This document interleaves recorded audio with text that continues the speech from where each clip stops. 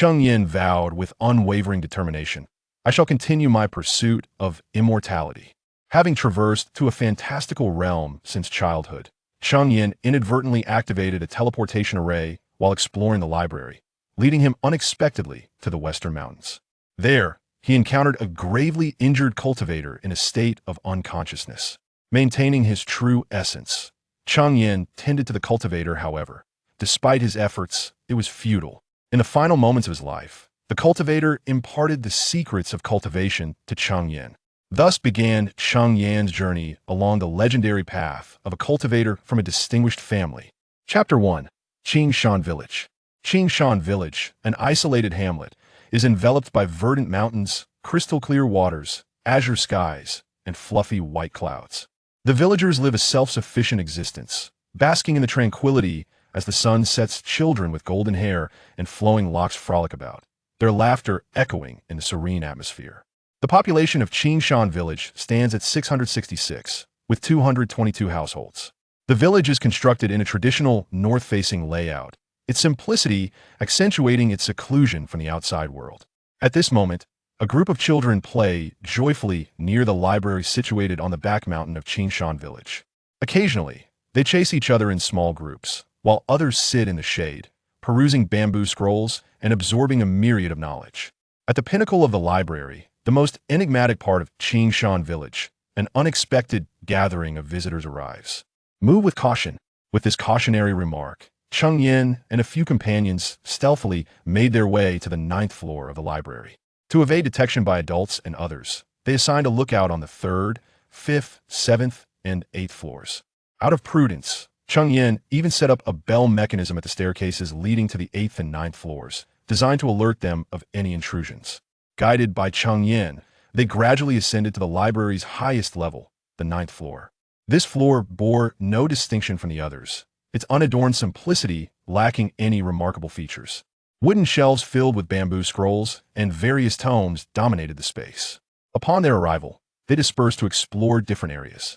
Unconsciously, Cheng Yan found himself before a shelf that was utterly devoid of content. After searching for a considerable time, he could not find even a speck of dust upon its surface. "Strange," he murmured. "This cannot be right. Why is it that every other place is brimming with scrolls and books, yet this one is completely bare?" With arms crossed and brows furrowed, he gazed at the empty shelf, perplexed. Logically, there should be something here. Cheng Yan was genuinely baffled. He gradually circled the shelf, yet found no peculiarities or differences. How curious. If the 9th floor is so mysterious, why do the village elders strictly forbid anyone from ascending? But why does this place seem so unremarkable, akin to the lower floors? Where are Xiao Hu and the others? What has become of the shelves in other areas? When did this happen? But what could that point be? Could it be the shelf? Is this the key to triggering the secret? Cheng Yan pondered intensely, yet no answers emerged. Alas, he was neither a genius nor a detective like Bao Zheng, Sherlock Holmes, or Conan, but he certainly did not arrive at this conclusion easily. Now, Cheng Yan could affirm, with a degree of certainty, that this was not a mechanism. The reasons were manifold. Firstly, the elements involved in a typical trap are exceedingly intricate, with trigger points often concealed in shadows. Particularly, the entrance he had just entered served as the prime trigger point for any trap. Secondly, the village head and his compatriots would never arrange a trap in such a manner. Having been isolated from the world for countless years, their village would not attract outsiders to set up mechanisms. Most importantly, throughout history, no individual from Cheng Yan Village has possessed the knowledge of mechanism crafting. They're only familiar with the most rudimentary of traps. Regarding the more complex art of mechanism crafting, not a single soul in Cheng Yan Village has any expertise. With this in mind, having ruled out mechanisms, Cheng Yan could confidently contemplate the several notions swirling in his mind. They were merely illusions, phantoms, or perhaps some form of trickery. He felt little regard for these possibilities and raised his fist, as large as a durian, and with a resounding thud, struck the empty bookshelf. Instantly, with the shattering of the shelf, a blinding beam of light surged towards Cheng Yan. Gradually, the glaring radiance enveloped him entirely. As the intense light began to wane, Cheng Yan cautiously opened his eyes. Gazing at the environment before him, a place both familiar and alien, could hardly believe it, and, in astonishment, closed his mouth tightly. Goodness, is this not the Westback Mountain? The Westback Mountain was a forbidden territory, spoken of in hushed tones by the elders of every household in Qingshan village. No, no, this was a place even more strictly prohibited than that. Furthermore, the Westback Mountain was shrouded in mystery, often yielding astonishing creatures. Within its depths lurked ferocious beasts such as wolves, tigers, leopards, wild boars, and black bears. Encountering a tiger or leopard might be deemed fortunate. If one could maintain composure and execute a deft maneuver, they might escape unscathed. However, those who managed to flee would potentially become mere sustenance for the natural world. Comparatively, the threat posed by tigers and leopards was not as dire. Yet, should one find themselves amidst a pack of wolves or a herd of wild boars, the situation would indeed be grave. It cannot be said that such individuals were merely unlucky, rather, they would be exceptionally unfortunate to the point of despair. In such scenarios, the likelihood of escape is almost non-existent. 99.9999999999999999999 improbable. Thus, even the most seasoned hunters in Qingshan village would hesitate to venture into the Westback Mountain. At most, they would only hunt at its fringes. As Cheng Yan surveyed the eerily silent depths of the forest, he cautiously advanced away from the setting sun. To be frank, he would willingly traverse any other part of Qingshan village, as the only perilous area nearby was the Westback Mountain, with other locales rarely harboring large predators. His astonishment. What began as an ordinary exploration of the library transformed into a grand adventure in the wilderness of the Western Back Mountain. It was indeed a most ludicrous turn of events. The perilous nature of the Western Back Mountain was well known, as evident to all. As the son of a competent hunter, Cheng Yan had been raised on tales of caution from his father, who frequently warned him about the dangers lurking in that region. Once, he had even endured a grievous injury, which served to further impress upon Cheng Yan the treacherous reputation of the Western Back Mountain. Surely, his father would not deceive him if the elder spoke of dangers in the depths of the mountain. Then it undoubtedly warranted caution. Moreover, his father had once borne the scars of a serious wound, which only deepened Cheng Yan's understanding of the mountain's risks. At present, Cheng Yan, though merely 12 years of age, possessed a remarkable composure that set him apart from his peers. Instead of exhibiting the typical rebelliousness of youth, he heeded his parents' words and often took on necessary household responsibilities. This was perhaps a consequence of his past life as a traveler from Blue Star, where he had known no family or ties, living a solitary existence. Now, in this unfamiliar world, he was determined to cherish the precious familial bonds he had unexpectedly found. Chapter 2. The Western Back Mountain. In this strange and enchanting landscape, Cheng Yan cautiously ventured forth. Initially filled with curiosity, his demeanor gradually shifted to one of heightened vigilance as he traversed the terrain. Especially upon arriving in a place he had never visited before, he found himself increasingly wary. Most individuals would still be grappling with their thoughts, their minds tethered to familiar surroundings. Although Cheng Yan treaded carefully, he could not help but marvel at the unfamiliar sights that unfolded before him. This area, deemed forbidden by the village elders, harbored uncertainties regarding its dangers. Surrounded by towering ancient trees and vibrant greenery, the lush and picturesque scenery was invigorating. Unable to restrain his admiration, Cheng Yan mused aloud, "The scenery here is delightful, and the air is refreshingly pure. It is indeed quite splendid." Suppressing his curiosity, Cheng Yan stealthily continued his exploration. As he walked, he suddenly noticed a mushroom growing beneath a large tree, its bright red cap and white stem presenting a striking spectacle that captivated his attention. Remarkably, he recognized this peculiar fungus, not merely recognized, but it savored its delectable taste on several occasions. His father had once taken him to the outskirts of the Western Back Mountain to gather such mushrooms. Not only were they exquisite in flavor, succulent and tender, they melted in one's mouth, a culinary delight indeed. Regrettably, their scarcity meant he had only enjoyed them a few times. Even his father, after years of hunting near the mountain's edge, had encountered them only once. However, now that he had stumbled upon this treasure, he was determined to seize the opportunity. Since he had ventured this far, he certainly could not return empty-handed. After all, it would be impolite to accept a gift without offering something in return. Thus, Cheng Yan exuberantly arrived beneath the towering tree, diligently excavating the mushrooms that thrived at its roots. Once he completed his task, he meticulously covered the holes he had dug, ensuring no trace remained, and he finally exhaled in relief. Such mushrooms, without a doubt, were exceedingly precious, warranting careful handling. After finishing, however, Cheng Yan did not make his immediate departure. Instead, he began to survey his surroundings. Typically, these mushrooms do not grow in isolation on a single tree. They often flourish in clusters of 3 to 4 on one tree, with several more sprouting nearby.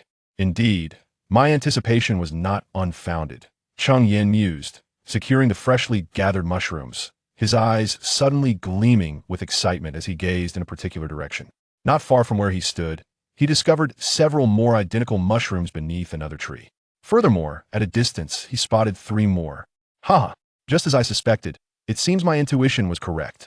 Cheng Yan slowly approached the mushrooms, plucking them one by one. After a while, he abruptly stood up and spun around sharply. The scenery around him had drastically transformed. The familiar landscape he remembered had vanished completely. "Oh no!" Cheng Yan exclaimed, a chill running through him. He had inadvertently wandered deep into the forest, startling his already anxious heart. This was disastrous. He had undoubtedly strayed from his intended eastern direction. Unlike the outskirts of the western back mountain, where villagers had trodden for years, forming well-worn paths, his current predicament was far more precarious. Firstly, he had deviated from his course after sunset. Secondly, he had never set foot in this unfamiliar terrain, devoid of even a single familiar face. Additionally, he possessed nothing but mushrooms, lacking any tools to ascertain his direction.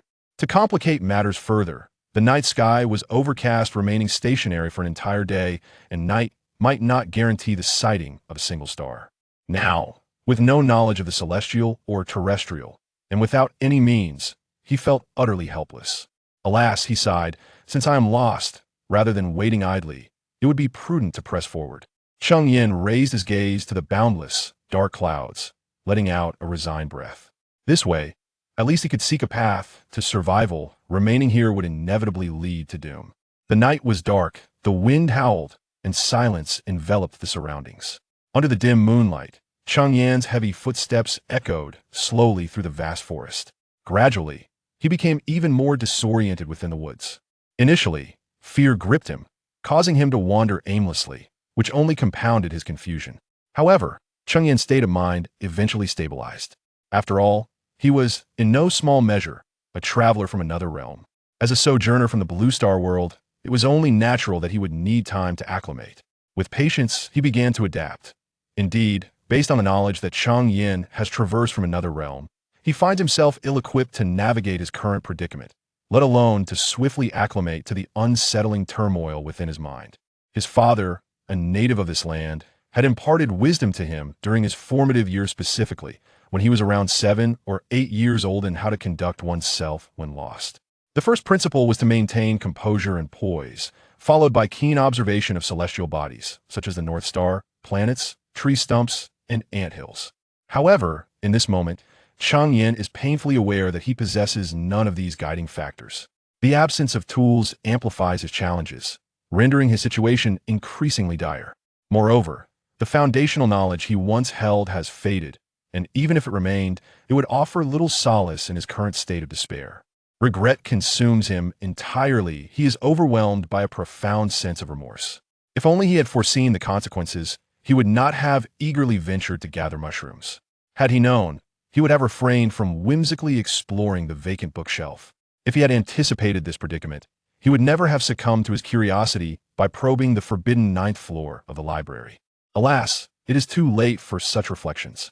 Overwhelmed by fear, regret, and anxiety, tears glisten like delicate snowflakes in his eyes, though he steadfastly suppresses them, stubbornly darting through the woods.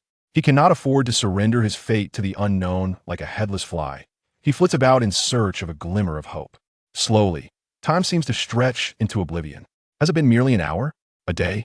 Cheng Yan cannot discern, nor does he know where his aimless wanderings have taken him.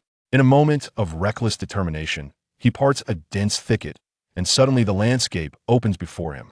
Unlike the usual verdant foliage, this time, amidst the thicket, lies a figure sprawled on the ground. Chapter 3. A life saved surveying the disordered vegetation surrounding him, as well as the ground marred by numerous uneven impressions, Cheng Yan felt compelled to proceed with utmost caution. Moving stealthily, approaching closer, he beheld a motionless figure sprawled upon the grass, a man of middle age, whose resolute features were framed by a slight stubble. At that moment, the man's head rested against a small stone covered in moss. His complexion was pallid, and he appeared haggard, with a breath so faint it seemed almost ephemeral. Blood continued to seep from the wounds on his arm, yet the faint rise and fall of his chest provided evidence of his lingering life. However, without prompt and effective medical attention, his survival seemed precarious at best. Alas, such grievous injuries suggested that death might not be far off. Cheng Yan observed the man from a distance, his brow furrowed in concern. After a struggle within himself and a prolonged hesitation, he ultimately sighed in resignation, choosing to adhere to the conviction of his heart. With resolve now firmly established, the fear that once gripped him dissipated, allowing him to overcome his trepidation. Recollections of his father's teachings flooded his mind. He recalled his father's counsel, which urged that should one encounter traps set by other hunters in the wilderness, they must not be disturbed or tampered with. It was wiser to evade them. Furthermore, if one happened upon another hunter or an individual in distress, they should offer assistance where possible, striving to save lives as a means of fostering goodwill. Although indifference could circumvent 95% of trivial matters, who could truly guarantee they would never find themselves in need of aid? Of course, such benevolence must be exercised within the bounds of self-preservation. Otherwise, one would be unable to safeguard oneself, let alone assist others.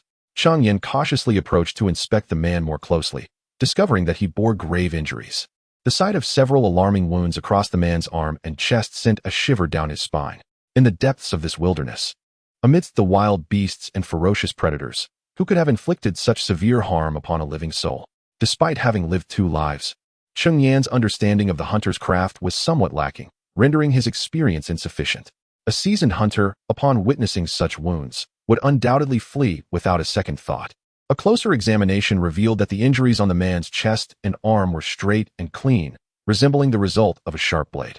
It was evident that the assailant possessed remarkable strength and exceptional skill.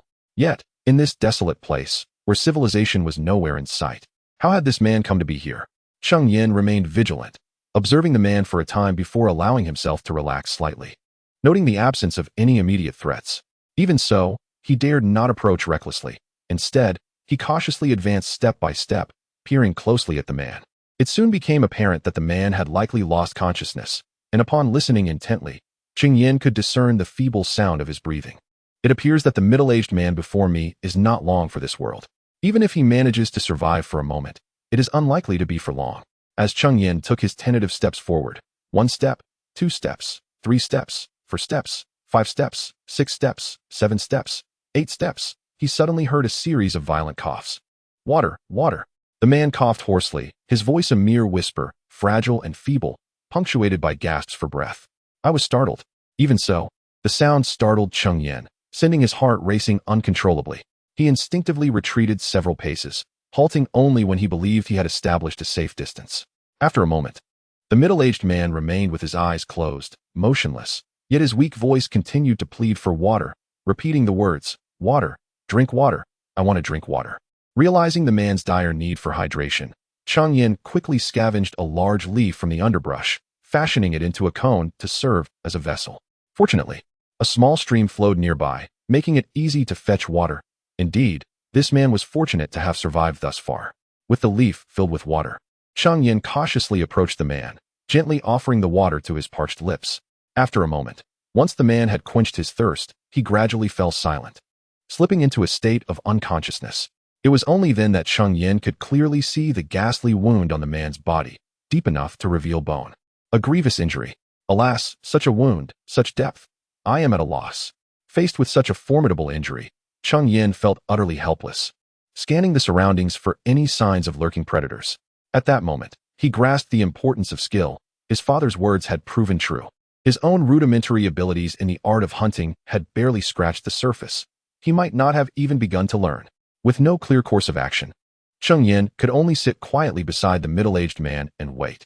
As fatigue from his journey overcame him, he drifted into a deep slumber, unaware of how much time had passed, even as the middle-aged man regained consciousness.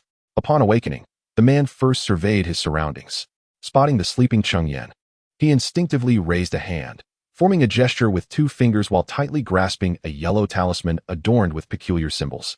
His gaze fixed intently on Cheng Yan.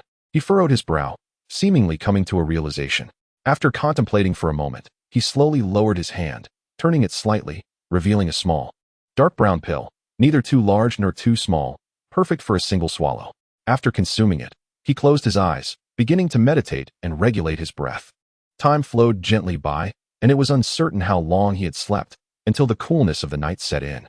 Cheng Yan, who had inadvertently dozed off, slowly awoke from his slumber. Groggily rubbing his eyes, he opened them to gaze at the large stone ahead, only to find the middle-aged man who had been resting there had vanished without a trace.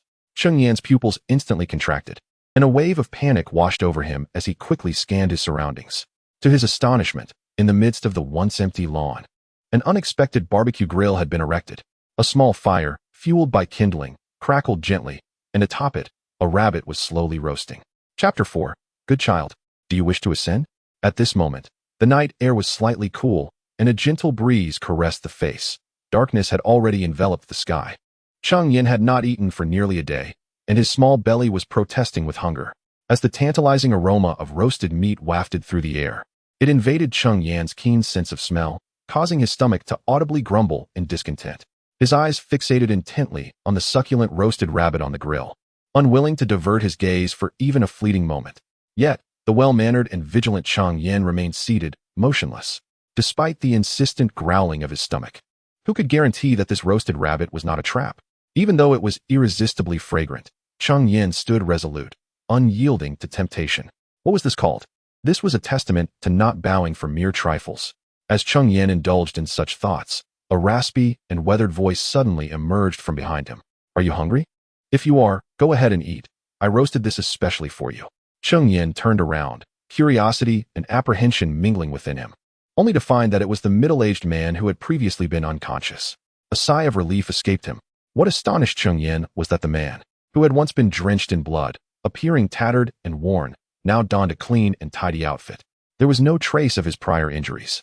It was nothing short of astonishing. Fortunately, Cheng Yan's composure was extraordinary. His expression remained calm and unperturbed. The middle-aged man, though still pale and with a hoarse voice, bore no resemblance to someone who had suffered severe trauma. With a kind expression, the man approached the grill, casually picked up the perfectly roasted rabbit, and handed it to Cheng Yan. Starved and nearly fainting, Cheng Yan hesitated momentarily before accepting it, gently taking a bite. In an instant, the rich fat of the roasted rabbit burst in his mouth, indulgently savory yet not overwhelming, melting effortlessly on his palate, filling his senses with flavor. He could no longer contain himself and began to devour it voraciously. Oh, by the way, child, when I fainted, it was you who fed me water, wasn't he it? The man observed Cheng Yan's enthusiastic consumption and casually inquired. Cheng Yan, too preoccupied with the meat in his hands, merely nodded slightly in response. Quite right. You are a good child. Take your time, no need to rush, don't choke. The middle-aged man regarded Cheng Yan with admiration, offering a gentle smile and affectionately ruffling the boy's hair, lavishing him with praise. Thus, he continued to watch as Cheng Yan savored each bite of the rabbit until it was entirely consumed. Once Cheng Yan had finished, he contemplated expressing his gratitude for the kindness shown, but unexpectedly, the middle-aged man interjected, seemingly struck by a thought. Good child, do you wish to ascend? Upon hearing these words, Cheng Yan was momentarily taken aback. What an absurd question. Moreover, what is an immortal? What does it mean to be an immortal? Can you provide me with food? Or perhaps drink? Can you help me escape from this remote mountain forest? Having lived in Qingshan village since childhood, Cheng Yan, despite having lived 2 lives, had never heard of anyone cultivating immortality in this world. The village was isolated from the outside, leading him to almost believe that his village was the only place where life existed. Thus, when asked so abruptly, he genuinely did not comprehend the true significance of the word immortal. Longevity? Freedom? Or something else entirely? No, I do not wish to become an immortal. I merely aspire to be an ordinary person, like my father, kind-hearted, responsible, and compassionate. Upon hearing Cheng Yan's response, the middle-aged man fell into deep contemplation for a long while. Eventually, he burst into hearty laughter. Good child, no matter how exceptional your father may be, he is but an ordinary mortal, lacking the virtue or ability to be compared to deities. You must understand that the ethereal immortals possess means beyond the imagination of mere mortals. Initially, Cheng Yan disagreed with this statement, feeling a discontent at the suggestion that his father was inferior to others. Though he concealed his displeasure, he firmly believed that his father in this life was truly magnificent, capable of supporting a family of 6, and still having reserves, a remarkable feat indeed. Furthermore, with your demeanor, you dare to speak of immortals? I believe you are merely a charlatan. Cheng Yan thought to himself, slightly mocking. The middle-aged man noticed Cheng Yan's skepticism but refrained from further explanation, knowing that only strength could substantiate his claims. Suddenly, his gestures transformed, and intricate hand seals formed, creating a series of unpredictable symbols in the air. Before long, a wooden spike materialized out of thin air, floating before him. Go, the middle-aged man commanded. And the wooden spike shot forward with astonishing speed. In the blink of an eye, it struck a large rock, resulting in a thunderous crash as the rock shattered, sending dust and debris flying in all directions. Cheng Yan stood in astonishment, his mouth agape in disbelief, unable to close it, as if it could fit an entire villa. This. Well, how does that compare to your father? The middle-aged man observed Cheng Yan's astonishment, a gentle smile gracing his face. With a flourish of his sleeve, he inquired with an air of elegance. Humph, you think I cannot manage you? He recalled how, upon first witnessing such celestial prowess, his own reaction had been even more exaggerated than Cheng Yan's current astonishment. Master, I humbly bow before you. Without a moment's hesitation, Cheng Yan knelt down and knocked his head 3 times on the ground with a resounding thud. How foolish it would be not to recognize the moment. Let us set aside the formidable power of this wooden spike for a moment. The sheer unpredictability of such a spell is astonishing in itself. Moreover, the sudden strike capable of shattering immense boulders is enough to leave Cheng Yan utterly astounded. The magnitude of this wooden spike's force clearly indicates that the individual before him is far from ordinary. Even if he is not a celestial being, he is likely to be very close to one. Should he become this person's disciple, mastering the enigmatic techniques would undoubtedly grant him unparalleled prowess in the western back mountain. Indeed, it seems he could even traverse it with ease. The implications are chilling upon reflection. It is utterly terrifying. Acquiring such formidable celestial arts would ensure that, even if he cannot stride confidently through the western back mountain, he might at least do so in Qingshan village. At the very least, his later years would be secure. In Qingshan village, as well as in the past life of the Blue Star world, it is customary for those wishing to learn a craft to perform a formal apprenticeship, which includes 3 respectful bows. Chapter 5. Could it be that my apprenticeship is merely a formality, an act of verbal homage? The ritual of apprenticeship and the 3 bows can indeed be simplified, much like the manner in which Cheng Yan has just demonstrated. Thus, without hesitation, Cheng Yan promptly performed the ceremonial bowing. With each of the 3 resounding bows, he felt a mysterious force inscribing itself upon his heart. Now that you have taken me as your master, I shall refrain from further discourse and accept you as my disciple. However, my time is limited, and it seems I shall not have the opportunity to instruct you in detail. Yet, I perceive a benevolent nature within you, a keen insight, and a mindset that transcends that of ordinary children, suggesting a remarkable innate talent. Ahem. Furthermore, I am reluctant to let my skills and knowledge fade into obscurity, which compels me to impart all that I have before my impending demise. Demise. Is the situation truly that dire? Cheng Yan gazed at the man before him, who, despite his pale visage, appeared remarkably spirited, utterly devoid of the appearance of one on the brink of death. In fact, Cheng Yan could not even discern the wounds upon him. How curious it is that such a significant gash on his arm could vanish without a trace. Wait, what of the severe wound on his chest? That injury, perilously close to the heart, should not have simply disappeared. Such a profound wound, if not healed, could lead to grievous consequences. To say nothing of the 2 wounds, it would take no less than 4 to 5 months for them to heal, especially since they were previously bleeding profusely. Thus, the truth is evident. Cultivators are indeed different from mere mortals. It is not surprising to possess elixirs capable of healing injuries, yet this individual has spoken of his final arrangements. His injuries must be extraordinary. Alas, it is somewhat embarrassing. Having traversed the realm of cultivation for over a century and having saved countless lives, I find myself unable to heal my own wounds. External injuries may be easily treated, but internal ones are far more challenging to mend, and the root cause remains elusive. Presently, my dantian is damaged, and my injuries are severe. The spiritual energy within me is gradually dissipating, making it difficult to sustain myself. Once my spiritual energy completely disperses, sigh. Enough of this. You would not comprehend these matters now. The path ahead is long, and you must tread it slowly, gaining insight and understanding bit by bit. Come, extend your left hand. I shall test your spiritual root attributes and ascertain your potential. He had spoken at length, clearly noting the bewilderment etched upon Cheng Yan's face. Therefore, he chose to refrain from further elaboration, cherishing the remaining moments, preparing to bequeath his legacy before indulging in one final carefree escapade. In truth, he was not without regret.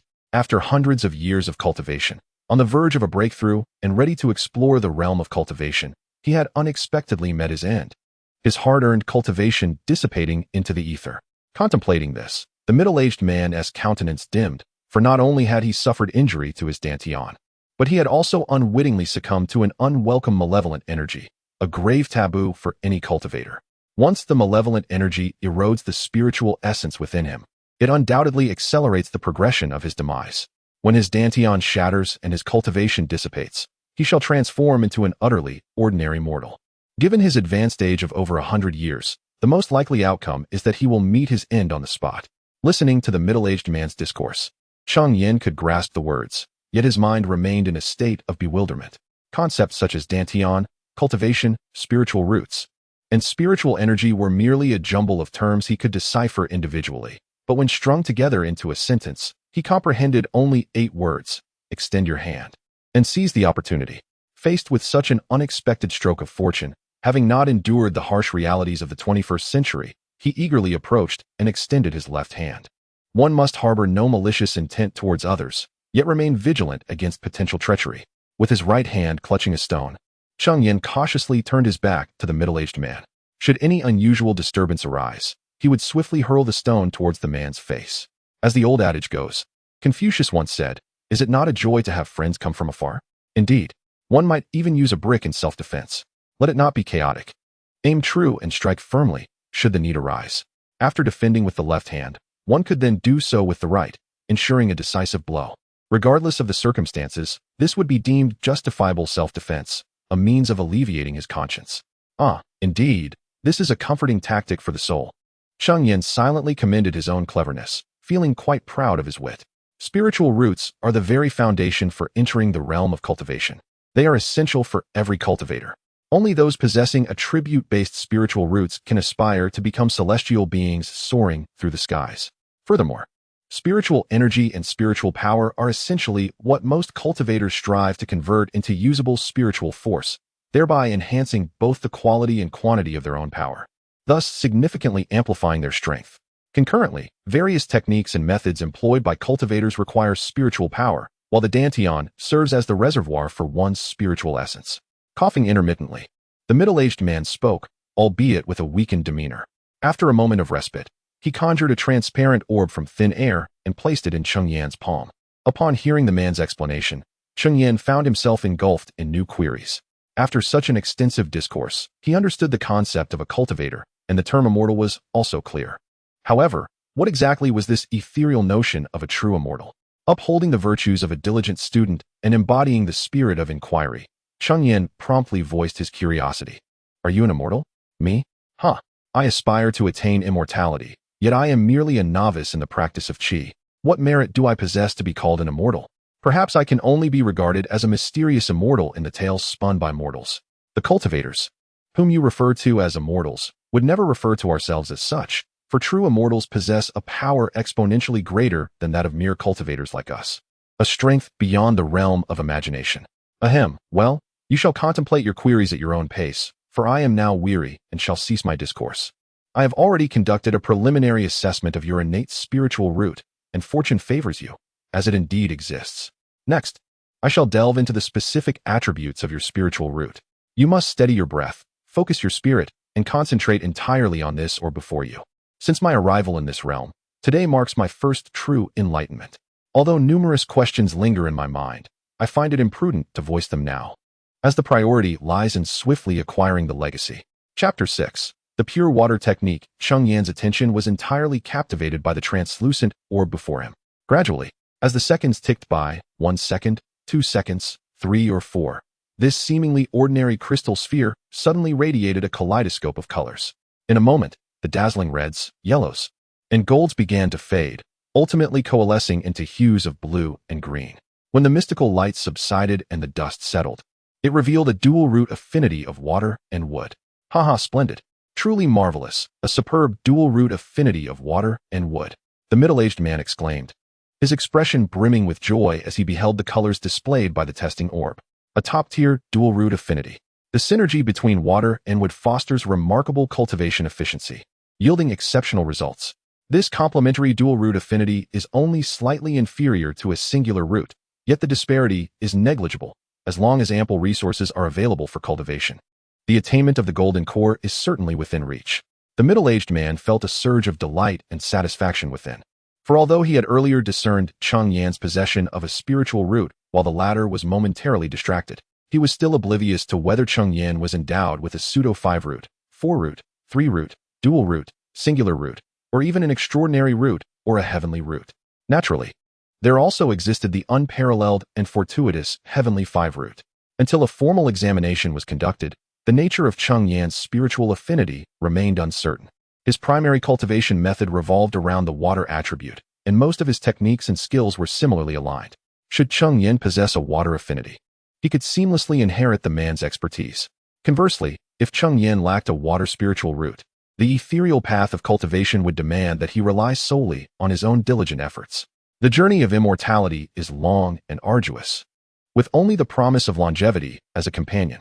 You possess a dual root affinity of water and wood, which is commendable. My primary cultivation method is the water attribute technique, pure water mystique. Since you also have a water affinity, I shall impart this technique to you, hoping you will cultivate it diligently in the future. This pure water mystique belongs to the high-tier yellow grade of the 4 realms of heaven and earth, assisting you in achieving the golden core. As for your subsequent path, you may focus on other cultivation techniques once you have perfected your golden core. With that, he paid no heed to whether Cheng Yan comprehended the significance of a dual root affinity or the intricacies of the cultivation technique.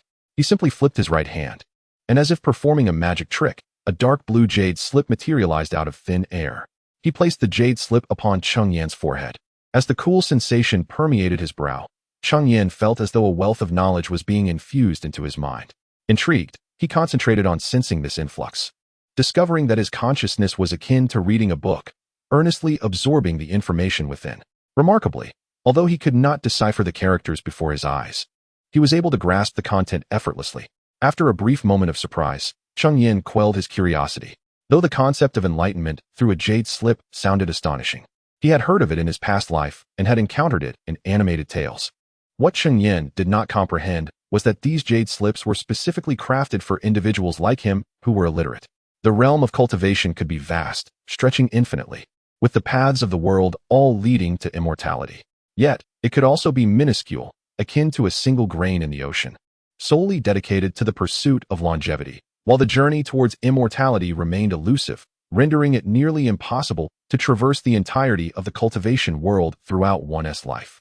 In the days before the advent of jade slips, various cultivation techniques were indeed documented in bamboo scrolls and on paper. However, as the cultivation world evolved over time, certain rapidly developing sects discovered that not everyone possessed the ability to read or to swiftly learn the written word. Furthermore, upon accepting disciples into their ranks, they not only had to instruct them in the histories and techniques of cultivation, but also invest time in teaching them literacy, an endeavor that inadvertently squandered precious training time. In a realm where every moment counted in the quest for advancement, this was akin to jesting with one's future. Thus, it was not long before the major sects, through collaboration and exchange, gradually invented these jade slips that even the illiterate, like Cheng Yan, could understand. Of course, although Cheng Yan had traversed from Blue Star for nearly 12 years, he was not entirely illiterate. However, he did indeed struggle with many obscure characters. In conclusion, these jade slips were immensely beneficial, leading to their widespread acceptance within the cultivation community. Moreover, there existed various grades of these slips. The one held by the middle-aged man was the most rudimentary in the cultivation realm. This was only fitting, as a mere chi refinement practitioner could hardly expect to possess anything of higher caliber. The fact that he had acquired a jade slip for passing down knowledge was already quite commendable. With a slight focus of his mind, Cheng Yan could accurately discern the contents within. Some advanced jade slips, however, required merely a thought or a fragment of spiritual awareness to comprehend their contents. If one's spiritual awareness was insufficiently strong, they might even fail to grasp the information contained within. Furthermore, without the owner's consent, even with profound understanding, one could not unlock a jade slip. This delineates the harsh and clear hierarchy of the cultivation world, where opportunities and fortunes largely depended on one's own efforts, devoid of any tricks or shortcuts. Of course, aside from Cheng Yan, there were a few fortunate souls. Cough, cough. Within this jade slip, alongside the recording of the clear water technique, there existed a detailed compendium of fundamental knowledge regarding the cultivation world. This wealth of information was considerable, making it impossible to digest in a short span. Moreover, my time is dwindling, so allow me to impart some final instructions. The remaining foundational knowledge you may explore at your leisure upon your return. Should you wish to revisit the contents of this jade tablet in the future, you need only to close your eyes and concentrate your mind upon it. Fortunately, your comprehension is remarkable, and I harbor no concerns regarding your ability to understand it later. This grants me a sense of ease, as Cheng Yan was deeply engrossed in unraveling the mysteries of the clear water technique. An unexpected force abruptly pulled him from his meditative state. It was the middle-aged man who had removed the jade tablet. Just as Cheng Yan exhibited a look of confusion, he heard the man mention an urgent matter that required his attention, prompting Cheng Yan to promptly gather his thoughts and adopt a listening posture. Chapter 7. Dawn breaks. It is time for you to return home, child. You must remember that from this day forth, you have stepped into the realm of cultivation. Henceforth, do not place your trust blindly in anyone, not even in those closest to you by blood. Maintain a constant vigilance, even towards me, for it is through this cautiousness that you may safeguard your life, even when the path ahead appears obscured. As he spoke with earnest gravity, the middle-aged man's expression bore a hint of bitterness. Had he foreseen this day, he might have acted differently. In his earlier days, he had been overly benevolent, offering no reservations to family and friends, lacking any sense of caution. This naivety led to his betrayal by those he held dear, resulting in his tragic downfall, now a solitary figure, bereft of kin. This is but a warning for you. Remain wary of everyone. As for how to navigate your journey and discern right from wrong, that is a skill you must cultivate yourself. By the way, there are some items here. This bag is a storage pouch. Do not be deceived by its unremarkable appearance, for it conceals a world within. All my belongings are contained within it, and now I bequeath it to you. As you currently possess no cultivation, you are unable to open it. However, once you can sense the spiritual energy of the world and successfully draw it into your body, breaking through to the first level of chi refinement and awakening your divine consciousness, you will be able to access the pouch. The middle-aged man imparted his wisdom with great care, gently loosening the fabric pouch from his waist and placing it into Cheng Yan's hands. Cheng Yan gazed curiously at the pouch, finding it rather ordinary and devoid of any remarkable features. Peering into the opening, he saw only darkness, an abyss that offered no glimpse of its contents. He reached inside, exploring its depths, but it felt just like any common fabric bag, albeit with a pleasant texture that suggested quality. Cough, cough. Do not rummage through it now. You may examine it at your leisure upon your return home. There will be ample time ahead. He concluded with a piece of advice. The path you take in the future will depend on your choices. The road to immortality is vast and fraught with challenges. Remain true to your original intentions, and you shall reach your destination. With that, dawn had arrived, and it was time for you to return home. As Cheng Yan eagerly toyed with the storage pouch, he suddenly felt a gentle force urging him backward. The pressure was slight yet insistent, guiding him to retreat without the risk of falling. Understanding this was a prompt for him to depart. He turned without hesitation. However, just a few paces into his journey towards the rising sun, he paused, his expression complex as he turned back to deeply bow to the middle-aged man. Though he had yet to fully grasp the intricate complexities and profound meanings of this world of cultivation, he felt an undeniable sense of gratitude. Yet, Cheng Yan was acutely aware that had it not been for the fortuitous opportunity presented today, he might have led a life of mediocrity, forever estranged from the realms of cultivation that this world offers. It was highly plausible that he would have continued to perceive his existence as that of an ordinary individual, striving solely to become an esteemed hunter within Qingshan village, dedicating his entire life to this singular ambition. Furthermore, the profound gratitude he felt towards his mentor, who had imparted wisdom and guidance, could only be expressed through a simple gesture. After bowing deeply, Cheng Yan resolutely set forth towards the direction of the rising sun, gradually vanishing from the middle-aged man's sight. Ha ha ha. I have indeed found a worthy successor. My life is now devoid of regrets. The middle-aged man observed Cheng Yan's seemingly insignificant action with a serene smile, his heart brimming with joy as he silently nodded, accepting Cheng Yan's gesture of respect. The first rays of morning sunlight bathed the earth in warmth. At that moment, the air was fresh and the scenery delightful, marking the perfect time for the heavens to unveil their morning glow. Shortly after Cheng Yan departed, the middle-aged man, seated beneath the tree, began to experience a visible transformation. His hair turned white at an astonishing rate, spreading throughout his entire being. Gradually, his face became adorned with age spots, wrinkles, and signs of decay, swiftly transforming him from a robust middle-aged man into a frail, near-death elder. After a candle's worth of incense, as he lost the final vestiges of his spiritual energy, his dantian shattered, and he underwent rapid aging, collapsing to the ground, his head tilting as he drew his last breath.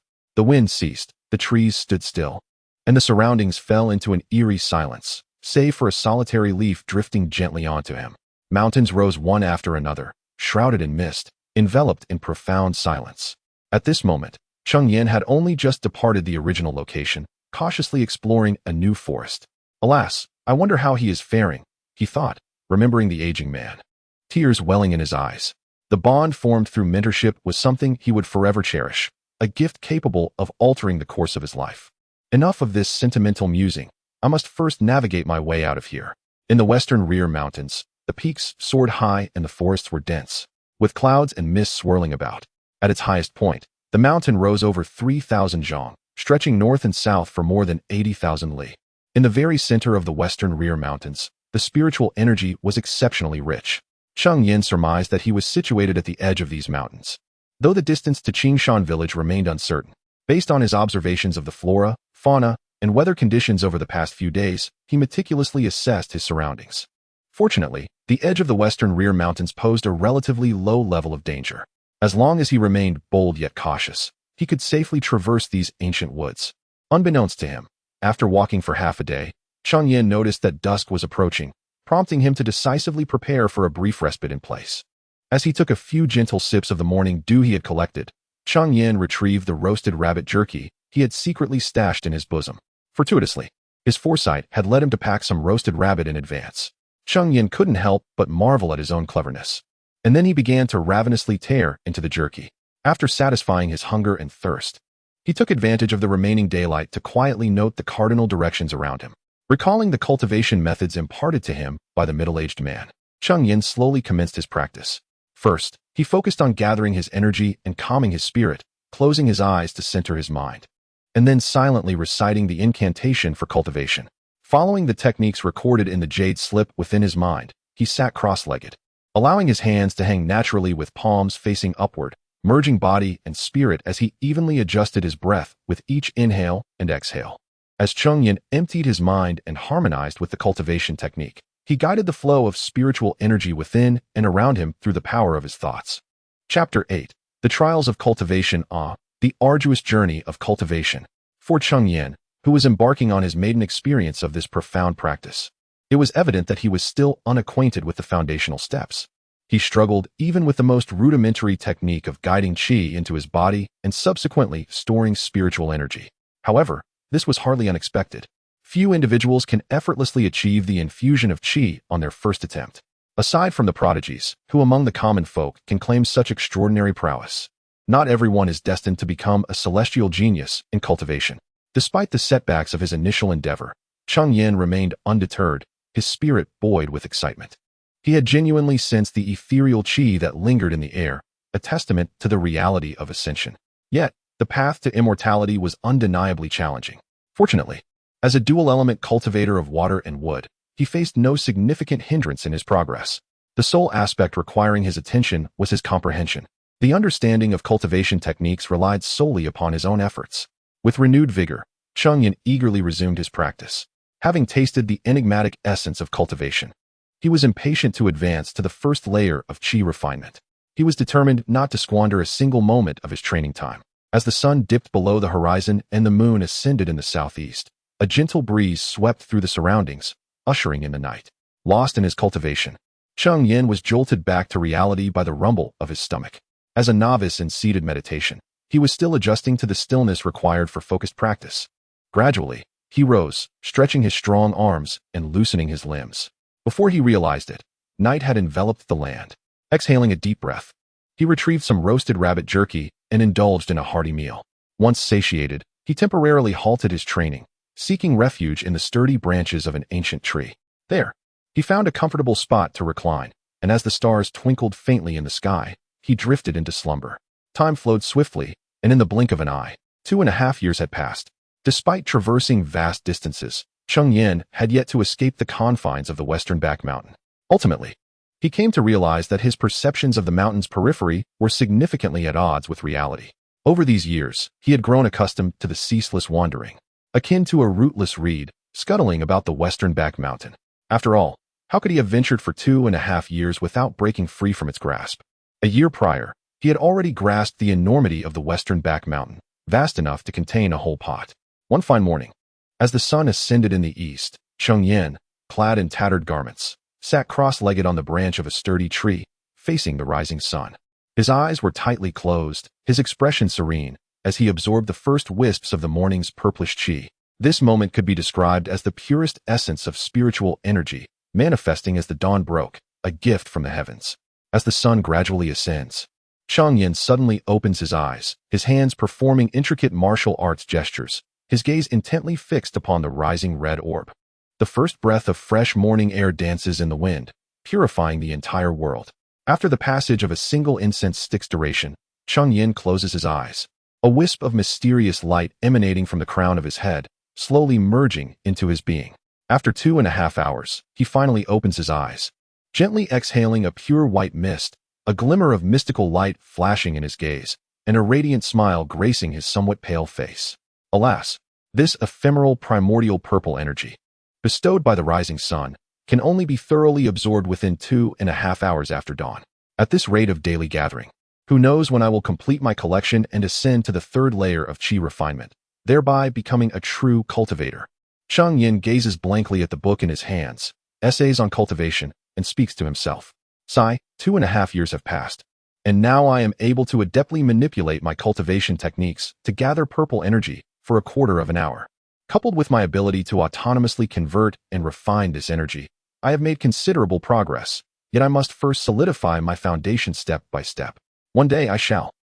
While meditating on an ancient tree, Cheng Yan resolutely sets a personal goal. After his meditation, he eagerly retrieves Essays on Cultivation and begins to peruse it with great interest. This book roughly chronicles the customs and traditions of the cultivation world. Through years of exploration, Cheng Yan has garnered a fundamental understanding of this realm. The world he inhabits is known as the Azure Blue Continent, which is divided into 5 great continents and 13 domains. Each of the 5 continents spans vast, boundless territories, and every state and region within the Azure Blue Continent is several times larger than Earth, particularly the 5 continents, which are at least 1,000 times more expansive. The 5 continents are known as Central Continent, Eastern Wilderness, Western Region, Southern Barbarians, and Northern Frontier. The 13 domains include Demon Domain, Northern Abyss, Southern Pole, Eastern Sea, Qingqiu, Devil's Gate, Righteous Path Alliance, Perching Wood Tree, City of All Things, Land of Witchcraft, 100,000 Great Mountains, Icy Wilderness, and 33 Heavens. Among these, the Central Continent is particularly notable, due to its geographical location at the heart of the human realm. It serves as the nexus for the other 4 continents and 13 domains, forming the very center of the Azure Blue Continent. Given its exceptionally unique geographic position, the Central Continent extends outward, connecting with the remaining 4 continents and 13 domains. The 4 continents and 13 domains tightly encircle the land of the Central Continent, resulting in an abundance of resources and spiritual energy. Through years of meticulous study, Cheng Yan has come to discern his own location with relative clarity. The easternmost part of the Central Continent lies at the very center of the border with the Eastern Wilderness, deep within the 100,000 Great Mountains. Indeed, one of the 13 domains, the 100,000 Great Mountains, marks the boundary line between the Central Continent and the Eastern Wilderness. This geographical area is undeniably intricate and complex. Moreover, as the territory of humanity, the Central Continent is densely populated, with numerous dynasties and empires flourishing. Thus, the various forces are restlessly stirring, engaging in mutual assaults, leading to perpetual warfare across the Central Continent. Moreover, all factions in the Central Continent also wage conflicts against the demon clans of the Eastern Wilderness. For the reason is clear. Since ancient times, humans and demons have been irreconcilable, with millennia of grudges difficult to resolve. Aside from the 36 kingdoms of the Western regions, which have been embroiled in continual internal strife and are thus incapable of venturing forth, the remaining powers, such as the various monarchies, kings, emperors, immortals, deities, and saints of the Central Continent, the barbarian tribes of the southern lands, and the demon clans of the Eastern Wilderness, engage in mutual confrontations every century. The rationale is simple. Not only can they expand their territorial domains, but they also acquire diverse resources while simultaneously diminishing the excessively abundant ranks of cultivators. This presents a multitude of benefits, and the paramount forces among the continents naturally acquiesce with enthusiasm. Beyond the central continent, the eastern wilderness and the other major regions also boast a myriad of factions.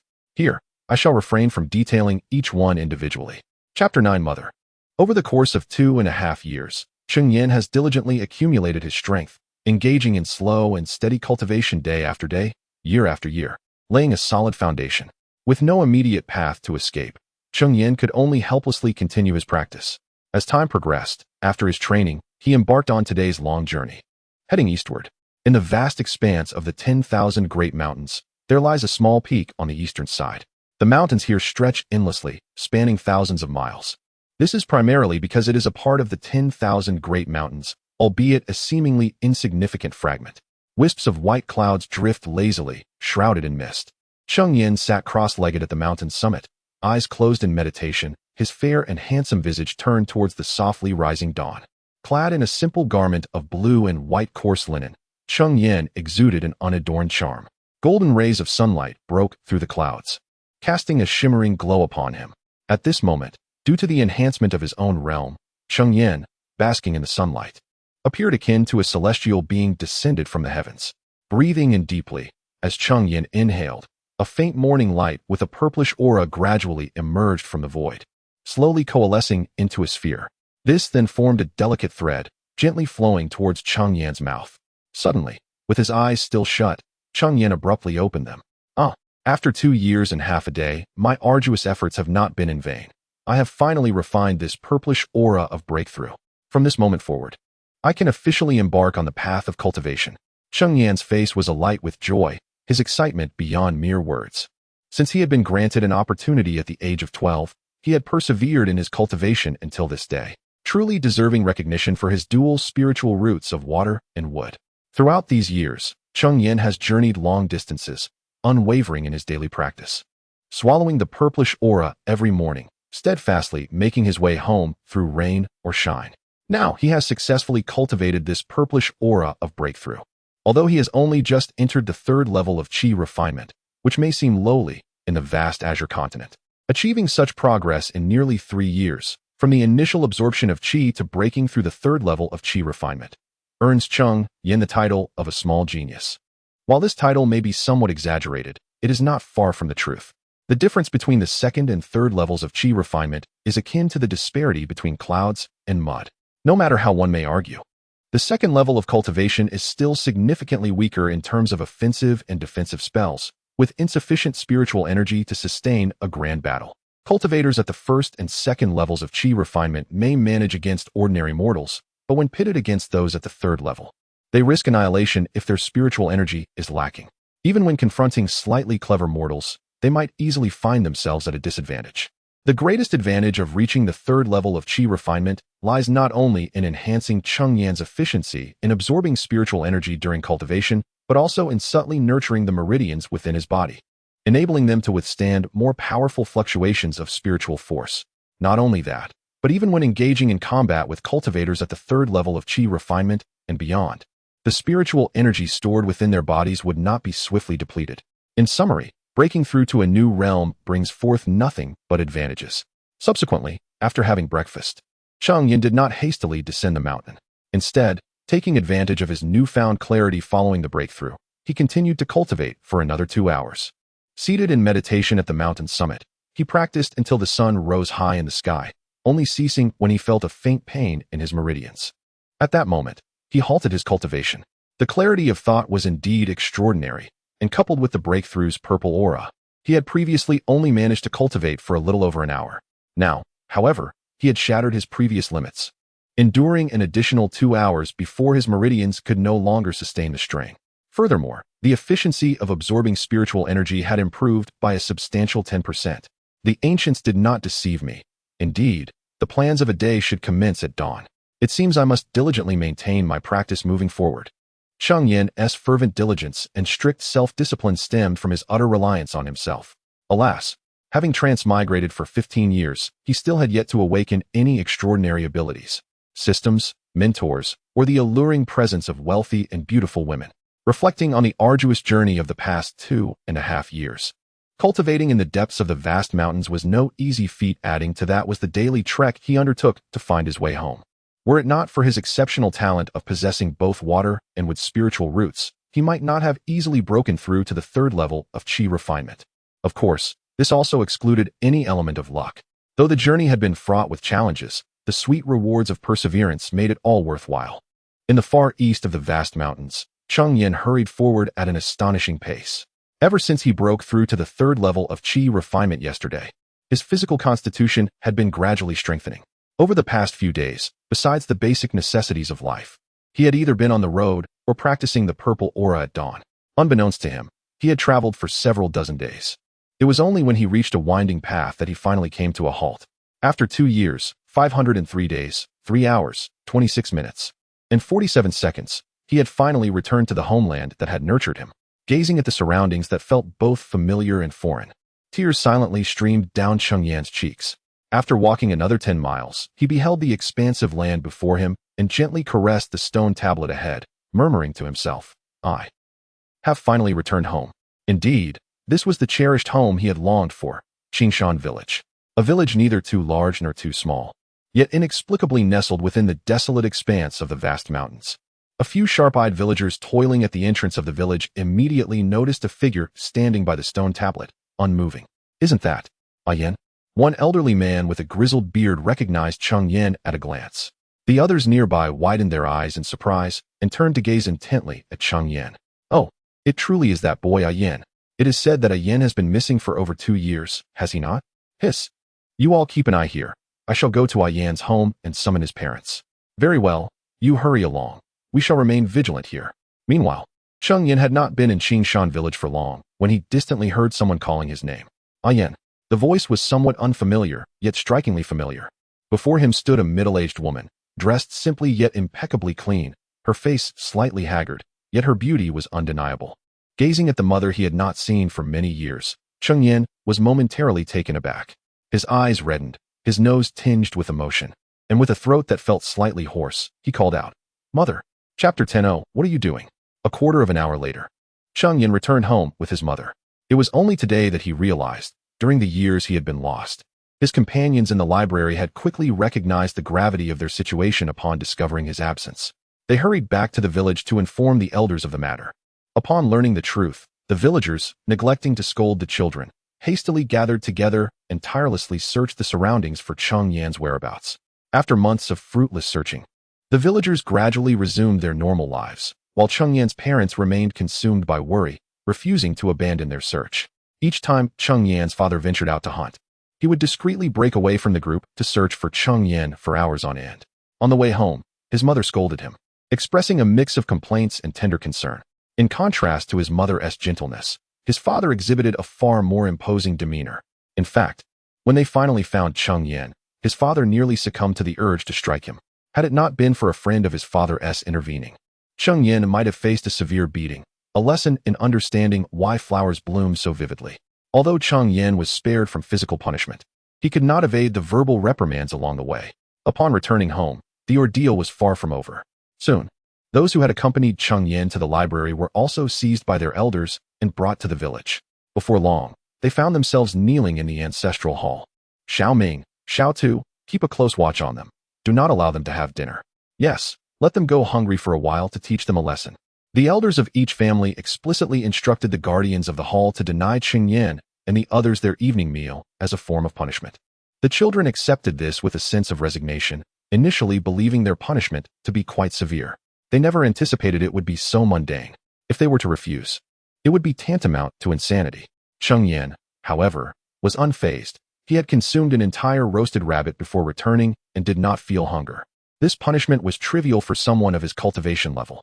The others, who had been brought over by their elders without having had lunch, were not so fortunate. At this moment, the sound of their stomachs growling filled the air. Though they were quite hungry, they managed to endure. What brought them solace was that at least they were safely kneeling in the ancestral hall, hungry rather than facing a beating. A bout of starvation was certainly preferable to a severe thrashing, as enduring such punishment would not be taken lightly. The individuals kneeling in the hall were among the most mischievous in the village. From childhood to the present, they had often faced the consequences of their antics, each time crying out in protest. The following day, it was certain that they would struggle to rise from their beds. Compared to the hunger they experienced at present, this was already a form of happiness for them. They bore no grievances, for they were still youthful, their thoughts simplistic and their minds untainted. The moon hung bright amidst a sparse scattering of stars, casting a dim light. The few kneeling individuals blinked their eyes in a comical manner, as if their upper and lower eyelids were engaged in a playful skirmish. As the hour grew late into the night, their parents began to arrive one by one to escort them home. Among the kneeling group, one individual dared to quietly inquire about Cheng Yan's experiences following his disappearance in the western mountains. However, this inquiry was abruptly interrupted by his elder, who had been standing behind him, resulting in a swift reprimand. "Ouch! Why did you hit me? Who struck me?" I did, what of it? "Father, could you be a bit gentler?" Before he could finish his protest, he was unceremoniously pulled by the ear and taken home. Unless fate intervened, a thorough chastisement awaited him upon their return. Meanwhile, Cheng Yan, observing the unfolding scene with a sense of detachment, was suddenly met with a sharp slap upon his own person. The sensation was as mild as it was unremarkable. Cheng Yan perceived it merely as his father's simple desire to vent his frustrations. After being away for so long, it was only natural for a mother to worry, let alone a father. A little venting of anger was to be expected, and he welcomed it as part of the parental experience. A few strikes meant little to him. As a practitioner at the third level of chi refinement, such trivial punishments were hardly worth mentioning. Yet, the sting was indeed real. Cheng Yan couldn't help but grimace internally. Being struck unexpectedly, even for a practitioner of the third level of chi refinement, brought a twinge of discomfort.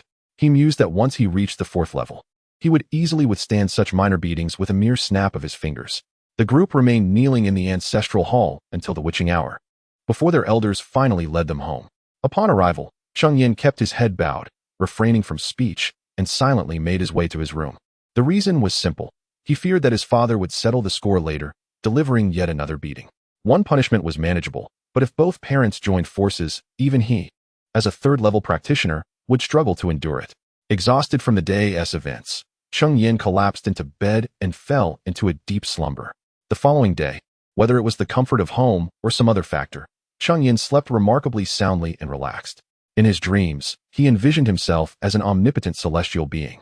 With a mere snap of his fingers, enemies disintegrated, mountains were moved, seas were filled, the sun and moon were swapped, and he soared freely through the skies, unrestrained and delightfully liberated. Just as he was indulging in this splendid dream, he was abruptly roused by an annoying call. Ayen, are you awake? Would you like to go to the east of the village to catch some fish?" Upon focusing, Cheng Yan recognized the voice as that of Cheng Xiaohu, one of the companions who had also knelt in the ancestral hall the previous day. It was he who had impulsively suggested their visit to the library. In contrast, while others quickly forget their pains once their wounds have healed, he stands out as someone who, even before his scars have mended, seems to forget the hurt altogether, showing no sign of reform. Just yesterday, he spent half the night kneeling in the ancestral hall, only to return home to face a merciless beating from his parents. Yet today, he is already calling upon others once more, truly a peculiar character. Originally, Cheng Yan was still in a daze upon waking, but the mere mention of going fishing jolted him into full awareness. Not far to the east of the village lies a small stream, one of the few sources of water in Qingshan village. The stream is home to various small fish and crabs, with shallow waters posing little danger. It serves as a rare haven where the village elders allow the children to play freely. "Something has come up, I won't be going," Cheng Yan replied nonchalantly, without a moment's hesitation. Chapter 11. Cheng Yan. Upon hearing Cheng Yan's refusal, the man outside intended to say something further, but was suddenly startled by the sight of Cheng Yan's father, whose expression was dark as a storm cloud, standing in the courtyard. In a flash, he fled in haste. Cheng Yan, poised to send the man away, suddenly recalled that he had not yet finished reading the clear water technique obtained yesterday. The thought of his omnipotent self in a dream ignited an insatiable yearning within him to ascend to immortality. Hastily, Cheng Yan donned his garments and rose from bed. Under the watchful gaze of his father, he consumed his breakfast with trepidation before retreating back to his room. Once inside, Cheng Yan eagerly retrieved the jade slip from beneath his pillow. After returning home the previous night, exhaustion had overtaken him, prompting him to conceal the jade slip and storage pouch beneath his pillow before succumbing to slumber. Now, having entered the third layer of chi cultivation with a solid foundation, he was ready to study the subsequent techniques. He took the jade slip and, imitating what he had seen, pressed it to his forehead, concentrating his mind upon it. In no time, he entered a wondrous state of reading. The entire morning was devoted to his study of the clear water technique. It was not that the technique itself was particularly esoteric. Rather, the jade slip contained a wealth of knowledge about the world of cultivation, including the classification of cultivators. Cheng Yan learned from the slip that cultivators are categorized into stages: Qi introduction, Qi refinement, foundation establishment, golden core, and so forth. Successfully sensing the spiritual energy of heaven and earth and drawing it into oneself, transforming it into usable spiritual power, signifies entry into the first layer of Qi refinement. The Qi refinement stage consists of 10 realms, divided into layers 1 through 9, culminating in Qi refinement perfection. Upon surpassing Qi refinement perfection, one enters the foundation establishment stage. However, the clear water technique can only be cultivated up to the initial phase of foundation establishment. According to the Jade Slip, achieving foundation establishment is no simple feat. The optimal age for this milestone is before 60. Missing this prime age significantly diminishes the chances of success. While there are rare individuals who have succeeded in establishing a foundation beyond the age of 60, they are invariably those blessed with extraordinary fortune, a rarity akin to phoenix feathers. For disciples of affluent sects, this is of little consequence. However, for the vast majority of solitary cultivators, merely reaching Qi refinement perfection before 60 poses a formidable barrier. Additionally, successful foundation establishment requires the aid of specific spiritual materials. Otherwise, the probability of success remains exceedingly low. Yet, such materials are scarce and highly valuable, often beyond the means of an average solitary cultivator. Consequently, the number of solitary cultivators who can advance to the foundation establishment stage is exceedingly small. After spending the entire morning engrossed in the Jade Slip, Cheng Yan had not managed to absorb all its contents. Nevertheless, he resolved to forego further reading in the afternoon and instead attempt to begin cultivating the clear water technique. After hastily devouring his lunch, he once again retreated to his room. Cheng Yan began to follow the teachings of the Qing Shui Gongfa, sitting cross-legged on his bed, attuning himself to the spiritual energy of the universe. This posture persisted for an entire month. During this time, apart from his meals, he devoted nearly all his hours to meditative practices, remaining confined within his home. His mother even began to suspect that Cheng Yan had grown fearful of venturing outside since his last experience at the. To assuage her worries, he would discreetly seek out secluded spots to practice in the mornings and return home for his sessions in the afternoons. Cheng Yan was resolute in enduring solitude, and despite failing to sense any spiritual energy over the month, he did not waver. Instead, he became more determined, even dedicating his evenings to practice. On this particular night, as was customary, Cheng Yan sat on his bed with his legs crossed, eyes closed, and mind emptied, attuning to his surroundings. Suddenly, he perceived flickering points of light surrounding him, scattered and ethereal. A wave of excitement surged within him, for according to the Qing Shui Gongfa, these must be the natural spiritual energies of the universe. If he could draw these energies into his body and transform them into his own corresponding spiritual power, he would step through the threshold of cultivation, becoming a qualified practitioner of the Qi refinement stage. Thus, he stifled his excitement and began to methodically draw the spiritual energy into himself, following the recorded methods in the Qing Shui Gongfa. However, the energy seemed to resist him, and despite exerting all his strength, the bluish light only shifted marginally closer. Fortunately, the text assured him that such difficulties were only encountered during the initial attempt. Subsequent practices would not be as arduous. If every session required such effort, he would be waiting an eternity to achieve immortality. At that moment, Cheng Yan was still diligently attempting to pull the surrounding energy into his being. Though progress was slow, he could at least feel the energy inching closer. After enduring a month of perseverance, he had the patience to wait a little longer. Finally, after 2 hours, he successfully drew a blue light into his body, where it traversed his meridians and settled into his dantian. This blue light transformed into his spiritual power. Simultaneously, the previously elusive energy around him seemed to relent. With the slightest tug from Cheng Yan, it surged towards him, entering his dantian and converting into pure spiritual energy. It was not until the following morning that Cheng Yan ceased his cultivation.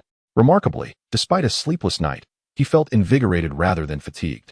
However, he noted that the spiritual energy within his dantian remained scant. Undeterred, he reminded himself that no endeavor reaches fruition instantaneously. Having reached the third layer of Qi refinement, Cheng Yan had successfully awakened his spiritual consciousness. Though it was feeble, it sufficed for him to utilize a storage bag he had long coveted.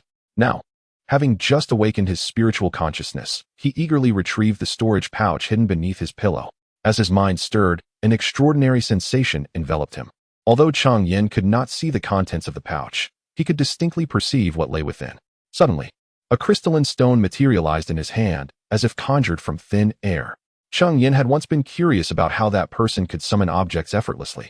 It now seemed evident that they were merely extracting items from their storage pouch. This must be a spirit stone, he mused, gazing at the gem in his palm.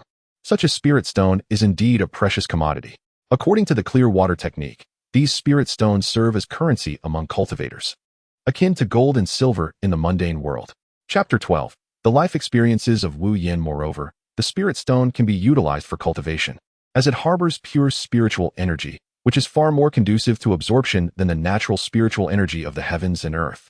The speed of cultivation using spirit stones is significantly swifter than merely absorbing the ambient spiritual energy. After tinkering with the spirit stone in his hand, Cheng Yan began rummaging through his storage bag. The bag contained a plethora of items, with over 3,000 spirit stones alone. There were also several magical tools, which are the weapons employed by cultivators.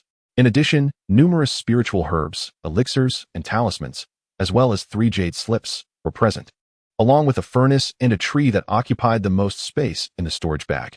Cheng Yan was unsure of the purpose of the furnace and the tree, and due to their considerable size, he refrained from taking them out for examination. However, he was intrigued by the 3 jade slips and decided to inspect them one by one. One of the slips detailed several low-tier spells.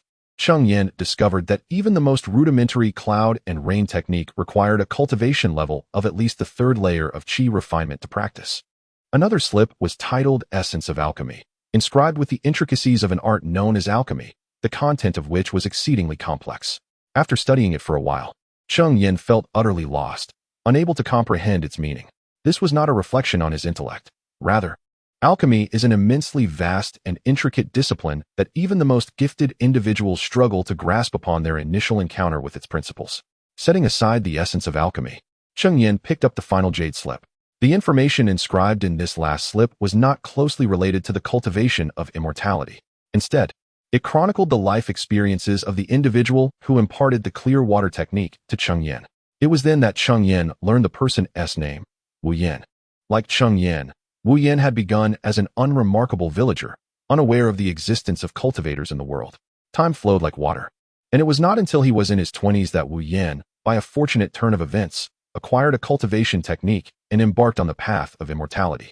However, unlike Cheng Yan, Wu Yin did not immediately devote himself to rigorous practice, as he initially harbored doubts about the validity of cultivation. Coupled with his mediocre aptitude as a 5-element root, it took him an entire year to successfully draw qi into his body and enter the 1st layer of qi refinement. It was at this point that Wu Yin realized he had indeed become a cultivator. From then on, he dedicated himself to the arduous journey of cultivation.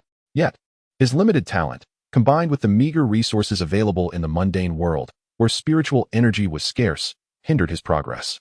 Upon breaking through to the 3rd layer of qi refinement, Wu Yin departed from his hometown to venture into the world of cultivation. Initially, due to his ignorance of this new realm, he fell victim to various cultivators who deceived him out of countless spirit stones and resources. After enduring numerous hardships, he eventually established a foothold within the world of cultivation. Gradually, Wu Yin advanced to the 9th layer of qi refinement. The struggles he faced along this arduous path were palpable even through the jade slip, resonating with the profound challenges he encountered. By the time Wu Yu broke through to the 9th layer of qi refinement, he was already over 80 years old. He came to realize that he would never attain the foundation establishment stage in this lifetime, compounded by the hardships he faced as a loose cultivator. Thus, he conceived the idea of establishing a family of cultivators. It was during this period that he encountered a Cheng Yan fruit tree. The Cheng Yan fruit was a remarkable treasure. It was said that a practitioner in the qi refinement stage could ascend a realm simply by consuming one, although one could only take a single fruit in their lifetime, and it held no efficacy for reaching the peak of qi refinement. It was enough to drive countless practitioners into a frenzy. Originally, Wu Yu intended to use the Cheng Yan fruit tree as the foundation for his family. However, unbeknownst to him, a close friend of over 20 years had learned of his acquisition and, in pursuit of a single Cheng Yan fruit, disclosed this information to a foundation establishment power. Upon receiving the news, that power dispatched a fully realized qi refinement practitioner to hunt him down. Given the rarity of the Cheng Yan fruit tree, It was not unreasonable for a Foundation establishment cultivator to take action. However, they feared that sending such a figure to pursue a mere qi refinement practitioner would arouse suspicion from rival factions, and should the Cheng Yan fruit tree be exposed, dire consequences would ensue. Yet, no one anticipated that Wu Yu possessed a second-tier talisman.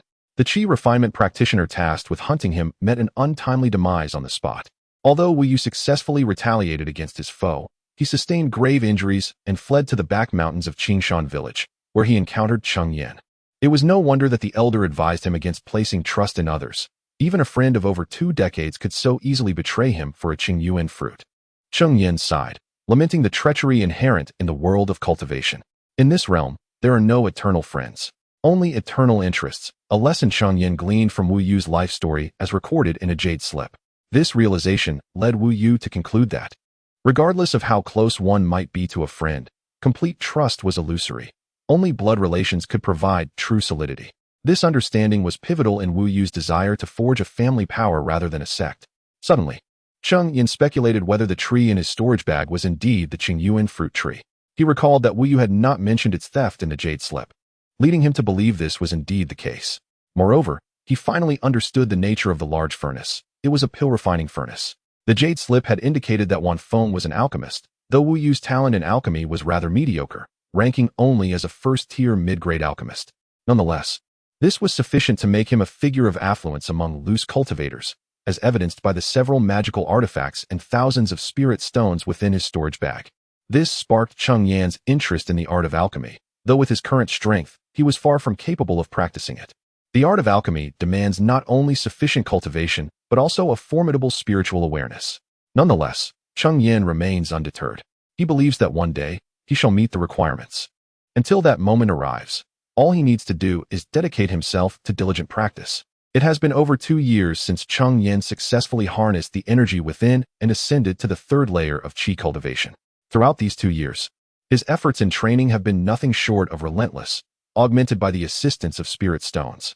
Consequently, he surpassed the 4th layer of qi cultivation a year ago, and now he stands on the cusp of reaching the 5th layer. This remarkable speed of advancement can largely be attributed to the spirit stones. For the spiritual energy in the mundane world is woefully scarce. Chapter 13. Signs of drought. If one were to rely solely on absorbing the spiritual essence of heaven and earth for cultivation, it would likely take Cheng Yan twice as long to achieve a breakthrough. The drawback of utilizing spirit stones for cultivation lies in their excessive consumption of resources. During the 1st layer of qi refinement, a single spirit stone could sustain him for 3 days. However, upon reaching the 2nd layer, it could only support his cultivation for a single day, sometimes even less. In just over 2 years, Cheng Yan has expended more than 300 spirit stones, a figure that reflects his frugality after breaking through to the 2nd layer. Had he used spirit stones liberally, he would have likely consumed 700 or 800 by now. If the 2nd layer demands such a toll, what would the 3rd and 4th layers entail? The consumption of spirit stones would undoubtedly escalate as one progresses. It seems he cannot linger in the mundane world any longer. He must hasten to the realm of cultivation. It is said that in the realm of cultivation, spiritual veins exist, and the aura above them is exceedingly rich. Cultivating upon such veins would yield remarkable results, even in places devoid of spiritual veins. The concentration of spiritual energy in the cultivation realm far surpasses that of the mundane world. It is no wonder that cultivators are scarcely seen in the mundane realm, as this alone dissuades them from venturing there. Cheng Yan plans to wait until he breaks through to the 3rd layer, masters a few spells, and gains the means for self-protection before embarking on his journey to the realm of cultivation. Time flows swiftly. One day, while enjoying lunch with his family, Cheng Yan mused on the fact that it had been nearly a month since the last rainfall. The crops in the fields were on the verge of withering under the relentless sun, and he wondered when the rain would finally come. Should the drought persist, this year might yield nothing. Cheng Yan's father, Cheng Dahai, sighed heavily at the dining table. Cheng Yan, taken aback, remarked, "A month without rain?" Having been preoccupied with his cultivation, he had neglected the weather and glanced up towards the yard. Indeed, the leaves of the old tree in the courtyard had begun to wilt. "Father, could this lead to a drought?" Cheng Yan's elder brother, Cheng Peng, expressed his concern. "The well in our village is nearly dry, and the stream nearby has completely run dry." Cheng Yan belonged to a family of 7. His father Cheng Dahai, mother Yang Xinyue, elder brother Cheng Peng, 3rd brother Cheng Hong, 2nd sister Cheng Jing, and 5th sister Cheng Xian. Cheng Yan was the youngest, ranked 6th. He had once had a 4th brother, but he had passed away in his early years, leaving Cheng Yan with no memory of him. A drought would inevitably lead to famine. I wonder if our family's grain supplies will suffice. May the heavens send rain soon. Cheng Yan's mother lamented, her face etched with worry. Observing the anxiety etched on his parents' faces, Cheng Yan longed to assist, yet felt powerless. If only he had mastered the rain technique. Though lacking offensive capabilities, it could induce localized rainfall. This was a skill that many Qi refinement disciples in various cultivation sects were required to learn. As it can be utilized for irrigating the spiritual fields, it can naturally also serve to nourish one's own land. However, the cultivation of the cloud and rain technique requires at least the 5th level of Qi training. Yet, it seems that Cheng Yan will need some time to break through to the 5th level. By the time he manages to reach the 3rd level and learns the cloud and rain technique, the crops in the fields may have already perished. Left with no means to assist, Cheng Yan could only silently consume his meal. Fortunately, although the family harbored concerns, they remained composed. In Qingshan village, due to inconvenient transportation, it would take an entire day just to reach the nearest town. Consequently, the grains cultivated in the village were not sold, but rather stored at home. Cheng Yan's family had also stockpiled a considerable amount of grain, and if they practiced frugality, it should suffice to sustain the 7 of them until the following year. Beyond Qingshan village lay a vast expanse of mountains, even in times of drought. It was unlikely that the entire hillside would be barren. Should their grain supplies dwindle, they could still forage for wild vegetables and roots in the mountains to stave off hunger. Droughts had previously afflicted the village, and during those times, the community relied on mutual aid and foraged for wild edibles when their food supplies ran low. After finishing their meal, Cheng Dahai chose not to inspect the fields again. Instead, he summoned Cheng Peng and Cheng Hong to accompany him on a hunting expedition to the back mountains. Although they had ample grain stored, having 7 mouths to feed necessitated additional provisions. Seizing the opportunity to hunt some wild rabbits for smoked meat, which not only tasted delightful but also had a longer shelf life, was a prudent course of action. This approach was common among the villagers. Those skilled in hunting ventured into the mountains, while others foraged for wild vegetables and fruits, seeking ways to preserve their harvest for extended periods. Thus, the entire Qingshan village became bustling with activity. The once mischievous children had now matured and ceased their antics, joining their families in preparing smoked meats and pickled vegetables, storing the finished goods in the cellar. Cheng Yan was no exception. In recent days, he had been diligently assisting his mother and 2 sisters in preparing the wild game brought home by Cheng Dahai from the mountains. It must be said that Cheng Dahai possessed remarkable hunting skills, consistently bringing home various meats, wild rabbits, wild chickens, and even some meager birds. While Cheng Yan was engrossed in his tasks, a sudden commotion erupted in the village. Curious about the noise, he paused his work and looked towards the village. Upon discerning the cause of the uproar, he could not help but gape in astonishment. It turned out that his father, Cheng Dahai, along with his elder brother Cheng Peng and younger brother Cheng Hong, was carrying a wild boar. Although Qingshan village had previously caught wild boars, and it was not uncommon to secure 1 or 2 each year, the current circumstances were exceptional. With over a month without rain, many crops had begun to wither, and this wild boar symbolized hope amidst the drought. Thus, the Cheng family became increasingly occupied. Cheng Dahai decided to forego his hunting pursuits and instead joined the family in processing the wild boar. This decision was largely influenced by the fact that, following the recent disturbances caused by the villagers of Qingshan, the mountains had become nearly devoid of wildlife. The wild boar weighed no less than 200 pounds. The Cheng family devoted 2 full days to completely handle the beast. Ultimately, they were left with approximately 170 to 80 pounds of meat. Cheng's mother then took a portion and distributed it to their neighbors, giving away about 30 to 40 pounds. This left them with roughly 140 pounds of meat. If consumed judiciously, this wild boar meat could sustain the Cheng family for an entire month. After this, tranquility returned to Qingshan village. All necessary preparations had been completed, and the impending drought should pose no threat to their community. Chapter 14. The approaching catastrophe. On this day, Cheng Yan sat cross-legged on his bed, his eyes firmly shut, attempting to cultivate his inner energy, yet he found himself unable to enter a state of tranquility. This predicament had persisted for a considerable duration. Outside, not a single drop of rain had graced the parched earth for an entire 3 months, and the well within the village had long since run dry. Cheng Yan had not quenched his thirst for quite some time, surviving solely on the moisture contained within his meals. He now felt a relentless dryness in his mouth and throat. The scorching sun compelled him to sweat profusely, and without the luxury of bathing. He felt sticky and exceedingly uncomfortable. Consequently, he was perpetually unable to achieve the focused state required for cultivation. managing only to find a semblance of peace during the cooler hours of midnight. Originally, Cheng Yan had hoped to expedite his practice, aiming to break through to the third layer of qi cultivation and master the elusive cloud and rain technique. Although the crops had withered, eliminating the need for irrigation, he still yearned for water to drink. He had prepared himself to expend a considerable amount of spiritual stones for this purpose. Yet now even achieving a state of calm seemed an insurmountable challenge, let alone progressing in his training. Presently, Cheng Yan could only wish fervently for the heavens to deliver a torrential downpour. In his inability to cultivate, Cheng Yan reluctantly ventured into the living room to engage in casual conversation with his family.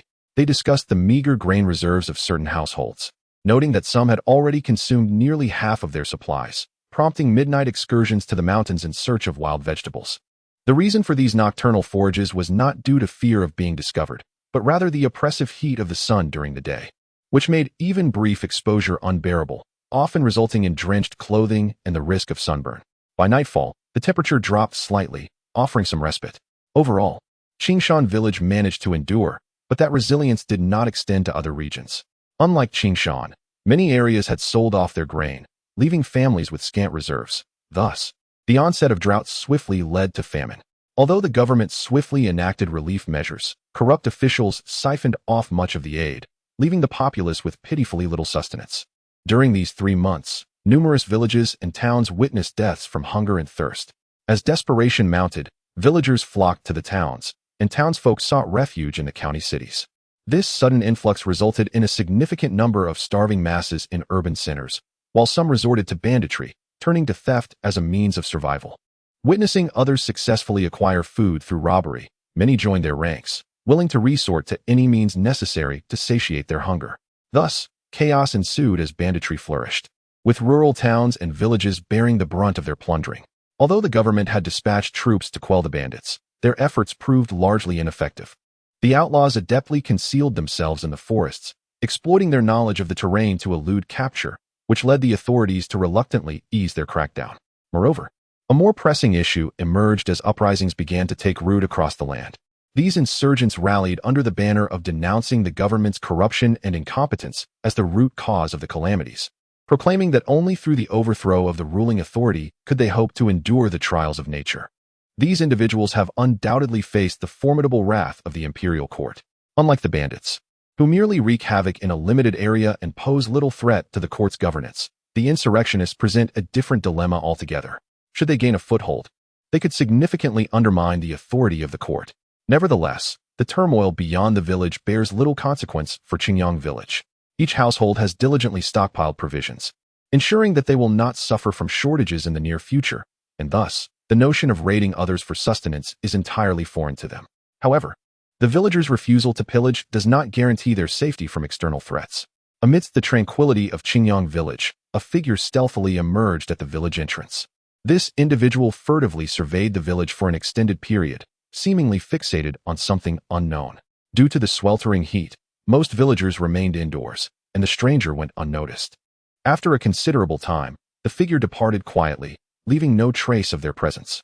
That night, as the temperature cooled under the cloak of darkness, Cheng Yan prepared to meditate and cultivate. He retrieved a spirit stone from his storage pouch, clasping it in his hand as he settled into a cross-legged position on his bed to commence his practice.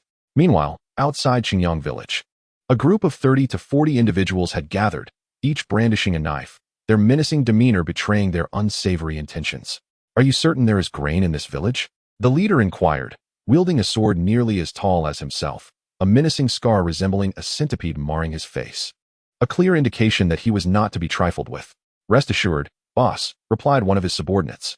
"I observed the village from the entrance for quite some time this afternoon. The villagers all appear to be in good health, clearly not suffering from hunger. This village must certainly have a substantial supply of grain." Upon hearing this, the leader's interest was piqued. "Excellent. If this village indeed possesses grain, I shall reward you handsomely when we return."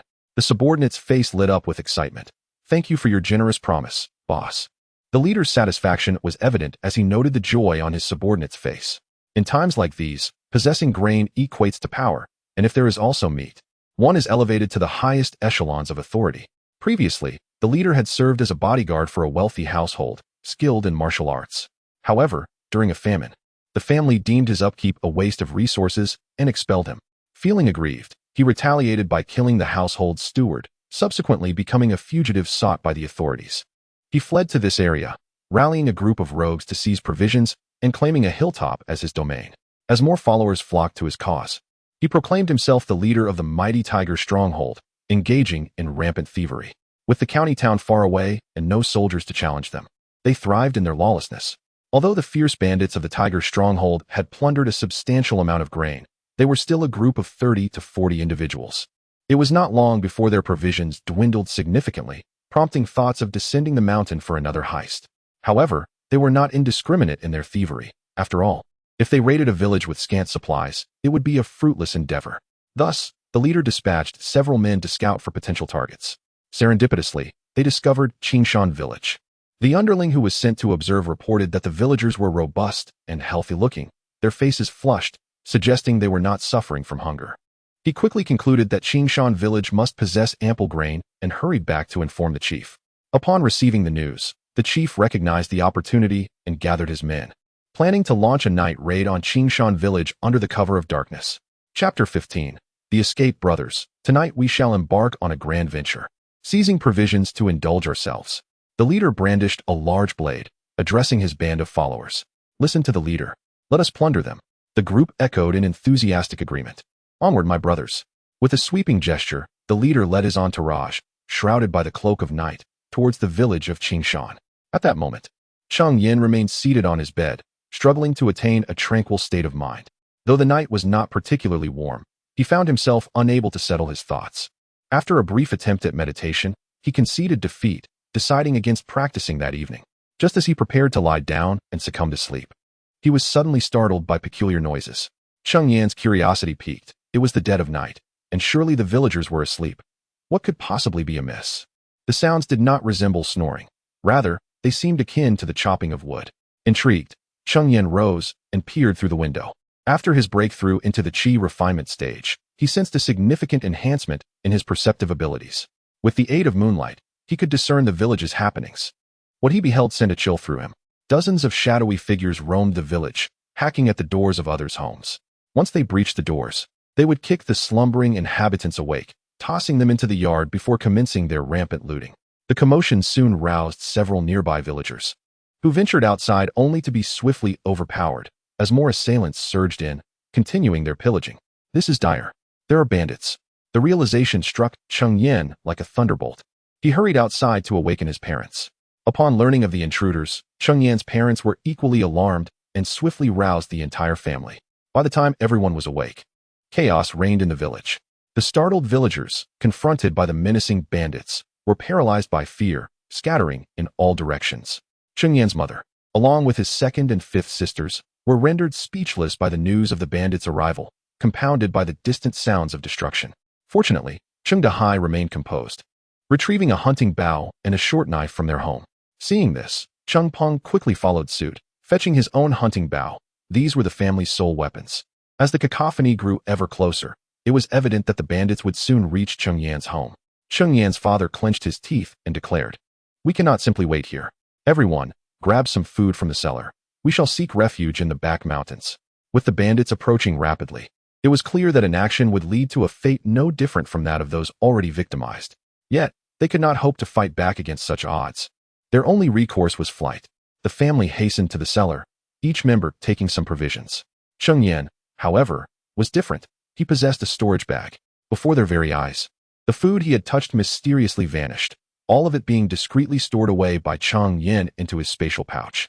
However, the capacity of the pouch was limited, and soon it was filled to the brim, leaving behind a considerable amount of provisions that Cheng Yan could not carry. As he gathered the food, the individuals nearby were utterly astonished.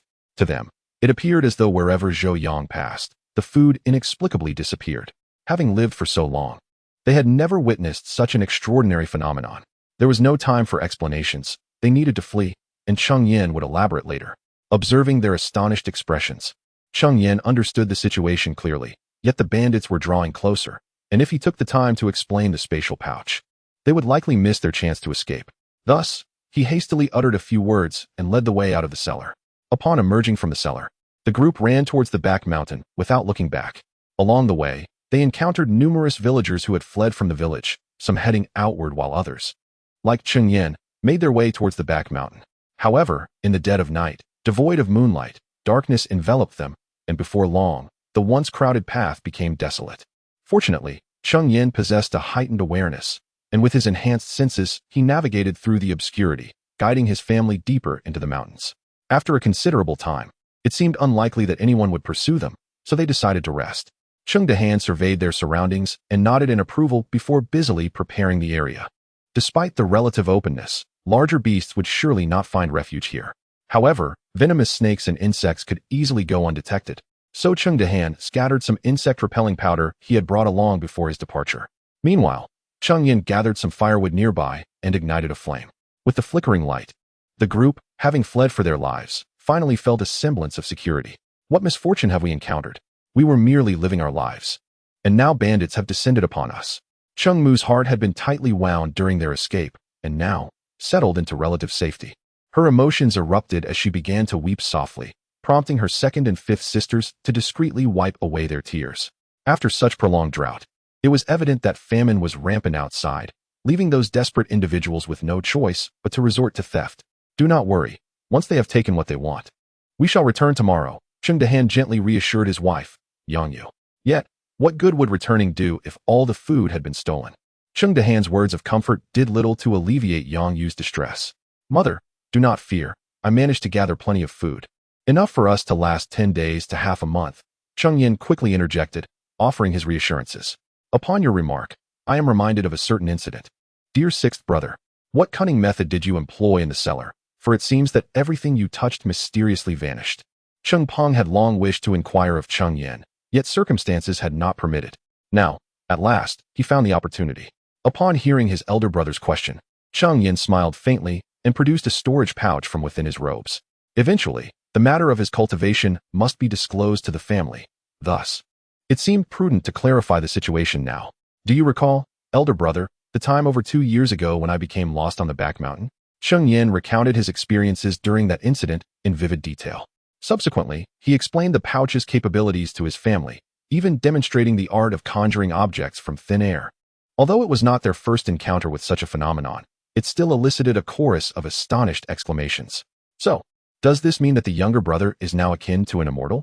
Chapter 16. The Spirit Testing Pearl. Does this mean my little brother has become an immortal?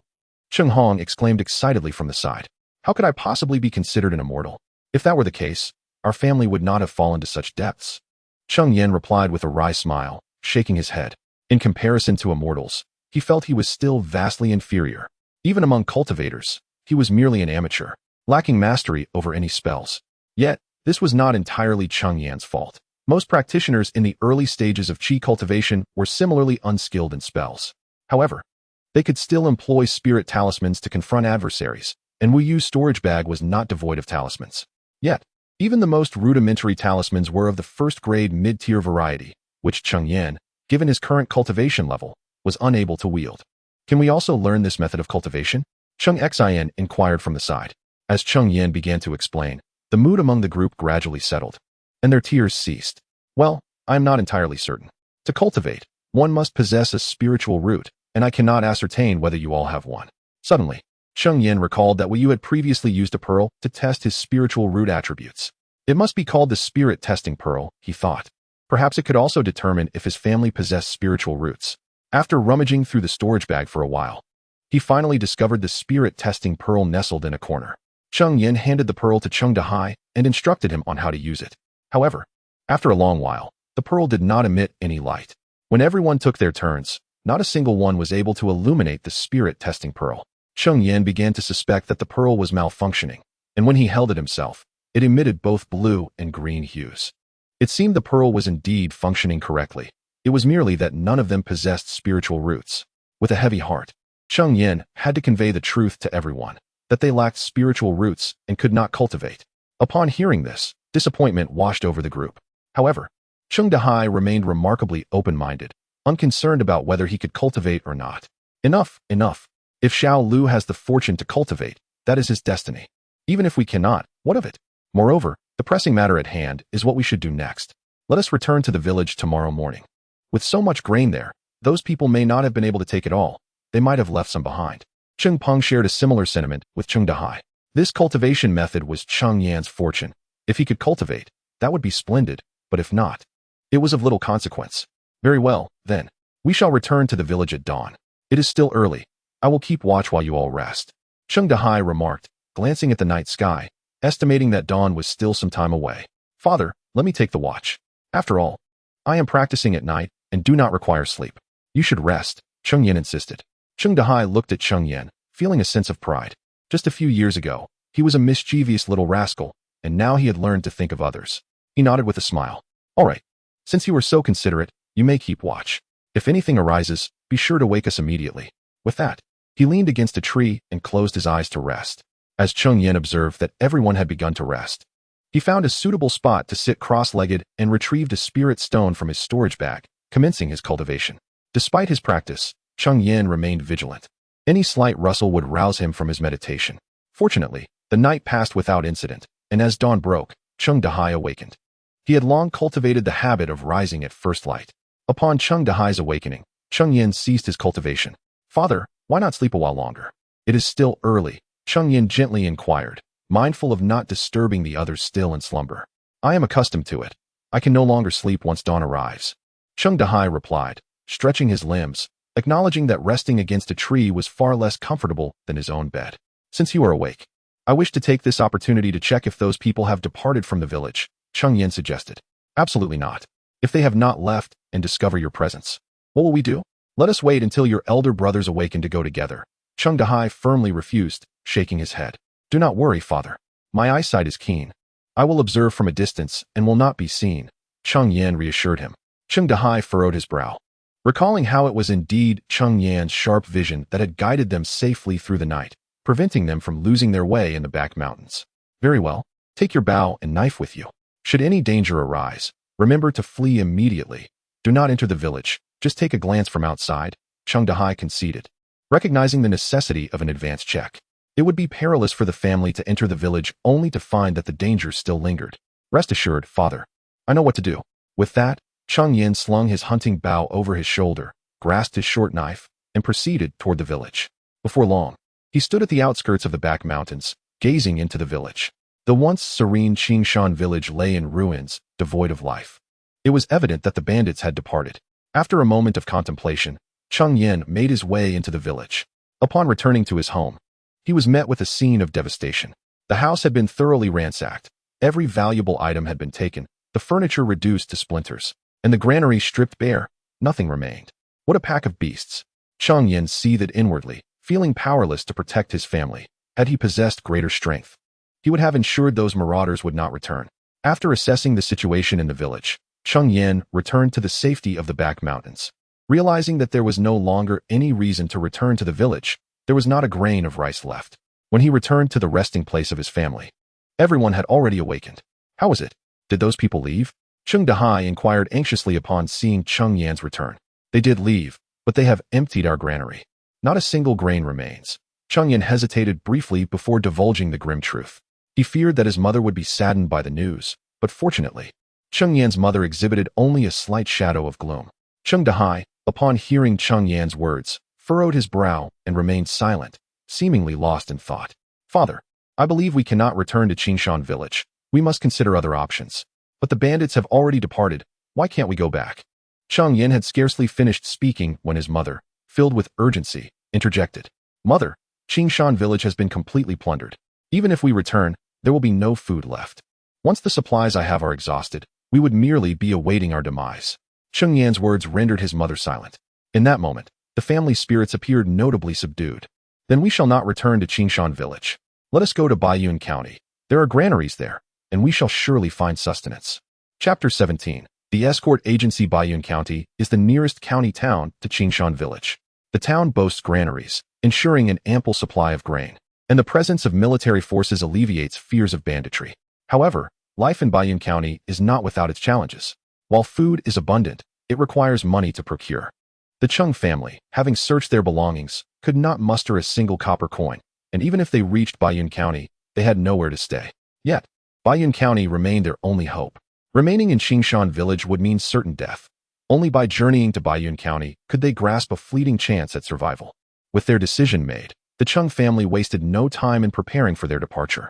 They first returned to Qingshan village to see if any usable items remained at home. However, their house had been thoroughly ransacked, and all valuables had vanished.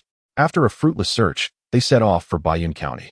Although it is the closest county town to Qingshan village, the distance is still considerable, and since the family could only travel on foot, it would take them at least 7 or 8 days to arrive. Upon leaving Qingshan village, the Cheng family embarked on a small path, heading east. As Baiyun County lay directly to the east of Qingshan village. Yet, at this time of year, the sun blazed fiercely, and they found themselves needing frequent rests to avoid sunburn, with dehydration posing an even graver threat. Fortunately, Cheng Dahai's vast experience guided them to certain plants rich in moisture, which sustained them along the way. The family progressed slowly, and after an entire day's journey, they still had not reached the official road. As dusk approached, they were compelled to find a place to rest for the night. They discovered a flat area, kindled a fire, and prepared their evening meal. Just as Cheng Yan was heating their dinner, he suddenly felt a cool breeze above him. Looking up, he was met with a raindrop landing on his forehead. It was raining. After more than 3 months of drought, the heavens had finally opened. The rain came swiftly, intensifying in a matter of moments. The family hurriedly constructed a makeshift shelter to shield themselves from the downpour, relocating their fire underneath. They were thoroughly drenched, yet their faces radiated joy. Cheng Yan could hardly contain his excitement and longed to dash out and bathe in the rain, having not enjoyed a proper wash in nearly a month. Cheng Peng and Cheng Hong, inspired by his enthusiasm, joined him outside. The girls, however, felt shy and remained under the shelter, merely extending their hands to catch a few droplets to wash their faces. As the rain continued to pour unabated, Cheng Yan, now refreshed, took refuge under the shelter, warming his clothes by the fire. As night fell, the family gradually drifted into slumber, lulled by the rhythmic sound of the rain outside. The following morning, as dawn broke, Cheng Dahai awoke, prompting Cheng Yan to cease his practice. The rain outside has ceased, leaving dewdrops shimmering upon the leaves. The once wilted foliage, rejuvenated by a night of nourishing rain, has transformed into a vibrant green, filling the forest with a palpable sense of vitality. Cheng Dahai, having just awakened, busied himself with tasks. Last night, during the downpour, he had placed several water containers outside to collect rainwater. After a night's accumulation, the containers were now full. Cheng Dahai ventured out to retrieve them, placing the vessels over the fire to boil, ensuring that they would not suffer from a lack of water henceforth. Cheng Yan also took some provisions from their storage pouch, placing them over the flames to warm, so that once the others awoke and had breakfast, they could continue their journey. On the official road to Baiyun County, a group of 7 was making their way, comprising Cheng Yan and his companions who had departed from Qingshan village. 5 days had passed since their departure, during which a heavy rain had fallen for an entire day, hindering their progress. However, the rain had also stirred the wild vegetables in the forest to sprout anew. Now, aside from the rations Cheng Yan carried, they could occasionally gather some wild greens, alleviating their food consumption. Regrettably, the rain had come too late. Had it arrived a month earlier, their family would not be in their current predicament. "Father, how much longer until we arrive?" During these days, aside from mealtimes and rest at night, they had been on the move continuously. The men were faring better, but the girls were nearing their limits. "It won't be long now. We should arrive in 2 or 3 days. Just a little more patience," Cheng Dahai replied, glancing at the sky where the sun was shining brightly. "We have traveled all morning. Let us rest here for a while and enjoy some lunch." The group found shade beneath a tree along the roadside, sitting down to take a break, while Cheng Yan retrieved their food from the pouch. Though they had been frugal in their eating, their supplies were dwindling, enough for perhaps 3 or 4 more days. Once Cheng Yan's provisions were exhausted, they would face hunger. After their meal, the family leaned against the tree for a brief respite. After 5 consecutive days of travel, even with Cheng Yan's enhanced constitution as a cultivator, fatigue was setting in. He leaned against the tree, shielding his eyes with a leaf to rest. As he pondered their plans upon reaching Baiyun County, he felt a sense of unease. They had no money. Although he possessed many valuable items, they were only useful to cultivators and would be regarded as mere scrap at a pawn shop. Even if he encountered someone knowledgeable, he would hesitate to sell, for wealth should remain concealed, a lesson learned from Wu's Jade Slip. Lost in thought, Cheng Yan found his mind drifting when suddenly, the sounds of insects were interrupted by distant shouts of battle. Startled, he awakened abruptly. How could there be cries of conflict? The sounds seemed to be emanating from not far ahead. Hastily, he roused his family. Upon hearing Cheng Yan mention the battle cries, they all grew tense with apprehension.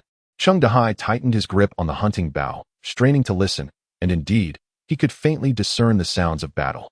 Cheng Yan spoke, "Father, shall I venture forward to investigate?" Uncertain of the unfolding events ahead, none of them dared to continue their journey. "I shall accompany you. The eldest and the third will remain here to guard," Cheng Dahai replied, handing his short dagger to Cheng Peng. Thus, Cheng Yan and Cheng Dahai proceeded along the official road. Before long, the cacophony grew even more pronounced, interspersed with the clashing sounds of weapons. Chapter 18. The sting of arrows. Not long after, they spotted two groups engaged in a fierce battle ahead. Cheng Dahai swiftly pulled Cheng Yan aside to hide. One group was disorganized, their formation chaotic, and the clamor of battle cries emanated from them. In stark contrast, the other group, clad in standardized attire, steadfastly defended their wooden crates, fighting with a disciplined rhythm. However, they were outnumbered, and several members had already sustained injuries. It was evident that the formally dressed group was escorting some cargo and had fallen into an ambush by the other faction. As Cheng Yan had anticipated, the beleaguered group comprised members of the Baiyun County Chongfeng escort agency, who had been beset by a band of robbers during their transit and were now embroiled in a desperate struggle. Cheng Dahai quietly observed the unfolding situation. Suddenly, he drew an arrow from his quiver, knocked it to the bowstring, and released it in one fluid motion. The arrow whistled through the air, striking a man in the leg, eliciting a piercing scream. Cheng Dahai then loosed several more arrows, each finding its mark in the legs of the assailants. Each shot accompanied by a cry of agony. His targets were the larger group of assailants.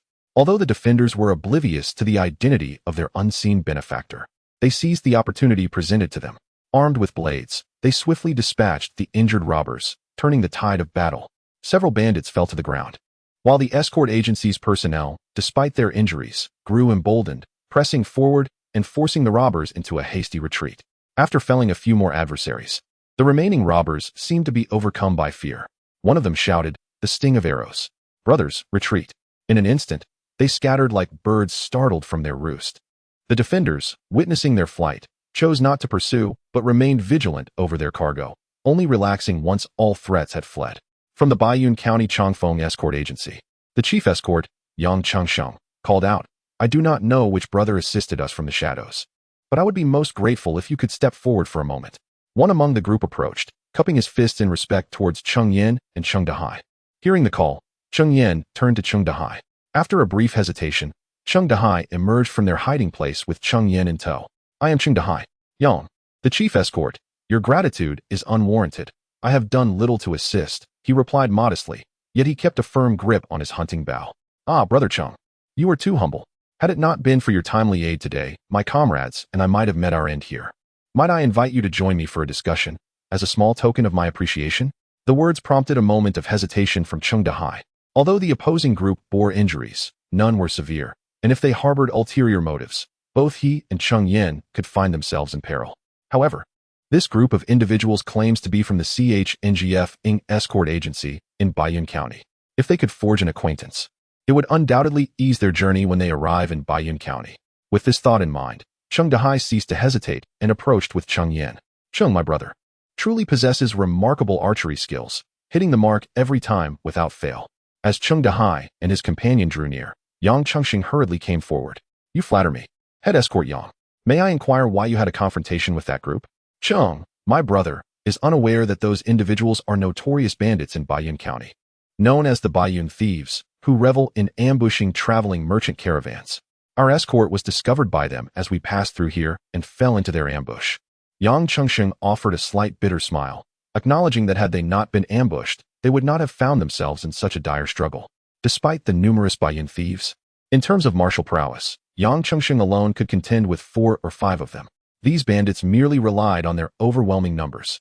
Is it truly so audacious that the Baiyun thieves would dare to ambush merchant caravans in broad daylight?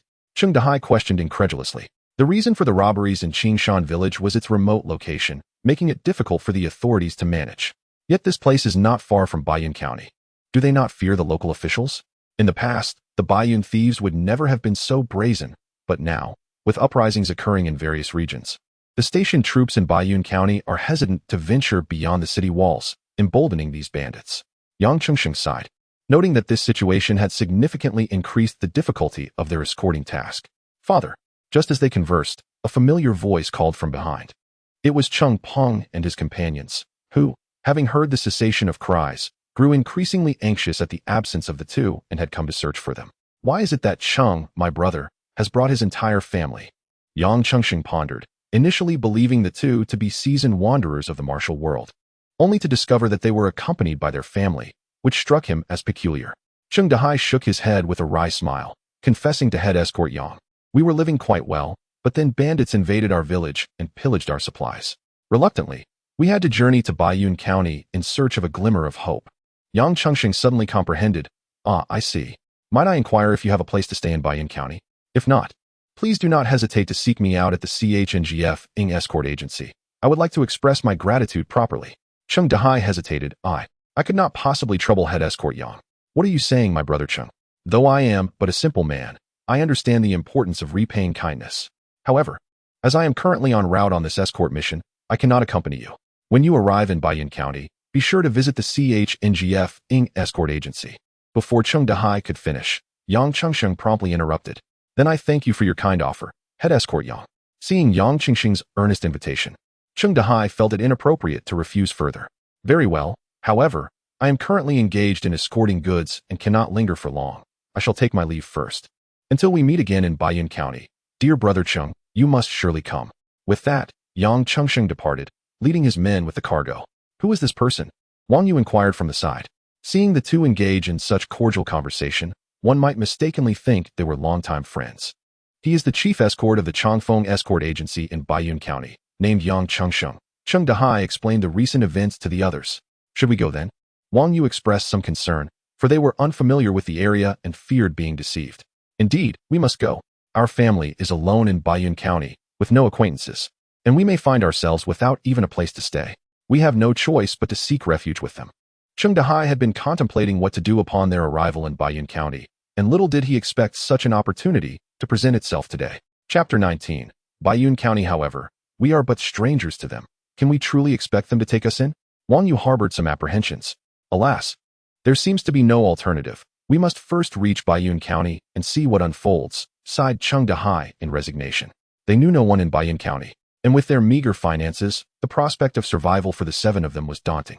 Nevertheless, during their conversations, Cheng Dahai sensed that Yang Chengxing was a person of deep loyalty and sentiment. Having lent them a hand, seeking refuge with them should pose no issue. At the very least, they could find some initial shelter, and the course of action thereafter could be determined upon their arrival in Baiyun County. After a brief respite, the group set off once more. 3 days later, outside the city of Baiyun County. After 3 days of arduous travel, the Cheng family finally arrived at Baiyun County. However, the scene before them was one of utter chaos. Countless refugees had erected makeshift camps outside the city. As they walked along the road, they observed emaciated individuals lying by the wayside, their faint breaths barely indicative of life. Although the government had issued orders for disaster relief, the provisions intended for the populace had been siphoned off by corrupt officials at every level, leaving scant resources for the common folk. The porridge distributed within the county was hardly worthy of the name, a mere thin layer of rice floating in a bowl of water. Nonetheless, it was seized by the refugees in a frenzy. A few days prior, a downpour had caused some wild vegetables to sprout in the woods. Yet, with so many hungry mouths to feed, these too were quickly harvested. There were scarcely any intact trees in the vicinity, as their bark had been stripped or their roots excavated, all consumed by the desperate refugees. As the Cheng family traversed the path, they felt starkly out of place amidst the desolation surrounding them. The nearby individuals appeared gaunt and skeletal, while the Cheng family, in contrast, seemed vibrant and well-fed, their packs slung over their shoulders. Had it not been for the knife in Cheng Dahai's hand, they might have been accosted. With the threat of weaponry, the Cheng family safely approached the city gates. However, upon reaching the entrance, they encountered yet another obstacle. The guards refused them entry, citing the need for an entry permit. Alas, the Cheng family possessed no such document and thus found themselves barred. Mr. Cheng. Just as they pondered their predicament, a voice called out from within the city. Turning to investigate, Cheng recognized the figure immediately. It was a member of the Changfeng Escort Agency, who promptly exchanged words with the guard, resulting in their admittance. I sincerely apologize, Mr. Cheng. In our haste, our chief forgot to provide you with the entry permit. He specifically instructed me to await you at the city gate. The escort member led the Cheng family forward, guiding them into the city. Thank you for your assistance, young sir. But what exactly is this entry permit? Cheng Dahai inquired, somewhat perplexed. Although he had never visited Baiyun County, He had indeed been to the towns surrounding Qingshan village and had not encountered any requirement for an entry permit. The entry permit was only introduced in the past 2 months, primarily to prevent refugees from infiltrating the city. Thus, every individual must obtain an entry permit at the city gate when leaving and can only return with this permit. Without an entry permit, one must be accompanied by a local resident to gain entry. As the guide led Cheng Yan and his companions, he elucidated the situation. So that was the case. Cheng Dahai suddenly comprehended the rationale. There were indeed numerous refugees outside the city. Allowing them unrestricted access would undoubtedly lead to significant disorder in Bayan County. Hence, the county magistrate devised such a strategy. However, the principal reason was not merely this. In a certain county town, the magistrate had, in a bid to showcase his benevolence and earn the affection of the populace, allowed the refugees to enter the city. Unbeknownst to him, among those refugees were insurgents who subsequently conspired to breach the town's defenses, resulting in the magistrate's tragic demise within the city. Since that incident, no county town dared to permit refugees entry again. Before long, the group arrived at a magnificent edifice. On either side of the entrance stood imposing stone lions, and a grand plaque above the door inscribed with the words Changfeng Escort Agency. However, aside from Cheng Yan, none of Cheng Dahai's party could read. They merely felt that the Changfeng Escort Agency was indeed extraordinary, with such an impressive entrance. The group was ushered into the hall, where Yang Chengsheng was already present. Upon seeing Cheng Yan and his companions, he promptly rose to greet them. "Brother Cheng, you have finally arrived. I was worried you might decline my invitation." "How could I refuse such an invitation from the esteemed Yang?" Cheng Dahai clasped his fists in acknowledgement. "Haha, let us set aside formalities. It happens to be lunchtime. I have instructed the kitchen staff to prepare some dishes for us to enjoy while we converse," Yang Chengsheng said, pulling Cheng Dahai to sit down. While Cheng Dahai exchanged a knowing glance with Cheng Yan, understanding the signal, Cheng Yan removed the cloth bundle from his back and opened it to reveal a wild boar's leg. "Brother Cheng, what is this?" Yang Chengsheng inquired, somewhat taken aback by the sudden appearance of the boar's leg. Cheng Dahai explained, "Yang, we possess little of value, but this wild boar leg is our most prized possession. It is quite timely for our meal and can add to the feast." This had been Cheng Dahai's instruction during their journey, to avoid revealing their storage pouch. Thus, Cheng Yan had taken it out along the way, wrapped in cloth and carried on his back. Yang Chengsheng feigned a stern demeanor, saying, "Brother Cheng, what kind of talk is that? The Changfeng Escort Agency has not yet reached the point where guests must provide their own ingredients." Wang Yu chimed in, "Yang, do accept it. It is a token of goodwill from our family." Yang Chengsheng replied, "Well, it seems I cannot refuse today. In that case, I shall not stand on ceremony with you, and it will be a treat for the brothers to enjoy some meat." Even in the ordinary days of Bayan County, wild boar meat is a rarity, especially during this period of food scarcity. Even common pork has become quite uncommon. The Changfeng Escort Agency can only indulge in meat once or twice a month. After Cheng Dahai observed Yang Chengsheng accepting the boar leg, he instructed someone to take it to the kitchen before finally sitting down at Yang Chengsheng's invitation to engage in a conversation about mundane matters. As for Cheng Yan and the younger generation, they could only sit quietly in the background, uttering not a word. They would respond with a sentence or two only when directly addressed by Yang Chengsheng. Chapter 20, Settling in. So, does that mean Brother Cheng's family hails from a lineage of hunters? As Yang Chengsheng and Cheng Dahai engaged in casual conversation, their understanding of Cheng Dahai's family deepened. "We are but humble folk from the mountains, hardly deserving of such a title," Cheng Dahai replied, shaking his head. Indeed, while it was true that his family had subsisted on hunting since his grandfather's time in Qingshan village, the term lineage seemed far removed from their reality. Then surely Brother Cheng's 3 children possess remarkable archery skills like their father? Yang Chengsheng inquired. The enthusiasm behind Yang's invitation for Cheng Dahai to visit the escort agency stemmed not only from gratitude for a past rescue, but also from an appreciation for talent. After all, there is an old adage that states, "A visible spear is easily dodged, while a hidden arrow is hard to defend against." Having 1 or 2 sharpshooters within their ranks would greatly enhance their safety during escort missions. My eldest and 3rd sons have been learning to hunt since childhood, their archery skills rivaling my own. However, my youngest, the 6th, has been rather mischievous and hasn't acquired any such skills, Cheng Dahai admitted. Cheng Yan felt a twinge of embarrassment. Though he had indeed been playful as a child, he had not neglected his lessons in hunting. Yet, ever since he began his cultivation journey, he had not practiced hunting with Cheng Dahai, and thus his archery was certainly inferior to that of his elder brothers, Cheng Peng and Cheng Hong. As the conversation flowed, the kitchen began serving the dishes. The meal was modest, primarily consisting of vibrant green vegetables, with only a small portion of meat, the most substantial being the leg of wild boar brought by Cheng Yan and his brothers. Given the current scarcity of food, particularly meat, having anything to eat was a blessing. Brother Cheng, now that you have arrived in Bayan County, do you have any plans? As they dined, the conversation continued. To be honest, we are strangers here, with no acquaintances to turn to, Cheng Dahai replied with a faint smile of resignation. In that case, why not let your family stay with us at the escort agency? We have 2 vacant rooms, though it may be a bit cramped, Yang Chengxing suggested. Upon hearing Yang's offer to provide shelter, Cheng Dahai quickly rose, expressing his profound gratitude. I am already immensely thankful for your willingness to accommodate us. There is no question of inconvenience. Please, Brother Cheng, do sit down. It is merely a couple of empty rooms, and they might as well serve a purpose. You may stay for as long as you wish, Yang Chengxing urged, gesturing for Cheng Dahai to take a seat. After the meal, Yang instructed someone to escort Wang Yu and her daughters to their room for rest. He himself took Cheng Dahai, along with Cheng Peng and Cheng Hong, to the training ground, eager to observe their archery skills. Meanwhile, Cheng Yan found an excuse to slip away. His meager archery skills were hardly worth showcasing, and he deemed it more prudent to return to his room for cultivation. Time passed swiftly, and 3 months had elapsed since Cheng Yan's family arrived in Bayan County. In the past 3 months, the weather has returned to normal, and the drought has been successfully weathered. Furthermore, 2 months ago, the insurgents were decisively quelled.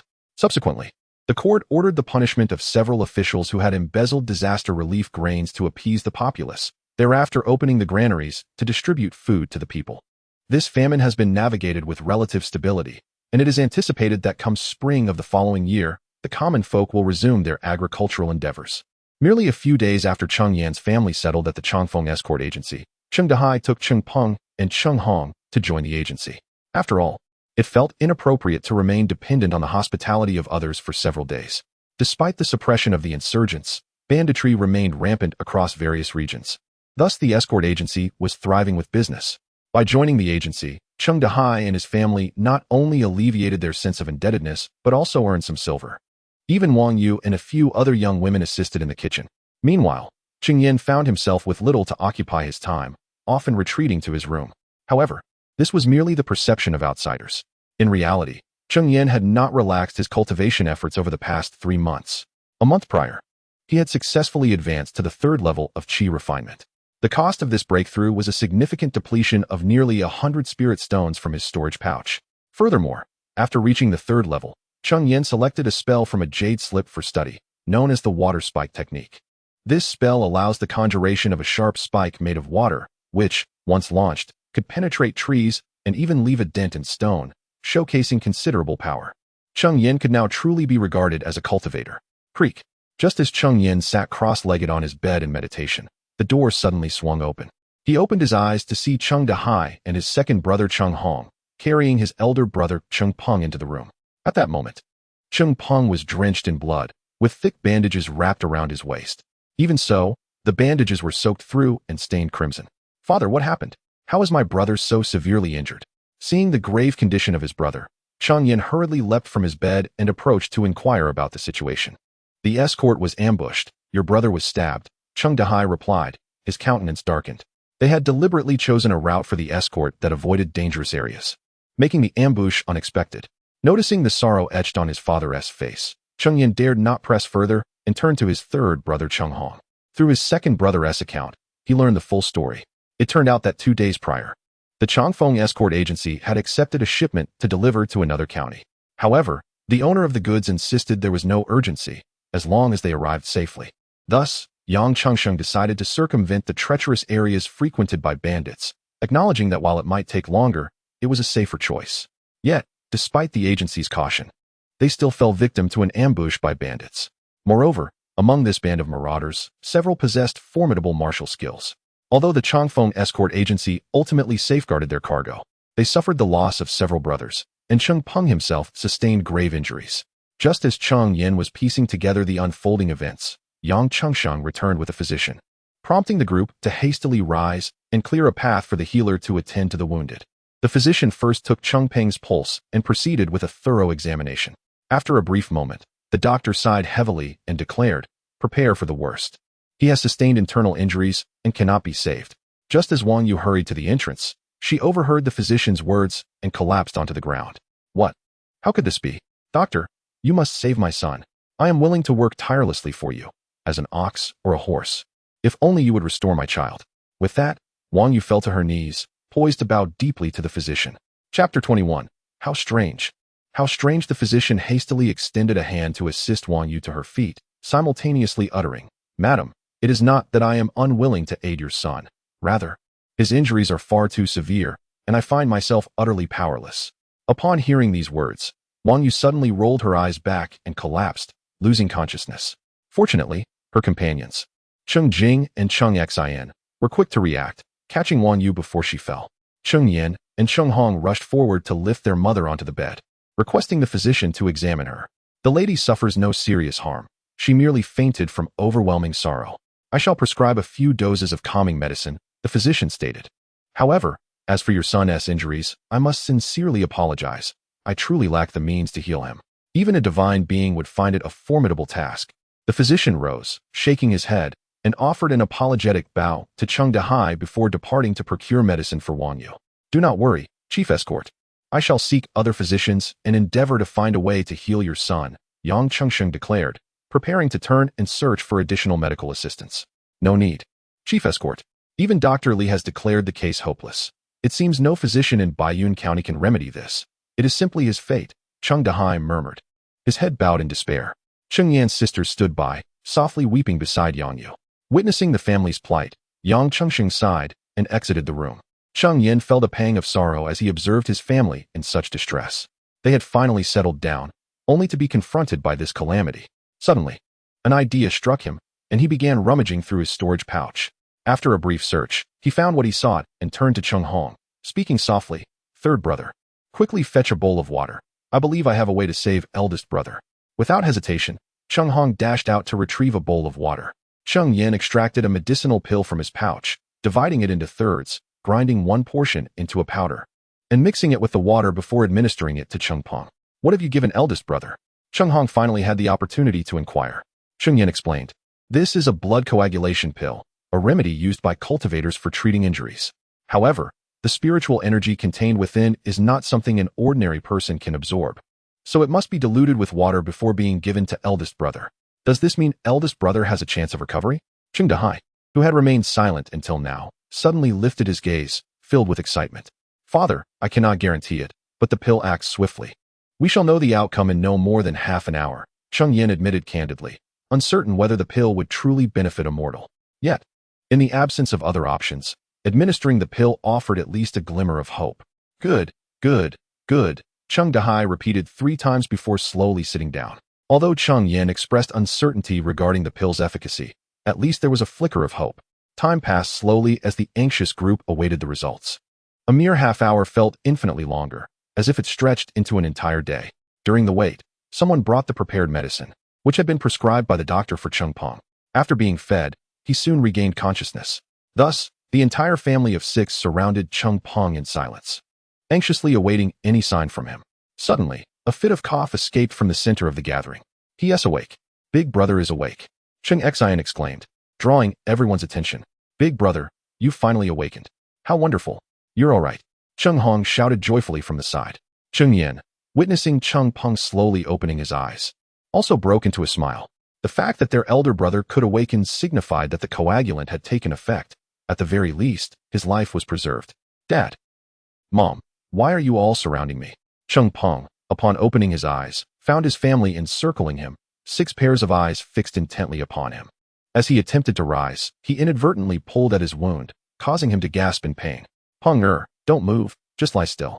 It would be unfortunate if the wound were to reopen, Wang Yu advised, rushing forward to help him lie back down. "Quickly, fetch the doctor," Cheng Dahai instructed Zhou Hong. Upon hearing this, Cheng Hong acknowledged and dashed off to find the doctor. "What has happened to me?" Cheng Pong lay in bed, still bewildered. Cheng Dahai inquired, "Do you not remember what transpired earlier?" "I only recall that we were ambushed, someone lunged at me and stabbed me. After that, I have no memory." Cheng Pong replied weakly, his voice barely audible.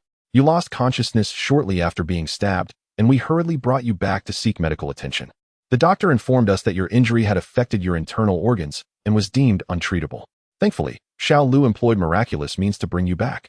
Cheng Dahai explained the events that occurred while Cheng Pong was unconscious. "Sixth brother." Upon hearing this, Cheng Peng turned to Cheng Yan and softly called out, "Big brother, focus on your recovery." Cheng Yan comforted him with a smile. "Father, mother, the doctor has arrived." At that moment, Cheng Hong rushed back, having found the doctor. It turned out that Cheng Hong had grown impatient with the doctor's slow pace and had carried him on his back. "Third brother, do not be rude. Quickly set the doctor down," Cheng Dahai admonished upon witnessing the scene. Cheng Hong, embarrassed, complied and gently released the doctor. "I sincerely apologize, esteemed doctor. No need for concern. Let me first examine your son's injuries." The doctor interrupted before Cheng Dahai could finish his sentence. Upon hearing this, the family quickly rose and made way for the doctor to attend to Cheng Peng. Thus commenced a thorough examination. Strange, remarkable. In over 30 years of practice, I have never encountered such a case. This doctor, renowned in Baiyun County, had witnessed a myriad of perplexing ailments. However, he had never seen a situation where someone, sustaining what should have been a fatal injury, managed to recover in merely over an hour. The doctor turned to Cheng Dahai and said, "Your son's previously injured organs have now healed. However, he is currently weakened due to excessive blood loss. I shall prescribe a few remedies, and with some rest, he will fully recover." Cheng Dahai expressed his gratitude, saying, "Thank you, doctor. I will have someone deliver your fee shortly." The doctor waved his hand dismissively. "There is no need for payment. Your son's recovery is not my doing. Just the cost of the medicinal herbs will suffice."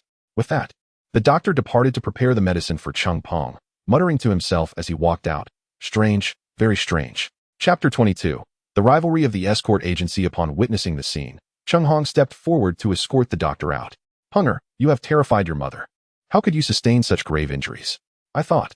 Wang Yu, standing beside Cheng Peng, tightly grasped his hand. "Mother, do not worry. Did the doctor not just say that I will recover shortly?" Cheng Peng smiled reassuringly at Wang Yu.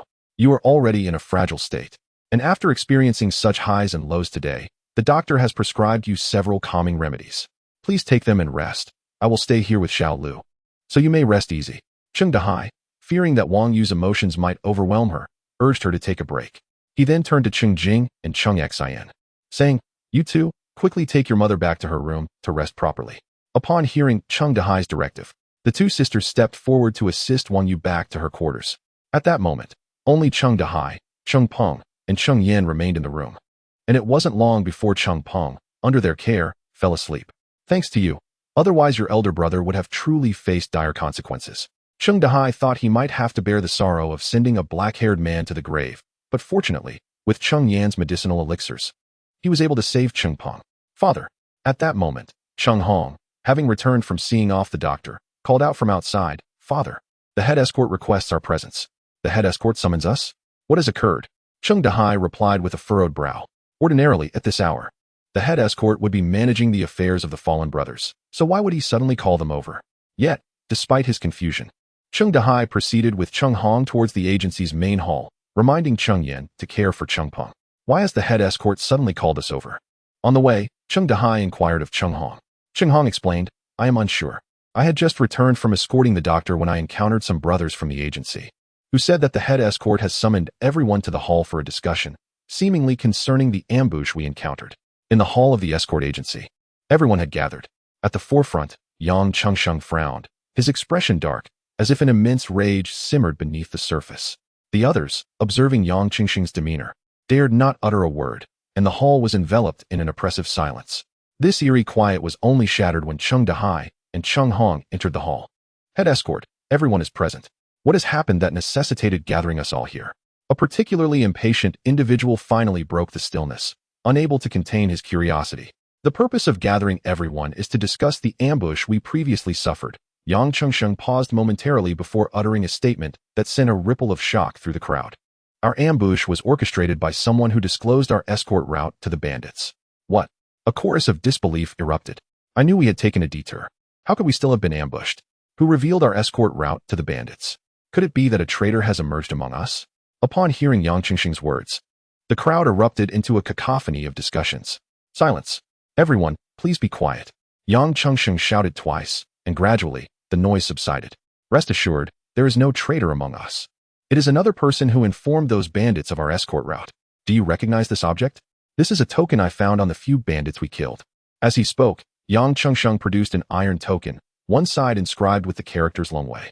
Is this the token of the Longwei escort agency?" "What? The Longwei escort agency?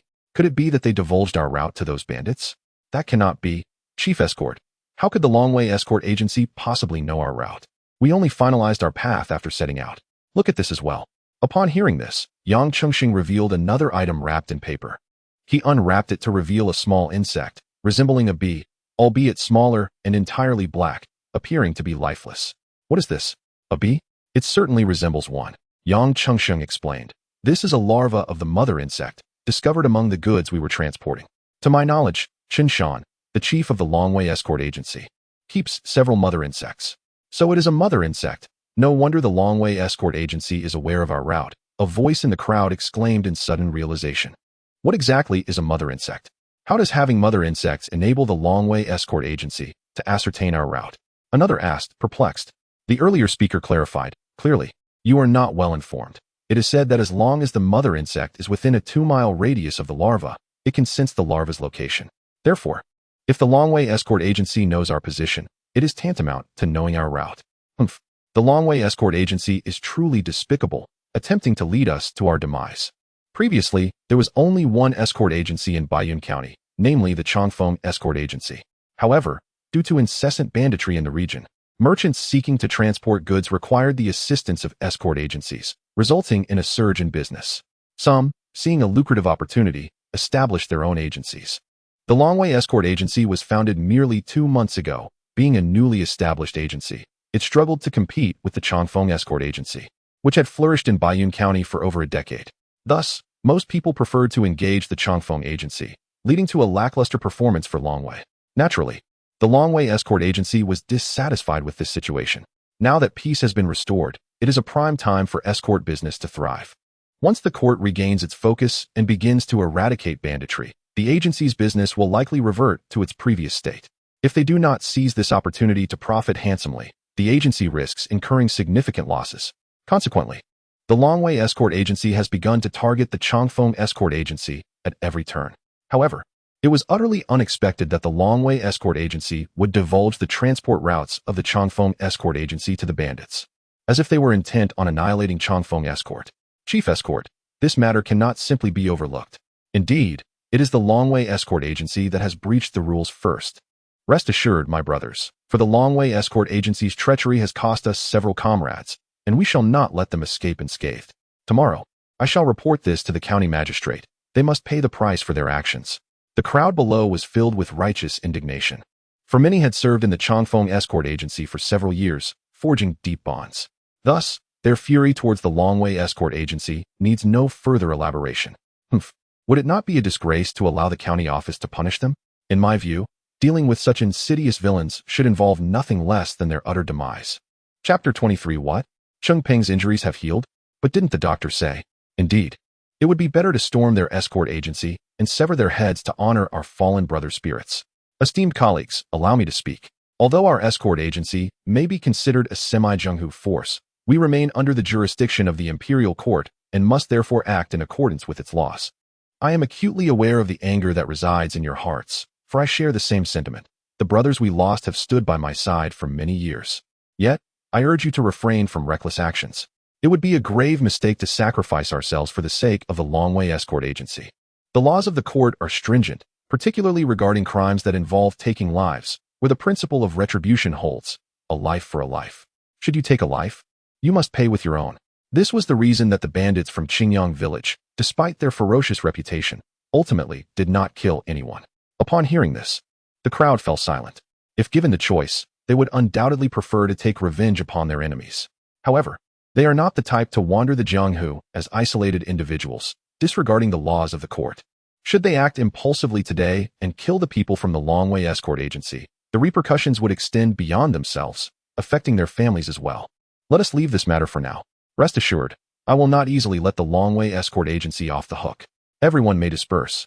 I would like to speak privately with Lao Cheng and Cheng Yan. Yang Chengsheng, sensing the silence among the crowd, understood their thoughts. He too harbored a desire to personally avenge their fallen brothers. However, such actions could jeopardize the entire Changfeng Escort Agency. Once the others departed, only Yang Chengsheng, Cheng Dahai, and Cheng Yan remained in the hall. Rest assured, Lao Cheng, I will certainly help avenge Cheng Peng. Yang Chengxing kept the two behind to convey to them that once one becomes part of the Changfeng Escort Agency, regardless of the duration. They are considered one of its own. Initially, he believed the ambush was solely the work of the bandits, whose elusive movements made them difficult to eradicate, complicating any quest for vengeance. Now that he was aware of the Longwei escort agency's involvement, he was determined to assist in avenging Cheng Peng. Thank you, Chief Escort. However, Cheng Peng's injuries have already healed. Cheng Dahai, who had previously worn a worried expression due to Cheng Peng's condition, now revealed a smile. What? Cheng Peng's injuries have healed? But didn't the doctor say Yang Chengsheng was taken aback? Although he had previously vowed to find a way to treat Cheng Peng's injuries, as a martial artist himself, he understood the significance of the injuries Cheng Peng had sustained. Thus, hearing Cheng Dahai declare that Cheng Peng's condition had improved was indeed astonishing. Indeed, our family possesses a medicinal pill passed down through generations. It is said that no matter how severe the injury, as long as one draws breath, it can restore life. Initially, I found this hard to believe. Surely, such an extraordinary pill could not exist in this world. However, in that moment of anxiety, he could only treat a dead horse as if it were a living one. To his astonishment, he managed to save Xiaoping. Cheng Dahai believed that it was best not to reveal Cheng Yan's identity as an immortal cultivator. After all, the allure of immortality is something that few could resist. If word spread, it would undoubtedly bring considerable trouble to their family.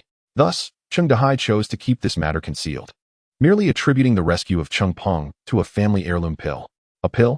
Could it be an elixir? Upon hearing Cheng Dahai's explanation, Yang Chengsheng was even more astonished. Such a miraculous pill could not possibly be crafted by mere mortals. It could only have been concocted by an immortal. What is an elixir? Cheng Dahai's heart sank at the thought. Had Cheng Yan's status as an immortal cultivator been discovered? Although Cheng Dahai was taken aback internally, he maintained a composed demeanor, feigning slight bewilderment. Yang Chengsheng elucidated, an elixir is, of course, a medicinal pill refined by immortals. Immortals? Do such beings truly exist in this world? Cheng Dahai's heart raced with trepidation. Had it not been for Cheng Yan producing the elixir to save Cheng Peng, he would have remained oblivious to its existence. Yet here was Yang Chengsheng, confidently asserting the existence of elixirs, indicating he was quite knowledgeable about immortal cultivators. Ah, I nearly forgot. Old Cheng, you hail from the remote Qingshan village, where news is scarce, Yang Chengsheng exclaimed, slapping his forehead. Anyone in Baiyun County and its vicinity knows that immortals are indeed real. I have encountered several myself. In the eyes of the people of Baiyun County, while immortals may seem unattainable, they are not merely figments of myth. Upon hearing Yang Chengsheng's words, Cheng Dahai felt relieved. It seemed that Cheng Yan's identity as an immortal cultivator had not been exposed. Noticing Cheng Dahai's silence, Yang Chengsheng assumed he was still puzzled about how he could be so certain of the immortal's existence and continued to explain. In Baiyun County, every so often, immortal sects send their members to seek out potential cultivators. However, to cultivate immortality, one must possess something called a spiritual root. In my youth, I too participated in the selection by an immortal sect, but unfortunately, I lacked a spiritual root and thus was unable to pursue the path of cultivation. Yang Chengsheng shook his head in regret. He had once aspired to be an immortal cultivator, only to discover that he did not possess a spiritual root. Could it be that those with spiritual roots are exceedingly rare? Cheng Dahai suddenly recalled that his family had been tested long ago. Among the 7 members, only Cheng Yan possessed a spiritual root. It is not merely rare. To say it is 1 in 10,000 would not be an exaggeration. With nearly 1 million residents in Baiyun County, only a handful of individuals with spiritual roots were selected during each recruitment event. Yang Chengsheng sighed, noting that countless individuals rushed to participate in the immortal selections, yet only a scant few were chosen. Is it truly so few? Cheng Dahai was taken aback, though he already suspected that those with spiritual roots were indeed uncommon. After all, within the Cheng family, only Cheng Yan possesses the spiritual root, yet it is surprising that the number is so minimal. Statistically, one would expect that among 1 million people, there should be 70 or 80 individuals with such a gift. However, the selection process for the immortal sect typically targets children aged between 6 and 12, which naturally reduces the pool. Yang Chengsheng, with a hint of regret, remarked, indeed, it is unfortunate. Nevertheless, the old Cheng family has managed to pass down the elixir of immortality, which may indicate a connection to the celestial realm. If only the sect accepted children beyond the age of 12, you could have attempted to participate in the selection 2 years hence. Meanwhile, within the Dragon Might Escort Bureau, the atmosphere was tense. Useless. With so many of you, you cannot even subdue the Longfeng Escort Bureau. What purpose do you serve? The chief of the Dragon Might Bureau, Lu Hao, sat in his chair, while a subordinate stood before him, head bowed in silence, absorbing the reprimand. Chapter 24. No way to report to authorities. The man bowed his head, softly defending himself. Chief Escort. We never anticipated that the Changfeng Escort Agency would harbor 3 master archers. Furthermore, that group staunchly protected those 3 individuals, leading to the demise of many of our brothers. Lu Hao let out a cold snort, clearly dissatisfied with the outcome. Humph. The Changfeng Escort Agency is indeed fortunate. Such a meticulously crafted ambush did not completely subdue you. Have you arranged the contingency plan I instructed you to? The man standing below replied, Chief Escort, everything has been arranged, but what? Speak. Lu Hao, noticing the man's hesitance, assumed that his orders had not been executed properly and bellowed. The man continued, Chief Escort, why should we leave our insignia behind? Wouldn't that reveal to the Changfeng Escort Agency that we were responsible? If they report this to the county office, it could cost us our heads. What are you afraid of?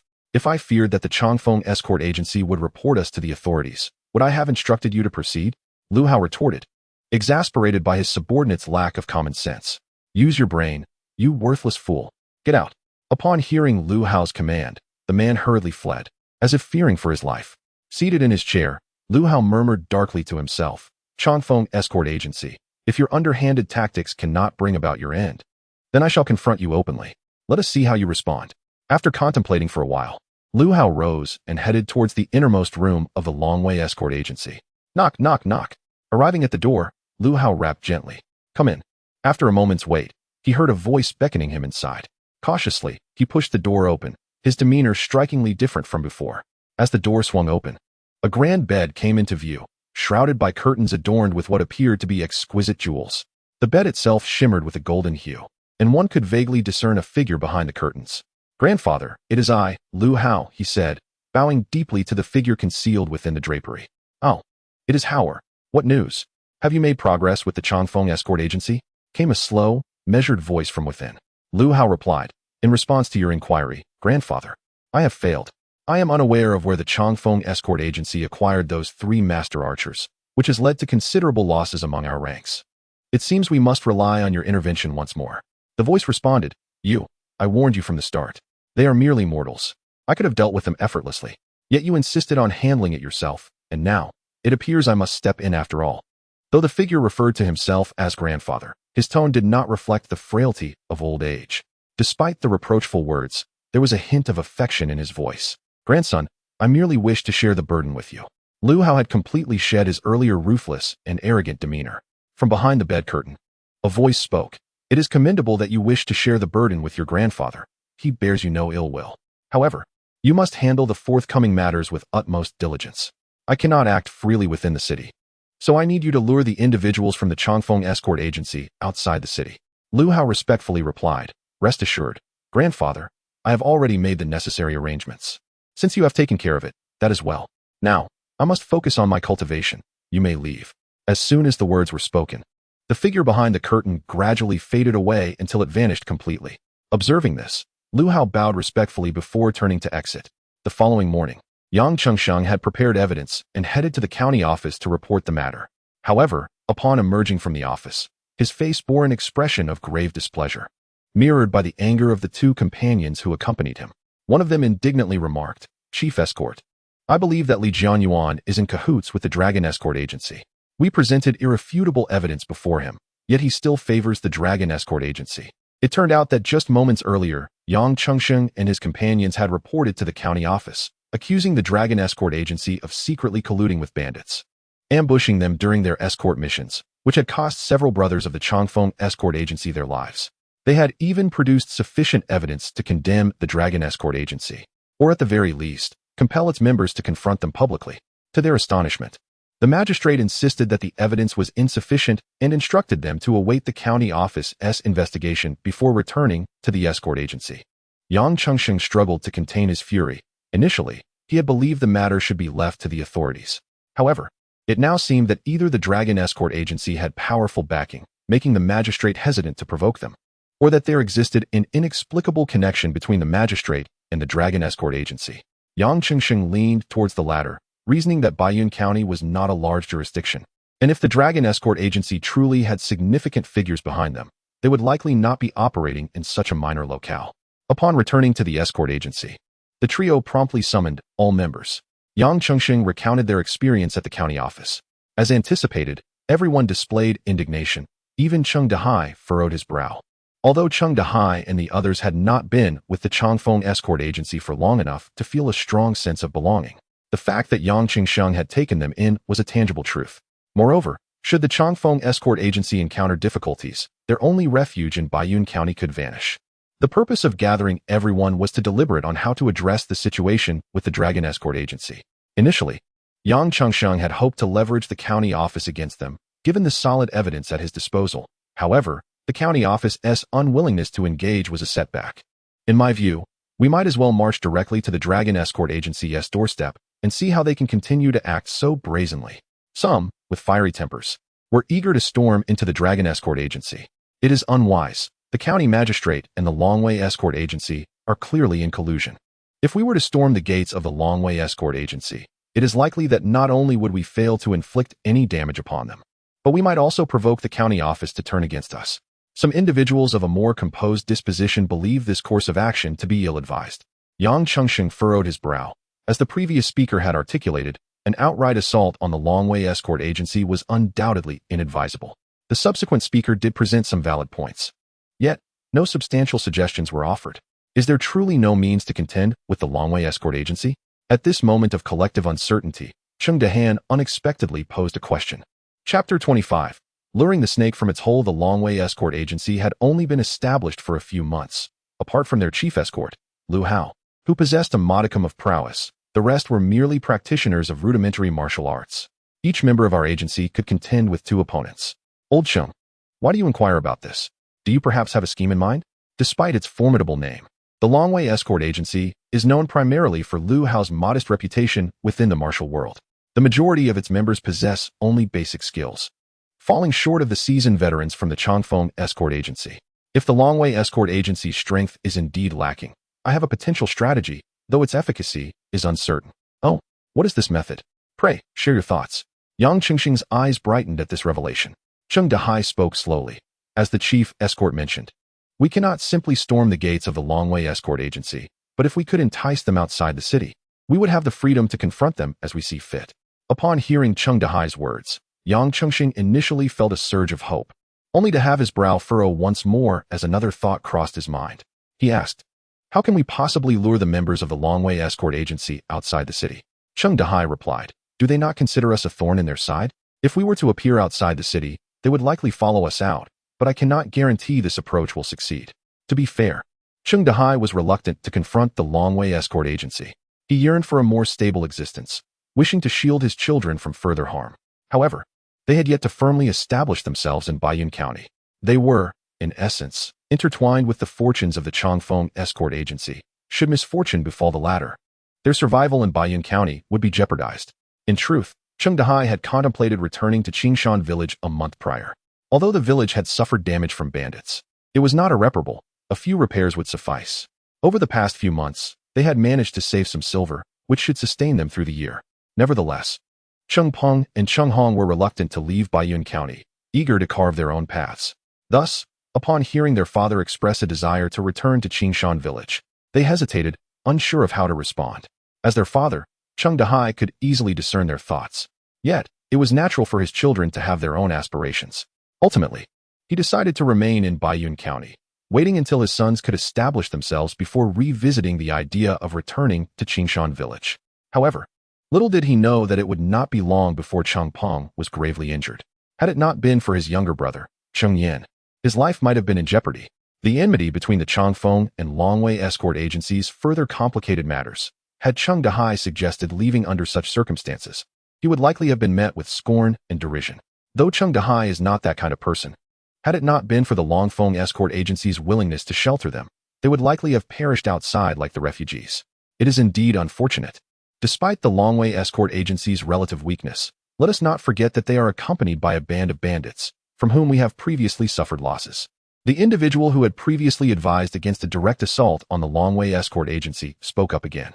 Yang Qingsheng, upon hearing Cheng Dahai's words, found them reasonable. Were the Longwei escort agency to appear outside the city at that moment, he would undoubtedly seize his blade and charge forth, presuming they shared a similar mindset. However, the subsequent speaker made a valid point. Yang Qingsheng would not fear the Longwei escort agency alone. Yet, if they were to join forces with the bandits. It could very well result in not only failing to take revenge, but also jeopardizing the Longfeng escort agency. Head escort, there is no need for concern. I have a relative in the city guard. Just days ago, they informed me that orders have been issued to eradicate the bandits with full force. I believe that, by then, the bandits will be forced to remain hidden in the mountains, afraid to emerge. We need only act at that moment. As silence enveloped the group once more, one individual suddenly spoke. Is that truly the case? Absolutely. Yang Chengxing exclaimed enthusiastically. In that case, you must return and ascertain the timing of the city guard's operations. When the time comes, we shall venture out, lure the Longwei escort agency members, and capture them all, avenging our fallen brothers. The individual who had persistently voiced his opposition remained silent this time. In truth, he did not wish to avoid a confrontation with the Longwei escort agency, for the fallen were brothers with whom he had shared many years. How could he not desire to avenge them? However, as the pillar of his family, he could not afford to falter, hence his greater caution. With the plan established, they discussed some details before dispersing. Cheng Dahai and Cheng Hong made their way to the room where Cheng Peng was resting. At that moment, Wang Yu was at the bedside tending to Cheng Peng, while Cheng Yan stood by her side. Father, third brother, Cheng Yan called out upon seeing Cheng Dahai and Cheng Hong return, noting their grave expressions. Though he wished to inquire about the events that had transpired, he sensed they were likely not pleasant. With their mother present, and having finally calmed her emotions, it would be unwise to provoke her further. Thus, Cheng Yan suppressed his questions for the time being and simply greeted them. Cheng Dahai acknowledged Cheng Yan, then turned to Wang Yu with a weary expression. Did the doctor not say you need to rest, given your weakened state? Why have you come here again? What? Is it forbidden for me to care for my son? Wang Yu retorted, casting Cheng Dahai an exasperated glance. All right, you've tended to him long enough. You must be tired. Please return to your room and rest. I will look after Punger, he replied. Having spoken, without waiting for Wang Yu to respond, he turned to Cheng Hong and said, quickly assist your mother back to her room to rest. Cheng Hong, upon hearing Cheng Dahai's words, understood that the ensuing discussion was not suitable for Wang Yu's ears. After all, Cheng Peng had sustained his injuries due to the Longwei escort agency, and should Wang Yu learn of the impending confrontation with them, her emotions would undoubtedly become unstable. Thus, Cheng Hong hurriedly helped Wang Yu back to her room. Father, what has transpired? Were the matters regarding the Longwei escort agency unresolved? Cheng Yan inquired as Wang Yu was led away. Cheng Dahai nodded and explained to Cheng Yan, yes. Today the chief escort went to the county office to report the incident, but the county magistrate was unwilling to take on the case. The chief escort suspects a collusion between the magistrate and the Longwei escort agency. Chapter 26. The power of the cultivator. Indeed remarkable. Is the head escort still planning to confront the Longwei escort agency? Cheng Yan was astonished to discover that the Longwei escort agency had colluded with the county magistrate. Furthermore, there had been a band of robbers lying in ambush for the Changfeng escort agency, which suggested that the county magistrate was also in league with these brigands. The head escort would undoubtedly seek retribution against the Longwei escort agency, especially since several lives had been lost at their hands. Failing to avenge this would jeopardize his position as head escort. Cheng Dahai sighed, wishing for a more tranquil existence. Yet, how could vengeance be executed without direct confrontation? Cheng Yan pondered this dilemma. However, he believed that Yang Chengxing would not act so rashly.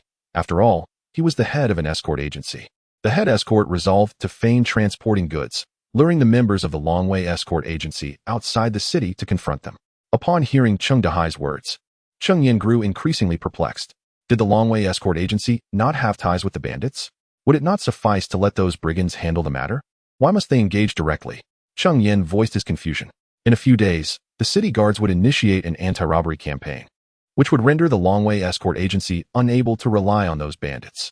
If the Longwei escort agency truly aimed to confront them, they would have to act themselves. Cheng Yan suddenly understood. If that were the case, this plan held merit. Nevertheless, he remained skeptical about this strategy, as it felt overly passive. Setting aside whether the Longwei escort agency would leave the city, even if they did, one side would be in the light while the other remained hidden, placing the Changfeng escort agency at a distinct disadvantage. However, Cheng Yan was not a member of the Changfeng escort agency, and thus felt hesitant to pass judgment.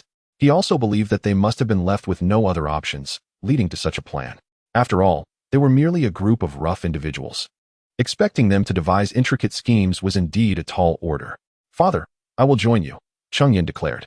After mastering the water spike technique, his combat prowess had significantly increased. Not only would ordinary mortals pose no threat to him, But even 3 or 4 individuals like Yang Chengsheng would find themselves utterly outmatched, unable to approach him. What will you do? You have no martial skills, Cheng Dahai reassured him. Do not worry. My third brother and I rely on bows and arrows for combat, and will certainly be kept safe within the ranks. Although Cheng Dahai knew Cheng Yan was a cultivator, he believed that Cheng Yan lacked the fighting capability he once had. After all, Cheng Yan had never revealed his water spike technique in front of others. Cheng Yan recognized his father's concern and knew that concealing his true strength was essential to allow his father to accompany him. Thus, he remained silent, his hands forming intricate seals as a water spike, roughly the length of his palm, materialized before him. With a mere thought, the water spike shot forth with great force, striking a stone rockery outside the door and leaving a deep crater in its wake. This is yet another testament to Cheng Yan's insufficient prowess, as he has been unable to fully unleash the formidable power of the water spike technique. Were it perfected, it could have pierced through that stone rockery with ease. Cheng Dahai, witnessing Cheng Yan's display of might, gazed upon the craters left in the rockery outside, rendered speechless for an extended moment. Is this truly the power of a cultivator? It is astonishingly potent, far beyond what mere mortals could compare. One can only imagine the devastation that would ensue if such a water spike were to strike a human. It would likely perforate the body entirely. The strength of the human form pales in comparison to that stone rockery. The power of a cultivator is indeed awe-inspiring. After much contemplation, Cheng Dahai finally managed to utter these words. So, Father, does this mean I can accompany you now? Cheng Yan smiled at Cheng Dahai. Throughout his life, he had never done anything to astonish his father. Witnessing his father's astonishment now filled Cheng Yan with a sense of pride and joy. Alas, even if I were to agree, the head escort would never consent to it, unless you are willing to reveal this. Despite the shock Cheng Dahai felt at his son's abilities, he still refused Cheng Yan's request. He wished to keep Cheng Yan's identity as a cultivator concealed to avoid unnecessary troubles. Rest assured, Father, I will not accompany you openly. I shall quietly follow behind. Cheng Yan was equally reluctant to expose his identity as a cultivator. Though he himself was untroubled by complications, he had family to consider. It would be unwise to invite danger upon his loved ones. Hearing Cheng Yan's words, Cheng Dahai hesitated. There was no doubt about his son's strength. However, if Cheng Yan were to act alongside them, Cheng Dahai would feel somewhat more at ease. Yet, the thought of Cheng Yan acting alone left him in a state of concern. No matter how powerful Cheng Yan was, he was still but one individual. Should he be surrounded by adversaries, it would undoubtedly be a formidable challenge. Let me accompany you, Father. If anyone is injured, I can use my elixirs to assist in their recovery. Cheng Yan understood that Cheng Dahai was worried for him, but he too harbored concerns for his father and the others. Were it not for Cheng Dahai and Cheng Hong being at the Changfeng escort agency, Cheng Yan would have been indifferent to the matter. Very well, even if I were to deny you, you would find a way to follow. If you are determined to come, then so be it. But do not stray too far. Should you encounter any peril, call out loudly for us to come to your aid. Cheng Dahai shook his head in resignation, fully aware of his son's stubborn nature. No amount of persuasion would deter Cheng Yan from following. 5 days later, the day of the city guard's expedition to exterminate bandits arrived, and many merchants were filled with joy. Due to the bandit threat, they had been compelled to seek the assistance of escort agencies for transporting their goods. However, hiring an escort agency was a significant expense. If the city guard could eliminate the surrounding bandits, they would save a considerable sum. Even though they were unable to completely eradicate the bandits, the level of danger on the roads would be significantly diminished. In due course, they could leverage this situation to negotiate lower prices with the escort agency, thereby securing greater profits for themselves. Simultaneously, the personnel of the Changfeng escort agency were also in high spirits. After several days of anticipation, the day of the city guard's campaign against the bandits had finally arrived. Next would be their opportunity to exact vengeance upon the Longwei escort agency. During these past few days, a palpable tension had built up within them. First, a brother from the agency had been slain, followed by their frustrations encountered at the county office. They were in dire need of an outlet for their pent-up emotions, and the target of their ire was naturally the Longwei escort agency. After the city guards exited the city, the Changfeng escort agency embarked on their journey with their cargo. To outsiders, this was merely a routine escort mission. However, the news of the Changfeng escort agency's departure soon reached Lu Hao's ears. Chapter 27. The introduction. Is it true that the Changfeng escort agency has departed the city with their cargo? At this moment, within the Dragon escort agency, Lu Hao occupied the seat of authority, surrounded by several key figures of the agency, all of whom possessed considerable martial prowess. unlike others who merely exhibited rudimentary skills. Indeed, Chief Escort, I witnessed them escorting the goods out of the city with my own eyes. Among the group, one individual stepped forward to speak. Have the mother and child insects been placed within their cargo? Lu Hao inquired with anticipation. Rest assured, Chief Escort. Amidst the chaos, I discreetly introduced the mother and child insects into their goods, the man replied. This individual was not a member of the Dragon Escort Agency, but rather someone Lu Hao had hired to surveil the Changfeng Escort Agency. As most of the Dragon personnel were familiar with the members of Changfeng, taking advantage of the moment when the Changfeng agents were transporting their goods out of the city, he stealthily inserted the insects into Changfeng's cargo. The diminutive size of the mother and child insects made them nearly undetectable, thereby allowing the Changfeng Escort Agency to remain oblivious to their presence.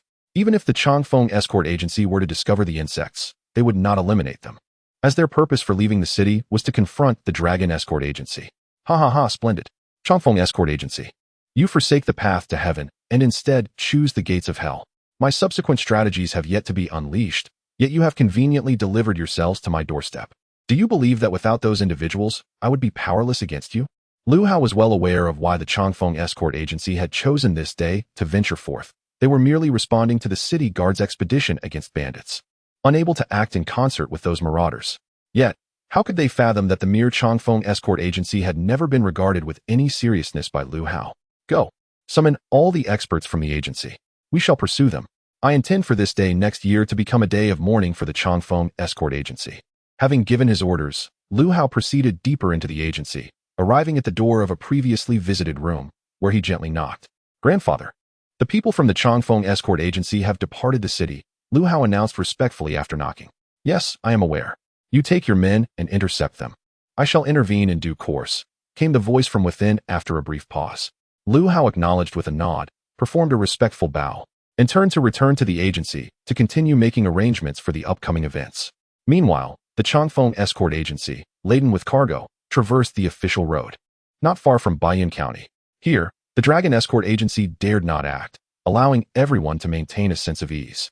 Amidst the crowd, Cheng Dahai was scanning the surroundings, evidently searching for the figure of Cheng Yan. At that moment, Cheng Yan was stealthily trailing behind the Changfeng Escort Agency, leveraging his keen awareness to remain closely aligned with their path without being detected. As they exited the city, the members of the Changfeng Escort Agency appeared somewhat disorganized, and Cheng Yan even briefly wondered if any of them truly resembled Avengers. However, once they departed from the main road and ventured onto a narrow path, their previously scattered formation began to coalesce.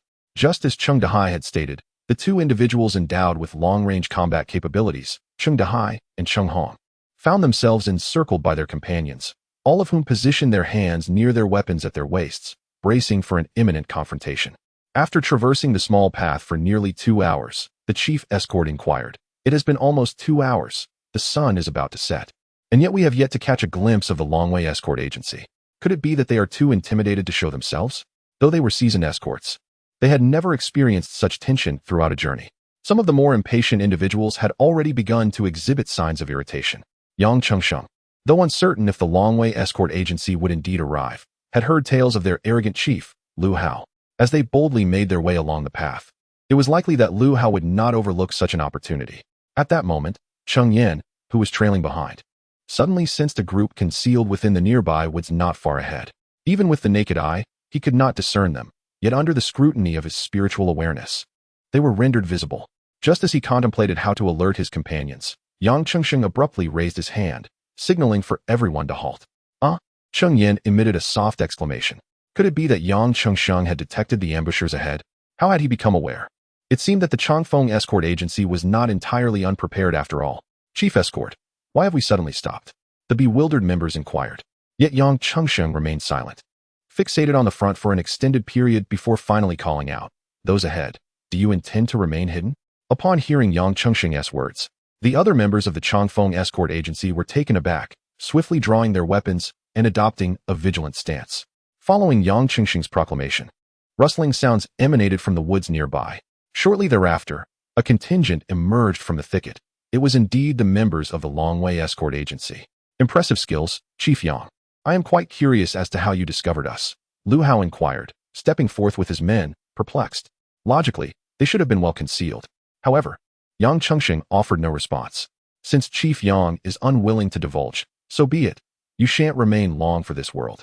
Once you are gone, I shall unearth the truth myself. Yet, I must commend your audacity, Chief Yang, to escort goods outside the city at such a time. Do you truly believe that without that band of inept individuals, you are no longer a match for the Changfeng escort agency? Lu Hao scoffed, regarding the agency as little more than insignificant insects in his eyes. After all, he had witnessed his grandfather's prowess firsthand. Manager Lu seems to be quite confident. How can you be certain that we did not intentionally lure you out? Yang Chengsheng was not angered by Lu Hao's words, but merely responded with a question. Ha ha. Manager Yang, do not jest with me. How can you be sure that I have not been patiently awaiting your exit from the city? Upon hearing Yang Chengsheng's remark, Lu Hao was initially taken aback, then burst into hearty laughter. He had originally believed that the Changfeng escort agency sought to take advantage of the city guard's campaign against bandits to transport a shipment and earn some money. After all, with that band of robbers lurking about, and coupled with Lu Hao's maternal instinct, the Changfeng escort agency hardly dared to accept any assignments. For doing so would undoubtedly lead them into an ambush by the Longwei escort agency. Chapter 28. Confronting the enemy, rescuing father unexpectedly. The target of the Changfeng escort agency turned out to be them. If the Changfeng escort agency had any inkling of the adversaries they were about to face, they might have refrained from uttering such bold words. Upon hearing Lu Hao's remarks, Yang Chengsheng's expression grew solemn. The only reason for Lu Hao to speak so confidently was that he had some form of assurance, believing he could easily subdue the Changfeng escort agency. However, regardless of the circumstances, they had reached a point of no return. Lu Hao, with a hint of amusement, proposed to Yang Chengsheng. How about this, Chief Escort Yang? Let us engage in a duel. If you emerge victorious, I shall spare the lives of 3 among you. What do you say? Humph. That is a proposition I should be making to you. With that, Yang Chengsheng drew his large blade and lunged forward to strike at Lu Hao. While some might consider Yang Chengsheng's approach as underhanded, to him, any means that could lead to the demise of his opponent was a justified tactic. Nevertheless, Lu Hao's reflexes were commendable. He raised his long knife to parry Yang Chengsheng's strike. Yet, experience prevailed, and Yang Chengsheng seized the opportunity to deliver a powerful kick to Lu Hao's abdomen. The force of the blow caused Lu Hao to stagger backwards several paces before he regained his balance. You possess quite the skill, Chief Escort Yang. Launching an attack without a word, Lu Hao remarked, his expression darkening as he felt the lingering pain in his belly from the unexpected assault. He had not anticipated such a sneak attack from Yang Chengsheng. This was not a sparring arena where one awaited a signal to commence. In combat, a moment's carelessness could cost one their life. Ignoring Lu Hao's veiled sarcasm, Yang Chengsheng pressed on. Realizing the gravity of the situation, Lu Hao ceased speaking, drew his long knife, discarded the sheath, and charged at Yang Chengsheng, initiating a fierce exchange. Lu Hao's martial prowess was indeed formidable.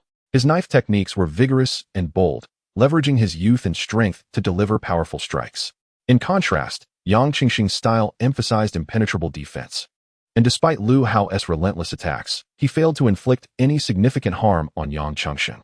In a matter of breaths, the two engaged in several rounds of combat. The members of the Changfeng escort agency found themselves in a difficult position. Apart from the initial strike by Yang Chengsheng, he had been largely subdued by Lu Hao, forced into a defensive posture with little opportunity to counterattack. Conversely, the morale of the Longwei escort agency was soaring. However, Cheng Yan, observing from the sidelines, shook his head, sensing that Yang Chengsheng was likely to emerge victorious. Though Yang Chengsheng appeared to be on the defensive, his guard was unyielding and adept. In contrast, Lu Hao, despite maintaining pressure on Yang Chengsheng, was exhausting himself with his aggressive and wide-ranging techniques. While others may not have noticed, Cheng Yan could distinctly perceive Lu Hao's breathing becoming increasingly labored. As anticipated, after the two engaged in combat for several dozen rounds, Lu Hao's strikes began to lose their vigor, his breathing growing increasingly labored.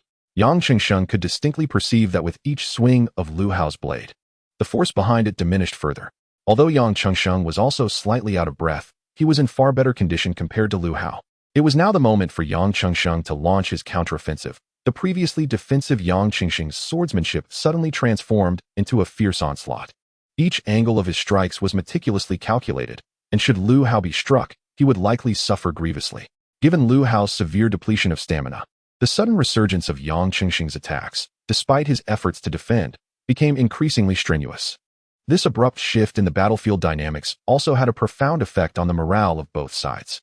The once arrogant demeanor of the Longwei escort agency was abruptly subdued. while the Changfeng escort agency found renewed vigor, with some members vocally cheering in encouragement. With Lu Hao's defenses growing feeble under the relentless assault of Yang Chengsheng, an opportunity presented itself when Yang Chengsheng capitalized on a flaw in Lu Hao's defense, driving him back with a decisive blow. Yang Chengsheng, seizing this favorable moment, lunged forward, gripping his blade firmly as he aimed to strike at Lu Hao.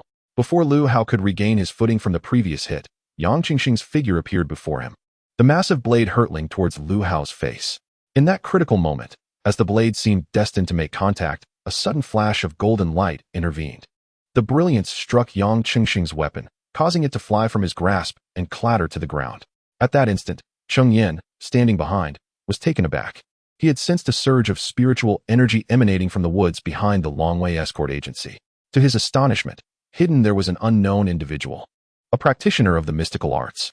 The unexpected turn of events left everyone present momentarily stunned, particularly Yang Chengsheng, who had been on the verge of delivering a fatal blow to Lu Hao. The golden light not only thwarted his intent to eliminate Lu Hao, but also sent his weapon spiraling away. Meanwhile, Lu Hao regained his balance and, seizing the opportunity presented by Yang Chengsheng's disarmed state, swung his blade forward. Cheng Yan, who had been vigilant in observing the unfolding scene, was poised to intercede with a water spike technique to save Yang Chengsheng, but was outpaced by another. An arrow flew through the air, striking Lu Hao's blade. Although the force was not as potent as the golden light that had previously disarmed Yang Chengsheng, it successfully spared him from harm. The archer was none other than Cheng Dahai. At this juncture, Yang Chengsheng finally regained his composure, hurriedly retrieving the fallen large blade and retreating to join his comrades from the Changfeng escort agency. Lu Hao, with a fierce glare, fixated on Cheng Dahai, knowing that had it not been for him, the strike aimed at Yang Chengsheng could have proven fatal. Suddenly, another flash of golden light darted swiftly from behind Lu Hao toward the Changfeng escort agency. The target of the golden light was none other than Cheng Dahai, who was ensnared in the midst of it all, thwarting Lu Hao's plans. The swiftness of the golden light was unparalleled, leaving the members of the Changfeng escort agency with no time to react, forced to watch helplessly as it hurtled toward Cheng Dahai. Just as the golden light was about to reach him, a blue water needle suddenly shot forth, its speed rivaling that of the golden light. Ultimately, the water needle and the golden light collided. The ensuing clash of the two mystical forces unleashed a wave of spiritual energy that sent the members of the Changfeng escort agency staggering. This water needle was, of course, the result of Cheng Yan's intervention. Ever since he learned of the cultivators behind the Longwei escort agency, Cheng Yan had remained highly focused. As soon as the golden light appeared, he unleashed a water needle technique, ultimately saving Cheng Dahai from peril. Chapter 29. The first encounter with a cultivator who dares to show themselves? A voice thundered from behind the Longwei escort agency, and immediately, a wave of spiritual consciousness unfurled. At that moment, not only the Changfeng escort agency, but even Lu Hao from the Longwei escort agency stood in stunned silence. He recognized that golden light as emanating from his grandfather, but what about that blue water spike? Could it be that there were cultivators within the Changfeng escort agency as well? Hidden in the shadows, Cheng Yan sensed a spiritual presence sweeping over him. Realizing that he had been exposed, concealing himself further would serve no purpose, so he stepped out from the woods. As he advanced a short distance, he suddenly became aware of the cultivator's existence across from him. It turned out that his cultivation level was insufficient. His spiritual consciousness was not powerful enough to cover a wider range. The cultivator on the opposite side, much like Cheng Yan, had lingered just outside the reach of his spiritual awareness. However, when Cheng Yan had been hidden away, the cultivator's consciousness had swept over him, indicating that the individual opposite possessed a cultivation level superior to his own. The moment Cheng Yan emerged, the members of the Changfeng escort agency were taken aback. They recognized him. The reclusive youth who seldom ventured beyond the confines of his home was, in fact, a cultivator? Only Cheng Dahai remained unfazed, fully aware that Cheng Yan had been following closely behind. Upon witnessing the water spike, Cheng Dahai understood that it was Cheng Yan's doing. Cheng Yan helped the stunned Cheng Dahai to his feet, inquiring, "Father, are you all right?" Cheng Dahai shook his head, signaling that he was unharmed. Meanwhile, Cheng Hong grimaced, rubbing his backside as he had landed squarely on the ground. Yang Chengsheng, rising to his feet, gazed at Cheng Yan with an air of admiration. "Well, young man, I initially thought it remarkable that your family produced 3 skilled archers, yet it appears you are the most concealed of them all. Thank you for your kind words. Head escort Yang," Cheng Yan replied, before turning his attention to the Longwei escort agency. "Esteemed friend, do you still intend to remain hidden?" "Humph. As soon as Cheng Yan finished speaking, a cold snort echoed, and a figure stepped forward. Upon emerging, Lu Hao hurried over, intending to assist the individual, only to be met with a dismissive wave. The person was graced with silver hair, yet their visage bore no signs of age. Young man, with merely a cultivation level of the third layer of qi refinement, I advise you to refrain from meddling in this matter and depart at once. I can grant you a path of escape. In truth, the moment Cheng Yan made his move, this individual had sensed his cultivation level, which was merely the third layer of qi refinement. However, he himself was only at the fourth layer. Moreover, during their recent confrontation, he could distinctly feel that Cheng Yan's strength was not significantly inferior to his own. Thus, he lacked the confidence to subdue him. My friend, you jest. It would be wiser for you to lead the members of the Longwei escort agency away, and let us part ways peacefully henceforth. Although Cheng Yan could not discern the opponent's cultivation level, from their recent magical duel, he sensed that the adversary's prowess should not surpass his own by much, at most. He appeared to be at the fourth level of qi refinement. If that were the case, Cheng Yan felt little trepidation towards the foe. Young man, I advise you to be sensible and refrain from provoking trouble, the man said, his expression darkening. He had anticipated resolving the matter with a mere wave of his hand, only to discover that his opponent also possessed a cultivator. Fortunately, this cultivator lacked significant strength. Grandfather, there is no need for further discussion. We should simply eliminate them. Lu Hao exclaimed fiercely from behind the cultivator.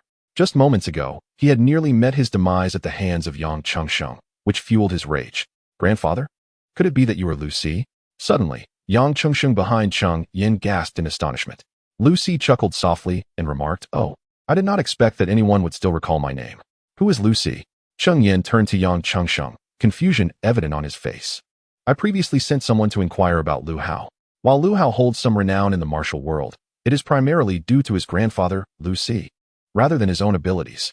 Over 30 years ago, Lu Si was a formidable figure in the underworld, known as the Blade Demon. He was not only celebrated for his unparalleled swordsmanship, but also notorious for his eccentric nature, as he would indiscriminately take lives, thus earning the moniker of Demon. However, over a decade ago, rumors spread of Lu Si's demise, though the circumstances of his death remained shrouded in mystery. Some speculated that he perished alongside several righteous masters in a mutual destruction. At that time, notable martial artists vanished alongside him, and many praised them for ridding the world of evil. This was the information Yang Chengsheng had gathered. A figure long presumed dead, who had not graced the world for nearly 20 years, had suddenly re-emerged before him, and had become a cultivator, leaving him utterly astonished. Ha ha ha, how laughable. Merely a few self-proclaimed righteous hypocrites, coveting the treasured blade in my possession. Yet, their inadequacy not only prevented them from seizing my blade, but also inadvertently gifted me with a method of cultivation. For the past decade, Lu Si had been engrossed in the study of this cultivation technique. However, by the time he acquired the skill, he was already advanced in age and possessed poor talent, thus spending over a decade to reach only the fourth level of qi refinement. Contemplating Cheng Yan, who had cultivated for just over a year or two to achieve the third level of qi refinement, he recognized that with the aid of resources left by Wu Sha, as well as Cheng Yan's dual spirit root talent, his progress was impressive. Cheng Yan's dual spirit root allowed for a commendable cultivation pace. One could only imagine how terrifying the talents of those with single spirit roots or anomalous spirit roots must be. Since you have already become a cultivator, why persist in meddling in these mundane affairs? Generally speaking, cultivators are typically devoted to their training, striving to enhance their abilities in pursuit of longevity, and tend to refrain from interfering in mundane affairs. Humph, as fellow practitioners of the path of cultivation, we inherently understand the arduous journey it entails. I, having surpassed the age of 60, find it unlikely that I will ever establish a solid foundation, let alone progress to the later stages of qi refinement. Why endure further hardships within the realm of cultivation? It would be far more prudent to embrace a tranquil life in the mortal world, enjoying the comforts of retirement. When Lu Si acquired the techniques of cultivation, he was already in his 40s. Now, having crossed the threshold of 60, his gradual pace of advancement has made it clear that immortality is beyond his reach. Given this reality, it is preferable to dwell in the mortal realm, where, as a cultivator, he can indulge in his desires with relative freedom. Chapter 30. First Order Intermediate Spirit Talisman. Fireball Talisman. Having conversed at length, have you come to a decision? You possess merely the cultivation of the third level of qi refinement. It would be effortless for me to extinguish your life.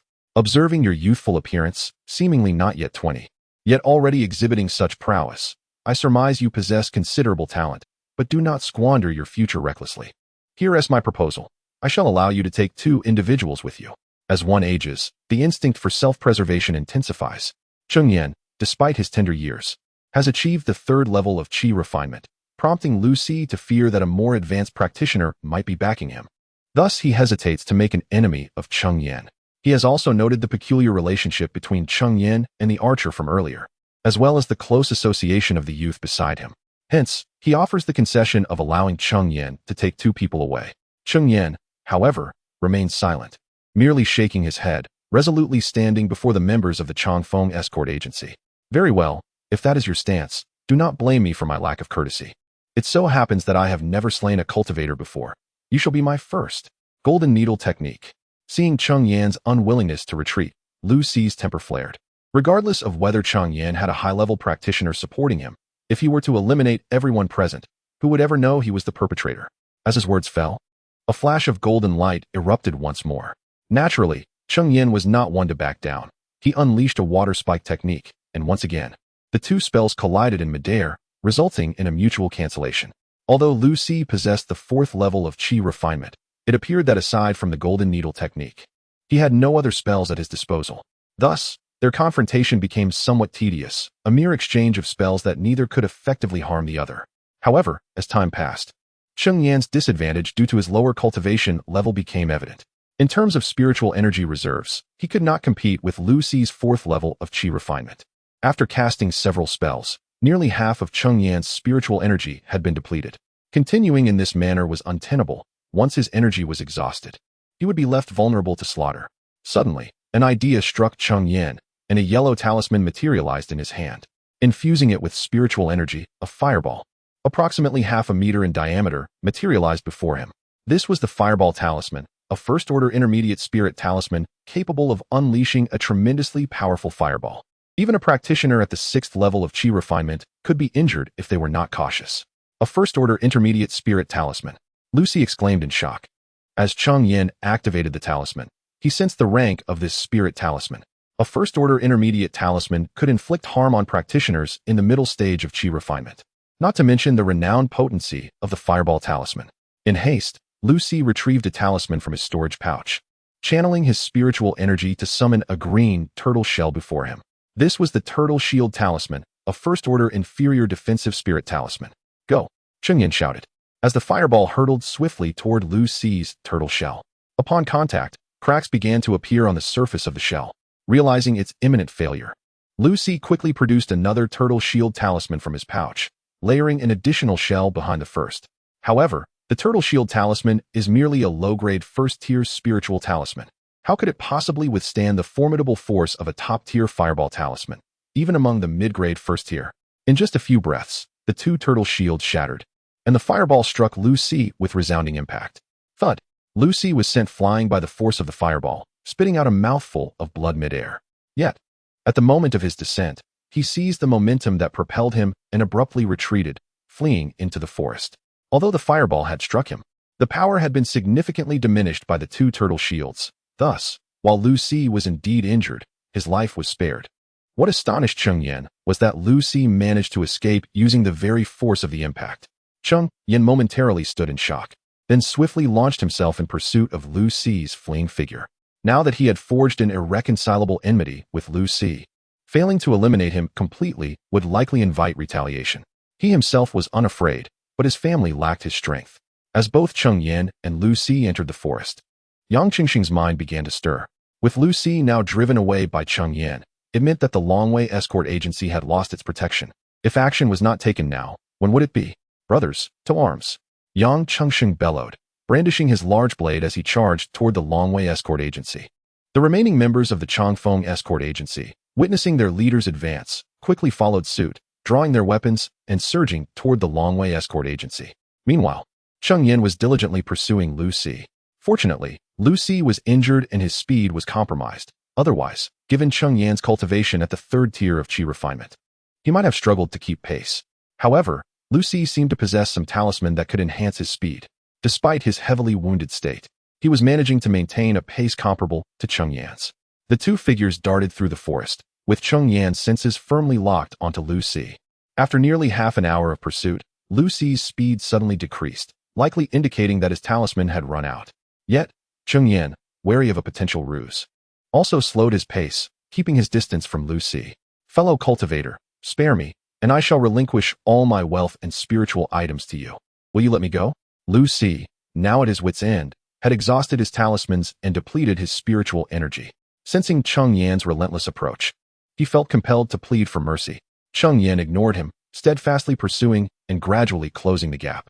As the distance diminished, Lu Ci entered the range of Cheng Yan's water spike technique. A water spike was unleashed, though Lu Ci tried to evade. A deep gash, exposing bone, marred his arm. Cheng Yan contemplated casting another water spike, but, sensing his dwindling spiritual energy, decided it prudent to conserve some for potential desperate counterattacks from Lu Ci. Thus, he continued to trail Lu Ci closely, intent on wearing him down. Suddenly, Lu Ci, who was in front, came to an abrupt halt and spun around, clutching a pitch-black orb in his hand. "If you wish for my demise, then let us depart together into death," he exclaimed, his expression frenzied as he infused the last remnants of his spiritual energy into the orb. The activated sphere extended a sharp spike that pierced through Lu Ci's palm. Instantly, his complexion drained of color, and his body began to wither at an alarming rate, as though all the blood within him had been siphoned away. Witnessing Lu Ci's deranged visage and the ominous orb in his grasp, Cheng Yan felt an unsettling foreboding. However, there was no time to retreat. The orb in Lu Ci's hand detonated with a cataclysmic force, obliterating everything within a radius of 10 zhang.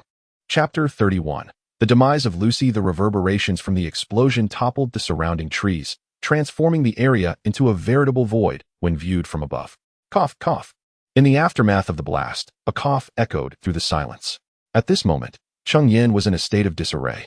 His garments lay in tatters from the shockwave, and in his hand, he clutched a used talisman, a trickle of blood staining his lips. Fortunately, Cheng Yan had reacted swiftly, retrieving a mid-tier gold shield talisman from his storage pouch just in time. The defensive prowess of this talisman surpassed that of Lu Ci's turtle shield talisman by a considerable margin. Additionally, since Cheng Yan stood at a safe distance from the epicenter of the explosion, he managed to survive the cataclysm. Thankfully, he had refrained from employing the water spike technique earlier, conserving some spiritual energy. Otherwise, even with the talisman, he would have lacked the requisite power to activate it. Cheng Yan extracted a complete outfit from his storage pouch, donned it, wiped away the blood from his mouth, and made his way toward the heart of the explosion. The site where Lu Ci had previously stood was now marked by a vast crater, a clear remnant of the explosion. Yet within this chasm, there was no trace of Lu Ci.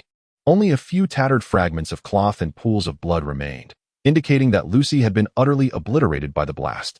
Remarkably, Lu Ci's storage pouch lay intact in the pit, its material unknown, having withstood such a violent explosion. Cheng Yan leaped down into the crater and retrieved the storage pouch, probing its contents with his consciousness. Hiss gold. Upon his initial exploration, he discovered an array of gleaming gold ingots. Indeed, a small fortune, perhaps nearing 100 taels. It was the first time Cheng Yan had ever laid eyes on gold. After examining the precious metal, he ultimately returned it to the pouch. For him, gold held little utility, as transactions among cultivators typically utilized spirit stones. This 100 taels of gold would scarcely exchange for even a single spirit stone in the cultivation community. Truly impoverished, Cheng Yan rummaged further through Lu Ci's storage pouch and confirmed the latter's dire financial state. He found merely a handful of spirit stones, the last remaining turtle shield talisman, a jade slip, and a map. The jade slip contained Lu Ci's cultivation method, a gold element technique, albeit incomplete, only allowing cultivation up to the latter stages of qi refinement, a far cry from Cheng Yan's current practice of xianshuiju. The map, however, indicated the location of a market frequented by cultivators. Upon discovering this map, Cheng Yan felt a surge of excitement. The spiritual energy in Baiyun County was exceedingly sparse. Now that he had reached the third level of qi refinement, the daily cost of cultivation via spirit stones was exorbitant, prompting him to contemplate venturing into the cultivation world. Yet, he had long been at a loss for direction. Thus, stumbling upon an address to a market in Lu Ci's storage pouch was indeed a serendipitous delight. After tidying up Lu Ci's belongings, Cheng Yan began his journey back. Having pursued Lu Ci for quite some time, he remained oblivious to the situation at Changfeng Escort Agency. Meanwhile, the Changfeng Escort Agency was engaged in clearing the battlefield. The Longwei Escort Agency did not manage to withstand the assault for long. They were demoralized by Cheng Yan's formidable cultivation abilities. Additionally, Lu Hao had already fought against Yang Chengsheng and was left with little fighting spirit. As soon as the battle commenced, Lu Hao contemplated fleeing amidst the chaos. He bore a striking resemblance to Lu Si, as both shared the inclination to abandon their comrades when faced with defeat. However, Lu Hao barely made it a short distance before Cheng Hong spotted him and swiftly ended his life with an arrow. Upon witnessing their leader's demise, the remaining members of Longwei Escort Agency lost their will to resist and scattered in all directions. Changfeng Escort Agency did not pursue them fervently. With Lu Hao and Lu Si deceased, the rest posed no significant threat. Yang Chengsheng pondered deeply, anxious about Cheng Yan's progress, whether he had successfully apprehended Lu Si. If Lu Si managed to escape, the days ahead would likely be fraught with challenges. Once the battlefield was thoroughly cleared, Changfeng Escort Agency chose to remain in place, awaiting Cheng Yan's return. After nearly half an hour, they finally spotted Cheng Yan emerging slowly from the woods. "Yan, are you unharmed?" Cheng Dazai inquired urgently upon seeing Cheng Yan return. He had witnessed Lu Si's strength firsthand. Although ultimately driven away by Cheng Yan, Lu Si had initially matched him blow for blow. Naturally, this left Cheng Dazai apprehensive about any potential injuries Cheng Yan might have sustained during the pursuit. "Do not worry, father. I am fine," Cheng Yan replied with a gentle smile, reassuring his father of his safety. "Cheng Xianzhong, do you have any news of Lu Si?" Yang Chengsheng asked, his tone tinged with urgency. Having recognized Cheng Yan as a cultivator, especially after witnessing his prowess, Yang Chengsheng had altered his address to reflect newfound respect. "Yang Zongbiao, please continue to call me Cheng Yan. Referring to me as Xianzhong feels rather peculiar. Rest assured, Lu Si is dead," Cheng Yan responded, a wry smile gracing his lips. It was quite odd for someone of Yang Chengsheng's age, comparable to Cheng Dazai, to address him as Xianzhong. "Excellent, excellent."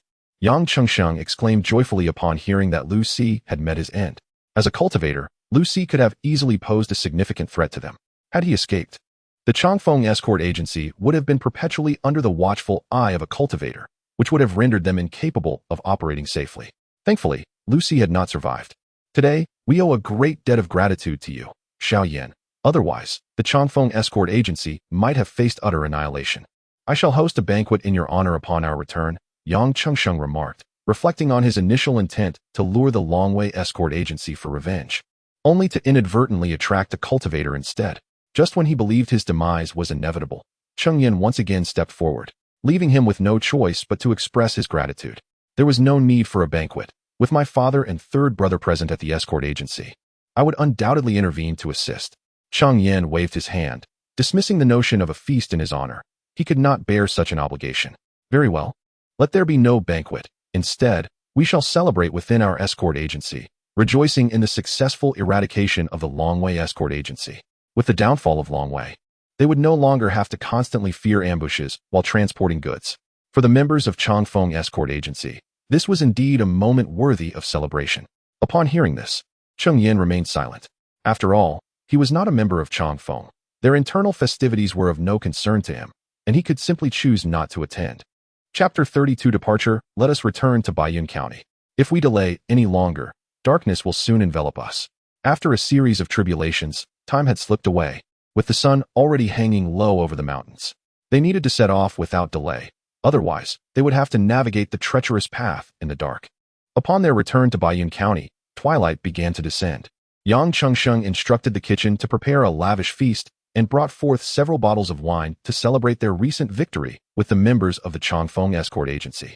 Cheng Dahai and Cheng Hong joined, along with Cheng Peng, who, thanks to the elixir given by Cheng Yan, was on the mend, albeit not completely healed. Nonetheless, the effects of the medicine were sufficient for him to recover swiftly, and within 2 to 3 days, he would be fully restored. Yang Chengsheng had initially intended to invite Cheng Yan, the true architect of their success. However, Cheng Yan, disinclined to partake in such festivities, politely declined and retreated to his room. This recent confrontation had illuminated numerous inadequacies within him.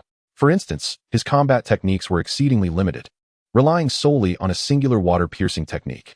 Yet, he was bound by the constraints of his current cultivation, which permitted the mastery of only one spell.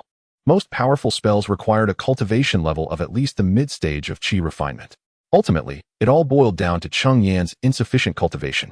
Had he possessed the same prowess as Lu Si, he would not have needed to resort to a fireball talisman to subdue him. The mere thought of the fireball talisman caused him considerable distress. Although there were several spiritual talismans within the storage pouch left by Wu Yu, they were predominantly of the first-grade upper tier, with few of the mid-tier variety. Were it not for the Fireball Talisman's formidable strength among mid-tier first-grade talismans, it was doubtful that Wan Feng's pouch would even contain one. After all, Wu Yu, a practitioner at the 9th layer of Qi refinement, had no use for such low-tier talismans. Yet, high-tier talismans were beyond Cheng Yan's capabilities. Thus, Wu Yu's pouch contained merely 3 Fireball Talismans. Consequently, utilizing one against Lu Si, who was merely at the 4th layer of Qi refinement, was indeed a source of anguish for him.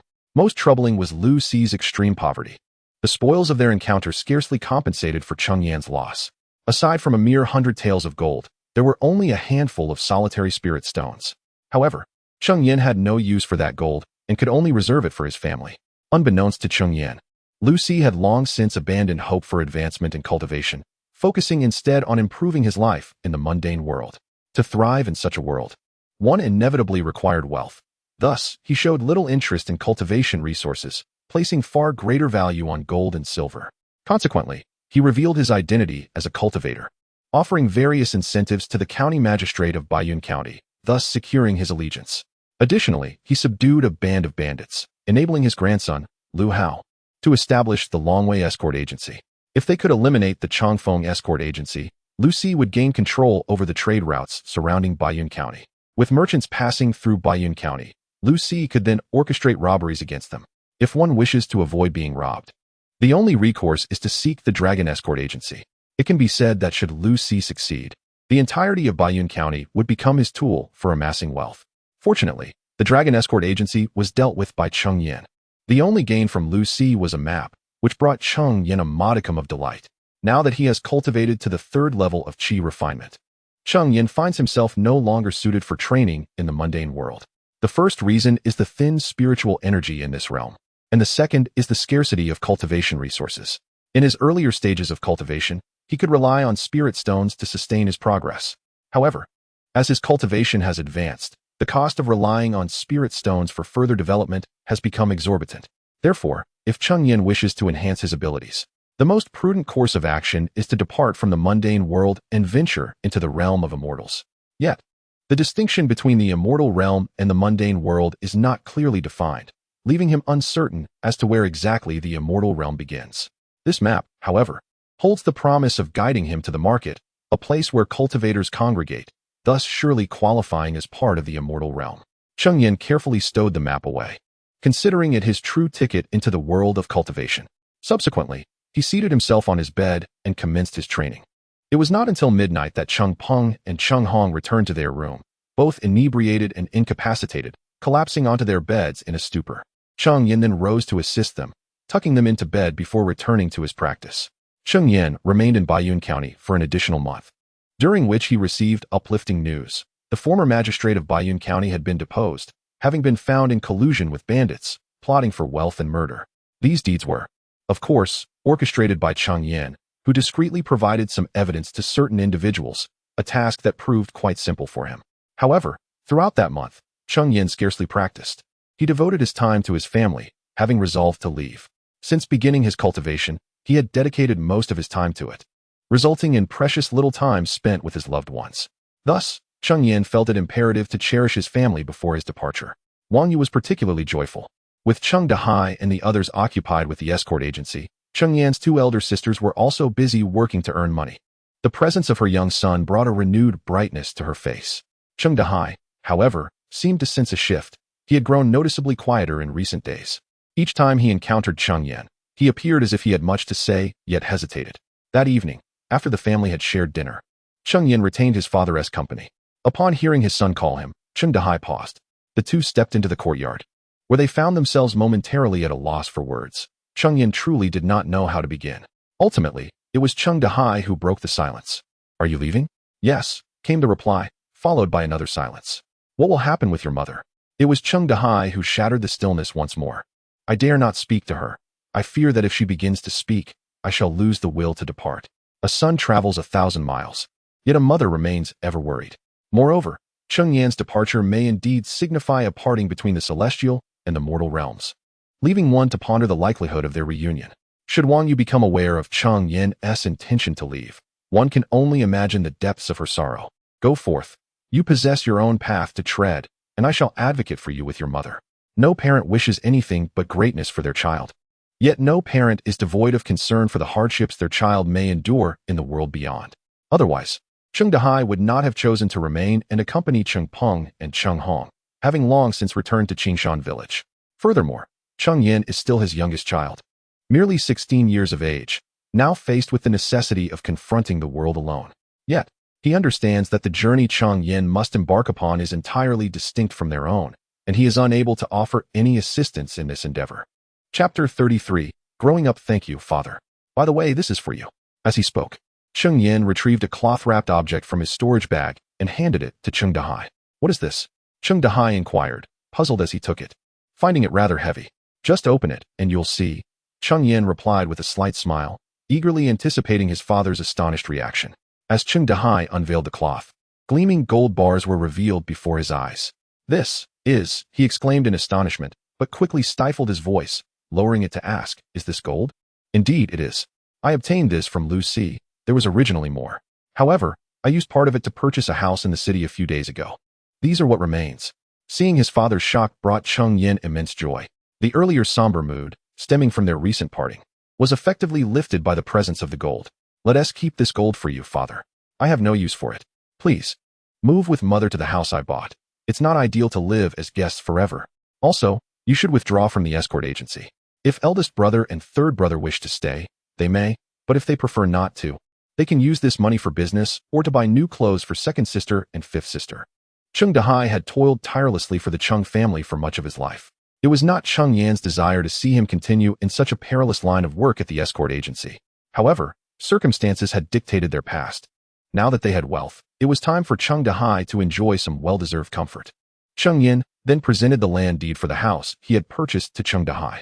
Growing up, indeed, Cheng Dahai remarked, gazing at the weighty gold bars and the stamped land deed in his hands. He couldn't help but reflect that without Cheng Yan, he might never have had the chance to experience such things in his lifetime. For Cheng Yan, receiving praise from his father was always a source of happiness. When do you plan to leave? Tonight.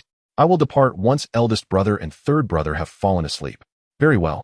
A silence enveloped them once more. After a considerable pause, it was Cheng Dahai who finally broke the stillness. I'll return to my room now. You should rest early. No. I will head back to my room. Cheng Dahai instinctively wanted to suggest that Cheng Yan also retire for the night. But upon realizing his son would be leaving that very night, the words caught in his throat.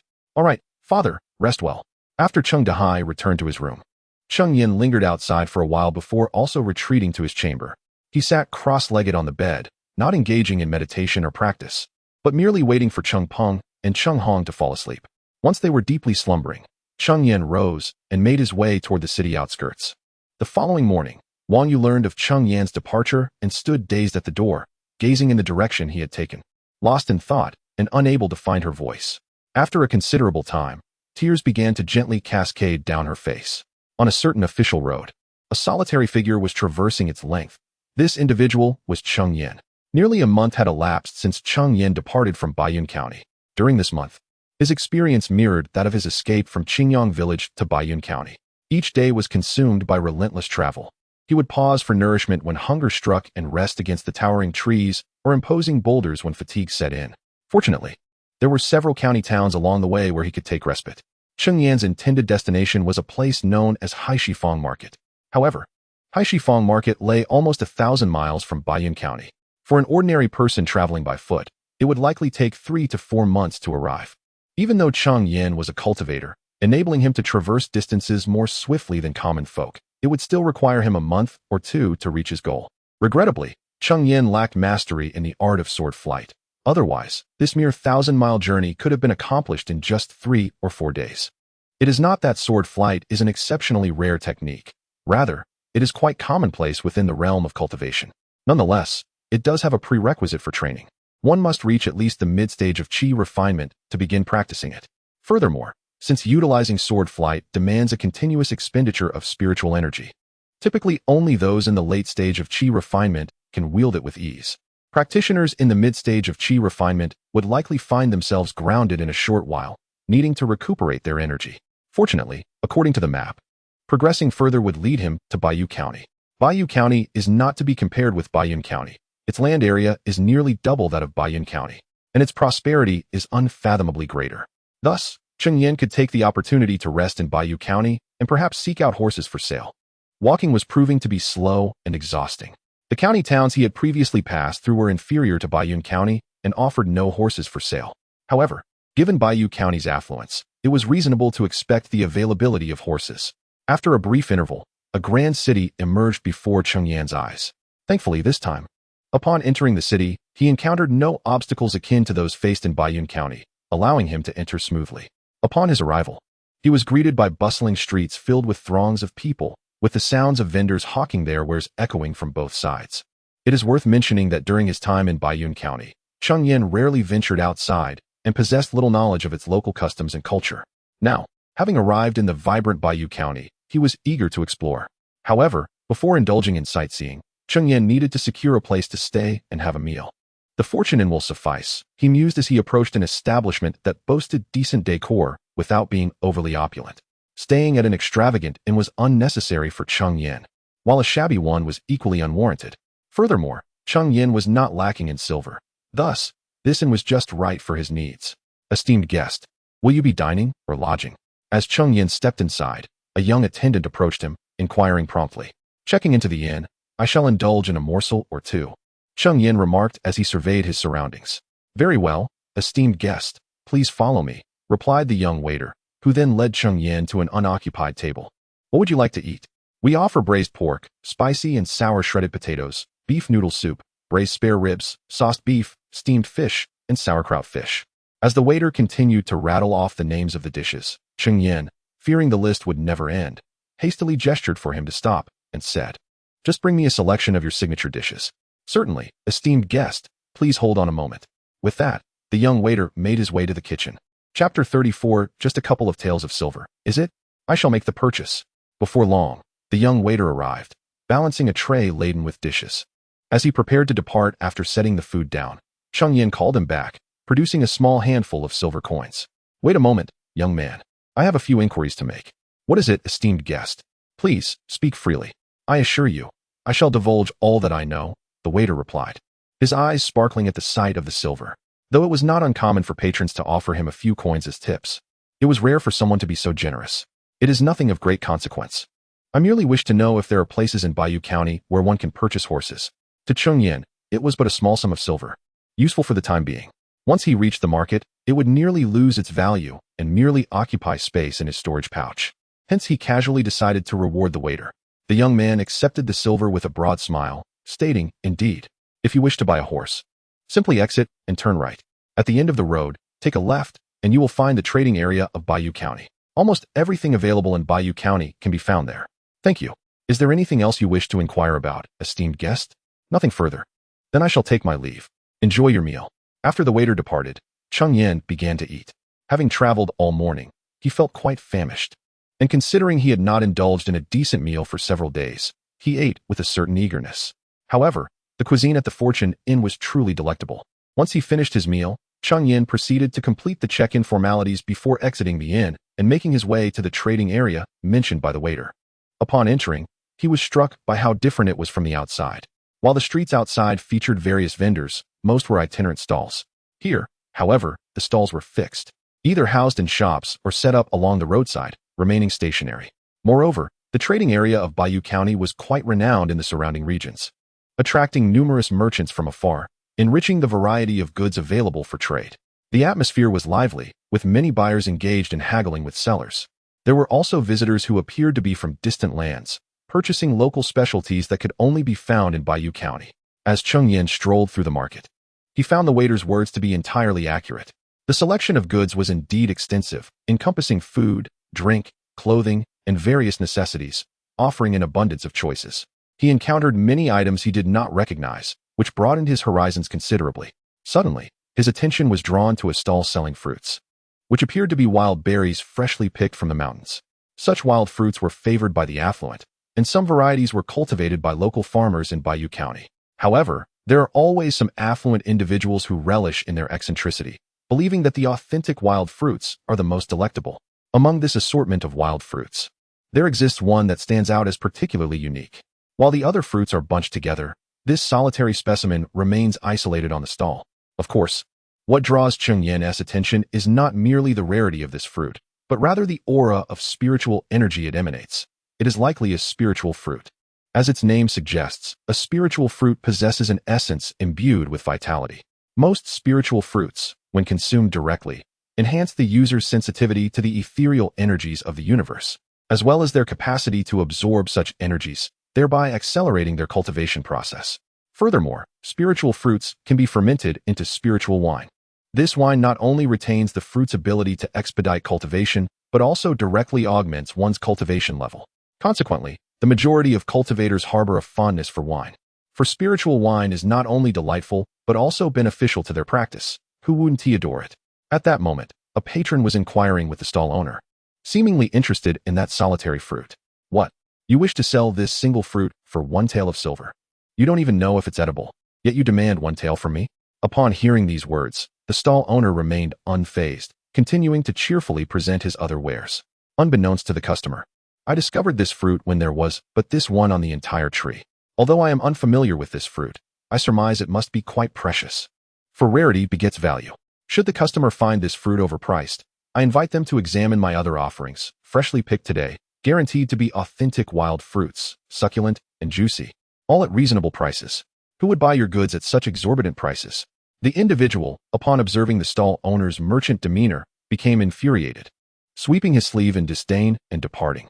Yet, the stall owner's smile did not wane in the least. He turned to beckon others to purchase his fruits. Witnessing the exorbitant price of one fruit, the onlookers hesitated and quickly retreated. At this juncture, Cheng Yan approached. Might this esteemed guest be interested in purchasing some fruits? All my fruits are freshly picked wild varieties from today, guaranteed to be succulent and juicy. If they do not satisfy, there is no charge. Would you care to buy some? The stall owner greeted Cheng Yan with enthusiasm. Good sir, I find myself particularly intrigued by this unknown fruit, Cheng Yan remarked, gesturing toward the singular fruit. A discerning eye indeed. This fruit grows on a tree perched perilously on the cliff's edge. And this is the only fruit it bears. I believe it to be a rare medicinal treasure, which is why I exerted great effort to procure it. I nearly tumbled down the cliff in the process. As the stall owner rambled on about the arduous journey he undertook to harvest this spiritual fruit, Cheng Yan interjected, producing 1 tael of silver and stating, 1 tael? Is it? I shall take it. Very well, the fruits are now the guest's, and the guest wishes to purchase some additional fruits, ensuring they are delectable. Upon witnessing Cheng Yan genuinely produce a couple of silver coins, the vendor's face instantly brightened with joy. After accepting the coins and handing over the fruits to Cheng Yan, the vendor continued to enthusiastically present his other offerings. No need. Cheng Yan gently shook his head, declining the vendor's sales pitch. After accepting the spiritual fruits, he turned and departed. However, unbeknownst to Cheng Yan, the vendor's gaze subtly followed him as he walked away. It was only after Cheng Yan had completely vanished into the crowd that the vendor resumed calling out to attract customers. Chapter 35. A fortuitous find. Cheng Yan glanced at the spiritual fruit in his hand, reflecting that he had indeed stumbled upon a stroke of luck this time. However, he was not entirely surprised to discover such a treasure here. Ever since his arrival in the city, he had sensed that the spiritual energy in Bayou County was significantly denser than in other places, several times more potent than in Bayou County. Had he come to Bayou County to cultivate from the very beginning, he could have reached the 3rd level of chi refinement without expending a single spiritual stone. Given such an abundance of spiritual energy, it was not entirely uncommon for spiritual herbs and fruits to appear, though they remained quite rare. Overall, Cheng Yan considered himself fortunate, as even his rather dismal mood from days of relentless travel had brightened. He wandered the streets for a while longer, hoping to uncover additional treasures, but ultimately found nothing more. He shook his head in resignation, realizing that he had been overly greedy. Finding a single spiritual fruit was already a remarkable stroke of fortune. Yet he found himself unsatisfied. Deciding to cease his aimless wandering, he made his way directly to the horse market. After spending some silver, he acquired a horse that appeared quite commendable and then returned to the Fula Inn. However, since riding was prohibited within the city, he had no choice but to lead the horse back on foot. Upon returning to the inn, he entrusted his newly bought horse to the attendant before retreating to his room. A somewhat better and typically featured stables to accommodate guests' horses, of course. This service was not complimentary, but Cheng Yan was unconcerned about such trivial expenses. Once in his room, he commenced his cultivation practice. During his recent travels, He had scarcely had the opportunity to cultivate properly, so with no pressing matters at hand, he deemed it a perfect time to focus on his training. He also consumed the spiritual fruit, which he sensed had indeed accelerated his cultivation speed, albeit to a limited extent. After an entire night of cultivation, Cheng Yan had not even taken the time to eat dinner. Nevertheless, as a cultivator, he was accustomed to enduring hunger, though he had not yet achieved complete fasting. Several days without food would not significantly affect him, especially considering he had missed just one meal. The following morning, he opted to have breakfast at the inn before setting out, not out of hunger, but rather to indulge his culinary desires. Knowing that he might not have the chance to enjoy a proper meal for several days, he relished the opportunity to feast before his departure. After all, amidst all the vastness of the world, a good meal held paramount importance. Having finished his breakfast, Cheng Yan went to the stables to retrieve his horse and departed the city. Unbeknownst to him, as he exited the inn and headed towards the city gates, the vendor across the street selling candied hawthorn had vanished. Once outside the city, Cheng Yan mounted his horse and galloped away. He could not deny that riding was exponentially faster than traversing on foot. Fortunately, during his time at the Changfeng escort agency, he had whimsically taken the time to learn how to ride. Otherwise, it seems that Cheng Yan possesses a magnificent steed, yet lacks the skill to ride. As he gallops along the road, an unexpected fissure appears ahead, and several vines inexplicably emerge from the ground. These vines grow at an astonishing rate, swiftly ensnaring the horse beneath him. However, their growth does not cease. Instead, they advance menacingly towards Cheng Yan. Fortunately, he reacts swiftly, dismounting before the vines can entrap him, and retreats hastily. For reasons unknown, the vines appear to have singled out Cheng Yan, relentlessly extending and striving to ensnare him. The speed of their growth surpasses his ability to retreat. Just as the vines are about to ensnare him, Cheng Yan is compelled to unleash a water spike technique. Severing the vines, the severed portion falls to the ground, ceasing to grow, and quickly withers, transforming from vibrant green to a desolate yellow. Yet, the remaining vines continue to grow, quickly closing the distance between them and Cheng Yan. As he prepares to cast another water spike, the vines abruptly halt their growth. Observing the suddenly stationary vines, Cheng Yan does not cease his retreat, continuing several steps backward until he perceives that the vines have reached their limit and can grow no further. Furrowing his brow tightly, he scans his surroundings intently, his consciousness surging forth in a frantic attempt to unearth the assailant lurking in the shadows. However, his efforts yield naught. He wonders which fellow cultivator has laid this ambush, for he should have no grievances with them. In that fleeting moment of the ambush, Cheng Yan is acutely aware that his attacker must be a cultivator, as no mere mortal possesses the capability to command such rapid vine growth or target him with precision. Yet, his words receive no reply. The previously vibrant vine steadily loses its vitality, fading into a dry, lifeless state. Nevertheless, Cheng Yan remains vigilant. Had he not reacted with such alacrity, he too would have been ensnared like the horse, which now lies contorted and unrecognizable. He shudders to think of what fate would befall him were he caught. It is indeed a pity for the horse he had only just acquired. Realizing he receives no response, Cheng Yan refrains from making any rash moves. The enemy lurks in the shadows, while he stands in the light. A single misstep could cost him his life. He remains motionless, biding his time, awaiting the enemy's next incantation. As soon as they cast a spell, Cheng Yan would be able to discern their position through the fluctuations of their spiritual energy. It seems the assailant has seen through his intentions, refraining from making a move. Thus, the two adversaries, one in the light and the other in the dark, remain locked in a stalemate. Yet, Cheng Yan possesses patience, and as the one in the light, he dares not act recklessly. Suddenly, he perceives a faint ripple of spiritual energy ahead. Though subtle, it is sufficient for him to ascertain the general location of his opponent. The two individuals remained locked in a tense stalemate for nearly a quarter of an hour, when the figure concealed in the shadows could no longer restrain themselves and made a move. Before Cheng Yan could advance to reveal the person lurking in the darkness, the ground before him suddenly erupted. It was reminiscent of the moment when the tendrils had sprouted unexpectedly. However, this time, it was not tendrils that emerged, but a colossal flower. Its stem was as thick as a human arm and was adorned with numerous sharp thorns. As the flower grew wildly, Cheng Yan swiftly unleashed a water spike technique, aiming to interrupt its relentless expansion. Chapter 36. Ambush. It was unforeseen that the flower had grown at an astonishing pace. By the time the water spike technique struck, it had fully blossomed. Ultimately, it merely knocked a few thorns off its stem. However, after the flower blossomed, it suddenly fell silent. Just as Cheng Yan was filled with curiosity, the thorns on its stem unexpectedly dislodged, and swiftly shot towards him. Cheng Yan hastily dodged, and although the speed of the thorns was considerable, it remained within his capability to evade, making the task not overly challenging. The thorn, having missed its target, pierced a tree behind Cheng Yan, creating a hole in the trunk that attested to its formidable power. Immediately thereafter, the tree began to wither at an alarming rate. In a short span, its leaves turned a desolate yellow and fell to the ground, ultimately rendering the trunk itself dry and lifeless. The thorn was poisonous. Upon witnessing this scene, Cheng Yan quickly deduced that the thorn emitted by the flower was undoubtedly laced with deadly venom. Otherwise, how could a once thriving tree succumb so abruptly? He knew he had to exercise even greater caution. Should he be struck by one of those thorns, he feared that he would meet the same grim fate as the tree. Just as Cheng Yan pondered this, more thorns were launched towards him.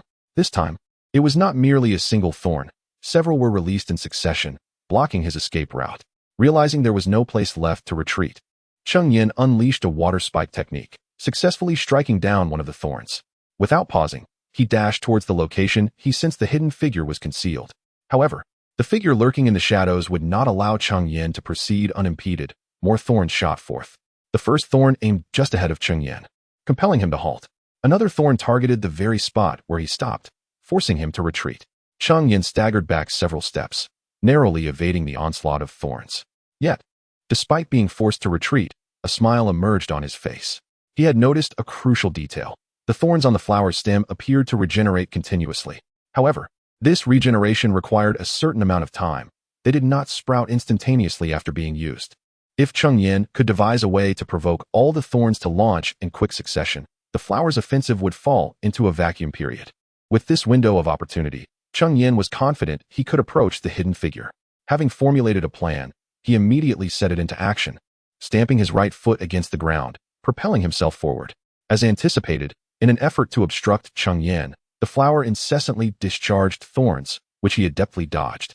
However, after evading all the thorns, Cheng Yan did not cease his advance. Instead, he quickly steadied himself and continued sprinting towards the concealed figure's location. The flower, compelled to retaliate, was forced to keep unleashing its thorns to hinder Cheng Yan's progress. After 3 repetitions, the thorns on the flower stem were completely exhausted, yet new ones had yet to sprout. Cheng Yan silently acknowledged the opportunity. He dashed towards the hiding place of the individual with utmost speed. With the thorns no longer obstructing his path, his progress became remarkably smooth. At that moment, Cheng Yan finally sensed the presence of his opponent within his awareness. The person was concealed atop a tree, camouflaged by the leaves. As Cheng Yan approached, he quickly reached the base of the tree within mere breaths. However, upon his arrival, he noticed that the other displayed no signs of tension. In fact, a triumphant smile graced his face. Cheng Yan's heart sank. The opponent's method of combat was so insidious that it was implausible for him not to have set up some traps in his hiding spot. Indeed, 3 vines suddenly sprouted around Cheng Yan, ensnaring him. At this moment, he found himself with no escape, and as the vines began to ensnare him, the opponent bore a smile of victory. In response, Cheng Yan retrieved a spirit talisman from his storage bag, specifically, the Fireball Talisman. Infusing spiritual power into the talisman, he successfully activated it, summoning a colossal fireball from thin air. "Go!" Cheng Yan shouted, and the fireball hurtled forth.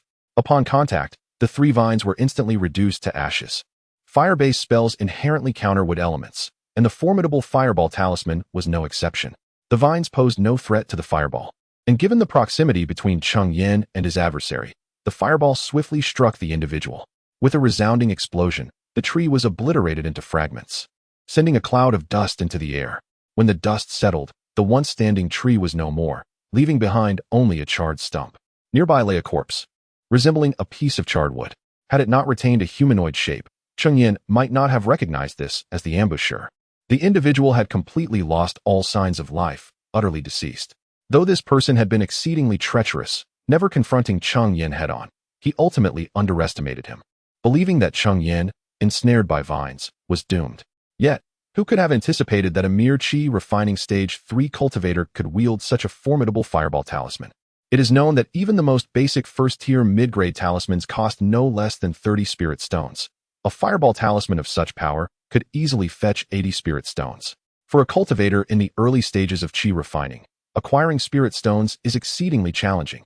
Any meager amount would typically be prioritized for purchasing elixirs to enhance cultivation, as cultivation remains paramount.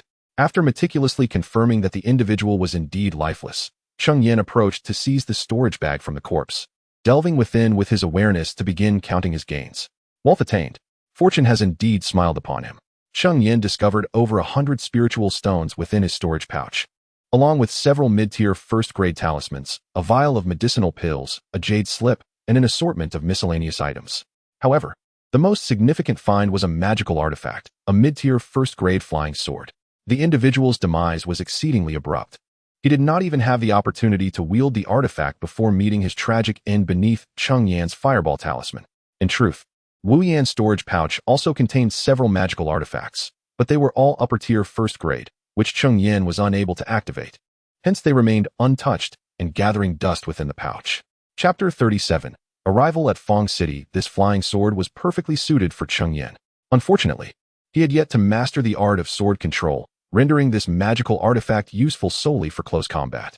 Nevertheless, it was a comfort to possess his very own magical implement. Suddenly, Cheng Yan stumbled upon several fruits in his storage bag, which struck him as vaguely familiar. Upon closer inspection, he realized that these were indeed the spiritual fruits he had purchased in Bayou County. They looked strikingly identical. In an instant, Cheng Yan grasped the gravity of the situation. He had fallen into a trap. He was puzzled as to how he had been ambushed so unexpectedly. Initially, he believed that the assailant was lurking there to intercept passing cultivators. In retrospect, it became clear that this individual had been specifically waiting to ensnare him. Cheng Yan's deduction was not unfounded. Bayou County was rich in spiritual energy, making it an ideal training ground for early-stage cultivators. Occasionally, spiritual items would surface, attracting early-stage practitioners looking to seize opportunities. The person Cheng Yan had slain had harbored ulterior motives. He had attempted to sell the spiritual fruits, which ordinary folk could not discern as extraordinary, and the exorbitant price ensured that no one would purchase them. However, there existed one exception: cultivators, who would likely be willing to spend their resources on such fruits. Once a buyer departed the city, the assailant would pounce, robbing them of their hard-earned riches. Although most early-stage cultivators were rather impoverished, the accumulation of their modest resources could amount to a significant bounty. Furthermore, the assailant's cowardice was evident, as he had not dared to reveal himself throughout the confrontation with Cheng Yan. He only targeted those who were beneath his cultivation level for robbery. In fact, he had successfully executed this scheme several times, amassing a collection of low-grade spiritual talismans and potions intended to enhance the cultivation of early-stage practitioners. He had planned to execute one final heist before returning to Fong City to sell his spoils, but fate had intervened with Cheng Yan's unexpected emergence. Now, all of these treasures belonged to Cheng Yan. This battle had once again illuminated the inadequacy of his combat experience. Despite Cheng Yan's extreme caution, he had still fallen prey to the assailant's scheme. However, it was understandable, as he had only participated in 2 skirmishes since beginning his cultivation journey. Achieving this level of awareness was already commendable. After tallying his gains, Cheng Yan set forth once more on the path to Blackstone Fong City. Regrettably, the horse he had purchased had met its demise, leaving him to rely solely on foot. Fortunately, he discovered several low-grade speed talismans within his storage bag, which, when activated, could significantly enhance his pace without consuming much spiritual energy, ideal for his journey. As more than half a month passed, Cheng Yan found himself in a desolate region, devoid of any roads. He was compelled to traverse dense woods and scale mountains. Had it not been for his spiritual awareness assisting him, he would have surely lost his way within this wilderness. Upon reaching this juncture, Cheng Yan could finally perceive the exceptional density of spiritual energy within the realm of cultivation. He had yet to arrive at the market, yet the surrounding celestial aura was markedly more potent than that of Bayou County, and even surpassed that of Bayou County by several degrees. Cheng Yan sensed that if he were to cultivate in this environment, progressing to the later stages of qi refinement would pose no challenge whatsoever.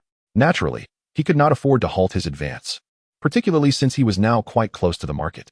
More importantly, according to Wu Tang's Jade Slip, he was aware that markets were typically situated atop spiritual veins, and at the very least, they were positioned over first-grade superior spiritual veins. It is worth noting that even the most inferior first-grade inferior spiritual veins possess the capacity to sustain a fully realized qi refinement practitioner. If Cheng Yan could cultivate on a first-grade superior spiritual vein, the speed of his progress would be unfathomable. With this thought in mind, Cheng Yan quickened his pace, even resorting to his last swift foot talisman, which further enhanced his speed. At long last, after traversing for over 2 hours, the visage of the market emerged before Cheng Yan. It bore some resemblance to the cities of the mundane world, enclosed by a wall. However, the market's wall was rather low, unlike the towering fortifications of ordinary cities, which often soared several meters high. The wall here was perhaps only 3 to 4 meters tall. This wall was not erected to fend off enemies, for cultivators possessed numerous methods of flight. Indeed, even walls several dozen meters high would pose no obstacle to them. The primary purpose of the wall was to delineate the boundaries of the market, as the coverage of a spiritual vein is inherently limited. As Cheng Yan approached the market gate, he was halted by 2 guards.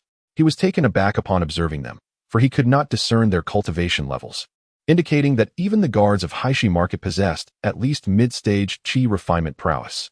Esteemed friend, this is your first visit to Haishi Market, is it not? One of the guards inquired after stopping Cheng Yan. Cheng Yan was momentarily startled. Was his unfamiliarity that conspicuous? You see, in order to enter Haishi Market, an entrance fee is required. Noticing Cheng Yan's dazed expression, the guard seemed to have guessed his thoughts and proceeded to explain. Cheng Yan suddenly comprehended. He had been walking directly towards the market without any indication of intending to pay the entrance fee, making it evident that he was indeed a newcomer. I am indeed visiting for the first time and was unaware of the entrance fee. However, may I inquire how this fee is to be paid? Cheng Yan politely inquired, clasping his hands. You need only provide me with 3 spirit stones, the guard replied courteously.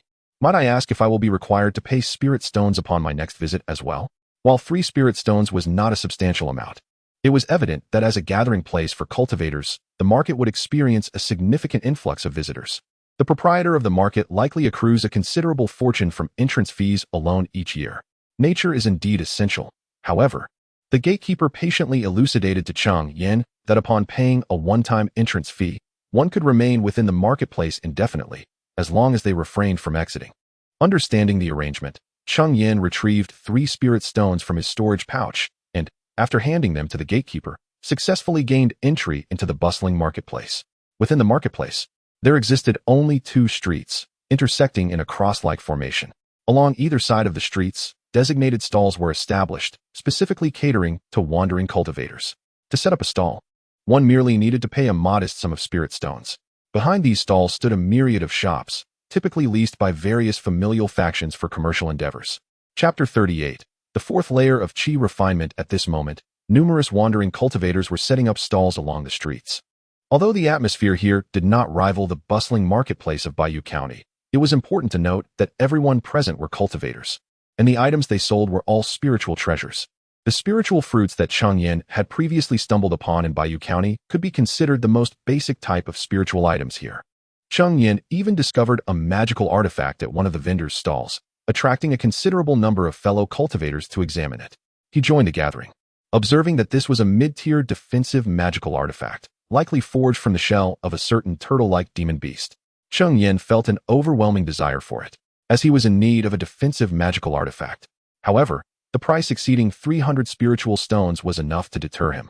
While it was true that defensive magical artifacts were generally more expensive than ordinary ones, this particular price was excessive. Moreover, even if it were worth it, Cheng Yan dared not purchase it. In a crowd filled with onlookers, a qi refinement cultivator at the 3rd layer displaying over 300 spiritual stones would undoubtedly attract unwanted attention. He understood the wisdom of concealing one's wealth. Thus, with a resigned shake of his head, he withdrew from the crowd. After wandering through the marketplace for a while longer, Cheng Yan spent 5 spiritual stones at a stall selling books to acquire a jade slip titled Miscellaneous Talks on Cultivation. This slip contained historical accounts and anecdotes from the world of cultivation, which were precisely what Cheng Yan needed at this moment. Although he had been on the path of cultivation for several years, his understanding of the cultivation realm was virtually non-existent. This jade slip would provide him with a comprehensive insight into the world of cultivation. Subsequently, Cheng Yan settled into the only inn in the marketplace, named 3 Clans Inn, the reason for which remained a mystery to him. Unlike the inns of the mundane world, those in the cultivation realm required payment in spiritual stones rather than gold or silver, with a single day's lodging costing 3 spiritual stones. Even meals necessitated spiritual stones. However, the cuisine offered was certainly not ordinary. The ingredients were derived from spiritual materials, with meat sourced from demon beasts and vegetables from spiritual herbs, prepared by spiritual chefs. The dishes were not only delicious but also beneficial for accelerating cultivation. Nevertheless, the prices were indeed steep, with a meal costing no less than 4 or 5 spiritual stones. Cheng Yan, with a generous spirit, decided to book a month's stay, finding it more economical than paying daily, for a total of 80 spiritual stones. His willingness to spend was primarily due to the exceptionally rich spiritual energy within the marketplace. He felt that cultivating here for a day was equivalent to 2 days of cultivation outside. More importantly, the 3 clans featured a gathering formation that enhanced the surrounding spiritual energy, ensuring that his cultivation efforts here would yield remarkable results. Rather than merely an inn, Cheng Yan felt it would be more aptly named a cultivation chamber. Upon returning to his room, Cheng Yan took out the miscellaneous talks on cultivation jade slip he had just purchased. Through reading, Cheng Yan finally gained a preliminary understanding of the world of cultivation. It turned out that the realm of cultivation is divided into 5 regions: Central Domain, Eastern Wilderness, Western Desert, Southern Sea, and Northern Frontier. Currently, Cheng Yan finds himself in the Eastern Wilderness, which was originally the territory of the demon race. However, 3,000 years ago, a powerful human cultivator ventured here to expand their dominion, causing the demon race to weaken and retreat progressively, ultimately losing approximately 1/5 of their territory to the invaders. This formidable cultivator then established a sect called Ziyang sect in the Eastern Wilderness. Subsequently, other powerful beings, drawn by the abundant resources of the region, arrived and established their own forces, leading to a rapid contraction of the demon's lands. It was only with the arrival of a powerful demon from the Southern Sea that the remaining territory of the Eastern Wilderness was preserved. It was not until 2,000 years ago, when the demon race finally produced their own powerful cultivator, that they truly secured their foothold. By this time, however, the human race had already occupied nearly half of the Eastern Wilderness. Aside from the initial cultivator who founded the Ziyang sect, the remaining 2 powerful beings also established their own factions. Presently, the cultivation world of the Eastern Wilderness is dominated by these 3 major forces: Ziyang sect, Tianling sect, and Jian Valley. They have divided the Eastern Wilderness into 3 states: Qingzhou, ruled by Jian Valley; Liuzhou, governed by Tianling sect; and Yangzhou, under the control of Ziyang sect. Cheng Yan currently resides in Yangzhou, which is vast and rich, covering over 30 million square kilometers. Such a large expanse cannot be managed solely by Ziyang sect.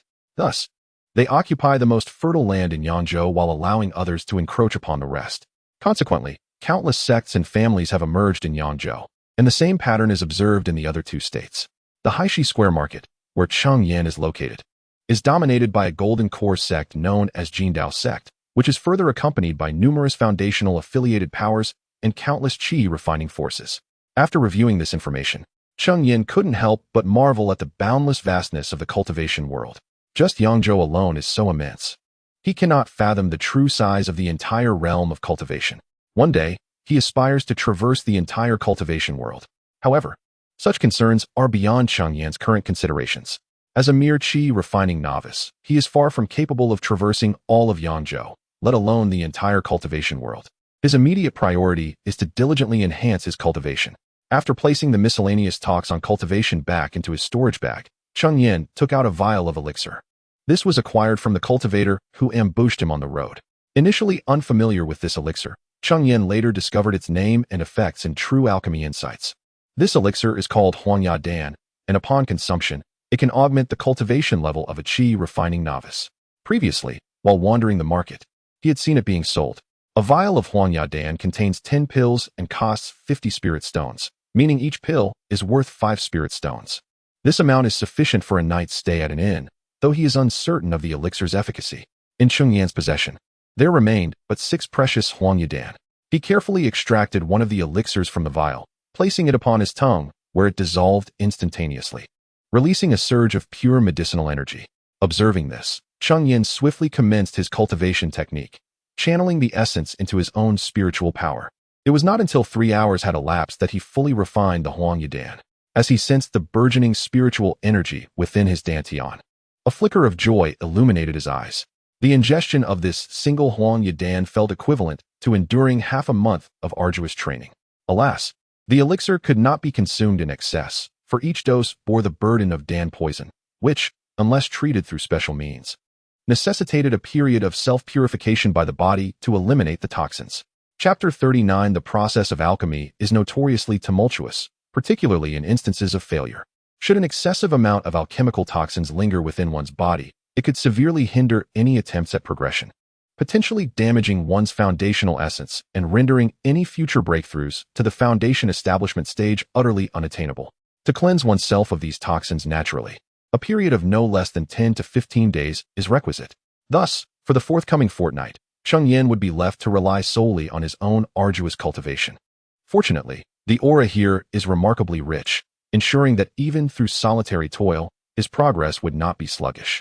In this manner, an entire year slipped by amidst Cheng Yan's relentless endeavors, culminating in his successful advancement to the fourth layer of qi cultivation.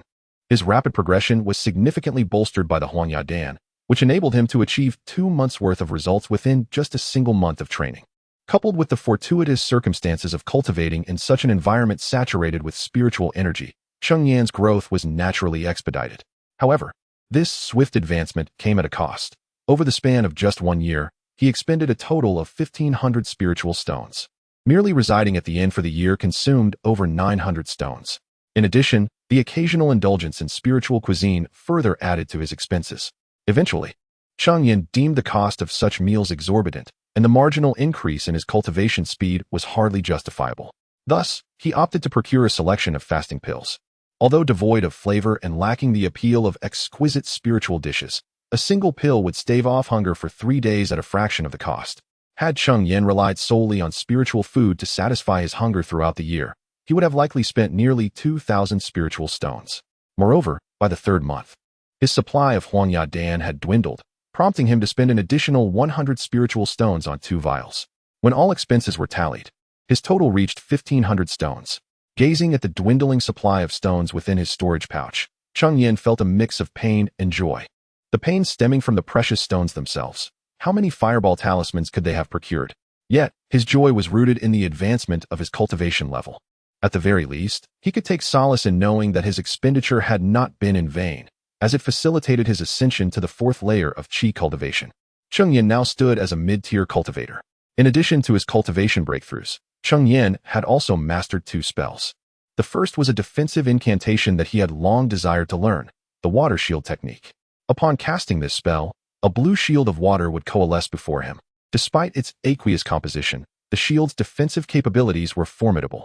With his current prowess, he could effortlessly withstand a full-force strike from a 4th layer qi cultivator. The second spell was the sword control technique, a skill Cheng Yan had yearned to acquire. This technique is more accurately referred to as object control. For mastering it does not confine one to wielding only swords. Any magical artifact can be manipulated through this technique. However, the majority of practitioners prefer to command swords, hence its nomenclature. With this newfound ability, the flying sword artifact he had previously acquired would finally see practical use. Throughout the year, in addition to his diligent cultivation, Cheng Yan also took the initiative to inquire about the founder of the Blackstone market and the surrounding factions. The creation of Haishi Fengshi was not the endeavor of a singular force, but rather the collaborative effort of 3 prominent families, the Liu, Zhang, and Du clans. Each of these families boasted practitioners who had reached the pinnacle of qi refinement, with the Liu family possessing no fewer than 3 such adept individuals. The Zhang and Du families were equally formidable, each with 2 accomplished cultivators of the same rank. The inn where Cheng Yan resided was established jointly by these 3 families, not out of an extraordinary camaraderie or a shared desire to profit from spiritual stones, but rather due to the constraints imposed by the ley line beneath them. It was understood that only one gathering formation could exist atop a single ley line. The establishment of 2 such formations would result in a detrimental tug-of-war over the spiritual energy, leading to a markedly depleted area of qi. In severe cases, this could even compromise the ley line itself, diminishing its tier. Naturally, if the ley line were sufficiently potent and expansive, it might accommodate multiple gathering formations without interference. However, it was evident that this particular first-tier high-grade ley line lacked such breadth. Thus, the 3 families conferred and ultimately decided to establish the inn together, a decision that proved to be astutely lucrative. It is noteworthy that Cheng Yan alone contributed over 1,000 spiritual stones to the inn within the span of a year, not to mention the expenditures of other patrons. As for the origins of Haishi Fengshi, it is said that many years ago, the Liu, Zhang, and Du families collectively discovered this first-tier high-grade ley line. Yet, none of them wished to relinquish their claim to it. Subsequently, the Liu family proposed a bold idea. The 3 clans should join forces to establish a marketplace upon this ley line. Typically, only foundational forces possess the capability to create a marketplace, as the financial allure of such establishments draws the attention of less affluent foundational practitioners, potentially leading to predation without the protection of stronger cultivators. Initially, both the Zhang and Du families were resistant to this notion. Ultimately, the means by which the Liu family persuaded them remains a mystery, but together they acquired a second-tier formation and erected Haishi Fengshe atop the ley line. However, in the beginning, business was lackluster, as few were inclined to linger in a marketplace devoid of foundational guardians, resulting in a somewhat desolate atmosphere. 3 years after its establishment, a turning point arrived when a recently ascended foundational practitioner took notice of the marketplace, having nearly depleted his entire fortune in pursuit of his breakthrough. He set his sights on the unprotected Haishi Fengshe, contemplating its acquisition as a means to recover his losses. Just as it seemed that the Liu, Zhang, and Du families were facing imminent ruin, the 3 Qi refinement masters from the Liu family stepped forth, together with the 2 adept practitioners from the Zhang and Du families. They formed a formidable assembly of 5. The Liu family's trio unleashed a combined spell of remarkable potency, approaching the strength of foundational practitioners. With the aid of the second-tier formation, the 3 families successfully vanquished the aspiring foundational cultivator outside the marketplace. From that moment forth, the reputation of Haishi Fengshe soared, attracting an increasing number of visitors and heralding the gradual flourishing of the marketplace. It must be said that the Blackstone Square is indeed a legend in its own right. However, this has little relevance to Cheng Yan at present. His foremost priority is to amass spirit stones. Although he currently possesses over 1,000 spirit stones, even the most abundant resources can eventually be depleted. He cannot afford to live off his past gains indefinitely. When it comes to the fastest way to earn spirit stones in the realm of cultivation, mastering the myriad arts of alchemy is undoubtedly the most effective. In particular, the mainstream practices of alchemy, artifact forging, and talisman crafting can yield substantial rewards once one learns even a single discipline.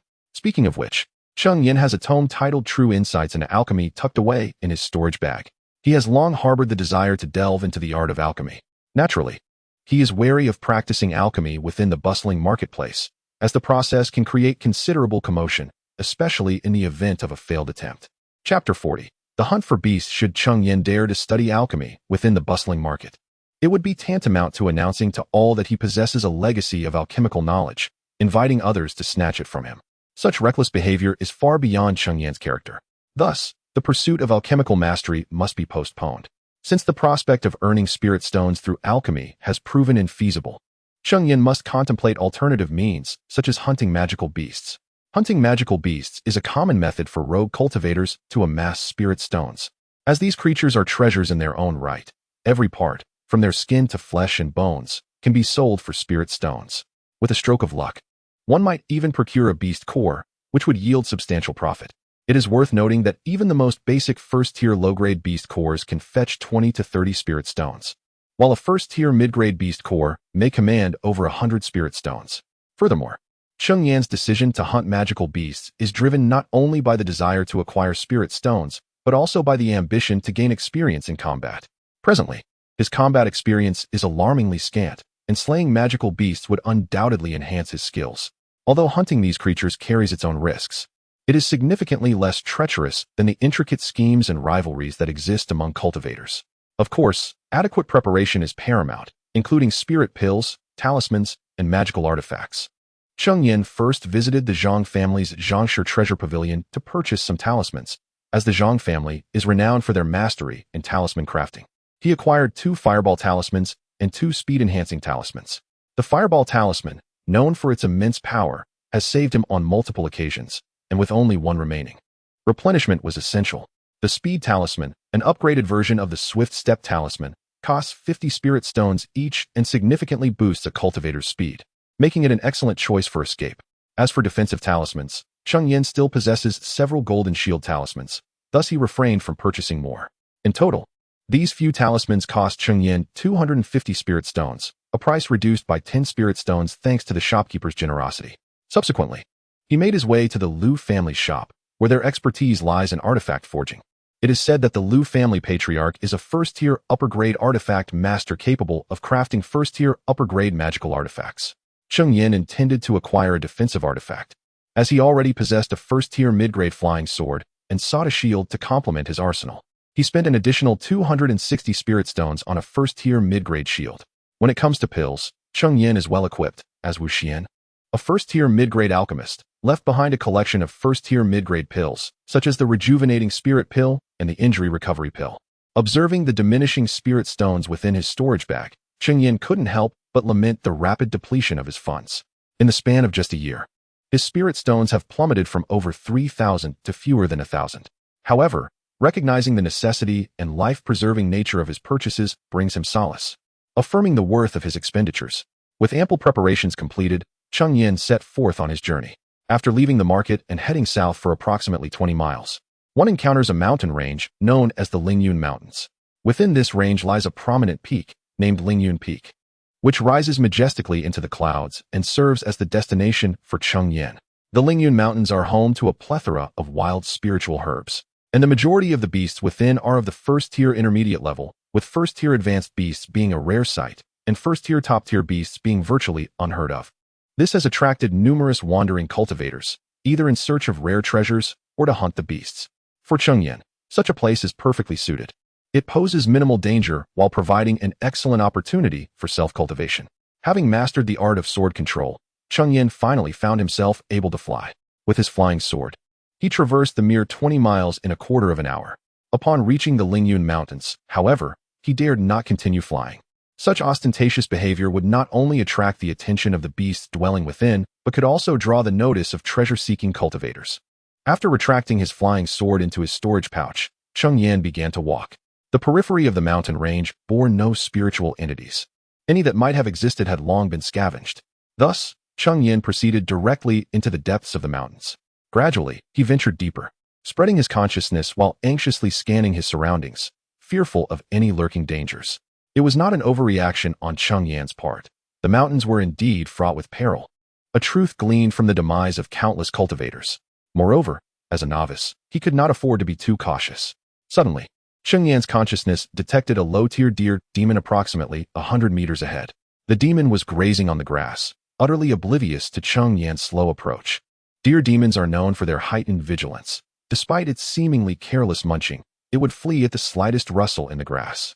Thus, Cheng Yan had to tread carefully as he inched closer. Once the deer demon was within his attack range, Cheng Yan retrieved his flying sword from his storage pouch. At that moment, the deer demon abruptly lifted its head, scanning the surroundings with suspicion. After several cautious glances to the left and right, seemingly detecting no threat, it resumed its grazing. Seizing the opportunity, Cheng Yan sprang forth, but faster still was his flying sword. As he leapt, the sword was already closing in on the deer demon. Startled by Cheng Yan's sudden appearance, the deer demon trembled and prepared to flee, but it was too late. With a deft motion, Cheng Yan directed the sword to sever the demon's two front legs. The deer demon collapsed, its hind legs thrashing helplessly. Without hesitation, Cheng Yan directed the sword to strike at the demon's neck, severing its head entirely. The demon twitched a few times before falling still. Cheng Yan approached and skillfully removed the pair of antlers, the most valuable part of the deer demon, which could fetch a handsome price of several spirit stones. As for the other matters, although some miscellaneous spirit stones could be sold, the sheer size of the deer rendered Cheng Yan's storage bag inadequate. Furthermore, the total worth of the creature amounted to only a few spirit stones, thus it was prudent to take only the most valuable parts. In preparation for the hunt of the mystical beasts, Cheng Yan had taken meticulous measures, procuring a copy of the bestiary of beasts well in advance.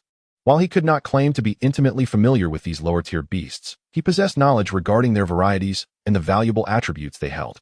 Gazing at the deer antlers in his possession, a sense of confidence began to swell within him. To his surprise, his inaugural hunt had proven so successful, igniting in Cheng Yan an eager anticipation for the days ahead filled with the prospect of amassing spirit stones.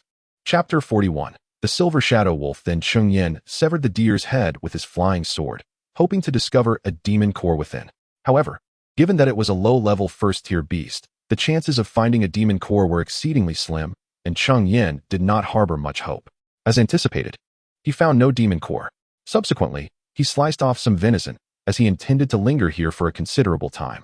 His supply of fasting pills was dwindling, and venison was a rare delicacy he could not afford to overlook.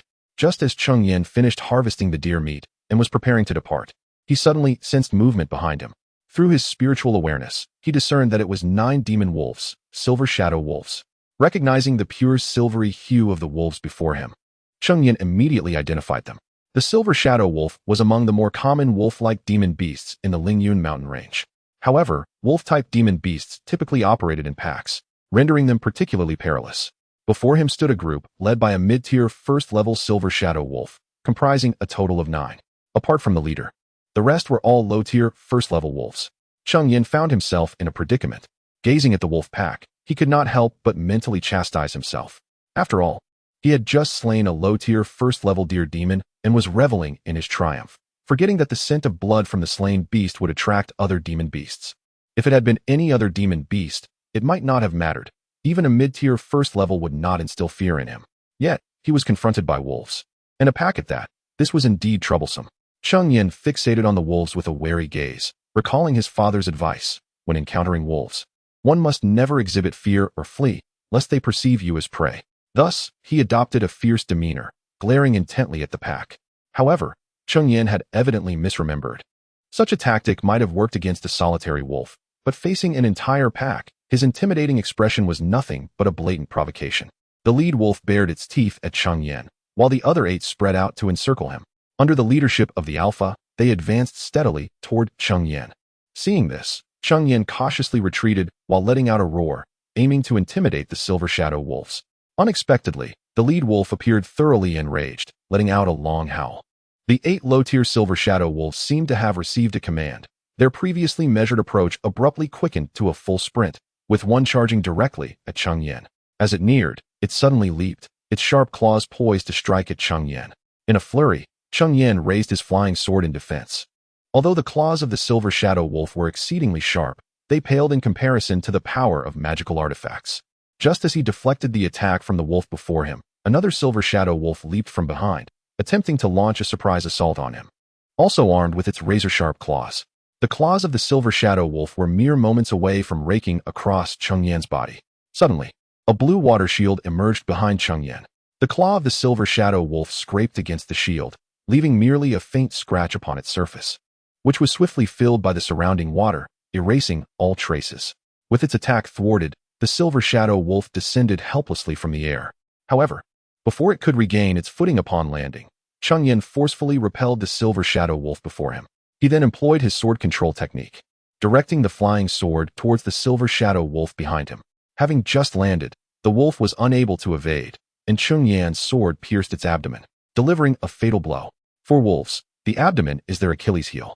Although the silver shadow wolf was no ordinary creature, it still bore this vulnerability. Had Cheng Yan's sword struck elsewhere, it would have likely inflicted only superficial wounds, failing to be lethal. Yet, this thrust into the belly resulted in the wolf's demise.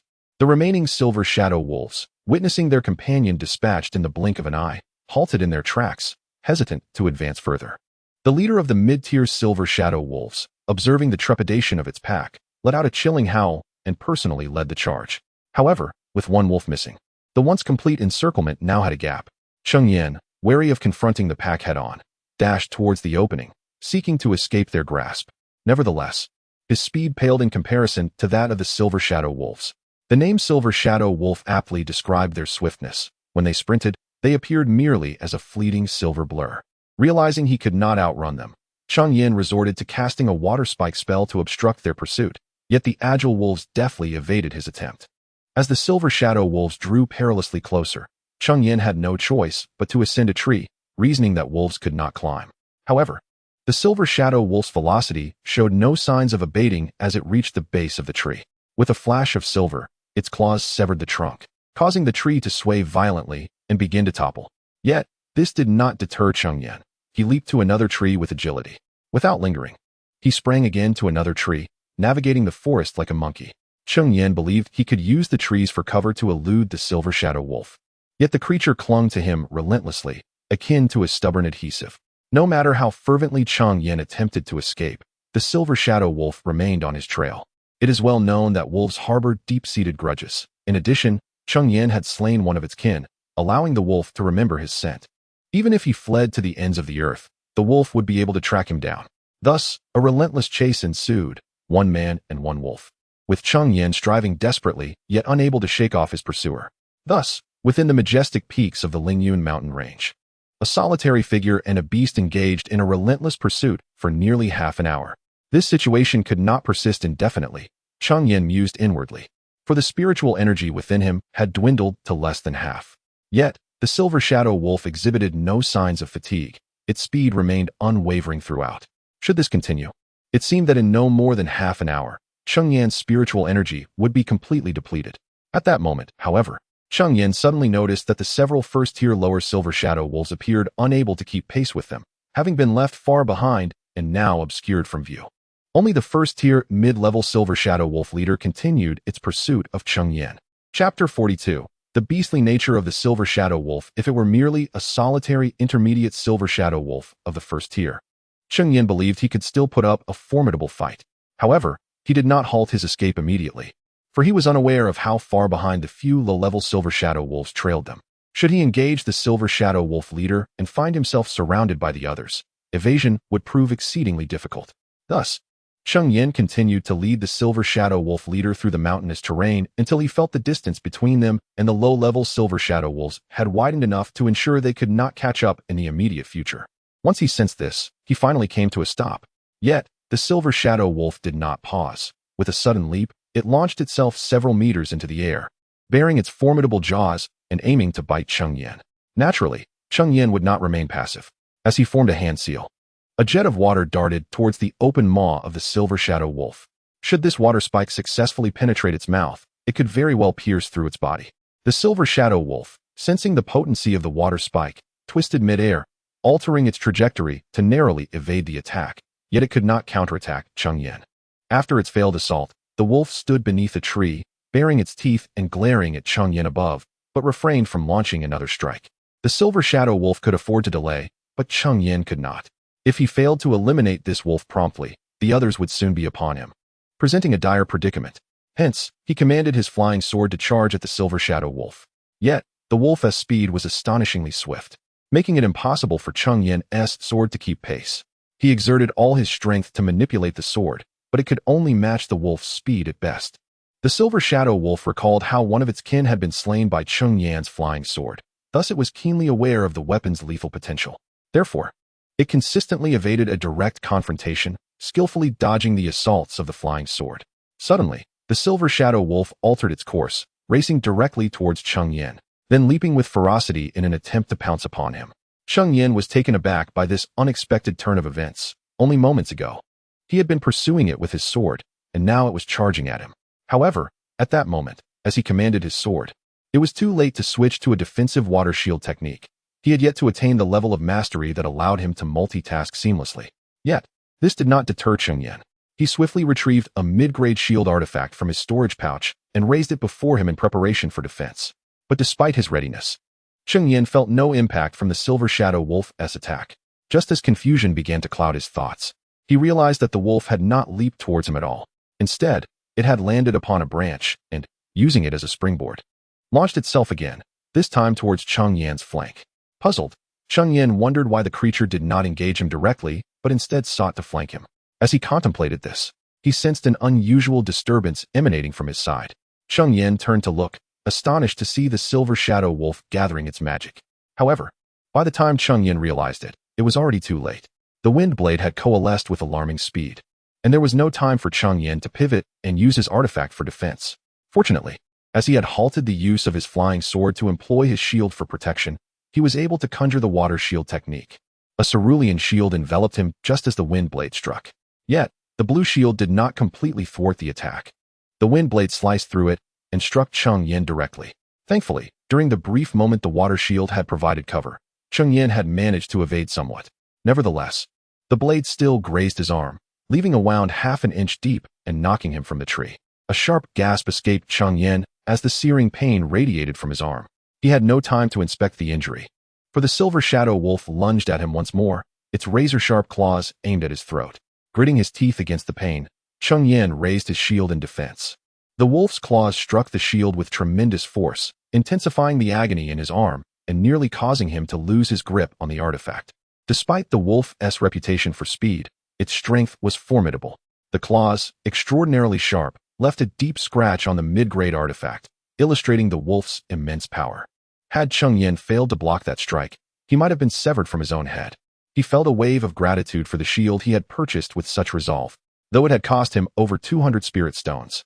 Having just recently entered the Lingyun mountain range, the shield had already saved his life multiple times, making the expenditure worthwhile.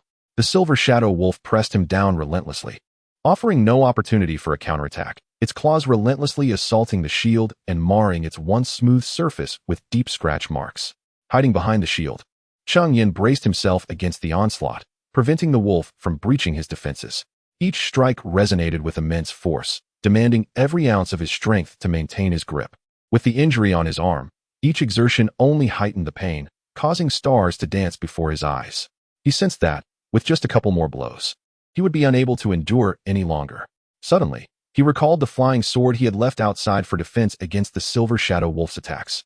In an instant, his mind sparked with resolve. The sword emitted a sharp cry and soared towards the wolf. The Silver Shadow Wolf, taken aback by Cheng Yan's tenacity despite being pinned down, had not anticipated such a counterattack. The beast, possessing limited intelligence, believed that pinning its prey meant it had extinguished any resistance. It only needed to shatter the bothersome shield to claim its meal. However, humans and demon beasts are fundamentally different. As long as Cheng Yan can still harness his spiritual energy, it signifies that he possesses the strength to resist.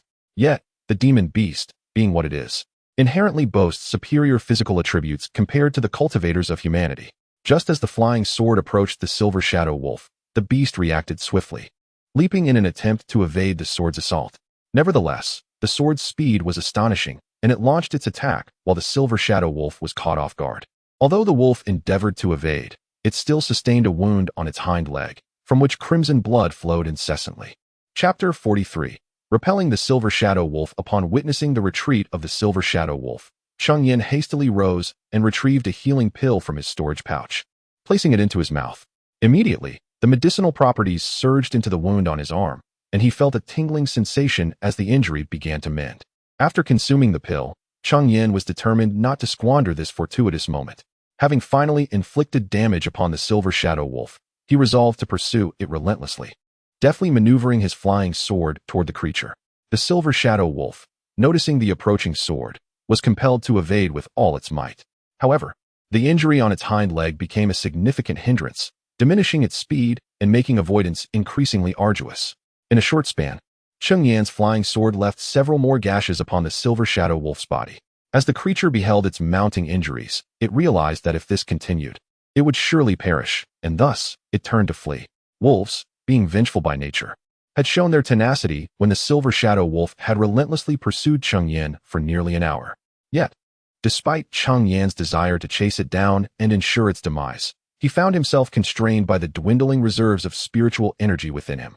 Should he forcefully pursue, there was a risk that he might not only fail to catch the wolf but also jeopardize his own life, which would be an unwise exchange. Consequently, he could do nothing but watch as the Silver Shadow Wolf escaped. Though his sword fervently chased after the creature, the Silver Shadow Wolf had grown cunning, skillfully utilizing the surrounding trees to obstruct Cheng Yan's assault. Before long, it had evaded the range of his attacks. Realizing that slaying the Silver Shadow Wolf was no longer feasible, Cheng Yan turned to depart from the scene. Having engaged in a rather noisy confrontation, he feared that it might attract other beasts or even fellow cultivators. Given his current dire state, further conflict was ill-advised, and retreat was the most prudent course of action. Once he had distanced himself from the area, Cheng Yan sought refuge in a secluded spot. He then produced a spirit recovery pill from his storage pouch and consumed it. The Lingyun mountain range was fraught with peril, and one could not afford to be stingy with elixirs. If Cheng Yan were to rely solely on meditation to restore his spiritual energy, it would take him over an hour to fully recuperate. However, with the spirit recovery pill, he could regain his energy within a mere quarter of an hour. After this brief period, the wounds on his arm had completely healed, and he had fully refined the effects of the spirit recovery pill. Feeling the abundant spiritual energy coursing through him, Cheng Yan's apprehension finally dissipated. Indeed, hunting demonic beasts was an inherently perilous endeavor. It was no wonder that the Lingyun mountain range was heralded as a treasure-laden paradise, while simultaneously being a realm rife with danger. Having only just entered the Lingyun mountain range, Cheng Yan had already encountered such a formidable threat. This predicament could largely be attributed to his lack of experience. Unlike other cultivators who swiftly dealt with the bodies of slain beasts to collect valuable materials before hastily departing, Cheng Yan had been rather slow, contemplating the prospect of carving off a piece of meat for sustenance. He could not help but lament the challenges faced by rogue cultivators. the vast majority of them, lacking specialized skills, had no recourse but to hunt demonic beasts to earn spiritual stones. At every moment, countless monks meet their demise at the jaws of ferocious beasts. However, disciples of various sects merely need to assist their factions with minor tasks to earn spirit stones, often accompanied by various allowances and rewards. While this may not yield as much profit as slaying beasts, it is undeniably safer and more stable. The aspiration of cultivators is, after all, to attain longevity. Who would wish to risk their life if they could cultivate in peace and security? With this thought in mind, Cheng Yan's desire to learn alchemy intensified. If he could master this art, acquiring spirit stones would not only become more convenient, but also safer. Yet, the pursuit of alchemy is not as simple as it seems. Setting aside whether Cheng Yan possesses the necessary talent, the resources required for the preliminary stages of alchemical study are beyond his current means. For now, it would be wise to continue hunting ferocious beasts. He could always learn alchemy once he accumulates sufficient spirit stones. After resting for a while, Cheng Yan resumed his search for beasts. In the Lingyun mountain range, Cheng Yan found himself engaged in battle with a low-level first-tier sharpfang rat, skillfully wielding his flying sword. He unleashed a flash of sword light, causing the rat to meet a grim fate beneath his blade. Swiftly, Cheng Yan approached to collect the rat's pair of fangs before departing the scene. A month had elapsed since Cheng Yan ventured into the Lingyun Mountains. During this time, he had hunted numerous beasts, the majority being low-level first-tier creatures. The materials he gathered from them were not worth much in spirit stones. He had only managed to slay 2 mid-level first-tier beasts. The mid-tier beasts he encountered either possessed formidable strength, making them difficult to defeat, or they fled at the sight of him. Fortunately, luck favored him when he discovered a demon core within one of the mid-tier beasts. This single core alone could fetch a price of over 100 spirit stones. Additionally, during this period, Cheng Yan stumbled upon several low-grade spirit herbs, which collectively might be worth around 50 to 60 spirit stones. After a brief calculation, Cheng Yan estimated his earnings for the month to be approximately 300 spirit stones. This was with the fortunate acquisition of a demon core. Otherwise, he would have only garnered a little over 200. Nonetheless, this yield is not insignificant. It is worth noting that a bottle of first-tier mid-grade qi nourishing pills, used by cultivators in the mid-stages of qi refinement, costs around 150 spirit stones. A single bottle would suffice for Cheng Yan's cultivation for 3 to 4 months. Thus, the spirit stones he earned in this month would sustain him for over half a year. Of course, should he wish to cultivate at the 3 Clans Inn, this amount would be far from sufficient. Therefore, Cheng Yan resolved not to return just yet, intending to stay longer and accumulate more spirit stones. Furthermore, prior to his journey to the Lingyun Mountains, he had spent over 500 spirit stones, and he was not eager to return without recouping his investment.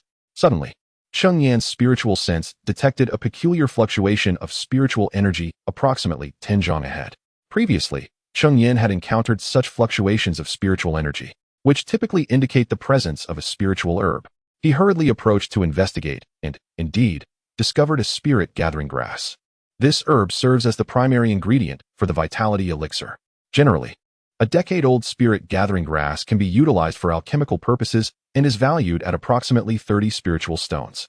However, the specimen before him appeared to be at least 30 years old, and the vitality elixirs crafted from it would undoubtedly surpass the efficacy of ordinary ones.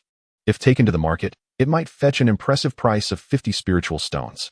Chapter 44. The Withered Wood Snake. Regrettably, the effects of directly consuming spiritual herbs pale in comparison to those derived from elixirs. Otherwise, Cheng Yan would have eagerly devoured this spirit-gathering grass. Generally speaking, spiritual herbs must be refined into elixirs to unlock their full potential. When ingested directly, a cultivator may absorb less than 1/10 of the herb's inherent efficacy. Nonetheless, the world is replete with wonders, and there exist certain peculiar spiritual herbs that yield extraordinary results when consumed whole. For instance, the Qingyuan fruit tree nestled within Cheng Yan's storage bag bears fruit that, when ingested, can instantly elevate a qi refining practitioner's cultivation by an entire level, a remarkable feat indeed. However, such extraordinary items are seldom referred to as spiritual herbs. Rather, they are designated as heavenly materials and earthly treasures. Clearly, the spirit-gathering grass before him does not fall into this exalted category. Thus, Cheng Yan set aside his musings and prepared to collect the spirit-gathering grass. As he approached, an inexplicable sensation jolted him, as if something peculiar were hurtling toward him. Instinctively, Cheng Yan drew forth his shield, enveloping himself within its protective embrace. A hissing sound emanated from the shield, accompanied by a foul, acrid odor. Hastily, he retreated to examine the shield, only to discover a gaping pit where the corrosive substance had eaten away at it. Fortunately, the shield was sufficiently thick to withstand the assault. Had it not been, Cheng Yan's physical form would have been no match for such potent corrosion. He then raised his gaze toward the source of the attack, eager to ascertain the identity of his assailant, but found nothing amiss. Cheng Yan's spiritual sense revealed merely a large tree standing solitary in the vicinity, devoid of any other presence. Nevertheless, he was certain that something lurked there. Thus, he refrained from advancing and instead continued to scrutinize the tree intently. At last, through his persistent vigilance, Cheng Yan discerned the culprit of the ambush. Coiled around the tree was a serpent, its coloration nearly indistinguishable from that of the bark. Even after attaining a significant increase in strength as a cultivator, Cheng Yan found it exceedingly difficult to detect the creature, highlighting the masterful nature of its camouflage. Were it not for his knowledge of the origin of the attack, he might have remained oblivious to its existence. It was a withered wood snake. No wonder his spiritual sense had failed to detect it. The withered wood snake derives its name from its near-identical hue to that of tree trunks. Unlike pythons, this serpent reaches a maximum length of merely 10 feet, yet it possesses an exceptionally potent venom. The withered wood snake secretes two types of venom. The first, as seen moments ago, is sprayed forth and exhibits formidable corrosive properties. Cheng Yan's shield, being a mid-tier magical artifact, had previously withstood the razor-sharp claws of a silver shadow wolf, leaving only faint imprints. Yet, the venom of the withered wood snake was capable of corroding it, a testament to its ferocity. The second type of venom is injected into an enemy's body when the serpent bites, and this venom is highly toxic. Despite the fact that this particular withered wood snake is of mid-tier status, its lethality is not to be underestimated. However, even a perfected chi-refining practitioner, if inadvertently struck by the venom of the withered wood serpent without timely intervention, would ultimately meet their demise.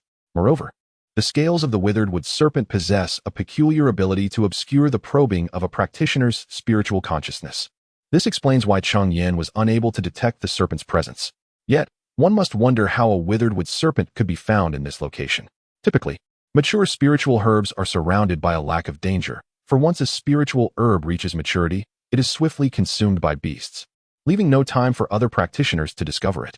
Should a practitioner stumble upon a fully matured spiritual herb, it indicates that the herb remains undiscovered by beasts. Thus, the surrounding area is devoid of threats.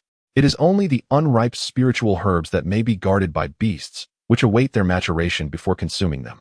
However, this particular gathering spirit grass has already matured over 30 years ago. The withered wood serpent chose to guard it instead of devouring it, which is indeed perplexing. Cheng Yan pondered for a long time, but could not arrive at a conclusion, so he decided to set the matter aside. Nevertheless, he would not relinquish this 30-year-old gathering spirit grass. The combat prowess of the withered wood serpent is not particularly formidable. Its strength lies primarily in its venom. Coupled with its remarkably camouflaged coloration, the withered wood serpent typically relies on ambushing its prey, sinking its fangs in, and injecting venom to ensure the demise of its victim. However, with Cheng Yan now aware of the serpent's location, a successful ambush was rendered impossible. Furthermore, Cheng Yan's water shield technique is the natural counter to the serpent's venom. No matter how corrosive the serpent's venom may be, could it possibly corrode water? With this thought in mind, Cheng Yan hesitated no longer. He altered his hand seals and unleashed a water spike technique, swiftly directing it towards the withered wood serpent. The water spike struck a branch, shattering it completely, yet the withered wood serpent vanished from sight. In addition to its potent venom, the serpent also possesses considerable speed, having disappeared from its original position in the blink of an eye. Had Cheng Yan not been vigilantly observing the serpent, he would have found it exceedingly difficult to track its movements again. Although the speed of the water spike technique is commendable, Cheng Yan's swiftest attack remains the flying sword. However, he was apprehensive about the possibility of his flying sword being corroded by the serpent's venom. The previous incident, where a shield artifact was corroded by the serpent, had already caused him much distress. If the flying sword were to sustain damage, it would likely consume a significant portion of his gains from the past month in repairs. Yet, it was evident that to eliminate the withered wood serpent before him, the use of the flying sword was unavoidable. Just as Cheng Yan retrieved the flying sword from his storage bag, preparing for an assault, the withered wood serpent suddenly opened its mouth wide, revealing its venomous fangs, and unleashed a spray of venom. Cheng Yan hastily employed the water shield technique, which absorbed the entirety of the venom. He waved his hand to disperse the water shield, allowing the liquid to cascade to the ground, producing a hissing sound as it corroded a small pit into the earth. Such a potent corrosive ability, Cheng Yan mused inwardly. Even though the venom had already been diluted by Cheng Yan's water shield, its corrosive potency remained formidable, explaining why it could erode Cheng Yan's magical artifact. However, the poison of the withered wood serpent cannot be employed frequently. This moment presents an opportune chance. Cheng Yan deftly maneuvered his flying sword towards the withered wood serpent, which swiftly evaded his approach once more. Although the serpent was remarkably agile, Cheng Yan's sword was equally swift, slicing through the serpent's tail and nearly severing it entirely. The serpent's scales possessed the ability to obstruct divine perception, yet their defensive capabilities were not particularly robust, allowing Cheng Yan's sword to easily penetrate through the serpent's protective armor. Chapter 45. The cavern. The tail of the withered wood serpent was injured, rendering it incapable of completely shielding itself from the probing of spiritual senses. Consequently, Cheng Yan no longer needed to watch the serpent intently. He could now ascertain its location through his own spiritual awareness. The serpent emitted a mournful hiss as it unleashed another spurt of venom. Cheng Yan hastily conjured a water shield, which rendered him impervious to the serpent's toxic attack, although it did leave a small dent in the ground. When Cheng Yan dispelled the water shield, he was taken aback to find that the withered wood serpent had fled. Such is the nature of demonic beasts. Upon realizing they are outmatched, they often retreat. Yet, Cheng Yan was unwilling to let the serpent escape so easily. The withered wood serpent was a treasure trove in itself. Its venomous fangs and scales could be utilized in the crafting of magical artifacts. Notably, the scales could be fashioned into inner armor that effectively obstructed the probing of a cultivator's spiritual senses, making them highly valuable in the market. Furthermore, the serpent's gallbladder was prized for alchemical purposes or could be consumed directly to enhance one's cultivation, rendering it a rare and valuable item. A single withered wood serpent could easily fetch a price of around 100 spirit stones. However, Cheng Yan had no intention of letting the gathering spirit grass go either. He hurriedly gathered the grass before pursuing the serpent.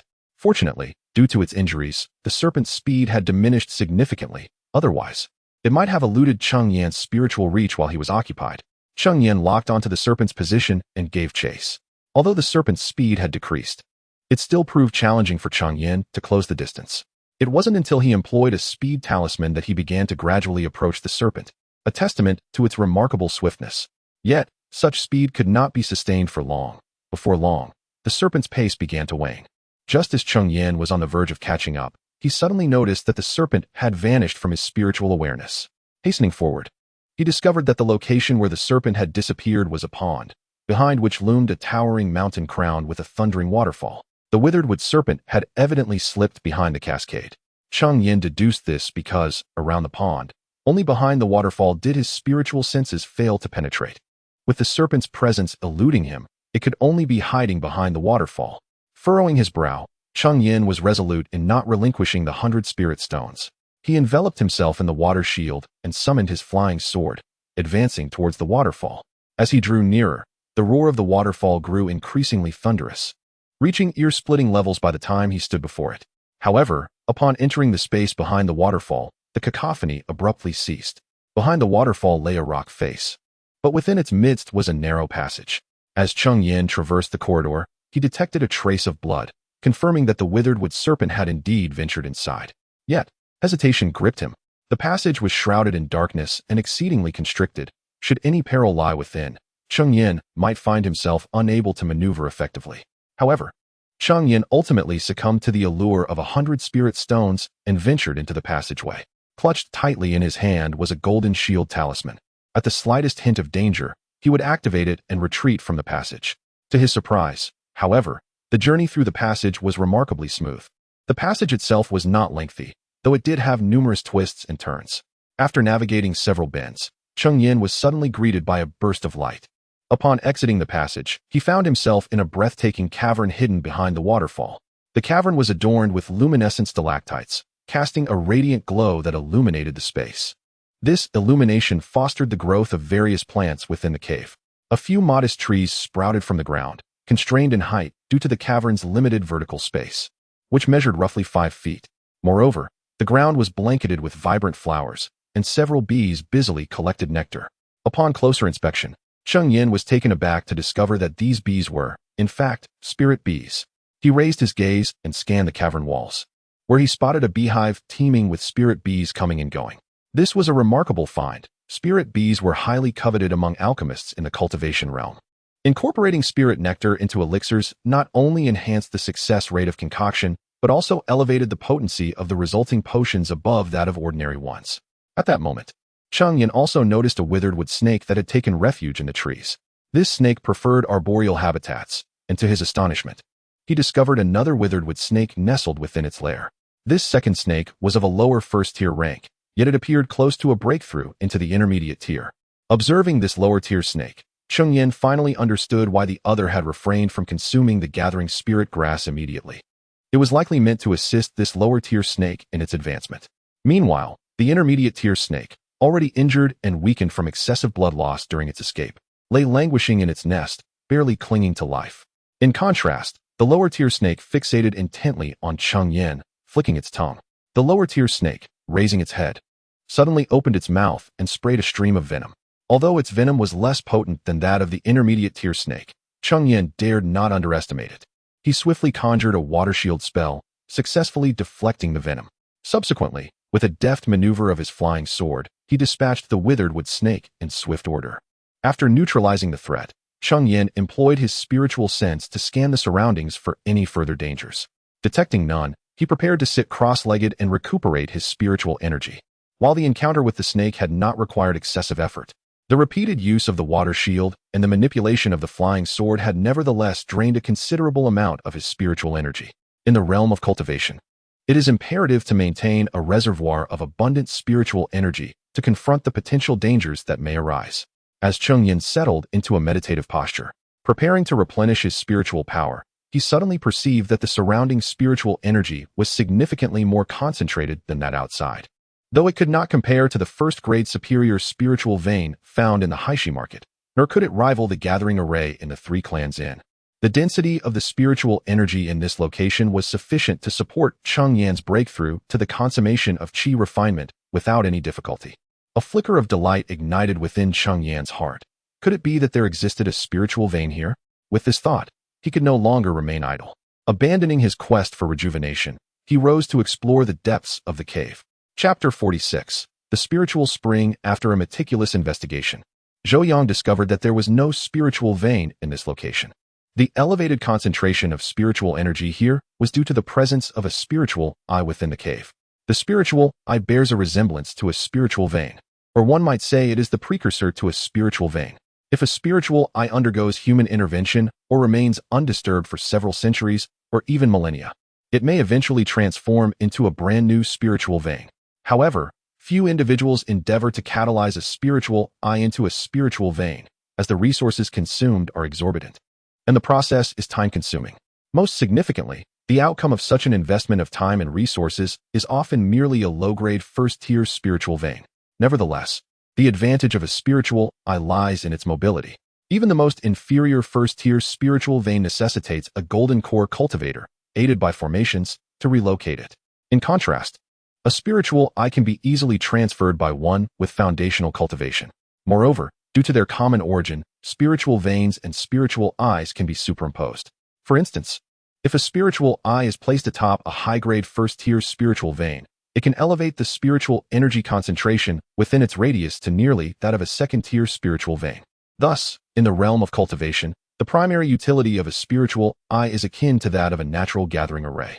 After all, the number of gathering arrays that can be arranged upon a single spiritual vein is limited. However, an abundance of spiritual eyes can effectively blanket an entire spiritual vein with gathering arrays. The downside to this approach is that once a spiritual eye is utilized in such a manner, it can no longer become a spiritual vein unless it is relocated to a place devoid of spiritual veins. Unfortunately, unlike spiritual veins, which typically nurture spiritual flora, spiritual eyes seldom do. At least, Cheng Yan did not observe any such flora in the vicinity of this particular spiritual eye. Reflecting on this, Cheng Yan felt a twinge of greed. Discovering a spiritual eye was already a remarkable feat, yet he found himself yearning for additional spiritual flora. Nevertheless, he could consider establishing this location as his own cave dwelling. Although it may not rival the Three Clans Inn, the advantage lies in the absence of expenditure on spirit stones. This arrangement could save Cheng Yan thousands of spirit stones over the course of a year, albeit at the cost of a slightly slower cultivation pace. In truth, The vast majority of loose cultivators prefer to carve out their own cave dwellings in the wilderness. Living within the market incurs substantial expenses, with accommodation alone costing nearly 1,000 spirit stones annually. Despite Cheng Yan's impressive earnings of over 300 spirit stones in just a month, alongside the gathering grass and the 2 dried wood snakes, he had amassed around 500 spirit stones.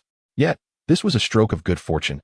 Typically, a cultivator at the 4th level of chi refinement might earn only 1 or 200 spirit stones a month, with exceptional circumstances yielding 2 to 300, totaling around 2,000 spirit stones in a year.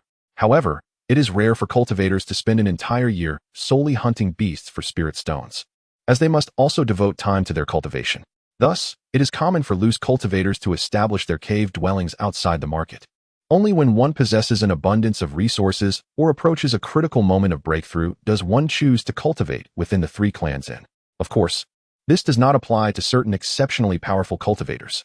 After all, the stronger one is, the swifter one accumulates spirit stones. Thus, the 3 clans in often host a number of late-stage chi refinement practitioners. For Cheng Yan, establishing a cave dwelling outdoors brings an additional advantage. He can finally delve into the alchemical arts he has long yearned to master. Previously, while in the market, he feared that the noise generated by his alchemical experiments might reveal his inheritance to others. However, in this secluded location, he no longer harbors such apprehensions. Subsequently, Cheng Yan spent about 10 days thoroughly renovating the cave. He first constructed a small wooden cabin within, modest in size, primarily intended for his cultivation and rest. Next, he encircled the cabin with a fence. Given the fertile soil, it would be a pity not to cultivate something. Therefore, he planted the seeds from several spirit fruits he had previously consumed, hoping that in a few years, he might enjoy fresh spirit fruits once more.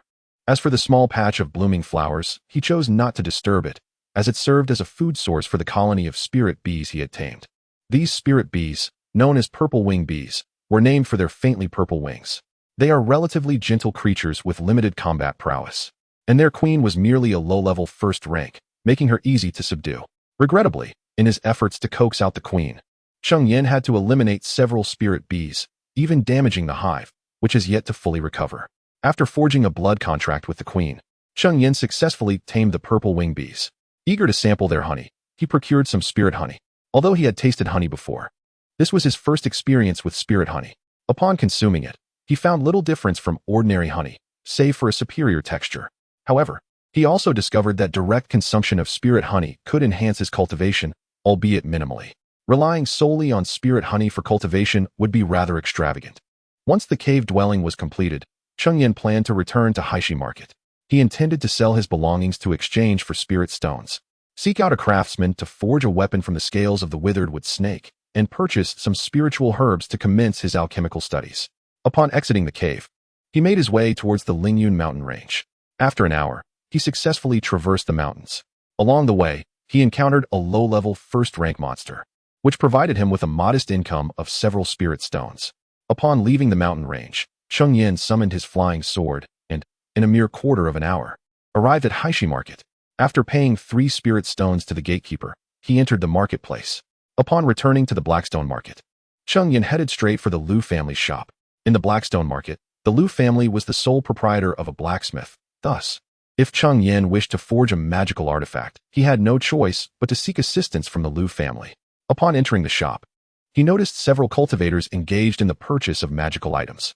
Approaching the counter, the steward, upon noticing Cheng Yan's presence, inquired, "Esteemed friend, what might you wish to purchase?" Cheng Yan shook his head, indicating that he was not there to buy anything. "Please, follow me," the steward responded, leading Cheng Yan to a private chamber within the shop. Chapter 47. 510 spirit stones. What does the friend wish to sell? Inquired the steward once the two had taken their seats. Cheng Yan waved his hand to produce various beast materials and spiritual herbs from his storage bag. He meticulously categorized them into 2 piles, one consisting of low-grade 1st-tier beast materials, and the other containing mid-grade 1st-tier materials. Among them was a precious 30-year-old gathering spirit grass. Observing Cheng Yan effortlessly present such an array of items, the steward exhibited no surprise. To him, the offerings were rather modest. He recalled a particular cultivator in the late chi refinement stage who had once brought a mountain of beast materials, a sight that lingered in his memory. "The low-tier 1st-grade materials we purchase at 10 spirit stones each. How does that sound to you?" the steward remarked after assessing Cheng Yan's collection. Cheng Yan nodded in agreement, realizing that he stood to profit as many of these materials would not fetch even 10 spirit stones individually. Seeing Cheng Yan's consent, the steward continued. There are 14 low-tier first-grade materials here, totaling 140 spirit stones. The few mid-tier first-grade materials amount to 160 spirit stones. As for the 30-year-old gathering spirit grass, we will acquire it for 45 spirit stones, along with the other 5 spiritual herbs, bringing the total to 70 spirit stones. Regarding this mid-tier beast core, we will offer 140 spirit stones. In total, that sums up to 510 spirit stones. What do you think? Upon hearing the offer, Cheng Yan found it quite reasonable and nodded in approval. In that case, please wait a moment while I fetch the spirit stones for you, the steward said, preparing to rise. However, Cheng Yan halted him. Does your esteemed establishment accept custom-made magical artifacts? Indeed, our Liu family is rooted in crafting, so we certainly do. What kind of artifact are you looking to forge? The steward replied. I wish to use these scales to forge an inner armor. Would that be possible? Cheng Yan asked, producing the mid-tier scales of a withered wood snake from his storage bag. The steward displayed no surprise upon seeing the scales. He had anticipated their presence since Cheng Yan had revealed the snake's venomous fangs. The scales of the withered wood snake are indeed excellent materials for crafting inner armor, and thus, there would be no issue. However, given the rarity of the withered wood snake, utilizing its scales to create a mid-tier artifact seemed rather excessive. Would you consider forging a superior first-tier inner armor artifact instead? Cheng Yan furrowed his brow at the suggestion of a superior first-tier artifact. Naturally, he was inclined to agree. Yet he pondered how scales that were merely mid-tier would suffice for such an endeavor. If one wishes to forge a first-tier superior magical artifact, it is imperative for Cheng Yan to personally procure high-grade materials using spirit stones. However, this endeavor necessitates a significantly greater expenditure of spirit stones compared to crafting a first-tier medium-quality artifact. Nevertheless, Cheng Yan yearns for a first-tier superior artifact, as its enhancement of his capabilities would be monumental, and it could serve him well into the later stages of chi refinement. One might ponder the cost of crafting such an exceptional item. Unbeknownst to many, our clan leader possesses an obsession for artifact creation, particularly favoring rare crafting materials. Although the withered wood snake scales are classified as first-tier medium quality, their rarity rivals that of many first-tier high-grade materials. Thus, I can assure you, I shall require only 800 spirit stones for them. 800 spirit stones? Upon hearing this price, Cheng Yan's brow furrowed even deeper. 800 spirit stones are nearly enough to purchase a finished first-tier superior artifact. However, upon reflection, the inner armor crafted from the withered wood snake scales would undoubtedly possess the ability to obscure one's divine consciousness. Artifacts with such unique capabilities typically command a premium over ordinary ones. If sold, even a price of 1,000 spirit stones would likely attract buyers. In this light, 800 spirit stones indeed seem reasonable. The steward's willingness to offer such a low price is not without his own motives. The clan leader's fervor for artifact crafting has led him to neglect his own cultivation. At over 70 years of age, he has only reached the 9th level of chi refinement. Had he devoted his efforts to cultivation, the Liu clan might boast 4 fully realized chi practitioners. Should he successfully forge an artifact from these withered wood snake scales, it could win him the favor of the clan leader. Of course, even at 800 spirit stones, the Liu clan shop would not suffer losses. With that settled, let us proceed with your suggestion to craft the first-tier superior artifact. And please attend to the repairs of this artifact as well. With that, Cheng Yan retrieved the shield artifact from his storage pouch. Previously damaged by the corrosive venom of the withered wood snake, neglecting its repair would diminish the artifact's efficacy. The steward assessed the artifact with a discerning eye, quickly determining its value. The repair would cost 20 spirit stones. Factoring in the purchase of materials, Cheng Yan would owe me 310 spirit stones. Cheng Yan then produced 310 spirit stones from his pouch and handed them over. The Liu clan's shop, well established in the marketplace, is known for its reliability, and thus Cheng Yan held no fear that they would abscond with his spirit stones without fulfilling their obligations. The Liu clan would never engage in such self-sabotaging behavior. Return in 5 days to retrieve your artifact, the steward remarked with a beaming smile, having received the spirit stones. This transaction represented a considerable order, from which he would earn a substantial commission, while also providing him a chance to curry favor with the clan leader. How could he not be elated? After concluding the transaction, Cheng Yan bid farewell and exited the Liu clan's shop. As he walked, he lamented the fleeting nature of spirit stones. Originally, he had returned to the market with the intention of earning spirit stones. However, instead of profit, he found himself at a loss of over 300. Nevertheless, when Cheng Yan thought of the exquisite first-tier artifact he sought, he deemed the expense worthwhile. Subsequently, Cheng Yan ventured to the makeshift stalls of wandering cultivators to procure spiritual herbs. His primary acquisitions included Huangjin, Qixin, and Lingji, as these three herbs are essential for concocting the Huangya pill. As he prepared to delve into the art of alchemy, it was only natural to begin with first-tier low-grade elixirs. The Huangya pill requires merely these three herbs, making its creation relatively uncomplicated and thus ideal for novices. Fortunately, these herbs are quite common within the realm of cultivation, readily available at many stalls run by itinerant practitioners. Moreover, they are not exorbitantly priced. The total for all three amounts to merely 10 spirit stones. Chapter 48. The Forbidden God Armor. Fortunately, the three types of spiritual herbs are relatively common in the world of cultivation, readily available at many stalls run by wandering cultivators. Moreover, these herbs are not particularly expensive, with the total cost amounting to merely 10 spirit stones. However, procuring them in this manner proves to be somewhat cumbersome. In truth, the Blackstone market is not devoid of specialized shops that sell spiritual herbs. Yet, the proprietors of such establishments are likely to be well-versed in the formula for the Huangya pill. Should Cheng Yan venture into a shop to purchase these herbs, he might arouse suspicion regarding his intent to concoct the Huangya pill. Thus, despite the added inconvenience of acquiring herbs from wandering cultivators, the safety it affords is paramount. After all, as a wandering cultivator himself, Cheng Yan could not afford to be overly careless. A moment's negligence could very well cost him his life. 5 fleeting days passed swiftly, and the time had arrived for Cheng Yan to visit the Liu family shop to collect his magical artifacts. During these days, he had been residing at the Three Families Inn, yet he dedicated a portion of each day to procuring the necessary herbs for the Huangya pill from the wandering cultivators. By the end of this period, he successfully acquired 12 sets of materials, expending a total of 120 spirit stones. Before long, Cheng Yan arrived at the Liu family shop. The steward, upon seeing Cheng Yan enter, approached with a welcoming demeanor, clearly having remembered him. He then escorted Cheng Yan to the private room where they had previously met.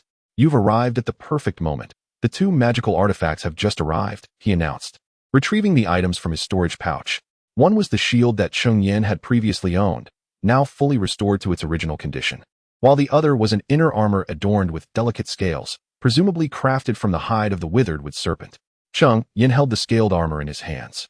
Examining it closely, this Forbidden God armor is composed of your withered wood serpent scales, combined with a high-grade first-tier material and several intermediate-grade first-tier materials. In addition to its ability to shield against spiritual sense detection, its defensive capabilities are remarkably formidable. Even without the infusion of spiritual energy, it can easily withstand the full force of an attack from a 5th-layer Qi refining cultivator. When fully activated, even a 7th-layer Qi refining cultivator would find it impossible to breach. The provision of the withered wood serpent scales had allowed him to establish a connection with the clan leader, filling his heart with joy as he diligently described the artifact to Cheng Yan. "The Forbidden God armor, a splendid name indeed. My gratitude is owed to you."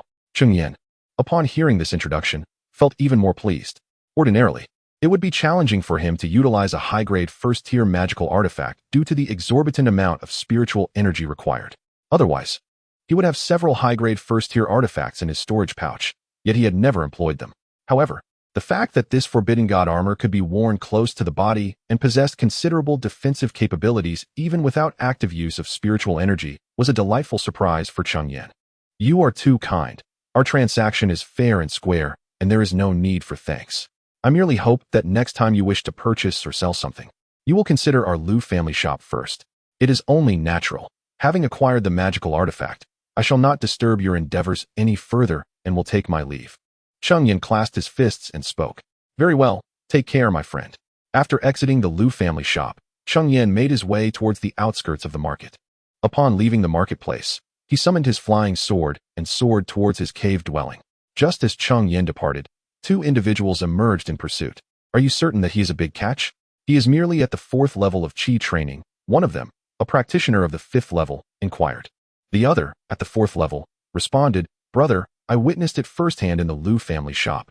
As soon as that young man entered, the steward of the Liu family personally approached him. What could a mere 4th level practitioner have that warrants such attention from the steward? He must possess something valuable." Had Cheng Yan been present, he would have recognized that this was a person he encountered while procuring the magical artifact, who had recently broken through to the 4th level and was also seeking to purchase an artifact. Unexpectedly, he crossed paths with Cheng Yan during his visit. Moreover, the stewardess' personal greeting signifies a high standing within the Liu family shop, second only to the shopkeeper. Given that Cheng Yan is merely a practitioner of the 4th level, his ability to receive such a reception undoubtedly suggests he spent a considerable amount of spirit stones. Thus, the assumption that Cheng Yan is indeed a big catch was formed. "Let us pursue him," exclaimed the 5th level practitioner, finding reason in this deduction. After all, if he is a big catch, he must not be allowed to escape. The two then utilized their magical artifacts to chase after Cheng Yan. However, after a prolonged pursuit, they could not discern his whereabouts. At that moment, the 5th level practitioner suddenly halted. Something feels amiss. The 4th level practitioner, about to inquire about the sudden stop, was startled by his words. Expanding his consciousness, he failed to detect any imminent danger. "What seems to be wrong, brother? Everything appears fine. We have been pursuing for so long, yet have not caught a glimpse of him. How can a mere 4th level practitioner possess such speed? Logically, given his abilities, trailing a 4th level practitioner should be a trivial task. Yet, they found themselves unable to close the gap, raising doubts in their minds. Brother, perhaps he is utilizing a speed-enhancing talisman. Does this not further indicate he possesses something valuable? Only someone with precious items would opt to flee hastily." The 5th level practitioner found some merit in this reasoning, though he still sensed something was amiss. "Do not hesitate, brother.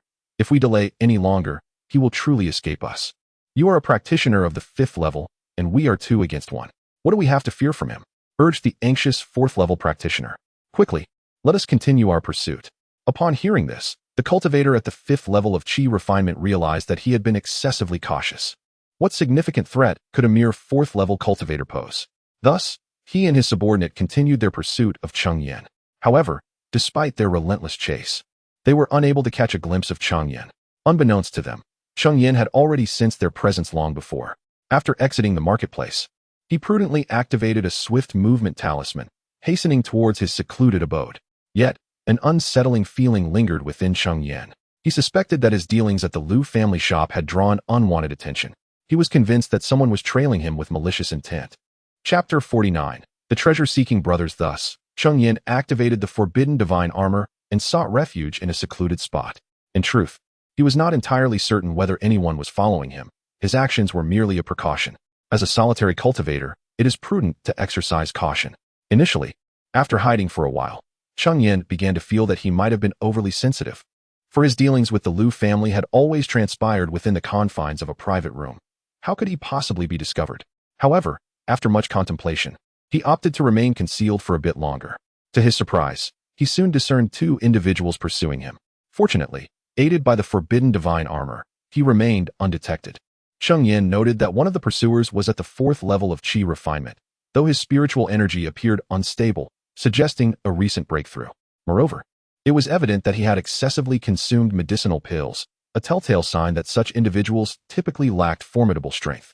The other person, while Cheng Yan could not ascertain his cultivation level, demonstrated the speed of a 5th level Qi refinement practitioner through his manipulation of a magical artifact. Cheng Yan was determined not to let them escape unscathed. Those who sought to hunt others must be prepared for retaliation. Even if he were to be outmatched, he believed he could still flee. He activated the forbidden divine armor, remaining stationary, and fortunately, this first-tier superior artifact did not deplete his spiritual energy excessively. Nevertheless, during his concealment, it consumed nearly a third of his energy. As the two approached, Cheng Yan suddenly sprang into action. Clutched in his hand was a spiritual talisman, the Fireball Talisman. Infusing his spiritual energy into the talisman, he unleashed a massive fireball that materialized before him. The fireball soared forth, striking the 5th level Qi refinement practitioner in an instant. Since this was a surprise attack, he intended to exert his utmost power, and the Fireball Talisman was his most potent weapon. Moreover, targeting the leader first would diminish the threat posed by the 4th level cultivator. The two assailants had believed Cheng Yan to be ahead of them, fixated on catching up, completely unaware that he lay in wait, ready to ambush. However, having reached the 5th level of Qi refinement, the practitioner possessed commendable reflexes.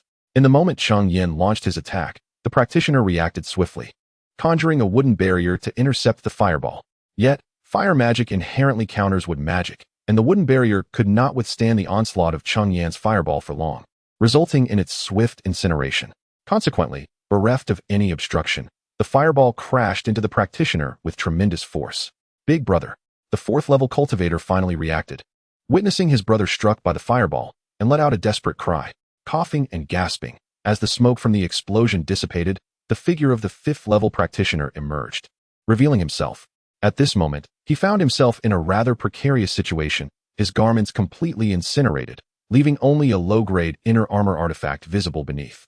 However, the quality of this artifact was evidently lacking, as it had been utterly destroyed by Cheng Yan's fireball technique, rendering it devoid of its magical efficacy. Though the inner armor possessed defensive capabilities, it was insufficient to completely shield against Cheng Yan's fireball. The impact of the fireball was something that could not be mitigated. Thus, the Qi refining stage 5 cultivator sustained considerable injuries, with droplets of blood oozing from the corner of his mouth. Naturally, Cheng Yan was unwilling to let such a prime opportunity slip away, maneuvering his flying sword to launch an attack on the individual. At that moment, however, the man had regained his composure from Cheng Yan's ambush and summoned his own flying sword to engage in a duel with Cheng Yan's, producing the clanging sounds of metal on metal. Yet, due to his injuries, he was unable to exert his full strength, causing his flying sword to gradually falter under Cheng Yan's relentless assault. Second brother, assist me. He gritted his teeth while manipulating his flying sword to fend off Cheng Yan's strikes, suddenly shouting out. Hearing his cry, the Qi refining stage for cultivator quickly reacted, hastily retrieving his own artifact to join the fray. However, his artifact was merely a low-grade flying sword. In his urgency to prevent Cheng Yan from escaping, he had no time to select a more suitable artifact and rushed to inform his elder brother of Cheng Yan's whereabouts. Together, they pursued Cheng Yan. Initially, he had believed that Cheng Yan, being merely at the Qi refining stage 4, would be easily dealt with by his elder brother alone.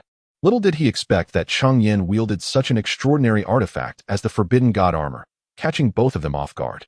His elder brother had also sustained significant injuries from the ambush. With assistance at hand, the Qi refining stage 5 cultivator felt a substantial alleviation of pressure, turning the tide of the battle. Although his second brother lacked strength, he proved to be quite a nuisance.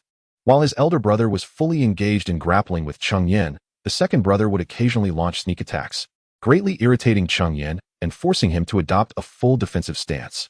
Yet, in a prolonged defensive posture, vulnerabilities would inevitably present themselves, and the Qi refining stage for cultivator patiently awaited such an opening. In a moment of lapse, Cheng Yan inadvertently allowed him to breach his defenses and charge towards him. With no other choice, Cheng Yan deployed a water shield technique to block the impending attack. However, using the water shield meant that Cheng Yan could not simultaneously control his flying sword. Seizing this opportunity, the Qi refining stage 5 cultivator directed his flying sword to swiftly thrust towards Cheng Yan. At this juncture, Cheng Yan had no time to evade, and the defensive capabilities of the water shield seemed unlikely to withstand the assault of the flying sword. Reluctantly, Cheng Yan resorted to retrieving a golden shield talisman from his storage bag. Upon activation, a golden barrier enveloped him. The flying sword struck the shield, shattering it, yet ultimately succeeded in repelling the attack. Having intercepted the flying sword, Cheng Yan realized that he could not continue in this passive manner. If he remained on the defensive, he would inevitably face dire consequences, especially considering the finite number of talismans at his disposal. To achieve victory, he needed to alter the current predicament. In Cheng Yan's eyes, the cultivator at the 4th level of Qi refinement represented a pivotal opportunity. After deftly warding off the man's assault, Cheng Yan suddenly accelerated, charging toward the 4th level cultivator with fervor. Startled by Cheng Yan's direct approach, the man hurriedly manipulated his magical artifact to launch an attack. However, to his astonishment, Cheng Yan disregarded the incoming assault, allowing the artifact to strike him, producing a resonant clang akin to metal colliding. Thanks to the protective power of the divine armor, Cheng Yan absorbed the blow with resilience. The impact of the artifact merely slowed him down slightly, inflicting minimal harm.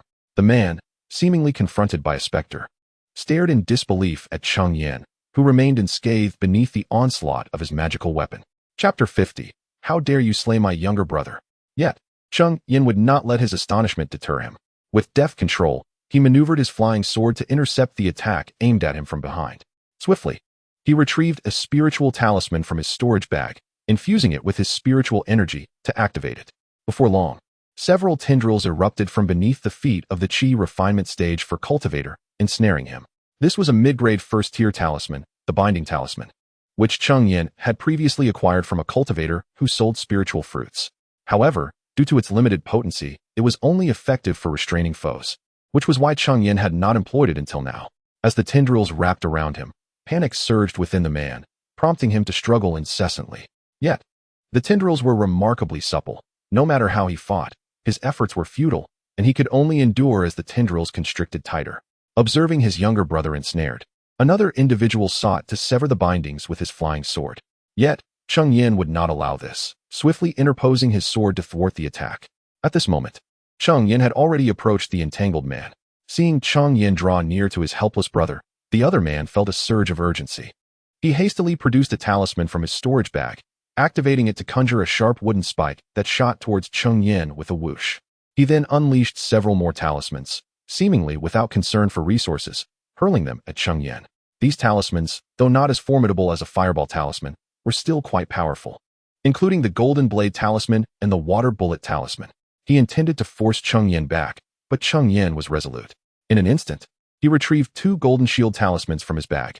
He activated the first, and just as the golden shield threatened to shatter, he activated the second. Nevertheless, he could not entirely deflect all the attacks. Fortunately, Cheng Yan possessed a shield artifact. Raising it high, he successfully blocked the final onslaught. The various magical assaults stirred up a cloud of dust, and as it settled, Cheng Yan emerged unscathed. Of course, the attacker understood that with the protection of the golden shield talisman, Cheng Yan was unlikely to be easily harmed. His intention was merely to repel Cheng Yan, preventing him from intervening on behalf of his younger brother. However, before he could revel in his brief victory, he noticed Cheng Yan's flying sword hovering ominously behind his brother. In that moment, Cheng Yan seized the opportunity as the man frantically unleashed his talismans, stealthily guiding his sword to strike from behind. Without a moment's hesitation, he focused his will, and the flying sword pierced through the chest of the ensnared individual. No, younger brother. The anguished cry erupted as the man witnessed his brother fall victim to Cheng Yan's lethal strike. Yet, his desperate shout was of no avail in saving his sibling. As the tendrils receded, the lifeless body of his younger brother crumpled to the ground, devoid of breath. With eyes wide in disbelief, the man glared fiercely at Cheng Yan, roaring, "You scoundrel! How dare you slay my younger brother?" Cheng Yan observed the fury radiating from the man before him, yet he remained undaunted, merely letting out a cold laugh. "Ah, my friend, how tyrannical you are. It is you too who have pursued me relentlessly. What? Are you allowed to slay me while I am not permitted to retaliate? Humph, you may have killed my second brother, but I demand that you accompany him in death." With a thunderous roar, the man brandished his flying sword, launching an assault on Cheng Yan.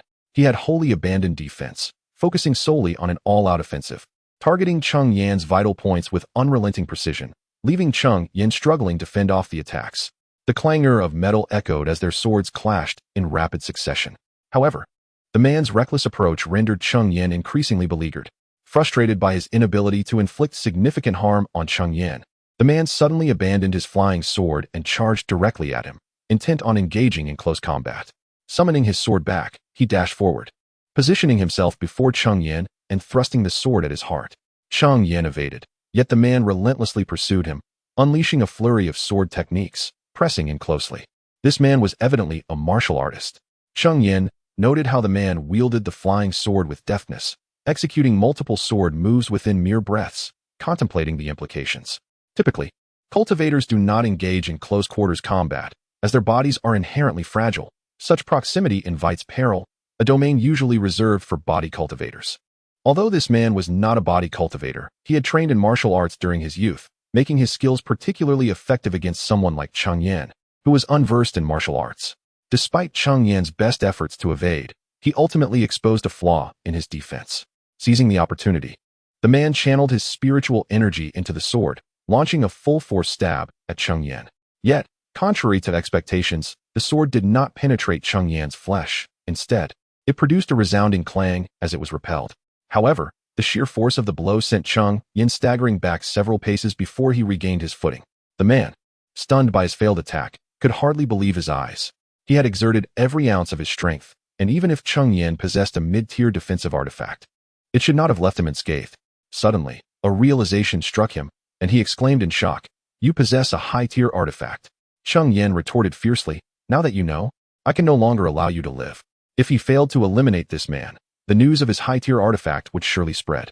Soon, it would attract not just mere Qi refinement stage 5 cultivators, but those in the later stages of Qi refinement might also be enticed. Observing that his opponent could not breach his defenses, Cheng Yan emulating the man, discarded his own defense and charged at him without hesitation. At this moment, the seeds of retreat began to take root in the man's heart. With a first-grade superior magical artifact, Cheng Yan was an opponent he could never hope to defeat. Now, he was preoccupied with thoughts of how to preserve his own life.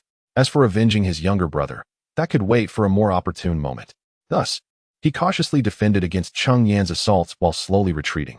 Suddenly, he exerted his strength, deflecting Cheng Yan's flying sword, and retrieved a white pearl from his storage bag.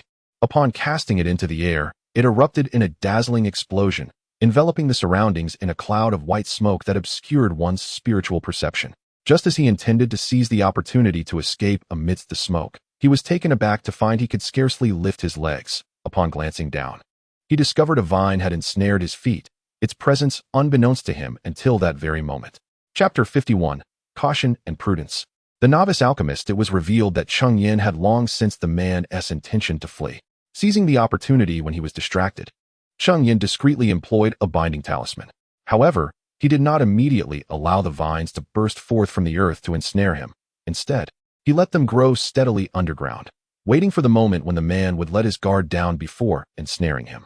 Upon discovering that his feet were entangled, the man attempted to slash the vines with his sword, but it was already too late. Cheng Yan had traversed through the mist, and the flying sword struck, piercing through the man's chest.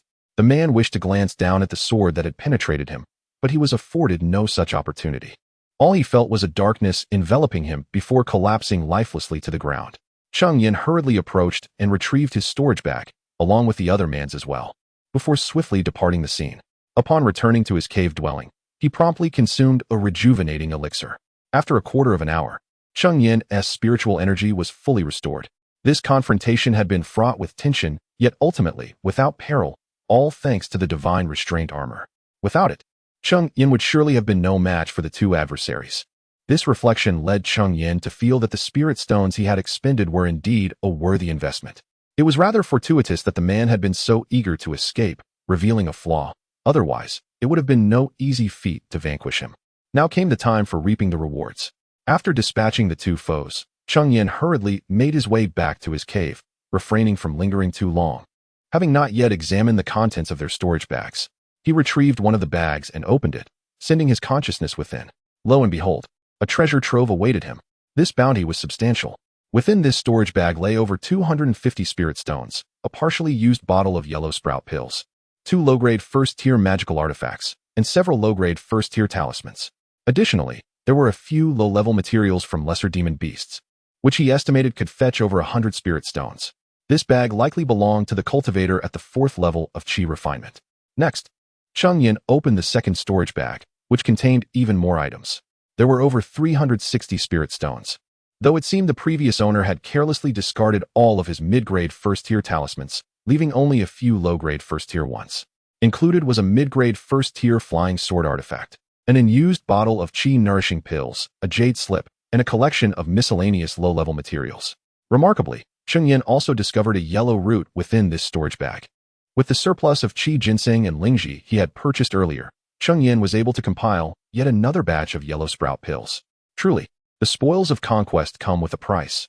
It is no wonder that so many wandering cultivators are tempted to take risks in pursuit of treasures.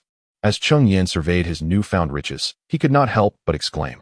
The two men possessed over 600 spirit stones combined. Cheng Yan had been running low on spirit stones after crafting the divine restraint armor, and these two had replenished his dwindling supplies. He then examined the jade slip, which contained a wood attribute technique capable of cultivating to the peak of chi refinement. After a cursory glance, he dismissed it into his storage bag. It paled in comparison to his own clear water technique. After tallying the harvest, Cheng Yan retreated to his humble wooden cabin for a much-needed slumber. Having just endured a fierce battle, he felt both physically and mentally exhausted and sought to rejuvenate himself in preparation for the upcoming study of alchemy. Upon awakening the following day, Cheng Yan retrieved the true explanation of alchemy and began to read it meticulously. This text represented a first-tier superior alchemical inheritance, containing 3 first-tier superior formulas as well as several middle and lower-tier formulas, including the Huangya Dan and Yangqi Dan. Cheng Yan decided to commence his studies with the Huangya Dan, thus he focused intently on its formula. It took him a full 3 hours to completely memorize the Huangya Dan recipe, to the point where he could recite it flawlessly. Unlike the offspring of powerful factions who might have access to dozens of materials at their disposal, Cheng Yan had only 13 pieces of material in total, compelling him to proceed with caution. He resolved to begin the alchemical process only when he felt he had fully grasped the formula. From his storage pouch, he extracted the alchemical furnace left by Wan Feng, a first-tier superior model. Infusing it with spiritual energy, he observed as flames erupted within. According to the true explanation of alchemy, the initial step in alchemy is to temper the furnace, which involves heating it. If one begins the alchemical process without properly tempering the furnace, the inadequate temperature could hinder the alchemist's control over the heat, an essential aspect of successful alchemy. After a while, sensing that the furnace had reached an adequate temperature, Cheng Yan prepared the materials for the Huangya Dan, placing them nearby for easy access. He took a Huangjian herb and placed it into the furnace, continuously channeling spiritual energy to control the flame's intensity. The temperature of the flame had to be just right. Too high, and the spiritual herbs would be incinerated, while too low would prolong the refining process, thereby dissipating the medicinal potency. This step, known as refining, aimed to eliminate impurities from the herbs and retain only their essence. Cheng Yan took a deep breath, striving to maintain a steady flow of spiritual energy into the furnace. Although he could recite the Huangya Dan formula with ease, the disparity between theory and practice was evident. It was his first attempt at alchemy without guidance, and it would be disingenuous to claim he was not anxious. As the spiritual energy surged, the Huangjin herb gradually transformed into a yellow liquid under the high temperature. Following this, he added the Qixin and Lingji herbs into the furnace in succession. Soon, 3 distinct liquids emerged within the furnace. At this juncture, Cheng Yan needed to utilize his spiritual consciousness to blend these 3 liquids in precise proportions. He carefully extracted portions from each liquid and merged them, repeating the process until he successfully created 3 new liquids. This step is referred to as the fusion of the elixir. Generally speaking, a proficient alchemist must successfully merge at least 5 new droplets of liquid during this phase. However, Cheng Yan has only managed to create 3, indicating that he had maintained an excessively low temperature during the prior refinement of the spiritual herbs, resulting in a significant loss of potency. The subsequent step involves solidifying the elixir, which poses a tremendous challenge to one's mental acuity. The alchemist must continuously envelop the 3 droplets of liquid with their consciousness, preventing any dispersion, while gradually lowering the temperature of the alchemical furnace until it cools and solidifies. As time passes, beads of sweat begin to form on Cheng Yan's forehead, not from heat, but rather due to the overexertion of his mental faculties. Nevertheless, he perseveres with gritted teeth, for the elixir is on the verge of taking shape, and he cannot afford to abandon his efforts now. Chapter 52. The success of pill condensation. As time elapsed, beads of sweat began to form on Cheng Yan's forehead, not from heat, but rather due to the overexertion of his spiritual consciousness. Nevertheless, he gritted his teeth and persevered. Knowing that the elixir was on the verge of completion, he could not abandon his efforts now. After a quarter of an hour, Cheng Yan finally exhaled, dispersing his spiritual awareness. Inside the alchemical furnace, 3 perfectly round pills lay quietly, indicating that the condensation had indeed succeeded. However, success in condensation did not guarantee the efficacy of the pills produced. There remained the possibility that they were worthless concoctions, much like the 3 Huangya pills he had just crafted. Cheng Yan opened the alchemical furnace and extracted the 3 pitch-black Huangya pills, which emitted a faintly acrid odor, signs of failure, as they possessed no medicinal properties and might even be toxic. The reasons for producing worthless pills are manifold, yet typically stem from issues during the refinement and fusion processes. If the impurities in the spiritual herbs were not entirely extracted during refinement, or if the proportions were not correctly controlled during fusion, the result would be substandard pills. Casting the 3 failed pills aside, Cheng Yan closed his eyes to recuperate. He aimed to restore his spiritual consciousness and energy while also reflecting on his recent alchemical endeavor to discern where he had erred, thus enabling him to amend his mistakes. After an hour, Cheng Yan's spiritual awareness was fully restored. He meticulously replayed the events of his alchemical process in his mind, firmly imprinting the mistakes he had made to avoid repeating them. By the time an hour had passed, the alchemical furnace had cooled, and Cheng Yan was ready to begin anew, step by step. Following the cooling phase, the next step was refinement. In his previous attempt, he had erred by maintaining too low a temperature during refinement, resulting in the loss of the herb's potency and ultimately yielding too few pills. This time, Cheng Yan resolved to intensify the flames, aiming for a higher temperature. However, unexpectedly, the flames surged, and a charred scent wafted forth. He had burned the spiritual herbs. Observing the incinerated herbs, Cheng Yan could not help but berate himself. He was yet to master the creation of genuine pills and was already striving to enhance the fusion rate. Indeed, a case of ambition exceeding capability. Taking several deep breaths, he suppressed his restless emotions. Once he regained his composure, he retrieved another set of Huangya pill materials from his storage pouch. Channeling his spiritual energy into the alchemical furnace, he systematically introduced the spiritual herbs. This time, Cheng Yan was wiser. He resolved to prioritize stability over ambition. Following the refinement, he proceeded to the fusion stage. Once again, he merged 3 portions of medicinal liquid, then faced the most challenging phase, condensation. Enveloping the liquid with his spiritual awareness, he gradually reduced the input of spiritual energy, allowing the temperature to decline slowly. The liquid cooled and solidified, ultimately forming 3 pills. Cheng Yan opened the furnace and withdrew the 3 pills, casting a glance before letting out a sigh. Yet again, he was met with 3 worthless pills. The endeavor of alchemy was indeed no simple task. From 3 sets of materials, he had only produced 6 utterly ineffective pills. Casting aside 3 failed pills, Cheng Yan retreated to his modest wooden cabin for a well-deserved respite. Having engaged in alchemical pursuits throughout the day, he had already exhausted his resources by crafting 2 batches of elixirs, compounded by an initial failure that had consumed yet another set of materials. Fatigued from the day's labor, he deemed it prudent to rest, ensuring he would still have ample time for cultivation later in the evening.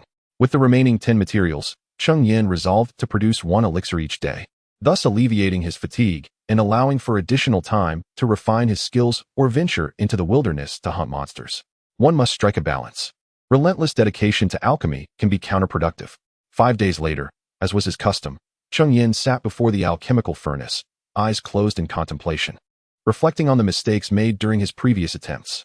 After thorough introspection, he adeptly began the process of warming the furnace, refining, and merging the elixirs.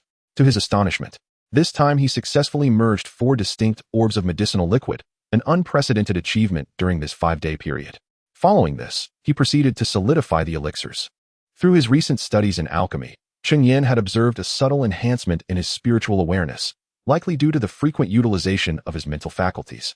Typically, the only means to strengthen one's spiritual awareness is through the elevation of one's cultivation level. The higher the level, the more potent the awareness. To discover that alchemy could also bolster this aspect was a delightful surprise. As time passed, the 4 elixirs gradually took shape within the furnace.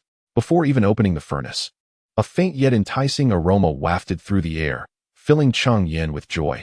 This time, he was certain of success. Upon opening the furnace, he found, as expected, that one of the elixirs was entirely different from the others. It was no longer the dark hue of failure, but a rich brown, smoother and glossier, exuding a gentle fragrance that uplifted the spirit. The Huangya pill.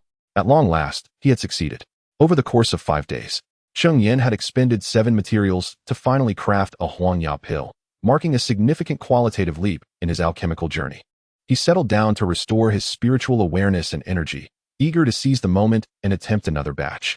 Once fully rejuvenated, he ignited the furnace anew. Again, he produced 4 orbs of medicinal liquid, and shortly thereafter, the elixirs took form, 1 successful pill alongside 3 failures. Gazing at the 2 round, vibrant elixirs he had created, Cheng Yan felt a surge of satisfaction, knowing his efforts over the past few days had not been in vain. Nevertheless, he recognized that he was not yet a proficient alchemist. After all, each batch required 10 spirit stones, while a single Huangya pill could only be sold for 3.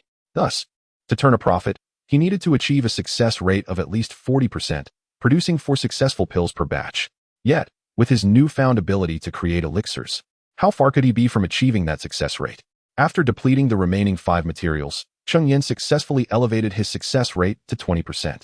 However, the spiritual elixirs had been completely exhausted, compelling Cheng Yan to make another trip to the Blackstone market, where he began to incessantly procure spiritual herbs from wandering cultivators. This time, Cheng Yan spared no expense, investing a substantial 200 spirit stones to acquire the materials for 20 portions of Mundane. In the days that followed, he became ensnared in a relentless cycle of alchemy and cultivation. Though the days were monotonous, they were profoundly fulfilling. In the blink of an eye, 2 years elapsed. After 2 years of arduous training, Cheng Yan could now be considered a competent low-grade first-tier alchemist. His success rate for refining Mundane had reached 60%, and he had also mastered 2 new low-grade first-tier recipes, the blood coagulation pill and the fasting pill, both achieving a success rate of 50%. Chapter 53. What? 30 bottles. Initially, Cheng Yan intended to commence his studies on the intermediate-grade pill formulas of the first tier. However, the majority of the spiritual herbs required for the nourishing qi pill were predominantly monopolized by the Lu, Zhang, and Du families. The dissemination among independent cultivators was exceedingly scarce. After 2 entire months, Cheng Yan had only managed to gather 3 sets. Reflecting on this, he couldn't help but feel a twinge of envy towards the progeny of those influential families. Had he possessed the backing of a clan, he might have already attained the status of an intermediate-grade alchemist by now. Nonetheless, the most significant achievement for Cheng Yan over the past 2 years had been the breakthrough in his cultivation. 2 months prior, while refining pills, he experienced a moment of enlightenment and stumbled upon the opportunity for a breakthrough. He promptly ceased his alchemical endeavors and embarked on the path of advancement, even sacrificing the materials in his cauldron. Yet, such a meager quantity of alchemical ingredients could scarcely compare to the monumental leap in his cultivation. Ultimately, he successfully ascended to the 5th layer of qi refinement. It was only after this breakthrough that Cheng Yan's success rate in pill concoction improved. Previously, his success rate for the Huangya pill had remained at a mere 50%. Regrettably, due to his prior low cultivation level, Cheng Yan had refrained from wholesale selling his pills.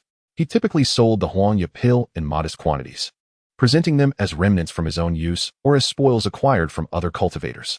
This practice was not uncommon among independent practitioners, many of whom genuinely sold leftover or pilfered pills, while Cheng Yan's were entirely self-made. However, this method of selling was exceedingly inefficient, leading to a significant accumulation of Huangya pills, over 30 bottles, alongside a considerable stock of blood coagulation pills. Cheng Yan had produced many fasting pills, primarily using them for his own consumption due to their low market value. The Huangya pills and blood coagulation pills in his possession were worth approximately 1,500 spirit stones. Despite the abundance of pills, Cheng Yan's spirit stones had dwindled to a mere 200 for emergencies. The majority of his remaining spirit stones had been allocated towards the purchase of cultivation-related pills or spiritual herbs.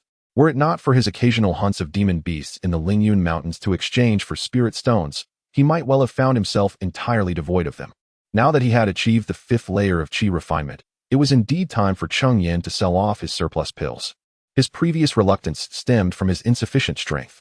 However, with his current cultivation level, he could even barely invoke some of the techniques left by Wu Zhan. He felt unafraid even in the presence of 6th layer qi refinement cultivators. Should he encounter a 7th layer cultivator, although he might not stand a chance in combat, fleeing would pose no difficulty. The enhancement of his strength naturally imbued Cheng Yan with the courage to sell his pills. With the prowess of a 6th layer cultivator, he could be considered a mid to high tier force within the Haishi market, where late-stage qi refinement cultivators were a rarity, most of whom hailed from the 3 prominent families. Younger late-stage independent cultivators typically opted to seek opportunities in larger locales. Only a few elderly cultivators, aware of their limited potential for further advancement, reside here in a state of retirement. Among the 3 prominent families, each possesses the formulas for first-tier low-grade elixirs, such as the Huangya Dan and the Ningxue Wan. These formulas are widely circulated within the realm of cultivation, and most moderately sized factions are likely to have them. Even among solitary cultivators, they occasionally surface. For instance, the only first-tier intermediate alchemist in the Haishi trading market happened upon a Huangya Dan formula in his youth and discovered a latent talent for alchemy, which ultimately led him to his current status. Thus, as long as Cheng Yan can convincingly portray himself as merely capable of concocting Huangya Dan, he will likely evade the attention of the 3 families. However, this is but a fade. Regardless of Cheng Yan's efforts at deception, he would inevitably draw suspicion, primarily due to his rising strength. After emerging from his cave abode, Cheng Yan proceeded directly toward the Haishi trading market. Remarkably, he encountered no demonic beasts along the way. This route was one he had traversed countless times, and the beasts had long since been eradicated by him. Upon reaching the Haishi trading market, he made a beeline for the Lu family shop. Over the past 2 years, nearly all the materials harvested from slain beasts had been sold to the Lu family, rendering Cheng Yan quite familiar with their establishment. However, this time, he was not greeted by the usual steward from the Lu family, but rather by a youthful newcomer, seemingly in his 20s or 30s, yet possessing a cultivation level of the 5th layer of qi refinement. Upon hearing Cheng Yan's intention to sell goods, he promptly ushered him into a private room. "May I inquire what you wish to sell?" Cheng Yan retrieved a collection of demonic beast materials from his storage pouch, the majority of which were first-tier intermediate materials. These were obtained after his breakthrough to the 5th layer of Qi refinement during his hunts in the Lingyun Mountains. Since reaching this new level, first-tier intermediate demonic beasts have rarely posed a challenge for him. Thus, in just 2 months, he had amassed a considerable quantity of materials, while he now regarded first-tier low-grade materials with disdain. Seeing the abundance of first-tier intermediate materials presented by Cheng Yan, the young man mused that although they were both at the 5th layer of Qi refinement, Cheng Yan's combat abilities were likely formidable. He considered that he himself would struggle to hunt such a large number of demonic beasts, elevating his opinion of Cheng Yan. Esteemed friend, these materials total 538 spirit stones. I shall make an exception and offer you 540 spirit stones. What say you? Cheng Yan contemplated briefly and deemed this offer fair, nodding in agreement. Very well, please wait a moment while I fetch the spirit stones for you. Upon agreeing, the young man prepared to retrieve the spirit stones, but Cheng Yan called out to him, "Please hold. I have another business proposition for you." "Oh, what else do you wish to sell?" "Elixirs." "Elixirs? What kind?" "Huang Dan." Upon hearing this, the young man's expression fell slightly with disappointment. He initially believed that Cheng Yan had called him over for a significant transaction, only to discover it was merely a few elixirs. He assumed Cheng Yan was like other wandering cultivators, merely selling off a handful of leftover pills obtained from other practitioners. Nevertheless, adhering to his professional demeanor, he smiled and inquired, "May I ask how many you wish to sell?" 30 vials. "What? 30 vials?" Upon hearing the figure uttered by Cheng Yan, the man was utterly astonished. Chapter 54. Collaboration. He had spent a considerable amount of time at the Lu family's shop. Yet the maximum quantity of Huang Yadan he had ever procured from scattered cultivators was merely 3 bottles at a time.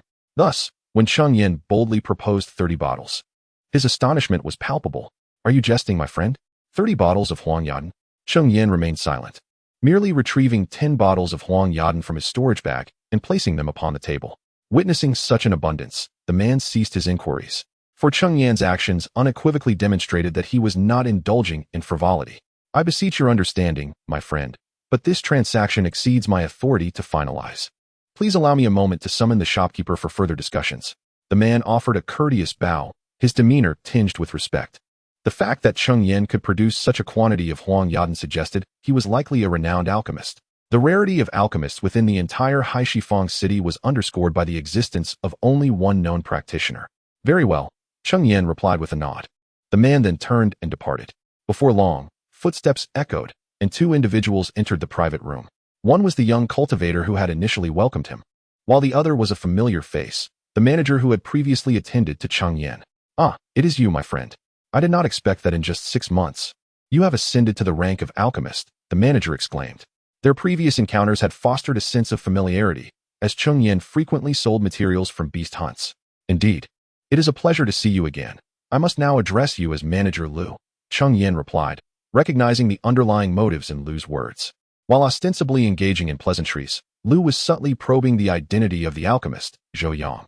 Cheng Yan had no intention of concealing his identity. Even if he attempted to, it would eventually be uncovered. Yet, he would not readily admit to it either. I owe you my gratitude. For I have heard you wish to sell Huang Yadan, 30 bottles, if I am not mistaken." Manager Lu chuckled, his delight at his recent promotion evident. A success he attributed in part to Cheng Yan. The initial transaction involving the withered wood snake scales had afforded him an introduction to the Lu family patriarch. And through diligent management, he had broken through to the 7th level of Qi refinement 3 months prior, earning him the position of shopkeeper. It is worth noting that this role was highly coveted, with many late-stage Qi refinement cultivators eyeing it enviously. So how could he not be pleased? "Indeed," Cheng Yan responded, producing the entirety of his Huang Yadan from his storage bag, alongside 5 bottles of blood condensation pills. However, he was cautious, ensuring that one of the bottles contained only 6 pills. "Perhaps you also concocted these blood condensation pills?" Manager Lu inquired, noticing the additional bottles. "Not at all. I acquired these from another source," Cheng Yan replied. Lu, hearing this, chuckled in response. "Another source? What could that possibly entail, if not the spoils of others?" Although it is not surprising for Cheng Yan to possess 5 bottles of blood coagulation pills, it is common for less affluent wandering cultivators to forego purchasing the more expensive Huayudan and opt for the more economical alternative. While the healing efficacy of blood coagulation pills may not compare to that of Huayudan, they are certainly preferable to having none at all. Thus, it is entirely reasonable for Cheng Yan to acquire several bottles. As for the 36 bottles of Huang Yadan, our shop is prepared to purchase them at 25 spirit stones per bottle, totaling 900 spirit stones.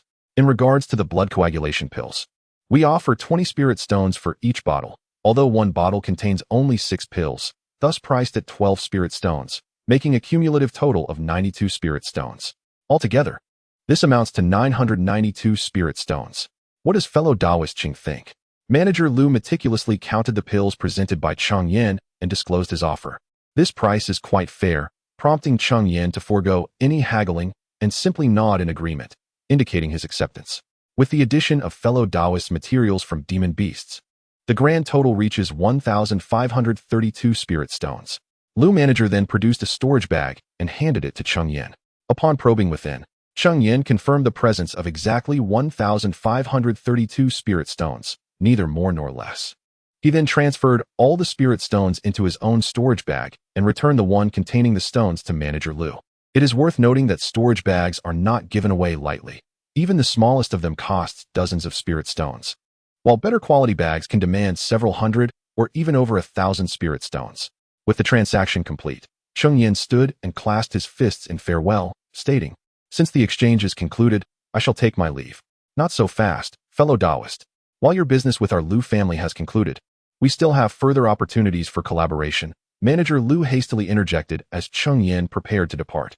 "Oh, what business might that entail? To be direct, I will not beat around the bush. As an alchemist, you are surely aware that the spiritual herbs required for alchemy are not easily acquired, and we can supply you with these herbs in return for your assistance in refining them into pills." Manager Lu's proposition held merit. Although the spiritual herbs needed for Huangyadan are relatively common, their availability can be highly unstable. Occasionally, Zhou Yang could procure over 20 portions of materials from wandering cultivators in a month, while at other times, it may take Cheng Yan an entire month to gather merely 5 or 6 portions. What, then, would I stand to gain? Naturally. We would not expect you to work for free. Our Lu family will provide you with 20 portions of Huangyadan's materials each month. For every bottle of Huangyadan you refine, we will compensate you with 8 spirit stones as remuneration. With 20 portions of materials and a success rate of 60% in your alchemy, you could produce 12 bottles. This would yield you 96 spirit stones in a month, amounting to nearly 1,200 spirit stones over the course of a year. Furthermore, after your breakthrough to the 5th layer of qi refinement, you could refine at least 5 furnaces of Huangyadan each day, completing the process in 4 to 5 days, without hindering your own cultivation. Considering this, it certainly seems feasible. Lu, the shopkeeper, offers such generous terms that if I were to decline, it would indeed seem rather ungracious. Very well. However, since my esteemed friend has arrived unexpectedly, we find ourselves with only 10 portions of Huangyadan materials remaining in our shop, alas. This month we may have no more than these 10 portions. Lu, the shopkeeper, then produced another storage bag, within which were the 10 portions of Huangyadan materials. No matter, in light of this, I shall take my leave and strive to deliver the elixirs at the earliest opportunity. Cheng Yan accepted the storage bag and bid his farewells. Once Cheng Yan departed from Lu's establishment, the individual behind Lu spoke up, "Fourth uncle, that young man possesses alchemical skills. He may very well carry a legacy of alchemy. Perhaps we should consider." As he spoke, he made a gesture across his throat. Chapter 55, Profit Analysis. How foolish. Do you comprehend the rarity of alchemical legacies? Especially among solitary cultivators. In the entirety of Haishi Fengshi, aside from Old Li, can you name anyone else who possesses an alchemical inheritance? Moreover, Old Li toiled for 30 years, serving a foundational family, before he managed to acquire a formula for a nourishing essence pill. Otherwise, he would merely be a first-tier low-grade alchemist at present. Even if he possesses an alchemical legacy, it comprises at most a few first-tier low-grade formulas. Do we lack such resources within our family? Remember, some individuals are more valuable alive than dead. Seeing the man's actions, Manager Lu immediately scolded him for his foolishness. Yet, he seemed to realize his words were too harsh and softened his tone, saying, "Changming, I intend to pass the position of shopkeeper to you when I grow old. That is why I have brought you alongside me, hoping you would learn something. As a merchant, you must learn to be meticulous and avoid being blinded by profit. Do you realize that if we provide him with 20 portions of Huangyadan each month, all sourced from our family's cultivation at minimal cost, no more than 5 spirit stones, if he achieves a 50% success rate in concoction, he could yield us 10 bottles of Huangyadan monthly? Currently, Huangyadan sells for 30 spirit stones per bottle, meaning we could generate 300 spirit stones. After deducting costs and his remuneration, we would earn 120 spirit stones monthly, totaling 1,400 spirit stones annually. This represents pure profit. Do you understand how much our shop's annual pure profit amounts to? It is just over 10,000, and with his contribution alone, we could elevate our profits by 1/10. But what if his success rate falls below 50%? Upon hearing Manager Lu's reasoning, Lu Changming acknowledged the validity of his argument. However, a new doubt arose. How could his fourth uncle be so certain of his success rate? Manager Lu, upon hearing his question, became irate and tapped Lu Changming on the head. You blockhead. Do you think I only provide him with 10 portions of spiritual herbs for no reason? Lu Changming yelped in pain, and upon hearing Manager Lu's explanation, enlightenment dawned upon him. Suddenly, a spark of inspiration ignited in his mind, and he eagerly sought to showcase his insight, feigning nonchalance as he remarked, I believe offering him 8 spirit stones per bottle of Huanyadan is excessive. 5 would suffice, allowing us to earn even more. I was not mistaken in calling you a blockhead. Upon hearing Lu Changming's cleverness, Manager Lu was infuriated, puffing his cheeks and glaring, raising his hand as if to strike again. Lu Changming quickly raised his hand to shield himself. However, Manager Lu reconsidered, realizing that if he continued to hit him, he might render him utterly foolish, and thus lowered his hand. Today, I shall impart another lesson unto you. As a merchant, one must learn the art of concession. You are now a first-tier low-grade artifact craftsman. If I were to request that you forge 5 magical artifacts for me each month, providing the materials while offering you 50 spirit stones in return, would you be amenable to such a proposition? A mere 50 spirit stones, I certainly would not. Upon hearing this inquiry from Manager Lu, Lu Changming immediately grasped the underlying intent and hastily chuckled, saying, Hee, fourth uncle, do not be angry. I understand. I truly do. From now on, I shall diligently follow your lead and learn well. Manager Lu observed Lu Changming before him, feeling somewhat helpless. Lu Changming was the son of his second brother, his own nephew, and thus he had hoped to support him, teaching him the ways of commerce. Yet, it seemed he might need to guide him down a different path. Meanwhile, Cheng Yan had already returned to his cave dwelling, unaware of the exchange between the uncle and nephew. Had Cheng Yan been privy to their conversation, he would have silently expressed relief, grateful that Manager Lu was a shrewd businessman. In comparison to Cheng Yan's ethereal alchemical inheritance, it was the tangible spirit stones that held greater significance for Manager Lu. Of course, had Cheng Yan truly revealed that he possessed a first-tier high-grade alchemical inheritance, the situation would not have been so benign. Even a first-tier mid-grade alchemical inheritance would likely plunge Cheng Yan into an abyss of relentless pursuit. This is primarily due to the extreme scarcity of cultivation techniques, with most being tightly controlled by powerful factions. The Lu family's first-tier high-grade artifact crafting inheritance was acquired after decades of expenditure and extensive networking, exchanged from the Golden Blade sect. Despite this effort, the inheritance bestowed upon the Lu family was of the lowest tier, containing only the most rudimentary crafting blueprints. Nonetheless, the members of the Lu family treated these blueprints as treasured heirlooms, highlighting the immense value of such cultivation techniques. Upon returning to his dwelling, Cheng Yan did not immediately commence the concoction of the Huanyadan, for it had ceased to pose any challenge to him. He could brew it at any moment. Instead, he sought to experiment with the crafting of Yanqi Dan. In fact, when Cheng Yan first ascended to the 5th level of qi refinement, he had intended to begin studying the Yanqi Dan. However, after his breakthrough, he was preoccupied with stabilizing his cultivation and scouring for spirit stones, leaving him with no opportunity until today, when he finally found himself at leisure. Cheng Yan then retrieved his alchemical furnace, skillfully warming it up before presenting the materials for the Yanqi Dan, the primary ingredient being the gathering spirit grass. Additionally, 4 auxiliary herbs were required. It is noteworthy that for an alchemist, each additional herb exponentially increases the complexity of the concoction. Previously, Cheng Yan had only ever crafted pills containing 3 types of herbs. He was uncertain of what the 5-herb Yanqi Dan would ultimately yield. Taking a deep breath, he endeavored to calm his mind, and without further hesitation, he sequentially placed the 5 herbs into the furnace. Under the intense heat of calcination, the precious elixir gradually melted into a liquid form. Then, Cheng Yan meticulously combined the 5 portions of medicinal liquid. Ultimately, this amalgamation yielded 3 distinct elixirs, reminiscent of the early days of Cheng Yan's alchemical studies. In the end, these 3 elixirs coalesced into 3 pills. Cheng Yan, brimming with anticipation, extracted the 3 pills, only to be met with a slightly acrid scent that unmistakably signified a complete failure in his alchemical endeavor. Alas, it is indeed a first-tier mid-grade elixir. I had once believed that with my current skills in alchemy, I could at least produce a single successful pill per batch, if not several at once. Yet, it appears that my abilities still fall short. Over the past 2 years, Cheng Yan has become exceedingly proficient in the refinement of Huang Dan, Ning Shui Wan, and by Gu Dan. Otherwise, the success rate of 6 out of 10 for Huang Dan would not have been achieved. It is worth noting that this success rate rivals that of certain first-tier mid-grade alchemists. Chapter 56. Fellow cultivator, he is a heretic. I implore you to assist me in vanquishing him. Thus, Cheng Yan thought that his ascension to a first-tier mid-grade alchemist was merely a matter of course. However, after attempting to refine the elixir today, he realized the reality was far from such simplicity. The complexity of concocting a first-tier mid-grade pill surpassed that of a first-tier low-grade pill by an unfathomable magnitude, particularly in the blending of elixirs. The more spiritual herbs that were introduced, the greater the likelihood of conflicting energies, necessitating Cheng Yan to exercise an even stricter control over the proportions of the medicinal concoction. Moreover, with each additional herb, the chance of error increased proportionately. Observing that he had only 2 sets of materials left for the qi-nourishing pill, Cheng Yan opted to abandon the endeavor and instead retrieve the storage bag belonging to Manager Lu, extracting the spiritual herbs to commence the refinement of the Huangya pill. 5 days later, Cheng Yan successfully completed the refinement of all 6 bottles of Huangya pills. He then made his way to the Blackstone market, delivering the pills to Manager Lu.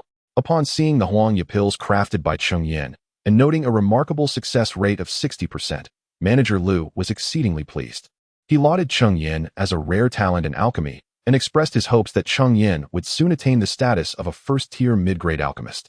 Cheng Yan, however, was not easily swayed and promptly lamented to Manager Lu about the arduous nature of acquiring alchemical heritage, implying that he might never have the opportunity to rise to the rank of a first-tier mid-grade alchemist. He subtly revealed that his high success rate with the Huangya pill stemmed from his exclusive focus on this particular elixir, which naturally led to better results. After a verbal exchange, Cheng Yan received 48 spirit stones. Subsequently, Manager Lu mentioned that the clan highly valued their collaboration and intended to enhance their partnership, promising to provide Cheng Yan with more spiritual herbs in the future.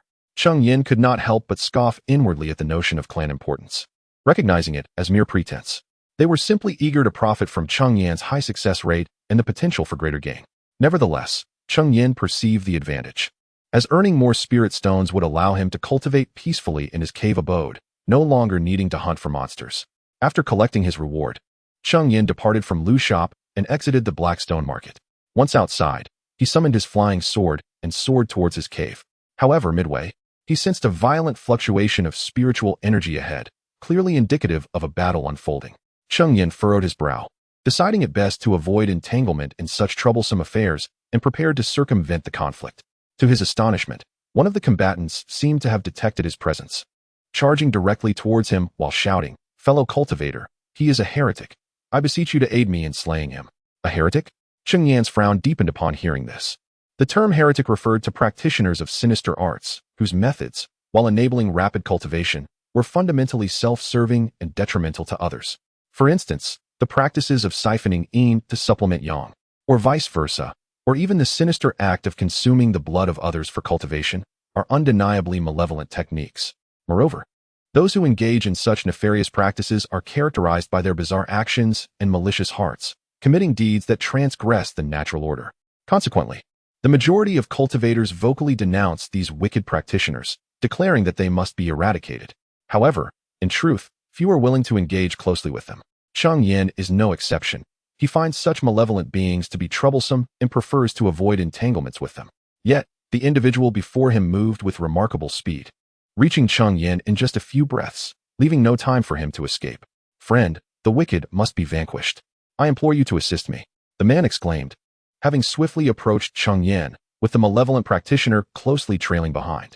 Upon seeing the two standing together, the malevolent figure halted a few paces away and warned, "I advise you not to meddle in affairs that do not concern you, or you shall meet your end alongside him." This malevolent practitioner possessed a cultivation level of the 6th stage of qi refinement, while the man pursuing Cheng Yan was only at the 5th stage. Originally, he had been intent on pursuing the other man, and although he felt no fear of Cheng Yan, he was reluctant to escalate the situation and thus issued a threat. Cheng Yan, recognizing the malevolent practitioner's 6th stage cultivation, wished to avoid further entanglement and replied, "I am but a passerby and have no desire to interfere in your disputes." "Clever of you, young one. Leave swiftly, and I may spare your life," the malevolent practitioner retorted. Cheng Yan frowned slightly at the harshness of the words, reflecting that such wicked practitioners indeed possess an unpleasant manner of speaking. Nevertheless, he concluded that it was best not to linger. Just as Cheng Yan prepared to depart, the man who had been pursuing him suddenly changed his expression, realizing that, with his fifth-stage cultivation, he was no match for the malevolent practitioner. He had initially thought that encountering Cheng Yan might provide assistance. However, the unexpected desire of Cheng Yan to leave left him disheartened. After a moment's contemplation, he gritted his teeth and declared, "Do not depart, my friend. This man possesses a treasure from the blood-refining sect, and it is precisely because I learned of this that I have been pursued. If you can assist me in vanquishing him, I shall gladly entrust the treasure to you." Upon hearing this, Cheng Yan sighed, realizing that he could not escape now. Knowledge of the treasure would render him a target for the malevolent practitioner, regardless of his belief in the man's words. As anticipated, the malevolent practitioner's expression darkened, and he proclaimed, "Young man, you can no longer flee. But do not blame me for this predicament. You may lay the blame on him for dragging you into this mess. Please, trust me. This man has escaped from the blood-refining sect and carries a significant treasure. If you can dispatch him, that treasure shall be yours." Fearing that Cheng Yan might refuse to help, the man spoke hastily, his demeanor anxious and his tone sincere. To an unsuspecting observer, it might indeed seem as though he was genuinely willing to relinquish the treasure. However, Cheng Yan was no naive child, and he recognized that such a swift enticement to involve him could hardly indicate the man's good intentions. It is now evidently impossible for Cheng Yan to extricate himself. Neither party is willing to release him easily. The malevolent cultivator fears that once Cheng Yan departs, the news of his invaluable treasures will spread. Meanwhile, the other cultivator requires Cheng Yan's assistance. Cheng Yan finds himself in a predicament, compelled to wade through this murky situation. As for the treasures, they can be addressed after dealing with the wicked cultivator. Thus, Cheng Yan retrieves his flying sword from his storage pouch, letting it hover beside him. Upon seeing the sword, the cultivator realizes that Cheng Yan will not be leaving, and his expression brightens with joy. He then speaks, "Rest assured, my friend. As long as you assist me in vanquishing this foe, everything he possesses shall be yours. Not a single spirit stone will be withheld." Chapter 57. Ah, what audacity! Do you truly believe that two mere practitioners at the 5th level of Qi refinement can vanquish me? Prepare to receive my attack. Before Cheng Yan could utter a word, the malevolent cultivator spoke up. With a swift motion, he began to manipulate a series of hand seals, conjuring forth a fiery serpent out of thin air. This was the fire serpent technique, a formidable fire attribute spell capable of summoning a serpent of flames. However, the fiery serpent summoned by this dark cultivator was particularly sinister in nature. Its flames glowed a ghastly crimson, exuding a malevolent aura that was disconcerting to behold. The ominous fire serpent lunged forward, baring its fangs at the cultivator. In a hurry, the latter produced a mid-grade first-tier shield artifact to fend off the serpent's assault. Yet, given that the malevolent cultivator was at the 6th level of Qi refinement, the fiery serpent he commanded was not so easily repelled. Despite the advantage of the artifact, the cultivator struggled to maintain his defense, and it was evident that within a short span, his defenses would inevitably be breached. "Friend, I can barely hold on much longer. I beseech you to act swiftly." The cultivator gritted his teeth, urging Cheng Yan as he noticed the latter's inaction. Unmoved, Cheng Yan remained a spectator. While the malevolent cultivator seized the opportunity to mock, "It seems your ally is rather reluctant to assist you." Upon hearing these taunts, a flicker of malice crossed the cultivator's face, yet he persisted, "Friend, I truly am on the verge of collapse. This dark cultivator possesses the prowess of the 6th level of Qi refinement. Only our combined efforts can prevail. If I perish, it is likely you shall meet a similar fate." His tone was earnest, as if he were genuinely concerned for Cheng Yan. Nevertheless, Cheng Yan remained indifferent, merely observing the cultivator as he strained to fend off the relentless attacks. Moments passed, and the cultivator fell silent, not from lack of desire to speak, but from sheer exhaustion. Having depleted his strength in defense, Cheng Yan noted several perilous moments for the cultivator, yet he refrained from intervening. The fire serpent's potency waned as it continued its assault. Recognizing that the time was ripe, Cheng Yan altered his hand seals and unleashed a water spike technique. This spell, being one of the most fundamental in the water attribute repertoire, paled in comparison to the fire serpent technique. However, given Cheng Yan's current cultivation at the 5th level of Qi refinement, the power of his water spike had significantly increased since its earlier use. Moreover, water attribute spells inherently counter fire attribute spells, and with the fire serpent's power diminishing from its continuous onslaught on the cultivator. Cheng Yan's water spike managed to dissipate the serpent entirely. The cultivator, witnessing the fire serpent's disappearance, felt an immediate sense of relief. His artifact was already riddled with cracks. With just a few more attacks, it would surely be rendered completely useless. As he gazed at his nearly ruined artifact, a flicker of resentment toward Cheng Yan stirred within him. Had Cheng Yan intervened sooner, his artifact would not have suffered such damage. However, regardless of the resentment he harbored towards Cheng Yan, he knew he had to maintain a facade, as he still required Cheng Yan's assistance. Thus, he spoke. "I am grateful for your aid, my friend. Had it not been for your intervention, my life would surely have been lost here." Upon finishing his words, he feigned a look of lingering dread. Cheng Yan furrowed his brow, observing this individual with growing displeasure. How could someone be so theatrical in their speech? Meanwhile, the malevolent cultivator, knowing he was on the verge of capturing that man, was thwarted by Cheng Yan's water-piercing technique, igniting a surge of fury within him. He retrieved a flag-shaped magical artifact from his storage pouch. Upon seeing the artifact, Cheng Yan's pupils constricted in shock. It was a high-grade first-tier artifact, the Blood Spirit Flag. Before Cheng Yan could inquire about the nature of the Blood Spirit Flag, he witnessed the malevolent cultivator suddenly infuse spiritual energy into the flag, subsequently waving it vigorously. A torrent of blood erupted from the Blood Spirit Flag, coalescing into a grotesque creature. The being, humanoid in form, towered at approximately 30 feet, exuding a nauseating stench of blood. "To perish beneath my blood spirit is a privilege you both should cherish." Upon summoning the blood spirit, the malevolent cultivator's expression grew frenzied, and he relentlessly wielded the flag, directing the blood spirit closer to the two men. Observing the approaching monstrosity, the cultivator beside Cheng Yan panicked, hastily drawing a flying sword and launching it at the blood spirit in an attempt to halt its advance. To his astonishment, the blood spirit did not evade. It absorbed the blow, resulting in one of its arms being severed. The dismembered limb fell to the ground, pooling into a mass of blood. Yet, before the cultivator could revel in his small victory, the blood spirit astonishingly regenerated its arm, revealing its self-repairing capabilities. Undeterred, the cultivator continued to assault the blood spirit with his sword, yet no matter the extent of the damage inflicted, the creature swiftly recovered.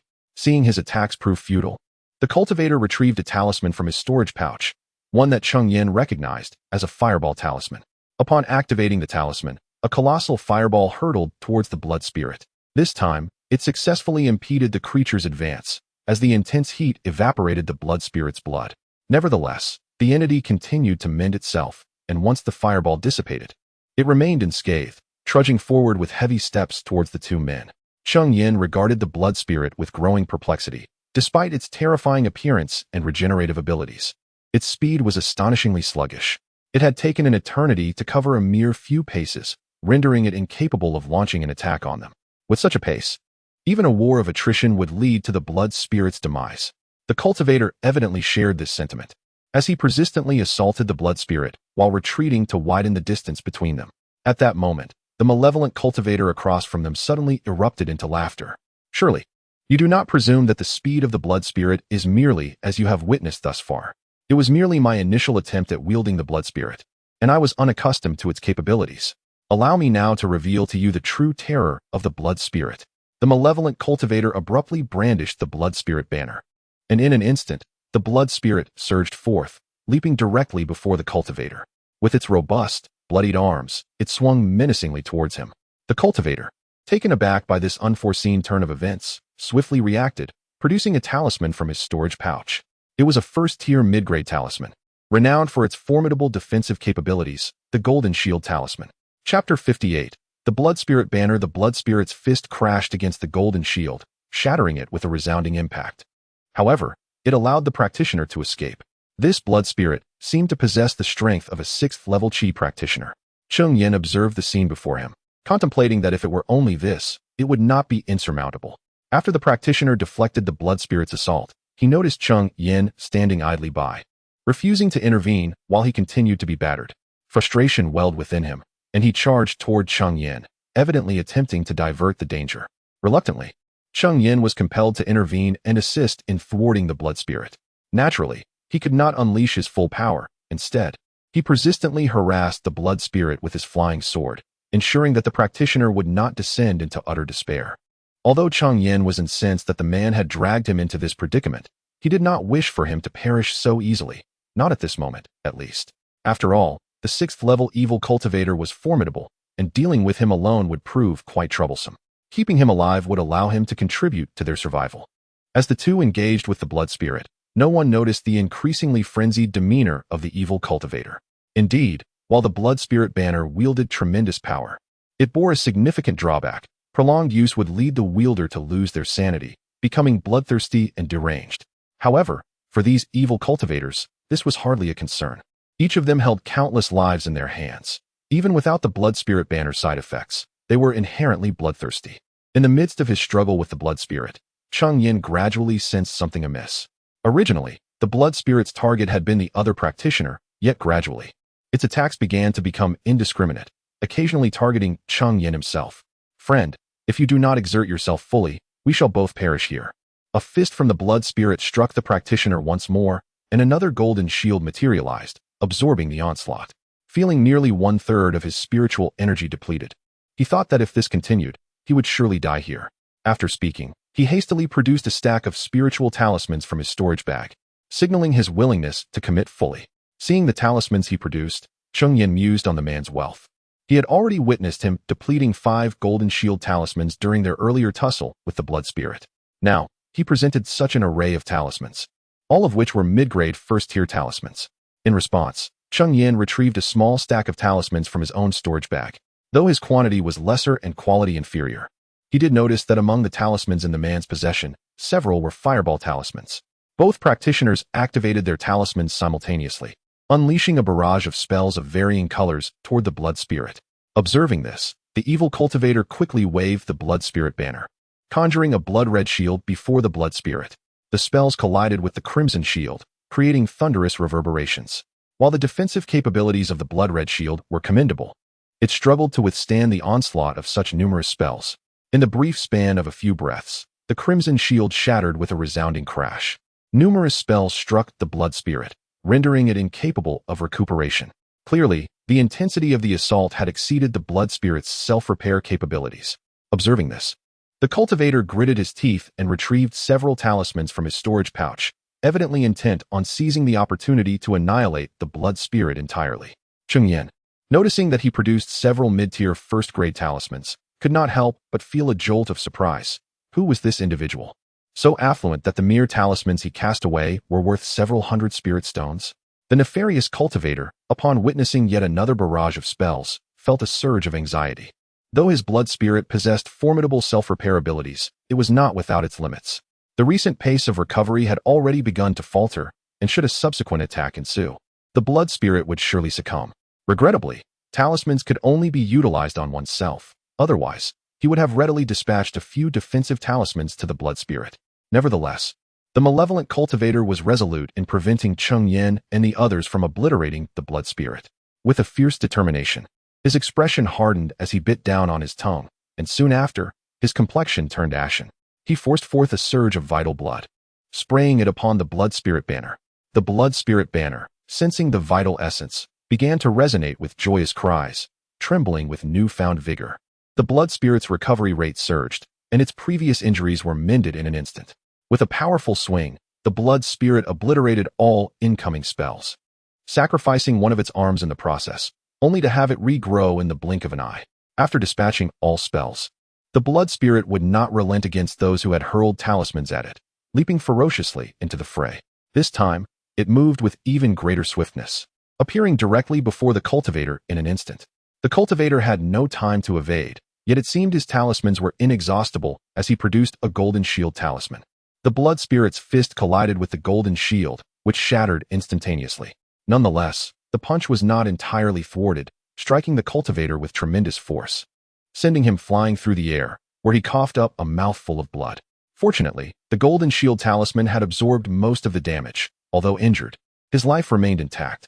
After sending the cultivator sprawling, the nefarious cultivator set his sights on Cheng Yan. Fortunately, Cheng Yan had anticipated this and deftly dodged the blood spirit's blow. The fist whizzed past him, the gust of wind generated by its passage stinging Cheng Yan, a testament to its incredible power. Seizing the moment, he activated a binding talisman, having found it exceedingly useful despite its modest power. Cheng Yan had acquired several after his initial use. Fearing that a single binding talisman would not be sufficient to restrain the blood spirit, he reluctantly employed 2 more, ensnaring the blood spirit with 3 tendrils. However, the binding talisman was merely a mid-tier first-grade talisman. Perhaps a cultivator at the 5th level of chi refinement could hold it for a while. However, in the face of the blood spirit, which possessed power surpassing that of an ordinary 6th-level chi practitioner, such measures proved insufficient. It was merely a matter of moments before the spirit broke free from its confines. Yet, for Cheng Yan, that fleeting interval was more than adequate. At this juncture, behind the blood spirit, the practitioner had risen to his feet, wielding a spiritual talisman that emanated an aura of terrifying might, declaring to all that it was a top-tier first-grade talisman. With his face contorted in fury, he fervently channeled his spiritual energy into the talisman. Cheng Yan, having discerned the unfolding situation, had opted to ensnare the blood spirit with a binding talisman. As the talisman was activated, a colossal fireball materialized, its size several times that of a standard fireball talisman, dwarfing even the 3-meter-tall blood spirit. Chapter 59. The Diamond Talisman and the Thunderfire Pearl. Upon the formation of the fireball, it surged forth with great velocity, striking the blood spirit in an instant. The fireball erupted with a resounding explosion, scattering flames that incinerated the surrounding trees. This was a first-grade superior spiritual talisman, the Explosive Flame Talisman, an advanced version of the Fireball Talisman, wielding immense power. Once the explosion subsided, there remained no trace of the blood spirit, not even a puddle of blood, all consumed by the searing heat of the flames. The malevolent cultivator, bereft of his blood spirit, suddenly spat out a mouthful of blood. He had just forcibly enhanced the blood spirit's strength using his own essence blood, and now, with its annihilation, he felt the repercussions upon himself. Observing the cultivator's injury, Cheng Yan seized the opportunity. His flying sword shot forth like an arrow, aimed directly at the malevolent cultivator. Noticing this, the cultivator hastily produced a mid-grade first-tier shield talisman for defense. The flying sword struck the shield with a resounding clang, but failed to inflict any harm upon him. At that moment, another cultivator arrived, extracting several spiritual talismans from his storage pouch and hurling them at the malevolent cultivator. Cheng Yan, witnessing this display, felt a mix of astonishment and trepidation. Who was this young master, to so freely expend talismans as if they were mere trifles?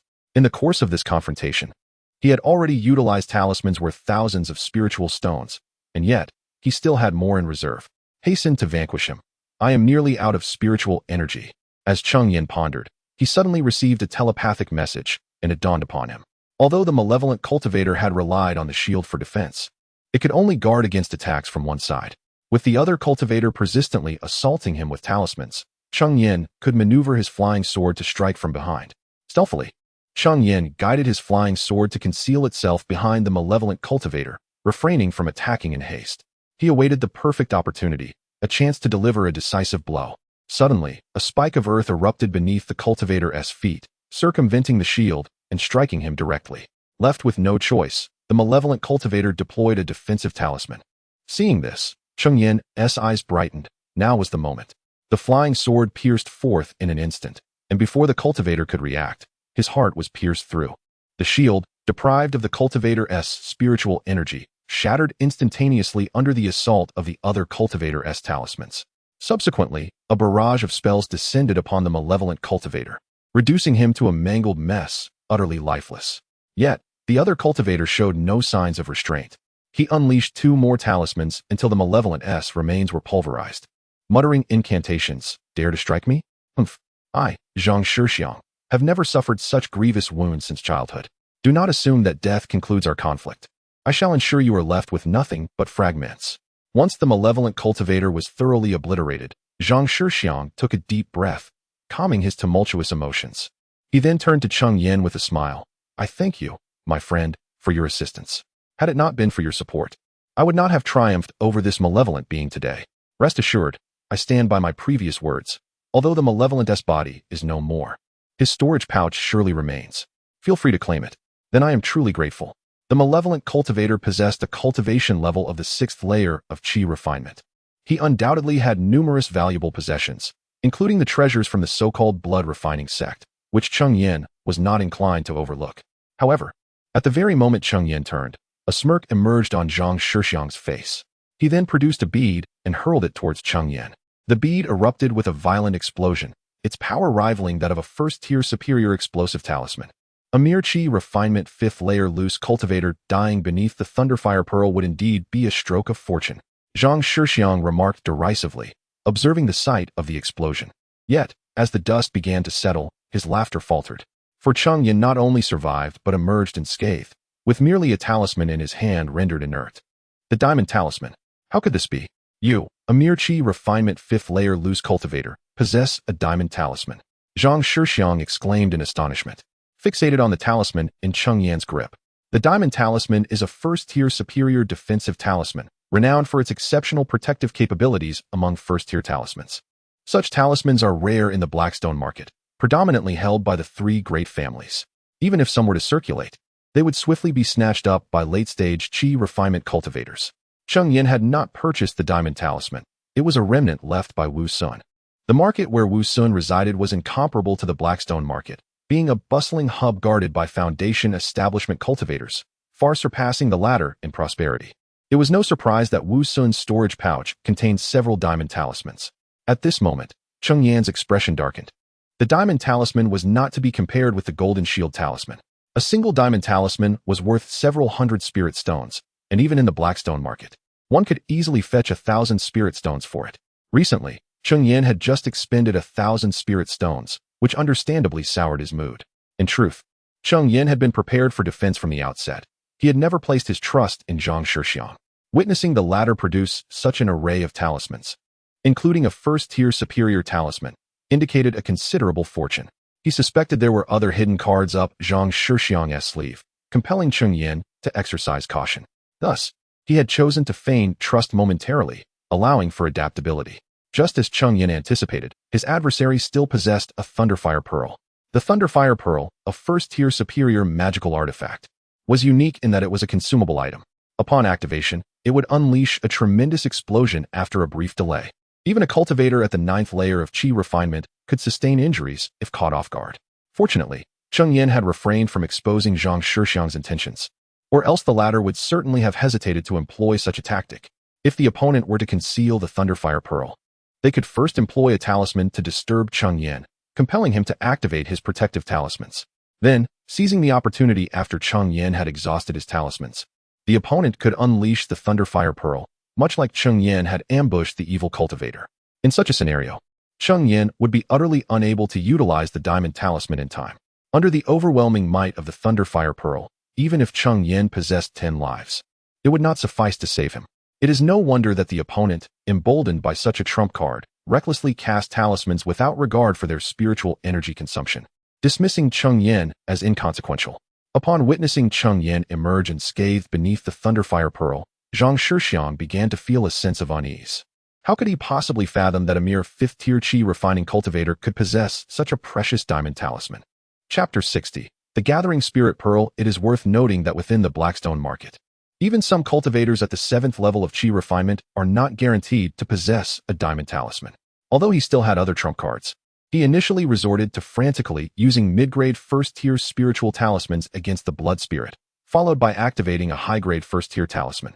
Now, with the Thunderfire Pearl summoned, the remaining spiritual energy within him could no longer support the activation of his remaining trump cards. Friend, your methods are indeed impressive, even bringing forth a Thunderfire Pearl. He scoffed. Do not presume that simply blocking my Thunderfire Pearl will spare you. How many diamond talismans can you truly possess? Perhaps just this one? Yet, I can produce one high-grade first-tier talisman and summon a second.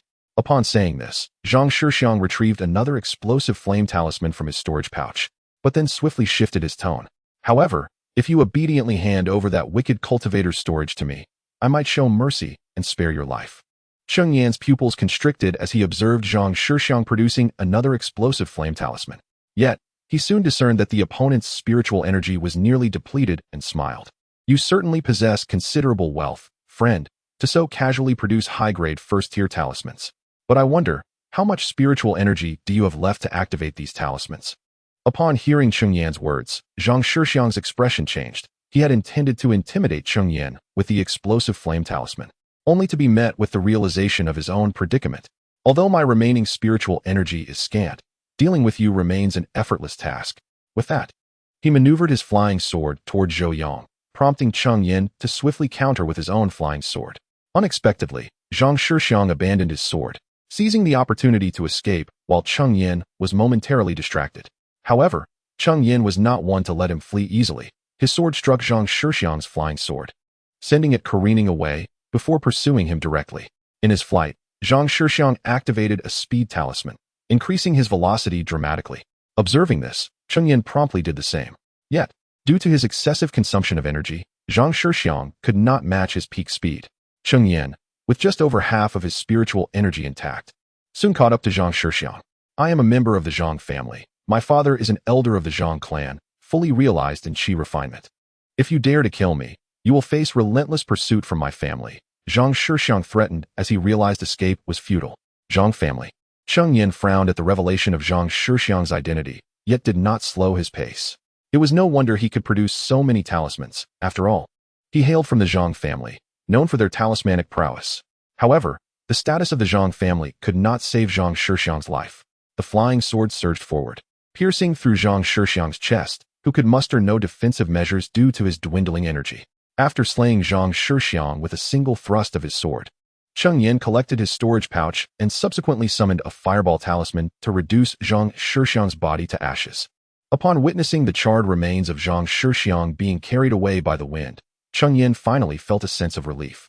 He hastily returned to the previous location, having been unable to retrieve the storage bag of the malevolent cultivator in his pursuit of Zhang Shixiang. Fortunately, all items remained undisturbed, and Cheng Yan was still preoccupied with the so-called precious treasure mentioned by Zhang Shixiang. After securing the storage bag of the wicked cultivator, he soared towards his cave dwelling. Once back in the cave, Cheng Yan eagerly opened the storage bag. Inside, he discovered a wealth of resources, including over 1,500 spirit stones. Additionally, there were 3 magical artifacts, a high-grade first-tier blood spirit flag, a mid-grade first-tier flying sword, and a mid-grade first-tier shield. There were also 2 bottles of Qi nourishing pills along with various other miscellaneous potions. However, the talismans were few, and he did not find any high-grade first-tier talismans. Moreover, there were 2 jade slips, both of which were of no use to him. One slip contained the method for crafting the blood spirit flag, which Cheng Yan found impractical as he was not a craftsman. The method was exceedingly cruel, requiring a copious amount of blood, while the blood of beasts could suffice. It specified that the blood of human cultivators was preferable. The other jade slip contained a cultivation technique that could advance to the early foundation establishment stage. Yet it was a sinister method primarily focused on blood consumption to enhance one's cultivation. Cheng Yan considered himself not entirely virtuous, yet he could not bring himself to practice such a malevolent technique.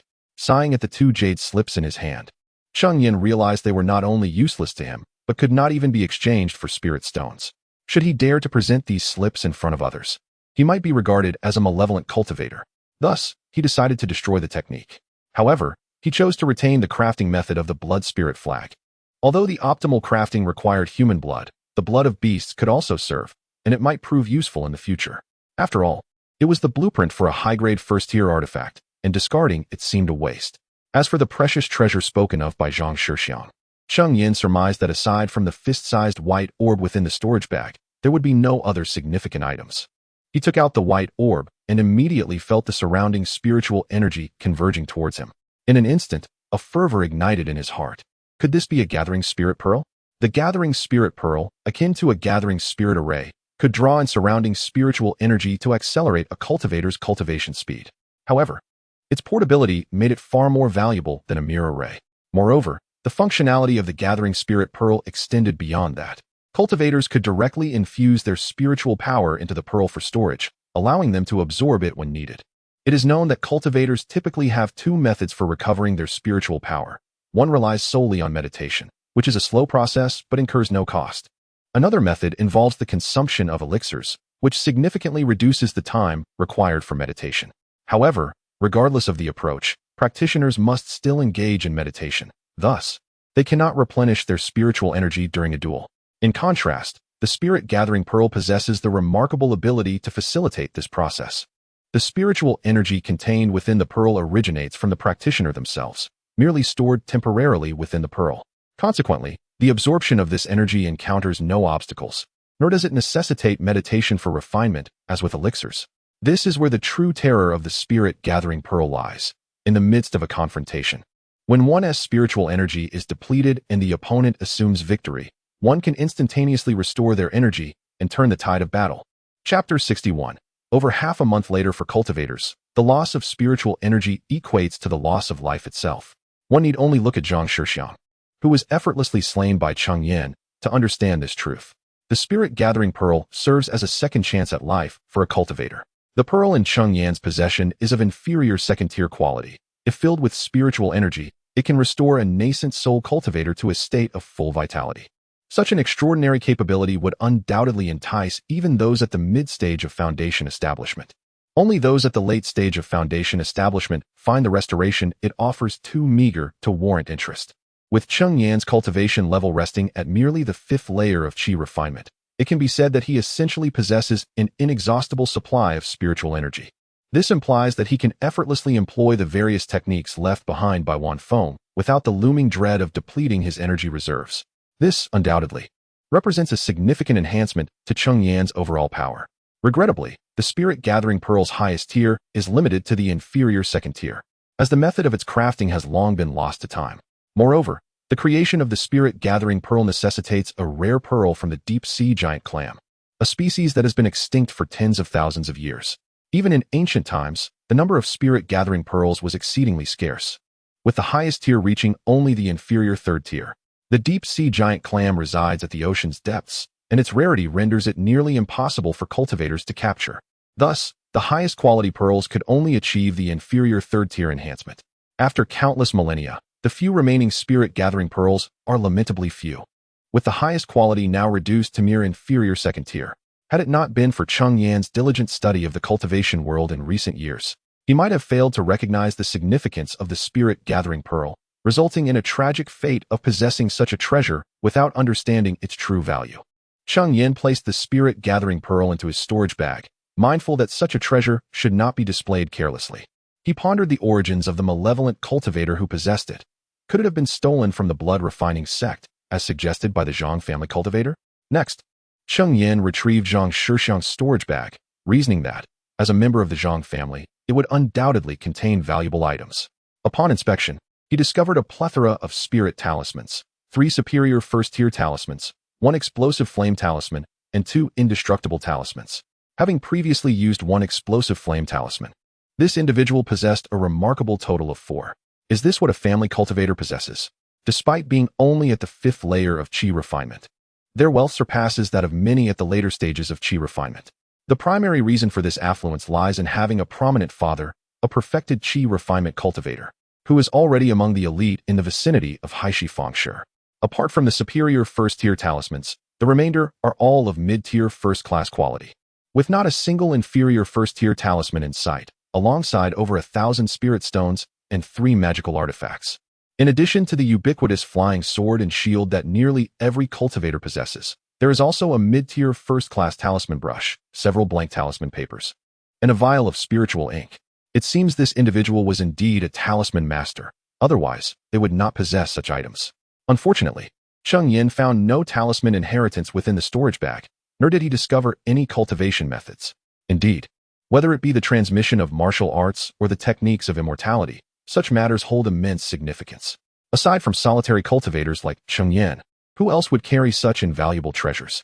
After meticulously sorting through the items, Cheng Yan settled into a meditative posture to replenish his spiritual energy. Once his energy was fully restored, he first dispersed the energy of the malevolent cultivator within the spirit-gathering pearl, subsequently infusing it with his own essence. However, given that Cheng Yan was merely at the 5th layer of qi refinement, even after pouring all his spiritual energy into the pearl, it amounted to but a mere fraction. He found himself compelled to continue meditating to recover his energy. After repeating this process thrice, Cheng Yan grew weary of the slow pace of meditation and consumed a spirit recovery pill.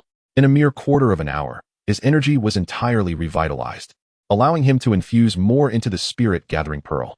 After taking 5 additional spirit recovery pills, he finally paused. Although at this point the pearl was still far from half filled with energy, it sufficed for Cheng Yan's current needs. Crucially, his supply of spirit recovery pills was dwindling, and it was prudent to retain some for emergencies. Otherwise, he might find himself in dire straits when truly in need. Next, Cheng Yan ingested a qi-nourishing pill and commenced his cultivation. Over the course of half a month, today marked the day he had arranged with the Liu family shop to collect the spiritual herbs. Thus, he summoned his flying sword and made his way to the Blackstone market. However, he found the market unusually desolate today. The streets were predominantly populated by cultivators at the 3rd and 4th layers of Qi refinement, while those at the 5th and 6th layers were notably fewer. Cheng Yan felt a twinge of curiosity but did not halt his stride, resolving to inquire with manager Lu later. Upon arriving at the Lu family shop, he found Lu Changming busy at the front desk. Upon noticing Cheng Yan's arrival, he escorted him to a private room. Shortly after, manager Lu entered the chamber. "Fellow Taoist Cheng, it has been quite some time. How have you been?" Lu inquired before even taking a seat. "Thanks to your kindness. I have been faring well these past few days," Cheng Yan replied. Indeed, aside from an initial encounter with a malevolent cultivator, he had spent the remainder of his time diligently cultivating within his cave abode. With the aid of his spiritual eye and the spirit-gathering pearl, he effectively cultivated atop a spiritual vein. "This month's spiritual herbs have been procured. I petitioned my family, and we are pleased to provide you with a total of 30 portions this month," manager Lu announced, presenting a storage bag to Cheng Yan. Upon inspection, Cheng Yan's divine sense confirmed that it contained 30 portions of Huang Yadan spiritual herbs.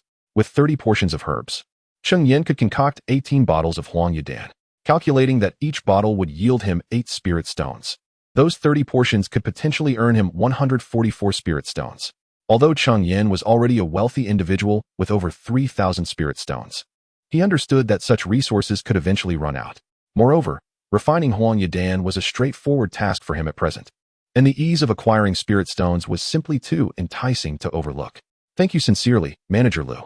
However, I find myself puzzled about one matter. Might you be able to enlighten me?" Cheng Yan asked. "Oh, what is it that troubles you? Please speak freely, fellow Taoist Cheng," manager Lu replied. "Today, I ventured into the bustling market, only to find it remarkably desolate, which left me somewhat perplexed, uncertain of the cause behind this unusual occurrence." Upon hearing Cheng Yan's words, shopkeeper Lu was taken aback. In his view, such a significant event should not have escaped Cheng Yan's notice. Observing the expression on shopkeeper Lu's face, Cheng Yan proceeded to elucidate. "I have been in secluded cultivation these past few days, and thus I am indeed unaware of the happenings in the outside world." Realization dawned upon Lu, who then remarked, "While you were in seclusion, a momentous event transpired. The Tiger Howl Manor has engaged in warfare with the blood refining sect." Chapter 62. Has the Tiger Roar Mountain Manor gone to war with the blood refinement sect? Astonished, Cheng Yan pondered the news. He was familiar with the Tiger Roar Mountain Manor, a well-known foundational power in the vicinity, reputed to house no fewer than 6 foundational cultivators, with a late-stage foundational master overseeing the manor.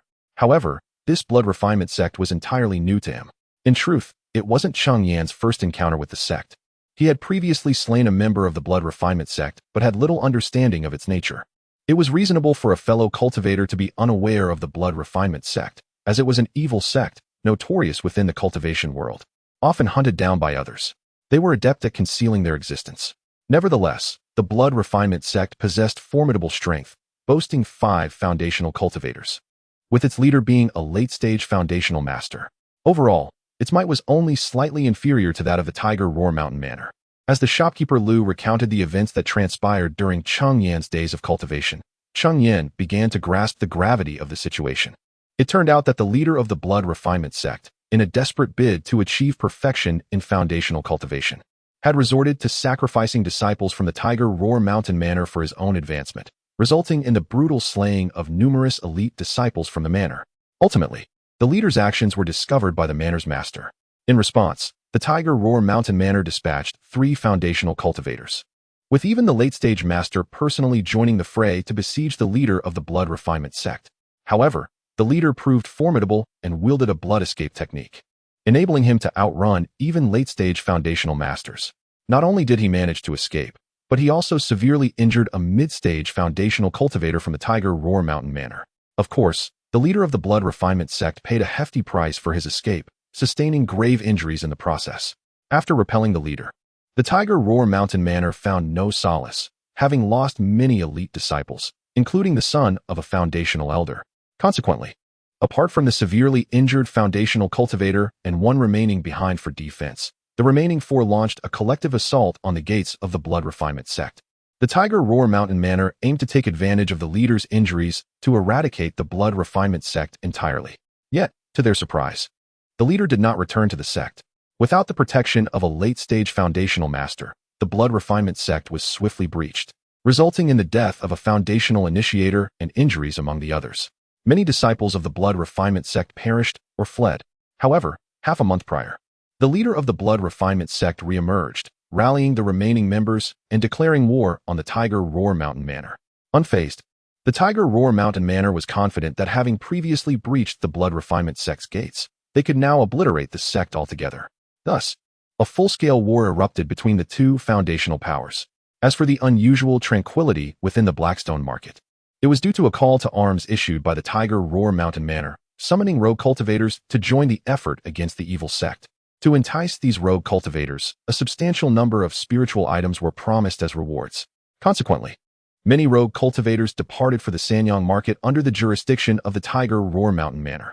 Upon hearing that the Tiger Roar Mountain Villa was even offering the breakthrough pill as a reward, Cheng Yan could not help but have his eyes flicker with excitement. The breakthrough pill, a superior-grade first-tier elixir, possesses the remarkable ability to allow a mid-stage qi refinement practitioner to directly transcend a level of cultivation. Even those at the 6th level of qi refinement could benefit from it. In essence, the breakthrough pill could enable a cultivator at the 6th level to surge directly to the 7th.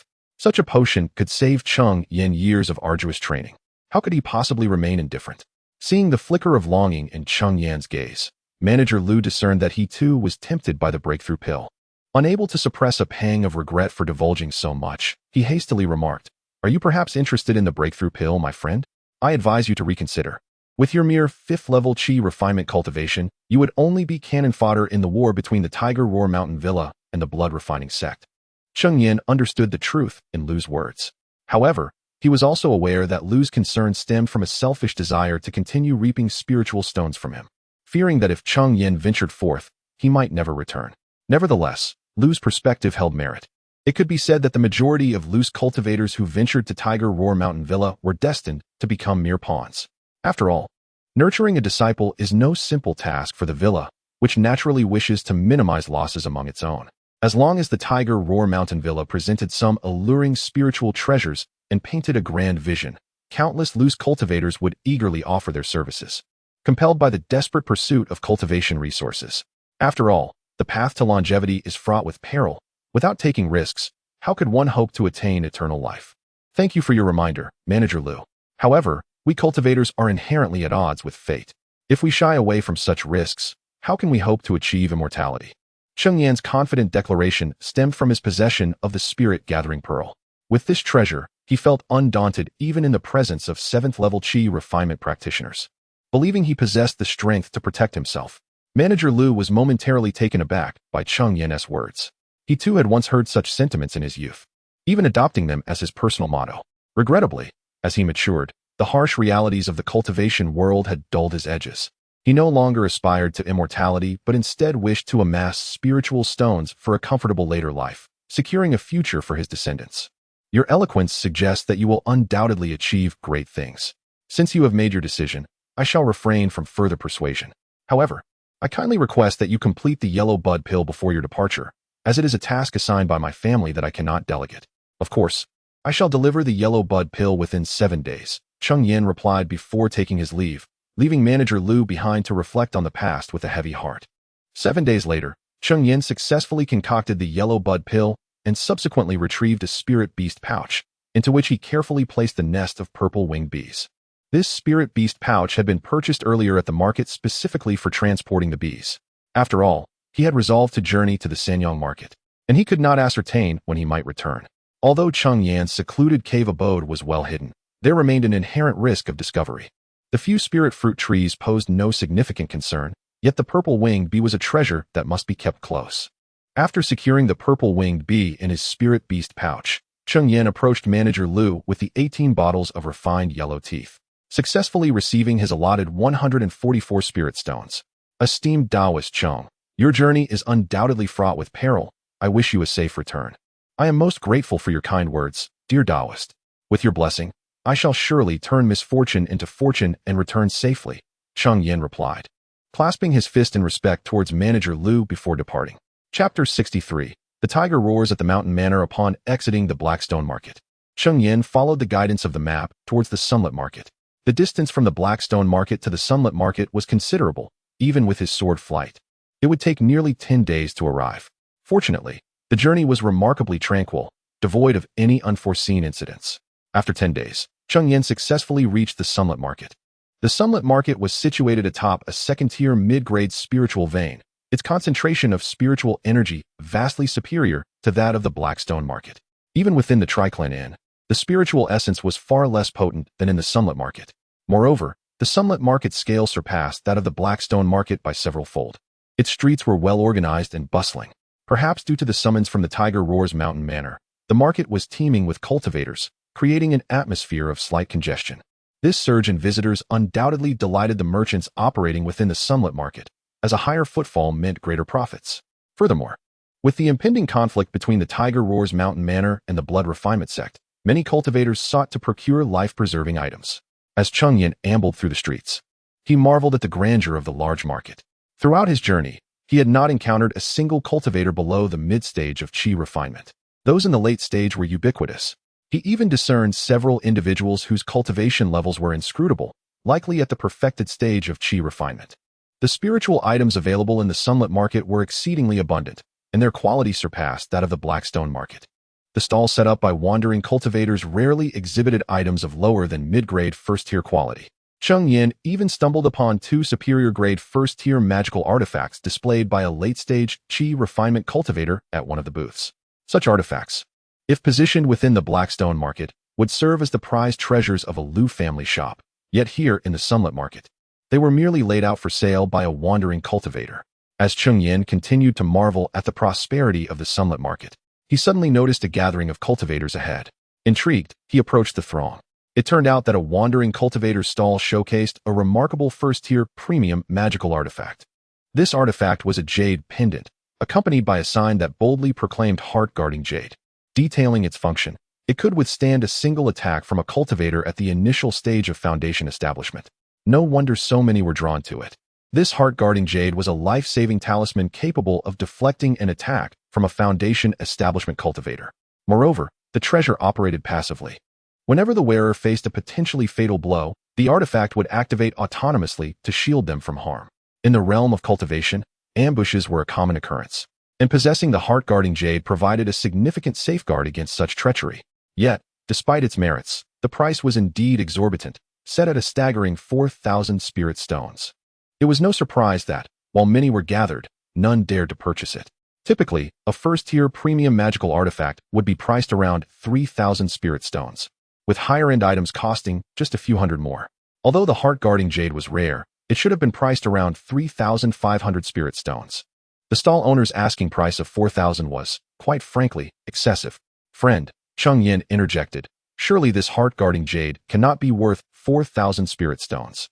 How about you lower the price to 3,600 spirit stones, and I shall make the purchase?" Amidst the crowd, a few individuals were haggling with the vendor. For 1,000 spirit stones, no negotiation, the vendor coldly declared after merely glancing at one of the bargain seekers. The man, upon noticing this, shook his head and refrained from speaking further, although others remained, clearly intrigued by the heart protection jade. Many faces reflected disappointment as the vendor stood firm on his price, indicating a widespread interest in the precious item. Indeed, numerous wandering cultivators had come to this place to participate in the conflict between the Tiger Roar Manor and the Blood Refining sect. Possessing such a life-preserving artifact would significantly enhance their chances of survival. However, the price was undeniably steep. Cheng Yan had initially thought the heart protection jade would remain unsold. But unexpectedly, a youth dressed in luxurious garments approached. "I shall purchase the heart protection jade," he announced, producing a storage pouch and handing it to the vendor. Once the vendor confirmed the contents, he relinquished the jade to the young man, who, without delay, turned and departed. Observing the sale, the vendor promptly packed up the remaining items and left as well. The crowd, witnessing this, began to disperse, though a few curious cultivators engaged in hushed conversations. Who was this individual? He offered 4,000 spirit stones without batting an eye. Clearly, he lacks discernment. That is the young Master Chen Yu of Tiger Roar Manor, a genius with dual spirit roots. Rumor has it he is merely 25 or 26 years old. Yet he has already achieved the 9th layer of qi refinement and is poised to reach the foundation establishment stage before turning 30. Astounding. Is this the caliber of talent with dual spirit roots? Truly formidable. Indeed, the aptitude of those with dual spirit roots is remarkable, yet it is primarily due to their upbringing in powerful factions, where they have been nurtured with ample spiritual resources, making their current accomplishments less surprising. Oh, how enviable these disciples of great powers are, free from the worries of spirit stones, unlike us, who must strive for mere hundreds of spirit stones. Indeed, came the agreement. Cheng Yan, overhearing their conversation, merely smiled faintly. Rather than lamenting the difficulty of earning spirit stones, it would be more prudent to dedicate time to enhancing his own cultivation. Subsequently, Cheng Yan made his way to the Tiger Roar Manor's office for recruiting wandering cultivators, where he found a considerable number of individuals, all evidently there to participate in the battle. After all, the enticing rewards offered by Tiger Roar Manor included numerous valuable items. Drawing a crowd was only to be expected. Soon, it was Cheng Yan's turn to register, and he soon realized that the elder overseeing the registration appeared to be a fully realized Qi refinement cultivator, a testament to the might of a foundation establishment faction. What is your name? Cheng Yan. What is your cultivation level? 5th layer of Qi refinement. What skills do you possess? I have some knowledge of alchemy. 1st tier mid-grade alchemist? 1st tier low-grade. Upon hearing Cheng Yan's admission of being a 1st tier low-grade alchemist, the elder's disappointment was palpable. Here you go, this is your identity token, which will record your current achievements in battle. In the future, should you wish to exchange for spiritual objects, this token will be required. It contains your identity information, and only your personal presence will render it useful. Be sure not to lose it. Thank you. Cheng Yan accepted the token with a word of gratitude. The token indeed serves to record the holder's identity, primarily to prevent mutual slaughter among rogue cultivators. If anyone could simply present the token to exchange for spiritual objects, many would undoubtedly resort to hunting down those with battle achievements, leading to a cycle of mutual destruction, leaving no one to contend with the disciples of the blood-refining sect. Cheng Yan carefully stored the token, for it was not merely his credential for exchanging spiritual objects. It would also allow him to find accommodation within the marketplace, as it was unthinkable for so many individuals to sleep on the streets. Chapter 64. Assembly and Commencement of Battle. Cheng Yan, armed with a token, secured accommodation at an inn. Although both parties had declared war, actual hostilities had yet to fully erupt. Only minor skirmishes had occurred thus far. War is no trifling matter, and both sides required a measure of preparation time. However, Cheng Yan surmised that within a couple of days, it would be their turn as loose cultivators to take the stage. Indeed, on the 3rd day, his token began to vibrate vigorously, indicating that the Tiger Roar Mountain Manor was assembling the loose cultivators. Upon arriving at the management office, Cheng Yan found a considerable number of individuals already present. He had neither arrived too early nor too late. After a quarter of an hour, it appeared that the assembly was complete, and one individual stepped forward. Chen Yu, the young master of Tiger Roar Mountain Manor, whom Cheng Yan had encountered a few days prior. Fellow Taoists, Chen Yu began, I am Chen Yu, a disciple of Tiger Roar Mountain Manor.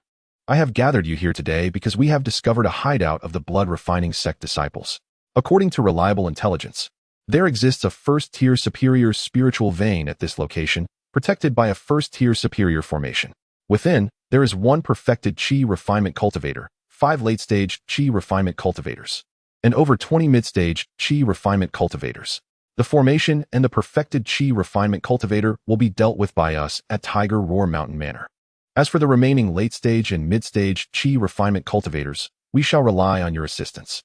Should this mission be successfully completed, mid-stage Qi refinement cultivators may earn 50 merit points, late-stage Qi refinement cultivators 80 merit points, and additional merit points for successfully eliminating the blood-refining sect disciples.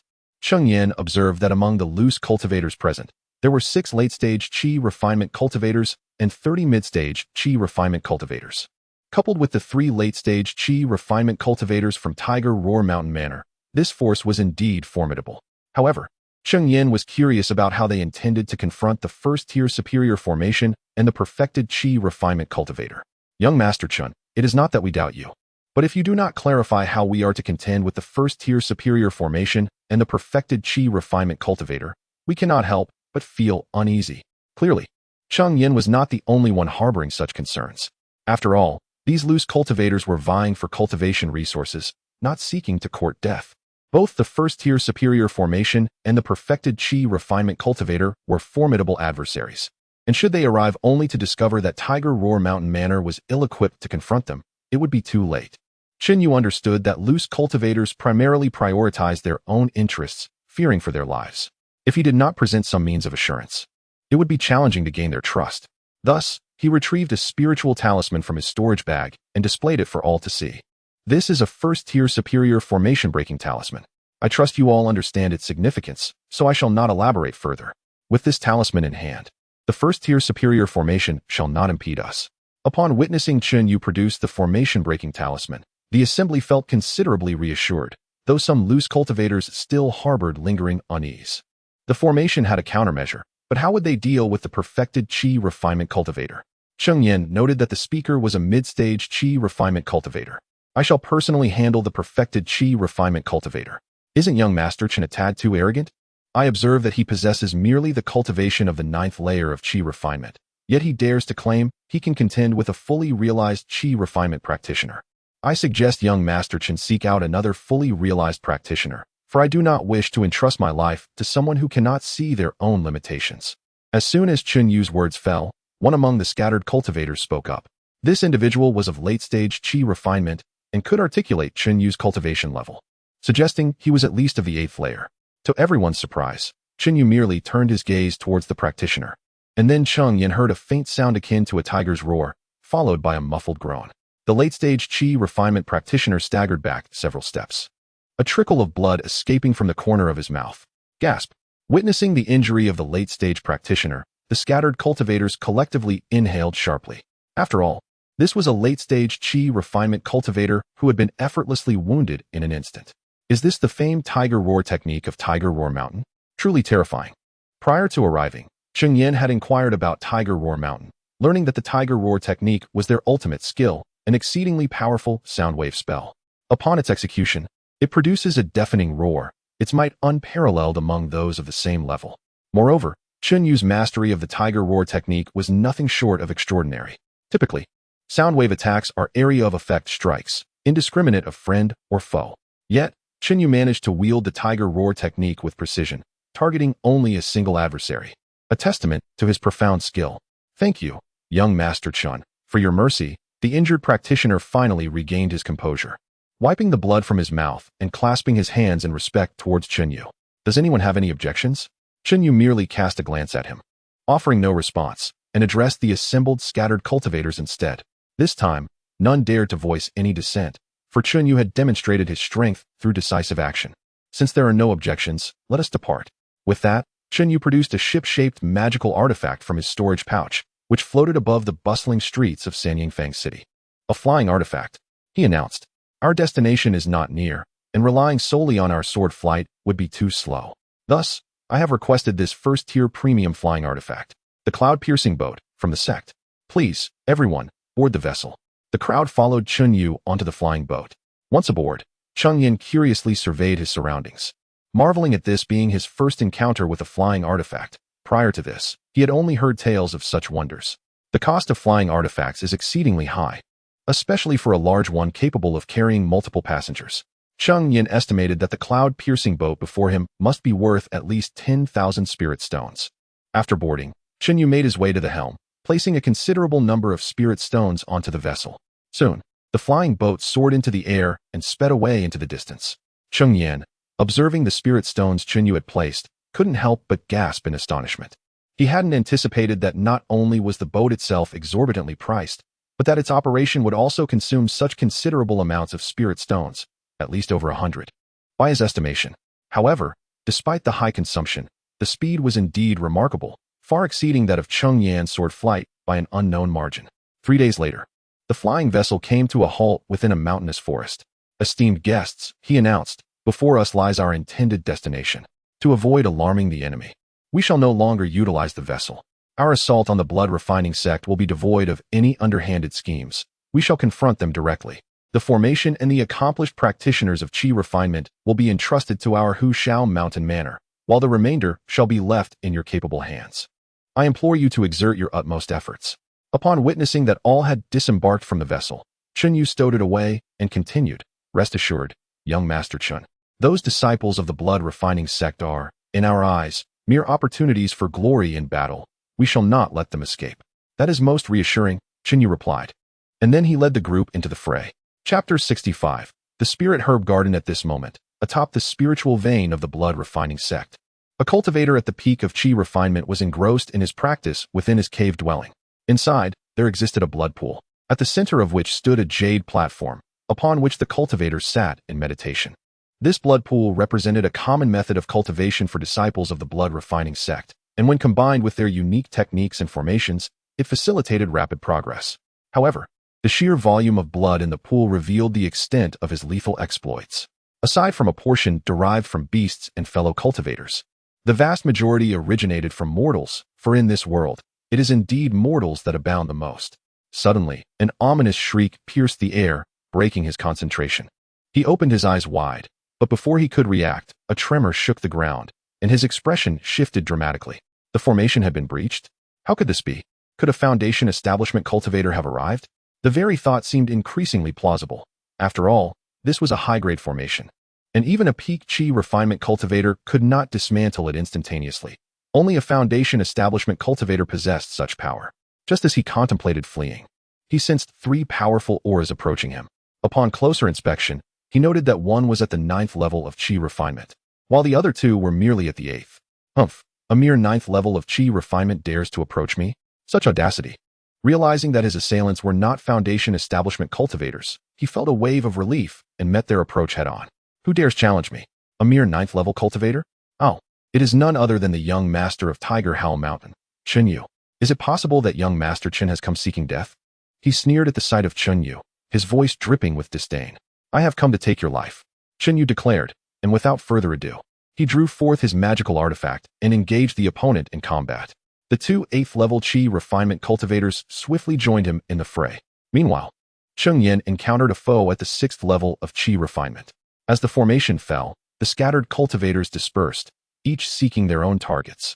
Cheng Yan had scarcely taken a few steps when he came face to face with this malevolent cultivator. A 5th level chi refinement cultivator. You dare to attack the blood refining sect's spiritual vein with such meager prowess? You must not know the meaning of death. The adversary taunted. Cheng Yan, unwilling to linger in conversation, directly retrieved a blue seal from his storage pouch. This blue seal, known as the Chongxian seal, was a high-grade artifact, the most formidable among those left by Wu Wei. However, it also demanded a significant expenditure of spiritual energy, though for Cheng Yan at this moment, such concerns were trivial. In a frenzy, he poured his spiritual energy into the Chongxian seal, which began to swell in size. Yet, even as his internal reserves dwindled, he struggled to activate it. Reluctantly, he produced a spirit-gathering pearl to fully restore his energy. After depleting his spiritual energy 3 times, the Chongxian seal was finally mobilized, now towering over 3 zhang in height and width, resembling an imposing behemoth. The colossal heavy Xian seal suddenly descended upon the malevolent cultivator, who, upon witnessing such an immense force, exhibited a look of sheer horror. Despite his frantic attempts to repel the heavy Xian seal with various spells, he was unable to hinder its relentless descent. Ultimately, it crashed down, claiming his life beneath its weight. Cheng Yan, observing the formidable display of the heavy Xian seal, felt a surge of trepidation within him. Is this truly the might of a first-tier superior artifact? Its strength is astonishingly immense. However, the malevolent cultivator he encountered earlier wielded a first-tier superior artifact as well. Yet it did not exhibit such overwhelming power. Unbeknownst to Cheng Yan, the heavy Xian seal was inherently an offensive artifact, its potency far surpassing that of ordinary first-tier superior artifacts. In contrast, although the blood spirit flag is also a first-tier superior artifact, its efficacy largely hinges on the quantity and quality of the blood it absorbs. This characteristic allows the blood spirit flag to potentially reach a higher threshold compared to other first-tier superior artifacts. A perfected blood spirit flag could even approach the standards of a first-tier top-tier artifact. Yet, it was evident that the malevolent cultivator Cheng Yan had previously encountered had not refined the blood spirit flag to such an extent. Cheng Yan proceeded to collect the individual storage bag, which contained his identity token, a vital credential for Cheng Yan to exchange for military merits. The storage bag of the malevolent cultivator Cheng Yan had slain earlier also held an identity token, but he noticed a slight discrepancy between the 2 tokens. Could it be that their statuses within the blood refining sect differ? Cheng Yan's speculation was indeed correct. The malevolent cultivator he had slain was a direct disciple of the blood refining sect. For even disciples of foundational forces would find it challenging to possess a first-tier superior artifact at the mid-stage of chi refinement. In contrast, the individual before him was merely an inner disciple. After securing the storage bag, Cheng Yan departed from the location, intent on seeking out further targets. His venture into the conflict between the two foundational forces was driven by the desire to acquire a breakthrough pill. However, he had previously learned that such a pill required 800 military merits for exchange. This operation only yielded 50 military merits, indicating that Cheng Yan would need to partake in 16 such endeavors. Should he rely solely on this method to accumulate merits, by the time the conflict concludes, he might not achieve his goal. Thus, he resolved to obtain additional military merits by eliminating disciples of the blood refining sect. Fortunately, as the blood refining sect is a den of malevolent cultivators, Cheng Yan harbored no moral qualms about taking action against them. Before long, Cheng Yan encountered another disciple of the blood refining sect at the 6th layer of Qi refinement. Assuming Cheng Yan, at the 5th layer of Qi refinement, to be an easy target, he was taken aback when Cheng Yan revealed his possession of the Spirit Gathering Pearl, enabling him to fully wield a first-tier superior artifact. With the enormous heavy Xian seal hovering ominously above him, the disciple hastily pleaded, "Do not kill me. I can lead you to our blood-refining sect's medicinal herb garden." Upon hearing these words, the heavy Xian seal, poised to strike, hovered precariously above his head. A medicinal herb garden? This place houses a medicinal herb garden of the blood-refining sect? No wonder, despite being merely a first-tier superior spiritual vein, there is a fully realized Qi refinement practitioner stationed here. Cheng Yan is aware that the blood refinement sect possesses several first-tier exceptional spiritual veins. It is indeed rather peculiar that a fully realized Qi refinement practitioner would guard a first-tier superior spiritual vein instead of one of the exceptional ones. However, if this place harbors the sect's medicinal herb garden, it would make sense. This area is so small that I could easily locate the garden even if I were to eliminate you. No, you must not kill me. The herb garden is protected by an array, and only those of the blood refinement sect may enter. Even if you were to find the garden, you would not be able to access it. Within the garden lie numerous treasures. If you spare my life, I shall lead you to it, and all the herbs inside shall be yours. Chapter 66. No more antidote? At this moment, Cheng Yan found himself in a predicament. If there truly was a formation guarding the area, it would pose a considerable challenge for him. Should he force his way through, it would undoubtedly create a significant commotion. If it attracted the attention of other rogue cultivators, it might be manageable, as they could merely disperse. However, if it drew the attention of the Tiger Hell Mountain Villa, the spiritual herb garden would no longer be within Cheng Yan's grasp. Yet, keeping this individual close also entailed a great risk. One could never know what peculiar and bizarre techniques these malevolent cultivators might possess. After careful consideration, Cheng Yan ultimately resolved to spare this rogue's life for the time being. Although this was not the primary spiritual herb garden of the blood refining sect, it undoubtedly housed numerous rare spiritual herbs, which would be immensely enticing to any rogue cultivator. However, Cheng Yan could not afford to be entirely unprepared. He retrieved a pill from his storage pouch and tossed it to the man. Noticing the look of confusion on the man's face, he spoke. "This is the heart-eating pill, a first-grade superior poison pill. Without an antidote, within a day, you shall suffer the torment of 10,000 ants gnawing at your heart, ultimately leading to a painful demise. Should you consume this heart-eating pill, I shall grant you your life." Upon hearing Cheng Yan's words, the man's expression shifted dramatically, and he exclaimed in disbelief, "Impossible. I cannot consume this poison pill. What if you do not provide me with the antidote later? You have no other choice.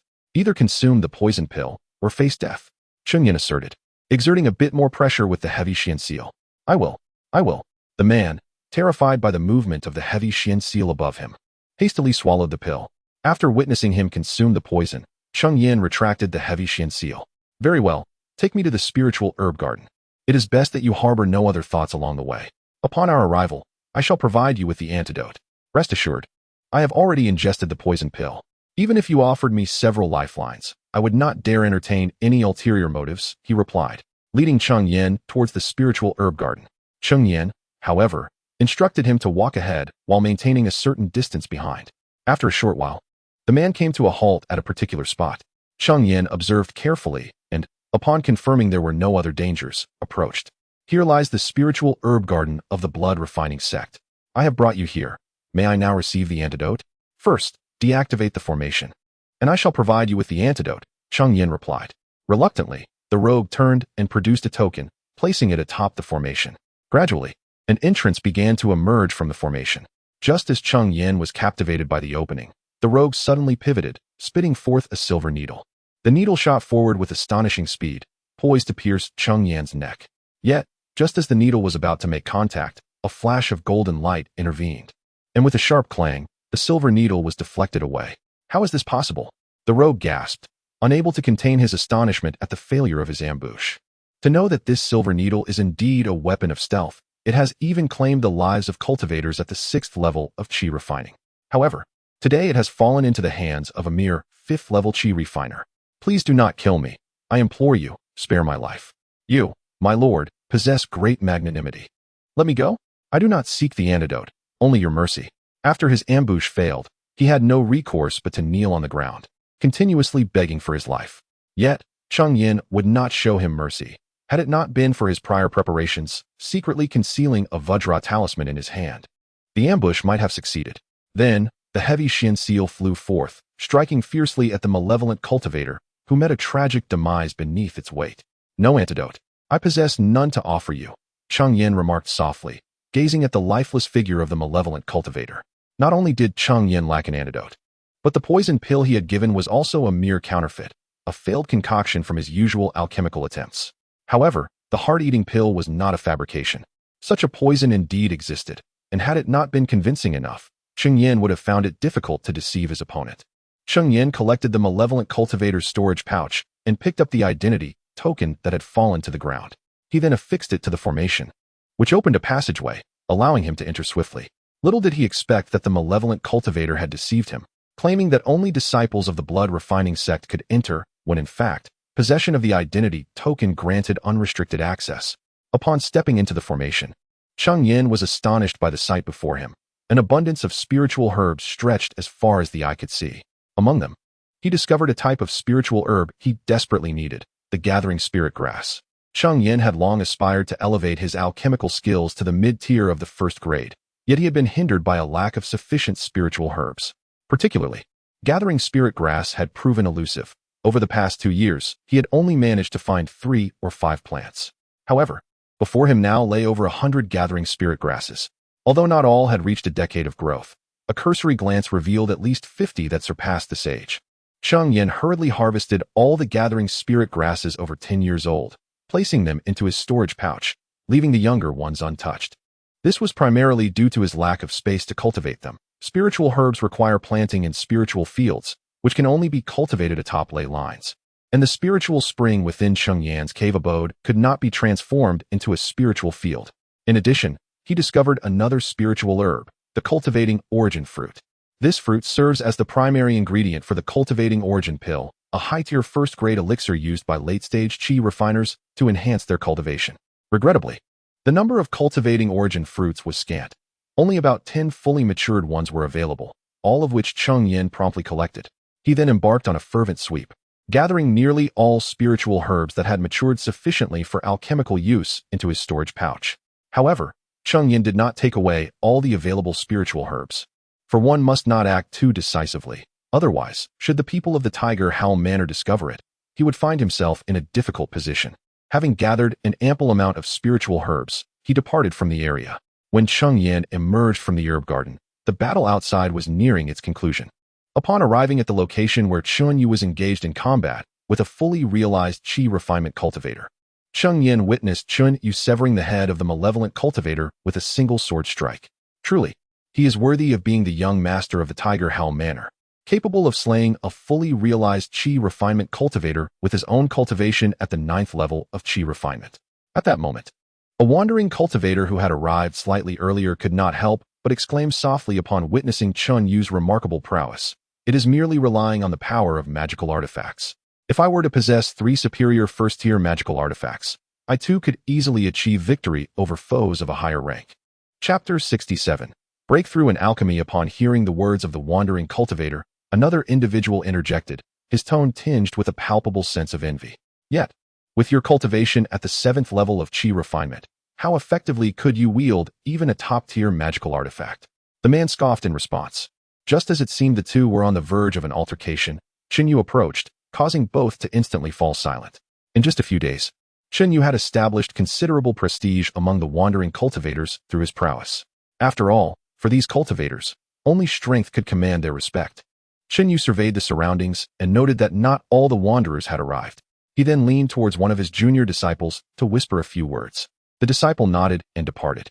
After a considerable time, he returned and softly informed Cheng Yan, "Senior brother, I visited the spirit herb garden you mentioned, but it appears that others have already gotten there first. Most of the mature spirit herbs have been harvested, leaving only a few that are not yet ripe. I suspect that group of wandering cultivators discovered them. Should we demand they return them?" After a moment of contemplation, Cheng Yan replied, "Let it be. It is merely a handful of spirit herbs. If they have taken them, so be it. As long as the spiritual vein is in our possession, we can continuously cultivate more spirit herbs. Now, you have expended considerable spiritual energy during this battle. Go and recuperate." Understood. Once his disciple had withdrawn, Cheng Yan glanced around and noted the absence of 3 wandering cultivators. It seemed they would not be returning, so he resolved to proceed without further delay.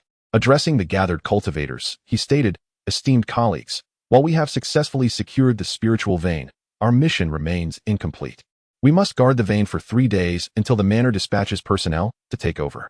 We cannot ascertain whether the blood refining sect will retaliate, so I urge everyone to restore your spiritual energy in preparation for any impending conflict." With that, Cheng Yan turned, found a suitable spot, and sat down to meditate. Consuming a medicinal pill to replenish his spiritual energy, the gathered wandering cultivators followed suit, each seeking a quiet place to recover, Cheng Yan included. He had discreetly cast several spells on his way here, depleting some of his spiritual energy. Otherwise, it would be quite peculiar for him to be fully energized while everyone else had just emerged from a fierce battle.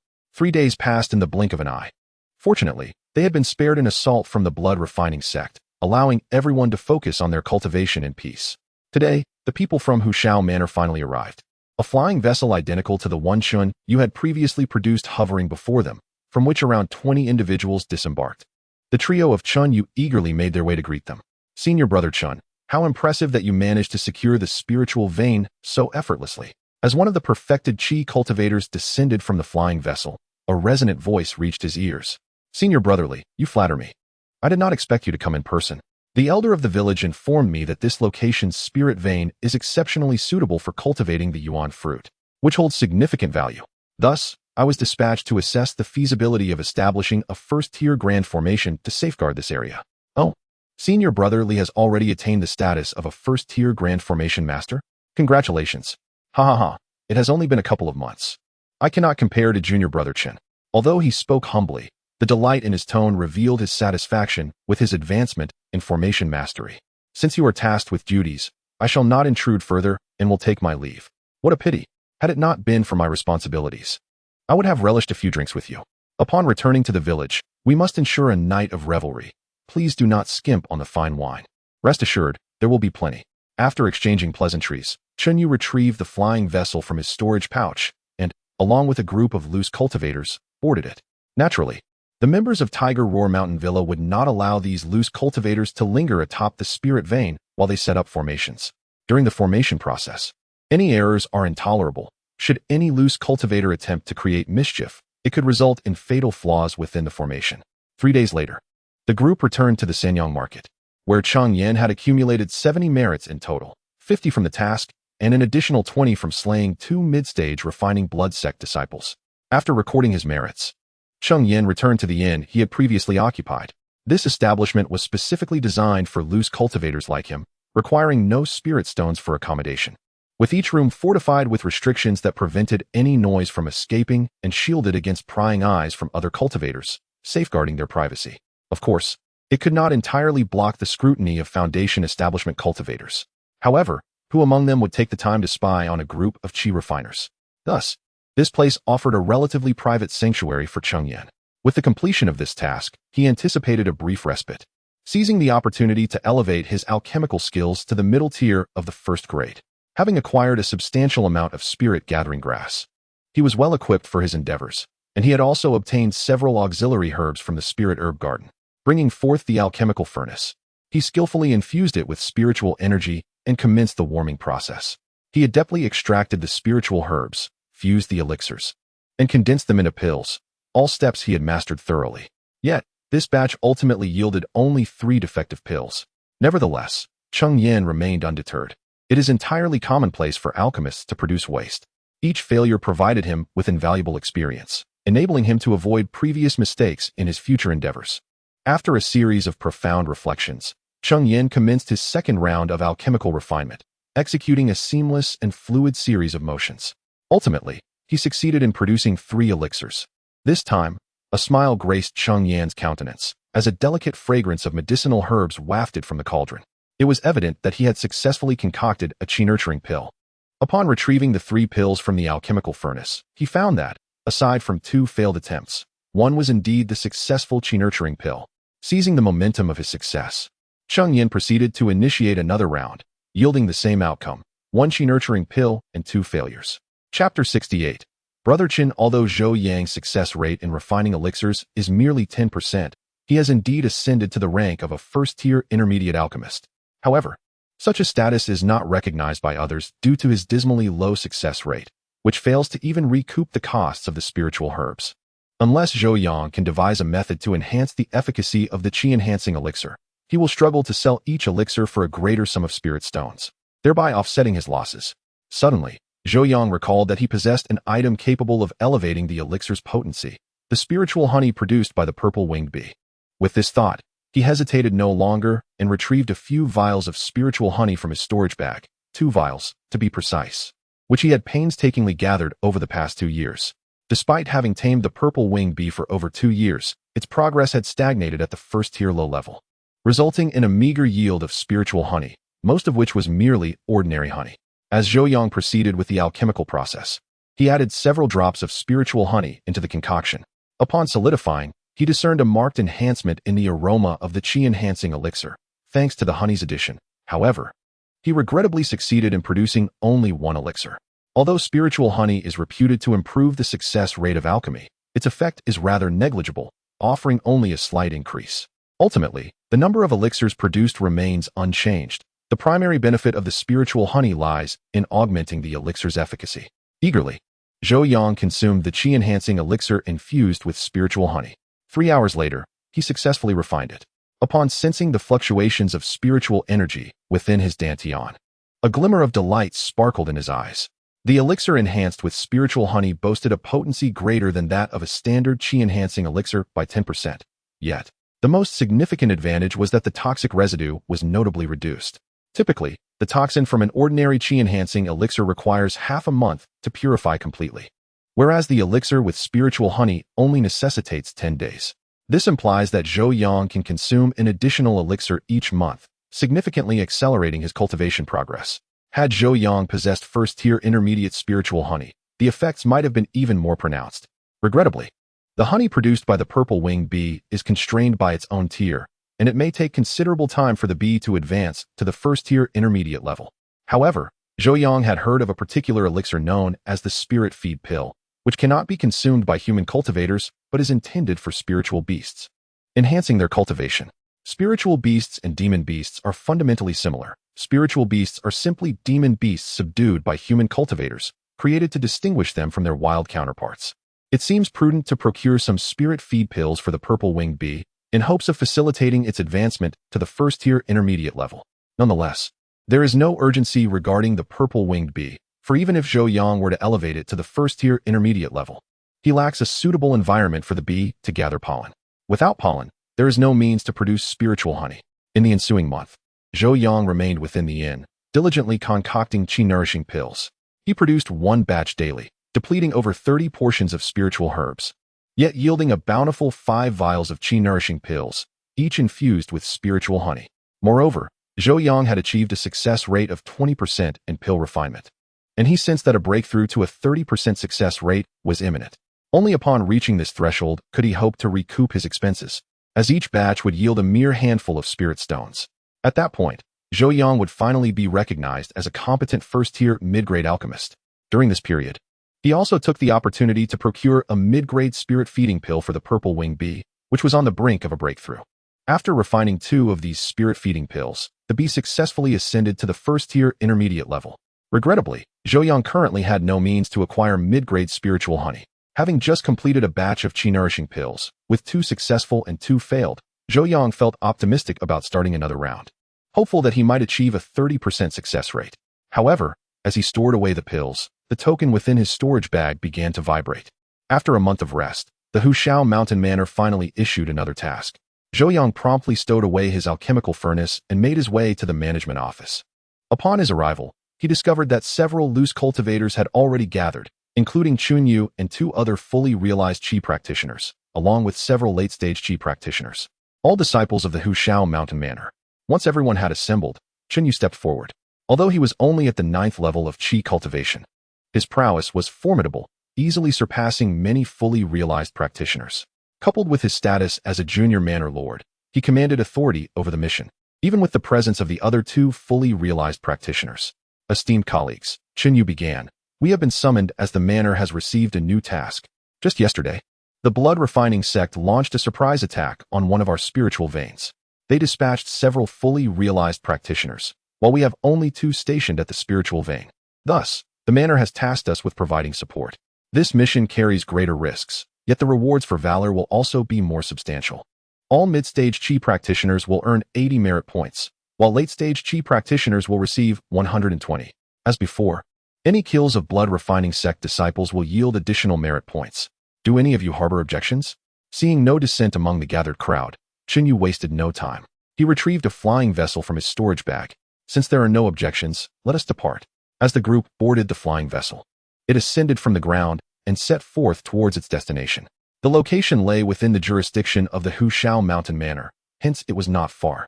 The journey would take merely a day. However, after only 6 or 7 hours of flight, the vessel abruptly came to a halt.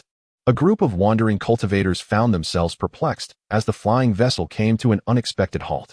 It seemed premature for such a cessation, as they had yet to reach their destination. Curiosity piqued, they ceased their meditative practices and gazed ahead. To their astonishment, a figure was soaring through the air on a sword, rapidly approaching the vessel.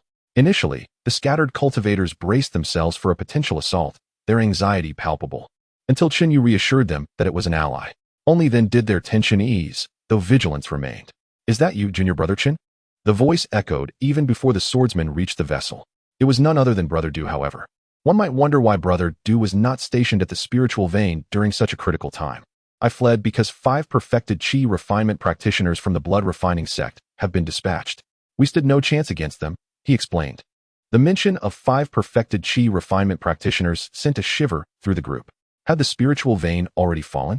Chapter 69. The deserter. Upon hearing the words of Brother Du, Cheng Yan furrowed his brow. Even with 5 fully realized Qi refinement cultivators attacking, it seemed unlikely that they would succumb so swiftly, unless the adversaries possessed some means to dismantle the formation with great expediency. Is that approximately correct? As Cheng Yan listened to his hesitant speech, his frown deepened, a sense of foreboding rising within him. What does approximately mean? What of Elder Yu? Elder Yu. Surely he must have perished by now. Yet, upon hearing Brother Du's words, Cheng Yan's eyes narrowed in suspicion. Surely, Brother Du wouldn't abandon the others to flee alone, would he? To Cheng Yan's surprise, Brother Du's anger flared at this suggestion, and he bellowed. The blood-refining sect has sent no less than 5 fully realized Qi refinement cultivators. How could we possibly hold out against them with just a first-tier premium formation? I am a foundational seed of the village. While Yufan has already surpassed 70, he has no hope of establishing his foundation in this life. Is it not worth sacrificing him to ensure my survival? Though Zhou Yang's expression remained impassive, a cold smile played upon his heart. The world often claims that loose cultivators are heartless and selfish, yet it is evident that these sect disciples are no better. After years of navigating the cultivation realm, Zhou Yang had heard numerous tales of fellow disciples turning against one another, and today he witnessed such cowardice firsthand, self-preservation at the expense of comrades' lives. Before Cheng Yan could respond, the 2 individuals behind him changed countenance. Like Yufan, they too had surpassed the optimal age for foundation establishment, and it seemed unlikely they would ever have the opportunity. However, that did not imply they could casually sacrifice themselves for others, nor accept the notion that such sacrifices were a given. Observing the grave expressions of his companions, Cheng Yan understood that if he did not speak up, their spirits would likely be dampened, and their dedication to the mountain village would wane. A foundational seed? Brother Du bears a grandiose air, believing that his status grants him the right to sacrifice others and flee alone. Elder Yu is also a member of our Tiger Roar Mountain village. Not only do you refuse to aid him against the external threat, but you dare utter such words? Return to the village and await your punishment. Humph. Others may fear your father, who has reached the late stages of foundation establishment, but I do not. Punishment? You are merely at the 9th layer of Qi refinement. You lack the qualifications to compete for a foundation establishment pill, let alone the authority to punish me. Once I break through to the foundation stage, I shall not fear you, or even Shenhu." Upon hearing this, Cheng Yan was engulfed in fury. The name of the village master is not one you can casually utter. With that, a deafening tiger's roar erupted. Brother Du's expression changed dramatically. He hastily employed a defensive spell, yet still sustained significant injury, spitting blood. This time, Cheng Yan struck with full force. Even Zhou Yang, positioned behind him, was not the primary target of the attack, but merely caught in the residual waves, and yet he still felt unwell, his ears ringing with a persistent hum. After Master Du was injured, he hastily fled. Cheng Yan let out a cold snort, but chose not to pursue him. The most pressing matter was to assist Elder Yu and fulfill the task assigned by the clan. The flying vessel continued its journey towards the destination. Meanwhile, on the vessel, Zhou Yang couldn't help but marvel at Cheng Yan's remarkable tactics. He not only showcased his strength and suppressed his competitors, but also won the hearts of others. The cordial attitude of the two perfected Qi practitioners towards Cheng Yan was a testament to that. 5 hours later, the vessel arrived at its destination. However, Cheng Yan's expression darkened upon seeing the scene before him. The formation that once belonged to the Tiger Howl Mountain clan had vanished, replaced by a new, indistinct formation. It was evident that the spiritual vein had likely been taken over. "Brother Chen, what shall we do now?" One of the perfected Qi practitioners inquired upon witnessing the situation.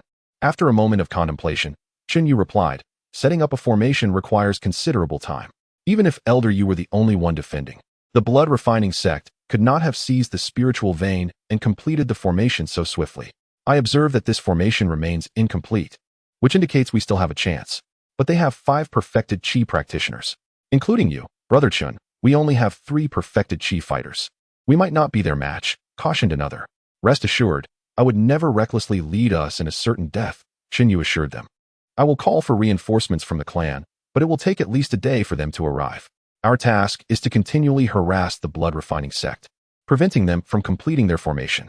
Once the reinforcements arrive, we shall strike with vigor." The two men were enlightened by Cheng Yan's strategy. It was indeed a sound plan. "Very well, we shall follow your lead. What arrangements do you propose, Brother Chen?" "I suggest that each of us take a team of men to infiltrate. We can also send individuals skilled in stealth to scout the positions of those setting up the formation. We will then disturb them without engaging in full battles. Our aim is solely to disrupt their formation until the reinforcements arrive tomorrow. Once they do, we will rally and strike decisively." "Let it be as you say, Brother Chen." Cheng Yan then produced a spirit talisman, whispered a few words, infused it with spiritual energy, and sent it flying forth in a flash of light. This was a communication talisman, a top-tier first-grade spirit talisman of considerable value, only affordable by foundational forces. Following this, Cheng Yan and the 2 perfected Qi practitioners each assembled a team, dispersing to their respective tasks, while Zhou Yang remained close to Cheng Yan. Their group comprised 12 individuals, including 4 late-stage Qi practitioners, 2 of whom were from the Tiger Howl Mountain clan, while the remaining 7 were mid-stage Qi cultivators. They stealthily approached the foot of the mountain where the spiritual vein was located before halting. "We need a few individuals skilled in stealth to assist in gathering intelligence. Are there any among you proficient in this art?" Once the crowd came to a halt, Cheng Yan turned to address several solitary cultivators. However, after Cheng Yan's words echoed, no one stepped forward. At this moment, Cheng Yan continued, stating that discovering a member of the blood-refining sect would yield 30 merit points. He was acutely aware that most solitary cultivators were driven by profit. Without sufficient incentive, few would offer their assistance. Indeed, this principle extended beyond solitary cultivators, as the majority of practitioners shared a similar disposition. Chapter 70. Harassment as anticipated, lured by the promise of 30 military merits, one individual stepped forth. A practitioner of the late stage of Qi refinement. After a moment of contemplation, Cheng Yan also chose to rise. The allure of acquiring 30 military merits through the mere act of gathering intelligence, rather than having to slay 3 mid-stage Qi refinement practitioners, was simply irresistible.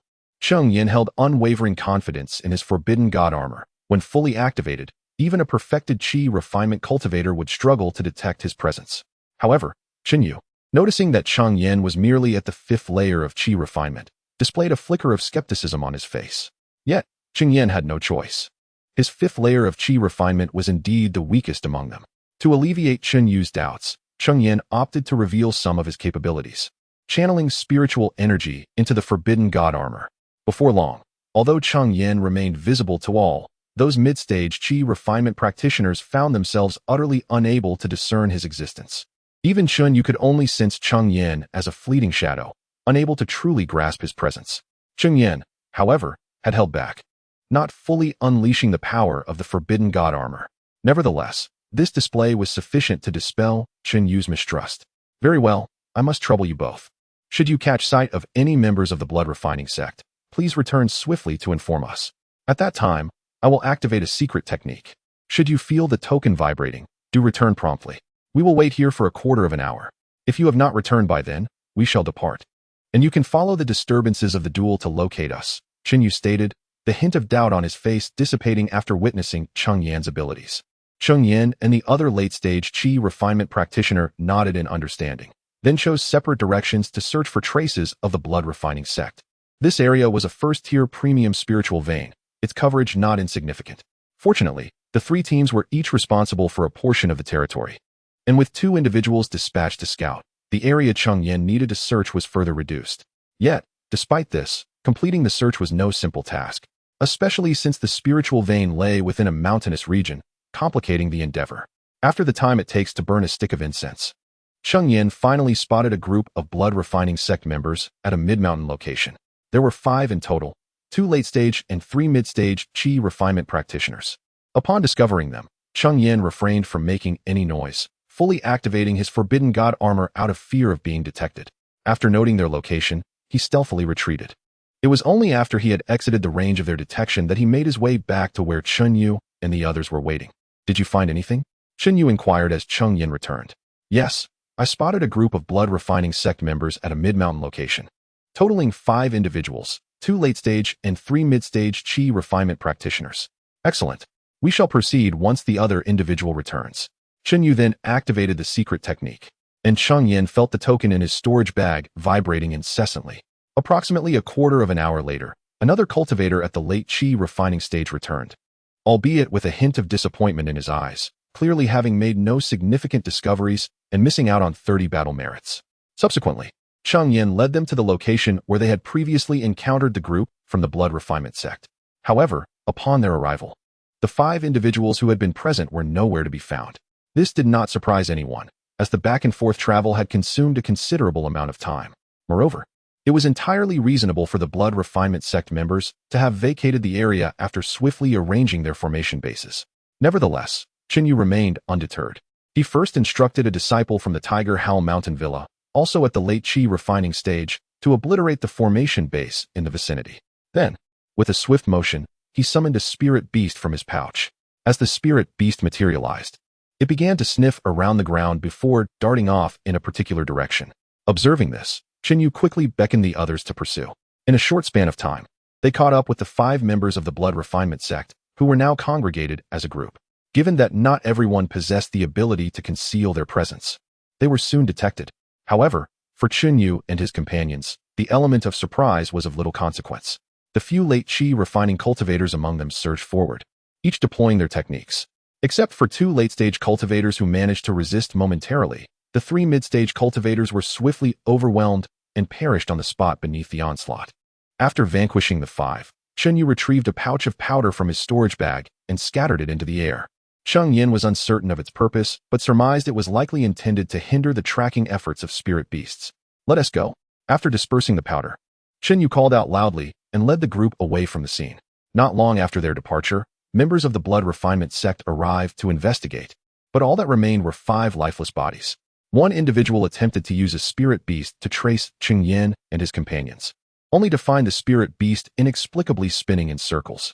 Ultimately, they were left with no choice but to abandon their search and leave the area. Meanwhile, Cheng Yan and his group, under Chen Yu's guidance, found a concealed location to hide. Having just eliminated a squad from the blood refinement sect, they could not afford to be detected. Thus, Chen Yu decided to remain in hiding for a while longer before sending Cheng Yan and another companion to continue their pursuit of the blood refinement sect members. After 2 hours, Cheng Yan set out once more. In this manner, their 3 groups persistently harassed the blood refinement sect as they attempted to set up their formations, continuing this disruption from the afternoon into the night, and then from night into day. The formation bases they had just established were promptly dismantled by Cheng Yan and his companions. Chapter 71. Multitasking during this period. Cheng Yan and his companions had successfully annihilated 3 teams from the blood refining sect, inflicting significant losses upon them. Cheng Yan had also discovered another group, earning himself 30 battle merits. Just moments ago, another individual had also located a team from the blood refining sect, causing Cheng Yan's token within his storage bag to vibrate incessantly. After reuniting with Chunyu and the others, he followed a Qi refinement late-stage cultivator to confront that team from the blood refining sect. In a short while, they found the group, and as before, Chunyu and the others charged forward, intent on exterminating them with overwhelming force. However, at that moment, an unexpected turn of events occurred. Instead of witnessing panic on the faces of the blood refining sect members, they were greeted with smiles. One member produced a token from his storage bag, and a formation was activated, summoning 9 colossal fiery pythons from the skies. This was a first-tier superior formation known as the Crimson Serpent Array. Unlike large defensive formations, this array could be quickly set up. A first-tier superior formation master could complete it in no more than half an hour, while a first-tier pinnacle master could do so even faster. The 9 fiery pythons ensnared the 5 late-stage Qi refinement cultivators tightly, while Cheng Yan and the others, being mid-stage cultivators, lagged behind, thereby avoiding entrapment within the Crimson Serpent Array. Ha ha ha. To think we've caught a big fish. Is this not the young Master Chen from the Tiger Roar Mountain Manor? How did you find yourself in such a predicament? As Chun Yu and his companions became ensnared in the array, 3 more figures emerged from behind, all possessing perfected Qi refinement cultivation. Upon seeing these 3, Chun Yu's expression darkened. While the first-tier superior Crimson Serpent Array was not particularly difficult to break, he could easily dismantle it alone. However, the addition of 3 perfected Qi refinement cultivators made the situation considerably more challenging. Meanwhile, the 2 late-stage Qi refinement loose cultivators trapped within the array bore expressions of despair. Not only were they confined, but they were also being scrutinized by the 3 perfected Qi refinement cultivators, leaving them with little hope of escape. Young Master Chun, why the silence? Are you afraid? One of the blood refining sect cultivators taunted. How about this? If you publicly declare, I am a dog of the blood refining sect, perhaps my brothers and I will spare your life out of goodwill. Ha ha ha. Hearing their derisive remarks, Chun Yu's face darkened. Yet, he suppressed his anger, realizing that losing his temper would not resolve their predicament. Instead, he turned to the 2 loose cultivators and said, I have employed a secret method to notify my 2 senior brothers. Just hold on for a moment, and this crisis shall be resolved. Upon hearing Chun Yu's words, the expressions of the 2 loose cultivators brightened somewhat. However, the mocking words from the 3 members of the blood refining sect quickly darkened their faces once more. 2 senior brothers? They may not arrive anytime soon. Otherwise, do you think we would have come with only 3 people? Upon hearing this, Chun Yu's expression darkened once more. For now, the situation had truly become dire. The 2 senior brothers were also obstructed, and it was certain that no assistance would come in the short term. They could only hope that reinforcements from the village would arrive swiftly. At this moment, the most crucial task was to swiftly stabilize the mindset of the 2 loose cultivators. If they wished to survive, they would need the help of these 2. Nevertheless, those 2 had navigated the world of cultivation for decades, encountering countless crises along the way. Even though 3 perfected Qi refinement cultivators stood nearby, it was not enough to completely extinguish their fighting spirit. First, break the formation. At that point, the 4 of you can deal with 1, while I will handle the remaining 2, Chun Yu shouted as he saw the 2 adjust their attitudes. He then took the initiative to strike, beginning to dismantle the formation. With a first-tier top-grade flying sword in hand, Chun Yu unleashed a streak of spiritual light, instantly dispersing 3 fire giant pythons. Witnessing this, the other 4 also employed their respective techniques, causing a flurry of spells to soar through the air. The malevolent cultivator controlling the formation quickly infused spiritual power into the token in his hand. This token was meant for controlling the formation, and after infusing it with energy, the previously scattered fire giant pythons began to coalesce once more. However, it was merely a first-tier top-grade formation. It could ensnare 1 or 2 late-stage Qi refinement cultivators adequately. But Chun Yu possessed the combat strength of a perfected Qi refinement cultivator, and they had a full 5 people. Before long, the malevolent cultivator's spiritual energy was nearly depleted. Observing this, Chun Yu silently acknowledged the opportunity and wielded his flying sword to deliver a decisive strike, unleashing a sword Qi that cleaved through the fire giant pythons. After being slain by Chun Yu's sword Qi, the fire giant pythons could not reassemble, and the token in the malevolent cultivator's hand shattered, indicating that the formation had been breached. Ha ha ha, young Master Chen truly possesses remarkable skills. A first-tier top-grade formation cannot withstand even a quarter of an hour in the hands of young Master Chen. No wonder he is the foremost genius of the Hushao Mountain Villa. However, The three perfected Qi refinement cultivators from the blood refinement sect displayed no signs of panic upon witnessing Cheng Yu's triumphant dismantling of the formation. Although Cheng Yu alone boasted perfected Qi refinement strength, they were 3 in number, and he would not be able to stir any waves against them. Compared to the 3 of us, your abilities are insufficient. 3 perfected Qi refinement cultivators attacking a single 9th-layer Qi refinement cultivator. I must ask myself if I could ever accomplish such a feat regardless of the means employed. Victory is the mark of a true adept. But since young Master Chen wishes to engage in a one-on-one duel, let us see what skills he possesses. With that, he drew a long knife, also a first-tier top-grade magical weapon, from his storage bag. Holding the long knife, he struck downward, sending a blade of light slicing toward Cheng Yu. Unfazed, Cheng Yu countered with his flying sword, unleashing another wave of sword chi that collided with the blade of light in midair, resulting in a thunderous explosion. Even the residual waves from the clash were enough to injure a mid-stage Qi refinement cultivator. Fortunately, Cheng Yan and the others were positioned at a considerable distance and remained unscathed. The malevolent cultivator, realizing his initial assault had failed, wielded his magical weapon to strike at Cheng Yu. In response, Cheng Yu was compelled to intercept with his flying sword. However, the blade-shaped weapon possessed greater might compared to the sword, albeit with a slight deficiency in agility. Consequently, for a time, Cheng Yu's flying sword appeared to be on the retreat.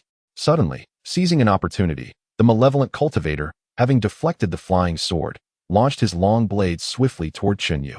Upon witnessing this, Cheng Yu, unable to stabilize his sword in time, hastily sidestepped to evade the impending strike. Chapter 72.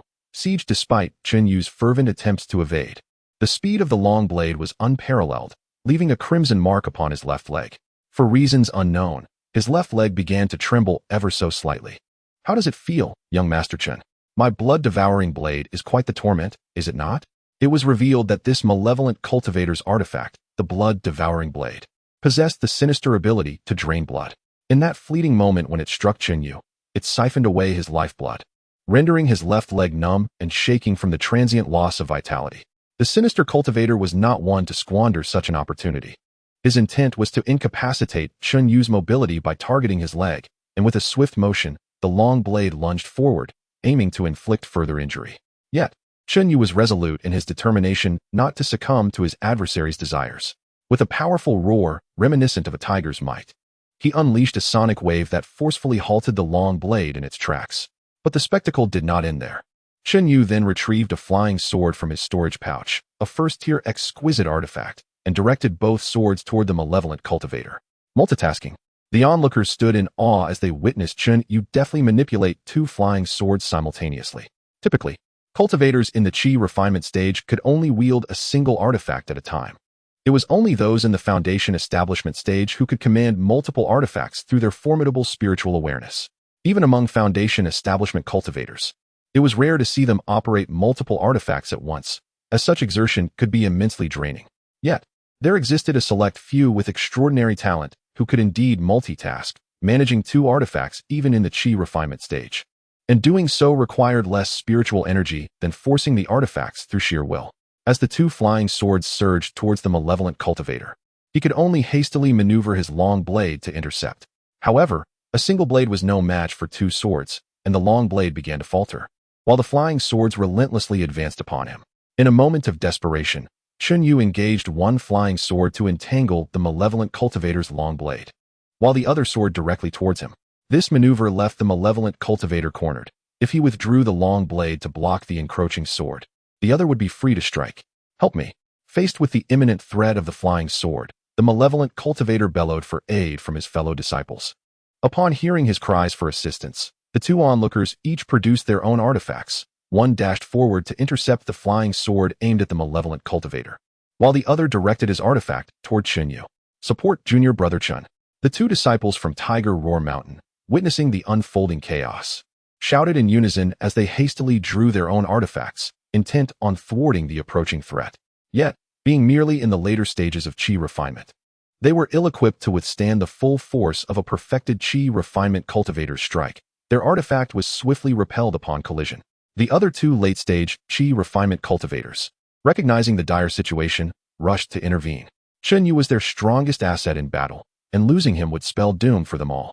Under the assault of 4 late-stage Qi refinement cultivators, the man's magical artifact was finally intercepted. Subsequently, a fierce battle ensued, with Cheng Yan facing 2 fully realized Qi refinement practitioners alone, while the remaining 4 late-stage cultivators besieged a singular fully realized cultivator. At this moment, Cheng Yan and his companions found themselves encircled, 2 late-stage and 3 mid-stage Qi refinement cultivators opposing them, while only 7 mid-stage cultivators stood on their side. Fortunately, one of the late-stage cultivators, having expended much of his spiritual energy to stabilize the formation, could now only exert the power equivalent to a 6th-layer Qi refinement. Another late-stage demonic cultivator faced off against 3 mid-stage rogue cultivators, while the remaining 3 mid-stage demonic cultivators each found their adversaries, leaving only Zhou Yang unoccupied. Naturally, Cheng Yan's opponent was the late-stage cultivator with dwindling spiritual energy. Their strategy was sound. Cheng Yan, being the weakest among the rogues at the 5th layer of Qi refinement, was deemed an easy target despite the late-stage cultivator's weakened state. The plan was to swiftly eliminate Cheng Yan and then assist the others, systematically wearing them down. However, upon engaging, the late-stage cultivator discovered that Cheng Yan was far from weak. Although Cheng Yan was being pressured, he proved difficult to dispatch quickly. Cheng Yan, feeling frustrated, was unable to unleash many of his techniques due to the multitude of onlookers, relying solely on conventional methods. His strength was merely equivalent to an average 6th-layer Qi refinement cultivator, resulting in his continued subjugation and vexation. Suddenly, after evading a spell from his opponent, Cheng Yan turned and fled without a backward glance. The cultivator, already irate at his inability to subdue a mere 5th-layer practitioner, was unwilling to let Cheng Yan escape and immediately pursued him. The two dashed through the forest, yet the late-stage demonic cultivator, with his superior cultivation, was significantly faster than Cheng Yan. Even after utilizing a speed talisman, Cheng Yan found himself slightly lagging. Within less than 15 minutes, he sensed the demonic cultivator closing in, followed by a violent surge of spiritual energy. A massive hand of energy appeared above Cheng Yan, descending towards him. Seizing the moment as it approached, Cheng Yan leaped forward, twisting in midair to hurl a fireball talisman. Although the fireball did not dissipate the energy hand, it momentarily halted its descent. This brief pause allowed Cheng Yan to escape its range. However, as the fireball dissipated, the energy hand crashed down, leaving a colossal imprint on the ground. Despite evading the attack, Cheng Yan found himself cornered by the pursuing demonic cultivator, rendering further flight futile. "Why have you stopped running?" The malevolent cultivator was deeply incensed. Had he been in his prime, he could have effortlessly caught up with Cheng Yan and extinguished him in an instant. However, being entangled with Cheng Yan for such an extended period was undeniably a blow to his pride, and upon returning, he would likely be subjected to ridicule. The locale possessed favorable geomancy, making it an ideal site for a burial ground. Yet, Cheng Yan displayed no hint of panic. Instead, he wore a smile and remarked, "It seems you are quite particular, seeking a fine resting place for yourself before the end." The sinister cultivator scoffed, "I believe you are mistaken. This burial ground is not intended for me." It was absurd to think that it could possibly be for him. Chapter 73. Daring to pursue without spiritual power. Cheng Yan, amused yet reticent, regarded the furious expression of the malevolent cultivator. When had he ever endured such indignity, especially from a mere 5th-layer Qi practitioner?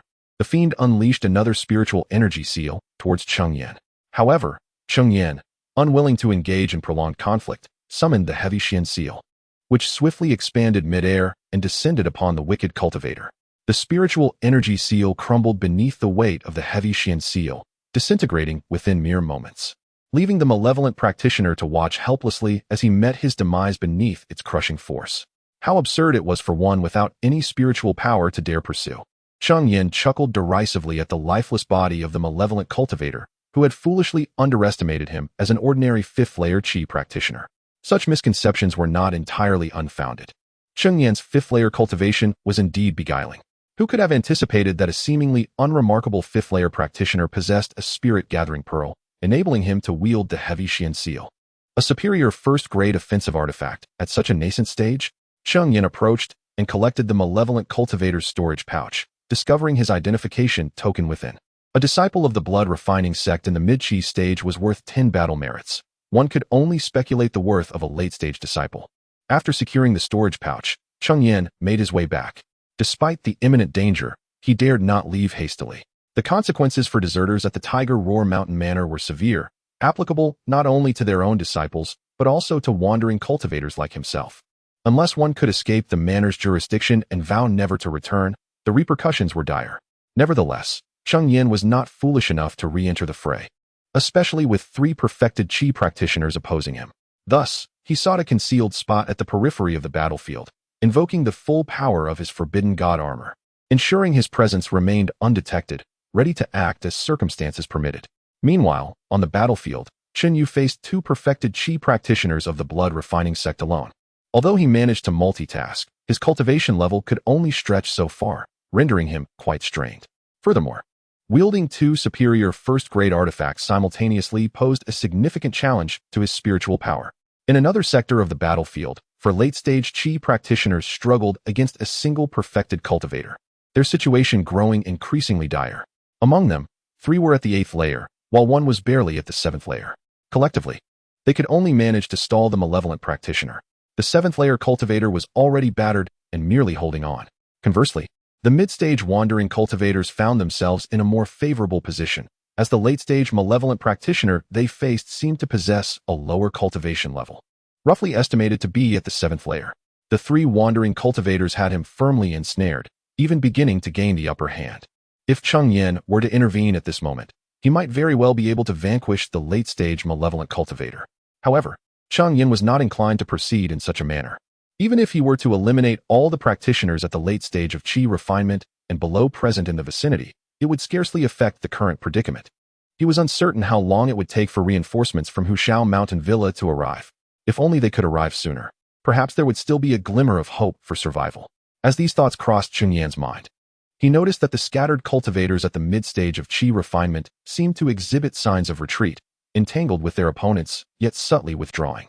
At that moment, Chen Yu was already beginning to show signs of injury, and it would not be long before he could no longer endure. It was only a matter of time before those scattered cultivators would flee to save their own lives. However, Chen Yu was certainly unable to escape at that juncture, as he was firmly ensnared by 2 fully realized evil cultivators, leaving him no chance of flight. Thus, Chen Yu had no choice but to exert all his strength, striving to delay time until the reinforcements from Hushao Mountain Villa could arrive. While Chen Yu aimed to stall for time, the 2 evil cultivators had no intention of allowing him that luxury.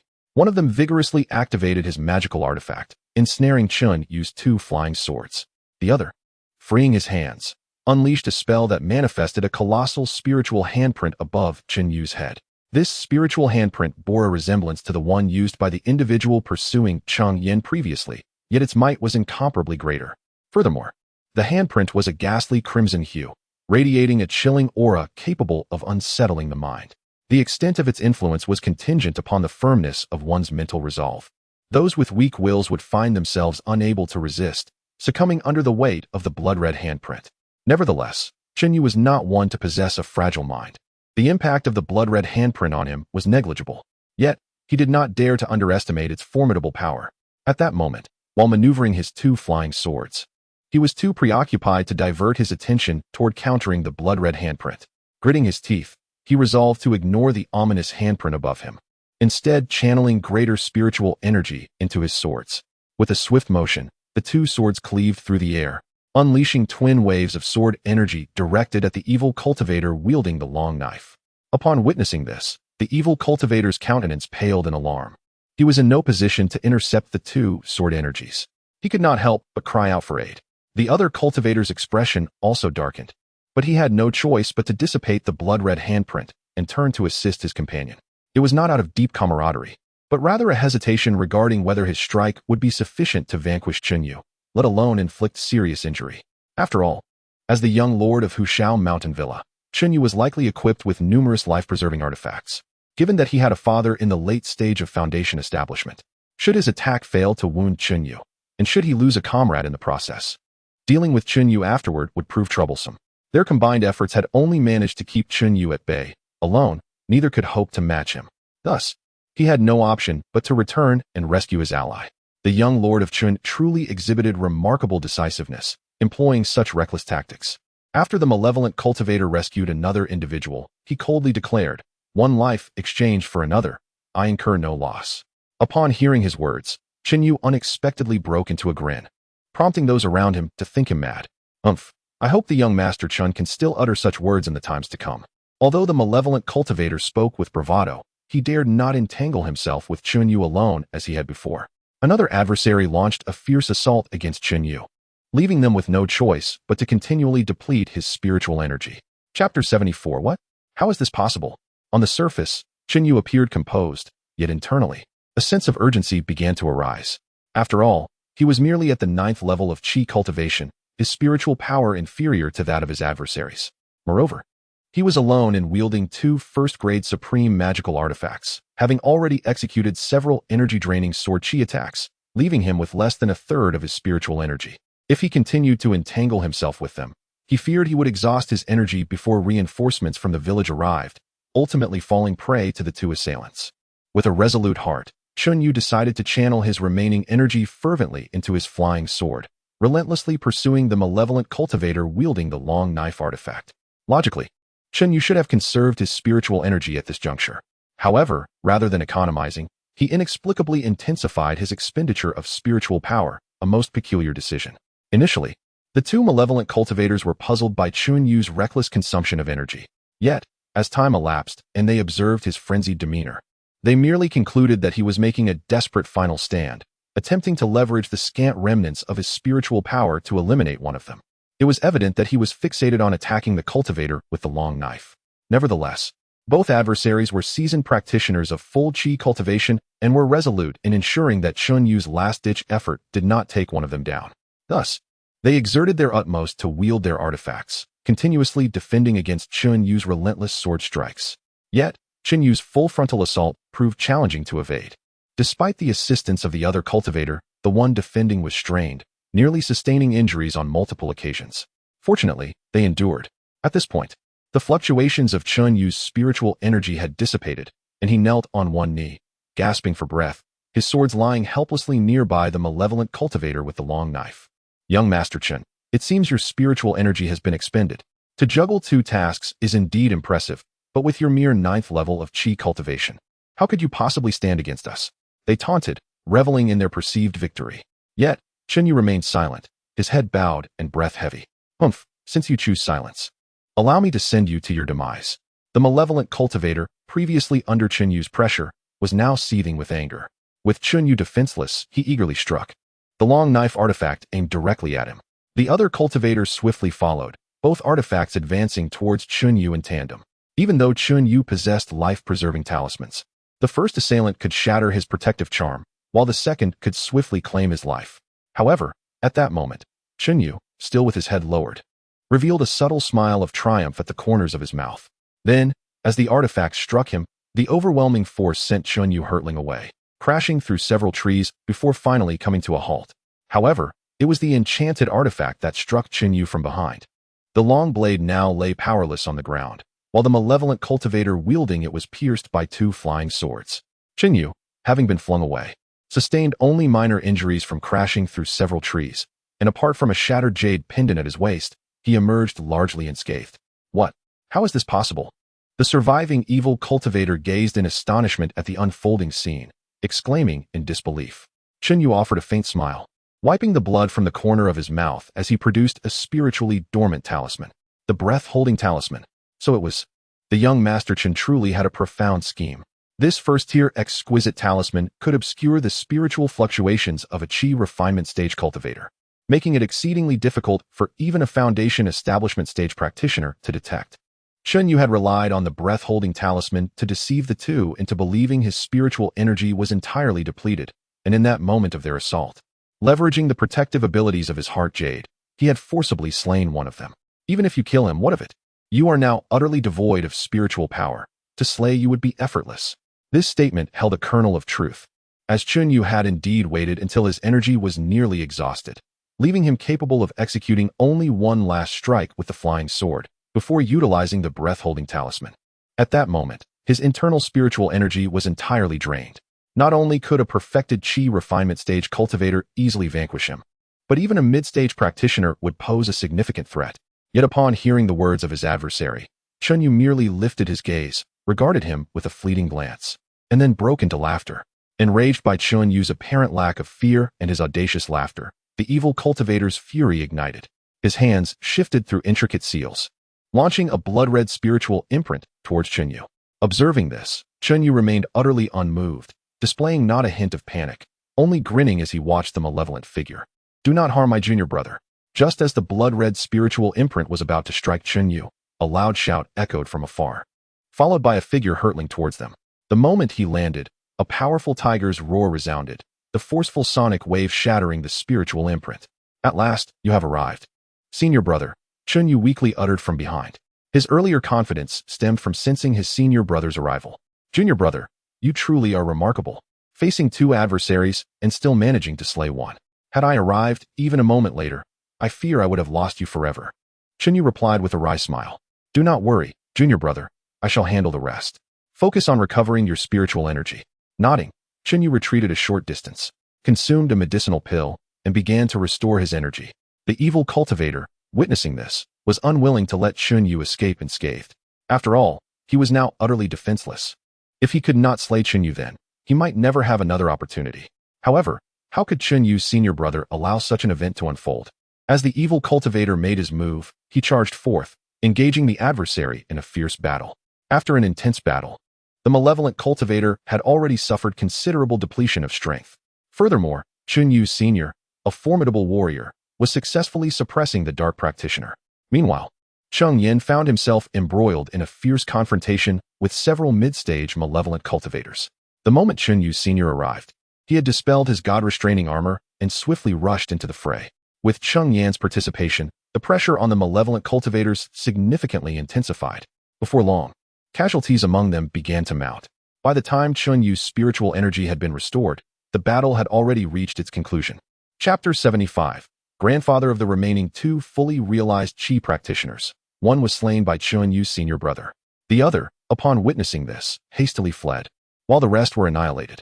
Ultimately, from three fully realized Qi practitioners, two in the late stages of Qi cultivation, and three in the mid-stages, only a single fully realized Qi practitioner survived.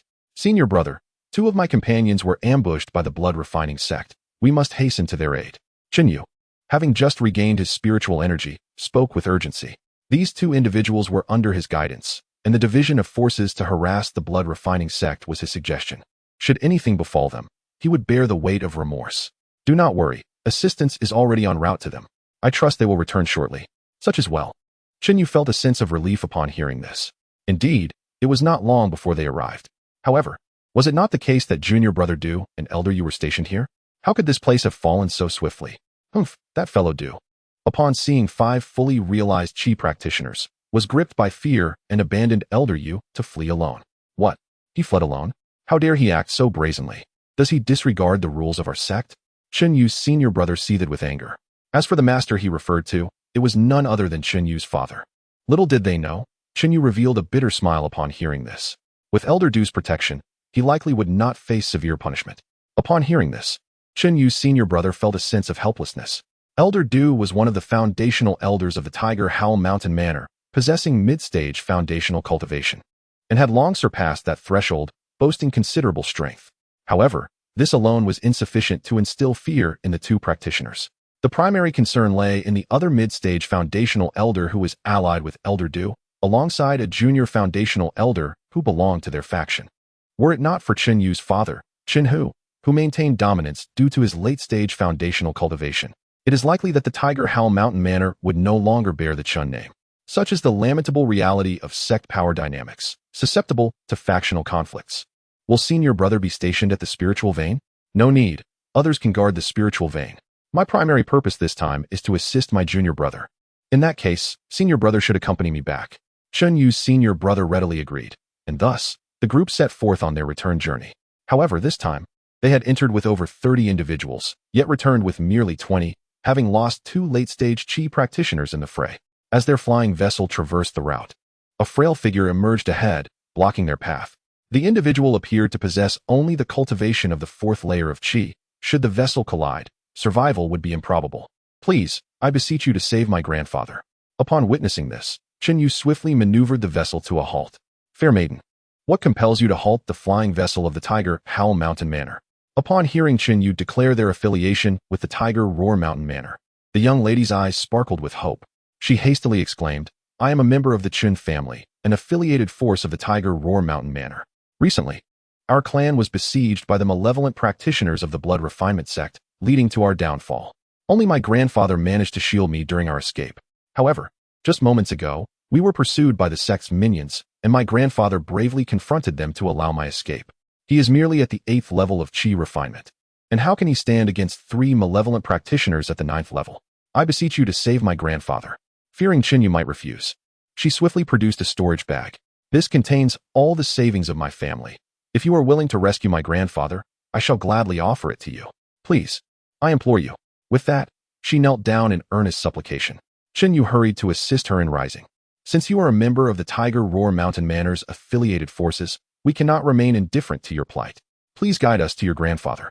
The young lady, overjoyed by Cheng Yan's agreement, promptly pointed the way, and he summoned a flying vessel to follow her direction. Upon reaching her grandfather, they witnessed him being struck by a member of the blood refinement sect, sent hurtling backward, spitting blood, and collapsing to the ground, barely clinging to life. Grandfather, the young lady cried out in alarm, rushing towards him. Why have you returned? Did I not instruct you to flee? To her surprise, her grandfather's expression was not one of joy, but rather reproachful. I have brought help, grandfather. We are saved. It is the young master of the Tiger Roar Mountain Manor.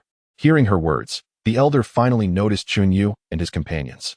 The malevolent practitioners were already vanquished, easily dispatched by Cheng Yan and his brothers, who proved far superior to the mere 9th level chi refinement foes. Thank you. Cough cough. As the elder attempted to rise to express his gratitude to Cheng Yan, he inadvertently aggravated his injuries, coughing up more blood. There is no need for such formality. Your injuries are of utmost concern. Cheng Yan then produced a healing elixir and administered it to the elder. The elder's wounds visibly began to mend, and soon he was able to move with relative ease. I am grateful for your assistance, young master. May I inquire your esteemed name? I am Cheng Yan. Cheng Yan? Could you be the young master of the manor? The elder exclaimed in surprise, then quickly rose to bow deeply. Thank you for saving my life, young master. Please rise. You are of elder status. Such a profound bow is unwarranted. This was merely Cheng Yan's courteous response. In the realm of cultivation, respect is accorded to those of greater mastery. Even a centenarian at the chi refinement stage would address a 50-year-old foundation establishment cultivator as senior. Lanner, hand me the items. Once the elderly man was assisted to his feet, he turned to the young lady beside him and addressed her. The maiden, known as Lanner, upon hearing his words, produced the previously mentioned storage bag and presented it to the old man. I am utterly unable to repay the life-saving grace bestowed by the young master. This is the accumulated wealth of my Chen family over the years. I humbly request that the young master does not disdain it. Absolutely not. As an elder, the failure to protect your family's legacy is a grave oversight on the part of my Shaoshan Manor. How could I dare to accept anything from you? After a round of modest refusals, Cheng Yan ultimately declined the elderly man's storage bag, insisting that the elder could utilize these savings to rebuild his family.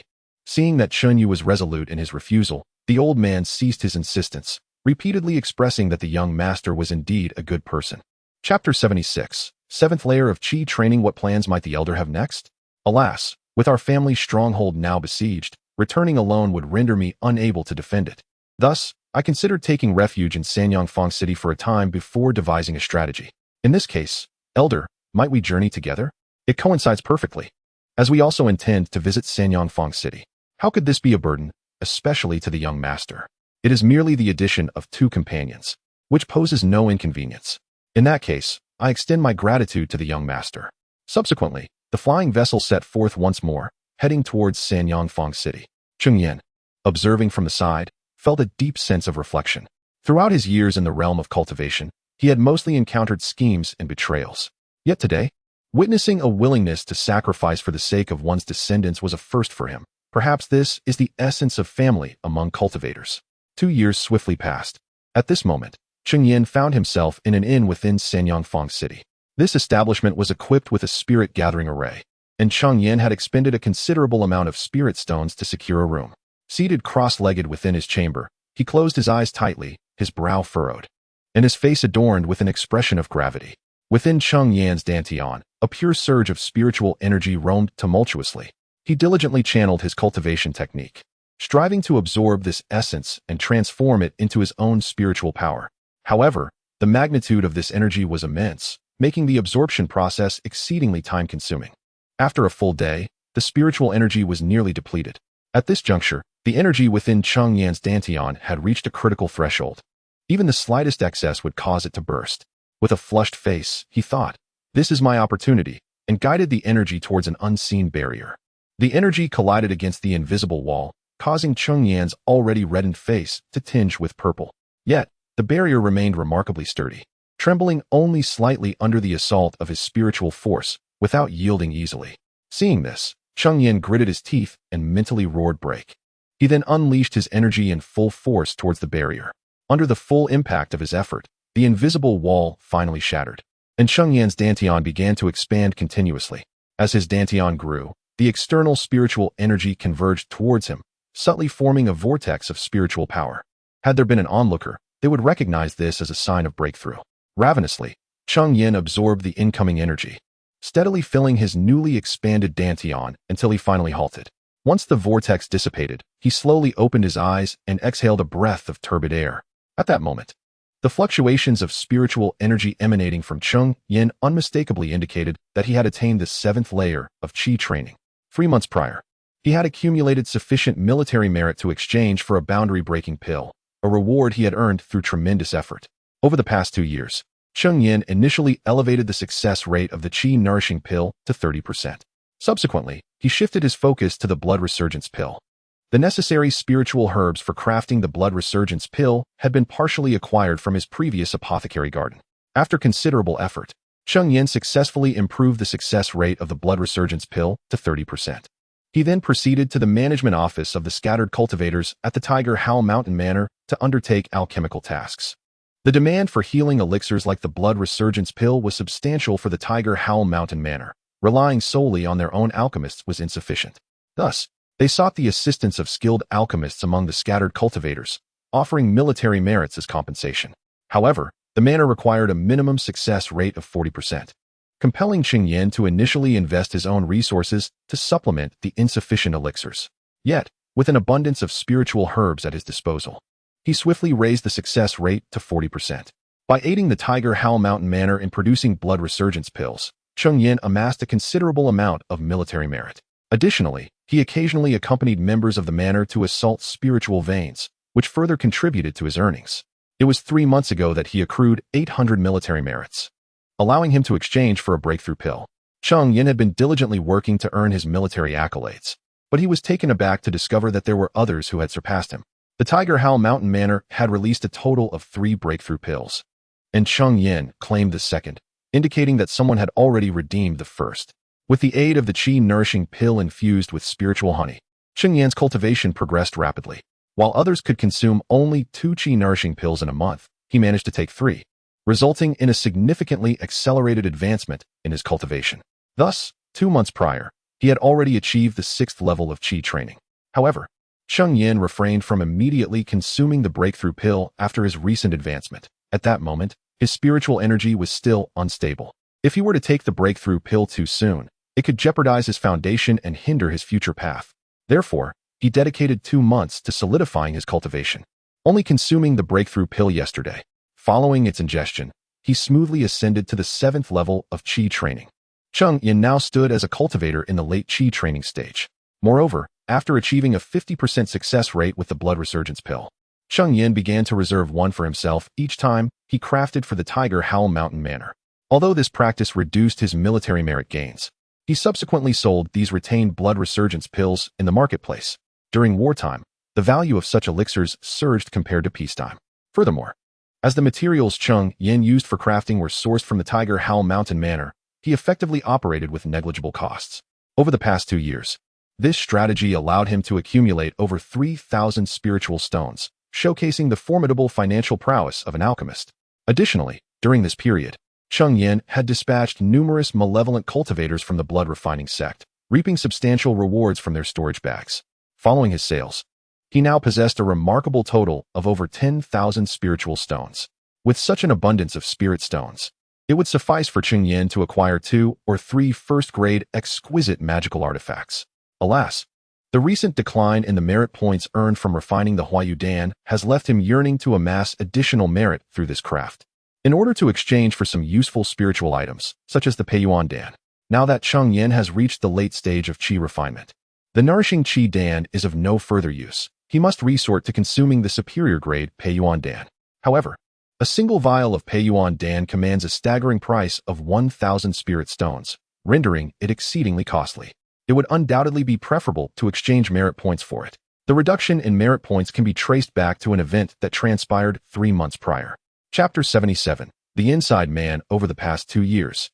The Tiger Roar Mountain Manor and the Blood Refining Sect have engaged in a series of offensives and defensive maneuvers. However, these confrontations have predominantly involved disciples at the Qi refining stage, with only occasional skirmishes involving Foundation establishment cultivators, which typically ended with a swift retreat. In the clashes between these two factions, significant warfare seldom ensues unless a decisive blow is struck. A mere oversight allowing a Foundation establishment cultivator to escape could provoke a furious retaliation. While the higher echelons of both forces remain unperturbed, they cannot ignore the ire of their disciples. Disciples at the Qi refining stage are no match for those at the Foundation establishment stage, and thus both factions strive relentlessly to annihilate each other's upper ranks. Consequently, prolonged conflicts spanning 2 to 3 years have become commonplace. This status quo was expected to persist for some time. However, 3 months ago, a disciple from Tiger Roar Mountain Manor was discovered to have clandestinely communicated with the Blood Refining Sect. In response, the Blood Refining Sect dispatched 3 Foundation establishment cultivators to launch a surprise attack on the Sanyangfang market, with the traitorous disciple facilitating their entry. Remarkably, this individual was none other than the deserter, Brother Du, whom Cheng Yan had encountered before. It is said that upon learning of Brother Du's betrayal, the manor's master, Chen Hu, intended to impose disciplinary measures according to the sect's regulations. Yet, Elder Du, Brother Du's father, fervently defended him. Ultimately, Chen Hu, faced with no other option, confined Brother Du for 3 years and stripped him of the opportunity to obtain a Foundation establishment pill. Naturally, Brother Du was discontented, at 50 years of age. Securing a Foundation establishment pill through the resources of Tiger Roar Mountain Manor was an arduous task. Should he miss this chance, he might never achieve Foundation establishment in his lifetime. The sect's regulations were unyielding, and given the notoriety surrounding Brother Du's desertion, Elder Du's efforts to spare his life were already commendable. It would be unwise to further contest the denial of the Foundation establishment pill qualification. Instead, he privately suggested to Brother Du the possibility of discreetly manipulating the situation to procure a pill. Brother Du understood all too well that losing this qualification meant an end to his hopes of obtaining a Foundation establishment pill, plunging him into despair. Upon hearing of these developments, the Blood Refining Sect discreetly reached out to Brother Du, tempting him with the prospect of a Foundation establishment pill. They proposed that if he could create a small opening in the formation of Sanyangfang market during their assault, they would reward him with a pill. Initially, Brother Du hesitated. Should he proceed with such an act, even his father could not shield him from the consequences of betraying the sect. However, the emissaries from the Blood Refining Sect assured him that a mere small opening in the formation might go undetected by Tiger Roar Mountain Manor's personnel. Moreover, if he were to successfully advance to the Foundation establishment stage, he would have little to fear from any punitive measures imposed by the manor. They would welcome an additional Foundation establishment cultivator, and he need not worry about their retribution. To alleviate Brother Du's lingering doubts, the representatives from the Blood Refining Sect produced a Foundation establishment pill.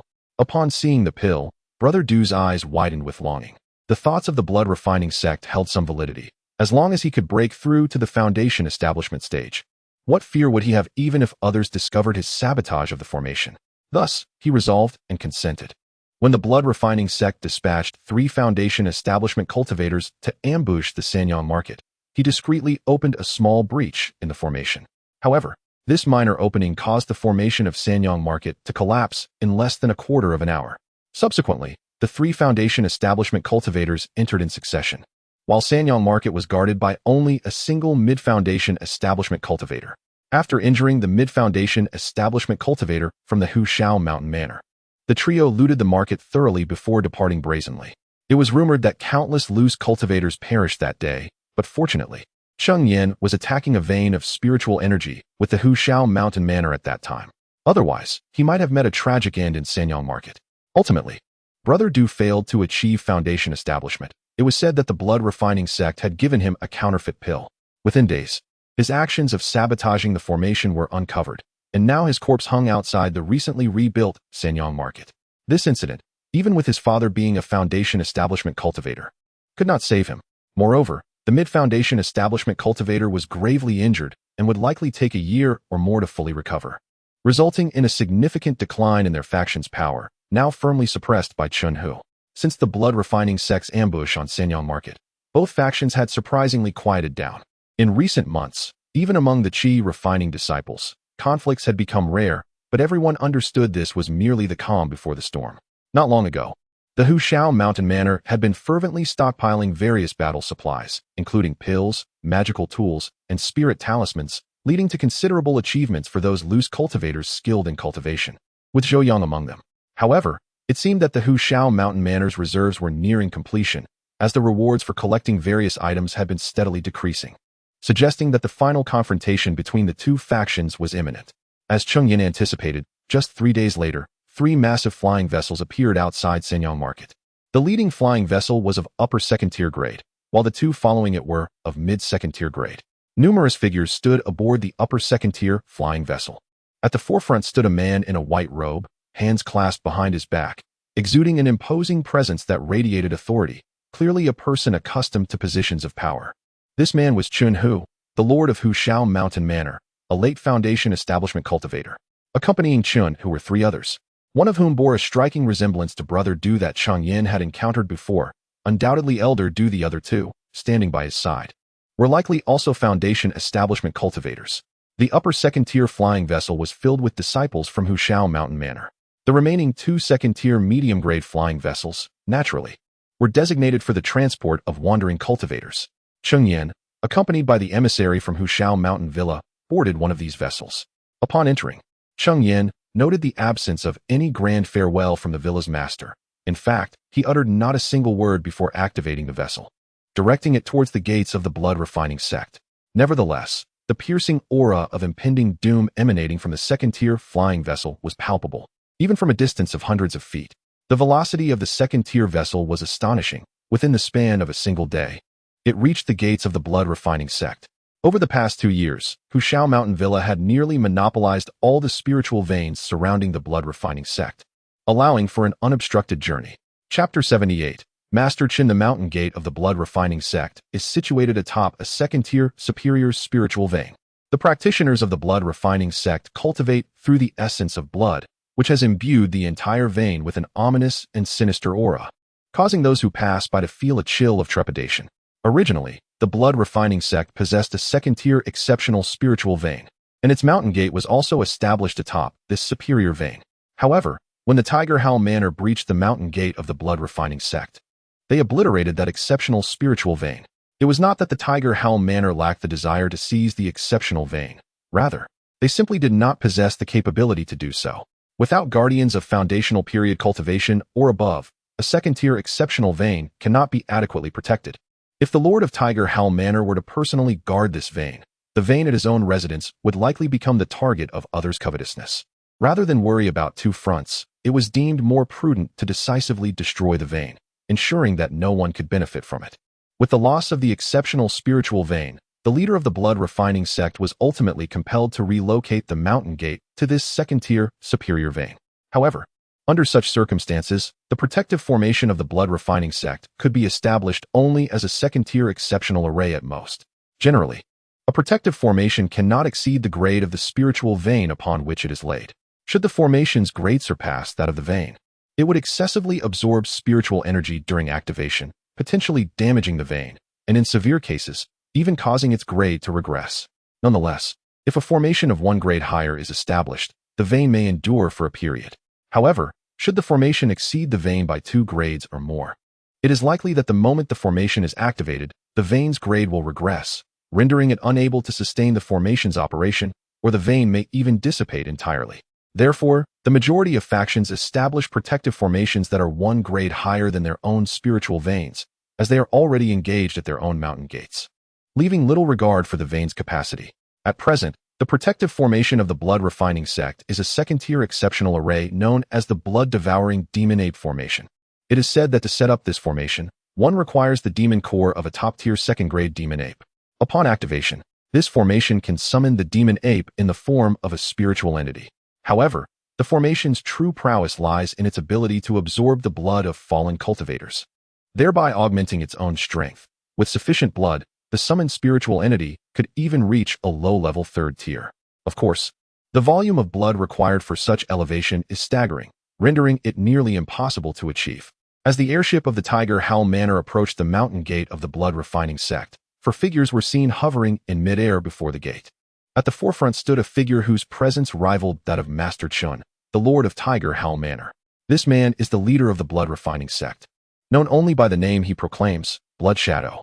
Over time, the inquiry into his true name has faded, and he is simply referred to as Blood Shadow. With an imposing stance, Blood Shadow faced the 3 enormous airships of the Tiger Howl Manor, his expression betraying no hint of fear. Blood Shadow revealed a hint of mockery as he spoke. "Oh, is that not a friend from the Tiger Roaring Mountain Manor? What brings you to my blood refinement sect today? Oddly enough, where is fellow Taoist Wu? I had hoped to reminisce with him." The Wu he referred to was the Mid-Stage Foundation establishment cultivator who had been stationed at Sanyang Square City. His words evidently struck a nerve with the members of Tiger Roaring Mountain Manor.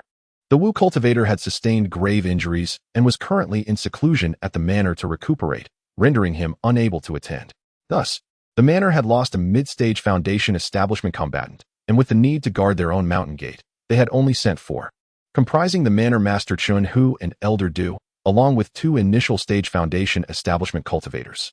In contrast, Blood Refinement Sect boasted Blood Shadow, a late-stage foundation establishment cultivator, accompanied by 2 mid-stage elders and 1 initial stage cultivator, clearly overshadowing Tiger Roaring Mountain Manor in terms of high-level combat prowess. Elder Du, who had a good rapport with Elder Wu, was about to respond to Blood Shadow's taunt when Chun Hu raised his hand to silence him. Elder Wu informed me before our departure that the Blood Refinement Sect is but a band of clowns. Even without him, they can be effortlessly suppressed. Hence, Elder Wu remained at the sect and did not come. Upon hearing this, Blood Shadow shook his head with a sigh of regret. What a pity. I had intended to offer my apologies to fellow Taoist Wu. It was my elder's lack of restraint in our previous spar that led to his injuries. Then, Blood Shadow shifted the conversation. Elder Du, I wonder if young friend Du has accompanied you this time. Recently, he rendered a great service to my Blood Refinement Sect, and I must express my gratitude. Elder Du nearly choked on his anger at Blood Shadow's words, which merely reopened his wounds.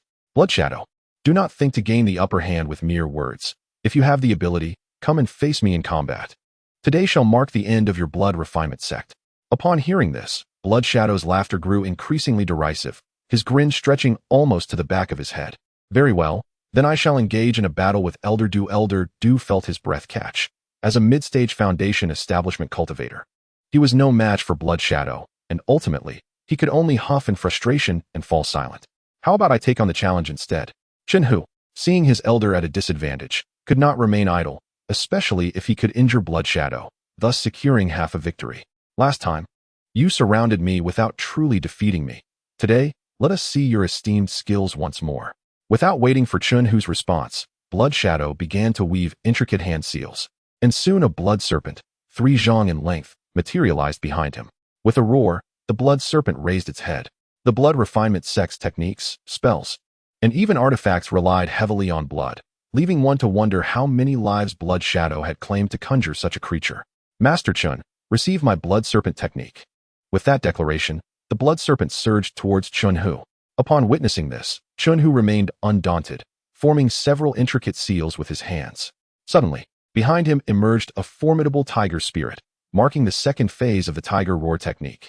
In contrast to the technique employed by Chun Yu and his companions, which relied on vocal mimicry of a tiger's roar, though still powerful, it lacked a certain essence. This advanced form, achievable upon reaching the foundation establishment stage, allowed one to harness immense spiritual energy to manifest a genuine tiger spirit. This resulted in a roar that was not only authentic, but exponentially more potent. As the tiger's spirit materialized, a deafening roar echoed through the air. Chapter 79. Confrontation and Retreat. Cheng Yan remained aboard the flying vessel, shielded by a formation. Yet the resounding roar of the tiger still left him dizzy. Within the ship, several low-level cultivators struggled to maintain their footing. Under the influence of Chun Hu's tiger roar, the blood flood dragon momentarily froze, only to witness the tiger demon leap forth, pouncing upon the blood flood dragon and sinking its teeth into it, creating a gaping wound. At this juncture, Blood Shadow finally regained his senses from the effects of the tiger roar and hastily commanded the blood flood dragon to ensnare the tiger demon. Engaging in a fierce struggle. However, The blood flood dragon had lost the initiative to the tiger demon. Even as it reacted and entangled the tiger demon, it was still no match, falling victim to the tiger demon's voracious bites, scattering into a cloud of spiritual energy that vanished into the air. After devouring the blood flood dragon, the tiger demon let out another thunderous roar, as if proclaiming its triumph.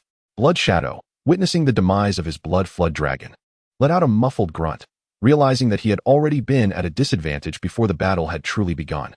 The power of Chun Zhuangzhu's tiger roar has undeniably increased, he remarked with a somber expression.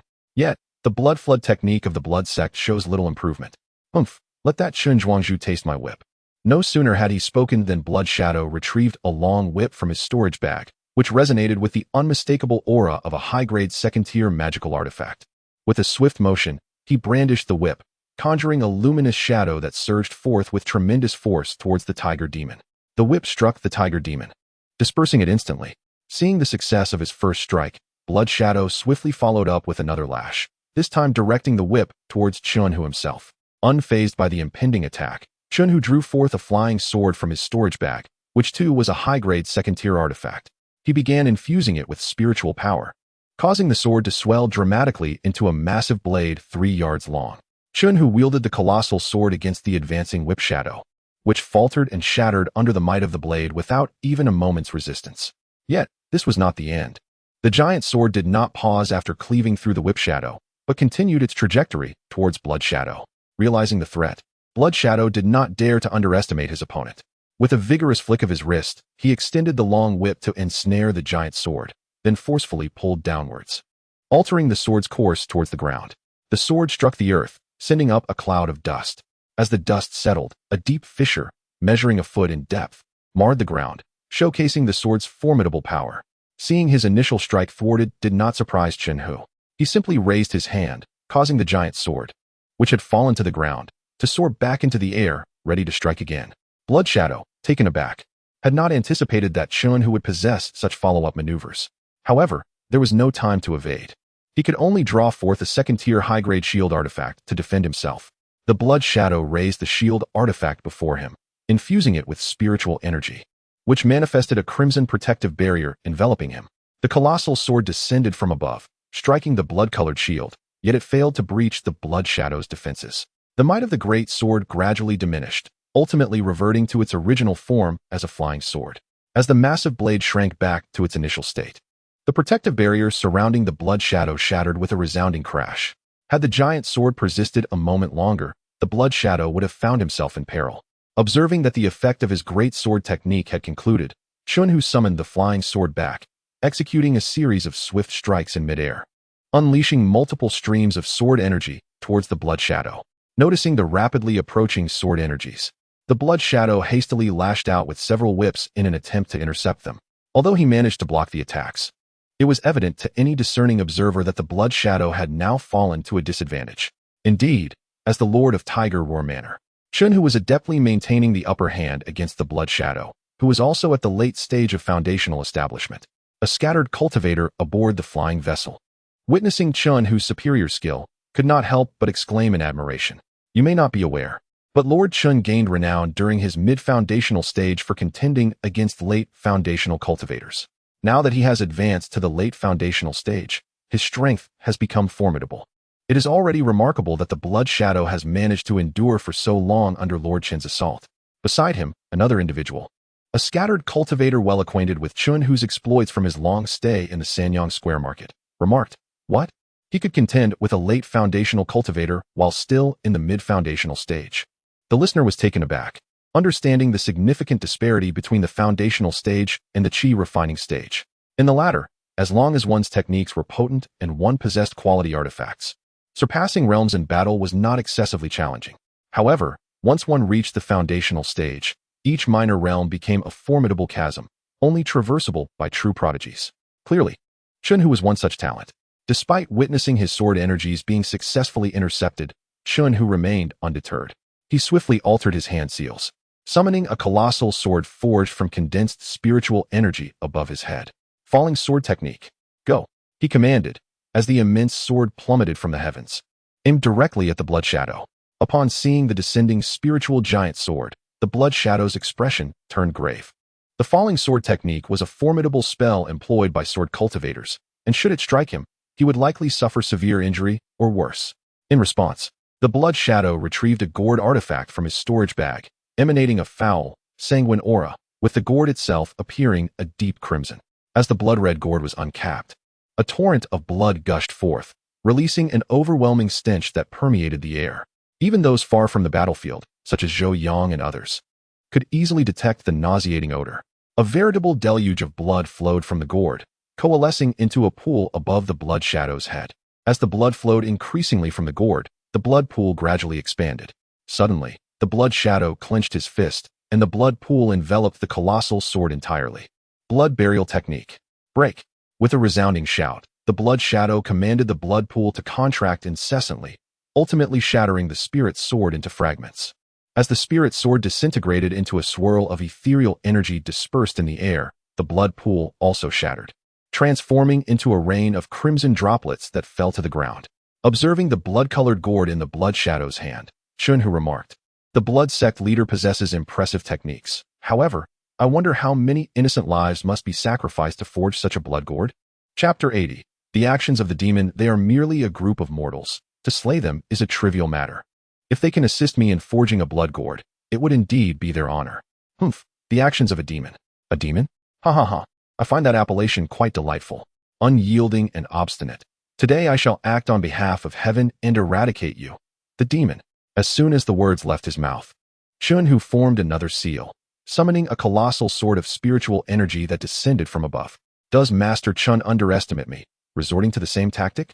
If I can thwart you once, I can do so countless times. With that, an endless stream of blood flowed from the crimson gourd, clearly indicating that Blood Shadow intended to counter Cheng Yan's descending sword technique with a similar maneuver. However, as Blood Shadow enveloped the massive sword in a torrent of blood, his pupils suddenly contracted. He realized that this sword of spiritual energy bore subtle differences from the previous one. It was inscribed with a roaring tiger pattern along its blade. Have you noticed? Too late.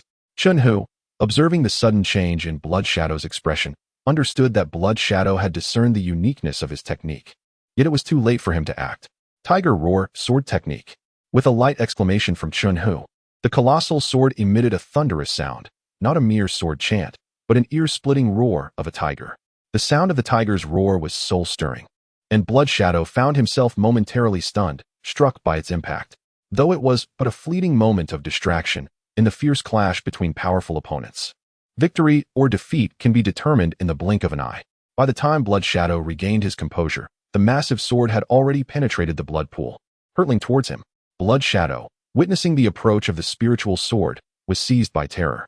He had not anticipated that Cheng Yan would merge the Tiger Roar technique with the sword descending technique, creating a far more formidable Tiger Roar sword technique. One must understand that the creation of new spells typically requires a golden core practitioner, though Cheng Yan had merely combined two existing techniques. The challenge was still beyond the capabilities of an average late-stage foundation establishment cultivator. This exemplifies the extraordinary talent possessed by Cheng Yan. Yet, Blood Shadow had no time for further contemplation, as the spiritual sword loomed directly above him. He hastily summoned his shield artifact, desperately pouring spiritual energy into it, as if his life depended on it, forming a thick barrier for protection. When the spiritual sword struck the shield, it faltered momentarily, and then Cheng Yan forcefully pressed down with a wave of his hand. Blood Shadow felt an immense pressure bearing down upon his shield. Crack! The shield held for less than 10 breaths before he heard a sound of splintering. Turning towards the noise, Blood Shadow noticed a faint crack forming on the surface of the shield. Soon, that crack began to spread outward, and in the blink of an eye, it covered the entire shield, which then shattered into a burst of spiritual light. With the barrier gone, the colossal sword crashed down upon Blood Shadow, driving him into the ground and creating a massive crater. As the swirling dust began to settle, the formidable spirit sword lost its potency, dissipating into a wisp of ethereal light. Just as the onlookers awaited the outcome with bated breath, a sudden crimson glow burst forth from the haze, darting directly towards the gates of the blood-refining sect. The speed of this sanguine light was astonishing. It vanished in a mere flash, and once the dust cleared, no trace of it remained. Clearly, that crimson luminescence was the Blood Shadow employing the blood escape technique to flee. Cheng Yan, observing the direction in which the Blood Shadow had escaped, mused that his recent strike must have inflicted considerable injury upon it, for otherwise, it would not have retreated in such haste. Regrettably, he had failed to sever the blood shadow with his blade. Elder Du, witnessing the blood shadow's flight, seized the moment to exclaim, "The sect master of the blood-refining sect has fled. Let us join forces to breach the gates." He then charged ahead, racing towards the blood-refining sect's entrance, closely followed by 2 other cultivators of initial Foundation establishment. The remaining 3 Foundation establishment cultivators of the blood-refining sect were not inclined to allow them passage easily, and thus, they surged forward, engaging in fierce combat. One mid-Foundation cultivator intercepted Elder Du, while another faced off alone against the 2 initial Foundation elders from the Tiger Howl Mountain Manor. The last of the blood-refining sect's initial Foundation cultivators remained at the rear, activating the protective mountain formation. Upon the activation of the blood-refining sect's protective formation, a translucent barrier materialized amidst the resounding booms, accompanied by the emergence of a spirit entity resembling a demon ape. With a ferocious roar, the demon ape directed its wrath towards Chun Hu. Its crimson eyes glowed with a savage intensity, and it lunged at him with fierce determination. Chun Hu, recognizing the gravity of the situation, understood that this was the protective formation of the blood-refining sect, a second-tier elite formation. The demon ape possessed strength equivalent to that of a perfected Foundation establishment cultivator. However, Chun Hu did not need to vanquish the demon ape. He merely needed to stall for time until the spiritual veins of the blood-refining sect became overburdened, causing the formation to collapse of its own accord. Thus, he refrained from engaging the demon ape directly, utilizing various tactics to entangle it.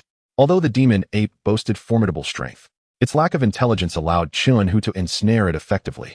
Meanwhile, as the Foundation cultivators on both sides encountered their respective foes, Chun Yu, the young lord of Tiger Howl Mountain Manor, led a contingent of Qi-refining disciples and wandering cultivators into battle against the Qi-refining disciples of the blood-refining sect. The disciples of Tiger Howl Mountain Manor, forming teams of 3 to 5, supported one another and caught the blood-refining sect's disciples off guard, resulting in the demise of numerous foes. In contrast, the wandering cultivators primarily fought alone, with only a few familiar faces banding together in small groups. With their varied strengths ranging from the 5th to the 9th level of Qi refining, the wandering cultivators suffered heavy losses as soon as the clash began, with many losing their lives. Those who fell, if they bore any wounds, would find their bodies rapidly desiccating at an alarming rate. His entire being was drenched in blood, which had evidently been absorbed by the blood-devouring demon ape formation. As time gradually passed, an increasing number of lives were extinguished, and the ground became strewn with desiccated corpses, including those of disciples from the blood refinement sect, all drained of their essence. After Cheng Yan achieved a breakthrough to the 7th layer of Qi refinement, his strength experienced a qualitative leap as he had ascended to the late stage of Qi refinement. Should Cheng Yan invoke the heavy profound seal, few of those at the 7th layer of Qi refinement or below would stand a chance against him. Chapter 81. Indeed, a treasure. However, employing the heavy mysterious seal would be too conspicuous in this battleground. Moreover, the heavy mysterious seal demands an immense amount of spiritual power, and even with Cheng Yan's cultivation at the 7th level of Qi refinement, he could not utilize it frequently. He also hesitated to use the spirit-gathering pearl for fear of being detected. Thus, Cheng Yan resorted to wielding a first-tier superior flying sword, one of the magical artifacts left behind by Wan Feng, which spared Cheng Yan the expenditure of numerous spirit stones. With a swift motion, Cheng Yan's sword claimed the life of a 6th-level Qi refinement disciple from the blood refinement sect, after which he promptly advanced to collect the storage bag. Prior to this, Cheng Yan had engaged in fierce combat with 2 7th-level disciples from the blood refinement sect, ultimately slaying them. His performance was indeed remarkable among the scattered cultivators. Yet, the most striking figure was none other than Chun Yu, the young master of the Tiger Roar Mountain Manor. At this moment, Chun Yu had achieved the consummation of Qi refinement, though it appeared he had only recently broken through, and his cultivation had yet to stabilize fully.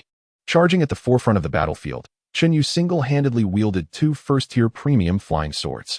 Even a 9th-level Qi refinement cultivator would find it difficult to withstand a single strike from Chun Yu, who moved like a god of war, leaving no survivors in his wake. It was only when the blood refinement sect dispatched 3 fully realized Qi refinement cultivators that Chun Yu was finally impeded. Due to his dazzling performance, Cheng Yan attracted the attention of an 8th-level opponent, who approached not in vengeance for his sect, but with a glimmer of greed in his eyes.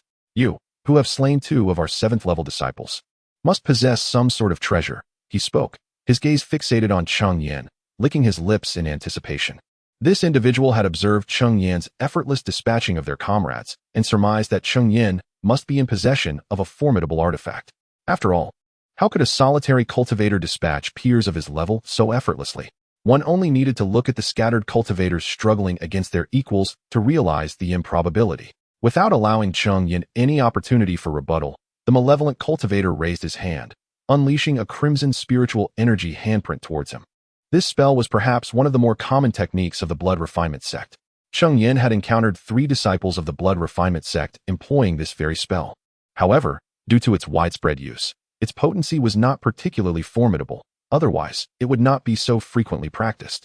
As the blood-red handprint surged toward him, Cheng Yan formed several hand seals, conjuring a square water prison to contain the blood-colored imprint. This was the water prison technique. Cheng Yan had realized some time ago that his repertoire of spells was woefully limited. Throughout his cultivation journey, he had primarily relied on talismans and magical artifacts, seldom relying on his raw strength to vanquish foes. While talismans and artifacts are indeed the means of an immortal cultivator, acquiring additional spells could only serve to enhance his capabilities. Thus, over the past 2 years, alongside his cultivation breakthroughs, Cheng Yan had also learned several new spells, with the water prison technique being among them. The arcane arts, of course, originate from the jade slip left by Wan Feng. However, the majority of its contents pertain to rudimentary spells, with the water prison technique being among the more advanced incantations, accessible only to cultivators in the late stages of qi refinement. Initially, the water prison technique was merely a means to ensnare an adversary. Yet, having recently observed the duel between Xue Ying and Chen Hu, Cheng Yan was inspired and conceived a novel application for it. He conjured the water prison to envelop the blood-red handprint, causing it to constrict, thus distorting the handprint's form. Subsequently, it was forcibly shattered, transforming into a wisp of spiritual light that dissipated into the ether. This innovative use of the water prison technique was a result of Cheng Yan's contemplation following his observation of Xue Ying's blood funeral technique. Nevertheless, the power of Cheng Yan's water prison was significantly inferior to that of Xue Ying's blood funeral. Despite this, Cheng Yan felt a sense of satisfaction. The water prison was no longer solely a tool for containment, but now possessed a degree of offensive capability, potentially yielding unforeseen results. His prowess was indeed commendable, explaining why he was able to slay 2 disciples of the blood refining sect, both at the 7th layer of qi refinement. The malevolent practitioner, witnessing his blood-red handprint being dispelled by Cheng Yan, exhibited no surprise. He had merely been testing the waters and had not exerted his full strength. However, what was to come next would undoubtedly be formidable. As soon as he finished speaking, the dark sorcerer swiftly formed several hand seals, summoning a blood-red blade-like apparition above his head. Blood blade technique. With a resounding shout, the malevolent practitioner directed the spectral blade toward Cheng Yan. The might of this blood blade far surpassed that of the previous handprint, prompting Cheng Yan to abandon any reservations. He summoned the heavy Xian seal, infusing it with spiritual energy, causing it to enlarge and descend upon the blood blade apparition. Though the blood blade's power was considerable, it could not withstand the onslaught of the heavy Xian seal, disintegrating into motes of spiritual light. Truly, a treasure. To Cheng Yan's astonishment, the malevolent practitioner, upon witnessing the heavy Xian seal, did not react with fear but rather with greed, his eyes fixated on the artifact. It was known that even among artifacts of the same rank, there existed distinctions in quality. The heavy Xian seal in Cheng Yan's possession boasted power comparable to that of many superior first-tier artifacts, stirring the dark sorcerer's covetousness. Observing the avaricious gaze directed at his heavy Xian seal, Cheng Yan let out a cold chuckle, declaring, "Do you desire my heavy Xian seal? Let us see if you possess the strength to claim it." With that, he manipulated the heavy Xian seal to bear down upon the malevolent practitioner. The dark sorcerer, recognizing the impending threat of the heavy Xian seal, did not hesitate to produce a first-tier superior defensive artifact to shield himself. The heavy Xian seal struck against his defenses but failed to breach them. Such offensive artifacts required immense spiritual energy with each use. Given his cultivation at the 7th layer of qi refinement, how many times could he summon such power? Perceiving Cheng Yan's inability to penetrate his defenses, the malevolent practitioner grew emboldened. Yet, as he stated, even though Cheng Yan had recently ascended to the 7th layer of qi refinement, he still found it challenging to frequently wield the heavy Xian seal. However, all of this transpired in the absence of the spirit-gathering pearl. Cheng Yan paid no heed to his words, relentlessly striking his shield with the heavy Xian seal. After merely 3 blows, One could observe the sudden contraction of the rogue cultivator's pupils as cracks began to manifest upon his shield. Yet, when he noticed that Cheng Yan did not summon the heavy Xian seal to strike again, a smile crept across his face, suggesting that Cheng Yan lacked the spiritual energy to continue the assault. The rogue cultivator, cautious by nature, did not immediately lower his defenses. Nevertheless, he was undeniably somewhat relaxed. Chapter 82. A sudden turn of events, however, when he cast his gaze upon Cheng Yan, he discovered a mocking smile gracing Cheng Yan's face. Then, to his astonishment, he noticed that Cheng Yan's previously nearly depleted spiritual energy surged upward, restoring a modicum of power, although the revival was minimal. It sufficed for him to unleash the heavy mystic seal once more without any hindrance. Realizing this, he barely had time to utter a word before the heavy mystic seal crashed violently against his protective shield, shattering it with a resounding crack, and subsequently, the seal descended upon him, ending his life beneath its weight. At the very moment Cheng Yan vanquished the malevolent cultivator of the 8th layer of Qi refinement, Chun, who was embroiled in a relentless struggle with the demon ape. For some inexplicable reason, he remained furrowed in concentration, a persistent unease gnawing at his mind. As he grappled with the demon ape, he sensed something amiss. Yet, it was only when he exchanged blows with the creature that the source of his discomfort became apparent. Logically, the bloodthirsty demon ape formation should grow stronger over time. Yet throughout their skirmish, he felt not an increase in the ape's prowess, but rather a slight decline. Having identified the anomaly, new questions arose in his mind. Who was siphoning off the blood of the slain cultivators? Suddenly, it seemed as though an epiphany struck Chun Hu, and his expression shifted drastically. Everyone, retreat swiftly. After fending off a strike from the demon ape, he retreated with great urgency, channeling his spiritual energy to shout loudly. Upon hearing Chun Hu's commanding cry, the foundational elders of the Tiger Roar Mountain and the Qi refinement disciples momentarily hesitated before promptly withdrawing. Meanwhile, the loose cultivators remained rooted in confusion, unable to comprehend why Chun Hu had suddenly called for a retreat. Only a few astute individuals began to follow the Tiger Roar Mountain disciples in their retreat. Cheng Yan was among them. As soon as he heard Chun Hu's order, he commenced his withdrawal. This is dire. Chun Hu has discovered us, and the sect leader still requires some time. What shall we do now? One early-stage foundational cultivator from the blood-refining sect remarked as he witnessed the retreat of the Tiger Roar Mountain members. Then we shall strike. A mid-stage foundational cultivator replied, a fierce glint flashing across his face. The other three, upon hearing this, unleashed various spells, directing their assault towards the Qi refinement cultivators below. The individual orchestrating the formation even commanded the demon ape to charge into the ranks of the Qi refinement practitioners. How could the Qi refinement cultivators possibly stand against the foundational cultivators? As the spells descended, nearly 100 individuals perished before they could even emit a cry of despair. Furthermore, the foundational cultivators from the blood-refining sect executed indiscriminate attacks, sparing not even their own disciples. Anyone within their spell range was doomed. Witnessing their merciless onslaught, Chun Hu's expression darkened. He had not anticipated their cruelty, attacking even their own kin. Stop them. Upon concluding his words, he was the first to charge forward, followed closely by several other Foundation establishment cultivators. Only a slight effort was needed from the sect master, who unleashed his full power. A mid-stage Foundation establishment cultivator from the blood-refining sect, noticing Chun Hu and the others advancing, shouted in an attempt to thwart them.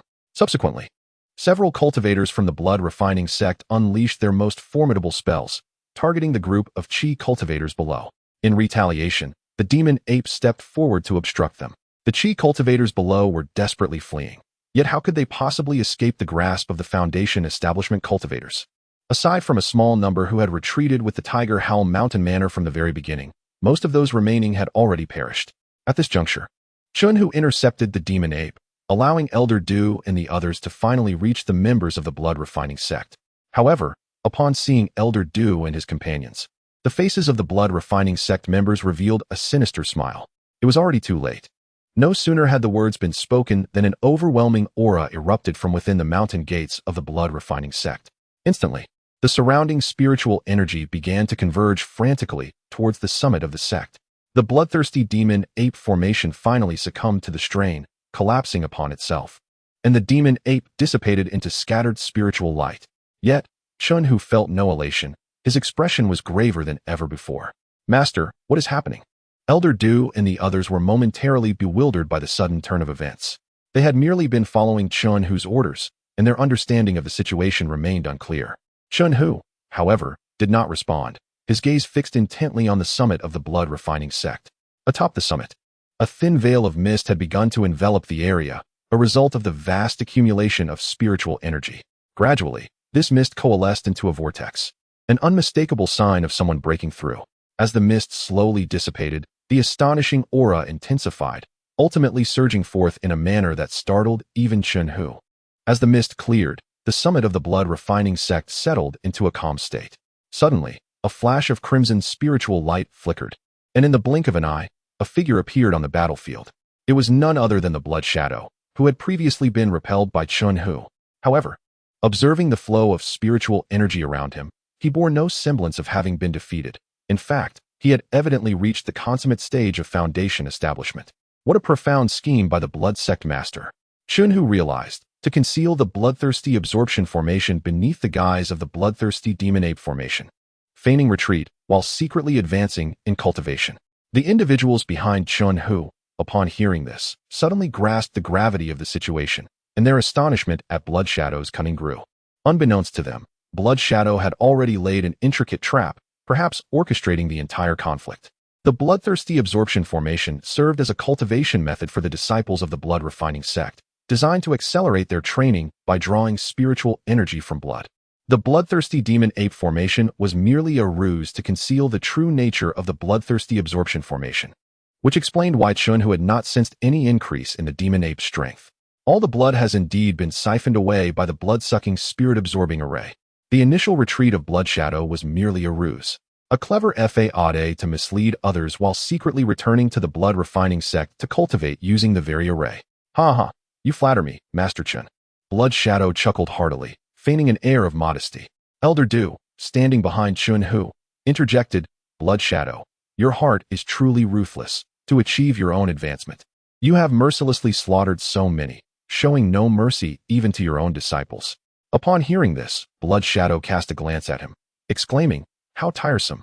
Chapter 83, Brazen Claims and the Completion of Foundation Establishment. In an instant, the Blood Shadow waved his hand, unleashing a powerful palm print imbued with spiritual energy towards Elder Du. Upon witnessing this, Elder Du's countenance shifted dramatically, and he hastily summoned a defensive artifact for protection.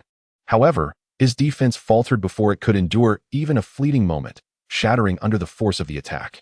The palm print struck Elder Du squarely, sending him hurtling through the air, blood spilling from his mouth. Do you not perceive my status as a malevolent cultivator? Yet you dare to utter such words to me.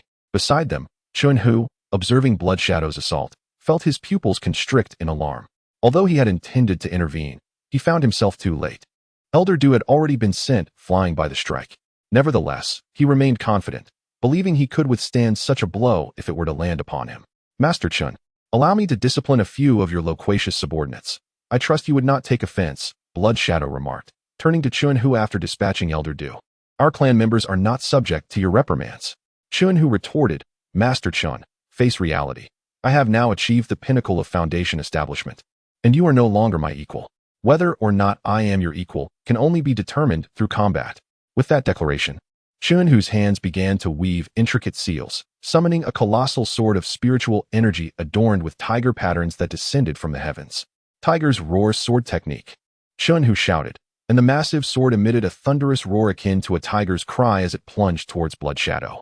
Yet, Blood Shadow remained unfazed by the cacophony, instead offering a disdainful smile. A ferocious roar echoed overhead as a blood serpent materialized above Blood Shadow, now grown to an impressive length of 5 zhang. Its might far surpassing that of the previous blood serpent technique he had wielded. With a swift flick of its tail, the blood serpent struck the giant sword, which could not withstand such overwhelming force and shattered under the assault. After obliterating the tiger's roar sword technique, the blood serpent surged directly towards Cheng Hu, who regarded the approaching creature with an expression of grave concern. In response, he retrieved a new flying sword from his storage pouch, its aura indicating it was a second-tier top-grade artifact. Cheng Hu infused the flying sword with a powerful sword technique, directing it to cleave at the blood serpent. The might of the second-tier top-grade flying sword executing the sword technique was unparalleled compared to its lower-tier counterparts. With a single strike, it severed the blood serpent in two. However, the technique had exhausted all its power, reverting the weapon back to its original form. It appears Master Chun possesses such formidable artifacts. The Tiger's Roar Mountain Manor is indeed prosperous. Yet, after this battle, all that belongs to the Tiger's Roar Manor shall rightfully belong to my blood-refining sect. Second-tier top-grade artifacts are not commonplace. They are typically found only among long-established Foundation establishment forces or among powerful cultivators who have reached the pinnacle of Foundation establishment. The blood-refining sect does not possess a single second-tier top-grade artifact within its entire sect. Thus, Blood Shadow found himself irresistibly drawn to the second-tier top-grade flying sword in Chun Hu's possession, especially as he had just achieved the peak of Foundation establishment and lacked a suitable artifact in hand. Such audacity! As the words fell from his lips, a multitude of flying swords materialized around Chun Hu, each of which was of no lesser grade than the second tier, the lowest being of the second tier low grade. A sword formation. Rise. With a gentle command from Chun Hu, the numerous flying swords aligned seamlessly, forming a colossal new sword. At the tip of this giant sword lay the singular second-tier supreme flying sword. Fall. Chun Hu uttered another word, and the massive sword, forged from dozens of flying swords, surged towards the Blood Shadow. The sword formation? Upon witnessing the giant sword composed of numerous flying sword artifacts, a grave expression graced Blood Shadow's countenance for the first time. Clearly, the power of this sword formation was sufficient to impact him. Blood Shadow produced his crimson gourd, from which an endless stream of blood poured forth. Once every last drop from the gourd had been exhausted, an infinite blood pool formed above his head. Subsequently, this blood pool coalesced into a 10-jong-tall humanoid monstrosity made of blood. The creature swung a fist, striking the tip of the giant sword. As the tip of the giant sword met the fist of the blood creature, a powerful wave emanated from the point of contact, sending the chi-refining cultivators on the ground reeling. This was merely the residual force from the clash of spells. One could only imagine the magnitude of power at the heart of the confrontation, likely beyond the endurance of even Foundation establishment cultivators. As the giant sword and blood creature engaged, they found themselves locked in a stalemate. Both Chun Hu and Blood Shadow fervently channeling their spiritual power in an attempt to overpower the other's spell. However, Chun Hu was at a slight disadvantage, being one minor realm lower than Blood Shadow. In no time, the numerous flying swords began to tremble slightly, signaling the onset of disarray. Indeed, barely 10 breaths later, the flying swords scattered, with several second-tier low-grade sword artifacts shattering completely. With the giant sword no longer obstructing its path, the blood creature's fist surged towards Chun Hu with unrelenting force. Realizing the imminent danger, Chun Hu hastily retrieved a second-tier upper-grade shield artifact from his storage. It was evident that this shield was forged from the shell of a tortoise-like beast. Once activated, a translucent tortoise shell emerged, encasing Chun Hu within. Boom! The fist collided with the tortoise shell apparition, producing a resounding crash. The force of the punch whipped Chun Hu's hair and attire wildly. Yet, the tortoise shell apparition could not withstand the might of the blood creature's fist for long and was soon shattered. The fist then descended upon the actual tortoise shell shield. As the fist made contact with the shield, Chun Hu felt an overwhelming force surge through, propelling him and the shield several dozen jong away. When he finally regained his footing, his face flushed crimson before he coughed up a mouthful of blood, his complexion paling once more. Observing the shield artifact in his grasp, he noticed fine cracks forming at the point of impact. It is evident how formidable the Blood Shadow's technique truly is. Chun Hu initially weakened its prowess with a sword formation, subsequently attempting to block it with a superior grade second-tier magical artifact. However, in the end, that very artifact sustained damage, and he himself suffered significant injuries. Master, Father, the members of the Tiger Roaring Mountain Manor exclaimed in astonishment upon witnessing Chun Hu's injuries. Elder Du and a few others even contemplated rushing forward to assist, but were halted by Chun Hu's gesture. After all, even with his late-stage Foundation establishment cultivation, he was no match for the Blood Shadow. Their intervention would merely amount to offering themselves as sacrifices. Chapter 84. Unabashed Ha. Chun Hu, did you ever imagine that the day would come when you would find yourself in such a predicament, after you and your companions besieged me? As Blood Shadow witnessed Chun Hu's injuries, a hearty laugh erupted from him. Once, he had been besieged by Chun Hu and his cohorts, leaving him severely wounded and forced to flee in disgrace. Today, however, he finally exacted a measure of revenge, and his joy was palpable. You, a Foundation establishment cultivator, had the audacity to strike against the chi-refining disciples of my Tiger Roaring Mountain Manor. Such shamelessness is truly laughable, especially when you accuse us of surrounding you. Although the cultivation world does not explicitly prohibit higher-tier cultivators from attacking those of lower tiers, it is generally understood that higher-tier cultivators refrain from such actions, as it is considered a disgraceful act that diminishes their status and invites ridicule from their peers. However, the wicked cultivators clearly do not concern themselves with such matters of pride. They will commit even the most heinous acts if it serves their interests. Words are futile. Today marks your demise, Chenhu. Indeed, your completion of the foundation establishment stage is formidable, yet do not presume that Blood Lord believes I am powerless against you. I am eager to see what other tricks you have up your sleeve. With that, he commanded the blood creature to unleash another punch.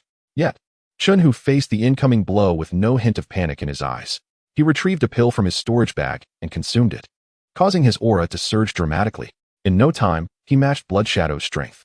Then, Chenhu unleashed a sword technique, cleaving the blood creature in two. Explosive Spirit Pill. Blood Shadow exclaimed in astonishment upon seeing the pill Chenhu had ingested. The Explosive Spirit Pill, a premier second-tier elixir, could elevate a foundation establishment cultivator's power by a minor realm for a brief duration. However, the chaotic spiritual energy it provided would relentlessly harm the user's meridians, jeopardizing their future cultivation path. Prolonged usage could even lead to meridian rupture, rendering one a cripple incapable of further cultivation. And even if you consume the Explosive Spirit Pill, how long can your meridians endure? As long as I can resolve this swiftly, it matters not. While the side effects of the Explosive Spirit Pill are severe, if consumed for a brief period and followed by effective recuperation, its impact can be minimized. You speak boldly. Now we are both at the peak of the foundation establishment stage, and you might merely match me evenly. This statement bears truth. For although Blood Shadow has only just reached this pinnacle, Chenhu's elevation through the pill has brought their strengths nearly to parity. Should they be on equal footing, Chenhu would indeed find it challenging to swiftly subdue Blood Shadow, given the latter's formidable prowess. Upon hearing this, Chenhu refrained from responding further. Having consumed the Explosive Spirit Pill, the violent spiritual energy was incessantly gnawing at his meridians. With each passing moment, the longer he delayed, the greater the damage to his meridians would become. Thus, Chenhu swiftly retrieved a spiritual talisman from his storage bag. The moment the talisman was drawn, Blood Shadow's heart skipped a beat, sensing an imminent threat, a threat potent enough to claim his very life. A third-tier sword talisman. How could this be? How could you possibly possess such an artifact? Blood Shadow exclaimed in disbelief, his voice slightly cracking from sheer astonishment. The sword talisman is a rather unique type of spiritual talisman, typically crafted by sword cultivators, rendering it exceedingly rare. After all, within the realm of cultivation, genuine sword cultivators are not abundant, and those who are both sword cultivators and talisman masters are even scarcer. The grade of a sword talisman is determined by the prowess of its creator. Thus, the third-tier inferior sword talisman before him must have been inscribed by at least a foundational stage cultivator at the initial level of the Golden Core realm. This third-tier inferior sword talisman is a legacy left by the founding ancestor of my Tiger Roaring Mountain Villa, preserved for nearly a millennium. Today, I shall wield it to take your life, Chenhu declared, clutching the talisman in his hand.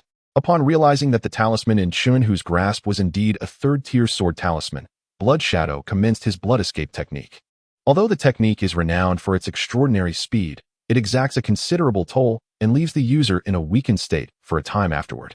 Additionally, having just recently broken through, Blood Shadow had not yet solidified his cultivation. Should he employ the blood escape technique now, he risked plummeting back to the latter stage of foundation building. Yet, survival was paramount, and Blood Shadow could not afford to dwell on the consequences. However, it was evident that Chenhu, having produced a third-tier inferior sword talisman, would not simply allow Blood Shadow to escape unscathed. Suddenly, a tiger demon manifested above Chenhu's head, roaring fiercely, momentarily stalling Blood Shadow's escape. In that instant, Chenhu began to frantically channel spiritual energy into the sword talisman. Even though his cultivation had been elevated to the perfect stage of foundation building through the use of an Explosive Spirit Pill, the talisman still drained him entirely of his spiritual power before it could be activated. Just as Blood Shadow broke free from the immobilizing aura of the Tiger Roaring technique, it was too late. The sword talisman transformed into a formidable sword chi, slicing towards Blood Shadow with unrelenting ferocity. Blood Shadow hastily employed various techniques to obstruct the oncoming sword chi, hurling an array of magical artifacts and talismans as if they were inconsequential. Yet, the sword chi advanced without the slightest hesitation. Ultimately, it cleaved through Blood Shadow's form, severing him into two halves. his visage frozen in a state of horror at the moment of death. After vanquishing Blood Shadow, the sword Qi did not relent. It carved a smooth diagonal cut through the entrance of the blood-refining sect.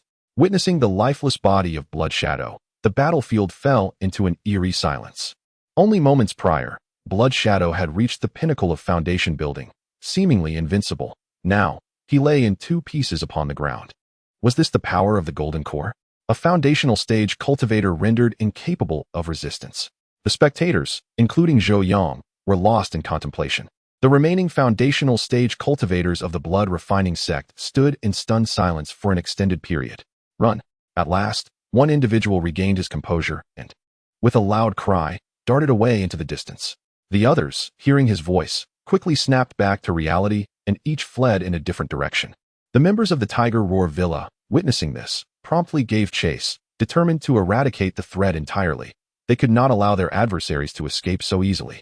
However, Chun Hu, having exhausted his spiritual energy, was unable to pursue them. Instead, he returned to his disciples, seeking a quiet spot to consume a pill and commence his meditation. After all, having taken the explosive spirit pill, even though the duration was short, he knew that failing to properly recuperate could lead to lingering consequences, potentially jeopardizing his path in cultivation. Chapter 85. The final redemption of achievements at Tiger Roar Mountain. 3 days have elapsed since the decisive battle between Tiger Roar Mountain and the blood-refining sect. Reports surfaced that several foundational cultivators from Tiger Roar Mountain pursued their counterparts from the blood-refining sect. Notably, after a period of meditation, Chun Hu personally joined the chase, ultimately slaying 3 foundational evil cultivators after a relentless day and night of pursuit. However, one mid-stage foundational cultivator managed to escape. Subsequently, a bounty was issued by Tiger Roar Mountain, offering a second-tier upper-grade magical artifact as a reward for the head of the escaped evil cultivator. This proclamation attracted numerous self-assured foundational rogue cultivators eager to hunt him down, as second-tier upper-grade artifacts are quite rare, even enticing some late-stage foundational cultivators. Today marks nearly 6 years since Cheng Yan entered the realm of cultivation, yet he finds himself without a single friend. In the world of cultivators, companionship is deemed essential, encompassing both romantic partners and comrades along the path. Yet, Cheng Yan remains solitary, inevitably feeling a pang of loneliness. The recent encounter with the elder from the Chun family further stirred his longing for home. After so many years away, he wonders about the well-being of his parents and how they are faring. However, with the 100 taels of gold he left behind, he assumes they are managing adequately. Thus, Cheng Yan resolved to return home once the conflict between Tiger Roar Mountain and the blood-refining sect concluded, yearning to see his parents and alleviate his homesickness. Otherwise, he feared that he would struggle to focus on his cultivation for a considerable period. In the past few days, Tiger Roar Mountain had been preoccupied with consolidating the forces of the blood-refining sect, postponing the redemption of achievements. Today marks the final opportunity for redemption, and should he miss this chance, his achievements would be rendered as mere worthless figures. Fortunately, Tiger Roar Mountain has allocated 3 days for this process, and despite the considerable number of rogue cultivators, this duration should suffice. However, certain items for redemption are limited in quantity. If those ahead exhaust their selections, subsequent individuals, regardless of their accrued achievements, would be unable to redeem anything. Thus, Cheng Yan arrived early at the Rogue Cultivator Management Office of Tiger Roar Mountain. Upon his arrival, he found a considerable number of people already present, evidently sharing his concern of missing out on coveted items. After waiting in line for a while, it was finally his turn. Identity token, the manager stated, glancing up at Cheng Yan before extending his hand. Cheng Yan promptly presented his identity token, which the manager inspected before placing it into his storage pouch, a clear indication that it would be returned later. You possess 320 achievement points. Peruse the selection, and once you have made your choice, simply inform me, he continued, handing a jade slip to Zhou Yang.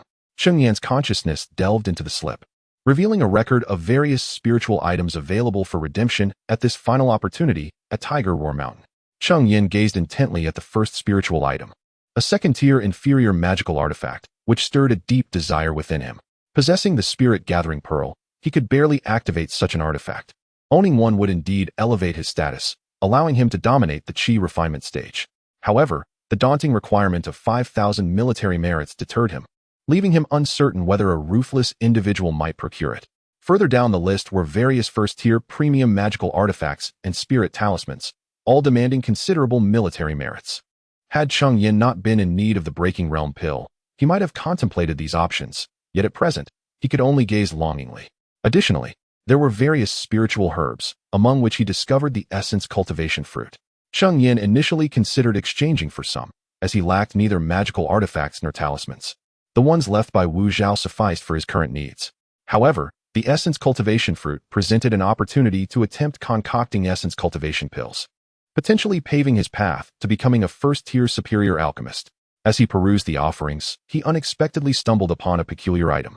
It was not a spiritual object, but rather a leasing credit for a spiritual vein. The details indicated that when leasing the spiritual vein of the Tiger Howling Villa, this credit could offset the rental fees for the first 3 years. Naturally, this was limited to first-tier superior veins and below. The existence of such an option was not surprising. The blood-refining sect's influence was substantial, encompassing numerous first-tier spiritual veins. The Tiger Howling Villa, limited in personnel, could hardly manage all the veins within its own territory, let alone those of the blood-refining sect. While they would not overlook second-tier veins, they simply lacked the capacity to oversee the first-tier veins. However, neglecting these veins would indeed be a wasteful travesty. Thus, they opted to lease out those they could not manage, generating a significant annual income for the Tiger Howling Villa. Upon reaching this point, Cheng Yan felt a stirring of ambition. The other items available for exchange did not pique his interest. He had previously cultivated for a period in the Blackstone market, where the speed of his progress far surpassed that of his spirit eye cave. Should he cultivate atop a first-tier superior spiritual vein for 3 years, he might very well break through to the 8th layer of chi refinement. Cheng Yan glanced at the required military merit, 300, an amount he could indeed acquire. Resolutely, he decided to exchange for the leasing credit. Cheng Yan's reasoning was astute. By expending 300 military merits, he effectively secured 3 years of free access to a first-tier superior spiritual vein. Regardless of whether he achieved a breakthrough to the 8th layer of chi refinement during this period, he would not renew the lease, thereby incurring no costs whatsoever. However, he pondered whether, after enjoying 3 years of cultivation atop the spiritual vein, he could still tolerate the sluggish pace of the spirit eye cave. Subsequently, the steward presented Cheng Yan with a token. This is your voucher. When the time comes for you to lease the spiritual veins, you may use this to waive 3 years' rent. However, this voucher is only valid for 1 year and will become void thereafter. Cheng Yan accepted the token. Yet the remaining 20 battle merits could scarcely be exchanged for anything of significant value, merely sufficient for Cheng Yan to acquire a Peiyuan fruit. Ultimately, Cheng Yan departed from the loose cultivator management office with a token and a Peiyuan fruit in hand. Nevertheless, he did not hasten to lease the spiritual veins. In recent days, during his meditation and cultivation, he found it increasingly difficult to focus. Each time he closed his eyes, the image of that elder from the Chun family would materialize before him, his resolute determination to hold off the blood-refining sect's pursuers, sacrificing his life to ensure his granddaughter's escape. Chapter 86. The Wealth, Companionship, Laws, and Land. It has been nearly 6 years since he embarked on his journey in the realm of cultivation, yet he remains devoid of a single friend. Cultivators emphasize the significance of wealth, companionship, laws, and land. The term companionship refers not only to a partner on the path, but also to friends who share the same journey. However, Cheng Yan finds himself entirely alone, inevitably feeling a profound sense of solitude. Moreover, the encounter with the elder from the Chun family has stirred a longing for home within him. Having been away for so long, he wonders how his parents are faring and whether they are living well. With the 100 taels of gold he left behind, it is likely that they are managing adequately. Thus, Cheng Yan resolves to return home once the conflict between the Tiger Roar Mountain Manor and the blood-refining sect concludes, to visit his parents and alleviate his homesickness. Otherwise, he fears that he will be unable to cultivate in peace for a considerable time. As for the matter of renting a spiritual vein, he can attend to that upon his return, as he has a year at his disposal. Before heading home, however, Cheng Yan intends to visit the treasure pavilion at Tiger Roar Mountain Manor. He seeks to purchase an invisibility formation, intended for concealing his spiritual eye cave dwelling. When he initially departed from the Blackstone market, he had hoped to employ an invisibility formation to hide the cave, but alas, such formations were unavailable in the market, leaving him to rely on the cave's inherent concealment. Now, as he returns home, he plans to pass by the spiritual eye cave and acquire an invisibility formation at the Sanyang market to secure it. Although he will primarily cultivate atop the spiritual vein, he anticipates needing to return to the spiritual eye cave after 3 years, making it imperative to ensure its proper concealment. Consequently, He purchases a high-quality first-tier invisibility formation from the treasure pavilion, expending over 1,000 spiritual stones. In truth, even a mid-tier formation would suffice, as few late-stage Qi practitioners venture into the Lingyun mountain range due to its meager rewards and the rarity of high-tier magical beasts. Nevertheless, to err on the side of caution, Cheng Yan opts for the superior first-tier formation. After acquiring the formation, he exits the market and sets off toward his cave dwelling. Having ascended to the 7th layer of Qi refining, his speed in sword flight has considerably increased, allowing him to complete the journey in just 7 days. Upon reaching the waterfall, he casts a water shield spell upon himself and successfully traverses the cascade, proceeding through the passageway into his cave. The cave remains unchanged, evidently untouched over the past 2 years, with the only notable transformation being that the spiritual fruit trees he had planted now bear fruit. He plucks one to taste. It is quite palatable, though the spiritual energy contained within is rather scant. For those in the early stages of Qi refinement, it might be somewhat beneficial. But for Cheng Yan, it serves merely to satisfy his palate. Ironically, the low concentration of spiritual energy means even mortals can consume it. Thus, Cheng Yan gathered all the spiritual fruits, contemplating on bringing them home for his parents to savor, believing they would confer longevity upon them. Subsequently, he set up a first-tier superior concealment array. Once the array was established, the interior of the cave remained unchanged, save for the entrance to the passage behind the waterfall, which was now obscured. Unless one were to reach out and touch it, neither the naked eye nor spiritual perception could reveal the existence of this passage. Of course, a fully realized Qi refining practitioner could detect it, yet it was unlikely that any such practitioner would venture into this secluded locale, allowing Cheng Yan to rest assured that his spiritual eye would remain undiscovered. Moreover, before departing, he had placed a stone to block the entrance, ensuring that even if someone were to reach out, the passage would remain concealed. Once Cheng Yan was confident in the impenetrability of the concealment array, he embarked on his journey home. Eager to return, Cheng Yan soared on his sword, and within a mere 3 days, he arrived at Baiyun County. Over the course of 6 years, Baiyun County had not undergone drastic changes, yet it was noticeably more prosperous, with a significantly increased flow of people on the streets. Following the familiar path etched in his memory, he arrived at the residence he had purchased for his family upon his departure. Standing before the door, he hesitated to raise his hand to knock. Throughout his journey, he had anxiously anticipated returning home, yet now that he stood at the threshold, a wave of trepidation washed over him. He wondered if his mother was well, whether she would reproach him for his abrupt departure. He pondered if his siblings still remembered his visage or if they had long forgotten what he looked like. He was uncertain if his father would take pride in his accomplishments or view them with disdain.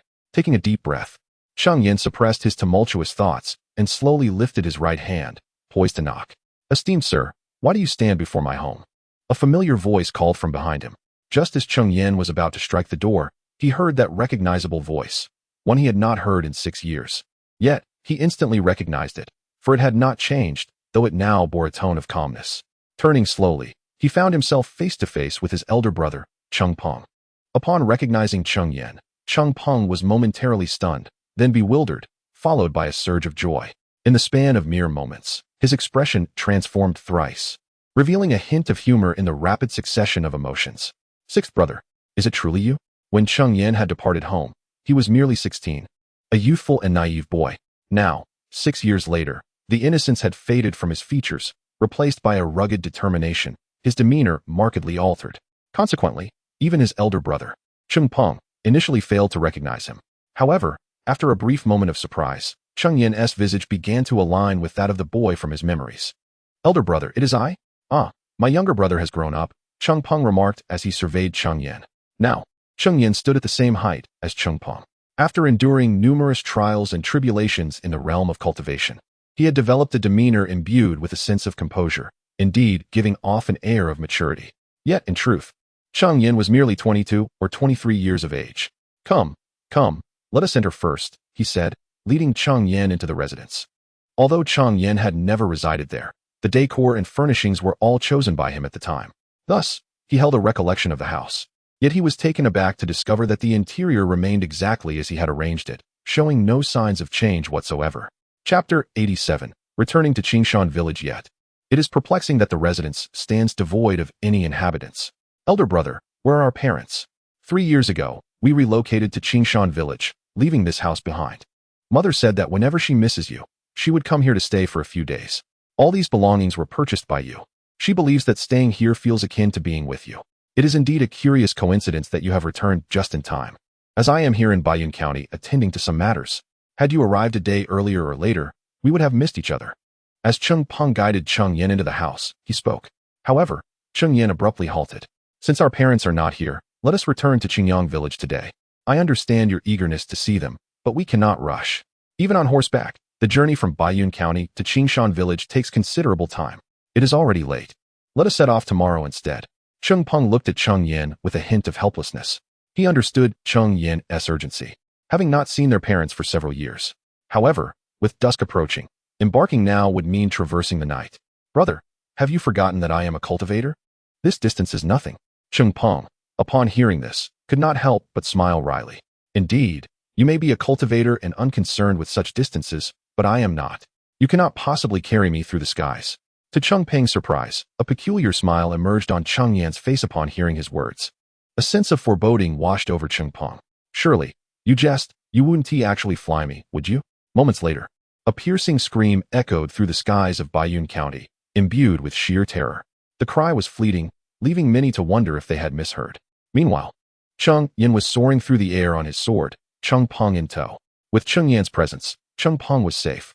Yet he had only ever galloped on horseback and had never experienced such velocity. As they ascended, Cheng Peng's screams filled the air, but as he acclimated to the sensation, those cries transformed into laughter. Under Cheng Yan's skillful sword flight, they reached Qingshan village in a mere hour. From the sky, Cheng Yan gazed down at the transformed Qingshan village. The area had expanded significantly, and the former back mountain had been converted into a flourishing orchard. Along the way, Cheng Peng recounted numerous events that had transpired at home over the years, enlightening Cheng Yan about the orchard's origins. Shortly after Cheng Yan departed, the court intensified its crackdown on banditry, adversely affecting the business of the escort agency. Subsequently, Cheng Yan's third brother, Cheng Hong, withdrew from the agency, intending to utilize the funds left by Cheng Yan to venture into business. To everyone's surprise, Cheng Hong possessed a keen business acumen and, within 2 years, amassed a substantial fortune. During one of his visits to Qingshan village, he discovered that the back mountain of Qingyang village was exceptionally suitable for fruit cultivation.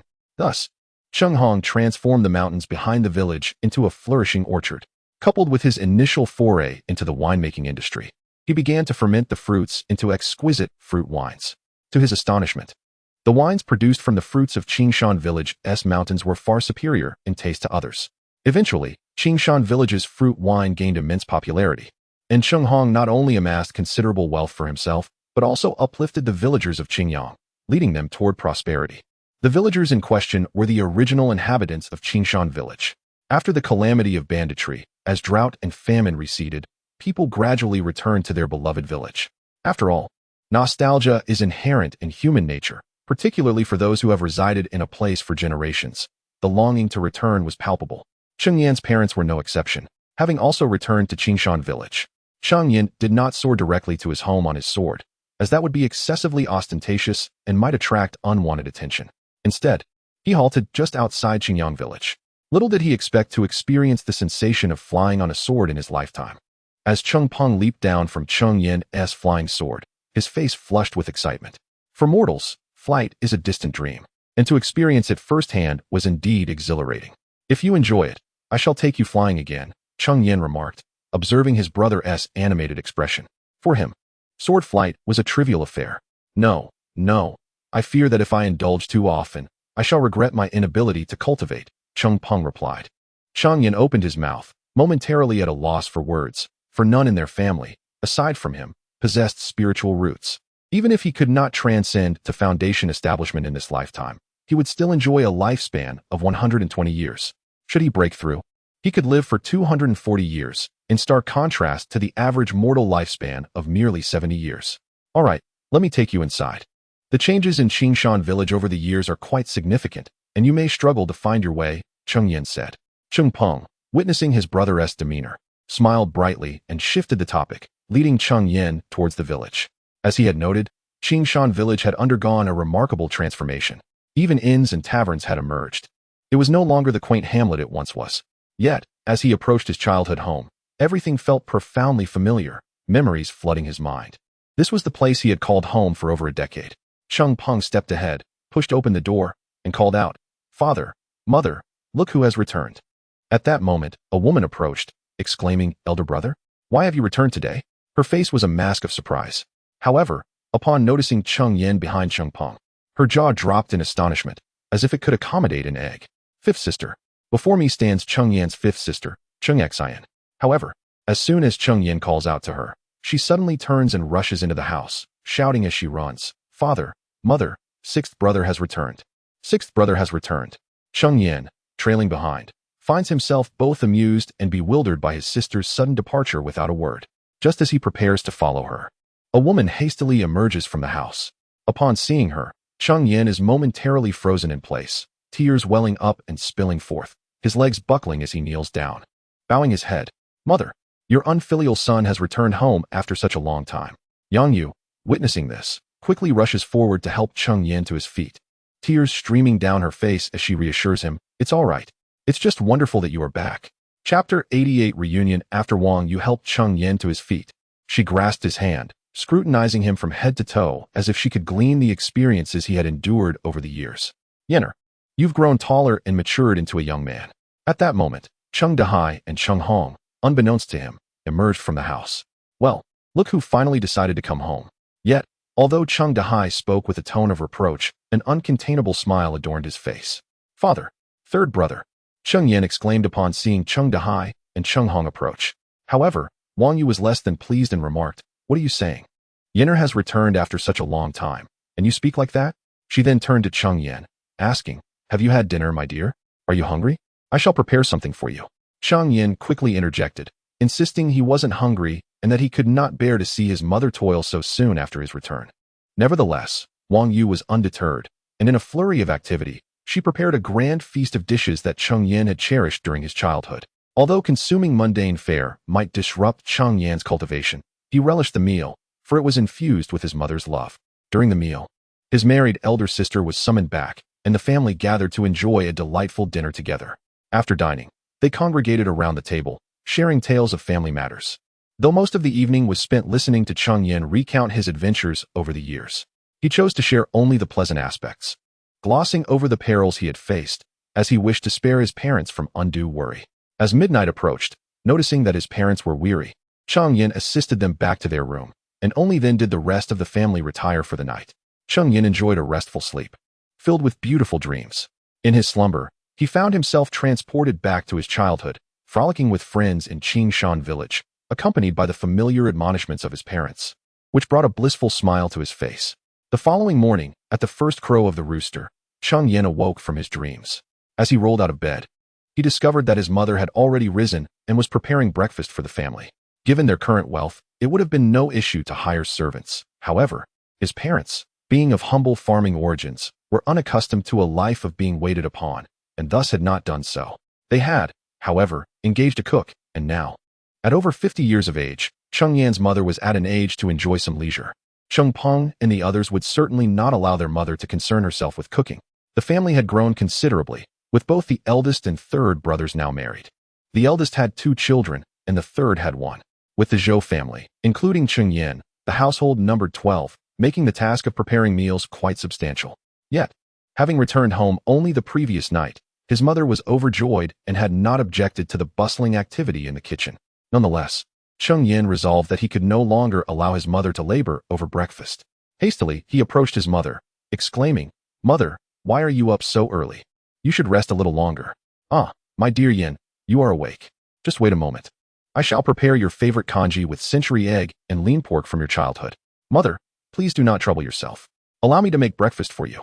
You should return and rest a while longer." With that, Cheng Yan gently pulled his mother out of the kitchen, turning back to close the door behind him. Wang Yu, feeling somewhat helpless, retreated to her room, her heart brimming with happiness, reflecting on how her child had grown to show concern for her well-being. Upon returning to the kitchen, Cheng Yan retrieved some spiritual rice from his storage bag. This rice was of the first-tier quality, suitable even for mortals.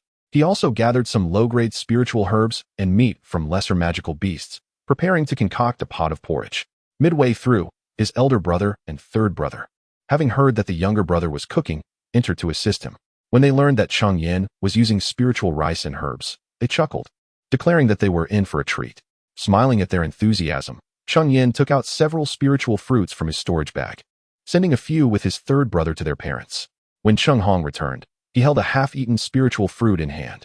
However, upon hearing Cheng Yan mention that these fruits could enhance one's physique and extend life, he began to regret not saving them all for their parents, lamenting that they should have been kept for them. Cheng Yan laughed heartily, assuring him, "Fear not, third brother, I have plenty of spiritual fruits.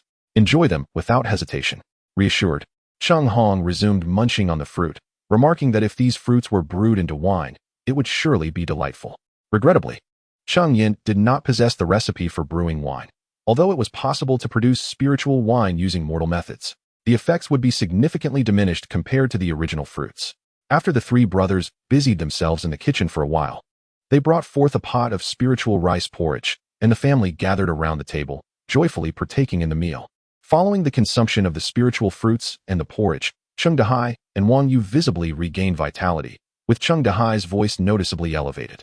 Having spent many years hunting in the mountains, he had accumulated numerous hidden injuries. In his younger days, he had been robust, but now, with age catching up to him, he often felt aches throughout his body. Remarkably, after just one meal, his back no longer ached, and his legs felt invigorated, prompting the elderly couple to exclaim in wonder. After the meal, the family gathered to converse, and Cheng Peng called over his two sons. "Howard, Chinger, come greet your sixth uncle." Cheng Peng had two sons. The elder named Cheng Yuhao, aged 5, and the younger named Cheng Yuqing, merely 2 years old, still struggling to articulate his words clearly. "Sixth uncle," the two children called out in their sweet, childlike voices. Cheng Yan, hearing their calls, felt a surge of joy and affectionately ruffled their hair. "Sixth brother, I have summoned these two individuals primarily to seek your assistance in determining whether they possess spiritual roots and if they can embark on the path of cultivation alongside you." As Cheng Peng uttered these words, he exhibited a hint of bashfulness. Aware that he himself is incapable of pursuing cultivation, he harbors the hope that his children might possess the innate talent for it. However, the situation is such that Cheng Er is still quite young and thus unable to ascertain whether he has spiritual roots. In the realm of cultivation, the assessment of spiritual roots typically occurs when a child reaches the age of 6, as it is at this juncture that their spiritual roots and meridians have fully developed. Once spiritual roots are identified, they can commence their training without delay. Chapter 89. The initial scale of the Cheng family and the testing of spiritual roots. It is possible to detect the presence of spiritual roots in children as young as 4 or 5 years old, as long as they have not yet reached the age of 6. However, if they are any younger, detecting spiritual roots becomes impossible. It is important to note that such early tests may yield inaccuracies, as a child may possess spiritual roots that go undetected. Furthermore, even if spiritual roots are identified, their attributes cannot be determined, as they have yet to develop fully. Therefore, regardless of whether spiritual roots are detected before the age of 6, cultivation cannot commence until then. Generally, aside from the direct descendants of cultivators, few individuals opt to test children's spiritual roots prematurely. This year, Cheng Yuhao is 5 years old, and while it is feasible to ascertain whether he possesses spiritual roots, if the test yields a negative result, he may be retested once he turns 6. However, should he remain undetected beyond that age, it would indicate the absence of spiritual roots. Cheng Yan extended his finger and gently pressed it against Cheng Yuhao's forehead, channeling spiritual energy while closing his eyes to attune to the sensations. When he opened his eyes, they sparkled with delight. "Ha ha ha, congratulations, elder brother. Yuhao possesses spiritual roots. However, we must wait until he turns 6 to determine the attributes of his roots, as he cannot begin cultivation at this time." Wonderful, splendid. The presence of spiritual roots is indeed a cause for celebration. It is merely a matter of waiting for a year. After that, we shall rejoice. Ha ha ha. Cheng Peng's joy was palpable upon hearing Cheng Yan's revelation about Cheng Yuhao's spiritual roots. His grin could have stretched to the back of his head, and he repeatedly exclaimed his happiness. "Indeed, with this, our Cheng family shall boast 2 immortals. Truly, he is the cherished grandson of our grandmother. Henceforth, Yuhao shall be our little immortal." Observing this, Wang Yu approached and lifted Cheng Yuhao into her arms, unable to suppress her own smile as she playfully teased him. This sight evoked envy in Cheng Hong, whose son was of a similar age to Cheng Yuhao yet remained unable to have his spiritual roots tested, necessitating a wait of a few more years. At this juncture, Cheng Dahai stepped forward and suggested, "Your second sister's child is of a similar age to Yuhao. Why not assist in testing his spiritual roots as well?" Cheng Yan pondered for a moment. In Qingshan village, the Cheng surname is prevalent. with over 80% of the villagers sharing this name. Naturally, his second sister's husband also bears the Cheng surname. Their ancestry can be traced back through several generations to a common lineage. However, despite the familial ties, the shared surname signifies a connection. And given that she is his own sister, it is only fitting to assist. Father, why not gather all Cheng family members aged 6 to 20 in the village? I shall test their spiritual roots. The revelation of Cheng Yuhao's spiritual roots sparked an idea in Cheng Yan's mind.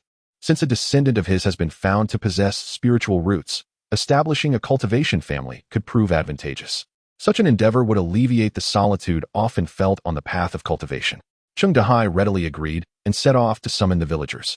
After all, they all shared a surname and a common ancestry, making it only right to extend a helping hand. Over the years, under the guidance of Cheng Hong, not only has he cultivated orchards, but also brewed fruit wine, earning considerable wealth for the villagers of Qingshan. Cheng Dahai, as Cheng Hong's father, has also garnered a respectable reputation within the village. Soon, a throng of people gathered before the Cheng residence, comprised not only of members of the Cheng clan, but also many from outside families. They had all come, having heard that a celestial being had emerged from the Cheng family, to assist in assessing spiritual roots, eager to witness the spectacle. Qingshan village is no longer the isolated hamlet it once was. While the villagers are aware of the existence of celestial beings, they have never encountered one. Thus, their curiosity about Cheng Yan is palpable. In recent years, the Cheng clan has grown to nearly 1,000 members, with 200 to 300 of them aged between 6 and 20. They formed a long line before Cheng Yan's home. Testing each individual could easily overwhelm Cheng Yan. But fortunately, equipped with the spirit testing pearl, he only needed to instruct each person on its use, unlike when he had to personally assess Cheng Yuhao's spiritual roots. As time passed, the queue gradually diminished, yet the spirit testing pearl remained unresponsive. After assessing over 200 individuals, none possessed spiritual roots. Cheng Yan even took a moment to assist in testing his sister's child, who likewise showed no signs of spiritual roots. Observing his sister's disappointment, Cheng Yan hastily reassured her that the child was still young, and the results might not be accurate. They could try again when the child turned 6. This alleviated some of his sister's dismay. Next, Cheng Yan looked at the individual before him, holding the spirit testing pearl, which remained unresponsive, clearly indicating a lack of spiritual roots, leading to his own disappointment. With only about 10 people left in the queue, it seemed unlikely that anyone in the Cheng clan would be found to have spiritual roots. However, this was to be expected, as those with spiritual roots are inherently rare. And the fact that Cheng Yan's family had already produced 2 was quite fortuitous. At this moment, a youth of approximately 15 or 16 stepped forward. Hold the pearl and concentrate solely on it, Cheng Yan repeated, having uttered these words countless times, yet he remained patient. Upon receiving the spirit testing pearl, it finally illuminated with brilliance. The pearl radiated 5 colors: red, orange, yellow, green, and blue, each representing a distinct attribute of spiritual roots. The presence of all 5 colors indicated that this young man possessed a 5-element root, with the green hue being particularly vibrant, suggesting a stronger wood attribute, indicating that he should ideally cultivate wood-based techniques. Though merely a 5-element root, it delighted Cheng Yan immensely. "What is your name?" he inquired. "To Uncle Lu." "I am Cheng Rumming," the youth replied. Although only slightly younger than Cheng Yan, he was indeed from the next generation, and thus respectfully addressed Cheng Yan as Uncle Lu. "Very well, please wait to the side for a moment while I complete the assessments for the remaining individuals. Does this imply that I possess a spiritual root?" Uncle Lu, observing the surprise etched upon his face, Cheng Yan smiled and nodded. Upon receiving Cheng Yan's affirmation, he joyfully approached and stood beside her. His parents, witnessing this, were equally elated. Unfortunately, the subsequent dozen individuals failed to bring any further delight to Cheng Yan, as none were able to elicit a radiance from the spirit testing pearl. As the assessment of spiritual roots concluded, the multitude of clan members began to disperse, most departing with a sense of disappointment. After all, they could be said to be fated to have no connection with cultivation. In stark contrast, the smiles on the faces of Cheng Rumming's family were uncontainable, evoking envy from others. Once the crowd had dissipated, Cheng Yan returned home with Cheng Rumming. Chapter 90. The Wood Spirit Technique. Xiaoming. Your spiritual roots encompass all 5 elements. However, the wood spirit root is paramount. It is most advantageous for you to cultivate wood attribute techniques. I happen to possess a volume titled The Wood Spirit Technique, which is ideally suited for you. After Cheng Yan escorted him home, he produced a jade slip. This jade slip was acquired during Cheng Yan's first visit to the Blackstone market, from a cultivator who sold spiritual fruits. The cultivator attempted to ambush Cheng Yan, but ended up being outmaneuvered and defeated. Naturally, his technique was subsequently obtained by Cheng Yan.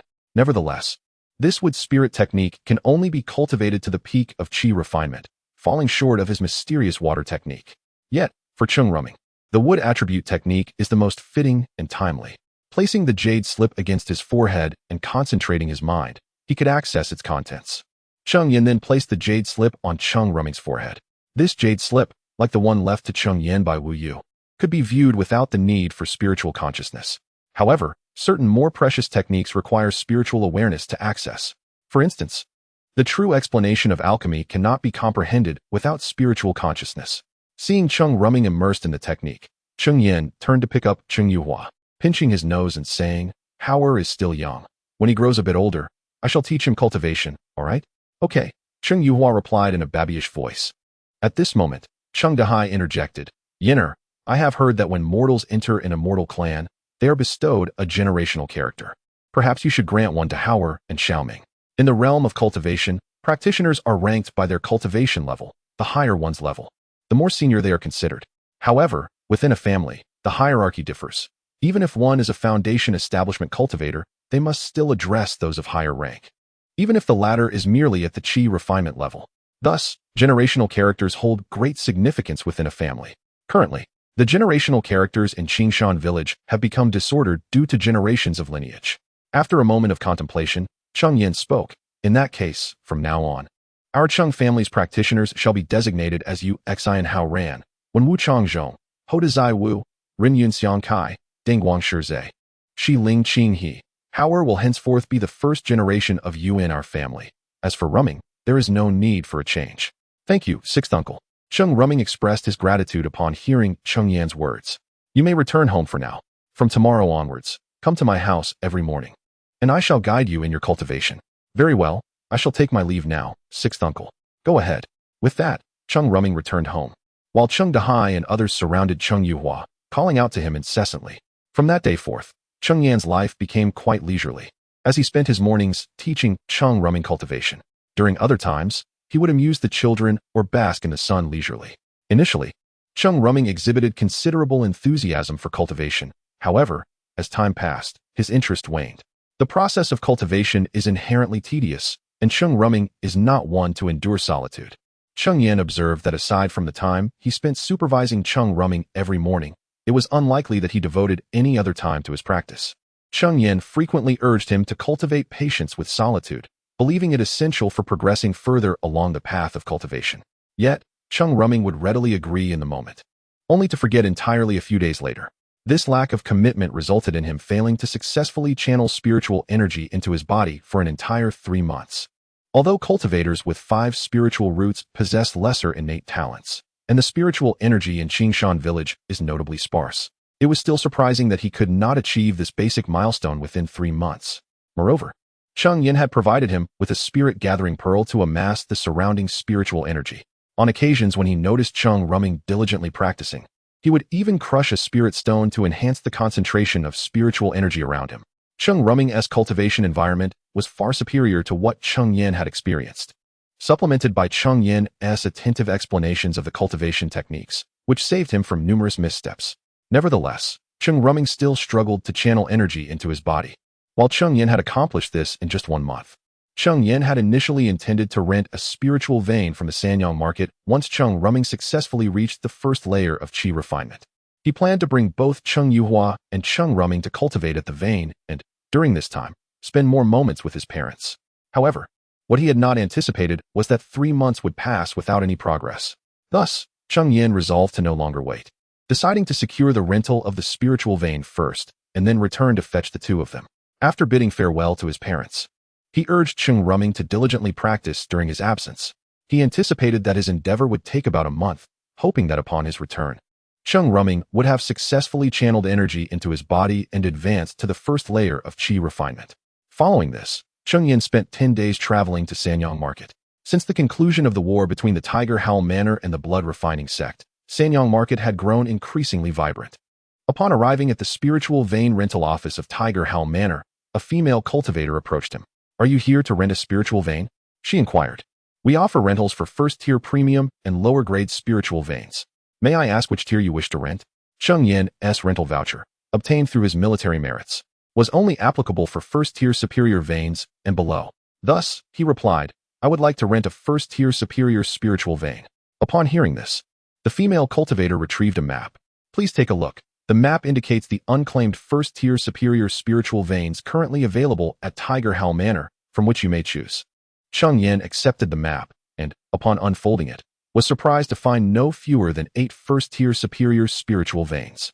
After careful consideration, he ultimately selected one that was situated relatively close to the Haishi market. After all, one must be well acquainted with the Blackstone market and the various forces that reside therein. I shall choose this particular spiritual vein, Cheng Yan declared, pointing to the vein he had selected. Very well, the annual rental fee for a first-tier superior spiritual vein is 3,000 spiritual stones, with a minimum lease of 5 years. May I inquire how long you intend to lease it? 5 years. Goodness, what a ruse. Cheng Yan inwardly cursed, but upon reflection, it was indeed plausible. How could the Tiger Roar Mountain Villa allow one to occupy a spiritual vein without compensation for 3 years? Even for someone like Cheng Yan, who possessed the right to lease a spiritual vein, they would still expect to earn at least 2 years' worth of rental fees, which could help replenish the resources depleted by war. Yet, Cheng Yan found himself in a predicament, for if he wished to establish a family, securing a spiritual vein was imperative. One could hardly create a nomadic clan, could they? Chapter 91. Leasing the spirit vein. I shall lease it for 5 years. Indeed, I have this as well. With that, Cheng Yan presented the token of the spirit vein leasing rights to the receiving cultivator of the Tiger Roar Mountain Manor. After accepting it, she first employed a secret technique to ascertain the token's authenticity, then smiled and spoke. Fellow Taoist, you may offset 3 years of rent. Yet you must still pay for 2 years, amounting to a total of 6,000 spirit stones. Cheng Yan suppressed her pang of regret and produced the 6,000 spirit stones, handing them over to her. Had it not been for the considerable spirit stones she had earned during the war between the Tiger Roar Mountain Manor and the blood-refining sect, she would have found it difficult to afford this sum. After counting the stones and confirming their accuracy, the cultivator retrieved another token and presented it to Cheng Yan. This is your leasing certificate. Present this token to the disciples stationed at the Tiger Roar Mountain Manor, and they shall grant you access to the spirit vein. Cheng Yan accepted the token, clasped her fists in gratitude, and turned to depart. Subsequently, Cheng Yan ventured into the treasure pavilion, where she sought to purchase a protective mountain formation. Ultimately, she acquired a top-tier first-grade formation known as the Surging Waves Array. Upon activation, this formation could unleash successive waves of water to strike at enemies, each wave stronger than the last, proving difficult even for perfected chi refinement cultivators to withstand. Moreover, as a water attribute formation, it harmonized with Cheng Yan's cultivation method, enhancing its potency when she activated it. However, the formation required a considerable sum of 4,000 spirit stones. Generally, a top-tier first-grade formation would cost around 3,000 spirit stones, but protective mountain arrays are significantly more expensive, making the 4,000 spirit stones quite reasonable. Thus, Cheng Yan purchased it, leaving her with a dwindling supply of spirit stones. Were it not for the additional yuan cultivating pills in Zhou Yang's possession, her subsequent cultivation endeavors would likely become arduous. After acquiring the formation, Cheng Yan exited the Sanyang market and set her course towards the spirit vein she had leased. The spirit vein lay to the south of the Blackstone market. Traveling by sword flight, it would take about a day to reach. The Sanyang market, situated to the north of the Blackstone market, required Cheng Yan 8 days of travel to finally arrive at the spirit vein. Most spirit veins are located in mountainous regions, and the one Cheng Yan leased was no exception. This mountain, known as Jiuyu Mountain, earned its name from a tale over 2 millennia ago when a nascent soul cultivator, in pursuit of a 4th-tier flying beast, passed through this area and caused 9 feathers to fall from the beast, which landed upon this mountain. At present, the spirit vein was guarded by disciples of the Tiger Roar Mountain Manor, and Cheng Yan could not simply intrude. Otherwise, she might be treated as an invader. Furthermore, the area was protected by the manor's formation, making any attempt to breach it futile. Thus, Cheng Yan channeled her spiritual energy and called out loudly, I beseech the disciples of the Tiger Roar Mountain Manor to come forth. Her voice echoed through the mountains, and shortly thereafter, a cultivator at the 8th layer of chi refinement emerged. Upon seeing Cheng Yan, he inquired, May I ask what brings this esteemed Taoist here? Cheng Yan clasped his fists and spoke, I have leased this spiritual vein from the Tiger Roar Mountain Manor and have come to transfer its stewardship with my fellow cultivator. Might I inquire if you possess the necessary token? Indeed, I do. Please take a look, he replied, handing the token to the cultivator from the Tiger Roar Mountain Manor. The latter activated a secret technique to verify the token's authenticity before returning it to Cheng Yan. The token is valid. However, I kindly ask you to wait a moment while we dismantle the formation here. You may then assume control of the spiritual vein. Very well, Cheng Yan acknowledged, and the man turned to leave. Before long, the radiant glow of the formation enveloping Jiuyu Mountain began to dim, eventually vanishing entirely. It was evident that the disciples of Tiger Roar Mountain Manor had successfully withdrawn the formation. After a brief wait, Cheng Yan observed 5 individuals descending from the mountain. Apart from the leader, who possessed an 8th-layer Qi refining cultivation, the other 4 were all at the 7th layer. The leader, wearing a smile, addressed Cheng Yan, saying, "Esteemed fellow cultivator, the formation has now been dismantled. This spiritual vein now rightfully belongs to you." His cheerful demeanor suggested he was in good spirits. For the disciples of Tiger Roar Mountain Manor, guarding such a spiritual vein was hardly an enviable task. Although a first-grade superior spiritual vein would not hinder their cultivation, it paled in comparison to their own manor's second-grade premium spiritual veins. Cheng Yan's leasing of this spiritual vein meant they could return to the manor, bringing them evident joy. There are 8 acres of spiritual fields on Jiuyu Mountain, suitable for cultivating spiritual herbs. The mountain peak boasts the most concentrated spiritual energy, where we have established caves. If you do not mind, you may reside there directly, he continued, perhaps buoyed by his good mood, providing Cheng Yan with an overview of Jiuyu Mountain's features. I am most grateful, esteemed fellow cultivator. It is no trouble at all. If that is the case, we shall take our leave. Safe travels, esteemed friends. With that, the 5 individuals took flight on their swords and departed. After they had left, Cheng Yan also summoned his sword to soar towards Jiuyu Mountain. Rising 100 zhang high, Jiuyu Mountain was lush and verdant, adorned with various plants, albeit all mundane. For cultivators, these flora held little value, serving at best as materials for constructing a dwelling. Midway up the mountain lay the 8 acres of spiritual fields, arranged in a terraced fashion. At the summit, there was a cave, with a small patch of flat land outside it. It seemed likely that this was the dwelling established by the disciples of Tiger Roar Mountain Manor. However, Cheng Yan had no intention of residing in a cave any longer. He envisioned constructing a wooden house on the flat land outside the cave, creating a small garden to nurture flowers for his violet-winged bees. As for the cave's purpose, he had already devised a plan. He possessed a Qingyuan fruit tree that should not be easily revealed, making it perfect for planting within the cave. The abundant spiritual energy here would not impede the tree's growth. Moreover, if Cheng Yan desired to enter seclusion, he could retreat into this very cave. However, those matters are to be addressed later. What is urgent now is to swiftly establish the formation. After spending half a day, Cheng Yan finally set up the Surging Waves formation. He meticulously double-checked it, and only after confirming that everything was in order did he feel a sense of relief. This formation is Cheng Yan's greatest support. With the Surging Waves formation in place, he would be unafraid even if faced with a perfected Qi refinement practitioner. Thus, the formation must not have any flaws. Once the formation was established, Cheng Yan proceeded to investigate Jiushan. Generally speaking, various spiritual entities thrive over spiritual veins. Yet after expending half a day, Cheng Yan returned empty-handed. Chapter 92. Cheng Yan was acutely aware that the spiritual vein in this location had undoubtedly been thoroughly scavenged by the Tiger Roar Manor. Yet, he pondered the possibility that some spiritual treasures might have been overlooked by the manor's cultivators. However, it was evident that no such omissions had occurred. By the time Cheng Yan completed his exploration of Jiushan, the sun had already set. He returned to the cave, intending to wait until dawn the next day to journey back to Qingshan village and retrieve Cheng Yuhua and Cheng Rumming. As dawn broke the following day, Cheng Yan set off. After 4 days of travel, he returned to Qingshan village and reunited with Cheng Yuhua and Cheng Rumming. At this point, Cheng Rumming had successfully cultivated his inner energy and achieved the first level of Qi refinement, although it appeared that he had only recently begun this process. After bidding farewell to their families, Cheng Yan led the two back to Jiushan. Currently, Jiushan offered little in terms of accommodation aside from the cave itself.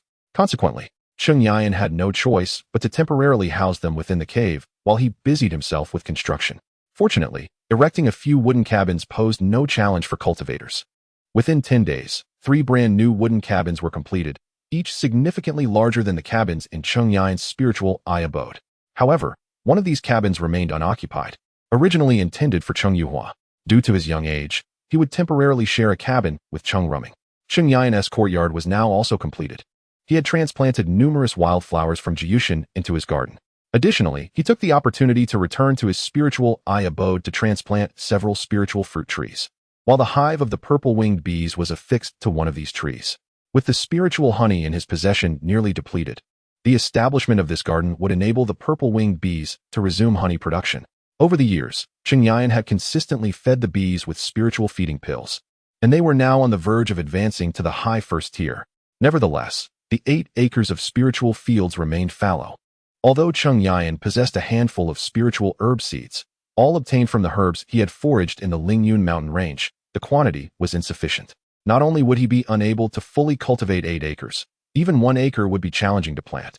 Thus, Cheng Yan planned to visit the Haishifang market to purchase additional spiritual herb seeds and discuss potential collaborations with the Lu family. Given that his supply of spiritual stones had dwindled, he recognized the necessity of devising strategies to accumulate wealth, particularly as he aspired to establish a family. Continuing his partnership with the Lu family, with whom he had previously collaborated, represented a reliable means of generating spiritual stones. Moreover, having reached the later stage of qi refinement, Cheng Yan no longer felt the trepidation he once did. Expanding his collaboration with the Lu family seemed entirely feasible. Fortunately, the Haishifang market was not far from Jiyushan, requiring only 2 days for a round trip. With protective formations safeguarding his home, Cheng Yan felt secure in his decision to leave. Before departing, he deemed it necessary to inform the 2 companions. Thus, he summoned them to his side. Once the 2 individuals arrived, Cheng Yan conveyed his intention to be away from home for 2 days, urging Cheng Yan to diligently cultivate and take good care of Cheng Yuhao. Subsequently, Cheng Yan produced a storage pouch and handed it to Cheng Yan. This storage pouch possesses its own space. By probing your consciousness within, you can ascertain its contents and freely place or retrieve items. I present it to you as a gift. Inside, I have placed a low-grade first-tier flying sword artifact, 3 low-grade first-tier spirit talismans, and a vial of Huangya Dan, as a reward for your advancement to the first layer of qi refinement. Upon concluding his words, Cheng Yan passed the storage pouch to Cheng Yan, who accepted it with a face full of delight. Under Cheng Yan's meticulous guidance, Cheng Yan had long transcended the status of a novice cultivator. He was well aware of the significance of artifacts, talismans, and elixirs. The mere presence of that low-grade first-tier flying sword was sufficient to support him through the entirety of the early stages of qi refinement. "Thank you, Uncle Lu," Cheng Yan exclaimed joyously as he began to explore the contents of the pouch, taking items out and putting them back in with exuberance. Meanwhile, Cheng Yuhao, observing the wondrous pouch, clamored for one of his own. Cheng Yan could only hug him close, playfully teasing, "Once Hauer is able to cultivate, I shall gift him a storage pouch as well." After successfully amusing Cheng Yuhao, Cheng Yan instructed Cheng Yan to take him downstairs. The following day, Cheng Yan set off towards Haishifang. With the war between the Tiger Howl Mountain Manor and the blood-refining sect concluded, the marketplace was once again bustling with activity, the streets echoing with the shouts of wandering cultivators. Cheng Yan made his way directly to the Lu family shop. Upon arrival, he encountered Lu Changming. At that moment, both he and Cheng Yan were at the 5th layer of qi refinement. However, Cheng Yan had since progressed to the 7th layer, while Lu was still at the 6th. Lu Changming, upon seeing Cheng Yan, expressed surprise. Although the war had ended some time ago, he had not seen Cheng Yan and had feared he might have perished on the battlefield. He never anticipated encountering him again, let alone discovering that he had advanced to the 7th layer of qi refinement. "Friend Cheng, it has been a long time. Congratulations on your significant improvement and advancement to the later stages of qi refinement. What brings you to my Lu family shop today?" Lu Changming clasped his hands in greeting, though a hint of envy colored his congratulations. "I have come today to discuss the continuation of our collaboration and to purchase some spirit herb seeds," Cheng Yan replied. Upon hearing this, Lu Changming felt a surge of joy within. Previously, Cheng Yan had collaborated with them for a time, earning them a substantial amount of spirit stones through the elixirs he had refined. However, after Cheng Yan departed to participate in the war, they had been unable to find another alchemist to work with. As time passed, this mutually beneficial venture had been put on hold. Thus, Cheng Yan's proactive approach to discuss cooperation was a source of great happiness for him. "Please, fellow Taoist Cheng, follow me." Lu Changming then ushered Cheng Yan into the private room, preparing a cup of tea for him before speaking. "My friend Cheng, please enjoy this tea while I fetch the manager." After saying this, Lu Changming turned and exited the room to find manager Lu.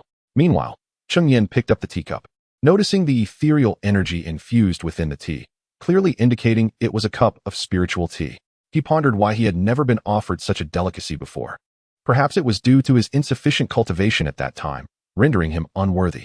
With a gentle smile, Cheng Yan shook his head, dismissing the thought, and took a delicate sip from the cup. Chapter 93. How is this tea, Taoist Cheng? As Cheng Yan savored the tea, the proprietor Lu entered, followed closely by Lu Changming. The tea was exquisite, smooth upon entry and leaving a refreshing aftertaste, a rare find indeed. This spiritual tea is a newly developed product of the Lu family. The tea you are enjoying is called Silver Down, named for its silvery white appearance when steeped. It is a mid-tier spiritual tea of the first grade. Should you find it to your liking, I shall gift you a few packages. With that, Lu produced several bags of tea from his storage pouch, enough for a full pod of this splendid brew.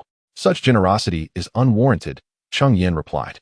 A mere few bags of tea hardly warrants any spiritual stones, but I shall graciously accept. After some polite refusals, the tea ultimately found its way into Cheng Yan's pouch. I hear from Changming that you have come to discuss a collaboration with our Lu family. With the tea accepted, Lu turned to the matter at hand. Indeed, that is the case. Then let us proceed as previously agreed. We shall provide you with 30 portions of spiritual herbs each month.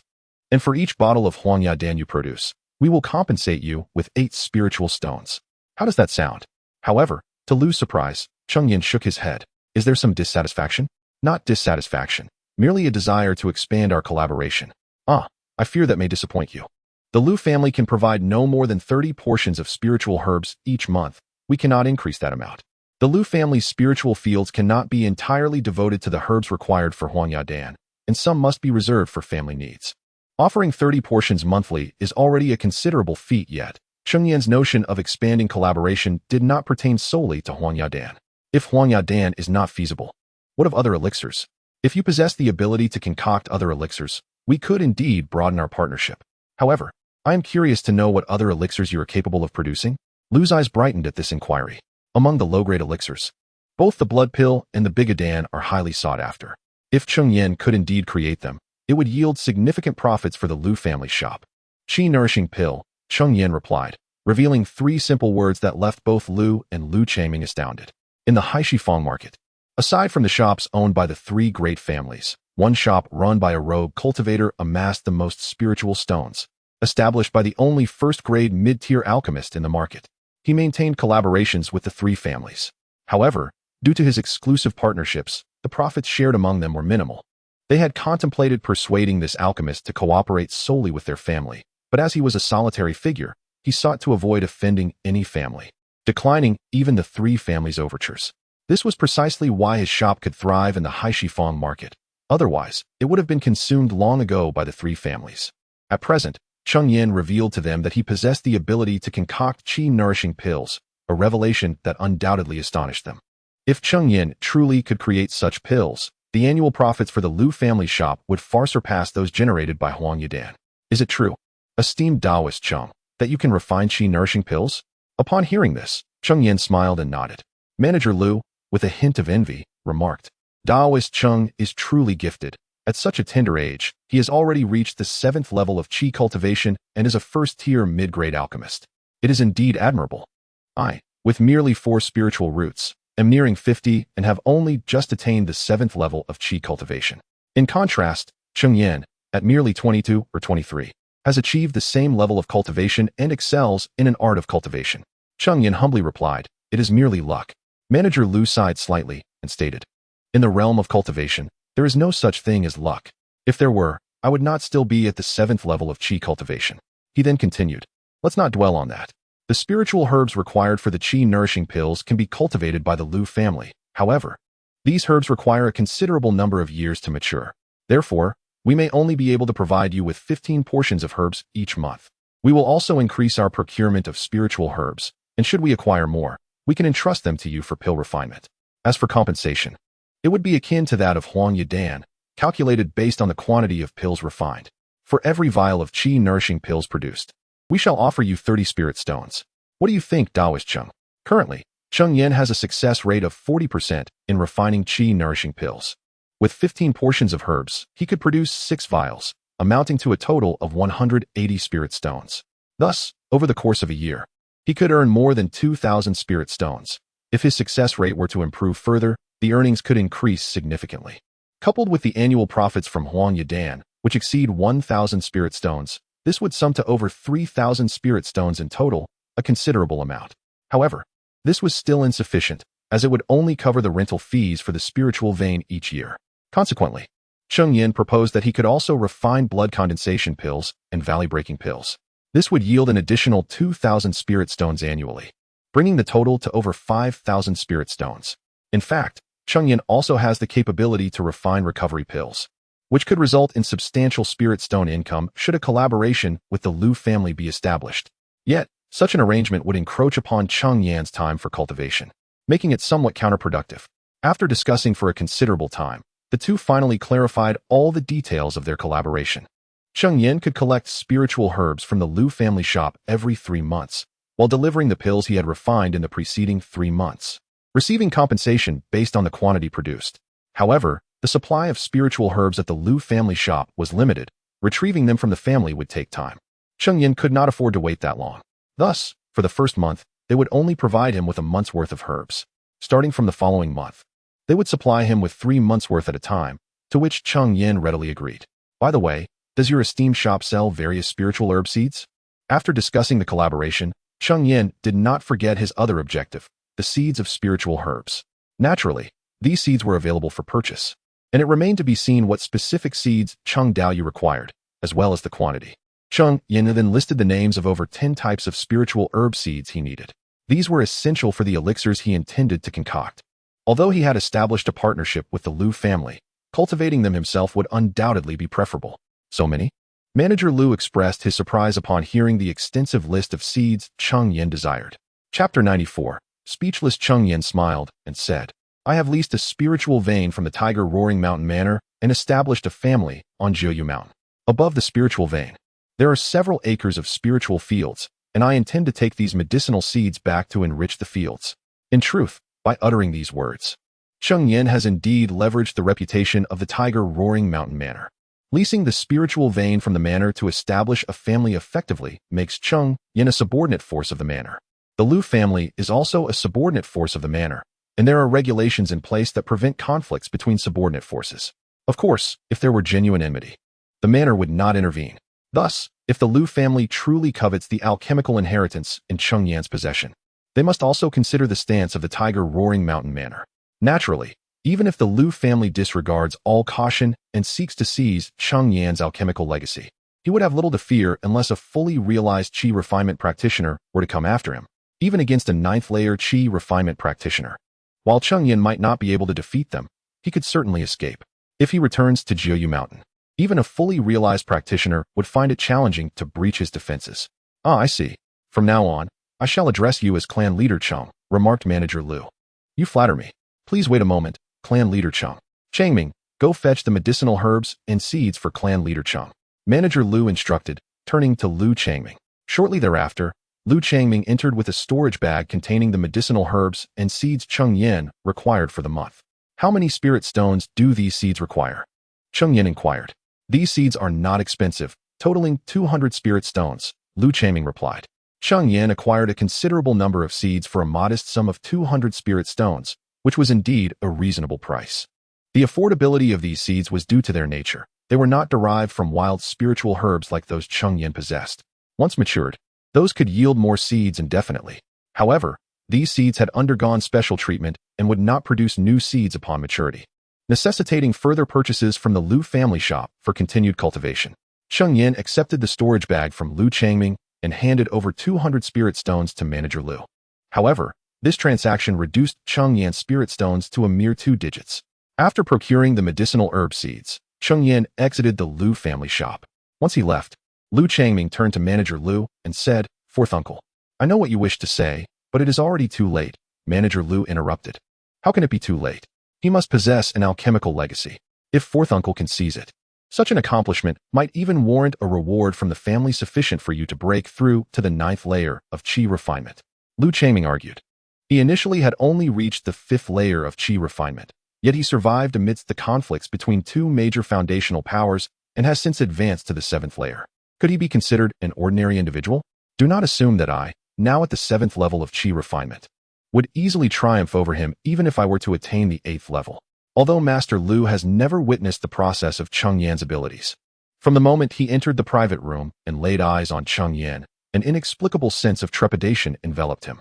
Should we inform the family, urging them to send someone to seize his alchemical legacy? Yet, Lu Changming remains obstinate. Do you truly wish to drag the family into this perilous endeavor? The moment we eliminate him after he has just become a subordinate power of the Tiger Roar Mountain Manor, it would be tantamount to slapping the manor's face. Do you truly believe that Tiger Roar Mountain Manor would let us off the hook?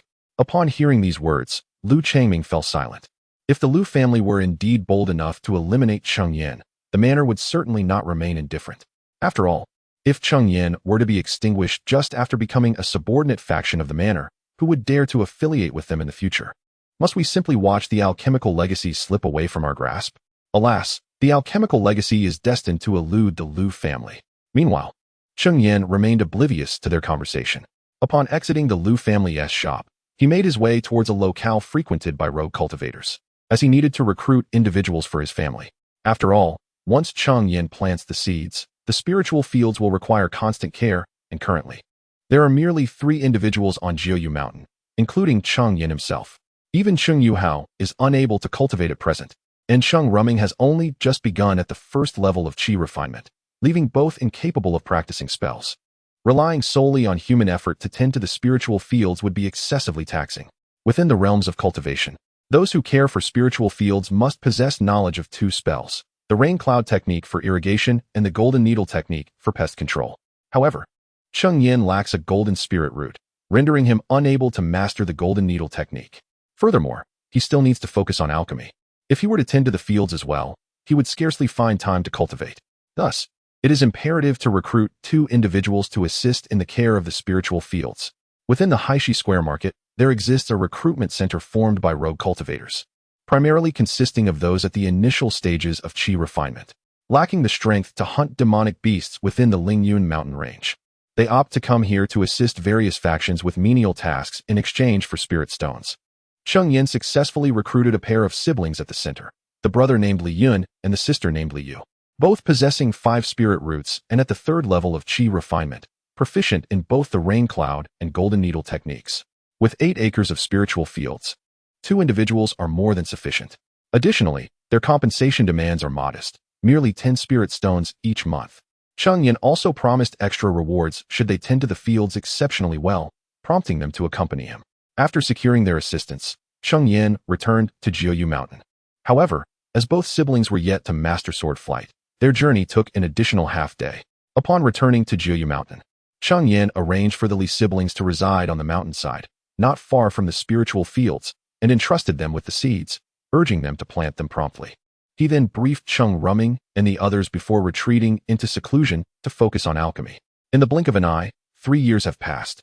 Upon the lofty peaks of Jiyushan, within the sanctuary of Cheng Yan, he was seen seated in a lotus position, his eyes firmly shut. The ethereal energies of the surroundings continuously permeated through his pores, entering his body. These energies then traversed through his meridians, ultimately converging in his dantian, where they were transmuted into pure spiritual power. After 2 hours of diligent cultivation, Cheng Yan gradually opened his eyes, exhaling a breath of turbid air. He murmured to himself, "Truly, this place, renowned for its exceptionally rich spiritual veins, is worthy of its reputation. In a mere 3 years, I have already begun to glimpse signs of a breakthrough." Chapter 95. 6th Uncle, I yearn to return to the mundane world.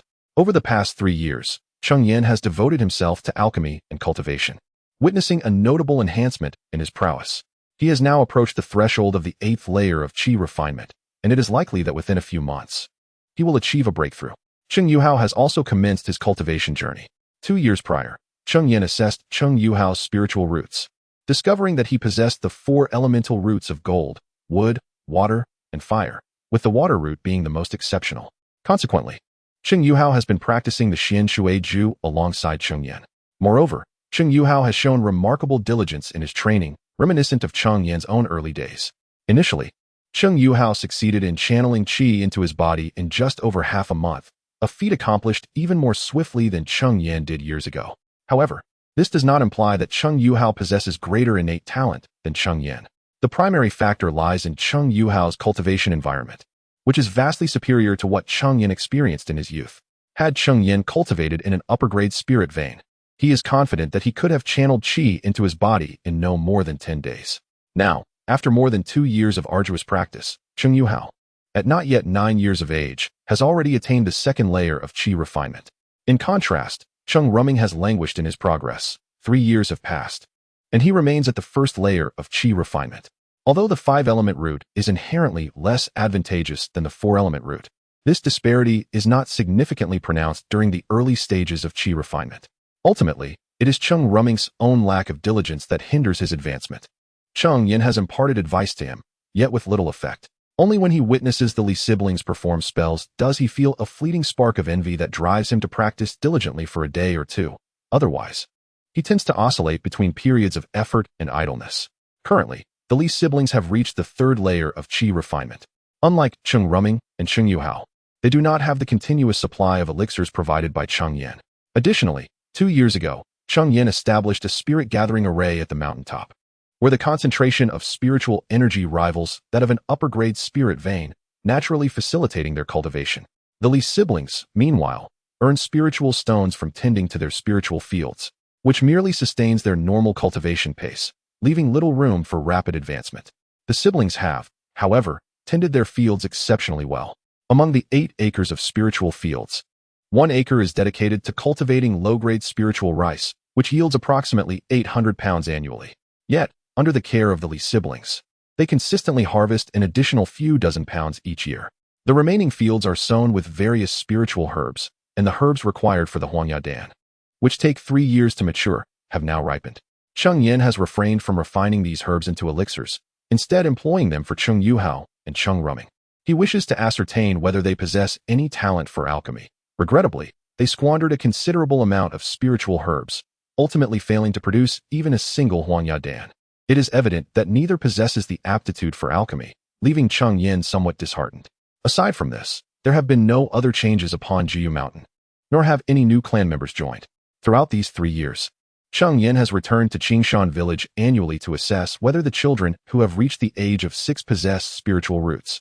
Regrettably, over the past 3 years, he has tested around 20 to 30 children, yet none have exhibited the presence of spiritual roots. Since the last time Cheng Rumming's spiritual root was detected, a fervor for childbirth has surged. Every family is now contemplating that just because their current children lack spiritual roots, it does not preclude the possibility of having offspring with such gifts in the future. If they can produce even 1 child endowed with a spiritual root, their fortunes would be greatly enhanced. The status of Cheng Rumming's family has risen dramatically in the village since the revelation of his spiritual root.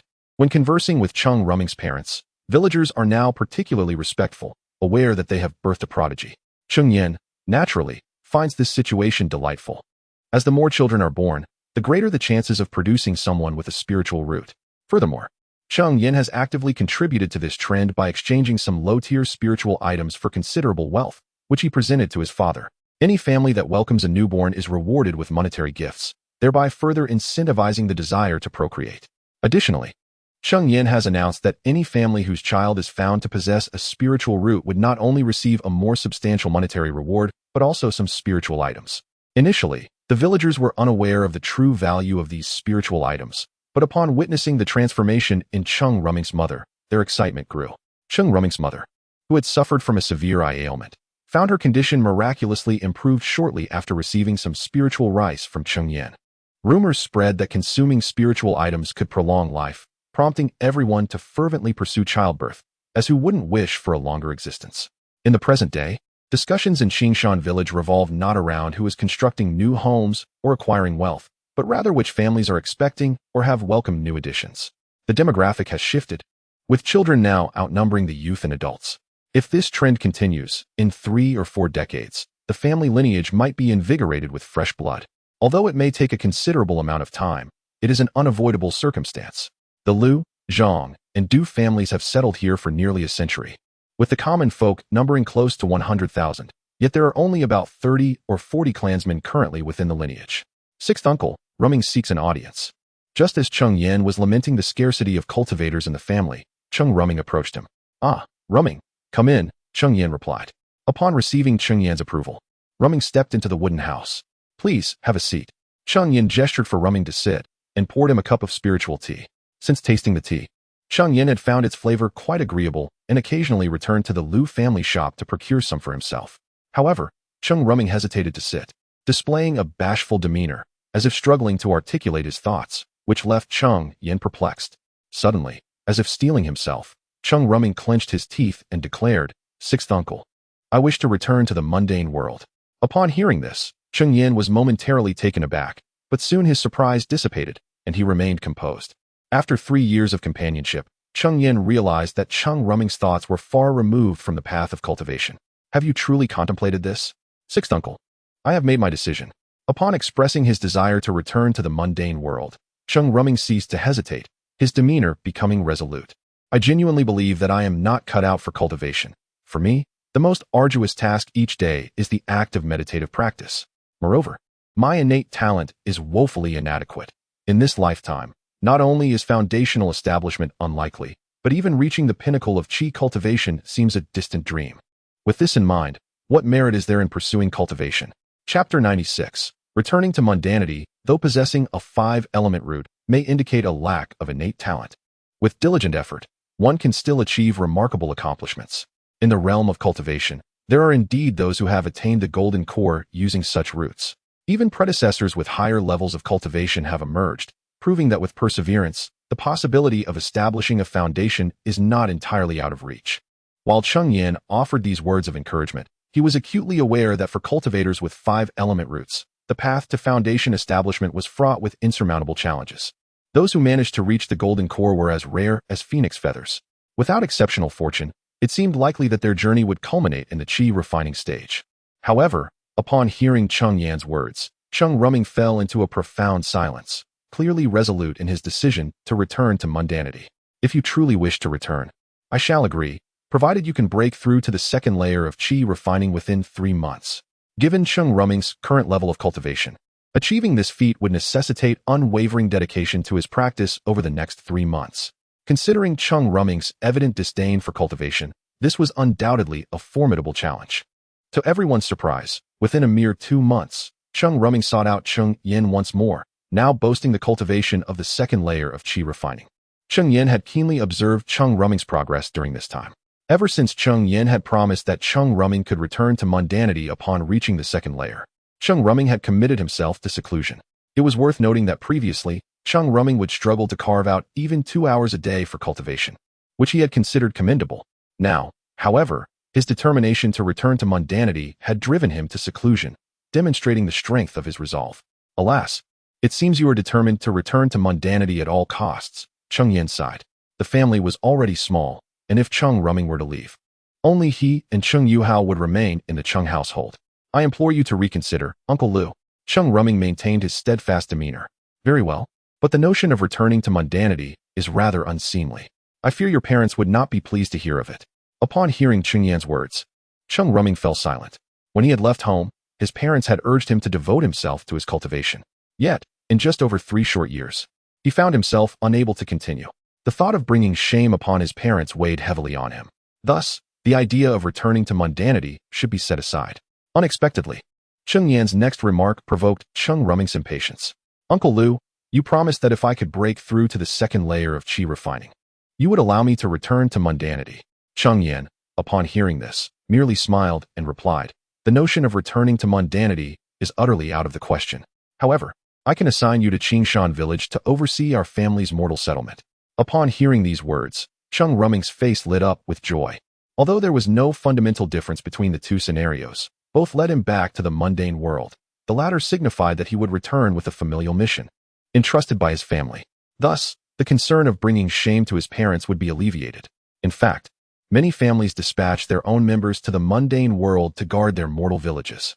After all, the realm of mortals is rife with calamities and misfortunes. Having cultivators stationed there ensures the safety and prosperity of their kin. Cheng Yan's decision was made after careful contemplation. Cheng Rumming, willing to undertake tasks he loathes in pursuit of his goal to return to the mundane, is certainly not a person of little merit. Cheng Yan harbored no excessive concerns about entrusting him with the guardianship of a mortal village. "Thank you, Uncle Liu." Cheng Rumming deeply bowed to Cheng Yan. A single word from Cheng Yan could significantly alter his circumstances upon returning. and thus, he felt compelled to express his gratitude. Very well, prepare yourself. Tomorrow, I shall take you back to Qingshan village. Yes. With that, Cheng Ruming cheerfully began to pack his belongings. The following day, Cheng Yan bid farewell to Cheng Raheo and the two siblings from the Li family before escorting Cheng Ruming back to Qingshan village. Upon their return, Cheng Yan presented Cheng Ruming with a storage bag containing several mid-tier spiritual talismans for his protection, along with some spirit stones and a few saplings. These saplings, known as spirit-nurturing trees, are quite common in the realm of cultivation. They are neither spiritual plants nor ordinary wood. Their primary function is to enhance the surrounding spiritual energy concentration. Unfortunately, the increase in spiritual energy is limited. Even if the spirit-nurturing trees were fully cultivated, they would not reach the energy concentration of even a low-grade spiritual vein. Furthermore, spirit-nurturing trees cannot be stacked with spiritual veins. Once the energy concentration reaches a certain level, they become akin to ordinary wood, which is why no faction is inclined to cultivate them. Cheng Yan intended for Cheng Ruming to plant them in Qingshan village, gradually elevating the spiritual energy concentration and perhaps increasing the likelihood of future descendants possessing spiritual roots. Even if that does not occur, an increase in spiritual energy would enhance the physical constitution of the villagers. Subsequently, Cheng Yan discreetly approached Cheng Ruming's parents. Their conversation subtly hinted that Cheng Ruming, nearing 20, was of the age to consider marriage. Cheng Ruming's parents readily agreed, eagerly anticipating the prospect of grandchildren. Alas, poor Cheng Ruming remained blissfully unaware of the arrangements being made on his behalf. Possessing spiritual roots, even a union with a mortal would significantly increase the probability of their offspring inheriting spiritual roots compared to two mortal parents. Perhaps in a decade or so, the Cheng family would witness the emergence of their second generation of cultivators. This was also a reason Cheng Yan consented to Cheng Ruming's return to Qingshan village. The number of cultivators within the family was exceedingly scarce, and solely relying on the minuscule probability of spiritual roots appearing among mortal descendants would take far too long. Having arranged matters for Cheng Ruming, Cheng Yan returned to Jiyu Mountain. However, upon his arrival, the two siblings from the Li family sought him out. Uncle Lu, Li Yun, and Li Yu request an audience. The two siblings from the Li family, after all, are not of the Cheng lineage. Thus they are unable to visit Cheng Yan's residence. They can only rely on Cheng Yuhao to convey their message. Take me to see them, Cheng Yan requested. The area behind his residence is home to the Qingyuan fruit trees, making it imperative to restrict access to outsiders. Consequently, Cheng Yan accompanied Cheng Yuhao and met the Li siblings at his abode. What brings you to me? Is there trouble with the spiritual fields, clan leader? Upon hearing these words, Cheng Yan's heart sank. The spiritual fields are of paramount importance to every family. Moreover, the fields currently contain numerous spiritual herbs nearing maturity, and should calamity strike, the losses would be considerable. Chapter 97. Demonic Aura. Thus, Cheng Yan hastily inquired, what has happened to the spiritual field? Upon hearing Cheng Yan's question, Li Yun proceeded to elucidate the situation they had encountered. A few days prior, while tending to the spiritual field, the siblings from the Li family inadvertently discovered a discrepancy in the number of spiritual herbs.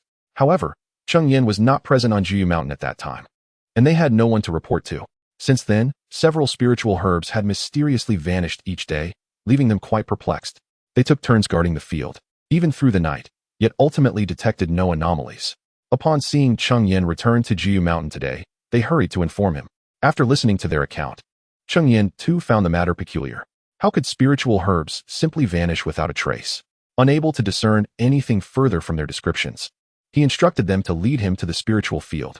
Chief, this is where the spiritual herbs disappeared yesterday. Following Li Yun's gesture, Cheng Yan observed a conspicuous gap in the center of the field. Surrounding it were neatly arranged spiritual herbs, but this particular spot was conspicuously vacant, creating an unsettling impression. Demonic aura? In that vacant area, Cheng Yan sensed a faint trace of demonic energy. The so-called demonic aura is essentially the essence of demonic beasts, which typically do not conceal their presence. Human cultivators often rely on this aura to track such creatures. However, given the limited spiritual awareness of Li Yun and his companion, it was understandable that they had failed to detect this faint energy. Upon sensing the demonic aura, a hypothesis formed in Cheng Yan's mind. He withdrew his flying sword and began to excavate the spiritual soil of the vacant area. Beneath the soil lay a tunnel, approximately the diameter of a human calf. This was likely a burrow created by a demonic beast adept at earth evasion, which had been stealing the spiritual herbs directly from beneath the field. It was no wonder that the two had been unable to detect it. Demonic beast? Li Yun and his companion were both taken aback. The presence of a demonic beast atop a spiritual vein was not particularly surprising. What was astonishing was that such a creature existed in a vein occupied by human cultivators.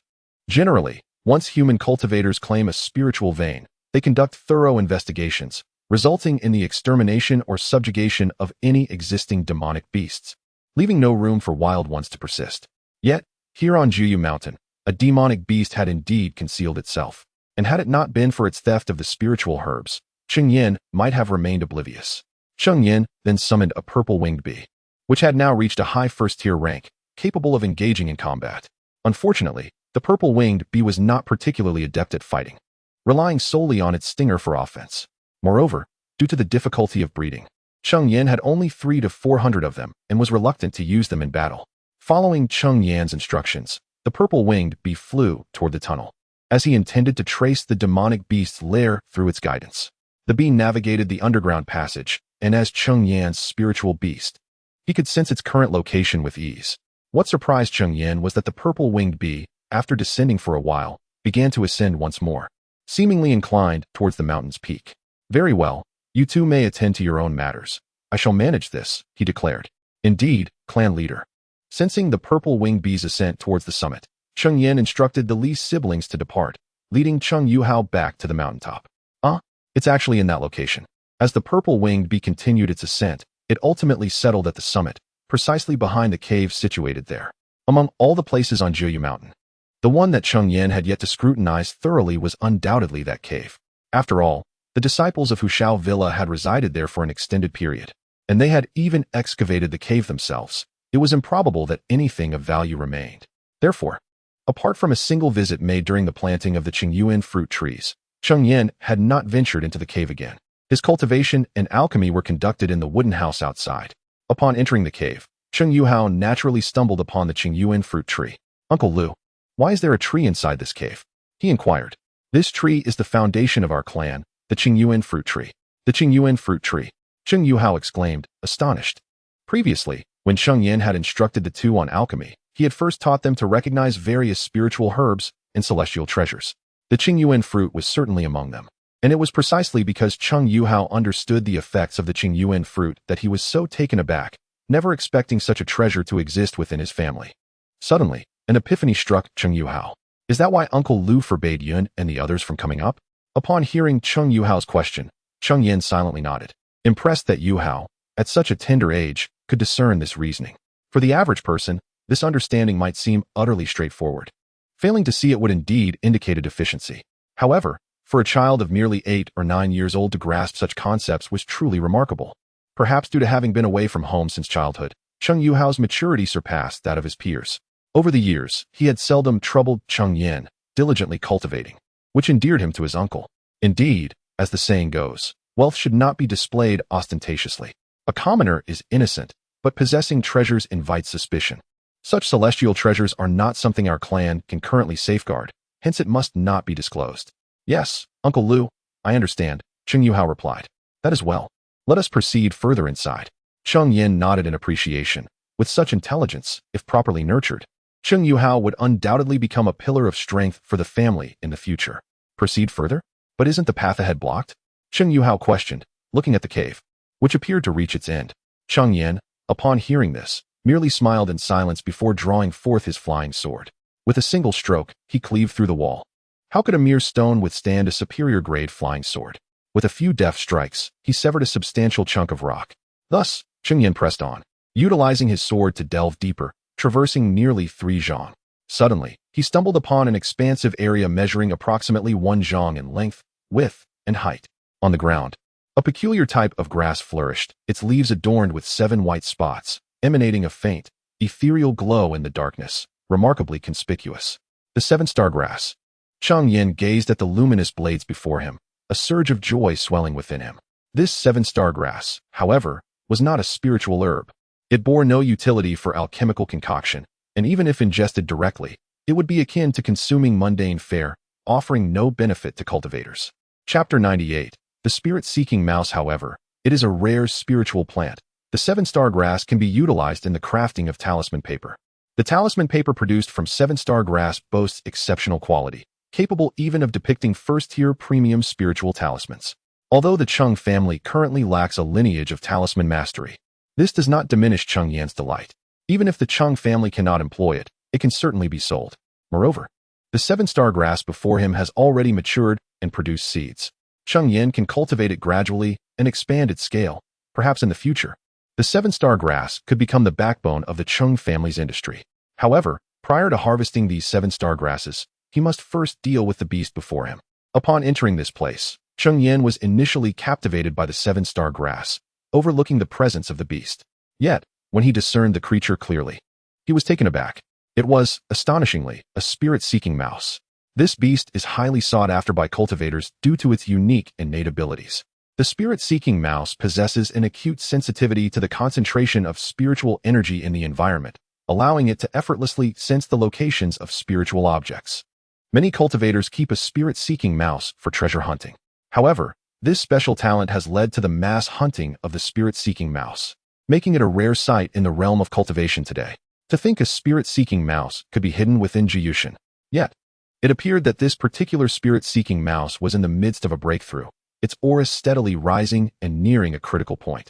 Poised to advance to the intermediate first tier, Cheng Yan found himself intrigued by the spirit-seeking mouse and chose not to interrupt its breakthrough, patiently awaiting the outcome.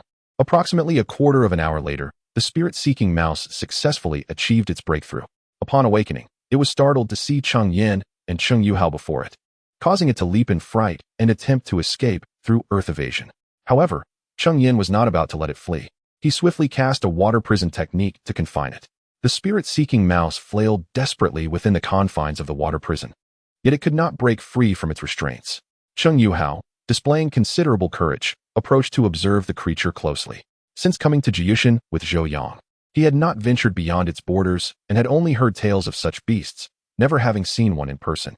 The only creature he had encountered was Cheng Yan's swarm of purple-winged bees. Thus his curiosity about the spirit-seeking mouse was piqued. "Uncle Six, what kind of beast is this?" he inquired. "This is a spirit-seeking mouse," Cheng Yan replied. "This one is just recently broken through to the intermediate first tier, and I am confident that my water prison technique can keep it securely contained."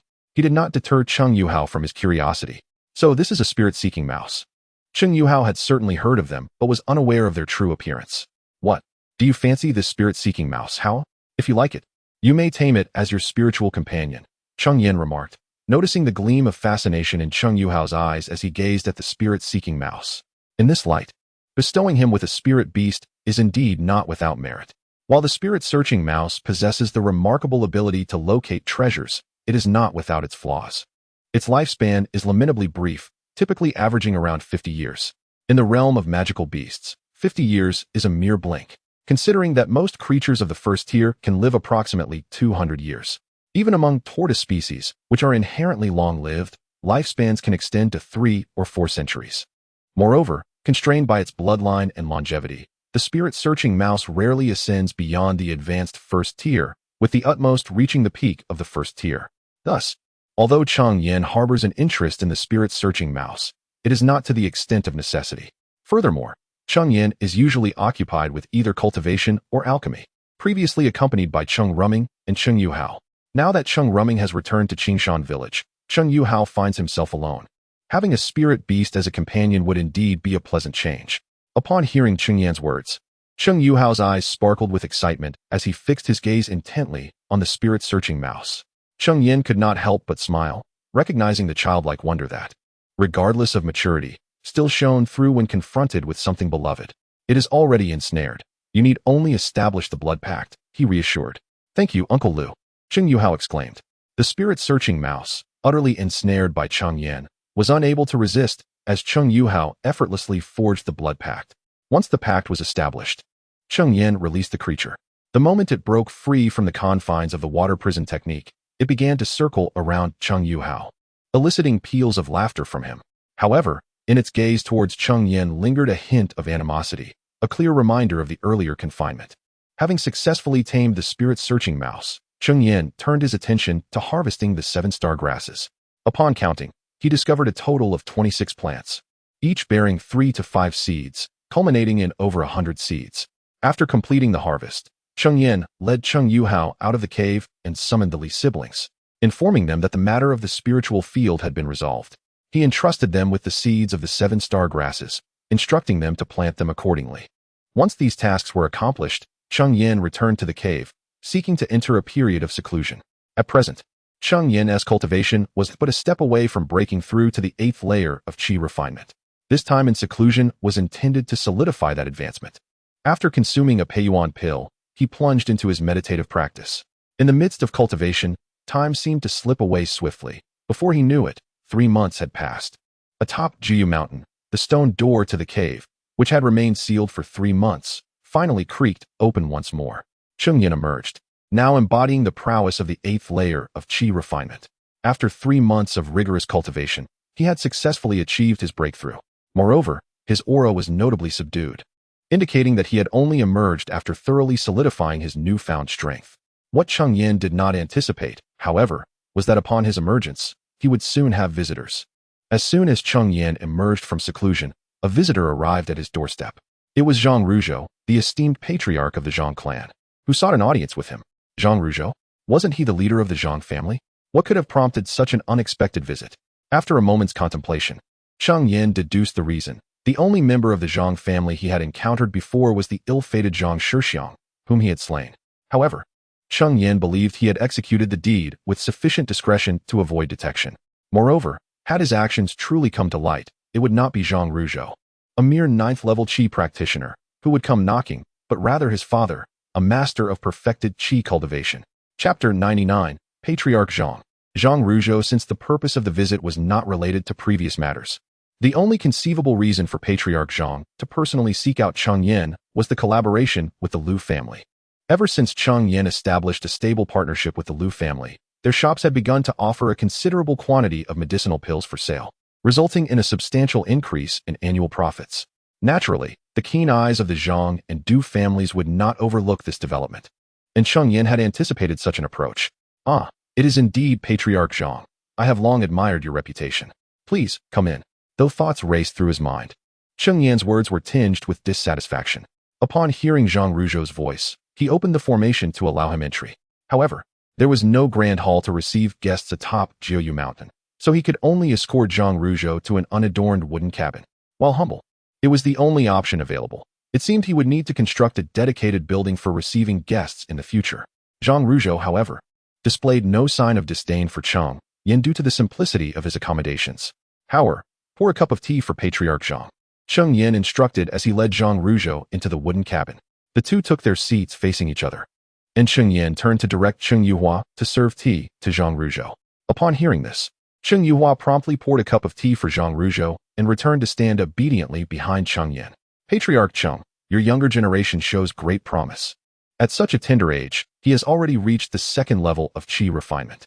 "Haha, you flatter me, Patriarch Zhang," Cheng Yan chuckled, feeling a sense of joy at the praise bestowed upon his descendant. "In our first meeting, I have not prepared anything elaborate. Allow me to present you with a first-tier mid-grade fireball talisman as a gift." After commending Cheng Yuhua, Zhang Ruzhou produced a fireball talisman and offered it to the young man. Cheng Yuhua, upon seeing this, did not dare to take it upon himself and turned to look at Cheng Yan. "Since it is a gift from Patriarch Zhang, you should accept it." With Cheng Yan's approval, Cheng Yuhua extended his hands to receive the spiritual talisman. "Thank you, Patriarch Zhang," Cheng Yuhua expressed politely. Zhang Ruzhou smiled and shook his head, signaling that no thanks were necessary. "Patriarch Zhang, your visit today must not solely be to commend my junior, is it? You truly possess a discerning eye, Patriarch Cheng. I have come primarily to discuss the matter of medicinal pill collaboration." Upon hearing this, Cheng Yan silently acknowledged the truth of the statement, though he feigned a look of confusion and asked, "Collaboration on medicinal pills? Let us dispense with the pretense, then. The Zhang family is willing to provide spiritual herbs to you, much like the Liu family, in exchange for your refinement of medicinal pills. We assure you that our remuneration will surpass that offered by the Liu family." Cheng Yan shook his head with an air of feigned helplessness and replied, "I fear I cannot acquiesce to this request. As I am but one individual, I truly lack the capacity to devote additional energy to the refinement of more medicinal pills." Yet, Cheng Yan spoke the truth. He indeed had no more energy to allocate toward the crafting of additional medicinal pills. "We are certainly aware of the limitations of Patriarch Cheng's energy. However, we reiterate our point. The compensation we offer to Patriarch Cheng surpasses that of the Liu family considerably. and we hope he will give it due consideration. Implicitly, this suggests a desire for Cheng to either halt or diminish his collaboration with the Liu family, redirecting some of that partnership towards the Zhang family. To our surprise, Cheng Yan shook his head, indicating that there could be no alteration to his alliance with the Liu family. Otherwise, would he not appear duplicitous? Zhang Ruzhou interjected. Is Patriarch Cheng concerned about incurring the Liu family's resentment? Rest assured, with the Zhang family backing you, the Liu family would not dare to take action against you. I have no doubt regarding the Zhang family's strength, yet the collaboration concerning elixirs remains impossible. However, I do possess another business proposition to discuss with Patriarch Zhang. Although the Zhang family is formidable, their power is still somewhat inferior to that of the Liu family. Cheng Yan had no desire to offend the Liu family on behalf of the Zhang family, leading him to decline the collaboration. Yet, he was also reluctant to easily alienate the Zhang family. Thus he shifted his tone, suggesting that other forms of cooperation could be explored. Oh, what business do you have in mind? Cheng Yan responded. On my Jiuyu mountain, I have several acres of spiritual fields, cultivated with spiritual herbs. A batch is nearing maturity, and the elixirs crafted from them could be sold to the Zhang family. Currently, the Cheng family is understaffed and unable to establish a shop in the market. Therefore, the elixirs produced will likely end up being sold to the Liu family. If that is the case, selling to the Zhang family would yield similar results. However, how could the limited production from my spiritual fields satisfy the Zhang family? As soon as Cheng Yan finished speaking, he noticed Zhang Ruzhou furrowing his brow. Patriarch Cheng, the growth of spiritual herbs is inherently slow and relying on your spiritual fields. It seems unlikely that you can provide a steady supply of elixirs. Cheng Yan acknowledged. I know that the spiritual fields on Jiuyu Mountain cannot meet the Zhang family's demands, but I possess another item. While speaking, he produced a 7-star grass from his storage pouch. The 7-star grass. As a family renowned for their spiritual talismans, the Zhang family was well aware of its significance and had cultivated several spiritual plants for the production of talisman paper. Yet, they could only refine mid-grade talisman paper of the first tier, and even high-grade first-tier talisman paper required external purchase. However, possessing 7-star grass would eliminate their limitations regarding talisman paper, potentially allowing them to cultivate a top-tier first-grade talisman master. Thus, Zhang Ruzhou's excitement upon seeing the 7-star grass was entirely understandable. Patriarch Cheng, how many 7-star grass do you possess? A total of 26 plants. At this moment, Zhang Ruzhou regained his composure. While 26 plants were indeed precious, the quantity was rather meager. Those 20 or so 7-star grasses might only yield around 20 talisman papers, which was insufficient. Zhang Ruzhou shook his head. Cheng Yan remarked, although the quantity is not substantial this time, there are still many 7-star grasses growing in the spiritual fields of Jiuyu Mountain. Patriarch Cheng, you jest. 7-star grass takes a decade to mature. Who knows when we will see the next harvest? Zhang Ruzhou had yet to articulate another thought, that the Liu family had likely amassed considerable wealth over the years. Although his visit this time ostensibly concerned a potential collaboration with Cheng Yan, the primary aim was to curb the Liu family's expansion. Even if he could not entirely hinder their progress, he sought to ensure that the Cheng family kept pace with them and did not lag behind. Thus, I propose that all the elixirs we refine henceforth be sold through a collaboration with the Zhang family. Upon hearing Cheng Yan's words, Zhang Ruzhou fell into silence. While it was evident that the quantity of elixirs produced by the Cheng family would not be substantial, it nonetheless represented a significant profit. However, the most compelling factor remained the irresistible allure of the 7-star grass for the Zhang family. Chapter 100. The Du family's members are generally arrogant, and overbearing Cheng Yan observed a flicker of interest in Zhang Ruzhou, seizing the moment to present a bottle of vitality pills once more. Esteemed clan leader Zhang, please take a look at this. Vitality pills? Zhang Ruzhou inquired, his brow furrowed in confusion. What makes these pills so special? This particular formulation of the vitality pills has been enhanced with rare spiritual ingredients, yielding effects that surpass ordinary pills by a notable margin, Cheng Yan explained. During his subsequent endeavors in pill refinement using spiritual honey, Cheng Yan discerned that if the quantity of spiritual honey was insufficient, it would merely amplify the efficacy of the pills without diminishing their toxic properties. The bottle of vitality pills he presented was designed to enhance efficacy while retaining the toxicity. Cheng Yan was cautious not to reveal a version that diminished toxicity, for doing so might lead to disastrous consequences for his clan. Previously, Cheng Yan had believed that all spiritual honey possessed the ability to reduce toxicity. But as his knowledge expanded, he recognized that spiritual honey could only enhance the efficacy of pills. Only the honey produced by his unique purple-winged bees could alleviate toxicity. leaving him curious about the extraordinary nature of these bees. Regrettably, high-grade spiritual honey could solely increase efficacy and could not further mitigate toxicity. Is what you say truly the case?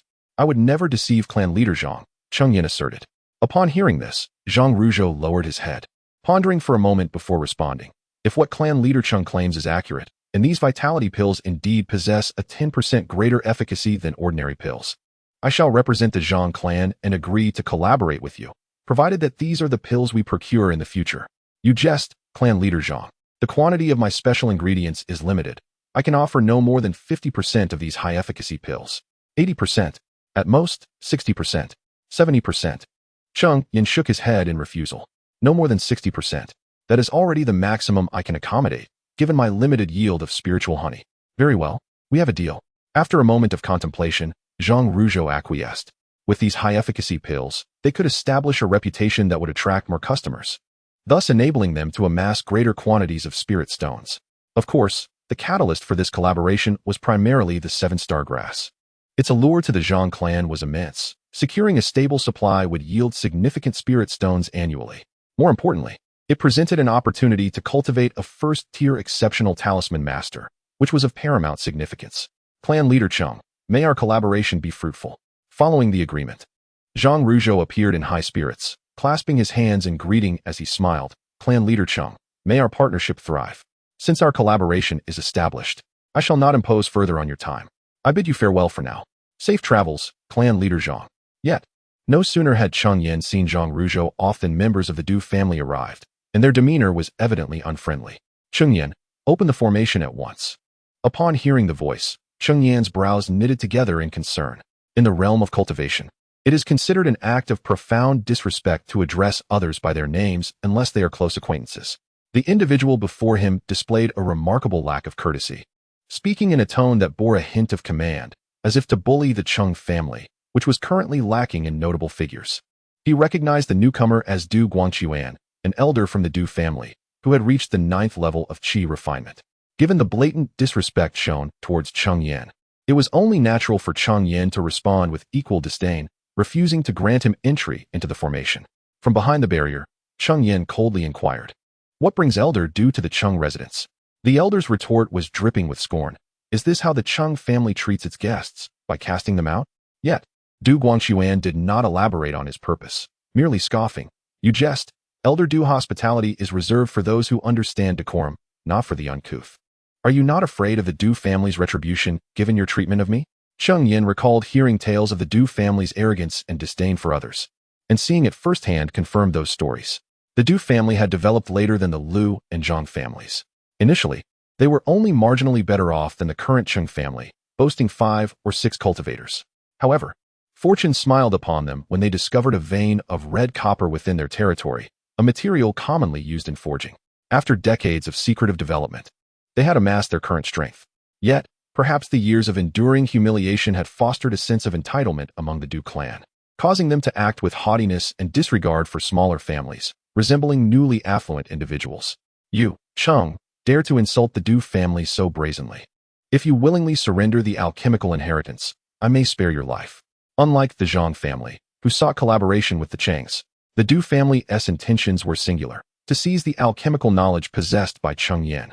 The Du family, having developed later and lacking any inherited cultivation techniques, unlike the Liu family with their forging or the Zhang family with their talisman crafting, had relied solely on that red copper vein for their rise. Yet, such resources have their limits, and thus, the Du family was eager to acquire various cultivation techniques.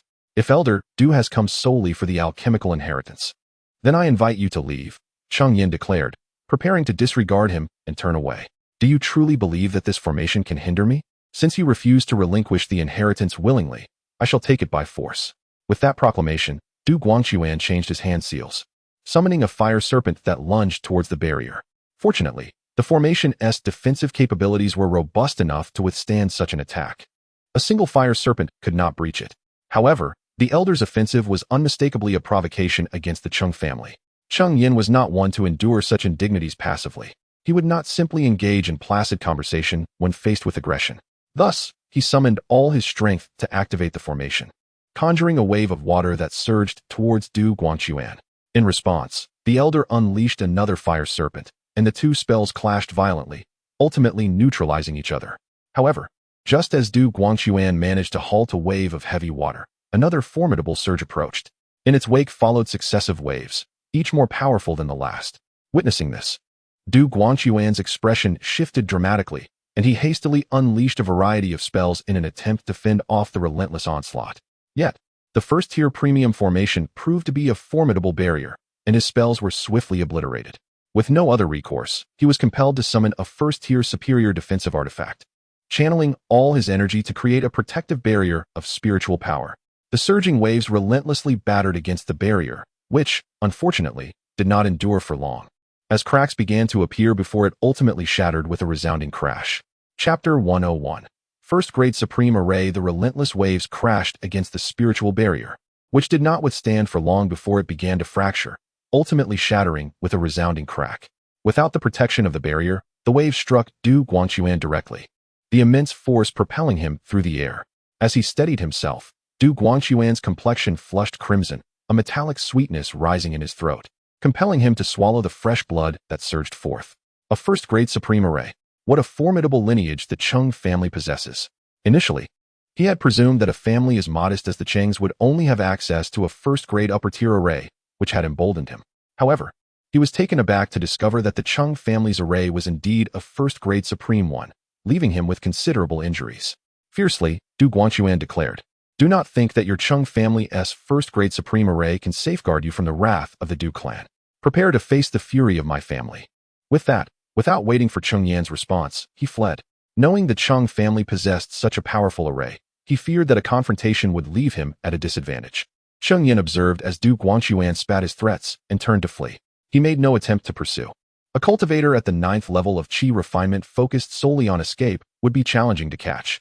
Moreover, if Cheng Yan were to eliminate Du Guangxuan, it would irrevocably forge a deadly enmity between their families, and the Cheng family was not yet strong enough to contend with the Du clan. As for the threats uttered by Du Guangxuan, Cheng Yan did not take them to heart. As long as there was a cooperative relationship with the Liu and Zhang families, the Du clan would not dare to act against the Chengs lightly. Meanwhile, at the Du family's spiritual vein, after a frantic escape, Du Guangxuan finally returned home. Upon his arrival, he sought out the family patriarch, Du Guangyu, to recount his encounter with the Cheng family. Gritting his teeth, he said, "Patriarch, Cheng Yan is truly arrogant. Disregarding our Du family, I propose we take decisive action to annihilate the Chengs. Enough of the Cheng family for now. In 3 years, the Jindao sect will host its decennial auction. I have learned that foundational elixirs will be available. We must focus all our efforts on amassing spirit stones to bid for these elixirs. Then we should secure the alchemical heritage of the Cheng family.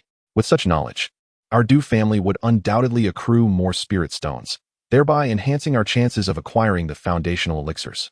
Du Guangxuan felt a surge of impatience upon hearing Du Guangyu's dismissal of the Cheng family.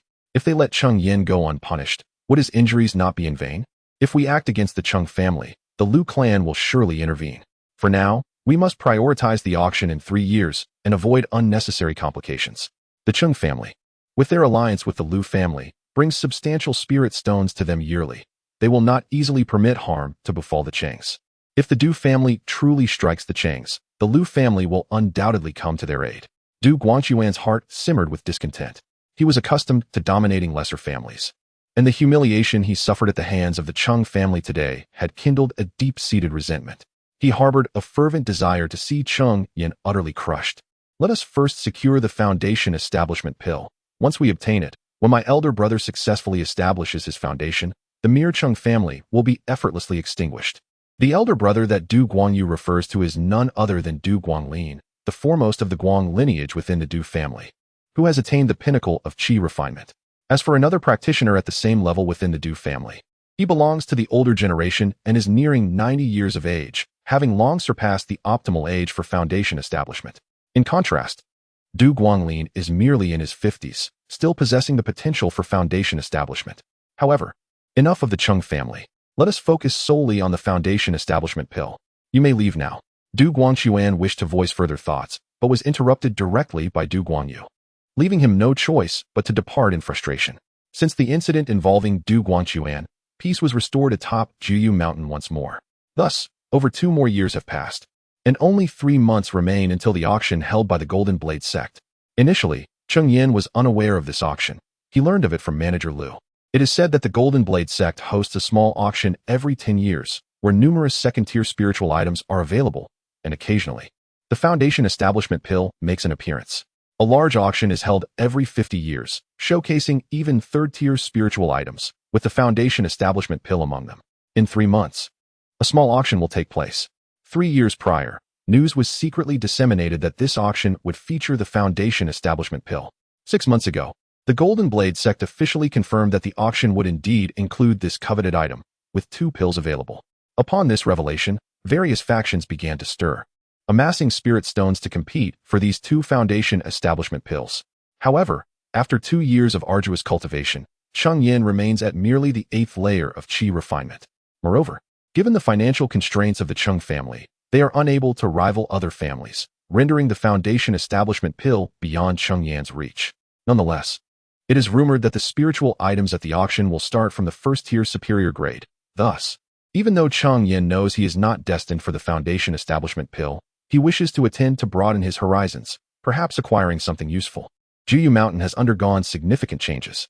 Following Zhang Ruzhou's last visit, Cheng Yan realized the mountain's desolation and took it upon himself to construct numerous buildings, including a grand hall for receiving guests and dedicated training rooms. Now, Jiyu Mountain finally resembles a family estate. Cheng Yuhao has also broken through to the 3rd layer of qi refinement, while the Li siblings have successfully advanced to the 4th layer. Since the Li siblings began working for the Cheng family, they have been diligent and earnest, seeing their cultivation progress. Cheng Yan accordingly raised their monthly stipend from 10 to 20 spirit stones. Good news has also reached Cheng Ruming, under the urging of his parents. He married 2 years ago. In the past 2 years, he has taken 2 concubines, and they now have children.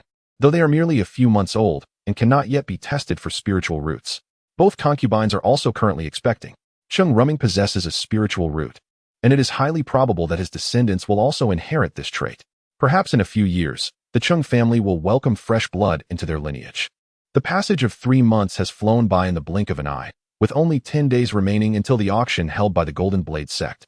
Under normal circumstances, the journey from Jiyu Mountain to Jindafang City would take at least half a month, given the pace of qi refining cultivators.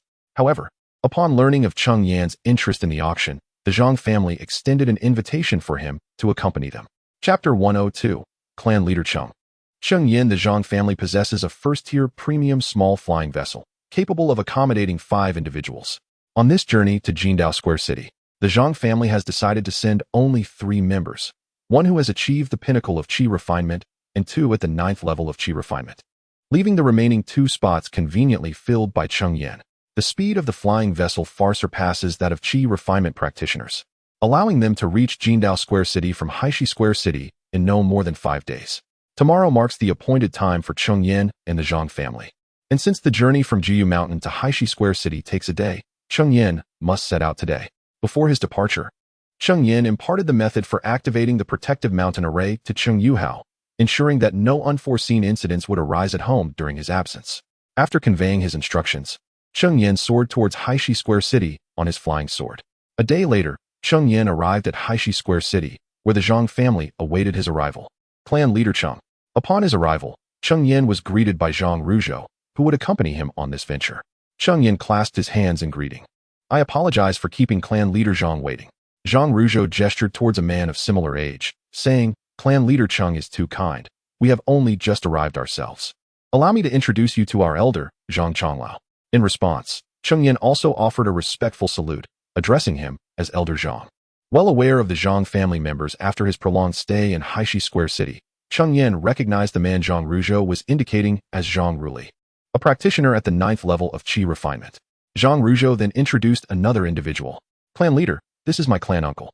Cheng Yan was familiar with this man as well. His name was Zhang Wenjian, the father of the Zhang family practitioner Cheng Yan had once slain. A complete cultivator at the qi refinement stage, he was nearing 70 and had surpassed the foundational age. Thoughts raced through Cheng Yan's mind. Given that the Zhang family had not sought him out all these years, it implied they had not discovered the identity of Zhang Shixiang's murderer, thus compelling him to remain vigilant and composed. He addressed Zhang Wenjian, Senior Zhang. Although both Cheng Yan and Zhang Wenjian were at the qi refinement stage, the latter was Zhang Ruzhou's clan uncle. Given their relative standings, it was appropriate for Cheng Yan to address him as senior. Zhang Wenjian acknowledged Cheng Yan with a mere nod, choosing not to engage in further conversation. The upcoming auction for the Foundation establishment pill promised to be fraught with peril. Thus, the Zhang family had wisely refrained from sending any of their members qualified for Foundation establishment, opting instead for Zhang Wenjian to lead this expedition. Zhang Ruzhou, sensing the awkwardness in the atmosphere following the silence since his uncle's son had perished without justice, sought to shift the mood. Since clan leader Cheng has arrived, we should set forth. He promptly produced the flying vessel, and once everyone boarded, he inserted a spirit stone to activate it.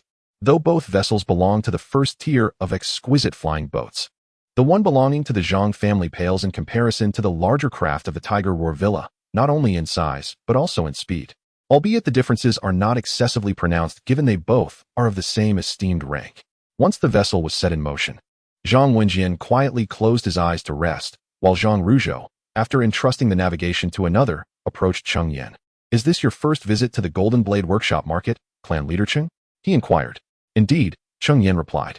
"Allow me to provide you with an introduction to the Golden Blade Workshop Market. Established nearly a millennium ago, the Golden Blade sect currently boasts 3 formidable Golden Core true persons.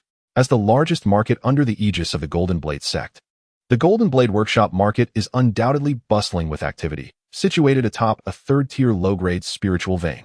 Within the Golden Blade Workshop Market, second-tier spiritual materials are frequently encountered, and on occasion, third-tier spiritual items may also make an appearance. However, the most captivating aspect of the market is undoubtedly the auction events." Once Zhang Ruzhou began to speak, he became quite animated, traversing topics that ranged from the Golden Blade sect to the entirety of the Eastern Wilderness.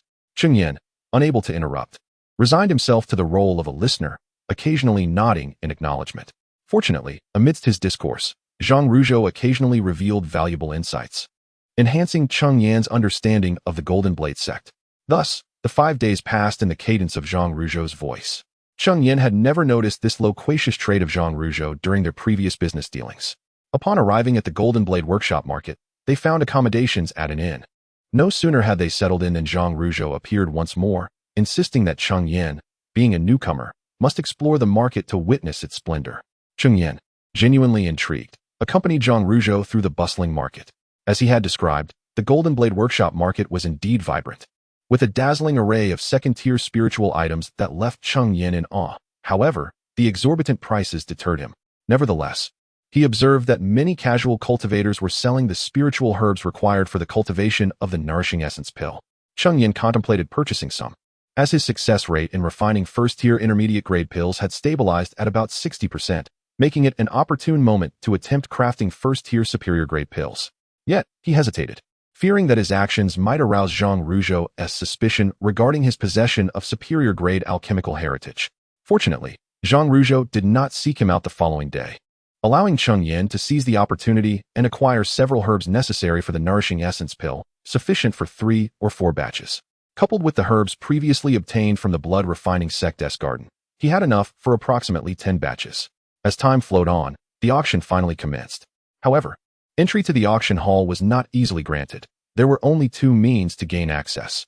One could possess a VIP card for the Golden Blade Auction House, a privilege not readily available to the average person, as it could only be obtained after spending over 10,000 spirit stones at a shop under the Golden Blade sect's purview. The second option involves the payment of 1,000 spirit stones as a demonstration of financial capability. However, this sum will ultimately be refunded by the auction house. The rationale behind this practice is to eliminate those who possess no spirit stones and are merely present for the spectacle, as the capacity of the auction venue is limited. Naturally, Cheng Yan did not possess a VIP card. Thus, he was compelled to submit 1,000 spirit stones as proof of his financial standing. Upon entering the auction hall, Cheng Yan located his designated seat and settled in. As more individuals continued to enter the venue, the available seats dwindled until the entire auction hall was filled to capacity, at which point the auction commenced in earnest. Chapter 103, Foundation Establishment Pill. Welcome, esteemed guests, to the auction hosted by our esteemed Golden Knife sect. I am the presiding elder for this event. As the auction commenced, an elderly gentleman, appearing to be in his 60s or 70s, took to the stage. His profound aura unmistakably marked him as a Foundation Establishment cultivator. Cheng Yan could not help but marvel at the might of the Golden Knife sect. which could afford to send such a formidable figure to oversee a mere auction. This elder did not seem to be a novice in the early stages of Foundation establishment. His presence rivaled that of Chun Hu, the master of the Tiger Howl Mountain Manor. I trust you are all familiar with the auction's rules, fair competition, with the highest bidder prevailing. Should anyone dare to cause a disturbance, I shall personally ensure their swift removal. As he spoke, the elder's late-stage Foundation establishment prowess became evident. Now, without further ado, let us present our first item for bid. A female cultivator approached with a tray covered by a red cloth. The elder stepped forward, unveiling the cloth and introducing the item. The first item up for auction is a first-tier premium magical artifact, the Fire Python Flag. When activated, it summons a formidable fire python. For those specializing in fire attributes, its power is significantly amplified. Friends with fire spiritual roots should not miss this opportunity. The starting bid is 3,000 spirit stones, with each increment not less than 100 spirit stones. Cheng Yan watched in awe, taken aback that the auction had commenced with such a remarkable first-tier artifact. 3,100 spirit stones, came a voice immediately after the elder concluded his introduction. 3,200 spirit stones. Another bidder chimed in, but his bid was swiftly overshadowed. The bidding escalated in a spirited exchange, culminating in the Fire Python Flag being acquired by a perfected Chi refinement cultivator for 3,800 spirit stones. Cheng Yan privately lamented the wealth of these cultivators. While the Fire Python Flag was indeed impressive, it was worth at most 3,400 spirit stones, yet it had been driven up by several hundred spirit stones. Subsequently, a plethora of exquisite items appeared: advanced spirit talismans, premium pills, rare spiritual herbs, and uncommon materials, all of which were no less than first-tier superior goods. In fact, most were first-tier premium items, each fetching prices above market value. Next item, please. With the host's announcement, another item was presented. The host lifted the red cloth, revealing a black orb, roughly the size of a fist. The Xian Water Pearl, a first-tier premium magical artifact, when activated, weighs as heavy as 1,000 pounds and possesses immense power, making it ideal for those who cultivate water attributes. The starting bid is 3,000 spirit stones, with increments of no less than 100 spirit stones. After perusing so many items, at last, there was something that Cheng Yan desired. Ever since he utilized the heavy Xian seal, he had developed a fondness for these weight-based magical artifacts. As Cheng Yan's cultivation progressed, the Chongxian seal began to show signs of fatigue. Upon encountering the Xianshui Pearl, Cheng Yan was determined not to let this opportunity slip away. The bidding begins now. 3,100 spirit stones. No sooner had the elder finished speaking than someone called out a higher bid, clearly eager for the Xianshui Pearl. Just as Cheng Yan was. 3,500 spirit stones. Cheng Yan was aware that items at auction typically exceeded their market value. However, he had no intention of spending extravagantly. Thus, he raised his bid by a larger increment, hoping to intimidate others into silence. Just as he anticipated.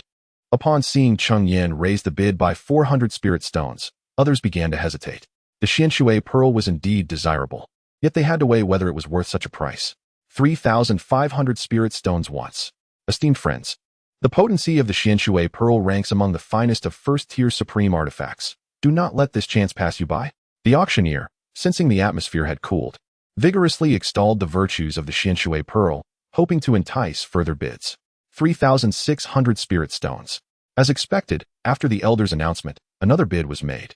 Cheng Yan sighed inwardly. It was clear that securing the Xianshui Pearl at a reasonable price was no longer feasible. Nevertheless, he was resolute in not relinquishing the Xianshui Pearl so easily, and he continued to raise his bid. 3,700 spirit stones. The price was already quite steep for the Xianshui Pearl. After Cheng Yan's bid, no one dared to raise the price further, and ultimately, the Xianshui Pearl was successfully claimed by him. Following the acquisition of the Xianshui Pearl, several other remarkable items appeared at the auction. Some even included second-tier spirit artifacts, attracting bids from foundation-building cultivators and fetching prices exceeding 10,000 spirit stones. Cheng Yan marveled at the ostentation of the foundation-building cultivators, who could casually spend such vast sums without batting an eye. Although numerous enticing items surfaced, none captured Cheng Yan's interest, or rather, he found himself short on spirit stones. As many spirit artifacts were claimed, the auction neared its conclusion, and the atmosphere grew increasingly tense, with various factions preparing to bid for the 2 foundation-building pills. I trust everyone has been waiting patiently. Next, we present the final 2 items of this auction, 2 foundation-building pills. The elder clapped his hands, and a maid approached with a tray. The elder took the tray, removing the crimson cloth to reveal 2 jade vials. He poured the pills from the vials, instantly filling the auction hall with a rich medicinal fragrance. Even from his position at the back, Cheng Yan could distinctly perceive the aroma. Just a single inhalation of the medicinal scent invigorated the spirit, even slightly hastening the pace of cultivation. The foundation-building pills. As the audience beheld the 2 pills, excitement erupted throughout the hall. For chi-refining cultivators, nothing was more coveted than the foundation-building pills. A foundation establishment pill can enhance the success rate of foundation establishment by 40%. Should one successfully establish a foundation, they could enjoy a lifespan of 240 years, which is a full double that of a chi refinement practitioner. Regrettably, on this day, the foundation establishment pill is destined to be beyond the reach of the vast majority of cultivators present, including Cheng Yan. The efficacy of the foundation establishment pill, I trust, requires no further elaboration from this old man. 2 foundation establishment pills will be auctioned separately, each commencing at a starting price of 30,000 spirit stones, with each bid increment not less than 1,000 spirit stones. The auction begins now. 33,000 spirit stones. As the elder concluded his announcement, someone eagerly raised their bid. Chapter 104. The auction, a heated affair. Cheng Yan turned at the sound and was surprised to see the patriarch of the Du family, Du Guangyu. However, he did not spot Du Guangchuan among them, suggesting that he had not accompanied them. 35,000 spirit stones. As soon as Du Guangyu called out his bid, it was immediately surpassed by another, a person unknown to Cheng Yan. 38,000 spirit stones. Seeing his price outbid, Du Guangyu promptly raised the bid again, evidently determined to secure this foundational elixir. 40,000 spirit stones. 42,000 spirit stones. The bidding voices rose and fell in a continuous din, and before long, the price of the foundational elixir reached 50,000 spirit stones. Generally speaking, a foundational elixir is valued around 50,000 spirit stones. 55,000 spirit stones. Du Guangyu raised his bid once more, this time by a substantial 5,000 spirit stones, which indeed intimidated many present. 60,000 spirit stones. This auction was attended by the Liu, Zhang, and Du families. However, the Liu and Zhang families had remained silent until now. Finally, a member of the Liu family spoke up, raising the bid by another 5,000 spirit stones. A murmur of astonishment rippled through the crowd upon hearing the Liu family's offer. Previous auctions had seen foundational elixirs, yet they typically fetched just over 50,000 spirit stones. However, the Liu family's initial bid of 60,000 spirit stones had already surpassed the elixir's worth. 62,000 spirit stones. The Liu family, having finally made their presence felt, raised the bid by an additional 5,000 spirit stones. The Du family members were incensed, yet for the sake of the foundational elixir, they reluctantly continued to bid. Those 62,000 spirit stones was already their limit. 65,000 spirit stones. To their astonishment, the Liu family appeared remarkably composed, as if bidding 65,000 spirit stones was as trivial as 650 spirit stones. Liangyu, Du Guangyu, feeling his price outbid once again, stood up in frustration, pointing at the Liu family member. However, as he rose, an immense pressure descended upon him, forcefully compelling him back into his seat. Kindly adhere to the rules of our auction house. The source of this pressure was none other than the elderly man present, whose formidable aura of late-stage foundational cultivation bore down on Du Guangyu, reddening his face and rendering his breaths labored. Once the elderly man dissipated his oppressive presence, Du Guangyu was finally able to breathe again. Patriarch, there is still another foundational elixir. We need not let the Liu family provoke us. At this moment, a member of the Du family beside him offered a word of counsel. Humph. Du Guangyu snorted in response, but dared not make any further movements. What kind of power is this, to possess such wealth? I know, it is the Liu family from Haishi Fangshi. It is said that the Liu family is exceptionally strong, boasting 3 perfected chi refinement cultivators in their ranks, and they have even slain foundational cultivators. Goodness, such strength, it is no wonder they possess such abundant resources. As the Liu family began their bidding, a wave of murmurs swept through the crowd, with many eager to discern the true power behind the Liu clan. Cheng Yan, observing from the sidelines, felt a surge of anxiety. It appeared that the Liu family was prepared to gamble everything. He was aware that in recent years, the Liu family had neglected to pay their clansmen's salaries for several years, meticulously cutting costs wherever possible. The members of the Liu family possessed audacious hearts, for they understood that possessing a foundation establishment pill did not guarantee success in the foundational phase. Should the Liu family deplete their entire savings and ultimately fail to break through, they would likely be left in a state of perpetual decline. 65,000 spirit stones. First call, second call, third call, sold. Congratulations to this esteemed friend for successfully acquiring the first foundation establishment pill for 65,000 spirit stones. This figure far exceeded the expected price, and once the Liu family made their offer, no one else dared to bid, allowing them to secure the first foundation establishment pill. Meanwhile, Zhang Ruzhou from the Zhang family remained a spectator throughout the process, clearly strategizing for the auction of the second foundation establishment pill.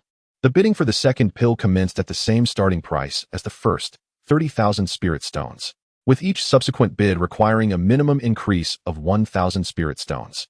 50,000 spirit stones. As soon as the elder concluded his announcement, Du Guangyu promptly raised his bid to 50,000 spirit stones, momentarily silencing the auction hall. 52,000 spirit stones. However, the quiet did not last long as others quickly resumed bidding. 60,000 spirit stones. Seemingly unwilling to prolong the contest, Du Guangyu escalated his bid to 60,000 spirit stones, which rendered the auction hall silent once more, with no further bids forthcoming. Just when Du Guangyu believed victory was assured, Zhang Ruzhou, who had remained silent thus far, finally entered the fray. 62,000 spirit stones. Upon hearing the new bid, Du Guangyu turned to see Zhang Ruzhou, his eyes ablaze with frustration. Zhang Ruzhou had effectively cornered him. The Du family could muster a maximum of 62,000 spirit stones, and Zhang's offer signified that the Du family would be unable to claim this foundation establishment pill, igniting Du Guangyu's fury. Ultimately, the second foundation establishment pill was secured by the Zhang family for 62,000 spirit stones, marking a successful conclusion to the auction. As numerous cultivators exited the venue, their conversations revolved around the significant sums spent by the Liu and Zhang families on the foundation establishment pills, reflecting on the grandeur of the event and feeling their journey had been worthwhile. In truth, among the attendees were not only numerous qi refining families, but also several foundation establishment forces, whose financial capabilities likely surpassed those of the Liu and Zhang families. Yet, they lacked the audacity to make such bold moves, opting not to place exorbitant bids exceeding 10,000 spirit stones for the foundation establishment pill. Additionally, the two families possess a marketplace, which is renowned for its remarkable capacity to generate wealth. Even when divided, the annual earnings in spirit stones are substantial. And considering the savings accumulated over the past century, it is indeed reasonable for them to possess such a considerable amount of spirit stones. However, although the Liu and Zhang families successfully secured the foundation establishment pills, they are likely to face numerous hardships in their endeavor to bring these treasures back to their clans. As for the prospect of having members of the two families come to the Golden Knife Marketplace to undergo their breakthroughs, that seems utterly implausible. Should any assassins from rival factions disrupt the breakthrough process, the investment of over 60,000 spirit stones would be rendered futile. After the auction concluded, Cheng Yan proceeded to the front desk to collect his mystic water pearl, having paid 2,700 spirit stones, complemented by his 1,000 spirit stones as proof of financial capability, totaling 3,700 spirit stones. Chapter 105. The first-rate supreme magical artifact. The Xian water pearl. Upon acquiring the Xian water pearl, Cheng Yan chose not to linger any longer and soared towards the direction of Jiuyu Mountain. As for the Zhang family, having successfully bid for the foundation establishment pills, they would certainly not allow Cheng Yan, an outsider, to accompany them. Moreover, even if the Zhang family were inclined to permit Cheng Yan to join them, he would categorically refuse. The journey ahead promised peril, with countless pursuers likely to pursue them, and traveling alongside them would be tantamount to courting death. However, what Cheng Yan did not anticipate was that, despite parting ways with the Zhang family, he would still find himself under scrutiny. As he flew on his sword towards Jiuyu Mountain, the first few days passed uneventfully. Yet, on the seventh day, while soaring through the skies, he was suddenly ambushed by a colossal fire serpent. Fortunately, Cheng Yan reacted swiftly, summoning a defensive artifact that successfully thwarted the fiery beast's attack. Before him stood an individual blocking his path, none other than Du Guangchuan of the Du family. Cheng Yan's expression darkened as he inquired, "Elder Du, may I ask why you have chosen to intercept me here?" No traveler would maintain a pleasant demeanor after being ambushed. Surprised, are you Cheng Yan? I intentionally declined my family's invitation to attend the auction at the Golden Blade Workshop, solely to wait for you here. It turned out that ever since Du Guangchuan had suffered a setback on Jiuyu Mountain, he had harbored a grudge against Cheng Yan. However, due to the family's preparations for the auction, he had been unable to exact his revenge. Upon learning that Cheng Yan would also attend the Golden Blade auction, He seized the opportunity to refuse his family's arrangement and secretly departed to lay an ambush along Cheng Yan's inevitable route back. This was not merely revenge. It was a matter of settling an old score. Without the assistance of formations, let's see how arrogant you remain, Du Guangquan taunted. Do you truly believe that without formations, I cannot easily subdue you? Humph. With merely an 8th level Qi refinement cultivation, had it not been for your advantage of formations back then, I would have long since dispatched you. Today, without your formations, this place shall be your grave. With a loud proclamation, Du Guangquan took the initiative to strike. Formulating a hand seal, he summoned a fiery serpent. Fire serpent technique. Go, he commanded, as the flame serpent lunged towards Cheng Yan with its gaping maw. Unfazed, Cheng Yan deftly altered his hand seals, conjuring a water blade. This was the water blade technique, a spell inscribed within the jade slip left by Wan Feng, akin to the fire serpent technique in its commonality. Once the water blade materialized, Cheng Yan waved his hand, sending it hurtling towards the fire serpent. The fire serpent clamped down on the water blade, its immense biting force rendering the blade ineffective. However, water spells inherently counter fire spells, and ultimately, the water blade cleaved the fire serpent in two. Yet, the blade, having expended all its power, dissipated into a cloud of vapor in the air. No wonder you exude such confidence. It appears you possess some degree of strength. However, if that is all you have, today you are destined to meet your demise. Upon witnessing his fire serpent technique intercepted by Cheng Yan, Du Guangquan let out a cold chuckle and spoke. Following this, Du Guangquan retrieved a crimson spear from his storage pouch, which, judging by its aura, seemed to be a first-tier superior magical artifact. As Du Guangquan grasped the spear, he continuously infused it with his spiritual energy. With each infusion, the spear expanded in the air, ultimately transforming into a weapon nearly 10 feet in length. Gripping the spear firmly, Du Guangquan hurled it with great force toward Cheng Yan. The red spear morphed into a streak of crimson spiritual light, trailing flames that enveloped it entirely, charging swiftly toward Cheng Yan with tremendous might. Upon seeing this, Cheng Yan dared not be negligent. The power of this fiery spear was formidable. Truly, he was up against a practitioner at the 9th level of Qi training. And Cheng Yan had to respond with utmost caution. He took out the Xian Shui pearl from his storage pouch, continuously channeling his spiritual energy into it. With a sudden, forceful throw, the Xian Shui pearl swelled in size as it traveled, eventually becoming a sphere with a diameter of approximately 5 feet. The Xian Shui pearl transformed into a jet of black flowing light, colliding with the fiery spear. However, how could a first-tier superior magical artifact compare to a first-tier pinnacle magical artifact? The fiery spear held out for only a brief moment before its flames began to flicker in the wind, showing signs of extinguishment. Ultimately, the flames surrounding the spear were snuffed out by the might of the Xian Shui pearl, which sent the spear flying away. The Xian Shui pearl, having lost its obstruction, maintained its speed and continued hurtling towards Du Guangquan. A first-tier pinnacle magical artifact. Du Guangquan exclaimed in shock as he beheld the Xian Shui pearl approaching him. Yet, he had no time for further contemplation. The pearl was already upon him. He could only raise a first-tier superior shield artifact, channeling all his might to conjure a barrier of spiritual energy that enveloped him completely. The Xian Shui pearl struck against the shield. However, since it had been previously impeded by the fiery spear, its power was somewhat diminished, and it ultimately failed to breach Du Guangquan's defenses. To his astonishment, "You possess such a treasure."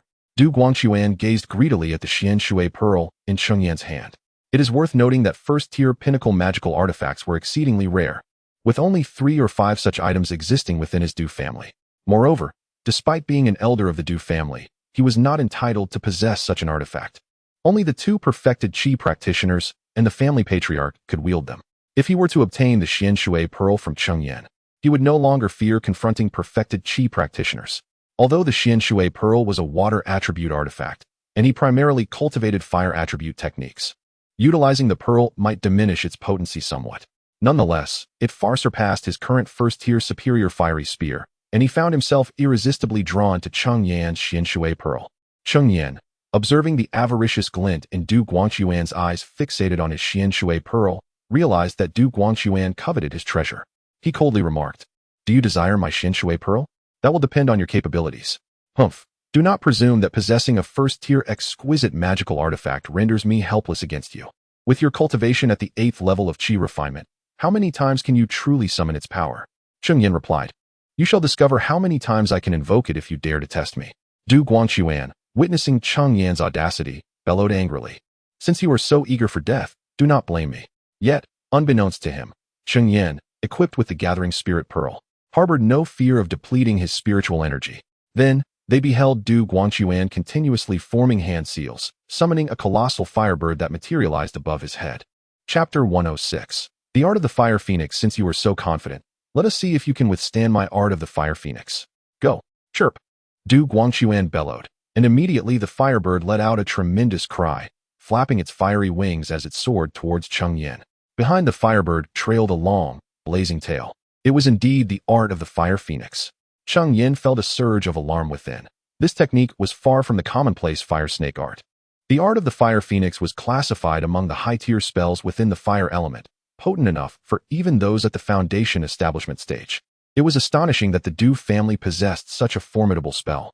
This was a stark contrast to the scattered cultivators, like Wu Yu, who had also reached the 9th level of qi refinement, but wielded only common spells of little remarkable strength. Cheng Yan, too, was not versed in any particularly powerful water-based spells. However, he did not allow fear to take root. He had yet to exert his full strength. Cheng Yan poured his spiritual energy into the Xian Shui pearl as if it were boundless, and the pearl swelled, growing larger than before. With a sudden burst of force, he hurled the Xian Shui pearl into the air, where it streaked across the sky as a black stream of light. This dark streak appeared to come alive, writhing and eventually forming into a colossal black python. The Xian Shui pearl nestled at the head of the black serpent, akin to its core. The massive black python twisted its formidable body, ensnaring the firebird, and opened its gaping maw to bite down upon the bird's wing. The firebird, in pain, thrashed its body, its sharp beak pecking at the black python, while its claws clung desperately to the serpent's form. Yet, despite the great power of the Art of the Fire Phoenix, Du Guangquan was still only at the 9th level of qi refinement and could not fully unleash its might. Gradually, the black python began to gain the upper hand. In a mere quarter of an hour, the black python had bitten off one of the firebird's wings. Deprived of its wing, the firebird could no longer endure and transformed into a blazing inferno, dissipating into the air. With the firebird no longer obstructing its path, the black python twisted its massive form towards Du Guangquan. Upon witnessing his firebird's defeat, Du Guangquan's expression changed dramatically. He hastily retrieved his defensive artifact, pouring all his energy into it, hoping to withstand the onslaught of the black python. The black python opened its jaws wide and clamped down on the barrier protecting Du Guangquan. With a powerful thrust, the serpent began to crack the spiritual barrier, which ultimately shattered with a resounding crash. However, the black python also expended all its remaining power, dissipating into the air. Du Guangquan, seeing this, felt a surge of joy, believing he had successfully defended himself. But suddenly, a dark pearl appeared before him, the weighty Xian Shui pearl crashing into his chest like a ton of bricks. With a thud, the immense force jolted his organs, causing him to cough up a mouthful of blood. During the refinement of the Xian Shui pearl, the weapon master infused it with a top-tier first-grade water attribute Demon Beast's Demon Core. When fully activated, it could summon the spirit of the Demon Beast, significantly amplifying its destructive power compared to merely using the Xian Shui pearl as a blunt instrument. However, such full-force activation demanded a substantial expenditure of spiritual energy, making it impractical for frequent use unless one had achieved a complete mastery of qi cultivation. Even a cultivator at the 9th level of qi could only unleash it 3 or 4 times at most. As for Cheng Yan, whose cultivation was at the 8th level, the effort completely drained his spiritual energy. After Du Guangquan suffered a blow from the Xian Shui pearl and found himself gravely injured, he contemplated fleeing. However, he soon realized that the spiritual energy fluctuations emanating from Cheng Yan had vanished entirely. It dawned on him that Cheng Yan had expended all his energy on such a powerful strike. Haha, your spiritual energy is depleted. In that case, prepare to meet your demise. Du Guangquan cackled triumphantly. A cultivator stripped of their spiritual energy is akin to a mere mortal. Although Du Guangquan was severely wounded, he still possessed enough spiritual energy to dispatch Cheng Yan with a simple spell.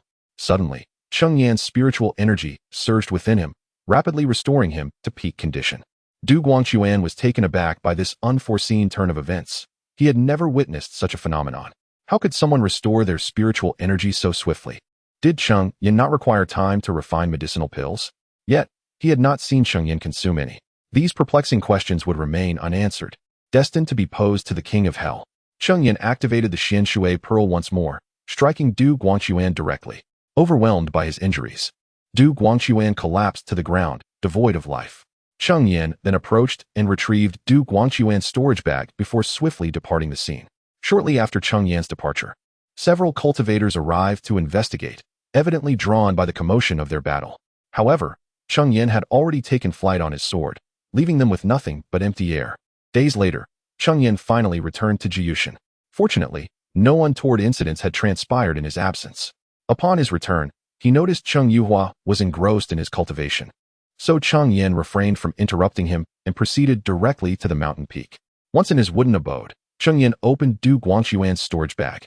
In his haste to return to Jiyushan, he had been preoccupied with concerns over potential mishaps or hidden ambushes, which had prevented him from examining the contents of the bag earlier.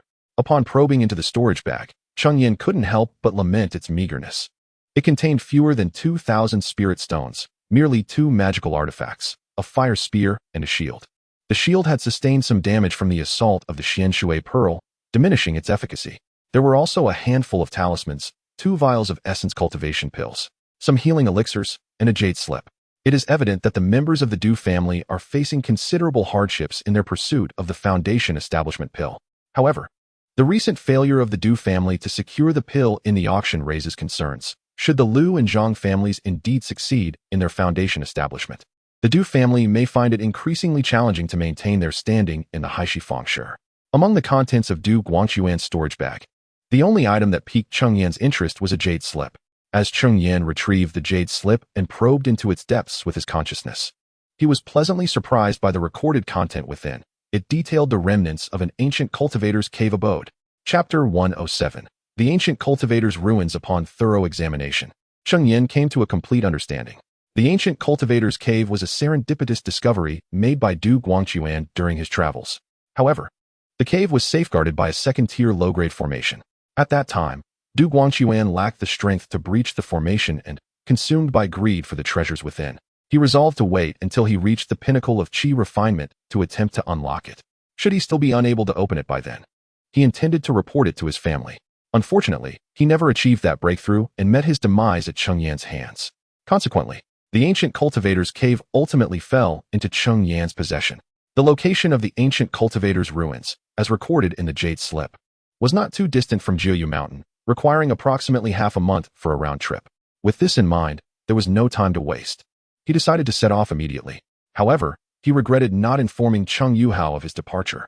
If he left home again without notice, Cheng Yuhao might worry, thinking he had not returned. Thus, Cheng Yan left a sound transmission talisman for Cheng Yuhao, informing him of his brief return and that he was embarking on another journey, urging him not to fret.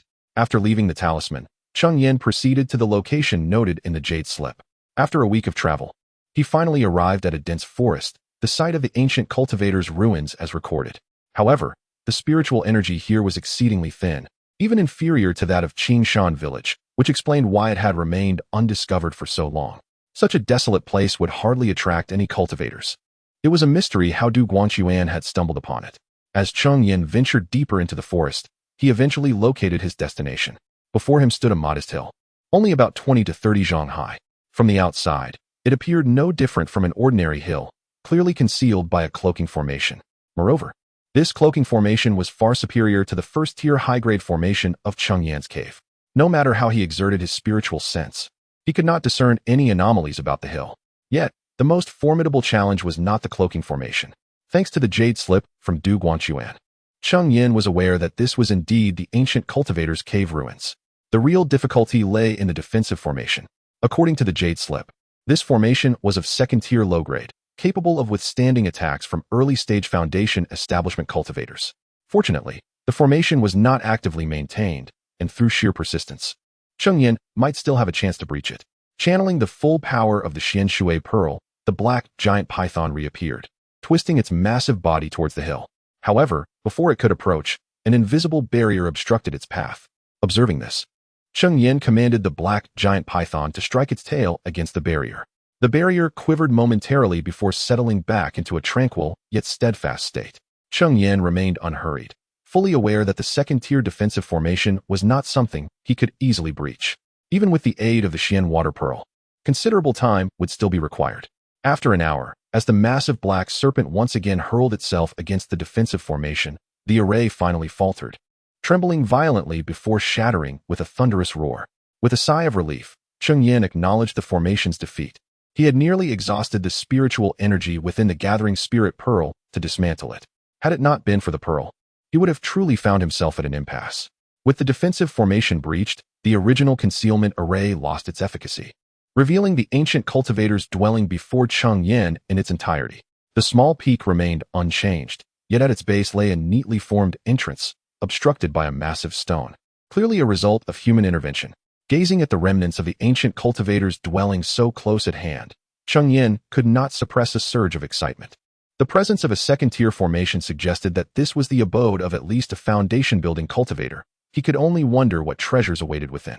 Suppressing his eagerness, he summoned the Xian water pearl, which struck the massive stone blocking the entrance. The stone shattered into numerous fragments, scattering as the entrance was finally unveiled before him. However, Cheng Yan did not rush inside. The unknown dangers within could be perilous. Should he recklessly charge in, he might find himself in mortal peril without even understanding how it happened. He summoned dozens of purple-winged bees, instructing them to enter the dwelling first to scout for dangers. Only after confirming that it was safe did he proceed inside. Upon entering the cave, Cheng Yan beheld the interior of the dwelling in its entirety. The abode was exceedingly simple, appearing to have been hastily excavated. In the center sat a figure, now merely a skeleton, evidently long deceased for many years. Aside from that, the entire cave was remarkably clean, seemingly devoid of any remnants, save for a ring adorning the left hand of the skeleton. To avoid any potential hazards, Cheng Yan dared not approach directly. Instead, he summoned several purple-winged bees to retrieve the ring for him. Fortunately, the retrieval went without incident, and Cheng Yan successfully acquired the ring. Holding it in his hand, he examined it closely. The ring was a silvery hue, reflecting light in a delicate shimmer, exuding exquisite craftsmanship. Could this be a storage ring? Cheng Yan pondered as he scrutinized the ring in his grasp. A storage ring, also known as a spatial ring, serves a purpose akin to that of a storage pouch, designed for the preservation of items.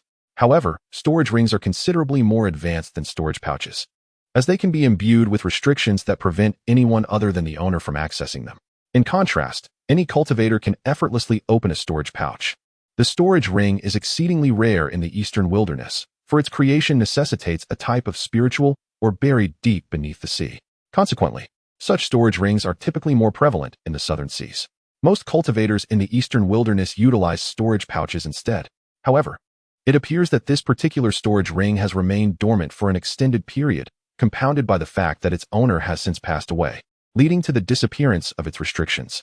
Cheng Yan was able to effortlessly probe inside with his spiritual consciousness. Upon entering, he was utterly astonished by the vastness of the interior space. The storage pouch currently in Cheng Yan's possession was originally left behind by Wu Yan, and while its capacity is already considerable, it pales in comparison to this storage ring. Indeed, it could be said that 2 or 3 dozen of his storage pouches would not equate to the space offered by this remarkable ring. Chapter 108. The landscape of heaven and earth. The treasures within left Cheng Yan utterly astonished. The spiritual stones were piled up like small hills. As he swept his divine consciousness across the cavern, he estimated there to be around 100,000 spiritual stones. However, it was 2 individually stored elixirs that captured Cheng Yan's attention. These elixirs were contained within a small jade vial, and given their separate storage, they were undoubtedly of considerable significance. Cheng Yan carefully retrieved the vial and poured out its contents. The moment the elixirs left the vial, a rich fragrance filled the entire cave, a scent that Cheng Yan recognized all too well. It was indeed the Foundation Establishment pill. Gazing at the elixirs resting in his palm, Cheng Yan felt a surge of excitement that made his body tremble slightly. These were Foundation Establishment pills, each capable of fetching 50 to 60,000 spiritual stones, and they were incredibly scarce. Most importantly, possessing these 2 pills meant that Cheng Yan had a genuine opportunity to establish his foundation, which was undeniably thrilling. Suppressing his exhilaration, he returned the Foundation Establishment pills to the jade vial and carefully placed it in a corner of his storage ring. He then began to examine the other items. Besides the Foundation Establishment pills and the spiritual stones, he discovered a multitude of jade slips, which he meticulously reviewed. The contents within these slips left Cheng Yan even more astounded.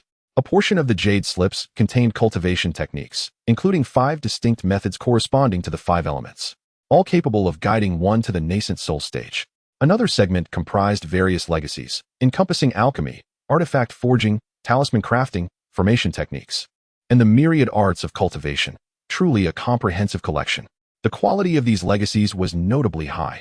Even the least impressive formation inheritance was of mid-tier 3rd grade, while the finest alchemy legacy boasted a peak 3rd grade status.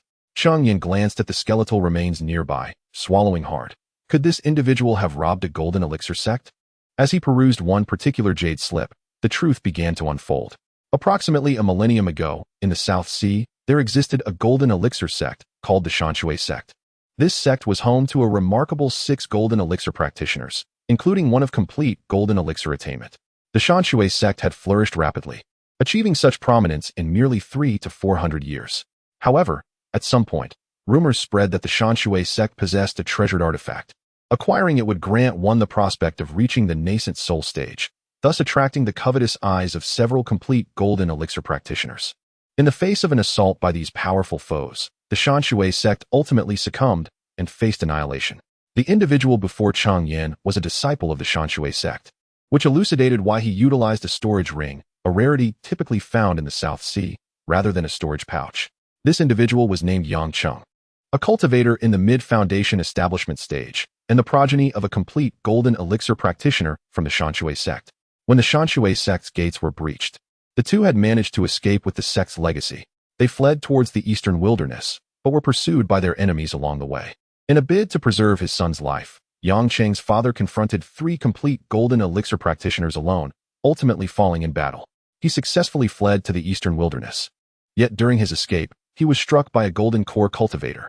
Although he managed to survive thanks to a protective talisman left by his father, he sustained severe injuries. Ultimately, he arrived at this place, succumbing to his wounds without receiving any treatment. Within his storage ring lay the legacy of the Shanshui sect. The jade slip mentioned a treasured artifact of the sect, indeed existing, known as the Qian Kuan Shanshui map. However, just as the slip introduced the name, it abruptly ceased. Possibly because the individual had succumbed to his injuries at that very moment.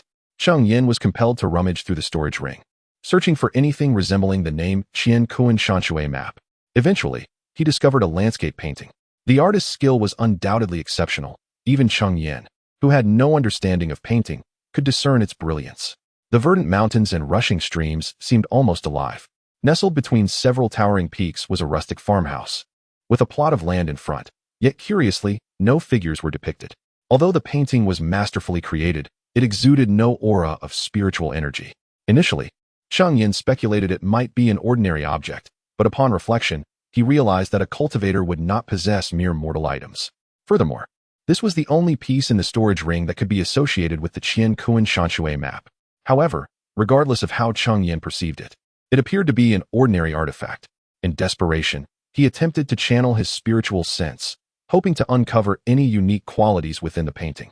As soon as his spiritual sense made contact with the artwork, he felt an immense pull, drawing his consciousness inward. Fear gripped him. He had never encountered such a phenomenon before and began to struggle.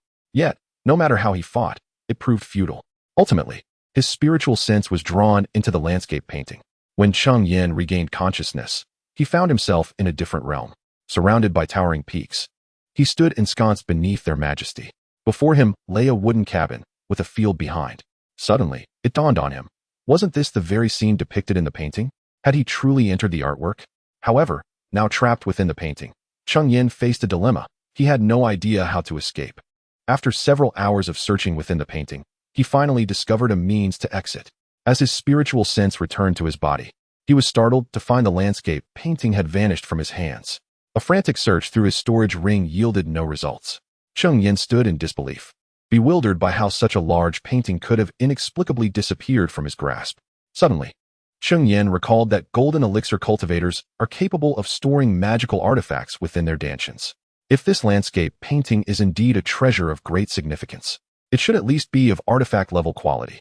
Thus, Cheng Yan promptly seated himself in meditation, turning his attention inward to his dantian.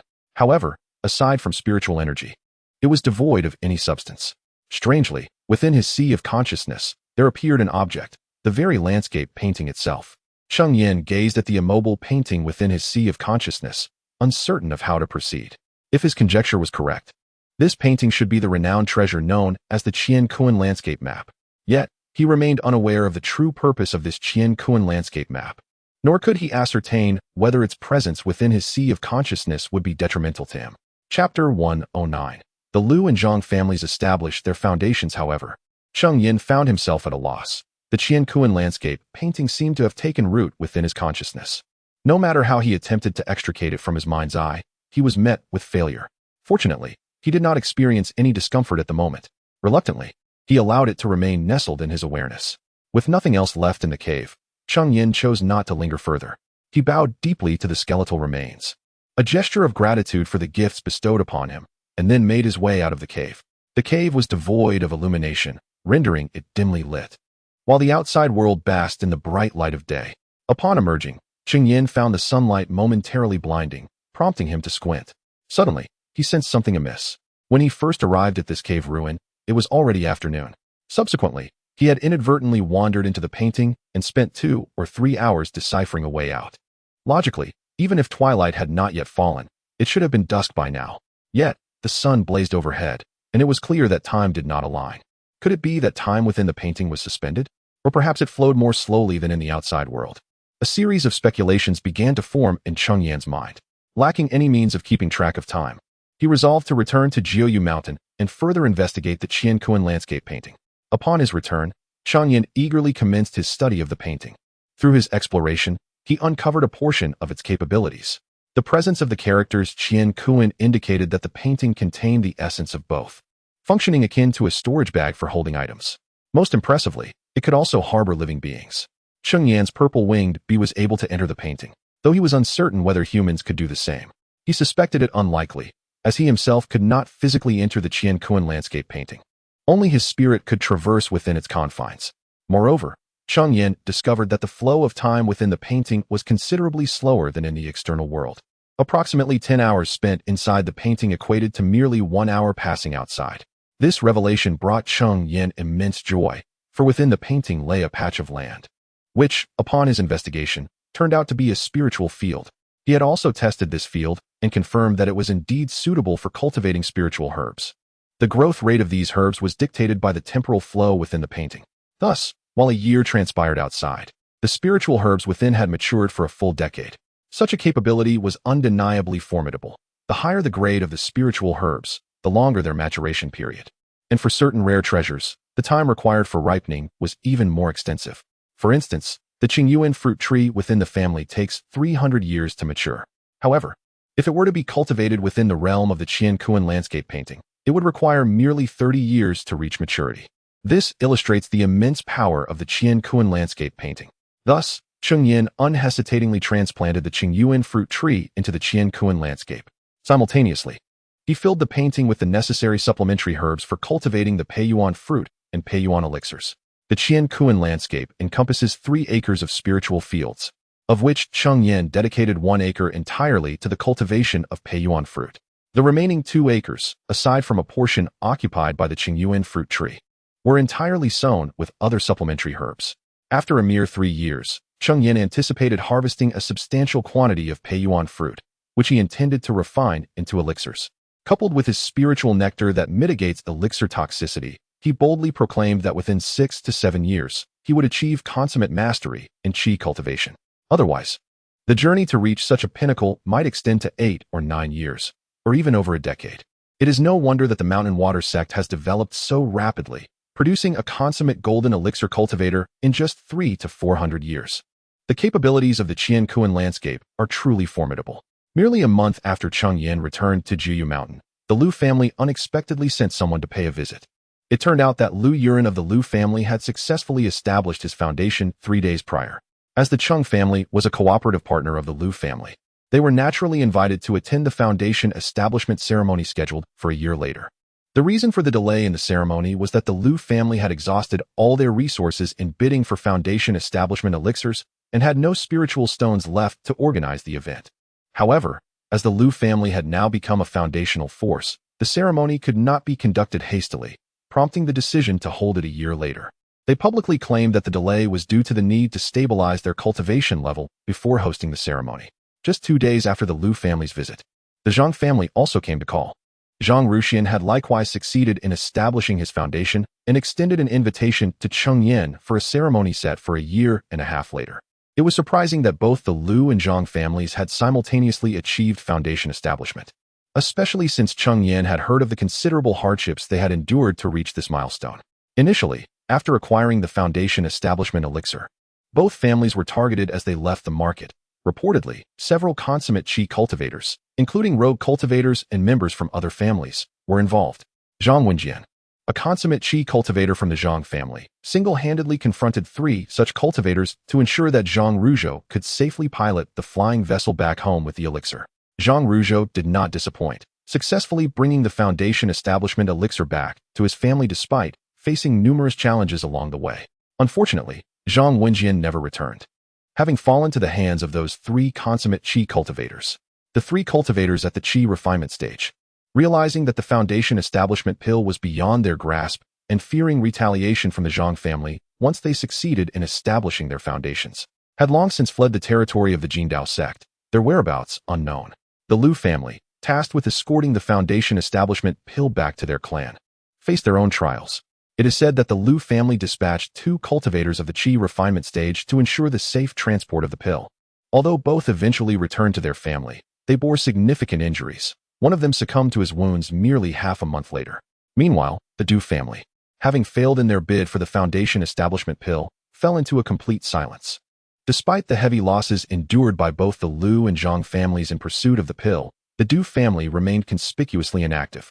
Chapter 110. Cheng Yuhao's first adventure. Even the loss of a mere elder at the 9th level of qi refinement within the Du clan elicited no outcry. In former times, the disappearance of even a single clan member at the 1st level of qi refinement would have sent the Du family into an uproar, causing a significant stir throughout the Blackstone market. Subsequently, during the foundation establishment ceremonies of both clans, the Du family presented lavish gifts worth thousands of spirit stones to each, citing their own inadequacies in strength and expressing concerns about their capability to manage the market. Thus, they withdrew from the management, leaving it in the hands of the Liu and Zhang families. This decision signified that henceforth, the profits of the Blackstone market would no longer be associated with the Du family. The Du family was compelled to take this course of action, as their previous arrogance had provoked numerous smaller families, many of which rallied behind the Liu and Zhang clans. With both Liu and Zhang now established as foundational families, the smaller clans were likely to conspire against the Du family, rather than await the inevitable retaliation from Liu and Zhang. It was wiser to concede and safeguard their own interests. Cheng Yan had also heard that the Du family, in their pursuit of foundation establishment pills, had depleted their copper or veins. Unless they encountered new opportunities, they would remain suppressed by the Liu and Zhang families, with little chance of resurgence. 3 years had elapsed since the Liu and Zhang families achieved their foundation establishment. Presently, both families were thriving, their earlier ceremonies filled with guests, even attracting representatives from venerable foundational forces like the Tiger Roar Mountain Manor. The losses they incurred while escorting the foundation establishment pills back to their clans had been compensated, and both clan leaders had successfully reached the pinnacle of qi refinement, with the potential for further advancement, both still under 60 years of age. However, despite their newfound status as foundational families, obtaining additional foundation establishment pills would prove exceedingly challenging. Besides the Liu and Zhang families, the Cheng family had also undergone significant changes. Nearly a decade had passed since Cheng Yan founded the Cheng family, and fresh blood had finally been introduced. This time, 2 individuals joined. Cheng Yuning, a girl of the Yu generation, endowed with a 5-element root, excelling in fire. 3 months prior, Cheng Yan had brought her into the family, and in just a month, she had successfully cultivated her qi, now at the 1st level of qi refinement. The other newcomer was Zhou Xinxin, the son of Cheng Ruming, also possessing a 5-element root, with wood being his strongest. He entered the family alongside Cheng Yuning, and their progress in qi cultivation was remarkably similar, both now at the 1st level of qi refinement. As the first child of Cheng Ruming, Zhou Xinxin was indeed fortunate to possess a spirit root.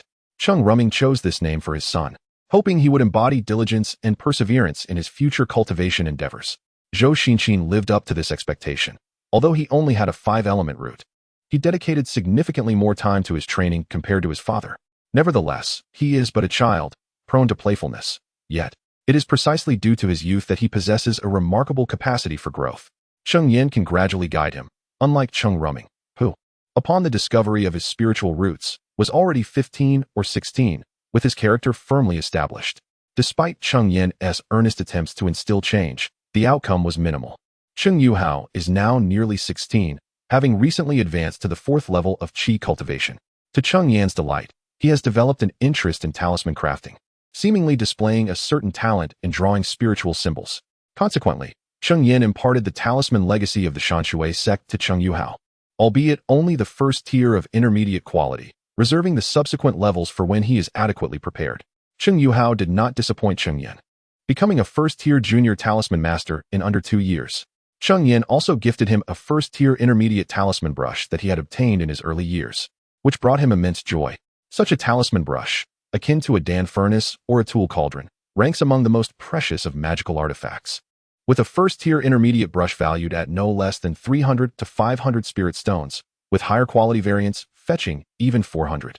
Furthermore, a quality brush significantly enhances the success rate of talisman crafting. Thus, Cheng Yuhao was naturally elated to receive one from his 6th uncle.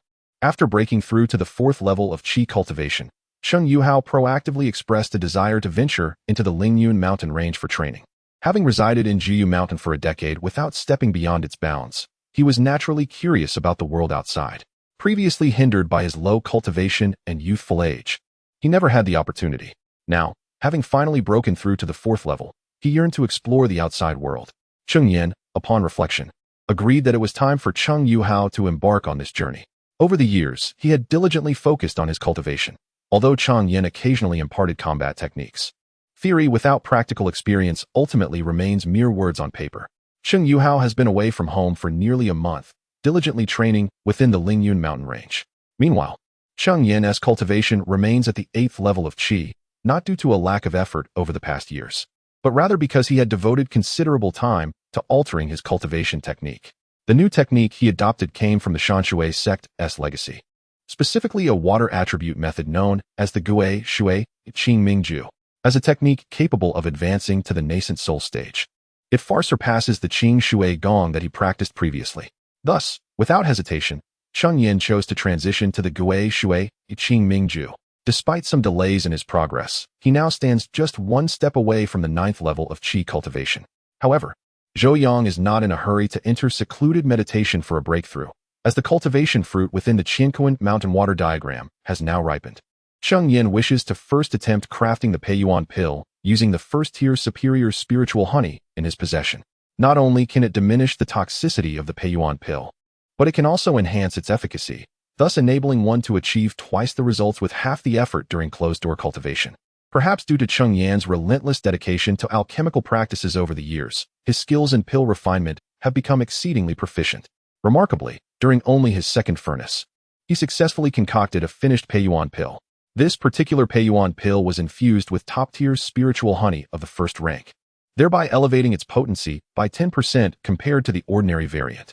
Although this top-tier spiritual honey is of a higher grade than the inferior version previously utilized, it still only augments the efficacy of the Peiyuan pill by the same 10%.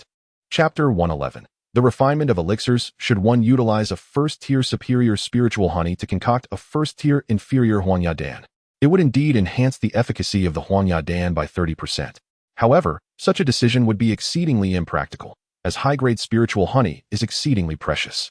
Nevertheless, an enhancement of 10% efficacy is already sufficient, with the primary advantage being the reduction of elixir toxicity, allowing Cheng Yan to consume a greater number of elixirs within a short span.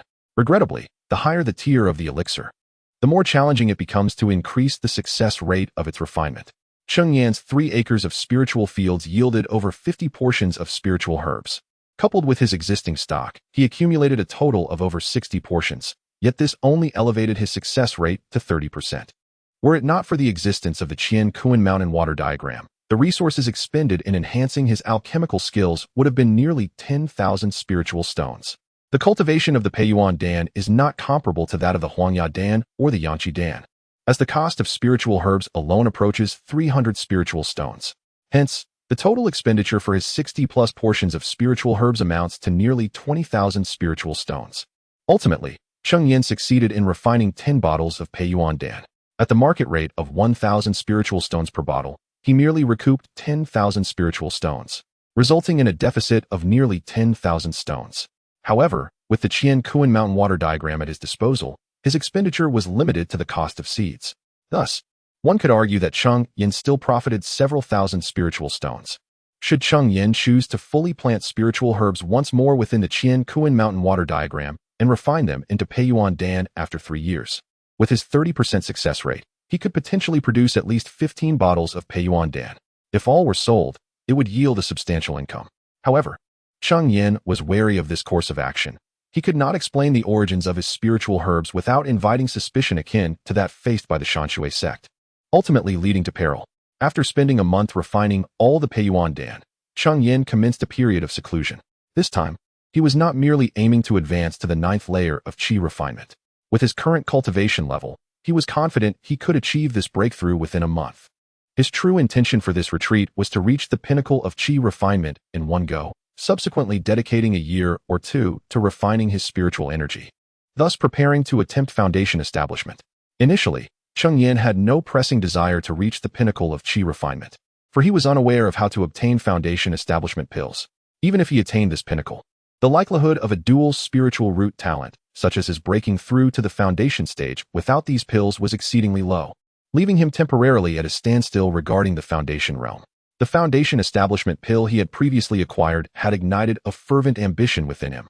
Furthermore, witnessing the spirited demeanor of foundation cultivators from the Liu and Zhang families during their foundation establishment ceremonies had only deepened his yearning, solidifying his resolve for this retreat. Yet, unexpectedly, an unforeseen complication arose during his seclusion.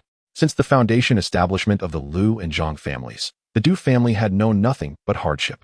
Despite the Du family willingly relinquishing a considerable portion of their interests, they merely succeeded in slowing the pace at which the Liu and Zhang families sought to absorb them. The Liu and Zhang families, in their quest for foundation establishment, have suffered significant losses. Nevertheless, the Du family, having failed in their bid for foundational elixirs, has expended nearly no spirit stones. Should the two families manage to engulf the Du family, they could potentially restore some of their vitality. However, the Du family remains one of the illustrious trio of families from Europe, making it difficult for the Liu and Zhang families to unjustly attack them. Thus, they can only resort to a gradual encroachment. Currently, the Du family's shops in the market have dwindled to less than half, all acquired at low prices by the Liu and Zhang families under various pretexts. The Du family, powerless in the face of such circumstances, can only swallow their grievances. If this situation persists without intervention, it is feared that within a few years, the Du family will be wholly consumed by the Liu and Zhang families. At this moment, 2 perfected Qi cultivators from the Du family, alongside the family patriarch, were engaged in discussions regarding this predicament. Du Guangyu expressed his concerns, saying, "We have lost yet another shop in Haishi Market. At this rate, our Du family is doomed." Third uncle, "Brother, what shall we do?" Du Guangqing, his elder brother and a promising perfected Qi cultivator, retorted angrily. "The Liu and Zhang families are truly overstepping their bounds. I say we should confront them directly. That is not an option. We are not a match for the Liu and Zhang families at present. We would be outmatched even against either one of them alone. If we wish for the Du family to endure, we must refrain from impulsive actions and bide our time," cautioned Du Xiansan, the third uncle and another perfected Qi cultivator of the Du family. In recent years, the Du family's once arrogant demeanor has vanished, with their more troublesome relatives confined within the clan to prevent any missteps that could provide leverage to the Liu and Zhang families. Third uncle, "We have endured for so long, yet we see no halt in the Liu and Zhang families' encroachment. If this continues, the Du family may soon lack even the strength to retaliate." Du Xiansun fell silent, fully aware of the Du family's dire straits, yet at this juncture, they had no alternative but to endure. A confrontation? The Liu and Zhang families would likely welcome such a challenge, for the Du family, devoid of any foundational cultivators, would stand no chance against them. As Du Xiansun remained silent, both Du Guangyu and Du Guangqing bowed their heads in contemplation. Finally, with a long sigh, Du Xiansun seemed to resolve within himself a significant decision. "We must relocate." "What?" Both Du Guangyu and Du Guangqing were taken aback. The Du family had established itself in this locale for nearly 70 or 80 years. Born and raised here, the prospect of moving astonished them greatly. "I am aware of the profound affection you both hold for this place, as do I. However, should we continue to linger here, with the presence of the Liu and Zhang families, we would find ourselves in perpetual despair. The only path to a glimmer of hope lies in relocating our entire clan." Du Guangyu, and Du Guangqing fell into silence once more. Du Xianxuan's words bore wisdom. If they remained here, not only would there be no chance for resurgence, but in a few short years, the Du family might cease to exist in Haishifangshi. Yet, where could we possibly relocate? Du Xianxuan continued, years ago, during my travels, I forged a friendship with a remarkable individual, a disciple of the Qihua sect. This person possesses exceptional talent and has successfully established a foundation. With the bond one share with him, we could potentially lease a spiritual vein from the Qihua sect, and with the backing of a foundation-established cultivator, we could develop more securely. Chapter 112. Undercurrents and machinations. The Qihua sect is a venerable foundational power, its strength rivaling that of the Tiger Roar Mountain Manor. Friends? Can they be trusted? Yet, Du Xianxuan shook his head. Regardless of trust, we have no other path to tread. Sigh. Du Guangyu let out a heartfelt exhalation. Indeed, the Du family has been driven to a dead end. If we wish to preserve the Du family, this is the only course of action available. Suddenly, Du Guangqing slammed his palm upon the table, producing a resounding noise. With a tone filled with indignation, he declared, had it not been for the Du family's lack of a cultivation technique inheritance, we would not have failed to procure the foundational elixir at the last auction. The Lu family possesses a legacy of weapon crafting, while the Zhang family has a tradition of talisman crafting, both generating substantial spiritual stones annually for their clans. If the Du family were to inherit even a modest cultivation technique, perhaps of the first-tier average quality, coupled with our copper mine, we would undoubtedly emerge as the wealthiest family in the Haishifang market, and securing the foundational elixir would be a matter of course. Alas, there are no what-ifs. The Du family has operated in Haishifang for decades without a cultivation technique of its own. Upon hearing this, Du Guangyu seemed to ponder deeply. I am aware of an individual who possesses an alchemy inheritance, at least of the first-tier average quality, and it is likely that Guangxuan met his demise at this person's hands. Who? Du Guangqing inquired. The Cheng family, Cheng Yan. Is he not the one closely allied with the Lu and Zhang families? Indeed, I had previously sent Guangxuan to the Cheng family, hoping to obtain their alchemy inheritance. But the Cheng family is protected by a first-tier superior formation, and Guangxuan suffered some setbacks there. Given Guangxuan's temperament, he would not have easily swallowed his pride. He must have sought Cheng Yan in secret, and now that Guangxuan is missing, it is very likely he fell victim to Cheng Yan. In that case, what are we waiting for? Let us assault the Cheng family, eliminate Cheng Yan, avenge our eighth brother, and seize his alchemy inheritance. Absolutely not. Before Du Guangyu could respond, Du Xianxuan interjected, interrupting the conversation. The Cheng family maintains close ties with both the Lu and Zhang families. If we were to launch an attack, it would merely provide them with an excuse to turn against us. This course of action is entirely unfeasible. Moreover, the Cheng family is protected by a first-tier superior formation. Unless I accompany you, it would be impossible to conquer them. Du Guangqing opened his mouth to argue further, but Du Guangyu silenced him with a glance. Worry not.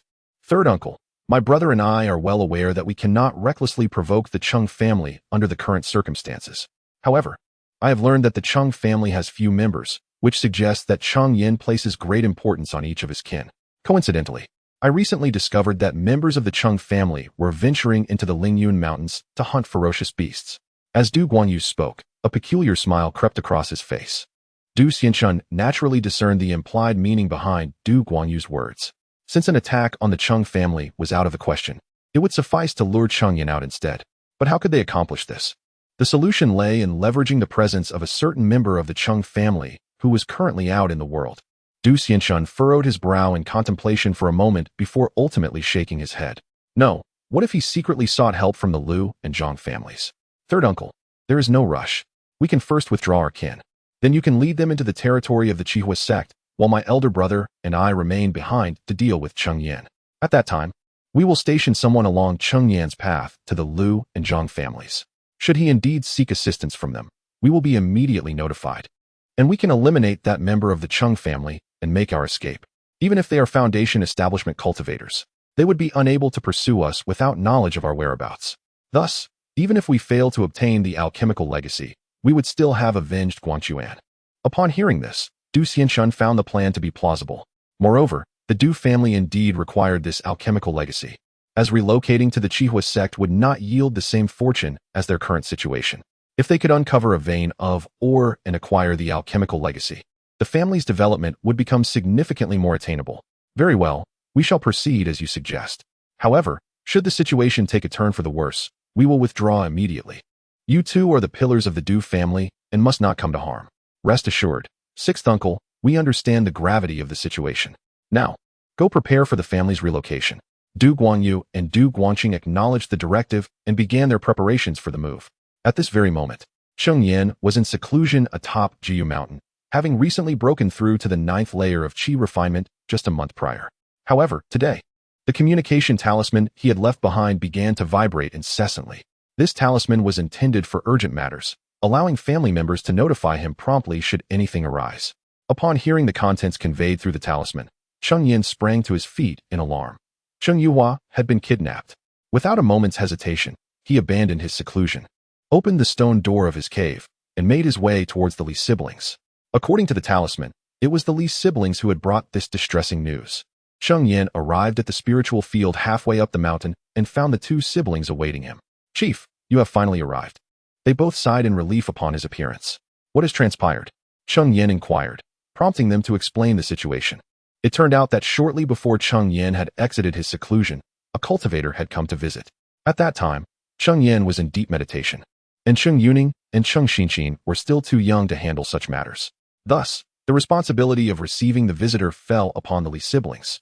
To their astonishment, the visitor had merely dropped a communication talisman and fled without another word.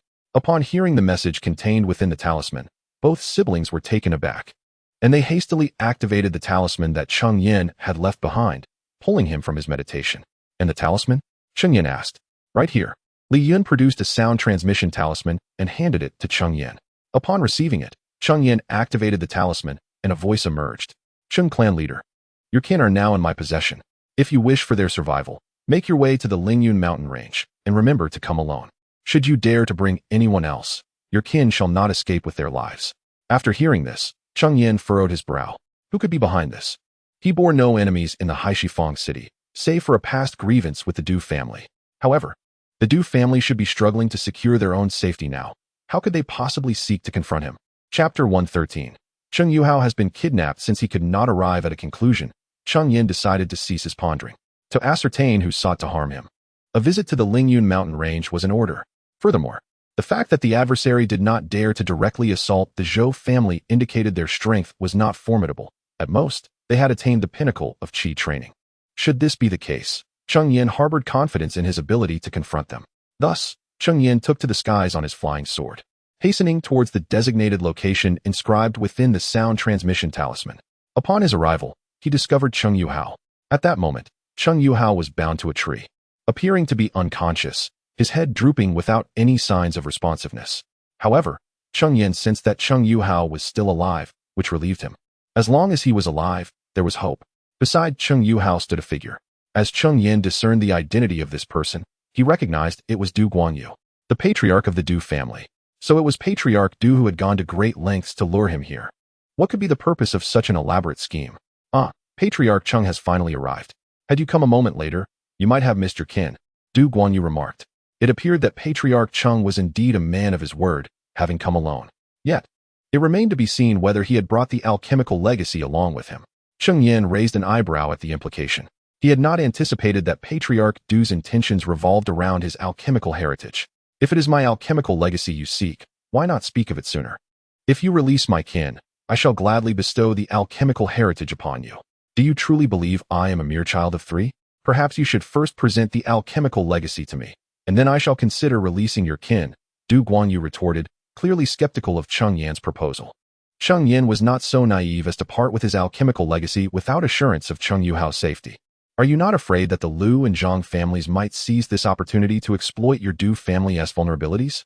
Cheng Yan inquired, fully aware of the precariousness of his situation with Cheng Yuhao in Du Guanyu's grasp.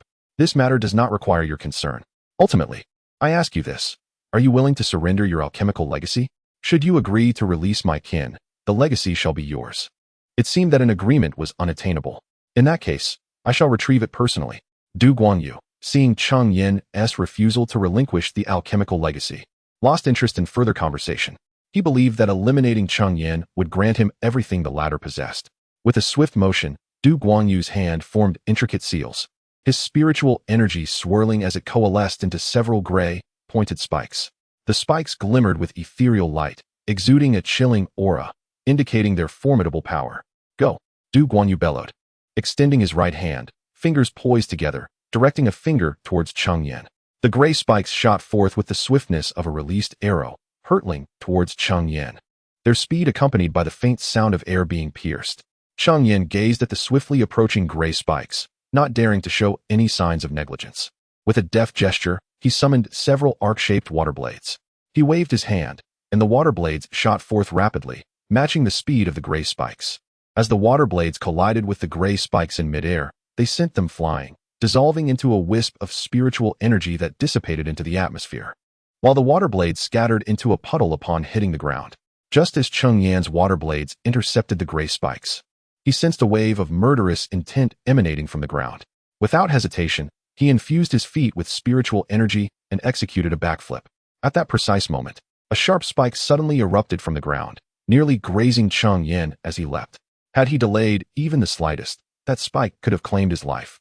Evading the spike, Cheng Yan did not pause. He continued with another backflip, only to encounter another earthen spike emerging in his previous location. The spikes kept thrusting upward from the ground, compelling Cheng Yan to perform several backflips in quick succession before he launched himself high into the air, reaching a height of 3 zhang.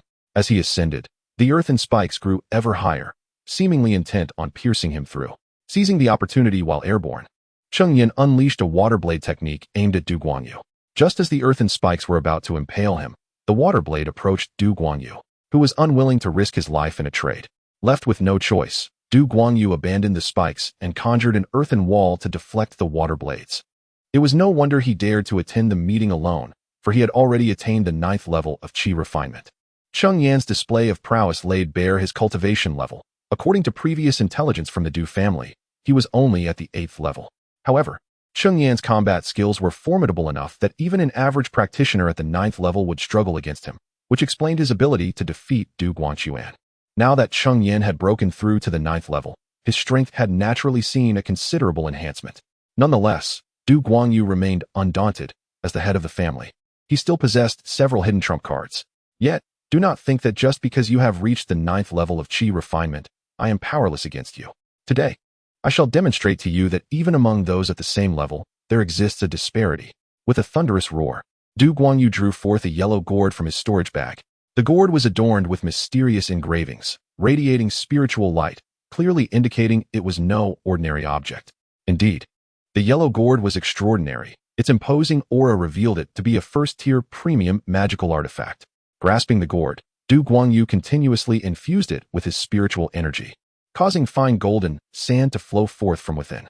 A cascade of fine sand gradually coalesced in the air, forming a colossal golden long sword, nearly 3 in length, with an exceptionally sharp blade radiating a fierce aura. Even from a considerable distance, Cheng Yan could faintly perceive the blade's keen edge. Flash! Du Guanyu uttered a single word, then raised his hand and forcefully swung it downward. The enormous long sword, forged from the fine sand, cleaved towards Cheng Yan. The golden blade hurtled towards his face with formidable might, exuding an overwhelming sense of pressure. Cheng Yan's heart raced with trepidation. It was indeed a first-tier exquisite magical artifact, displaying tremendous power. While his mind was occupied with these thoughts, his actions remained swift. He promptly retrieved the Xian water pearl from his storage bag and infused it with spiritual energy. The Xian water pearl expanded dramatically, and without hesitation, Cheng Yan hurled it forth. Chapter 114. What? The Xian Shui pearl, though substantial in size, seemed rather insignificant before the resplendent golden blade. Yet, while the Xian Shui pearl may have paled in physical form compared to the golden blade, its power was by no means diminished. Upon striking the Xian Shui pearl, the golden blade quivered, nearly disintegrating into fine sand. Although the blade stabilized afterward, it found itself thwarted by the Xian Shui pearl, unable to advance further. Du Guanyu, witnessing the stalemate between the two artifacts, chose to disperse the golden blade, transforming it into a swirling cloud of fine sand that circumvented the Xian Shui pearl. This sand then coalesced once more into a golden spear, its tip glimmering with golden light. With a swift motion of his hand, Du Guanyu sent the golden spear hurtling towards Cheng Yan. Cheng Yan's pupils constricted in shock, taken aback by the agility of his opponent's artifact which had deftly circumvented his Xian Shui pearl. As the golden spear approached with alarming speed, evasion was no longer an option. Although he possessed a defensive artifact, it was merely a low-grade one, likely insufficient to withstand such an assault. However, Cheng Yan was not without recourse. He fervently channeled spiritual energy into the Xian Shui pearl, summoning forth the spirit of a massive black python. Once conjured, Cheng Yan immediately maneuvered the python to encircle him, using its robust form as a shield. The golden spear pierced into the spiritual essence of the black python, but failed to breach its defenses, thereby sparing Cheng Yan from harm. A low-grade premium artifact. Du Guanyu furrowed his brow upon seeing Cheng Yan's Xian Shui pearl, surprised that Cheng Yan also wielded such a formidable artifact. This revelation suggested that subduing Cheng Yan would become exceedingly challenging.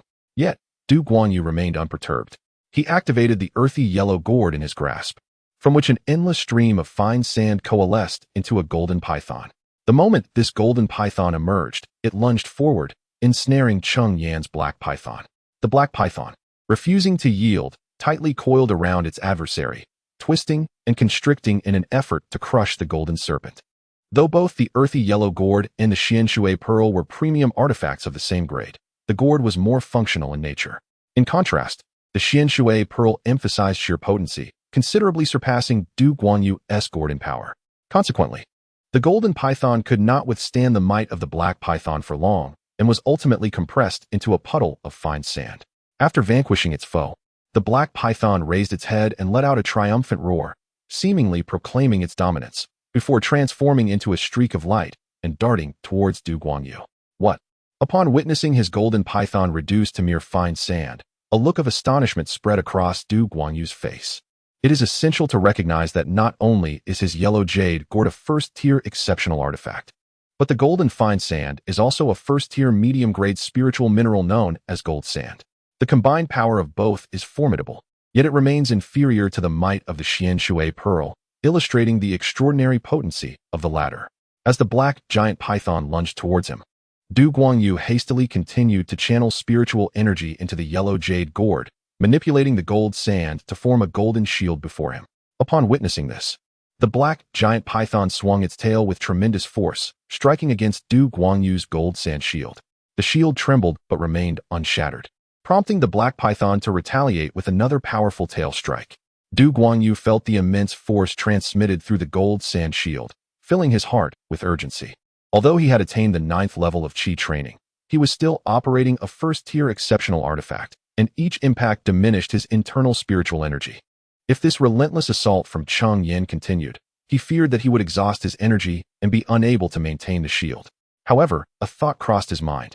He had broken through to the 9th level of Qi training several years ago, while Cheng Yan had only recently achieved his breakthrough. Undoubtedly, Du Guanyu's spiritual energy reserves would surpass those of Cheng Yan. Furthermore, the consumption of energy required to wield such a powerful artifact by Cheng Yan would far exceed his own. Thus, it was reasonable to conclude that Cheng Yan's spiritual energy would deplete before his own. With this in mind, Du Guanyu felt a surge of confidence, steadily channeling energy into the yellow jade gourd, determined to withstand Cheng Yan's onslaught. Was it a contest of spiritual energy consumption?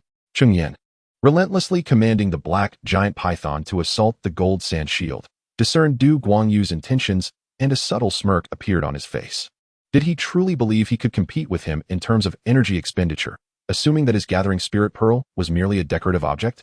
Consequently, Cheng Yan not only refrained from regulating his energy consumption, but rather intensified the flow of spiritual energy. The might of the black python escalated further. Each strike against the gold sand shield caused it to tremble. Indeed, some grains of gold sand could not withstand such overwhelming force and fell away from the shield. Du Guanyu, who was tasked with defending against Cheng Yan's assault, found himself in a predicament. Although he initially intended to control his energy infusion, he had no choice but to increase it in response to the black python's growing power. If this continued, he feared he would not last much longer. Yet, he remained confident that Cheng Yan would be the first to exhaust his energy. However, contrary to his expectations, Cheng Yan's spiritual energy seemed inexhaustible, showing no signs of diminishing as the black python's prowess remained consistently formidable. In stark contrast, Du Guanyu's spiritual energy was rapidly depleting, making it increasingly difficult to maintain the gold sand shield. The black python executed another tail strike against the shield, causing a significant amount of gold sand to fall away. Realizing that his opponent was nearing his limit, Cheng Yan abruptly channeled energy into the Xian Shui pearl, raising the black python's tail high before delivering a powerful downward blow onto the gold sand shield. The golden sand shield finally succumbed.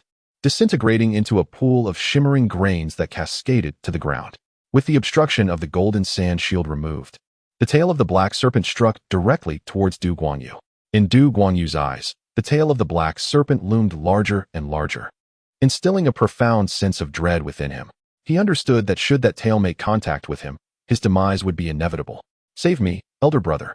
With Du Guanyu's desperate cry, an answering call echoed in the air. Ka. Chapter 115. The unfolding of a fierce battle. A crimson light suddenly appeared in the sky, accompanied by a terrifying wave of heat descending from above. In the blink of an eye, this red luminescence reached the massive black python. At that moment, Cheng Yan finally discerned the true nature of the red light. It was, astonishingly, a gigantic firebird. With sharp talons extended, the firebird seized the black python, causing the serpent to miss its strike and fail to eliminate Du Guanyu. Accompanying the firebird was a figure whose intense spiritual energy fluctuations revealed his complete mastery of Qi cultivation. "Boy, dare to harm a member of the Du family? Today, you shall undoubtedly meet your demise," Du Guangqing exclaimed as he appeared, directing a scornful retort towards Cheng Yan. "Your audacity is remarkable, fellow cultivator. Are you suggesting that only members of the Du family are permitted to strike me, while I am not allowed to retaliate? What kind of reasoning is that?" Cheng Yan, well acquainted with Du Guangqing, a Qi cultivation master, remained unperturbed. Although Du Guangqing had achieved full mastery, Cheng Yan possessed the capability to contend with him. Even if it turned into a war of attrition, Cheng Yan was confident he could outlast him. Ultimately, it is a matter of whose fists are mightier. The outcome remains uncertain. Cheng Yan scoffed. "Do not assume that defeating my fourth brother makes you invincible. Today, I shall demonstrate the power of complete Qi mastery." With a thunderous roar, Du Guangqing began to weave intricate hand seals, causing the firebird overhead to open its beak and unleash a torrent of flames. The inferno, imbued with an overwhelming heat, struck Cheng Yan, eliciting a sting upon his face. Yet, before the formidable flames, Cheng Yan stood undaunted, channeling the full power of the mysterious water pearl.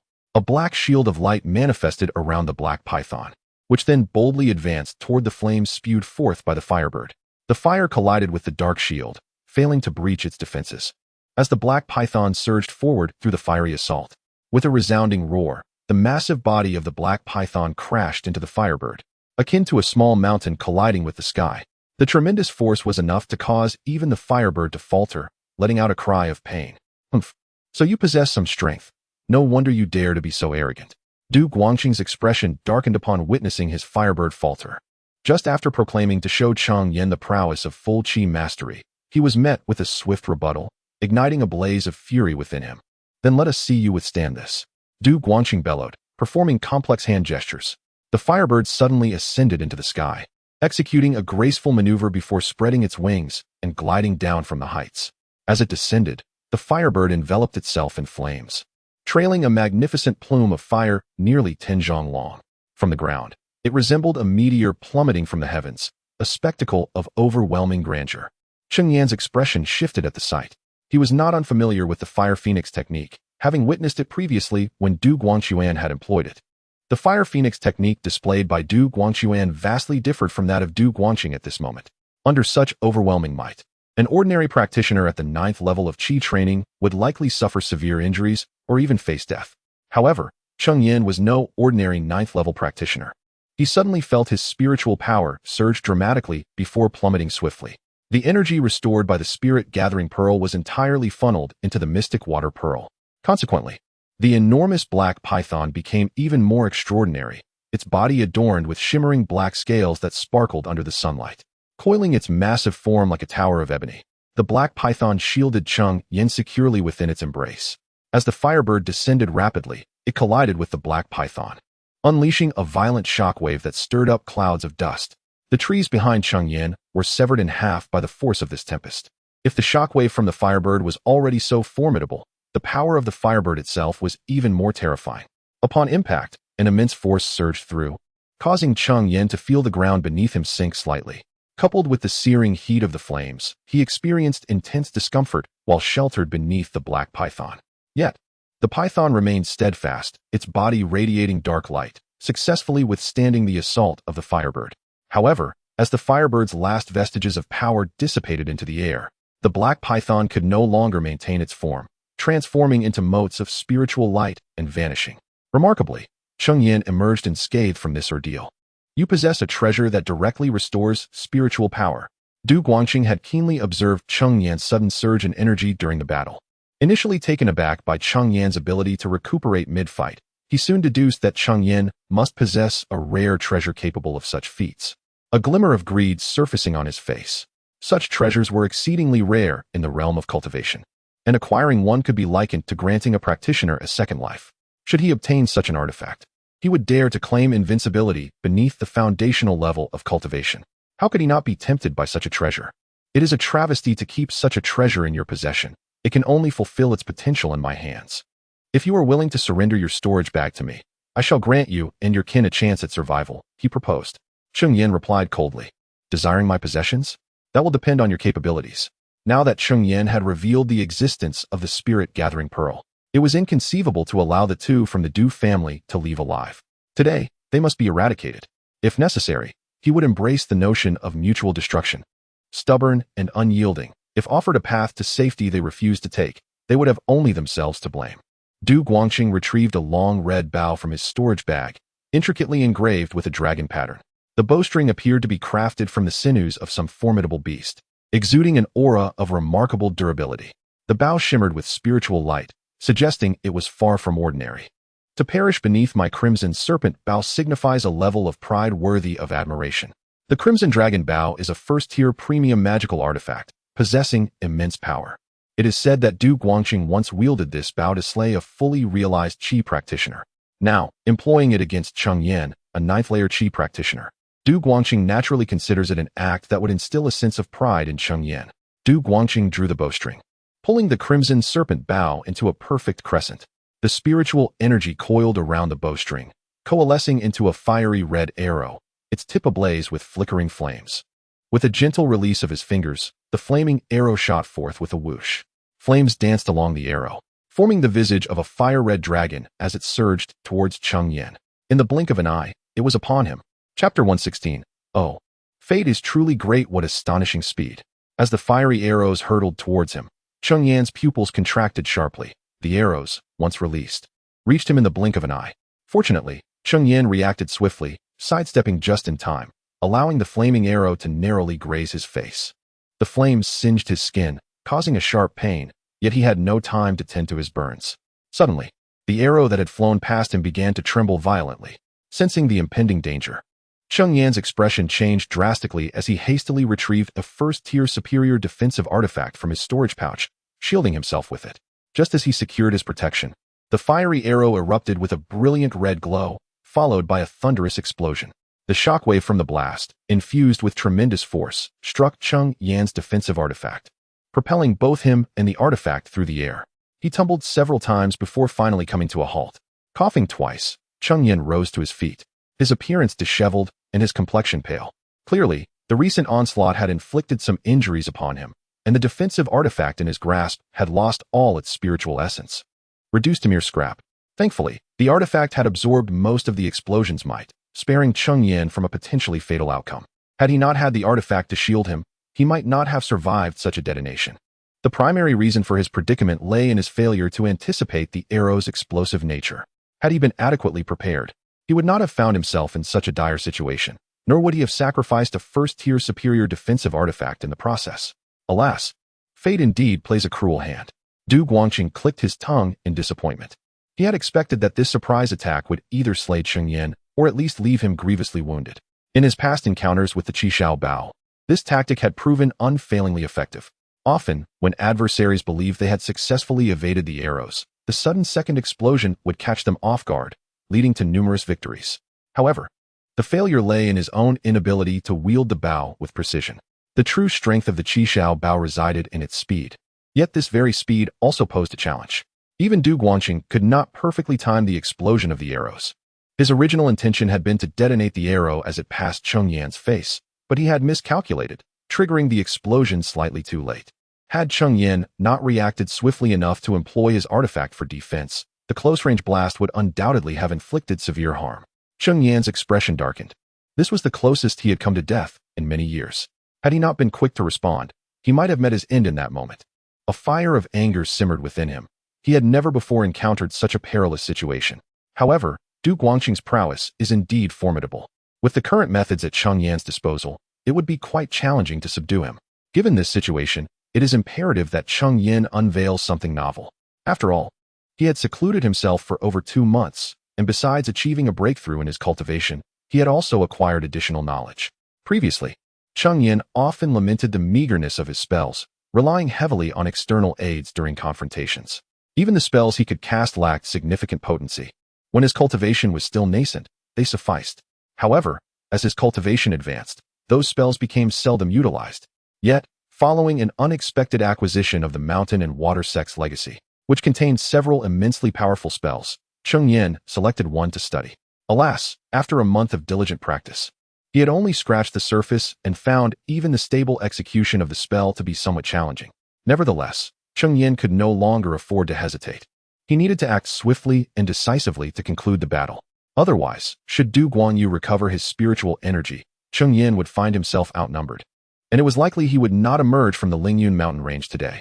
Consequently, the spiritual energy within Cheng Yan surged once more, his hand weaving intricate seals as his energy was continuously consumed, and the energy within the spirit-gathering pearl dwindled.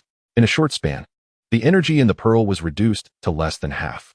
Simultaneously, a water dragon, approximately 5 zhang in length, slowly coalesced behind Cheng Yan.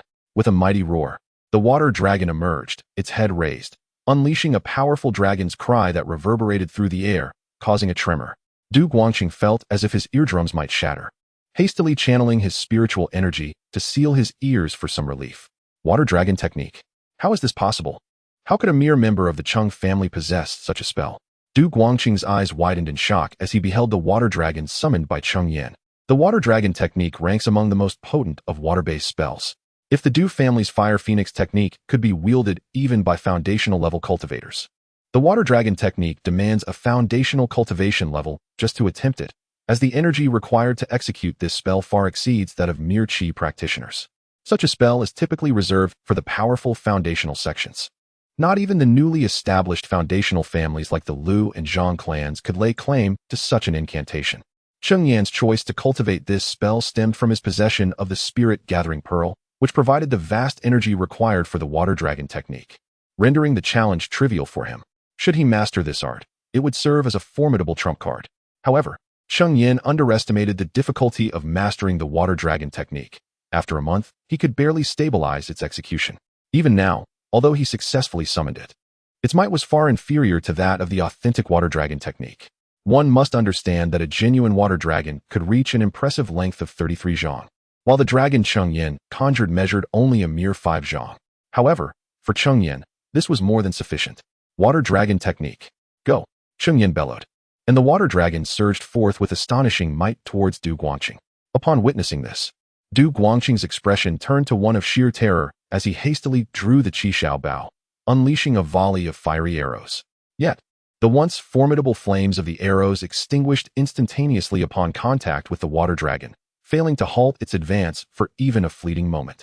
Realizing his attacks were futile, Du Guangqing retrieved a first-grade exquisite defensive artifact from his storage pouch, recklessly pouring an abundance of spiritual energy into it.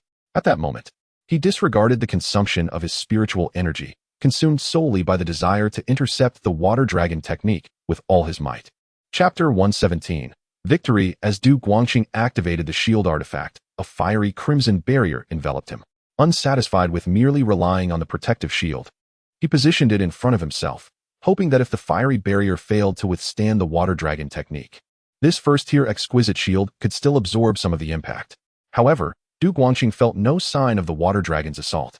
Just as confusion began to settle in his mind, he suddenly realized that the water dragon had circled behind him. It turned out that the water dragon did not directly assault Du Guangqing's shield. Instead, it began to orbit him.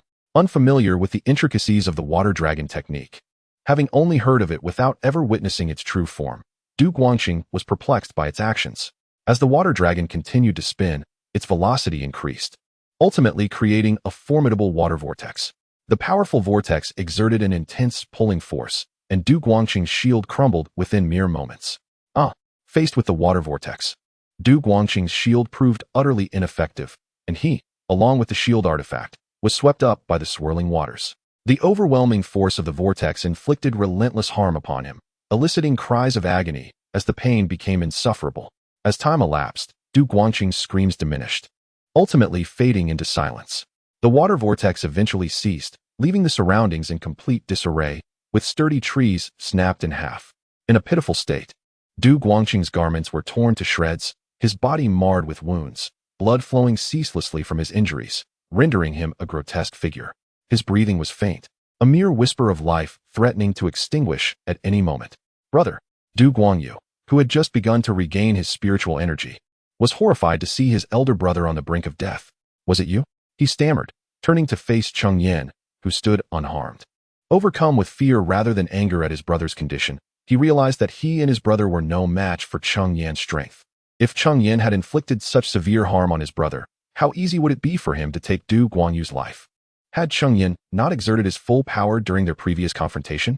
To kill another, one must be prepared to be killed. With that, Cheng Yan commanded the water dragon to deliver a powerful tail strike toward Du Guangyu. Seeing this, Du Guangqing's pupils constricted in terror, yet he refused to surrender. Drawing upon the spiritual energy he had painstakingly restored, he summoned the yellow jade gourd to form a golden sand barrier. However, the golden sand barrier lacked the strength to even momentarily halt the water dragon, disintegrating instantly into a puddle of golden grains. The dragon's tail then struck Du Guangyu, sending him hurtling through the air. Du Guangyu coughed up a mouthful of blood, which was mingled with fragments of his internal organs. This strike had shattered his very insides. Upon hitting the ground, he lost all signs of life, utterly lifeless. Beside him, Du Guangqing met a swift demise as Cheng Yan effortlessly severed his head with a blade of water. With this, both members of the Du family had perished. Cheng Yan's victory in this confrontation was significantly attributed to the pair's underestimation of him. Had they chosen to attack him together from the outset, he might well have fallen that day. Nevertheless, regardless of the circumstances, Cheng Yan emerged triumphant in this contest of magic. After dispatching the two, he proceeded to collect their storage bags and then freed Cheng Yuhao, who had been bound to a tree. During the duel, Cheng Yan had intentionally avoided Cheng Yuhao. Otherwise, he too might have been swept up in the water vortex. Cheng Yan examined Cheng Yuhao, finding him merely unconscious with no severe injuries. After administering a healing pill, Cheng Yuhao gradually regained consciousness. Uncle 6. Upon waking, he saw Cheng Yan and the lifeless bodies of Du Guangyu and Du Guangqing. Recalling the events leading up to his binding, he understood that Cheng Yan had saved him. Uncle 6, I'm sorry for causing you trouble. Cheng Yuhao lowered his head, filled with self-reproach for his lack of strength. Though Cheng Yan had guided him on the path to immortality over the years, he had been unable to assist Cheng Yan and had instead drawn this trouble upon him. As long as you are all right, let us return home, Cheng Yan comforted. Ruffling Cheng Yuhao's hair, he then led him back to the peak of Jiyushan. After a few days of recuperation at Jiyushan, Cheng Yuhao's injuries completely healed. Cheng Yan also learned that the Du family had been entirely annihilated. The Du family believed they had discreetly evacuated their kin, yet unbeknownst to them, the Liu and Zhang families had been observing closely. Consequently, they dispatched 2 fully realized qi refinement practitioners and over a dozen late-stage qi refinement cultivators to eliminate the remnants of the Du family. 1 qi refinement practitioner and 1 ninth-layer qi refinement cultivator from the Du family sought vengeance against Cheng Yan, but with their diminished strength, they were ultimately eradicated by the 2 families. Henceforth, the name of the Du family was no longer heard in the Haishi market. As for the various enterprises owned by the Du family, they were naturally divided between the 2 families. However, the most prized possession of the Du family was undoubtedly their first-tier superior spirit vein. This vein was not least like the one atop Jiyushan. It originally belonged to the Du family. Now, it too had fallen into the hands of the 2 families. It remained unclear what agreement they had reached to avoid conflict over the ownership of the spirit vein. Regardless, whether or not conflict arose was of little concern to Cheng Yan. Upon returning to Jiyushan, Cheng Yan resumed his seclusion. Initially, he had intended to remain in seclusion until he achieved full mastery of qi refinement and began attempting foundation establishment. However, the incident with the Du family compelled him to emerge and address the situation. The affairs of the Du family have now been resolved, and the Cheng family in Haishi Square no longer faces any opposing forces. Cheng Yan can finally retreat in peace. This time, Cheng Yan has resolved to remain in seclusion until he achieves foundational establishment, unless a matter of great importance arises within the clan. This retreat will last a full 6 years. Cheng Yan dedicated over 4 years to advancing from the 9th level of qi refinement to complete qi refinement. a feat significantly aided by the constant consumption of enhanced spirit-nourishing pills. These pills possess a stronger efficacy and result in fewer side effects. Were he to rely on ordinary spirit-nourishing pills, the time required for his breakthrough would likely extend by an additional year. Chapter 118. Successfully establishing the foundation during this period. Cheng Yan had exhausted his supply of foundation-enhancing pills. Fortunately, the foundation fruits within the Qian Kuan Mountain water map had matured once more. Cheng Yan promptly concocted another batch of foundation-enhancing pills. Otherwise, his breakthrough could have been significantly delayed. After successfully achieving the consummation of qi cultivation, Cheng Yan dedicated over a year to refining his spiritual energy. Theoretically, upon reaching the pinnacle of qi cultivation, one could attempt to establish their foundation. However, a more refined and pure spiritual energy would undoubtedly increase the probability of success in this endeavor. Still youthful, Cheng Yan had not yet reached the age of 40, and thus, he felt he could afford to invest this year in further enhancement. Therefore, he refrained from immediately attempting to establish his foundation upon reaching the consummate stage of qi cultivation, instead striving to elevate himself to the best possible condition. Today, Cheng Yan sensed that he had reached his zenith. It was time to commence the foundation establishment. He retrieved a foundation-enhancing pill from his storage bag and consumed it without hesitation. As the pill entered his mouth, it transformed into a vast and pure surge of spiritual energy. Cheng Yan hastily activated his cultivation technique to begin refining this energy. However, as a practitioner at the consummate stage of qi cultivation, his dantian was already saturated with spiritual energy. The newly refined energy forcefully surged into his dantian, causing an uncomfortable sensation of swelling within him. As Cheng Yan continued to refine the pill, the feeling of pressure grew increasingly pronounced, reddening his complexion. At this juncture, he needed to compress the spiritual energy. The so-called breakthrough to the foundation establishment phase involves compressing the gaseous spiritual energy of a qi cultivator into a liquid state. The successful compression into liquid spiritual energy signifies the success of foundation establishment. Yet, this process is fraught with immense difficulty and suffering, as compressing spiritual energy places a tremendous burden on the dantian. Moreover, the formidable medicinal power of the foundation-enhancing pill relentlessly coursed through Cheng Yan's meridians, expanding them while simultaneously inflicting great agony. As time elapsed, he began to sweat profusely, his garments drenched. The pain emanating from his dantian and meridians was excruciating. Yet Cheng Yan gritted his teeth, resolutely stifling any cries of distress. Thankfully, the foundation-enhancing pill inherently possesses protective qualities for the dantian and meridians. Otherwise, Cheng Yan might have sustained damage to both by now. This underscores the necessity for practitioners to consume foundation-enhancing pills during their breakthrough to the foundation establishment phase. Without the protection of such pills, a cultivator's dantian could be ruptured during the compression of spiritual energy, resulting in the loss of all cultivation or, in severe cases, death. Conversely, with the aid of a foundation-enhancing pill, even if the breakthrough fails, one can preserve their life and cultivation. Naturally, cultivators with heavenly spiritual roots, or single spiritual root practitioners, face no such dilemmas. Their spiritual energy is remarkably pure, allowing them to compress it with minimal pain and little strain on their dantian and meridians. The greater the variety of spiritual roots one possesses, the more complex the spiritual energy, rendering the breakthrough to foundation establishment increasingly arduous.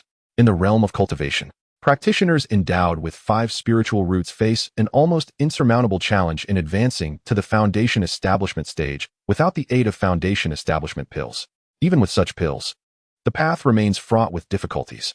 However, it is worth noting that there exist rare individuals among 5 spiritual root practitioners who have successfully reached this stage without relying on these pills. Such cases are exceedingly scarce, with perhaps only 1 in millions of cultivators. In contrast, practitioners with heavenly spiritual roots possess a remarkable 60% success rate in achieving foundation establishment, even without the assistance of pills, rendering them as favored children of the heavens. Cheng Yan, gifted with dual spiritual roots, may not rival the extraordinary talents of those with heavenly roots, yet he undoubtedly surpasses practitioners with 4, 3, or even 5 roots. With the support of foundation establishment pills, he stands a substantial chance of success. At this critical juncture, Cheng Yan's dantian has reached a pivotal moment. The spiritual energy within has coalesced into a sphere, subtly manifesting a mist-like quality. Aware of the gravity of the situation, Cheng Yan understands the necessity of maintaining utmost focus to avoid jeopardizing his efforts. Consolidate. With a powerful shout, Cheng Yan commands the spherical mass of spiritual energy, which begins to compress further. The once fist-sized sphere diminishes in size, ultimately shrinking to the size of a thumbnail. Yet, its contraction does not cease. It continues to condense until it transforms into a droplet of liquid that falls into his dantian. As this droplet of liquid spiritual energy emerges, a surge of energy rushes towards the summit of Jiuyu Mountain. The practitioners, including Cheng Yuhao, who were in the midst of their own training, are abruptly awakened by this unforeseen phenomenon. They emerge from their chambers, gazing towards the mountain peak. Elder brother, what is happening? Isn't the summit where Uncle Lu is in seclusion? Could there be a problem with his cultivation? Cheng Yuning, having never witnessed such a spectacle, fears that Cheng Yan may have encountered a setback in his training. Cheng Xian, standing nearby, shares a look of confusion with Cheng Yuhao, while a new face also observes the unfolding events. However, Cheng Yuhao's expression starkly contrasts with that of Cheng Yuning and Cheng Xian.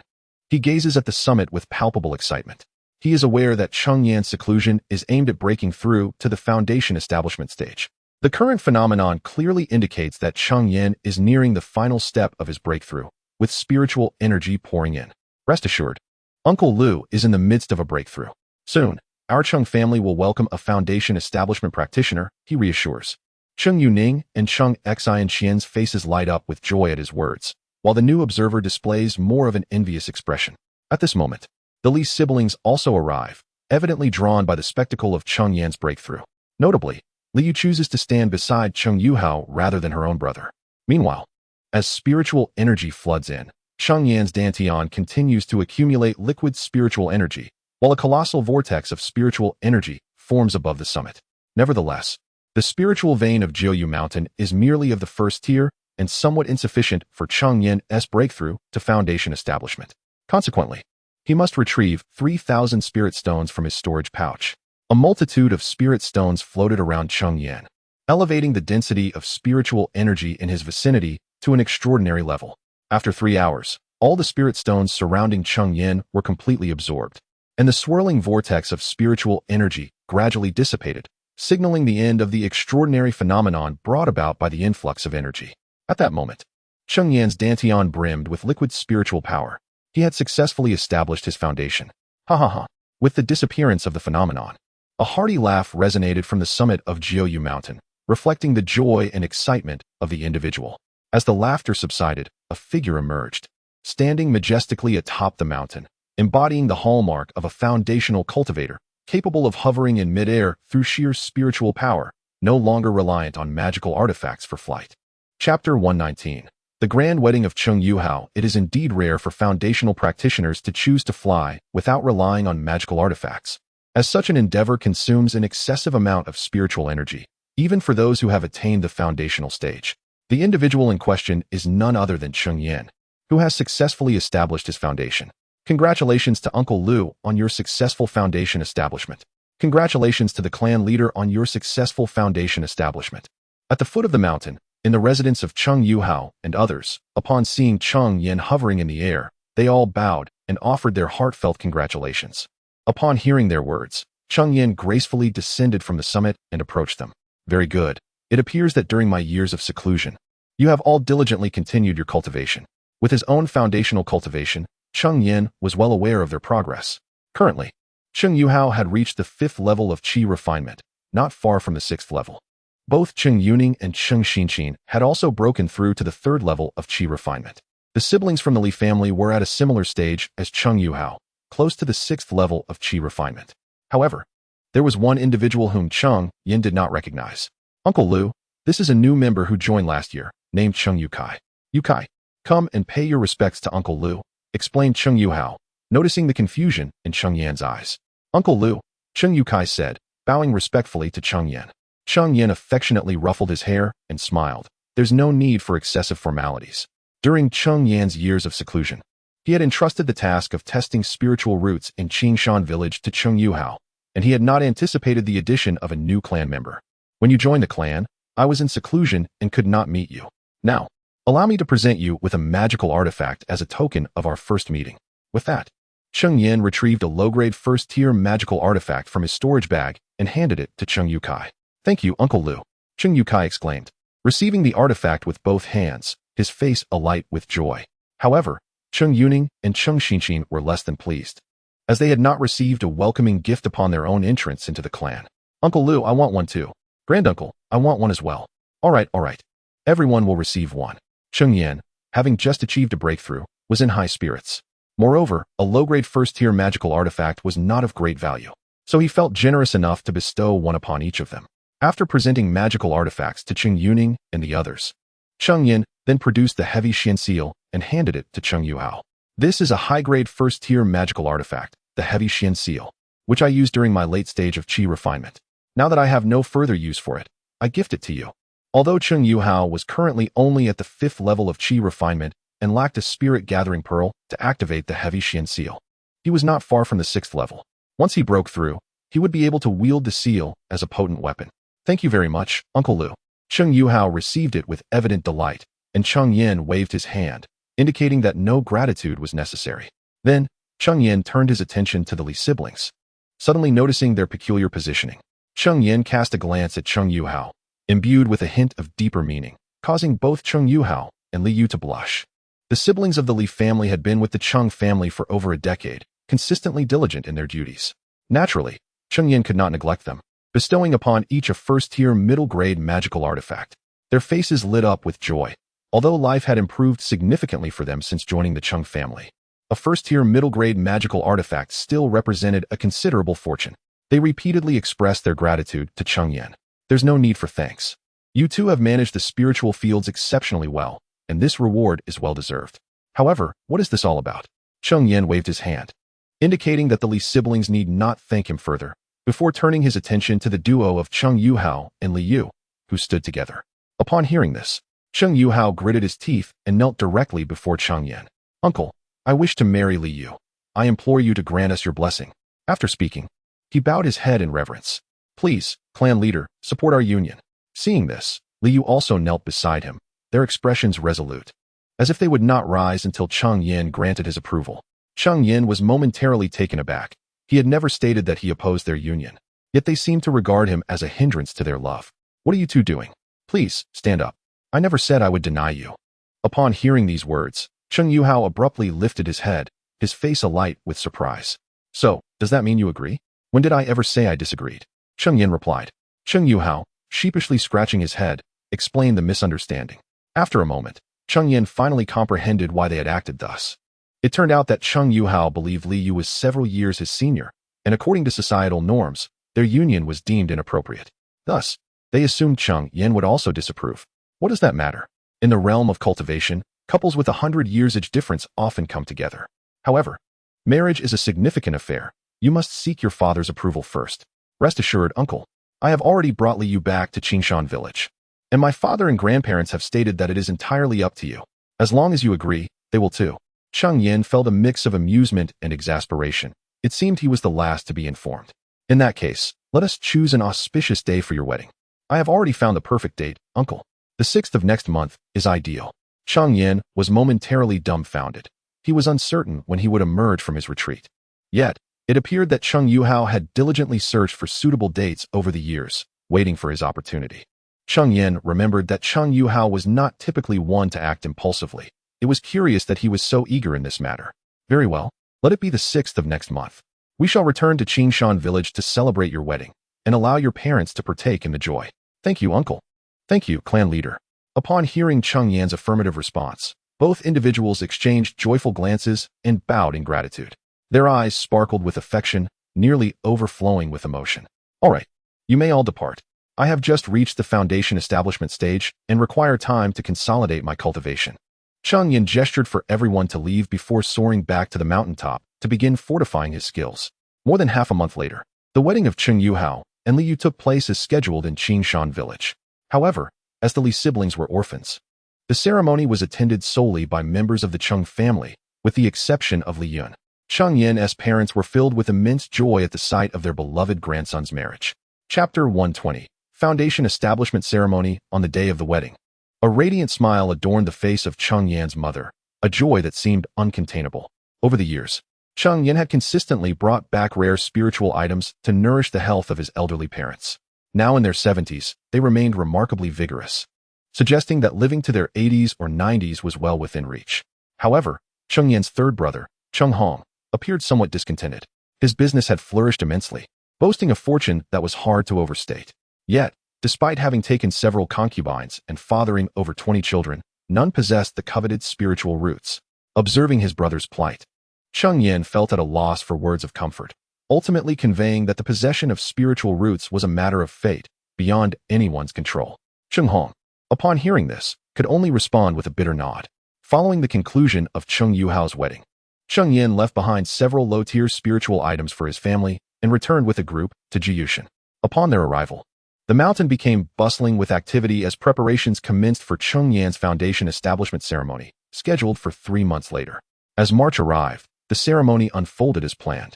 Nearly every notable faction surrounding Haishi Square made an appearance, as it marked the emergence of the third foundation establishment force in the area. Even some loose cultivators joined the gathering, eager to familiarize themselves with the younger generation of the Cheng family to avoid any future misunderstandings. The responsibility of receiving the guests naturally fell to Cheng Yuhao, as the attendees were primarily qi refinement cultivators, not necessitating Cheng Yan's direct involvement as a foundation establishment practitioner. However, at that moment, Cheng Yan sensed two formidable auras approaching, rivaling his own.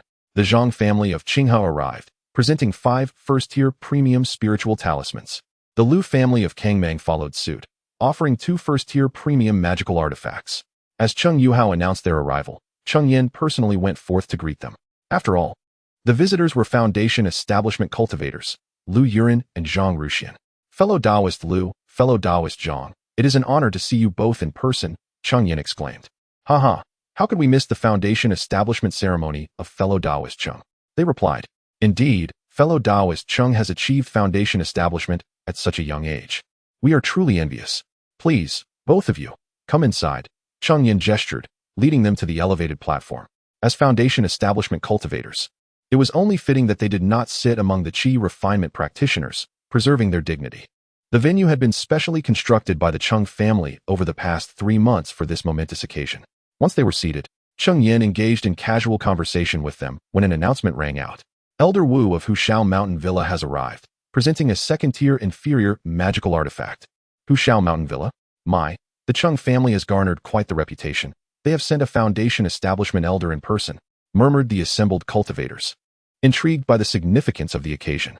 What you may not know is that the spiritual veins of the Cheng family are currently rented from the Tiger Roar Mountain Villa, naturally making them an affiliated force of the villa. When one's own affiliated force produces a foundation-building cultivator, it is only fitting to extend congratulations. I see. Thank you for enlightening me, my friend. No need for thanks. Come, let us share a drink. At this moment, Cheng Yan, standing on the high platform, excused himself to Lu Yuran and stepped forward to personally welcome Elder Wu. Cheng Yan was familiar with Elder Wu, having encountered him during the battle between the Tiger Roar Mountain Villa and the Blood Refining Sect. At that time, Elder Wu was merely at the early stage of foundation building, yet he had now advanced to the mid-stage. Cheng Yan clasped his hands together and courteously remarked, "It is truly an honor for my Zhou family to have Elder Wu grace us with his presence." Elder Wu replied, "Not at all. I must congratulate you, Taoist Zhou, on successfully establishing your foundation. Please, do come in." Cheng Yan gestured invitingly. Elder Wu reciprocated the gesture, indicating for Cheng Yan to proceed ahead. Though Elder Wu, being from the Tiger Roar Mountain Villa, possessed a higher cultivation level than Cheng Yan, it was, after all, Cheng Yan's foundation building ceremony, and he was the protagonist of the event. Thus it would be improper for Elder Wu to walk in front of him. Cheng Yan then led Elder Wu to the high platform to take a seat. Upon seeing Lu Yuran and Zhang Ruxian, Elder Wu greeted them, and they, of course, responded with the utmost respect. After exchanging pleasantries with the two, Elder Wu remained silent, instead partaking of the spiritual wine and delicacies. The two did not wish to intrude upon his solitude with idle conversation. Subsequently, several qi refining families and loose cultivators arrived, bringing gifts that were not particularly valuable. In fact, some loose cultivators came empty-handed, merely seeking to partake in the banquet. Cheng Yan could not be bothered with such individuals. After all, those with such audacity were but a rare few. As the guests gathered, the foundation-building ceremony commenced in earnest. Traditionally, the first step of a foundation-building ceremony is to pay homage to one's ancestors. However, as the Cheng family had only been established for a little over a decade, if one were to inquire about their ancestors, it would lead only to Cheng Yan himself, who was very much alive and would not pay homage to his own self. Thus, the initial step of ancestor worship was promptly omitted. Next, Cheng Yan was required to don ceremonial attire and walk down the aisle amidst the guests, allowing them to behold the grace of a foundation-building cultivator. This foundation-building cultivator from the Cheng family is remarkably young, appearing to be scarcely in his 40s. Indeed, to have succeeded in foundation building at such a young age, I am already over 50 and have only attained the 7th layer of qi refining. It seems I shall never achieve foundation building in this lifetime. As Cheng Yan passed before the guests, his youthful appearance sparked a flurry of murmurs. Alas, even if one possesses perfected qi refining, how easily can one acquire a foundation building pill? Enough of such thoughts, let us drink. Once Cheng Yan reached the high platform where the ceremony was to be held, Cheng Yuhao produced a scroll and began to recite the proceedings. It primarily recounts the experiences of Cheng Yan. For instance, it mentions how Cheng Yan was born into a mundane existence, fortuitously received the legacy of cultivation, embarked on the path of immortality, and, after over 20 years of diligent practice, managed to establish a solid foundation. Naturally, it does not delve into any family secrets. Frankly speaking, much of it is merely formalities, attempting to glean insights into the secrets of other families, which is, of course, an impossible endeavor. Once Cheng Yuhao concluded his reading, the grand ceremony commenced. He expressed gratitude to everyone for taking the time out of their busy schedules to attend his foundation establishment ceremony. Cheng had prepared a modest feast and sincerely hoped that all would enjoy the food and drink. Chapter 121. The Auction Patriarch Cheng, you are far too courteous. This is the first time I have encountered such an abundance of spiritual delicacies. Perhaps due to Cheng Yan's youth, some of the qi refining cultivators, rather than feeling intimidated by his foundation establishment status, initiated conversation with him. Dear friend, you must indulge yourself today, one of the qi refining cultivators proclaimed. His words elicited hearty laughter from the guests. Cheng Yan took no offense. He was not one to shy away from jest, and besides, it helped to enliven the atmosphere. Now, let us dispense with idle chatter. I would like to propose a toast to everyone here. With that, Cheng Yan raised his cup and drank heartily. The guests, inspired by his example, lifted their own cups and followed suit.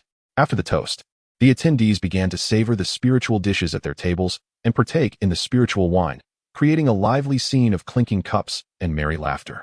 However, once the meal concluded, aside from Elder Wu from the Hushao Mountain Manor, who departed early, no one chose to leave. This was because the final segment of the grand event was yet to come, the sermon. The sermon entailed sharing insights on foundation establishment, which was the main reason many guests had chosen to attend. After all, for any qi refining cultivator, the experiences shared by a foundation establishment cultivator were an invaluable treasure. Of course, Cheng Yan was no sage and could not impart all his insights to strangers. He selectively shared some useful, yet non-essential knowledge with the audience. The truly critical insights had already been meticulously recorded in jade slips for future reference by those embarking on foundation establishment. Nonetheless, Cheng Yan's sermon proved immensely beneficial, leaving the qi refining cultivators feeling that their journey had been worthwhile. As Cheng Yan concluded his discourse, the guests departed in high spirits. Yet the individuals from the Liu and Zhang families lingered, hesitant to leave. Once he had seen off the remaining guests, Cheng Yan approached the Liu and Zhang representatives once more. He had sensed earlier that the two foundation establishment cultivators had not come merely for a meal. For individuals had arrived from the two families. Alongside the two foundation establishment cultivators, the patriarchs of both families were present. Cheng Yan led the quartet to the reception hall. Yuhua, prepare some tea. After everyone was seated, Cheng Yan summoned Cheng Yuhua to serve tea to the guests. Once the tea was poured, Cheng Yan did not dismiss him, but instead instructed him to stand behind himself. As Cheng Yan progressed in his foundation establishment, he would inevitably devote more time to cultivation, and management of family affairs would eventually fall to Cheng Yuhua. This was an opportune moment for him to learn a bit more. Seated at the head of the table, Cheng Yan glanced at the representatives from the Liu and Zhang families, who were positioned on either side. After Yuhua had finished serving tea, Cheng Yan directly inquired, "Might I ask what brings you esteemed guests here today?" Elder Liu remarked, "Our two families have maintained a cooperative relationship with the Cheng family for over a decade. Therefore, let us speak candidly, my friend Cheng. Surely, after your breakthrough into the foundation establishment stage, you have sensed that a first-tier spiritual vein is no longer sufficient to support a practitioner of your caliber, correct?" Cheng Yan, upon hearing this, offered a wry smile and nodded, saying, "Indeed, I have been troubled by this matter of late." As the two had surmised, the first-tier superior spiritual vein atop Jiuyu Mountain could no longer provide Cheng Yan with the requisite energy for his cultivation. During his initial breakthrough, He had to expend 3,000 spirit stones to aid his advancement due to a lack of spiritual energy. Subsequently, during the consolidation of his cultivation, he also depleted more spirit stones. While he could forcibly cultivate atop the first-tier spiritual vein, doing so would deplete all the energy therein, adversely affecting the cultivation of his fellow clansmen. They were not solitary beings. Besides himself, there was an entire family to consider. Naturally, such selfishness was out of the question. Furthermore, for a foundation establishment practitioner to forcibly cultivate in a first-tier vein could very well damage the vein, potentially even causing it to regress in quality. For some time now, Cheng Yan had refrained from practicing, which added to his distress. He had contemplated elevating the rank of the spiritual vein, yet the cost was prohibitively high. To upgrade a first-tier superior vein to a second-tier vein would require an expenditure of 200,000 to 300,000 spirit stones. Moreover, the enhancement of a spiritual vein was not an instantaneous process. Each upgrade necessitated a span of 2 to 3 decades. As time progressed, the resources and duration required for such advancements would only increase. Compounding this issue was the fact that this spiritual vein did not belong to the Cheng family. Each year, Cheng Yan had to pay a substantial sum of spirit stones to the Hushao Mountain Manor for the lease of the vein. Should he invest such a significant amount of resources into upgrading the vein, only for the Hushao Mountain Manor to reclaim it, it would all be in vain. Do you, my friend Cheng, have any solutions in mind? In truth, both men were quite troubled by this predicament, having made little progress in their own cultivation over the years. Surely, the Golden Blade sect must have second-tier spiritual veins available for lease, one suggested.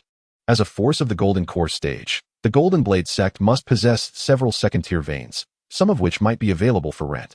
Cheng Yan considered that if no other options presented themselves, he might seek to lease a vein from the Golden Blade sect. However, what Cheng Yan did not realize was that while the Golden Blade sect indeed had second-tier veins for lease, not just anyone could rent them. One must have a family member join the Golden Blade sect, and at the very least, that individual must be an inner sect disciple. Upon hearing this, Cheng Yan furrowed his brow, for this revelation posed a significant challenge. Gaining admission into the Golden Blade sect was no simple feat, and becoming an inner sect disciple was even more arduous. If Cheng Yan were to join the Golden Blade sect with his foundation establishment-level cultivation, he might at least attain the status of an inner disciple. Yet, could he truly abandon his family to join the Golden Blade sect? The Golden Blade sect would never permit its disciples to establish factions in secret. After all, the disciples painstakingly nurtured by the sect would not be allowed to turn around and create their own power, exploiting the resources of the Golden Blade sect to bolster their own strength. Even though the Golden Blade sect is a formidable Golden Core force, it cannot withstand such betrayal. Regardless of whether one was a scion of a prominent family prior to joining the sect, once they become a member of the Golden Blade sect, they are no longer affiliated with their family. They belong solely to the sect. No force would wish to see its cultivated disciples ultimately serving another's interests. Thus, the regulation of disciples is exceedingly stringent. It is clear that leasing spiritual veins from the Golden Blade sect is out of the question. However, since Liu and Zhang sought out Cheng Yan, they must have devised a solution. Cheng Yan then inquired, "Have you two fellow cultivators already found a way to resolve this?" Chapter 122. The Tiansong Mountain Range. Upon hearing this, the two exchanged a knowing smile, and Liu Yuren spoke up. "Are you familiar with the Tiansong Mountain Range?" "My friend Cheng Yan, of course, was well aware of it. The eastern wilderness was traversed by a river named Li River, which flowed from north to south, connecting the northern frontier to the southern sea. To the west of the Li River, adjacent to it, lay the Tiansong Mountain Range. It was here that the human cultivators had once driven the demon tribes to this area, only to be obstructed by the demons arriving from the southern sea. They established a covenant stipulating that human cultivators of the Yuanying stage and above were forbidden from entering the Tiansong Mountain Range. Naturally, demon beasts of the fourth tier and above were also prohibited from entering. Following a fierce conflict, the human race sought a period of recuperation, and with the interference of the southern sea demons, they consented to the terms. Henceforth, the Tiansong Mountain Range became the boundary between the territories of humans and demons. To the east lay the demon tribes, and to the west, the human race. Are you two perhaps seeking to discover a second-tier spiritual vein within the Tiansong Mountain Range? The Tiansong Mountain Range stretched for thousands of miles, rich in resources, teeming with countless rare spiritual materials, including second-tier spiritual veins. However, as a borderland between the two races, according to the terms of their covenant, fourth-tier demon beasts would certainly not be present, but third-tier demon beasts were abundant. It was said that the deepest parts of the Tiansong mountain range even harbored top-tier, third-tier demon beasts, with second-tier demon beasts in abundance. Even late-stage Foundation establishment cultivators venturing into the Tiansong mountain range faced the possibility of perishing. While some factions had indeed established their presence within the Tiansong mountain range, these factions were either of the Golden Core level or large Foundation establishment factions comprising several Foundation establishment cultivators, far beyond the capabilities of their nascent Foundation establishment faction. Any attempt by their families to relocate to the Tiansong mountain range would ultimately lead to their annihilation by demon beasts. Indeed, receiving affirmation from the two, Cheng Yan fell into a contemplative silence. The Tiansong mountain range was perilously dangerous, and he wished to shield his family from plunging into despair. We understand your concerns, dear Cheng. The strength of any one of our three families is insufficient to establish a foothold in the Tiansong mountain range. However, should we unite our forces, we could indeed present a significant presence, ensuring our survival within the Tiansong mountain range, they explained, noticing the apprehension in Cheng Yan's eyes.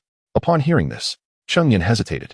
Zhang Ruxian, observing his uncertainty, continued, "You are quite young, yet you have already achieved Foundation establishment. Who knows what potential you may have for reaching the Golden Core stage?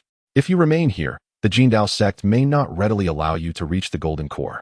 However, within the Tiansong mountain range, while the spiritual materials for Golden Core cultivation remain rare, opportunities do exist.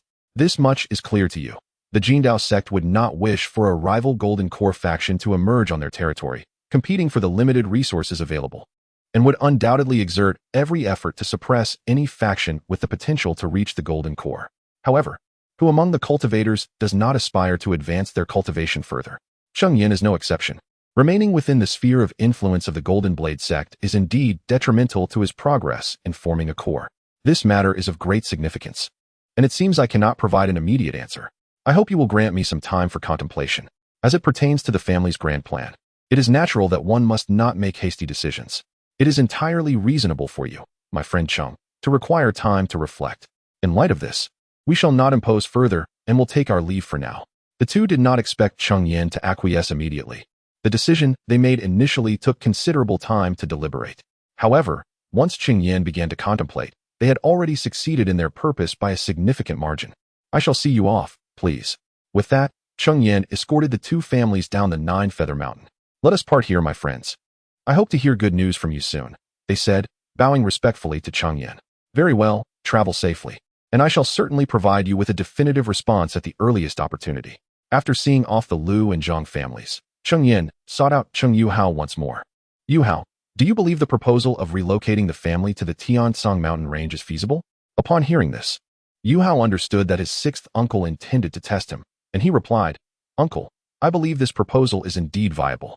Cheng Yan raised an eyebrow, surprised that Yuhao, still at the 5th level of Qi training, possessed such audacity. "Elaborate on your reasoning." Yuhao paused, organizing his thoughts before responding. "I see 3 reasons for this feasibility. First, regarding your cultivation, uncle, you have now broken through to the Foundation establishment stage, and a second-tier spiritual vein is indispensable. Currently, most spiritual veins in the Eastern Wilderness human territory are claimed, so we must focus our attention on the Tiansong mountain range. The second point, as mentioned by the elders of the Lu and Zhang families, is that remaining here is exceedingly unfavorable for your future core formation, while there are no such limitations in the Tiansong mountain range." At this point, Yuhao felt somewhat parched and took a large sip from his teacup before continuing. "The third point concerns the family's development. Although our current growth seems stable, it is fraught with limitations and progresses too slowly. If we can truly establish a foothold in the Tiansong mountain range, our family's development will undoubtedly accelerate." Hearing this, Cheng Yan nodded with a smile, recognizing the rare foresight Yuhao displayed. "Have you considered whether the Lu and Zhang families can be trusted?" Yuhao smiled in response and said, "Though our Cheng family is still in its infancy and lacks strength, as long as we have you, uncle, regardless of their trustworthiness, they will not act against us until they possess the capability to stand independently in the Tiansong mountain range. Moreover, we ought to extend our assistance to the Cheng family within our means, for they indeed require the support of you, sixth uncle, as a foundational cultivator. Once we have established our footing, we shall no longer fear either of the two families. How can you be certain they will not outpace us in their development? After all, we have sixth uncle here." Cheng Yuhao chuckled, flattering Cheng Yan. Cheng Yan, taken aback, remarked, "When did you learn the art of sycophancy?" Enough of this. Hasten to your cultivation and strive to break through to the 6th level of Qi training as soon as possible. Chapter 123, The Upcoming Auction. Uncle Lu, I shall take my leave now. With that, Cheng Yuhao descended to pursue his cultivation, as his current level of skill was indeed too meager. At present, the entire Cheng family was predominantly supported by Cheng Yan alone, and he yearned to elevate his abilities swiftly in order to contribute in any way he could. Once Cheng Yuhao departed, Cheng Yan found himself deep in contemplation regarding the matters proposed by the Lu and Zhang families. In truth, what Cheng Yuhao articulated mirrored Cheng Yan's own thoughts. While the Tiansong mountain range was fraught with peril, it also harbored opportunities. Should they manage to establish a foothold there, it would greatly benefit both Cheng Yan and the family. Yet, the Cheng family was currently too weak, and Cheng Yan was uncertain if they could withstand such upheaval. Suddenly, a long sigh escaped Cheng Yan, and his gaze grew resolute. When did he become so hesitant? In the past, even as a mere 5th-level Qi practitioner, he had dared to engage in conflicts with the two major foundational forces. How was it that, after breaking through to the foundation establishment stage, he had begun to exhibit such timidity? It was merely the Tiansong mountain range. What was there to fear in venturing forth? However, despite his newfound determination, Cheng Yan was not one to act recklessly. He understood the necessity of thorough preparation before embarking on any venture. Now that he had just broken through to foundation establishment, he lacked any suitable magical artifacts. The only item he possessed was a 2nd-tier inferior flying sword bestowed upon him by the Tiger's Roar Mountain Villa, which was rather unimpressive. It seemed he would need to find time to visit the Golden Blade Workshop Market to procure some artifacts that were more fitting for his needs. A few days later, Cheng Yan visited the Zhang family and met with Zhang Ruxian, after which they proceeded to the Lu family to meet Lu Yuren. There, Cheng Yan expressed his willingness to collaborate with both families. The two were overjoyed at his words. With 3 foundation establishment cultivators, they felt confident that they could secure a place within the Tiansong mountain range. Cheng Yan then mentioned that he had no suitable magical artifacts at hand and would need some time to prepare. Both Zhang Ruxian and Lu Yuren readily agreed. It was then that Zhang Ruxian reminded him that in half a year, the Golden Blade sect would hold its small auction, which jogged Cheng Yan's memory that nearly a decade had passed since his last visit to the Golden Blade sect. Thus, the 3 of them agreed to convene half a year later to attend the auction at the Golden Blade Workshop Market. For foundation establishment cultivators, 6 months was but a fleeting moment, and before long, the time had come. Cheng Yan, along with Lu Yuren and Zhang Ruxian, set out for the Golden Blade Workshop Market. As all 3 were foundation establishment cultivators, they chose to travel by sword flight instead of using a 1st-tier premium flying boat, reaching their destination in just 4 days. They had timed their arrival perfectly, as the auction was just commencing upon their arrival at the Golden Blade Workshop Market. This time, Cheng Yan, now a foundational cultivator, no longer required any financial proof and smoothly entered the auction house. The event even thoughtfully prepared a private box for a few attendees. The opportunity to access the box was afforded by the fact that this auction was merely a small-scale event, and there were no announcements regarding foundational pills, resulting in a modest turnout. Had it been a large auction, considering the early foundational cultivation stage of Cheng Yan and his companions, they would have had no choice but to sit among the crowd below. The environment within the box was indeed far superior to that of the floor, with a platter of spirit fruits laid out for guests to enjoy, allowing them to gaze down upon the entire auction venue. Before long, the auction commenced, but this time the host was not the elderly gentleman from the previous event. Instead, it was a beautiful female cultivator, albeit with only mid-foundational cultivation. It seemed that the absence of foundational pills diminished the significance of the auction in the eyes of the Jin Dao sect. The initial spirit items auctioned were primarily 1st tier, which did not capture Cheng Yan's interest. However, a breakthrough pill caught his attention, and he purchased it for 3,000 spirit stones. Though the breakthrough pill was merely a 1st-tier upper-grade elixir, such pills, which facilitate the transition between realms, are generally much more expensive than their peers. Moreover, the primary ingredient, snake blood herb, is quite rare.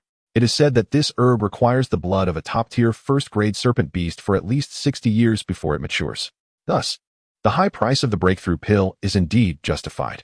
Cheng Yan acquired this pill for Cheng Yuhao, who had just reached the 6th layer of Qi refinement and was perfectly suited to consume it. Following the 1st-tier items, nothing further piqued Cheng Yan's interest.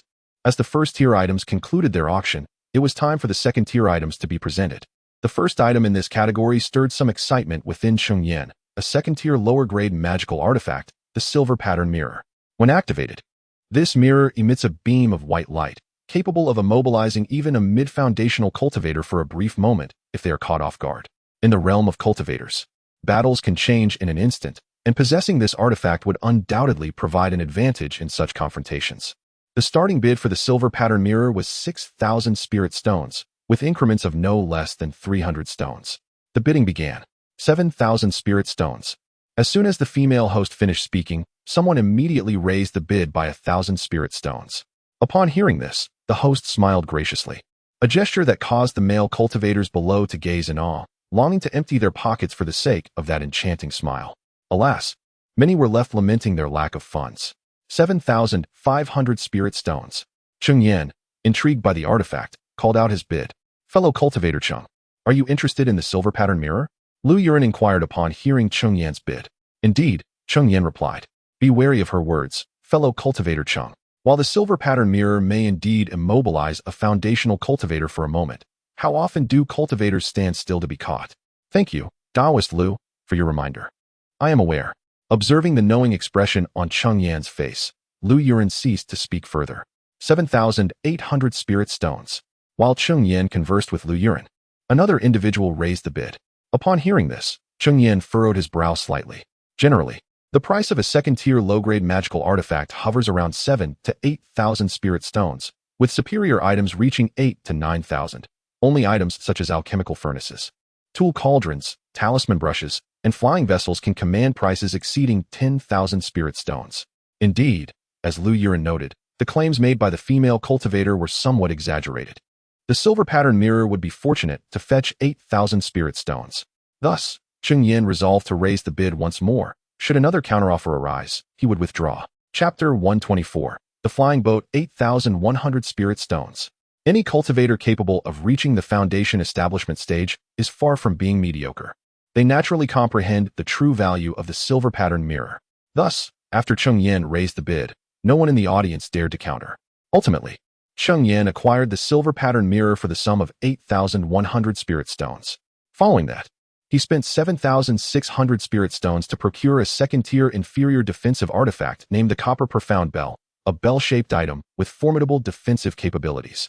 In truth, Cheng Yan had also set his sights on a more offensive artifact during the auction, but the price had escalated to 9,000 spirit stones, which he deemed excessive and subsequently relinquished. The next item up for bid was a second-tier inferior small flying boat, the Flowing Wind Boat. Capable of accommodating up to 10 individuals. When fully activated, it boasted a speed rivaling that of mid-foundation establishment cultivators.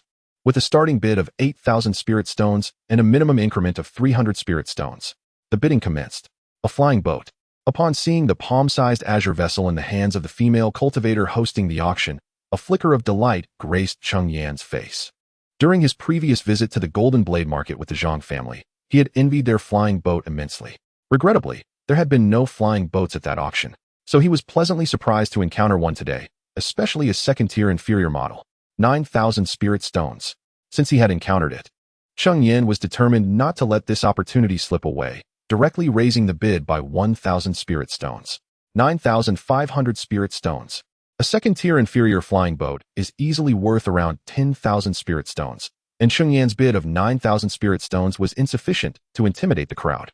Soon, several more bids were made, raising the price of the Flowing Wind Boat to 11,000 spirit stones, at which point only a few remained in contention. 12,000 spirit stones. In truth, 11,000 spirit stones was somewhat above the reasonable price for the Flowing Wind Boat. Nevertheless, Cheng Yan was exceedingly fond of this vessel, and he raised the bid by another 1,000 spirit stones, hoping to deter the other bidders. As anticipated, upon witnessing Cheng Yan's latest increase, the remaining bidders refrained from further offers. While the Flowing Wind Boat was desirable, it was not worth expending an additional 1,000 or 2,000 spirit stones to obtain it. After successfully acquiring the Flowing Wind Boat for 12,000 spirit stones, Cheng Yan abstained from bidding on any further items. Meanwhile, Lu Yuren and Zhang Ruxian each procured a few items that caught their fancy, with the final second-tier superior artifact fetching an impressive 40,000 spirit stones. The auction concluded successfully. However, Cheng Yan and his companion's journey to the Golden Blade Market was far from over. In addition to participating in the auction, their purpose for visiting the Golden Blade Market was to purchase formations at the Gathering Treasure Pavilion of the Golden Blade sect. Given their decision to seek second-tier spiritual veins in the Tiansong mountain range, it was clear that the protective formations of the three families were no longer viable, necessitating the acquisition of new ones. Upon arriving at the Gathering Treasure Pavilion and stating their intentions, the proprietor presented them with several second-tier superior protective formations.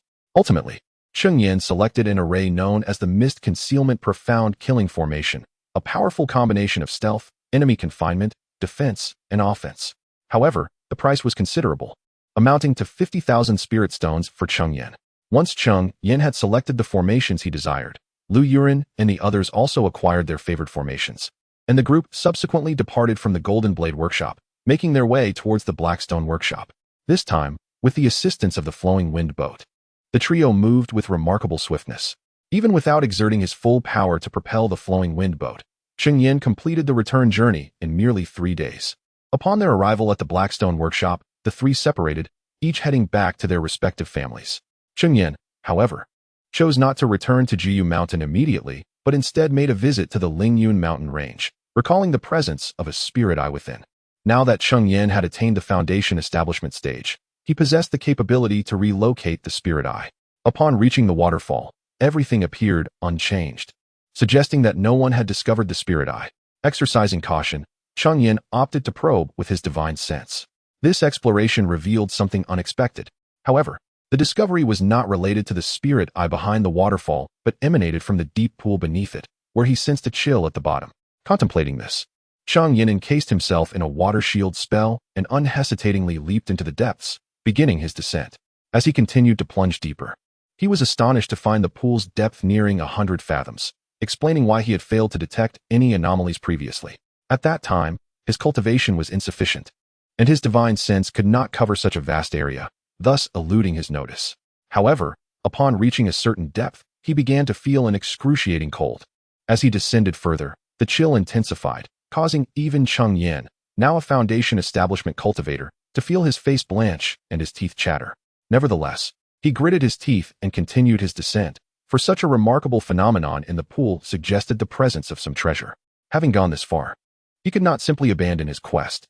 Ultimately, just before his body succumbed to complete numbness, he successfully reached the bottom of the pool.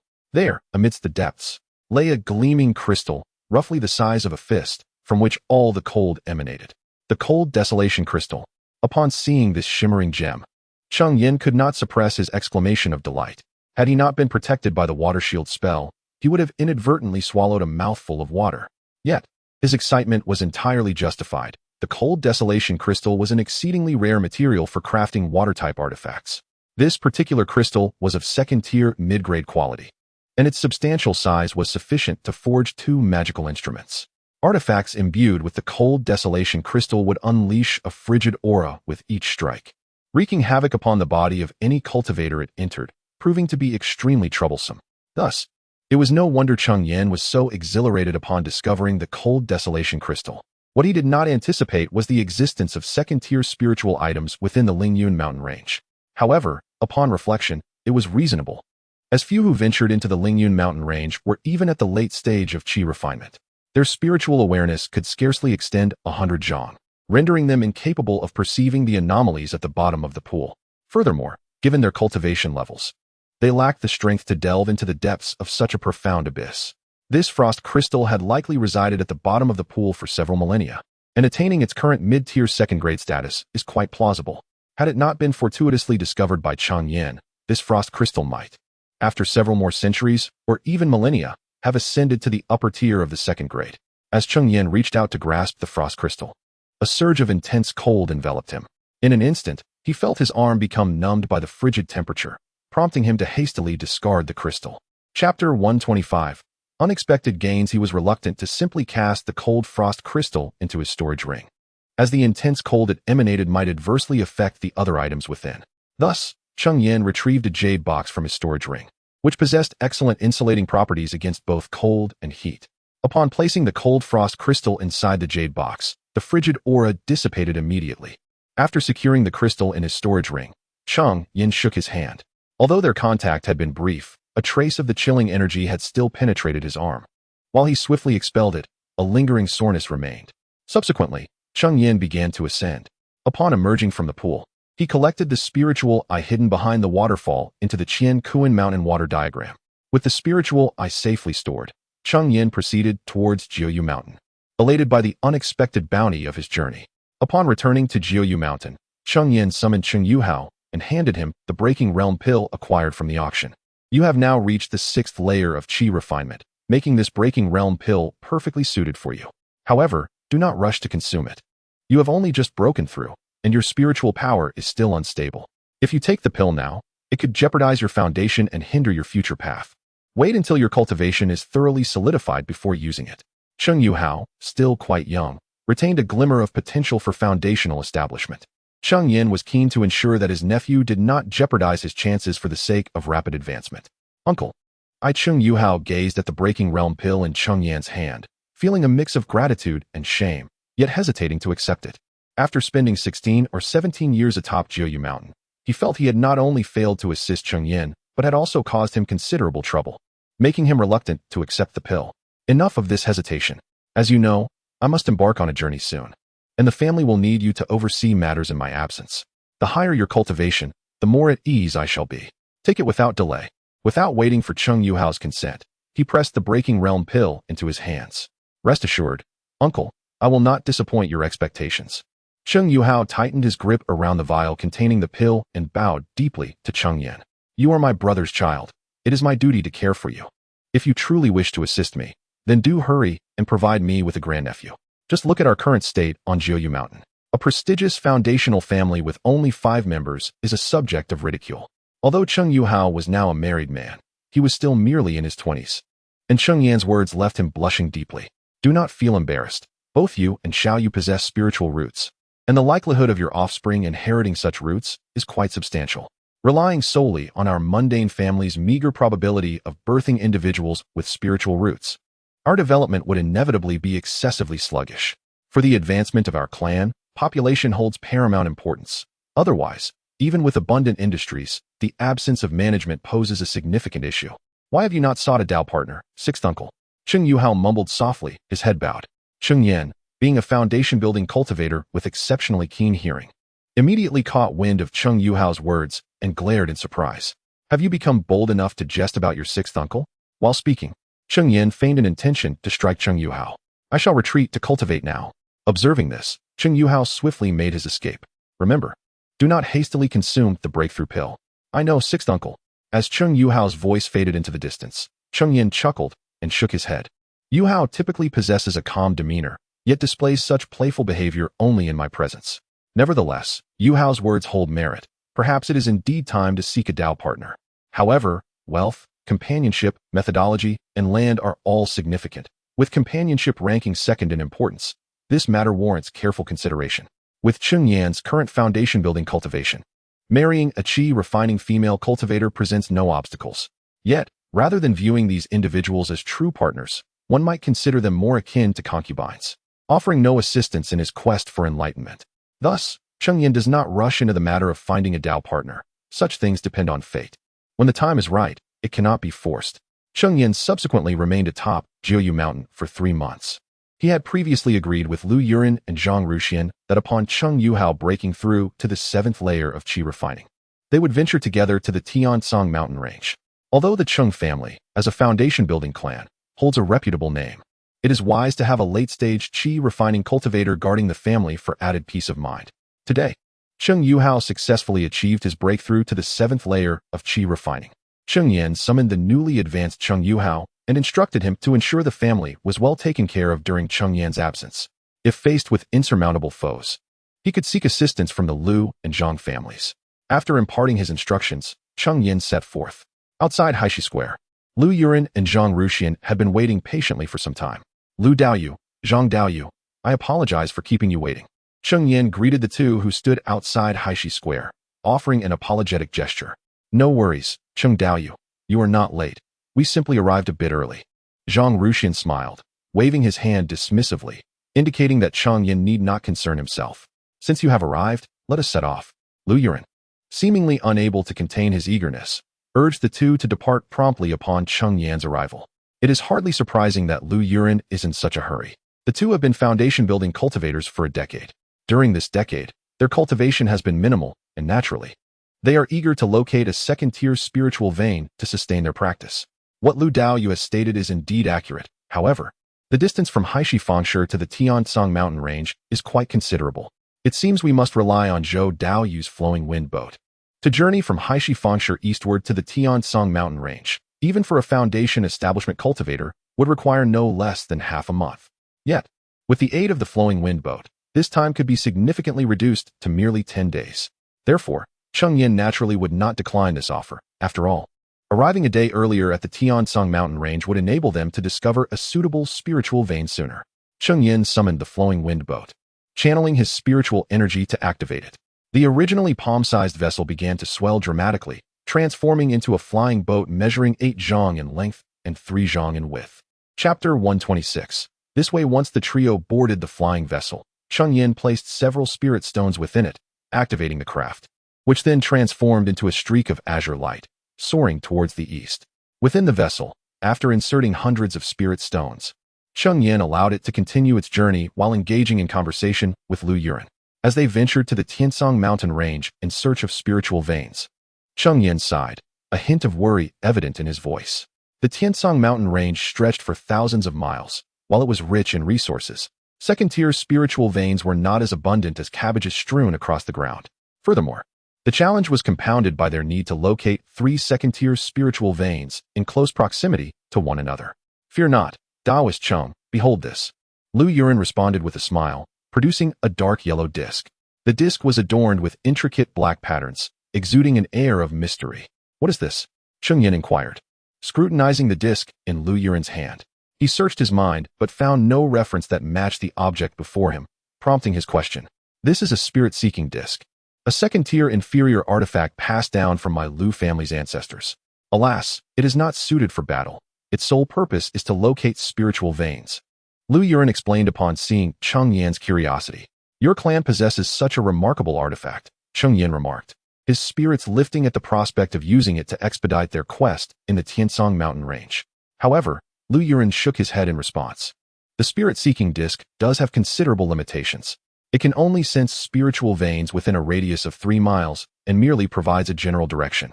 It cannot pinpoint specific locations. And more importantly, it cannot discern the grade of the veins, only detecting those below the 3rd tier. Upon hearing this, a trace of disappointment flickered across Cheng Yan's face, though it quickly vanished. A 3-mile radius was still substantial, certainly far greater than their own spiritual awareness. As for the inability to ascertain precise locations, following the guidance of the disc would surely lead them to their destination.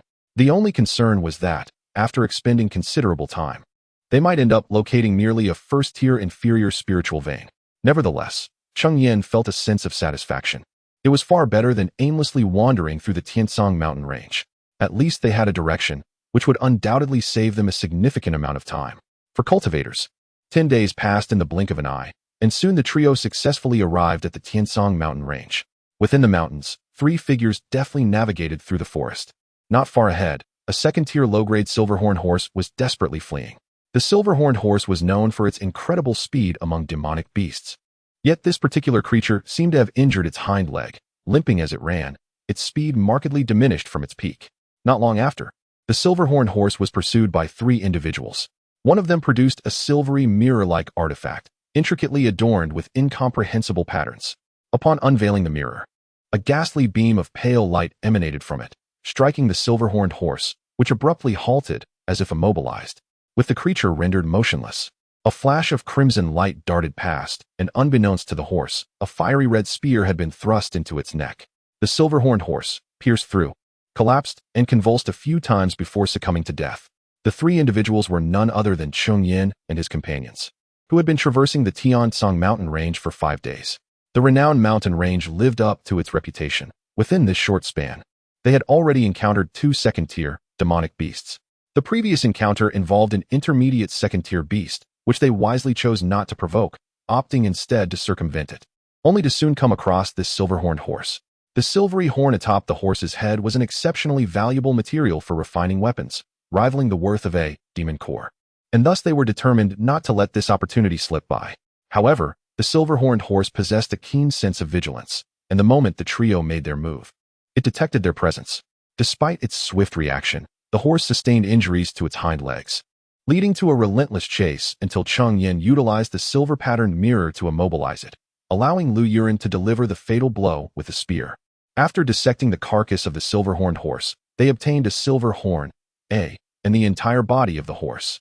Cheng Yan, having contributed little to the endeavor, graciously deferred the selection to his companions. Following the demise of the silver-horned horse, it was time to distribute the spoils, and Zhang Ruxian spoke up first, acknowledging his lack of contribution to the kill and thus suggesting that Cheng Yan and Lu Yuren choose first. Lu Yuren echoed this sentiment, attributing their success to Cheng Yan's silver-patterned mirror, which had been instrumental in subduing the creature. Given this, I shall not refuse any longer. I shall take the, Cheng Yan ultimately declared. While the silver horn was of equal value, the offered broader applications, suitable for both weapon refining and alchemy. Consequently, the silver horn was entrusted to Lu Yuren, while the entire carcass of the silver-horned horse found its way into Zhang Ruxian's possession. We have pursued this silver-horned horse over quite a distance. Lu, perhaps you should examine the surroundings for any spiritual veins, Cheng Yan suggested after the division of materials. Throughout these 5 days, they had yet to discover even a low-grade first-tier spiritual vein. Hearing this, Lu Yuren retrieved the spirit-seeking disc and activated it, and finally, after 5 days of silence, the disc began to exhibit changes. The faces of the three lit up with expressions of joy. This way, Lu Yuren sensed the direction indicated by the spirit-seeking plate and led the two companions forth. Merely a quarter of an hour later, the trio arrived at the site of the spiritual vein.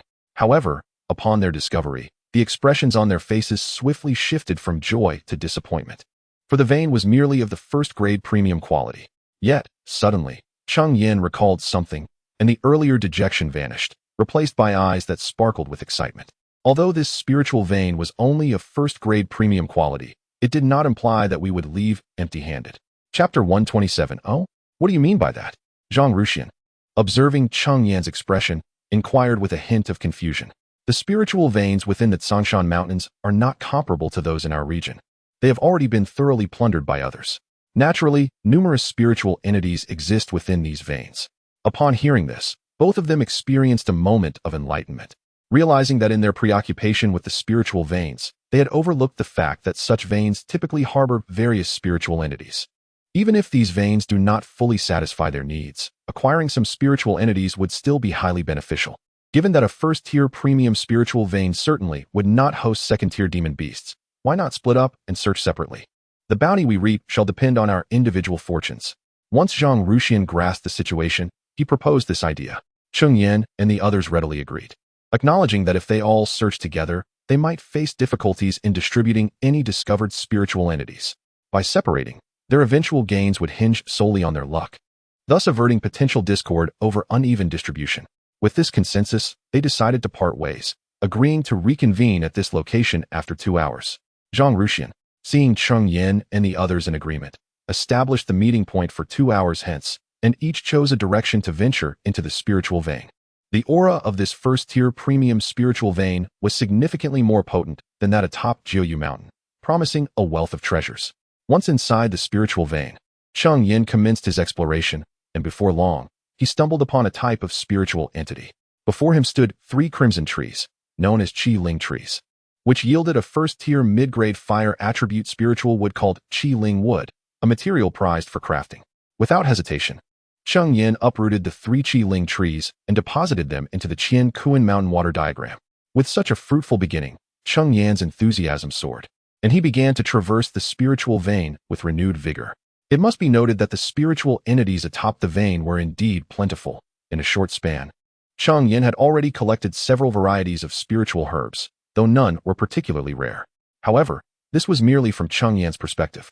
If he could bring these spiritual entities back to his family and cultivate them over the course of a decade or two, they could evolve into a thriving enterprise. Later, Cheng Yan also discovered 2 first-tier elite golden-haired monkeys guarding over a dozen first-tier premium Qing Tao fruit trees, which bore an abundance of green peaches. The 2 elite golden-haired monkeys stood no chance against Cheng Yan, who swiftly dispatched them with just a few strikes from his flying sword. Sampling one of the green peaches, he found it to be succulent and juicy, a true rarity among spiritual fruits. Naturally, these dozen or so Qing Tao fruit trees also became part of Cheng Yan's collection. Recalling a recipe from the Mountain Water Sect's legacy for brewing a first-tier premium spirit using spiritual peaches, He realized that these green peaches would be perfect for cultivation back at his family, confident that it would not be long before a new industry for spiritual wine emerged within their ranks. The 2 hours swiftly elapsed, and the trio reconvened at the designated spot, their faces illuminated with expressions of joy and satisfaction. It appears that both of you have made remarkable gains this time. In truth, the spiritual entities above a first-tier exceptional spiritual vein only reach a maximum of first-tier excellence, unless, like Cheng Yan's ice crystal, they remain undiscovered for thousands of years. There exists the possibility of encountering a second-tier entity. For the three of them, who are foundational cultivators, these spiritual entities hold little significance, yet for their respective families, they represent a considerable fortune. We owe our gratitude to fellow Taoist Cheng for the reminder, otherwise, we might have missed these opportunities, Zhang Ruxian said with a smile to Cheng Yan. You both were merely a bit anxious. I believe that even without my guidance, you would have quickly realized the situation, Cheng Yan replied, waving his hand in modesty, asserting that the true credit should go to Lu Yuren. After all, without his spirit-seeking plate, they would not have been able to locate a spiritual vein so swiftly.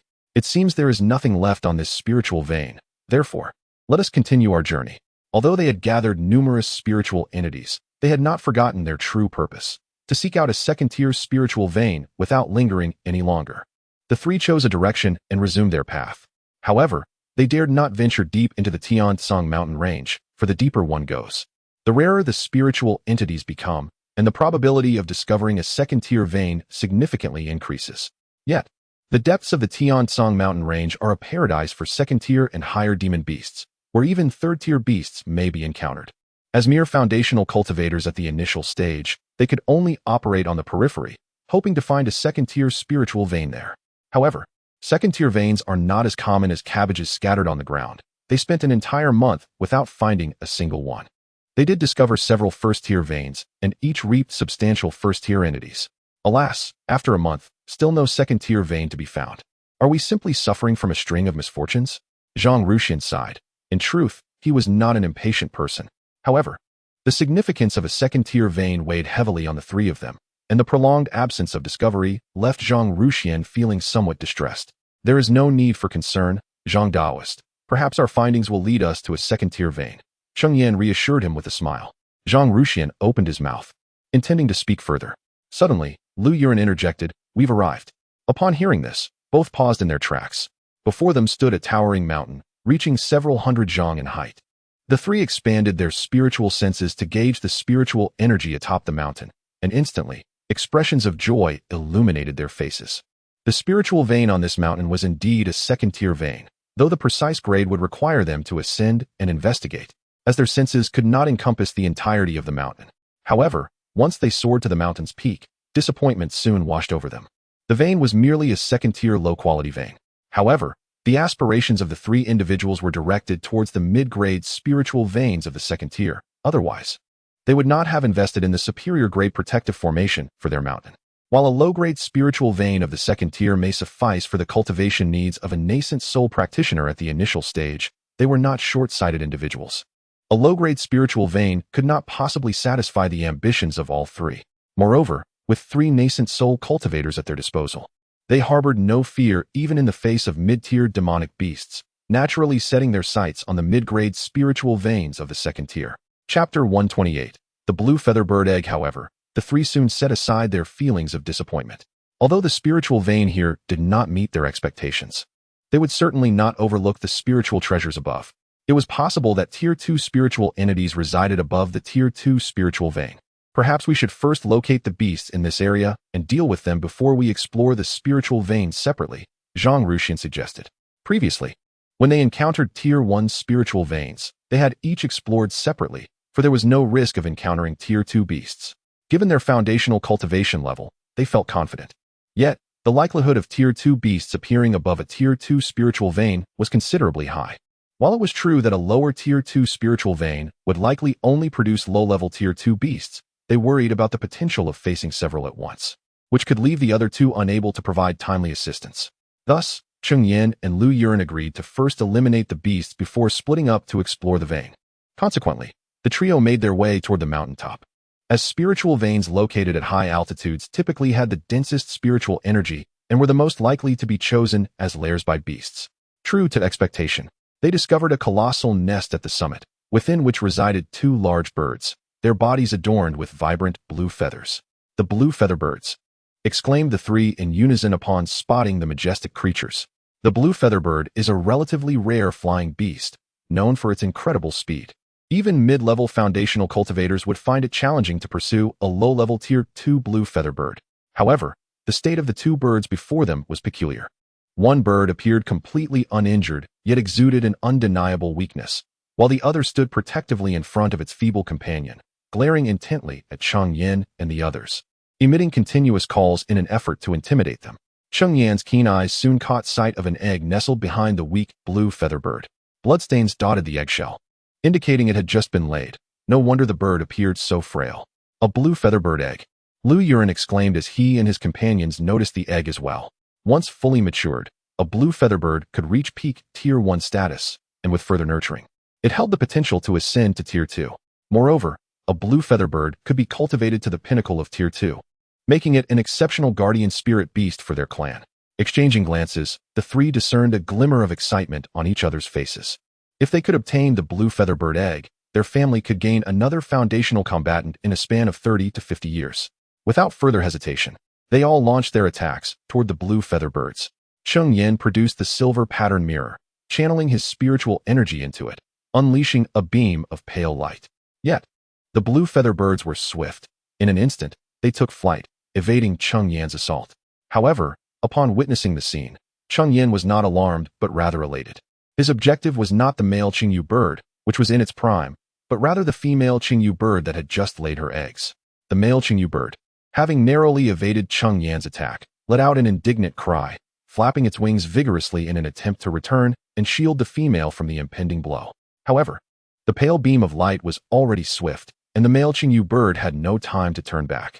Meanwhile, the female Qingyu bird, still weak from her recent labor, was unable to evade and was struck by Cheng Yan's silver pattern mirror. Upon impact, the female bird was immobilized, and soon after, a fiery red spear hurtled towards her. At that moment, the male Qingyu bird finally turned around, its wings unfurling to an impressive length of 10 zhang, generating a fierce gust that sent nearby trees toppling. Transforming into a streak of azure light, it collided forcefully with the spear, sending it flying away. Although the male Qingyu bird had successfully intercepted Lu Yuren's attack, one must remember that Cheng Yan was not alone.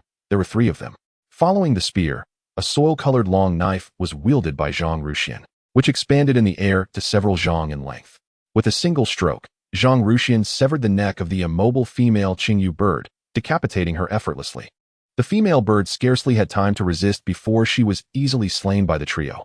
With a piercing cry, the male Qingyu bird witnessed the beheading of its mate, expressing its fury in a way that even the human Cheng Yan and his companions could perceive. The bird spread its wings in the air, its azure feathers glistening in the sunlight. Then with a powerful sweep, unleashed 3 blades of wind, hurtling towards the three with overwhelming force.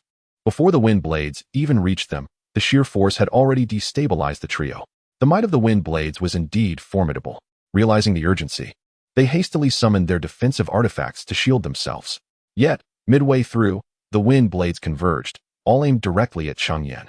As a second-tier demon beast, the Qingyu bird possessed considerable intelligence.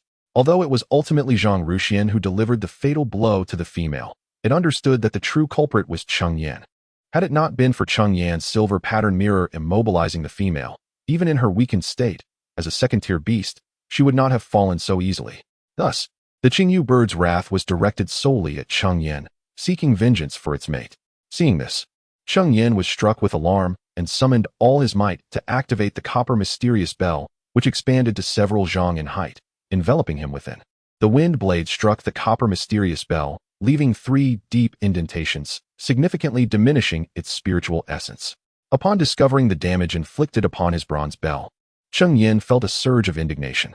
It is worth noting that he had acquired this bronze bell only recently, having utilized it but once.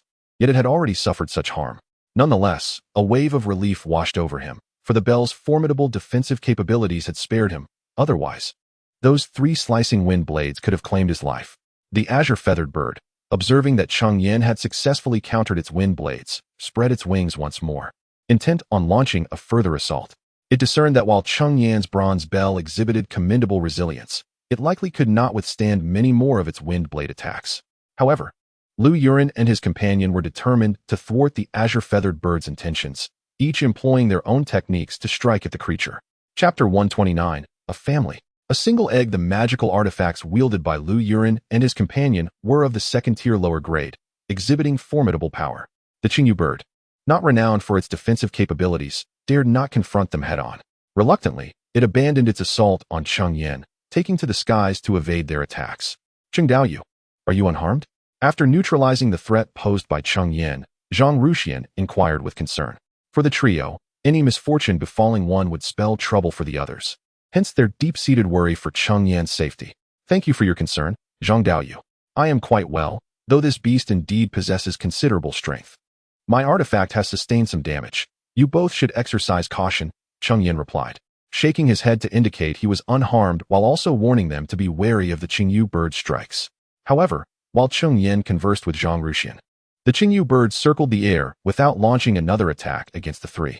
Cheng Yan initially speculated that the bird deemed them formidable and was contemplating a strategy to confront them.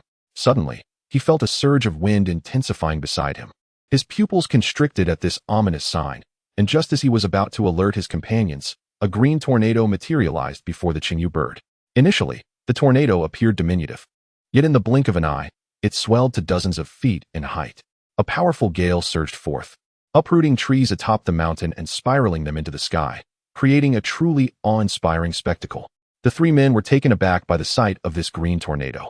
Its might was not merely superficial. Its power was formidable, rivaling the wind blades they had previously encountered. Moreover, this tornado constituted an area-wide attack, leaving them no option to evade, only the choice to confront it head-on. Please, do not hold back. Let us unite our strength to counter this. Lu Yuren bellowed. Taking the initiative, he hurled his fiery red spear, which ignited mid-air with flickers of flame, rapidly engorging into a blazing inferno. The spear became a colossal fiery arrow, hurtling towards the green tornado. Cheng Yan and Zhang Ruxian, refusing to be outdone, sprang into action. Zhang Ruxian fervently channeled his spiritual energy into his long blade, conjuring a massive spectral blade that shimmered in the air, exuding an extraordinary aura. He gripped the blade and cleaved it downwards towards the green tornado. Cheng Yan, equally determined, formed intricate hand seals, conjuring a water dragon nearly 20 feet long. As the water dragon surged forth, it let out a resounding roar. The inherent bloodline suppression among the demon races momentarily hindered the green tornado's advance. Yet, the water dragon, being a mere conjuration of Cheng Yan's spell, lacked the true might of a dragon. It only delayed the tornado for a fleeting moment before it regained its momentum. However, within that brief pause, their three attacks were already upon it. The azure tornado, formidable though it may be, was merely a manifestation of a second-tier, low-level beast. Faced with the full force of three foundational-level cultivators, it proved inadequate and was ultimately dissipated by their combined might. However, while the azure tornado was scattered, the trio's onslaught was not entirely thwarted. It surged forth with great momentum towards the azure-feathered bird. Yet, the bird, swift as the wind, deftly evaded the slowest of the attacks, a phantom blade, with ease. At that moment, Cheng Yan's water dragon had long been lying in wait. With a mighty roar, it unleashed a torrent of water that struck the azure-feathered bird. Although the force of the water was not overwhelming, it effectively washed away a considerable amount of the bird's plumage. Cheng Yan had achieved his goal. The bird's feathers were now soaked, significantly diminishing its flight speed. Just then, Lu Yuren's spear arrived as anticipated, being the fastest of the trio's attacks. The azure-feathered bird, hampered by its drenched plumage, could not outrun Lu Yuren's spear. Despite its desperate attempts to evade, the spear pierced through half of the bird's wing, leaving a gaping wound the size of a fist. Blood gushed from the injury, staining the wing crimson, causing the bird's flight to become erratic and precarious, as if it might plummet from the sky at any moment. Now, how will you evade this? Severely wounded, the azure-feathered bird was not to be spared by the trio. Cheng Yan once again produced the silver-patterned mirror, emitting a beam of pale light. With half of its wing incapacitated and its stability compromised, the bird could not escape the silver-patterned mirror and was struck by the beam, rendering it immobilized and starting its descent from the air.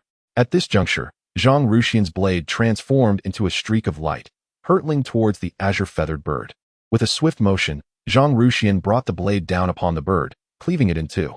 With the azure-feathered bird rendered lifeless, the three let out a long sigh of relief.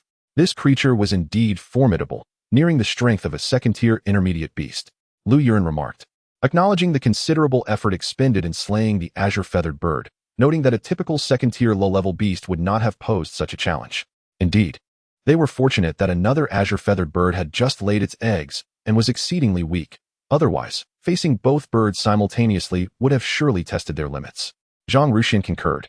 Lu Yuren declared, regardless, we have successfully slain the azure-feathered bird. Let us now investigate the eggs. Cheng Yan smiled, indeed. I wonder how many eggs the azure-feathered bird has laid. The eggs were partially obscured by the corpse of the female azure-feathered bird, revealing only a hint, leaving the trio uncertain of the total count. The three individuals ascended to the nest of the azure-feathered bird, gently removing the lifeless body of the female. Before them lay 3 eggs, each the size of an adult's head, adorned with faint traces of blood. Upon sighting the trio of azure bird eggs, Lu Yuren erupted into laughter, exclaiming, what a delightful coincidence. 3 eggs. Ha, one for each of our families. Cheng Yan and Zhang Ruxian exchanged glances, their faces brightening with smiles. The perfect number of eggs alleviated any potential discord among them over the coveted prize. After all, these might very well represent future foundational combat prowess, something none of them would relinquish lightly. In this fortuitous circumstance, all parties found joy. Chapter 130. The 3-on-3 Duel. Esteemed friends, since we are all witnesses to this matter, how about we share the 2 azure featherbird eggs among ourselves? Just as the 3 were about to secure the eggs, a voice echoed from the distance. With the sound, 3 figures descended from afar, halting not far from Zhou Yang and his companions. Observing the fluctuations of spiritual energy emanating from them, it was evident that they were 3 cultivators at the early stage of Foundation establishment, likely drawn by the commotion caused by Cheng Yan and his companions' defeat of the azure featherbird. This is troublesome, Zhang Ruxian murmured. The trio had just emerged from a fierce battle and were not in their prime condition. With 3 equally matched adversaries appearing, they braced themselves for a grueling confrontation. The azure featherbird eggs were hard-won, and it seems we cannot share them with you, esteemed friends. Instead, how about we forego the spiritual treasures atop this second-tier spiritual vein and offer them all to you? The 3, sensing their own diminished state, hoped to appease their rivals by relinquishing some spiritual resources. Haha, you jest, my friend.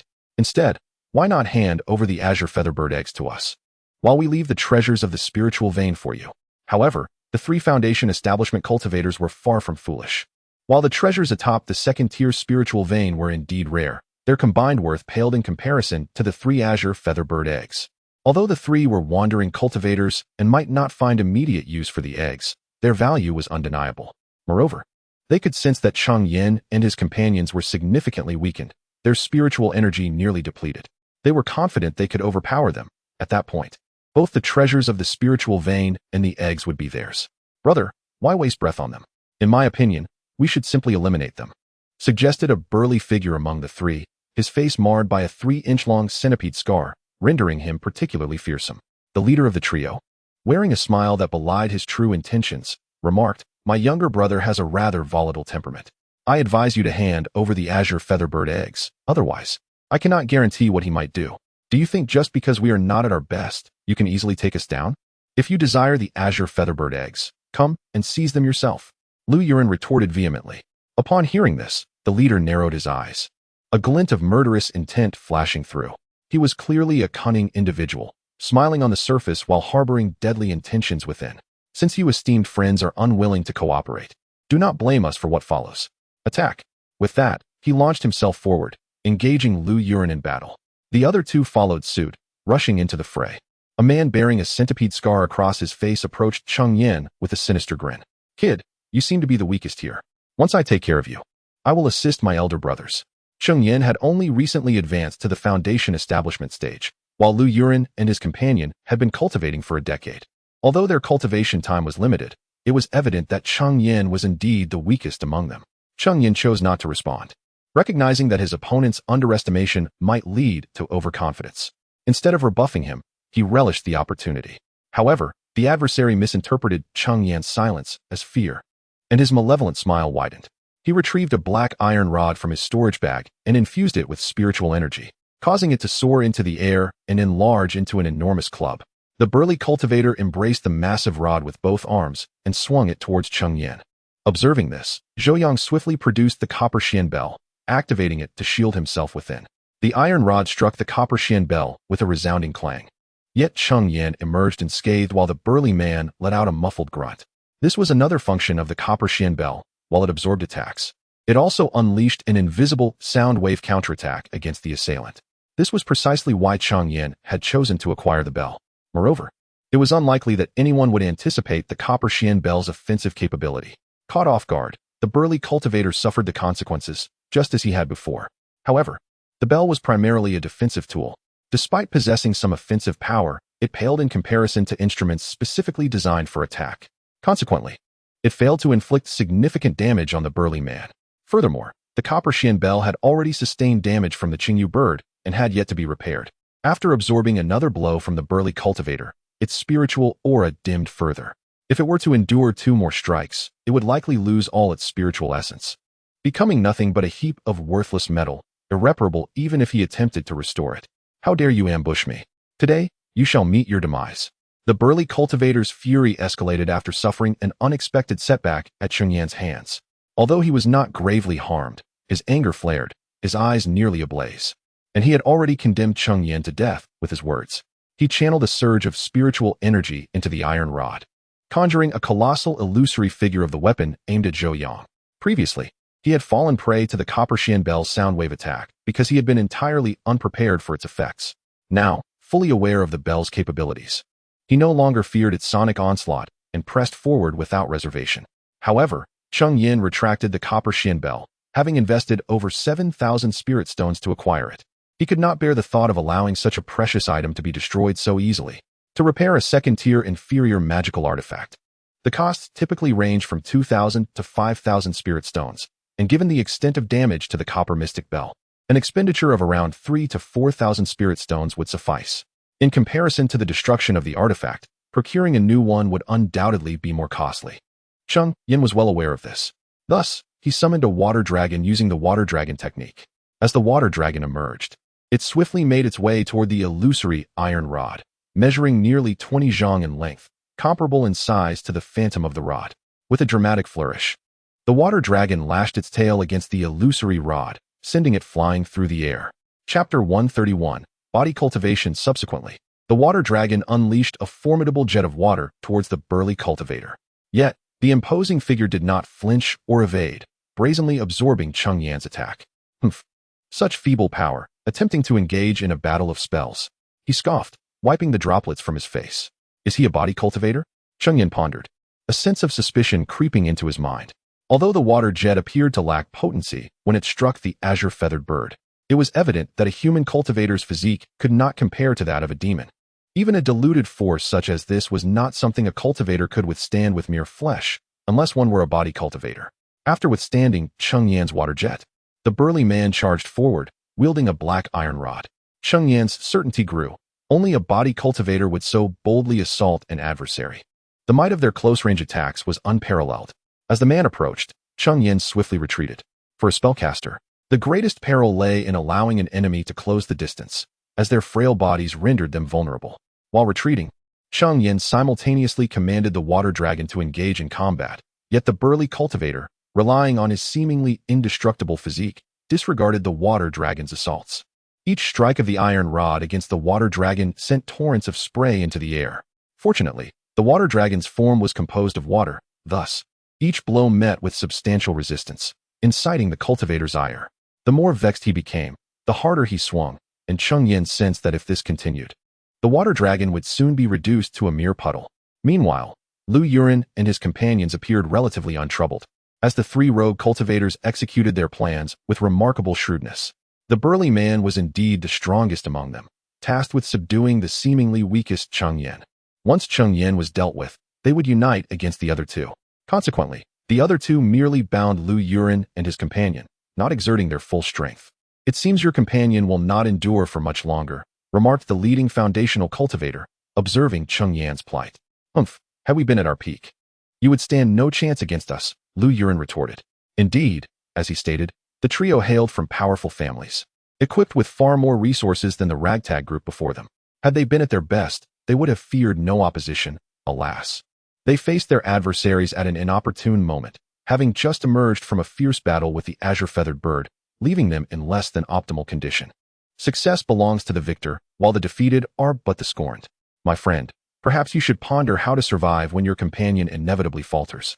The jovial demeanor of the man incited a wave of frustration within Lu Yuren. Yet, he found himself ensnared, left with no recourse but to fervently hope that Cheng Yan could triumph over his adversary. Otherwise, they would have no choice but to abandon the Qingyu bird's egg and flee. Meanwhile, Cheng Yan's water dragon continued to exert itself valiantly, while the body cultivator was drenched from head to toe, soaked in water. Nevertheless, his movements showed no sign of slowing, as if he possessed an inexhaustible reservoir of strength. Relentlessly assaulting the water dragon, Cheng Yan could hardly fathom what state he would be in had the water dragon not been there to impede his opponent. However, the water dragon's power was destined to wane, and under the torrential onslaught of the body cultivator, it ultimately dissipated with a thunderous crash, transforming into a puddle upon the ground. Ha ha ha, what further tricks do you possess? Unleash them, exclaimed the body cultivator, brandishing an iron rod and pointing it at Cheng Yan with arrogant bravado. If you have no more resources, then prepare to meet your demise. He assumed that Cheng Yan had exhausted his capabilities, and with a thunderous roar, he swung the iron rod toward him. At that moment, however, Cheng Yan's aura began to surge dramatically. Despite having depleted a significant portion of his spiritual energy through the previous battles, it was now rapidly replenishing. In the blink of an eye, his spiritual power returned to its zenith. The body cultivator, taken aback, halted in his tracks. Having lived for so long and having slain countless foes, including foundational cultivators, he had never witnessed anyone restore their spiritual energy mid-battle as Cheng Yan was doing. Fearing a deception, he hesitated, his once relentless advance now stalled. Now, allow me to demonstrate the true water dragon technique, Cheng Yan declared, and as his words fell, his spiritual energy began to plummet, swiftly diminishing to levels even lower than before his recovery. At that moment, the energy within his gathering pearl also dwindled, and behind him, a water dragon gradually took form. However, this dragon's eyes remained shut as Cheng Yan continued to channel his energy into it. Eventually, when the energy within the gathering pearl had nearly been exhausted, a complete water dragon, measuring 33 zhang in length, materialized behind Cheng Yan. Suddenly, the water dragon's eyes burst open. With the awakening of its gaze, an overwhelming aura surged forth, enveloping the body cultivator, who was caught in its wake. And the dragon's eyes fixated upon him. The body cultivator, witnessing the dragon's eyes, felt a terrifying force bearing down upon him, causing his heart to skip a beat. The true water dragon technique, he thought, unable to suppress a gulp as he beheld the enormous dragon before him, which was infinitely more formidable than the one he had just battled. The recently conjured water dragon, in his grasp, resembled a mere loach, subject to his whims. Yet now, upon this very water dragon, he sensed a formidable threat. This strike bore the formidable power akin to a full-force attack from a mid-stage foundational practitioner. Roar! The water dragon raised its head, emitting a resonant dragon's roar, which, remarkably, carried a subtle yet palpable draconic majesty. Though faint, this aura was potent enough to rupture the eardrums of the nearby physical cultivator, causing blood to flow forth. Chapter 132. Do not pursue a cornered enemy. It seems the tide of battle is about to turn. I wonder if your third brother can withstand the onslaught of my companion. Lu Yuren, entangled on the sidelines, burst into laughter upon witnessing Cheng Yan's formidable display. After being relentlessly attacked verbally by the opponent, he finally felt a surge of relief and joy at the prospect of striking back. Upon hearing Lu Yuren's words, the man's expression darkened, yet he could not deny the terrifying power of Cheng Yan's attack. Even from a distance, he felt a chill run down his spine. He feared that if faced with this water dragon, he would lack the will to resist. Such is the effect of the faint dragon might. Dragons, being the apex of beastly bloodlines, exude an inherently fearsome presence. Although Cheng Yan's water dragon technique only possessed a trace of this dragon majesty, it was more than sufficient to suppress a foundation establishment novice, especially one of wavering resolve. Water dragon technique. Go. With a thunderous command from Cheng Yan, the water dragon surged forth, its massive form propelling towards the body cultivator. Despite its colossal size, the water dragon moved with remarkable swiftness, reaching its target in the blink of an eye. The body cultivator, upon witnessing this, was stricken with terror, his countenance shifting dramatically. However, he was not of feeble mind. He refused to be entirely daunted by the dragon's might. Swiftly, he formed intricate hand seals, and his skin began to change color, eventually morphing into that of a stone figure. The water dragon collided with the body cultivator, piercing through his form. Its lengthy body, measuring 33 zhang, relentlessly surged against him until the very last inch passed through his being, concluding the assault. Remarkably, the body cultivator emerged unscathed. Ha ha. It seems your companion's strength is rather limited. Even my third brother's defense remains intact. Crack. The leading foundation establishment cultivator scoffed.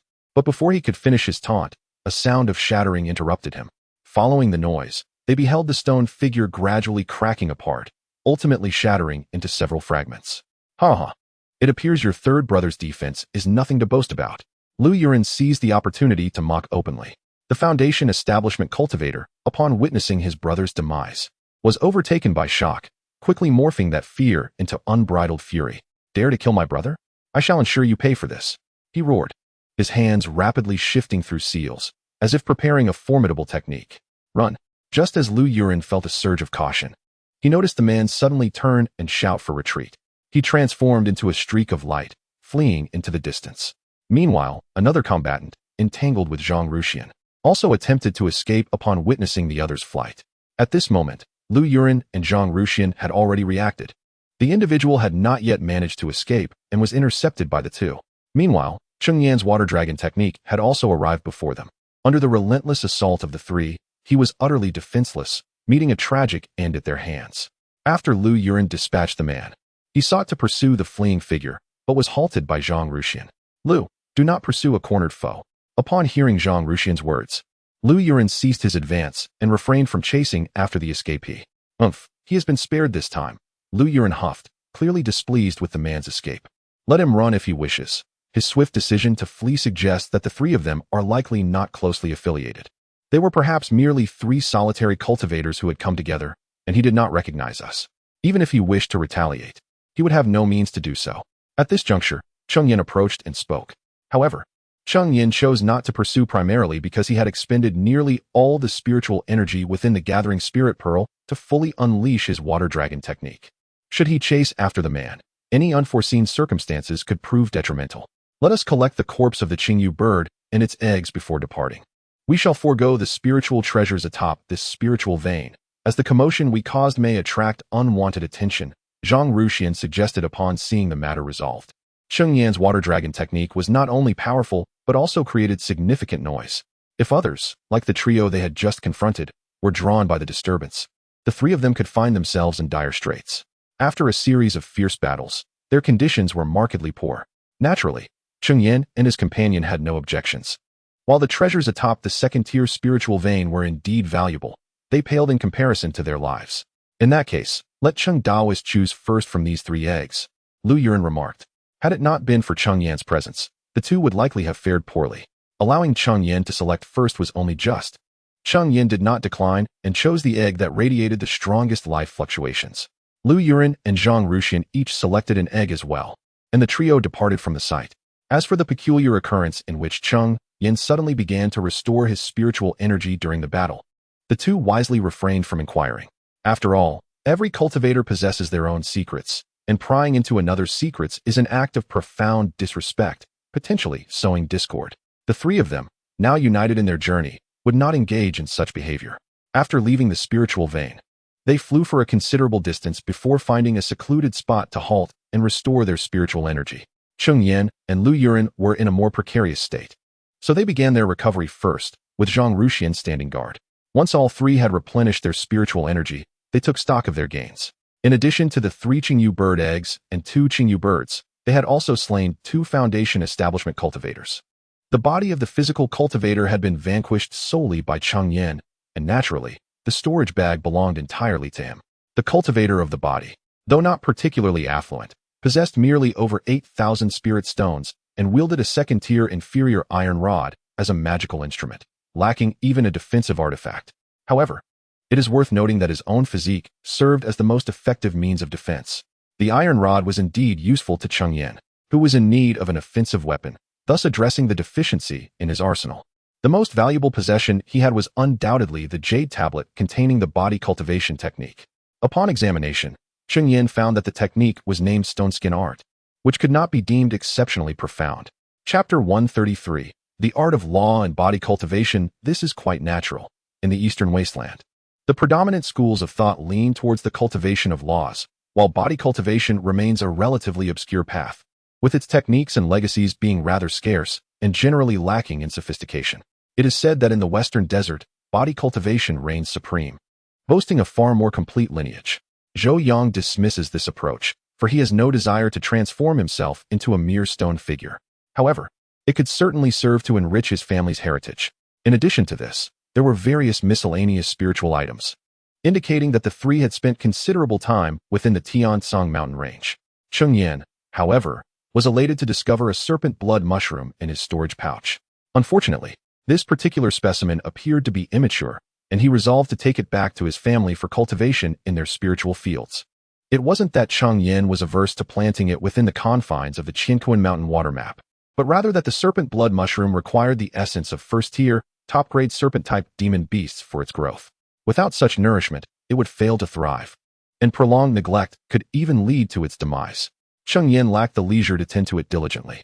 This rarity in the wild is precisely why serpent blood mushrooms are seldom found, with most being immature. As for another wandering cultivator's storage pouch, its contents paled in comparison to that of the body cultivator. It contained merely over 6,000 spirit stones, a single magical artifact, and techniques that could only be practiced to the foundational stage, thus failing to impress the trio. Ultimately, Cheng Yan received a little over 2,000 spirit stones and some spiritual items.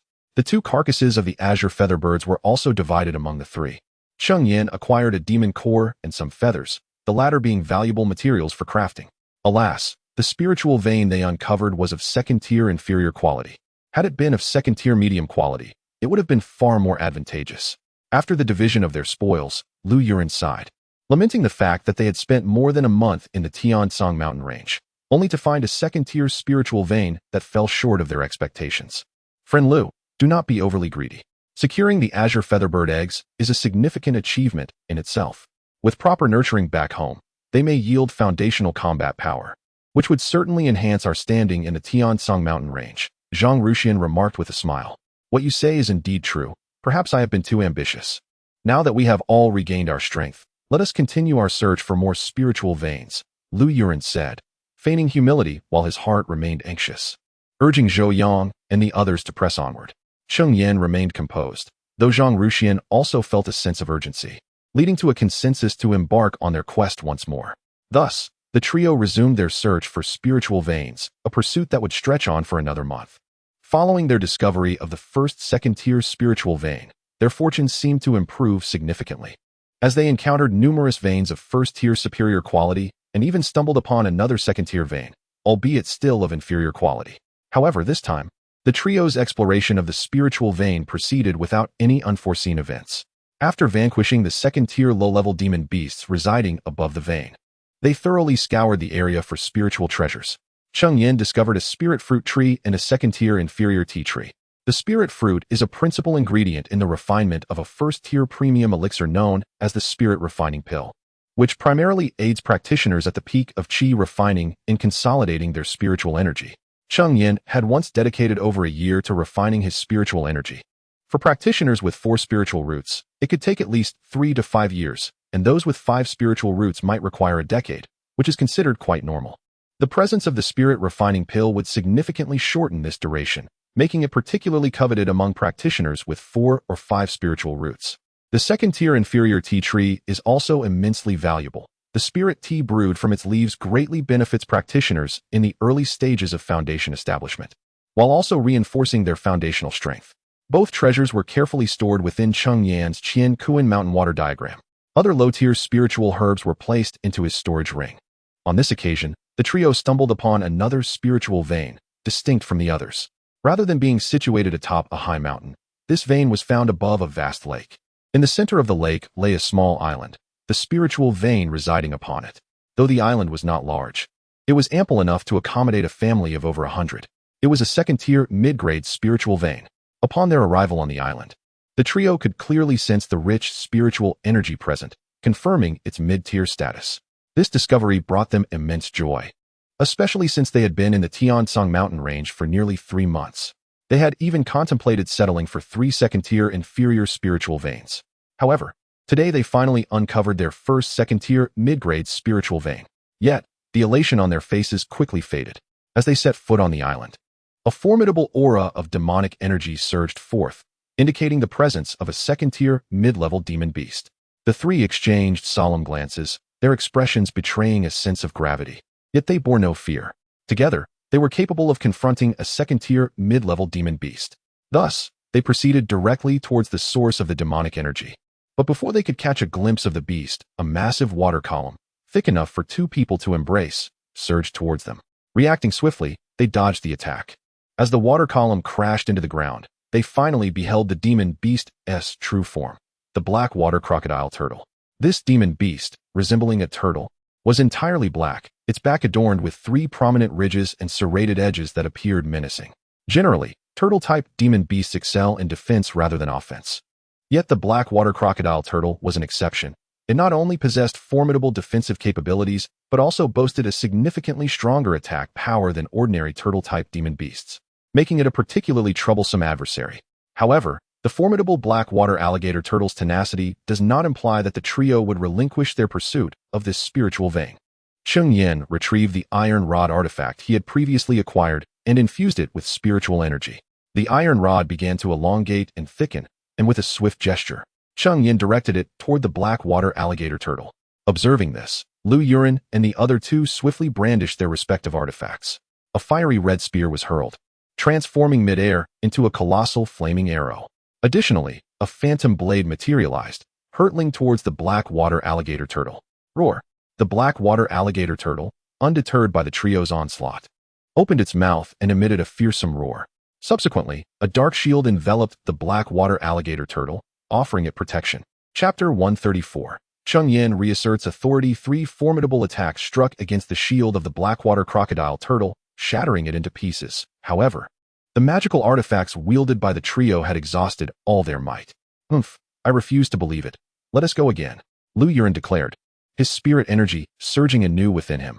The crimson spear in his grasp shimmered with ethereal light, suddenly igniting in a blaze of fervent flames. Lu Yuren held the fire as if it were a trivial matter, then raised the spear high and hurled it forth. The spear transformed into a streak of fiery brilliance in the air, the flames around him surging like a ferocious lion, charging toward the blackwater crocodile turtle with overwhelming force. Seeing Lu Yuren exert himself once more, Zhang Ruxian was not to be outdone. His long blade, unbeknownst to him, had split into two. He infused his blades with spirit energy, conjuring two massive blade phantoms that intersected in a cross, cleaving toward the blackwater crocodile turtle. Cheng Yan, witnessing the display of might from his companions, found himself devoid of other means and could only once again summon his iron rod artifact to strike at the blackwater crocodile turtle. The creature, sensing the impending assault, stomped its foot violently upon the ground, causing the earth to crack under its tremendous force. A wall of water then erupted from the ground, shielding it from harm. In the blink of an eye, Lu Yuren's flaming spear approached, yet the water wall failed to impede its advance, being pierced through with ease. The roaring flames vaporized a significant volume of water, releasing clouds of white steam.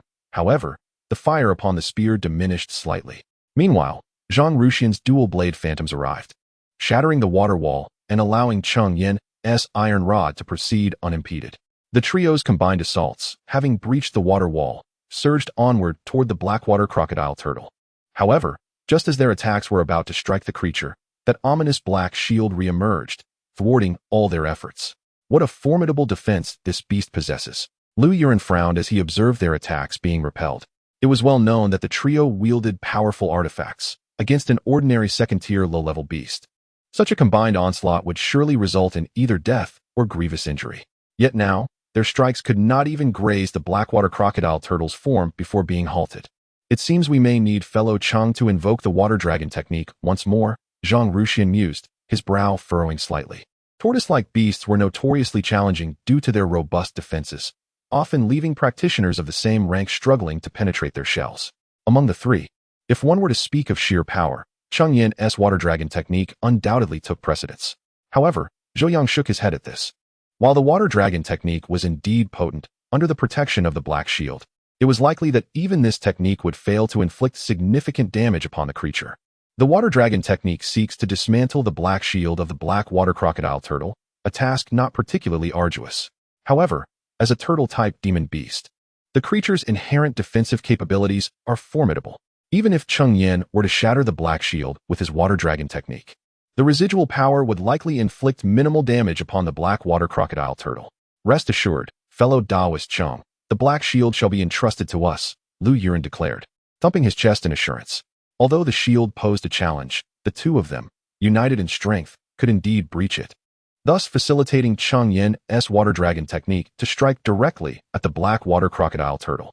Then I shall trouble you both, Cheng Yan replied after a moment's contemplation, finding their plan feasible. He then began to draw forth the spiritual energy from the spirit-gathering pearl, preparing to unleash the full might of his water dragon technique.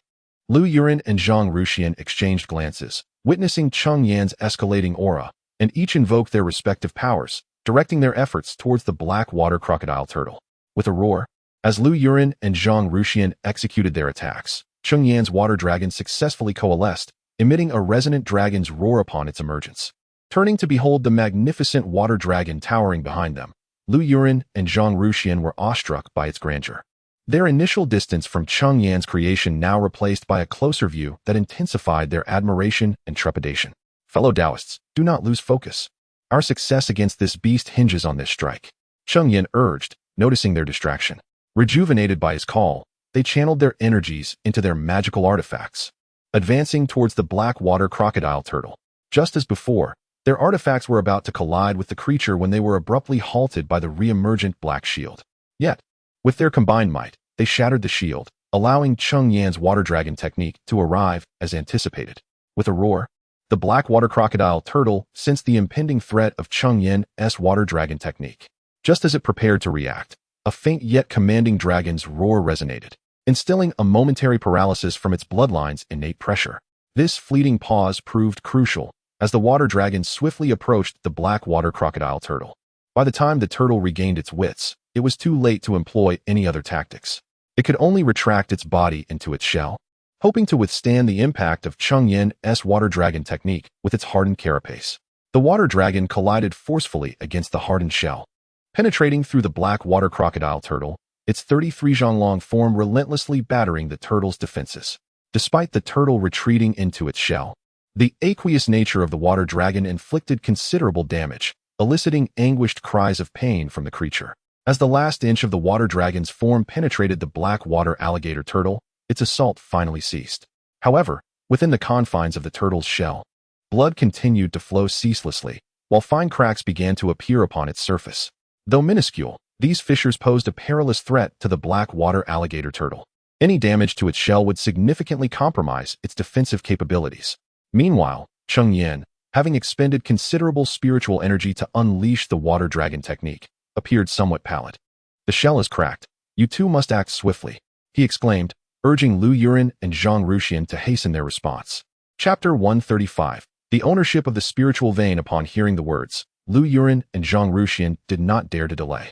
Their magical artifacts surged forth like arrows released from a bow, striking the black water crocodile turtle in the blink of an eye.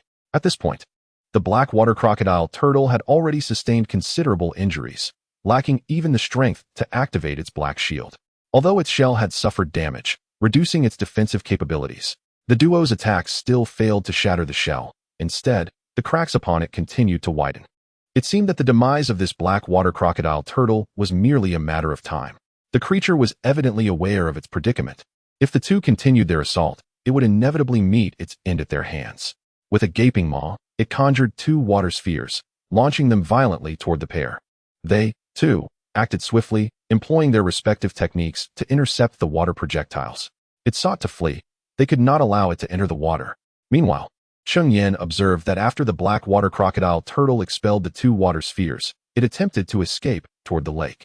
As a water attribute beast, its prowess would be significantly amplified in its natural element, making it a formidable adversary if it reached the water. Hearing Cheng Yan's warning, Lu Yuren and Zhang Ruxian spotted the turtle's attempt to escape. They understood that preventing its entry into the water was paramount, thus intensifying their attacks. However, the black water crocodile turtle, emboldened by its resilient shell, disregarded their onslaught, intent solely on returning to the water. Witnessing this, Cheng Yan gritted his teeth, draining all the spiritual energy from the gathering spirit pearl, and once again commanded the water dragon to charge forward. This time, the black water crocodile turtle could no longer withstand the assault. Its shell shattered, bloodied and lifeless, it collapsed to the ground, devoid of vitality. Yet Cheng Yan's complexion had turned even paler. The complete water dragon technique imposed a significant burden on a foundational level cultivator. Though the presence of the gathering spirit pearl had alleviated some of the strain. Having finally dealt with this beast, fellow Taoist Cheng, please recover your spiritual energy. My companion and I shall protect you, Lu Yuren said, exhaling deeply as he turned to see Cheng Yan's pale visage, urging him to replenish his energy. Cheng Yan, heeding the suggestion, did not refuse. He retrieved a pill from his storage bag and, after consuming it, seated himself on the ground to restore his spiritual energy. The pill had come from the storage of that body cultivator. Shortly thereafter, Cheng Yan's spiritual energy returned to its peak state. However, the energy within the gathering spirit pearl had been entirely depleted, leaving him with an unsettling sense of vulnerability. Fellow Taoists, my spiritual energy is restored. Please hurry and regain your strength. I shall stand guard, Cheng Yan announced after his recovery. The two nodded in agreement and began to recuperate their energy. Given their minimal exertion, they quickly returned to their full vigor. Next, the discussion turned to the ownership of the spiritual vein.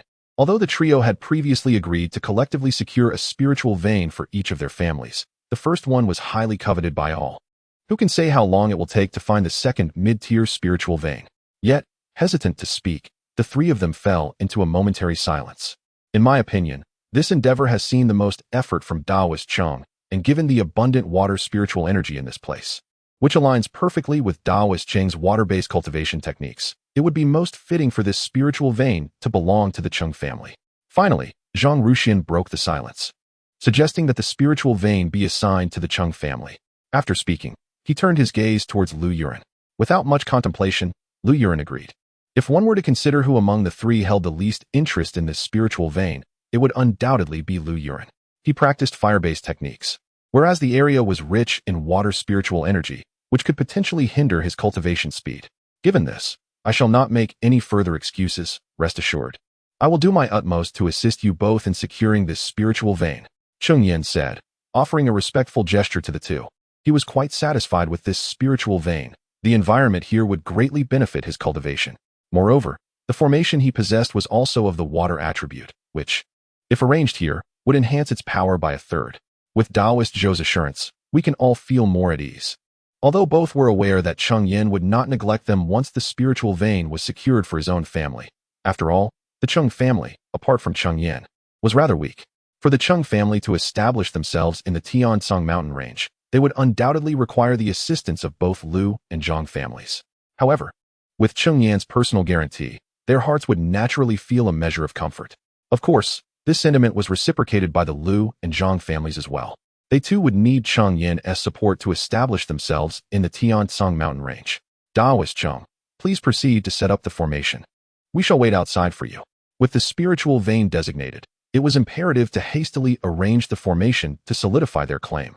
However, during the formation's arrangement, it was essential to avoid the presence of outsiders, for one could not predict whether they might secretly leave behind some machinations during the setup. Thus, both Lu and Zhang discreetly exited the area of the spiritual vein, allowing Cheng Yan to commence his arrangements. As they vacated the vicinity, Cheng Yan retrieved the mist concealment profound formation from his storage ring and began to set it up on the island. He was not concerned about the presence of other beasts on the island, knowing that most beasts possess territorial instincts. This spiritual vein was evidently the domain of a mid-tier black water crocodile turtle, and lower-tier beasts would not dare to venture here. As time passed, the island at the center of the lake gradually became shrouded in thick mist. Even foundational cultivators would be unable to probe the interior with their spiritual senses. Such was the concealment effect of the mist concealment profound formation. I apologize for the long wait, esteemed Taoists. Please, come in. After establishing the formation, Cheng Yan emerged from the island and found Lu Yuren and Zhang Ruxian waiting outside, inviting them onto the island. As Cheng Yan altered the hand seals, a pathway emerged amidst the dense mist. The misty hidden formation possesses the capability to ensnare foes, without the guidance of Cheng Yan. Even cultivators in the later stages of foundation establishment could find themselves ensnared. Upon entering the Heart Lake Island, the dense fog suddenly dissipated. From within, one could discern no trace of the fog's existence. As twilight descends, esteemed friends, why not take a respite on the island for the night? We shall embark on our quest for the spiritual vein anew on the morrow. From the moment the misty hidden formation was deployed, this spiritual vein rightfully belongs to the Cheng family. Cheng Yan's words carried a certain warmth, reminiscent of a host's hospitality towards distinguished guests. Chapter 136. Relocating the family. Cheng Yan devoted considerable time to arranging the formation, and as dusk approached, the two did not decline but instead sought a quiet place to sit cross-legged and commence their cultivation. For cultivators, the act of cultivation is akin to rest. The night swiftly passed, and upon opening their eyes, the three could discern a glimmer of joy in each other's gazes, for they had not experienced such unrestrained cultivation in quite some time. This invigorated Lu Yuren and Zhang Ruxian's anticipation for the spirit vein, prompting them to urge Cheng Yan to set off at the break of dawn. Cheng Yan, of course, did not refuse. After inspecting the formation and ensuring all was in order, he continued to search for the spirit vein alongside the two. Perhaps fortune favored them, for within a mere 5 days, they discovered a second-tier mid-grade spirit vein. This vein was not far from the island at the center of the lake. A foundational cultivator could reach it in a day if they exerted themselves fully. This distance brought joy to the trio. If it were too close, the influence of the three families would be difficult to delineate. Yet if it were too far, mutual assistance would be challenging. This distance, it seemed, was just right. The beasts guarding the spirit vein were not particularly formidable, merely 3 low-tier second-grade beasts, each easily dispatched by one of the trio. Ultimately, the spirit vein was awarded to the Lu family, with Zhang Ruxian graciously conceding it, perhaps due to an unspoken agreement between the two families, of which Cheng Yan was unaware. If that were indeed the case, Lu Yuren must have offered Zhang Ruxian considerable benefits in return for securing the vein. Once Lu Yuren set up the formation, the three began their search for the final spirit vein for the Zhang family. To ensure mutual support among the three families, they sought a location not too distant from both the Lu family's spirit vein and the island at the lake center. After half a month of diligent effort, they finally located another second-tier mid-grade spirit vein. Following a fierce battle, they successfully vanquished the beasts inhabiting the vein, allowing Zhang Ruxian to establish the formation. With this, all three families had found and secured their new spirit veins, and the next step was to return to Heishifanshe and relocate the three families to the Tiansong mountain range. After 4 to 5 months of tireless endeavor, the families finally secured their spirit veins, and smiles adorned their faces. For the trio, the presence of these spirit veins signified that their future cultivation efforts would be unimpeded. Moreover, the higher the grade of the spirit vein, the more advantageous it would be for the family's development. After all, a second-tier spirit vein's expanse far surpassed that of a first-tier vein. A broader spirit vein meant more fertile land could be cultivated and a greater variety of spiritual plants could be grown. Furthermore, many spiritual treasures could be found within a second-tier spirit vein. Initially, the three families had agreed that the family that claimed a spirit vein would also possess all treasures found within it, thus preventing any discord arising from the competition for spiritual resources. In his eagerness to assist the Lu and Zhang families in discovering suitable spirit veins, Cheng Yan had yet to explore the island at the lake's center, leaving him unaware of the treasures it might hold. Though there is no need for haste, the spiritual vein remains steadfast, impervious to escape, especially with the formidable second-tier formation laid down, which even late-stage foundation-building cultivators cannot easily breach. The treasures within are undoubtedly secure, and exploration can wait until the family relocates.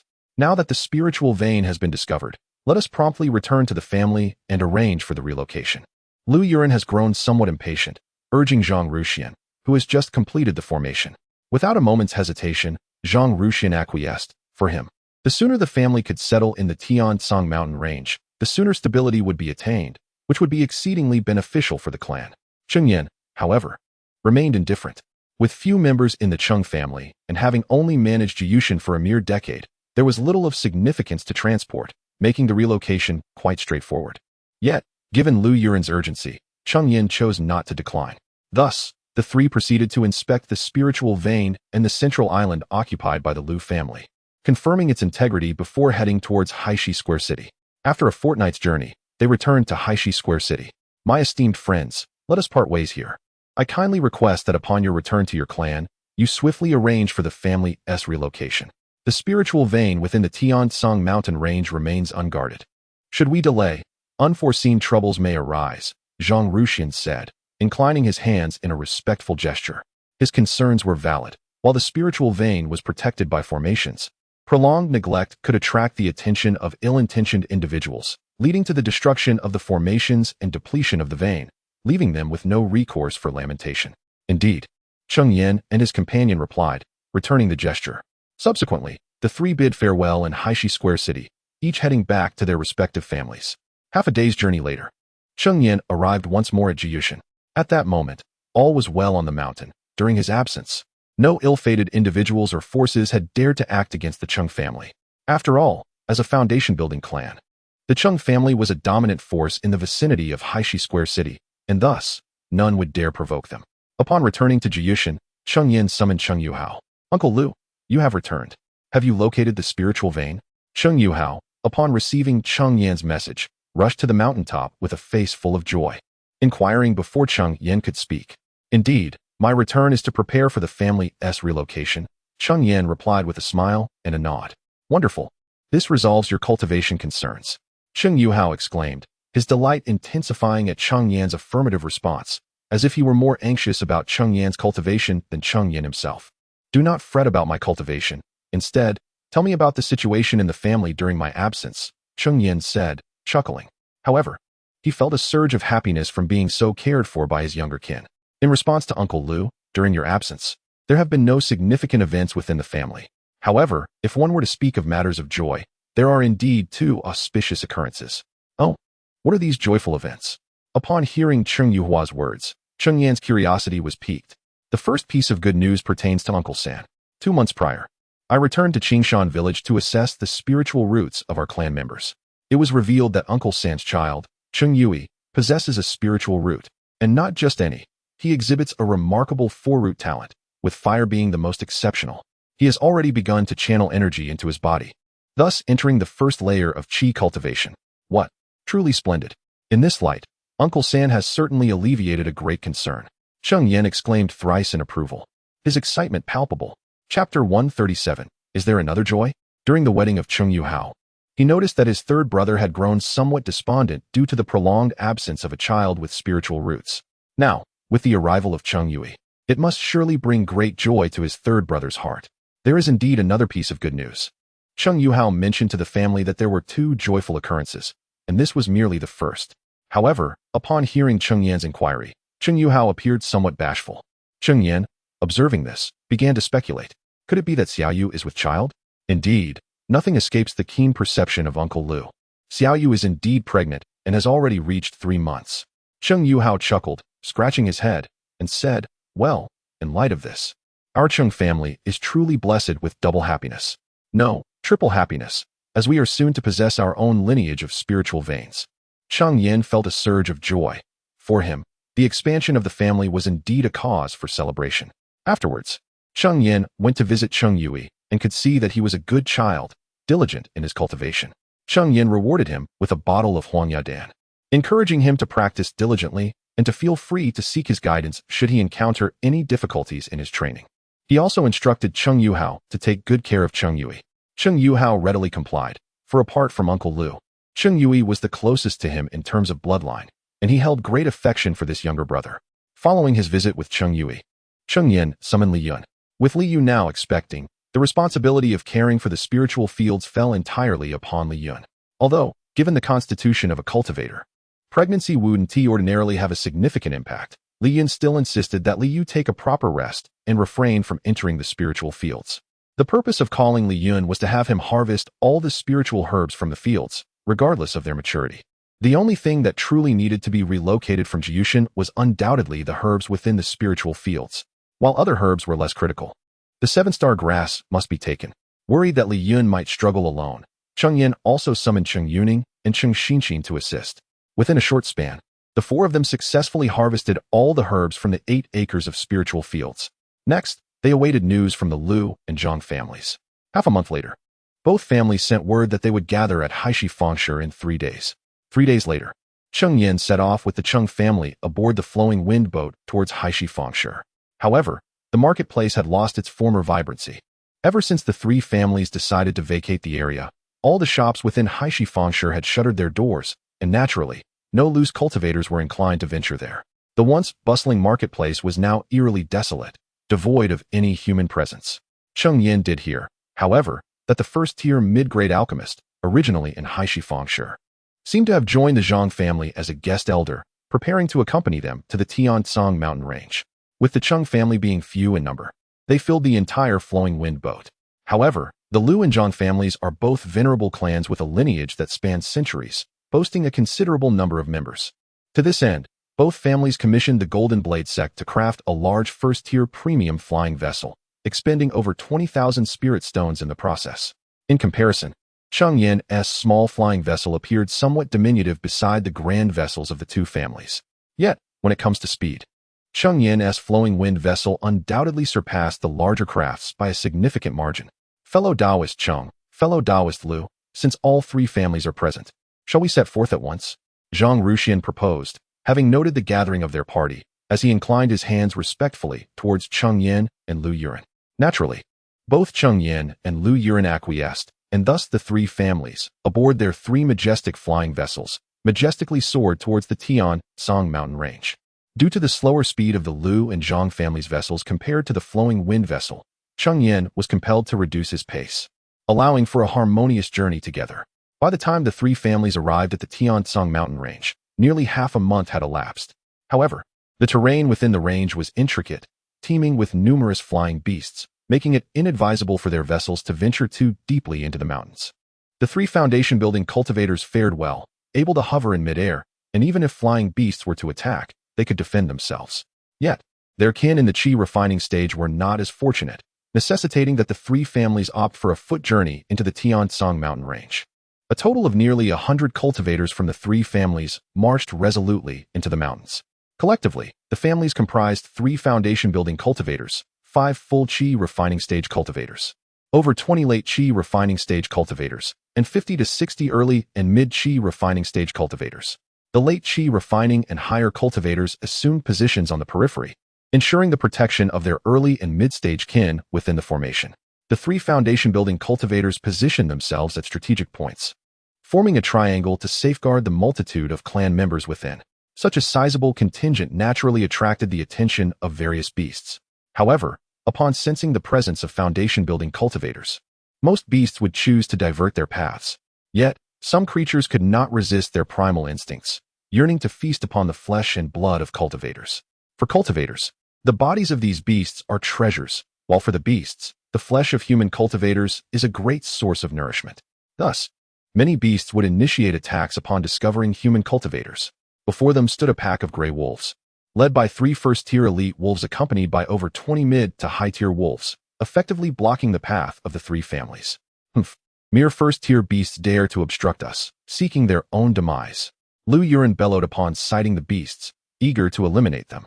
Fellow Taoist Lu, hold on, Zhang Ruxian interjected, halting Lu Yuren's advance.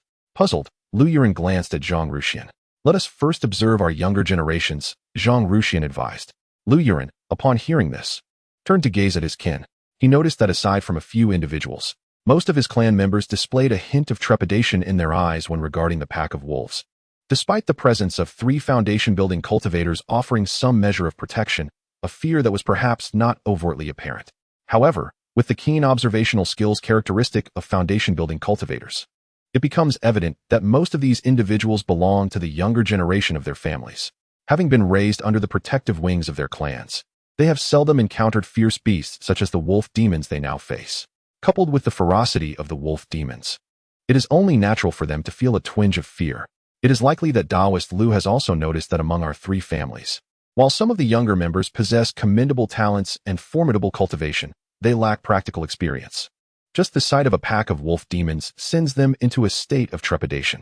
Since all 3 of us foundation-building cultivators are present today, we can ensure the safety of our kin. Perhaps we should allow them to engage in this trial, granting them the opportunity for growth. Chapter 138. Trials. The circumstances within the Zhang family were not dissimilar to those of the Lu family, prompting Zhang Ruxian to conceive the idea of utilizing these ferocious beasts to train his kin. What are your thoughts, Taoist Cheng? Lu Yuren, upon hearing Zhang Ruxian's proposal, felt a flicker of excitement. With the presence of the 3 foundational cultivators, ensuring the safety of their family members seemed feasible. However, with representatives from 3 families present, it was prudent to seek Cheng Yan's opinion. Then let it be as the 2 Taoists have suggested. Cheng Yan did not decline. A trial for the younger disciples could indeed be beneficial, although the Cheng family might only be able to send forth Cheng Yuhao and Li Yun. Seeing Cheng Yan's agreement, Lu Yuren and Zhang Ruxian summoned several members from their clan, 3 who had achieved complete Qi training and 20 who were in the later stages of Qi training. Cheng Yan also beckoned Cheng Yuhao and Li Yun to step forward.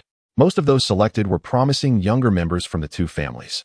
Upon learning they were to confront the pack of gray wolves, fear etched across their faces, and a look of resistance emerged.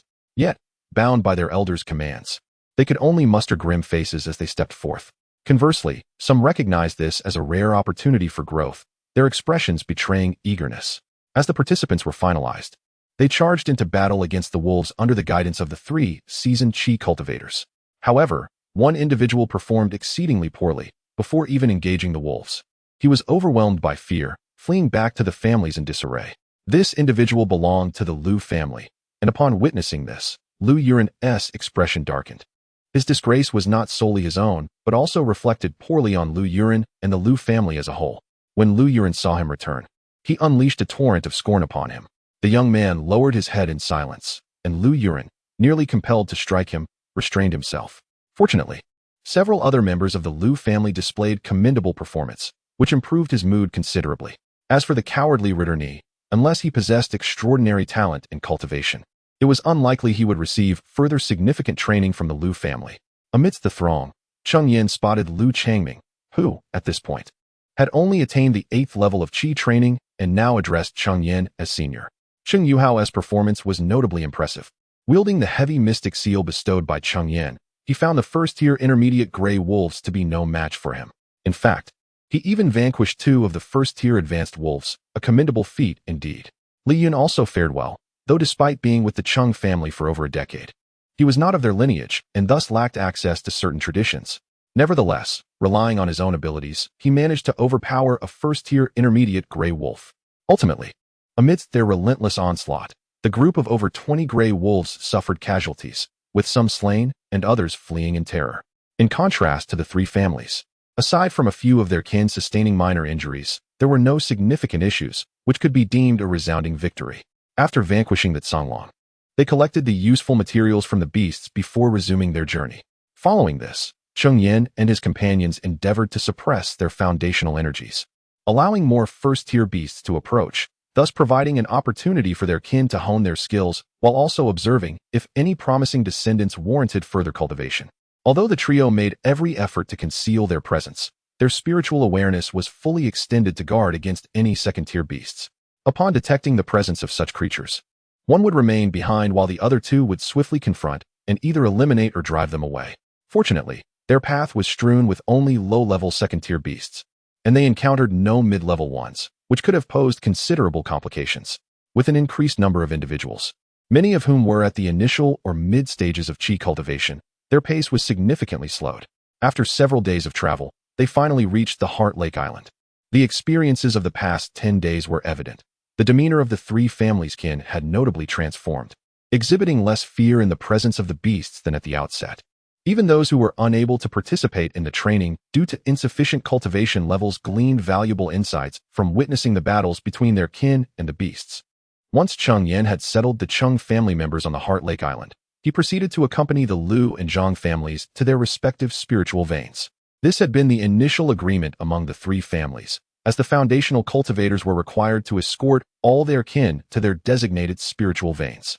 Fortunately, with the protection of a high-grade second-tier array on Heart Lake Island, Cheng Yan felt assured regarding the safety of Cheng Yuhao and the others, allowing him to confidently return the Lu and Zhang family members to their respective spiritual veins. After another 3 days of travel, they reached the Lu family's spiritual vein. Once the Lu family members were settled, only the Zhang family remained.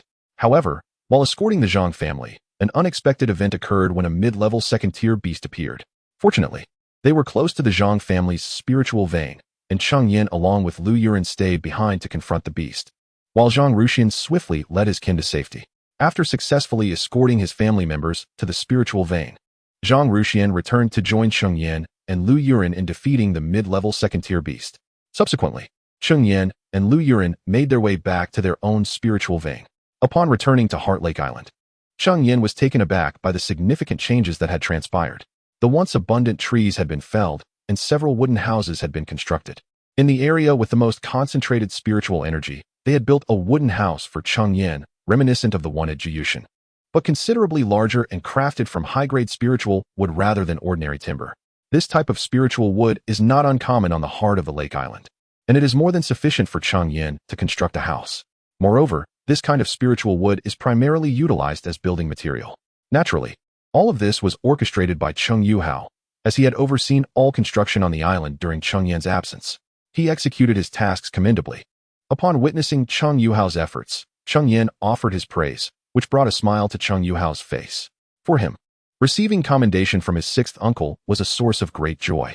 Chapter 139. Arrangement and Harvest. However, I would prefer to relocate my courtyard. I have other uses for that particular space. The courtyard constructed by Cheng Yuhao for Cheng Yan is situated in an area rich in spiritual energy from the spiritual vein. Yet, Cheng Yan believes that utilizing it solely for himself would be a waste. He envisages placing a spiritual eye there and arranging a gathering formation, accompanied by several cultivation rooms.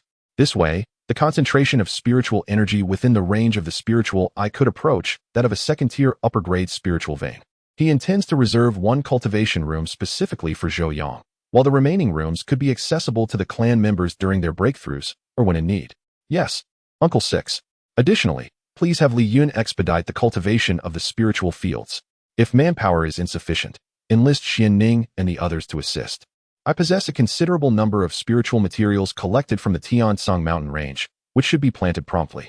As he spoke, Cheng Yan tossed a storage bag to Cheng Yuhao, filled with numerous first-tier spiritual materials, all of which were the fruits of his search for spiritual veins. This represents a substantial fortune for the family. He opted to retain the second-tier materials, uncertain of when he might require them. Upon receiving the storage bag, Cheng Yuhao's consciousness delved inside, and he was immediately taken aback by the abundance of spiritual materials within. He had never encountered such a wealth of resources in his life. And soon after, excitement surged within him. With these materials, the family's prospects for development seemed bright. During your exploration of the spiritual veins, have you discovered any rare spiritual materials? After handing over the storage bag to Cheng Yuhao, Cheng Yan continued his inquiry. In response to Uncle 6, we have uncovered numerous spiritual materials atop the spiritual veins, including blood ginseng, white jade fruit, and green bamboo. Cheng Yuhao eagerly reported their recent findings, his face alight with joy. Clearly, he was elated by the bounty they had amassed. However, Cheng Yan interrupted him with a wave of his hand. Enough of these low-tier spiritual materials. You may make decisions on those yourself. Instead, tell me if there are any second-tier materials or particularly rare first-tier ones. Indeed, there is a relatively rare first-tier spiritual material, the clear spirit flower, which serves as the primary ingredient for crafting the barrier-breaking pill. The rest are mostly commonplace items. As for second-tier materials, we have identified 3 types. The first consists of 2 second-tier lower-grade spiritual mulberry trees, which bear numerous mulberries. We also discovered several first-tier upper-grade spiritual silkworms, the ice silk silkworms, which produce silk highly suitable for crafting magical robes or inner armor. The second is the primary ingredient for the second-tier lower-grade Xianyuan pill, the Xianyuan fruit. Lastly, we found a second-tier middle-grade spiritual bamboo, the purple jade bamboo, which is exceptionally suited for crafting flying swords. Unfortunately, our family lacks an instrument maker. Cheng Yan felt a surge of delight upon hearing Cheng Yuhao's account of these spiritual materials. He had not anticipated such a treasure trove atop the spiritual veins. The clear spirit flower, in particular, was noteworthy, as the barrier-breaking pill crafted from it is a first-tier premium elixir that significantly enhances a chi refining practitioner's chances of breaking through their bottleneck. The breaking barrier pill is typically required by practitioners with 4 or 5 spiritual roots, as those with 3 spiritual roots seldom encounter bottlenecks during the chi refinement stage. However, this is not an absolute rule. Should a 3-root practitioner neglect their foundation in pursuit of rapid breakthroughs, they may indeed face a bottleneck when attempting to advance from the 9th layer of chi refinement to its consummate form. Conversely, practitioners with 4 spiritual roots are certain to encounter such obstacles upon reaching the consummate stage, while those with 5 roots face even more dire challenges. They may confront a bottleneck transitioning from the mid to late stages of chi refinement, and again when striving for perfection in this phase. Once a bottleneck is encountered, it may impede a practitioner's progress for a considerable duration, ranging from 3 to 5 years, or even extending to over a decade. During this period, practitioners are unable to cultivate, making a breaking barrier pill exceedingly precious, as it can potentially save them years of effort. The Ling Sang tree is a treasure in its entirety. Its wood is suitable for crafting artifacts. Its mulberries are rare spiritual fruits with exquisite flavor, and its leaves can nourish spiritual silkworms, whose silk is a valued material for refining. The Xianyuan fruit can be used to concoct the Xianyuan pill, which aids foundational practitioners in their cultivation. In contrast, the highest grade Ziyu bamboo holds little significance for the Zhou family, especially considering that the Cheng family currently lacks even a first-tier low-grade artifact refiner, let alone the means to craft magical tools from second-tier, mid-grade Ziyu bamboo. Please provide me with the clear spirit flower and Xian Yuan fruit. You may arrange the rest as you see fit. Cheng Yan instructed Cheng Yuhao to hand over these two spiritual herbs, intending to cultivate them within the Qian Kuan mountain water diagram. The maturation of these herbs requires considerable time, particularly the Xian Yuan fruit, which, as a material for crafting second-tier pills, necessitates a full century to ripen. Cultivating them in spiritual fields would be excessively slow. However, entrusting their growth to Cheng Yan within the Qian Kuan mountain water diagram could significantly reduce the required time. Cheng Yuhao retrieved the clear spirit flower and Xian Yuan fruit from his storage bag and presented them to Cheng Yan. That will be all. You may leave now. From this point forward, the development of our family will be in your capable hands. I hope you will not disappoint me. After accepting the clear spirit flower and Xian Yuan fruit, Cheng Yan responded, "Yes, Uncle Lu, I will not fail your expectations." Cheng Yuhao's face lit up with excitement at Cheng Yan's words. After such a long time, the family finally had a need for his abilities. He silently resolved to enhance the family's prospects and live up to Cheng Yan's hopes. Enough, enough. You're soon to be a father. You must cultivate a calmer disposition. Go ahead and attend to your duties. Cheng Yan chuckled, gently patting his shoulder. Once Cheng Yuhao departed, Cheng Yan resumed his exploration of the central island, ensuring that his companions did not overlook any areas due to insufficient cultivation or miss unfamiliar spiritual entities. However, after his thorough investigation, he discovered no new spiritual entities, indicating that Cheng Yuhao and the others had indeed been quite meticulous in their exploration of the spiritual veins. Since the Lu, Zhang, and Cheng families relocated to the Tianzong mountain range, they have all fallen into a state of tranquility, dedicating their efforts to the cultivation of their spiritual veins. After all, the spiritual veins occupied by the three families are entirely new. The process of cleansing the veins, cultivating spiritual fields, and constructing various edifices demands a significant investment of time. This is particularly true for the Cheng family, which, with its smaller number of members, faces even greater challenges in establishing itself. The endeavor of cultivating the spiritual fields alone has consumed a considerable amount of time. Thus, the three families remained in this state of quietude for a full year. Chapter 140. Spiritual Wine Throughout this year. The transformations within the Cheng family have been nothing short of remarkable. Under the leadership of Cheng Yuhao, the island now boasts a plethora of architectural marvels, meticulously organized in a harmonious layout. The reception hall, martial arts plaza, scripture repository, training rooms, council chamber, and residences for the clan members have all been constructed. Cheng Yuhao even sought Cheng Yan's input to bestow a name upon the lake. Observing the lake's emerald waters, Cheng Yan aptly named it Feiyue Lake, while the central island was renamed Feiyue Island. It is only now that Feiyue Island truly resembles a familial abode. In addition to the various edifices, Feiyue Island has also cultivated 20 acres of spiritual fields, nearing the limits of what can be developed upon a mid-tier spiritual vein. Further cultivation may impose undue strain upon the vein, and the fields are already brimming with spiritual herbs. However, with only Li Yun overseeing the expansive 20 acres, the task has proven quite burdensome. Thus, Cheng Yan enlisted the assistance of Cheng Yuning and Cheng Xinqin. As for Li Yu, she has recently given birth to a pair of twins for Cheng Yuhao, a boy named Cheng Lin and a girl named Cheng Shuang. This joyous event has delighted Cheng Yuhao immensely, yet his responsibilities towards the family leave him little time to care for the children. Consequently, the burden of tending to the twins has fallen entirely upon Li Yu. Regrettably, the infants are still too young to speak, rendering the assessment of their spiritual roots impossible for the time being. However, given that both Cheng Yuhao and Li Yu possess spiritual roots, it is highly likely that these little ones do as well. Should their spiritual roots remain undetected by the age of 6, it may necessitate their return to the mundane world, a lamentable situation, for the realm of immortals and mortals is distinct, and the family cannot harbor individuals deemed unworthy. Aside from Cheng Yuhao's twins, the clan has welcomed 2 additional members. One is Cheng Xinyu, the daughter of Cheng Yuming, who possesses a remarkable 4 spiritual roots, an outcome that brought immense joy to her father, a 5-rooted cultivator who understands the arduous path of cultivation. The other newcomer is Cheng Xintong, hailing from the Mundane clan, who possesses 5 spiritual roots. The Mundane lineage has now commenced the new generation, While the Yu generation may only expand if Cheng Yan or his elder siblings bear descendants with spiritual roots. Yet, most of Cheng Yan's siblings are now in their 40s or 50s, making further progeny unlikely. Thus, any future additions to the Yu generation will likely come from Cheng Yan's lineage. Since the implementation of the pronatalist policy within the Mundane clan, the population of ordinary villagers in Qingyang village has surged. Moreover, as the first wave of children born under this policy reaches marriageable age, the Cheng family's Mundane population is poised for explosive growth, ensuring a steady influx of fresh blood for the clan. Since Cheng Yan entrusted the family's development tasks to Cheng Yuhao, he has enjoyed a substantial amount of leisure time, save for the occasional matters that require his intervention.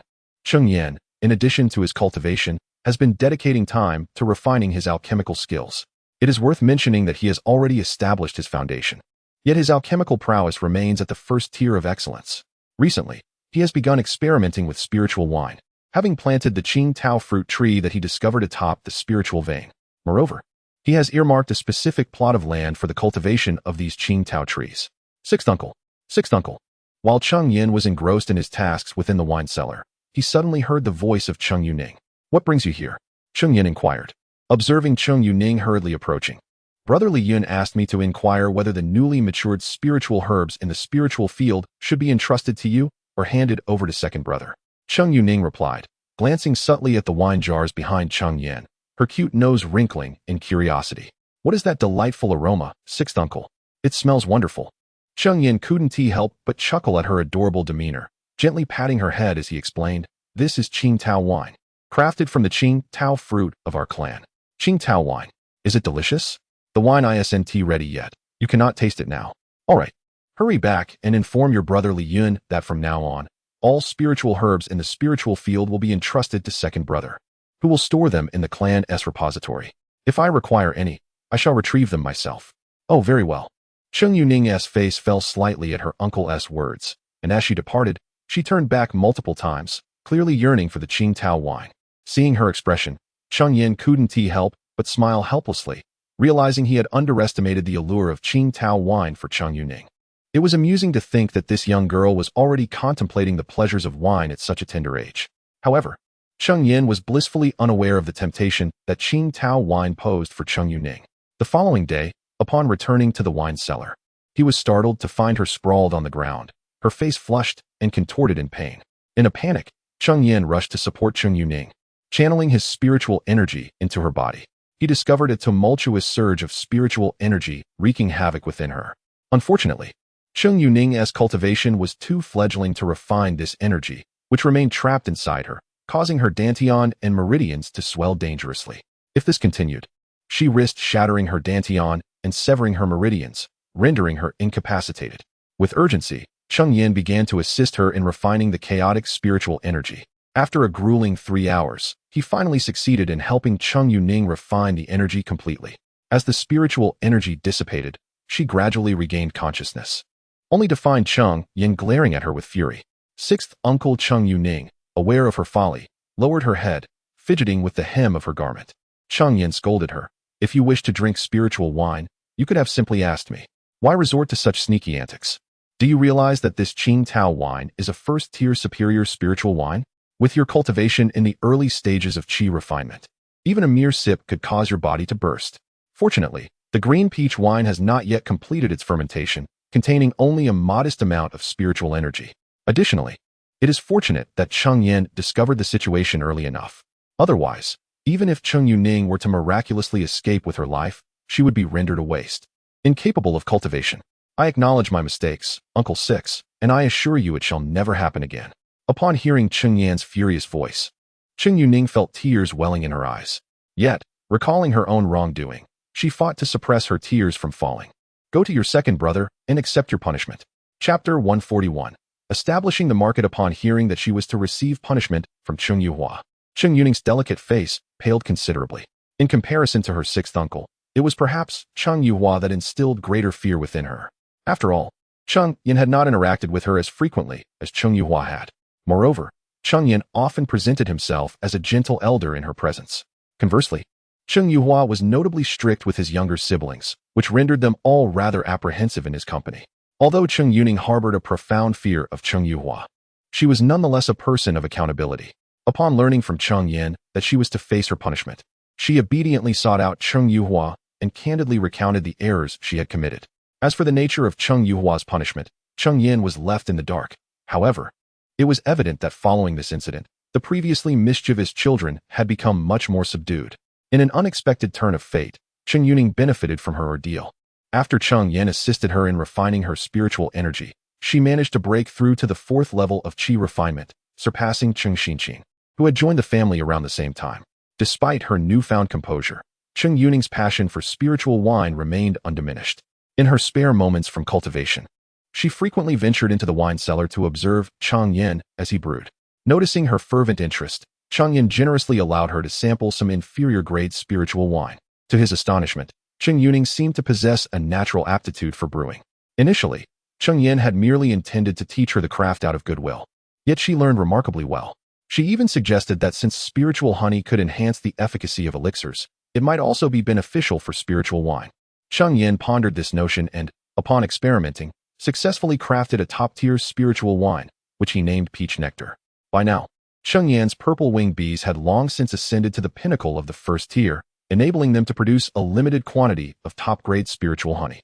Regrettably, the supply was insufficient for mass production of the peach nectar. However, the brewing of green peach wine was feasible, as it required only green peaches and a few varieties of spiritual herbs, none of which were particularly rare within the Cheng family.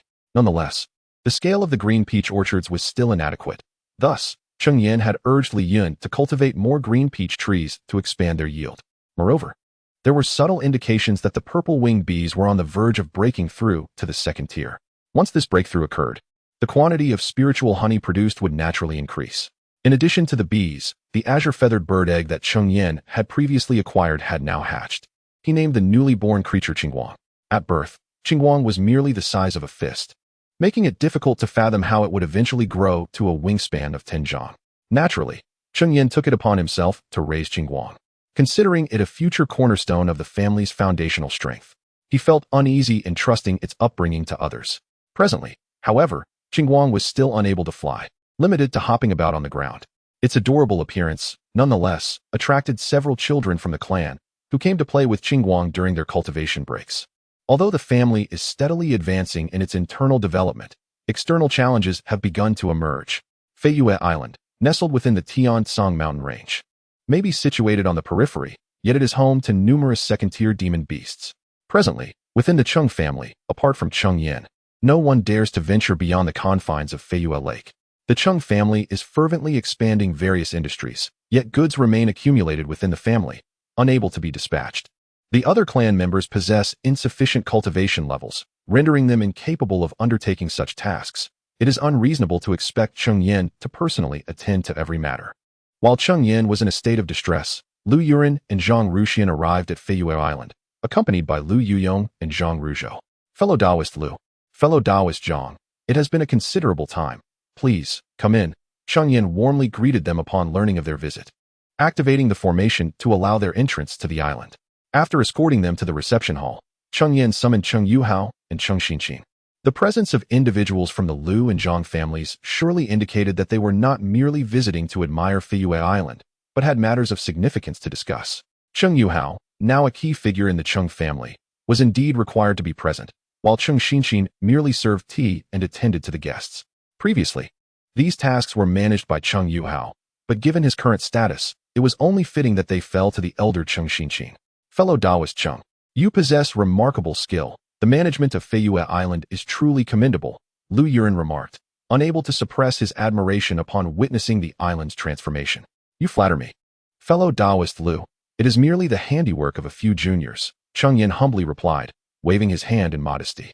Your junior indeed displays exceptional talent. I recall our first encounter when he was merely at the 2nd level of qi refinement, and now he has reached the 7th level, Zhang Ruxian observed, recognizing Cheng Yuhao's cultivation and offering his praise. Thank you for your kind words, Senior Zhang. My humble cultivation pales in comparison to the prodigious talents within your esteemed families. Cheng Yuhao responded with a slight bow, his humility balanced with a dignified demeanor. Cheng Yan nodded approvingly. Cheng Yuhao was undoubtedly a worthy individual to cultivate. Even in the presence of Foundation establishment cultivators, he exhibited neither fear nor an overly humble disposition. Your modesty is commendable at your age. Achieving the 7th level of qi refinement is indeed rare among both our families, Zhang Ruxian continued. However, let us refrain from excessive flattery, lest he begins to elevate himself too high. Surely, your visit today is not solely for the purpose of admiring Feiyue Island. Let us turn our attention to the matter at hand. After exchanging a few pleasantries, Cheng Yan guided the conversation back to the pressing issue. Fellow Taoist Cheng, your perceptiveness is admirable. We have indeed come with matters to discuss, Zhang Ruxian replied, exchanging a glance with Lu Yuran. Oh, what might that be? It is evident that my fellow cultivators have recently observed that the construction of our 3 families is nearly complete. However, within our clans, we find ourselves burdened with a surplus of spiritual artifacts. Situated in the Tiansong mountain range, albeit on the periphery, we are still beset by numerous second-tier demon beasts.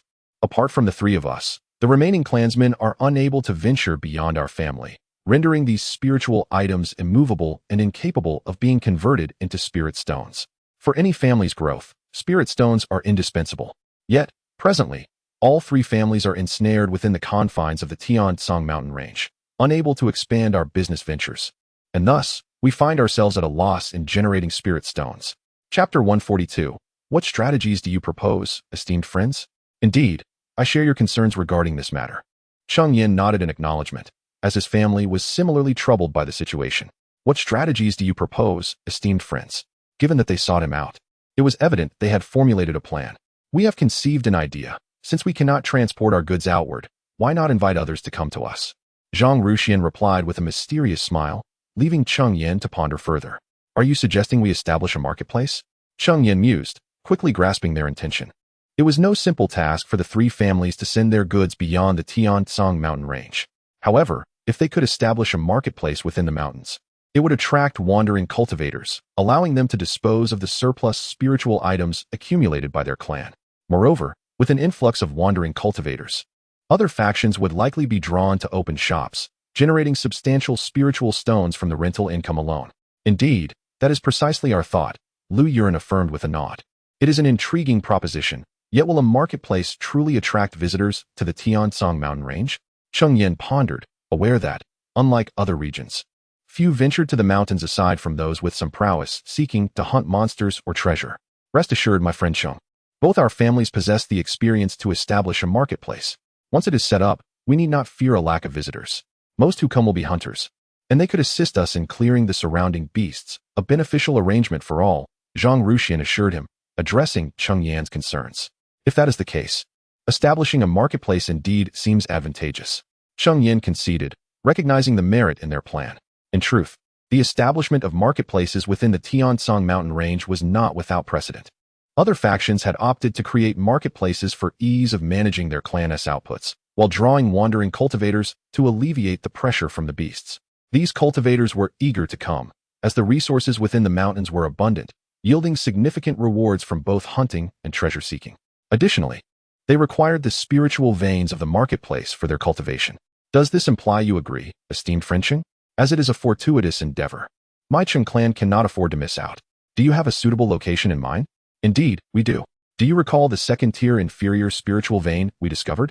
When they first ventured into the Tiansong mountain range, they identified several second-tier inferior spiritual veins. One of these was not far from the 3 families, making it a promising site for the establishment of a marketplace. Having settled the matter, the next step involves discussing the intricate details regarding the establishment of the market, a task that naturally does not concern Cheng Yan and his companions. They merely need to outline a general direction. As for the remaining matters, they can be entrusted to others, allowing the trio to retreat to a side and indulge in some wine. The libation in question is the peach brew that Cheng Yan has recently concocted. This exquisite peach brew is stored within the Qian Kuan Mountain water map. For being a spirituous beverage, the longer it is aged, the more fragrant it becomes. What a rich aroma! This wine must be extraordinary, my friend Cheng. As Cheng Yan unveiled the peach brew, a dense fragrance wafted through the air, causing Lu Yuran's eyes to brighten. He, being a connoisseur of fine wines, is aware that his Lu family possesses a spirit wine industry, albeit producing only inferior-grade spirit wines of the first tier. Such wines hold little allure for him. However, the peach brew in Cheng Yan's possession is a top-tier spirit wine of the first tier, unmatched by the mediocre offerings of the Liu family. This is our home-brewed peach wine, a top-tier spirit wine of the first rank. If you too fancy it, feel free to take a jar with you when you depart. Cheng Yan smiled, acknowledging the exceptional quality of his brew. Haha, in that case, I shall not be courteous, my friend Zhou. Liu Yuren laughed heartily, raising his cup and downing it in one go. Does this spirit wine of yours also possess restorative properties for spiritual energy? After savoring the wine, Liu Yuren felt a surge of spiritual energy in his dantian. His gaze brightened further. Indeed, Cheng Yan nodded with a smile. Hearing this, Zhang Ruxian also lifted his cup and took a sip. This truly restores spiritual energy. If you, my friend Cheng, consider selling this peach brew, my Zhang family would be interested in purchasing. A spirit wine that restores energy is indeed more popular than pills, as the latter lacks flavor. People generally prefer something with taste. My Liu family would also like to procure some. You may be disappointed. Currently, the yield of peach brew is low, and it cannot be sold. Cheng Yan replied with a wry smile, shaking his head. Until the purple-winged bee advances to the second tier, the production of peach brew is unlikely to increase significantly. Upon hearing this, disappointment flickered across both their faces. However, we do have another type of spirit wine, known as green peach wine, which is a superior grade spirit wine of the first tier and also serves to restore spiritual energy. Its yield is higher, so we might be able to sell some to you. Cheng Yan's tone shifted with a smile. Hearing this, the disappointment on their faces began to fade. Although green peach wine cannot compare to peach brew, it is still a superior grade spirit wine. If this deal can be struck, it would indeed be beneficial for both their families. Meanwhile, as Cheng Yan and his companions sipped wine and discussed business, Cheng Yuhao and the others finally clarified the relevant matters concerning the construction of the market. Since the arrangements have been made, we shall not linger further and will take our leave, they said. Safe travels, came the courteous reply. After bidding farewell to a few individuals, Cheng Yan sought out Cheng Yuhao. Although Cheng Yan had entrusted the details of the market construction to Cheng Yuhao, he still felt the need to be informed. How did the discussions go? Replying to Uncle Liu, everything has been settled. The construction of the market will be a collaborative effort among our three families, and we will also share the responsibility of safeguarding it. The foundational cultivators from our three families will take turns to guard the market, with a rotation every 10 years. However, due to the limited number of people in our family, we may not be able to contribute many during the construction phase, which means that Uncle Liu might be the first to take up residence at the market. Nonetheless, I have yet to give my agreement. I merely stated that I would consult Uncle Liu for his opinion. Chapter 143. No problem. As he spoke, Cheng Yuhua cast a tentative glance at Cheng Yan. Having guarded the market for a decade, it was a significant duration. The second-tier low-grade spirit vein of the market was certainly inferior to the second-tier mid-grade spirit vein on Feiyue Island. Nevertheless, it was merely a matter of 10 years. Cheng Yan nodded, indicating for him to continue. The profits generated by the market would be evenly divided among our three families. Furthermore, to attract a greater number of visitors to the market, we have decided to jointly host an auction, necessitating each family to contribute some spirit items. I was also about to inquire with Uncle Liu about what spirit items we should present for the auction. Cheng Yuhua summarized the discussions held among the three families, and upon hearing this, Cheng Yan nodded. I understand. As for the spirit items for the auction, I shall take care of their preparation. You may leave now. Yes, Uncle Liu. Cheng Yan's intention to prepare the auction items stemmed from his desire to seize the opportunity to enhance his alchemical skills. He had already mastered the crafting of first-tier upper-grade elixirs, and there was no doubt he could successfully advance to first-tier top-grade ones. However, Cheng Yan intended to make a leap to becoming a second-tier alchemist, uncertain if the clan's stock of spirit herbs would suffice for his ambitions. The construction of the market was not a task that could be completed in a short span, akin to the establishment of the family residence. It required a variety of buildings. Naturally, most of these structures were industries decided upon by the three families.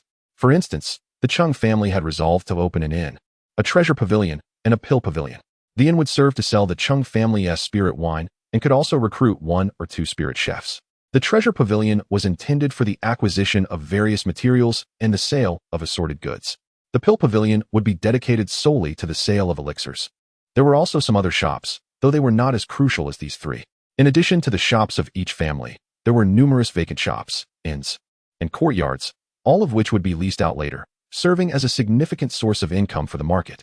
Thus, the construction of the market alone consumed over a year for the three families. They even named the market Chenggu Market, as it was established in a valley.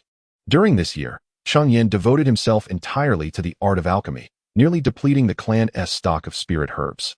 This dedication yielded him a plethora of elixirs, most of which were first-tier mid-grade. There were also a few first-tier top-grade elixirs, such as the barrier-breaking pill and the spirit-refining pill. However, Cheng Yan planned to reserve only one barrier-breaking pill for the auction, as it would be more beneficial to retain such elixirs within the family for the cultivation of their own members. Unfortunately, despite successfully crafting second-tier low-grade Xianyuan pills, his success rate remained a mere 20%, rendering him not yet a true second-tier low-grade alchemist. The primary issue lies in the insufficient quantity of Xianyuan fruits. Cheng Yan has only managed to refine a few batches, and achieving a success rate of 20% is already quite commendable. Cheng Yuhao has also produced numerous spirit talismans, and he has now ascended to a first-tier high-grade talisman master, boasting a success rate of 30 to 40%. Furthermore, Cheng Yan has decided to auction some second-tier spiritual items to attract foundation-building cultivators. However, the auction is slated to take place 3 months after the establishment of the market. The three families need time to disseminate the news of both the market's establishment and the upcoming auction to draw in a larger crowd. As the news spreads, scattered cultivators have begun to arrive at the Chengdu market. Naturally, Cheng Yan has also ventured into the market to maintain order. Additionally, the three families must assign some late-stage and perfected qi refinement cultivators to serve as the law enforcement team. However, the Cheng family is unable to provide personnel due to a lack of members. Consequently, only the Liu and Zhang families sent 5 individuals each, comprising 2 perfected qi refinement cultivators and 8 late-stage qi refinement cultivators, none of whom are below the 8th level of qi refinement. Cheng Yan has borne the cost of this arrangement, which entails that whenever the Cheng family is on duty at the market, they must serve an additional 5 years compared to the other 2 families, until the Cheng family can also contribute to the law enforcement team. This is an unavoidable circumstance, as the development of a family requires time. The Cheng family has only been established for a little over 20 years, and naturally, its foundation pales in comparison to the Liu and Zhang families, who have been in existence for over a century. Of course, while Cheng Yan is required to oversee the market, it does not mean he must remain there at all times. He is still free to enter and exit the market, provided his visits are not excessively prolonged. The daily task of maintaining order is entrusted to the law enforcement team. As scattered cultivators continue to arrive at the Chengdu market, the shops of the 3 families have also opened. The Cheng family's tavern is managed by Li Yu, the Baibao Pavilion is overseen by Li Yun, and the Dan Pavilion is directly supervised by Cheng Yan himself. Currently, the tavern enjoys the best business, as any cultivator brave enough to enter the Tiansong mountain range has a cultivation level no lower than the late-stage qi refinement, with many being perfected qi refinement cultivators. The Qingtao wine served at the tavern is perfectly suited to their tastes. Conversely, had it been honey peach wine, they would likely refrain from spending, given its significantly higher price. However, the tavern currently offers only wine and a few light snacks, as they have yet to recruit a spirit chef. Fortunately, Li Yu has some knowledge of spirit cuisine, making her a makeshift spirit chef capable of preparing a few snacks to accompany the wine. Cheng Yan has already instructed for swift recruitment, and he believes that soon the Cheng family's establishments will be running smoothly. Although the Baibao Pavilion boasts a wide variety of spiritual items, their quality is not particularly high, predominantly consisting of mid to upper-tier first-grade items, with few top-tier first-grade items and scarcely any second-tier spiritual items, thus rendering them less appealing. The business at Dangu is rather flourishing, particularly due to the presence of Cheng Yan, an adept alchemist nearing the second tier. The availability of first-tier premium elixirs is assured. Moreover, in his pursuit of refining his alchemical skills, Cheng Yan has publicly announced his willingness to assist those seeking to concoct specific elixirs, albeit with the stipulation that they provide their own materials. Additionally, the minimum requirement is a first-tier premium elixir, for which Cheng Yan will only charge a nominal processing fee. Should anyone desire to create more obscure elixirs, they must also furnish their own recipes, a common practice among alchemists in their quest for knowledge. Observing Cheng Yan as a foundation-building cultivator, many scattered practitioners began to place their trust in him. Gradually, individuals started to approach him for the crafting of elixirs. However, all requests pertained solely to first-tier premium elixirs, with none yet seeking the creation of second-tier potions. Chapter 144. The commencement of the Chengdu auction. Those in pursuit of second-tier elixirs are undoubtedly foundation establishment cultivators. However, within the Chengdu market, there are scarcely a few of such practitioners, most of whom are merely at the initial stage of foundation establishment. After all, for these cultivators, there are far superior venues available to them. The ones present here have primarily been lured by certain items featured in the auction. Indeed, The announcement regarding this auction has revealed a considerable number of second-tier spiritual artifacts. As the date of the auction draws nearer, the atmosphere within the Chengdu market grows increasingly vibrant. Lu Yuran and Zhang Ruxian have also arrived at the Chengdu market, acknowledging the significance of this inaugural auction hosted by the three families. With 6 or 7 foundation establishment cultivators already in attendance, they feared that relying solely on Cheng Yan might not suffice to maintain order. As time flows inexorably onward, the auction at Chengdu Market commences as scheduled. The Chengdu Auction Hall, the grandest structure within the market, is more than capable of accommodating thousands of attendees. This edifice was the most time-consuming to erect during the establishment of the market by the three families. Constructed entirely from spiritual materials, not a single component is made from mundane stone or wood, imparting an air of grandeur and magnificence. At this moment, Cheng Yan and his companions find themselves in box number 1 of the Chengdu Auction Hall, attentively observing the proceedings. Welcome, esteemed friends, to our Chengdu Auction Hall. This auction features a total of 186 first-tier spiritual artifacts and 38 second-tier spiritual artifacts. On the elevated platform, a female cultivator, adorned in red attire and possessing striking beauty, presides over the auction, capturing the attention of the scattered cultivators below. She hails from the Zhang family. Though Cheng Yan does not know her name, her cultivation level is commendable, being at the 8th layer of qi refinement. At this moment, she is elucidating the rules of the auction, which essentially revolve around fair competition, with the highest bidder prevailing. Without further ado, let us commence the auction. Please welcome the first item.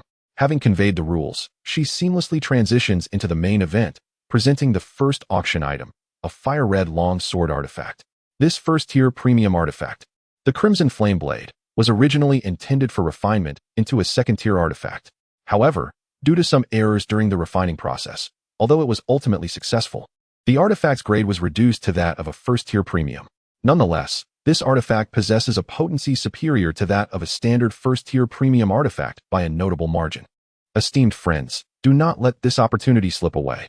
The starting bid is 3,000 spirit stones, with each subsequent bid requiring a minimum increase of 200 spirit stones. Bidding commences now. The Zhang family cultivator, after introducing the artifact, announces the start of the bidding. Upon hearing her description, Cheng Yan turns to Lu Yuran.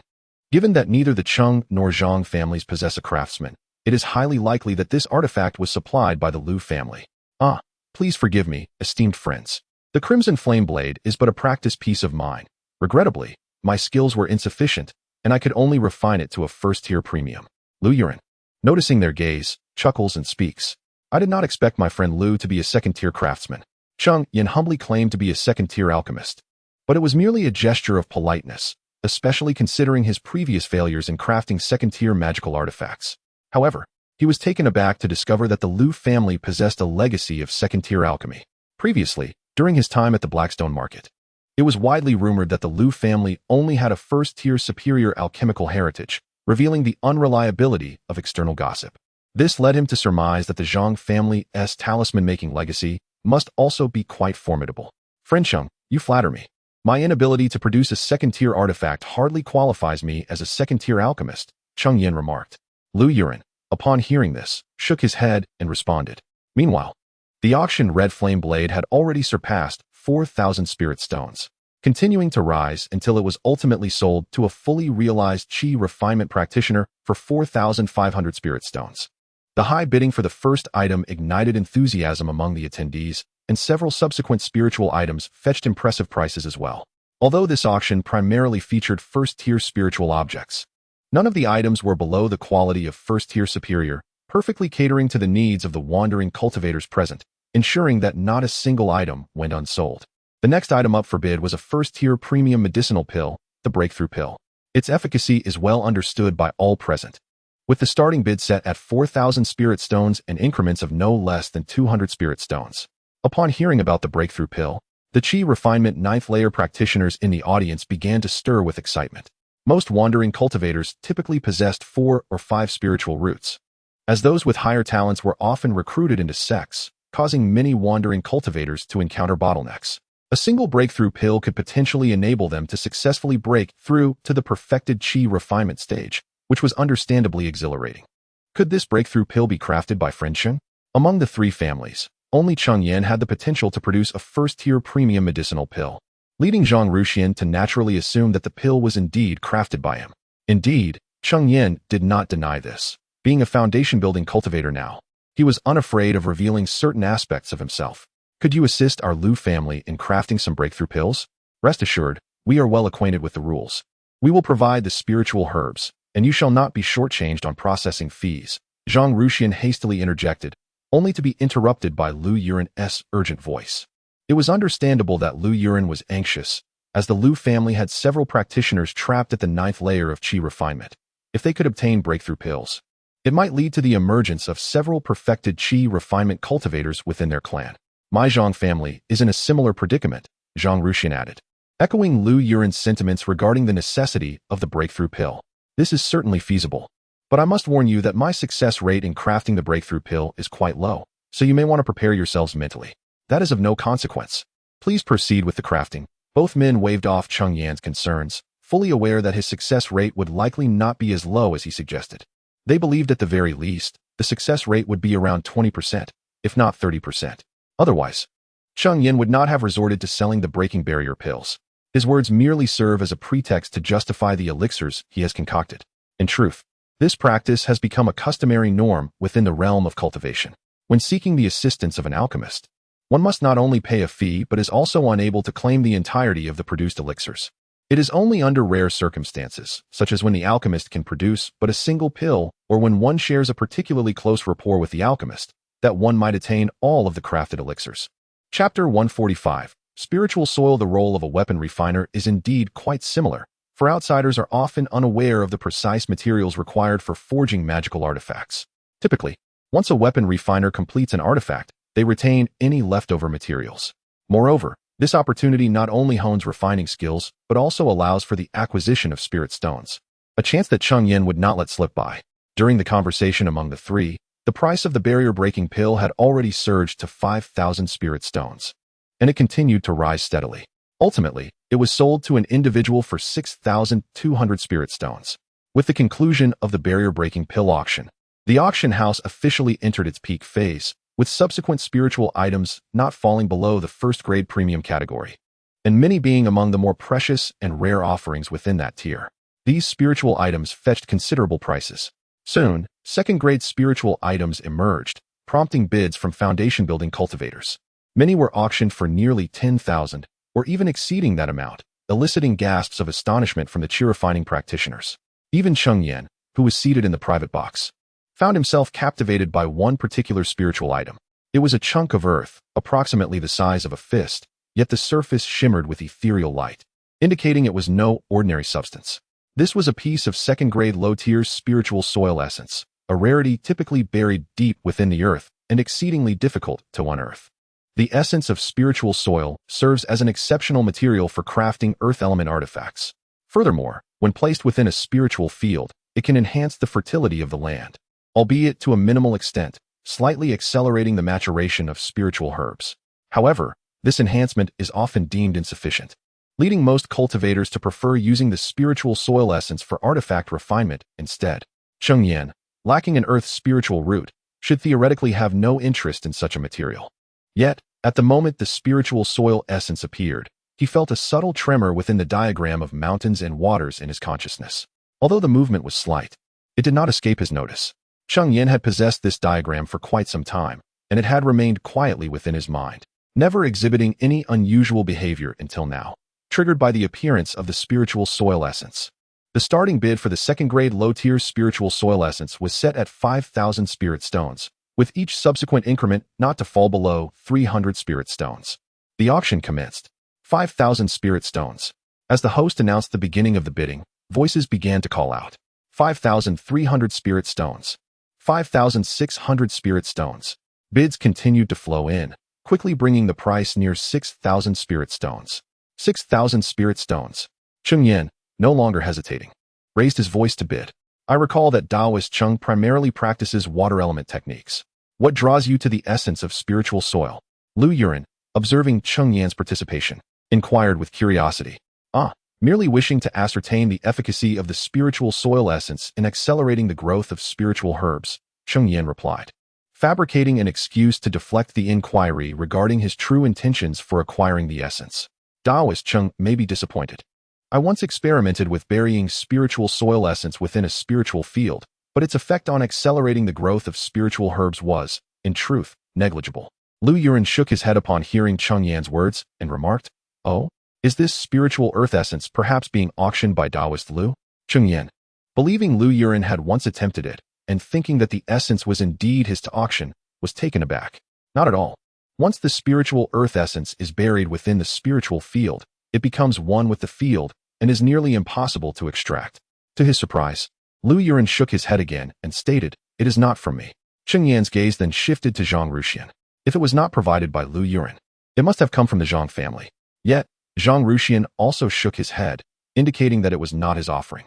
It must belong to some foundation establishment loose cultivator, he suggested. Understanding dawned on Cheng Yan. In this auction, aside from the spiritual items presented by the three of them, there were also those consigned by loose cultivators. Although the quantity was limited, the quality was commendable. Well, it comes down to a few spiritual stones, he thought. 6,300 spiritual stones. Initially, after Cheng Yan called out a bid of 6,000 spiritual stones, no one else raised their voice, suggesting that the essence's worth was roughly around that amount. Just as the auctioneer was about to declare that Zhou Yang had won the bid for the spiritual earth essence, another voice suddenly called out a bid from one of the private booths, presumably that of a foundation establishment cultivator. Cheng Yan furrowed his brow but remained silent, ready to bid again when he noticed someone hurriedly ascending the high platform to whisper in the ear of the female auctioneer. Upon hearing his words, her brow furrowed tightly, her gaze fixed on the booth from which the bid had originated, as if contemplating something. Eventually, she relaxed her brow, a smile gracing her face as she spoke. "Esteemed senior, I sincerely apologize for not clearly explaining the rules. As the item being consigned is yours, you are not permitted to participate in the bidding. Thus, your bid is rendered void, and the spiritual earth essence is awarded to the senior who bid 6,000 spiritual stones." She endeavored to maintain a smile, her tone as gentle as possible, yet it lacked any sense of humility, merely reflecting a standard service demeanor. With her announcement, the crowd of loose cultivators erupted in commotion. Such auction rules were well understood by all Qi refinement cultivators, and a foundation establishment cultivator could hardly be ignorant of them. Yet, this individual had still engaged in such malicious bidding behavior, revealing his intentions. "Young lady, be careful with your words. Do not tarnish my reputation," a raspy voice interjected, followed by a formidable aura emanating from the booth, pressing down upon the female auctioneer. Instantly, her face turned pale, her legs slightly buckling as if she were about to kneel. "Humph!" A cold snort echoed, and another powerful aura surged forth, countering the earlier pressure and forcing the aggressor back. The female auctioneer felt the burden lift, ultimately managing to remain upright. The individual who made his move was Zhang Ruxian, and the female cultivator in question belonged to his clan. Naturally, he could not allow his kin to be humiliated in public. "Huh. A mere cultivator at the initial stage of foundation establishment dares to challenge me?" To his surprise, the adversary suddenly let out a cold laugh, and his aura surged dramatically, forcing Zhang Ruxian to retreat once more. Mid-stage of foundation establishment? Upon realizing he had been pushed back, Zhang Ruxian's expression turned grave as he muttered softly. Hearing Zhang Ruxian remark that the individual was at mid-stage foundation establishment, Lu Yuren could no longer remain passive. His own aura surged in tandem with Zhang Ruxian's, and together they managed to engage their opponent in a contest that was, albeit barely, evenly matched. Chapter 146. Is it you? Did you think that two individuals could stand in my way? A thunderous roar resounded, and the aura emanating from the man surged once more. Boom. The formidable force shattered the private room constructed from first-grade superior spiritual wood. Step back, step back. Even Lu Yuren and Zhang Ruxian could no longer withstand it, retreating 2 steps under the immense pressure. As the private room exploded, the figure of the man appeared before everyone. However, he was shrouded entirely in a black robe, rendering his visage indistinguishable. "I see that you, my fellow cultivator, have not come to partake in the auction today, but rather to cause trouble." At this moment, Cheng Yan also rose to his feet, his aura unique to foundational cultivators combining with that of Lu Yuren and Zhang Ruxian, providing them with a momentary respite.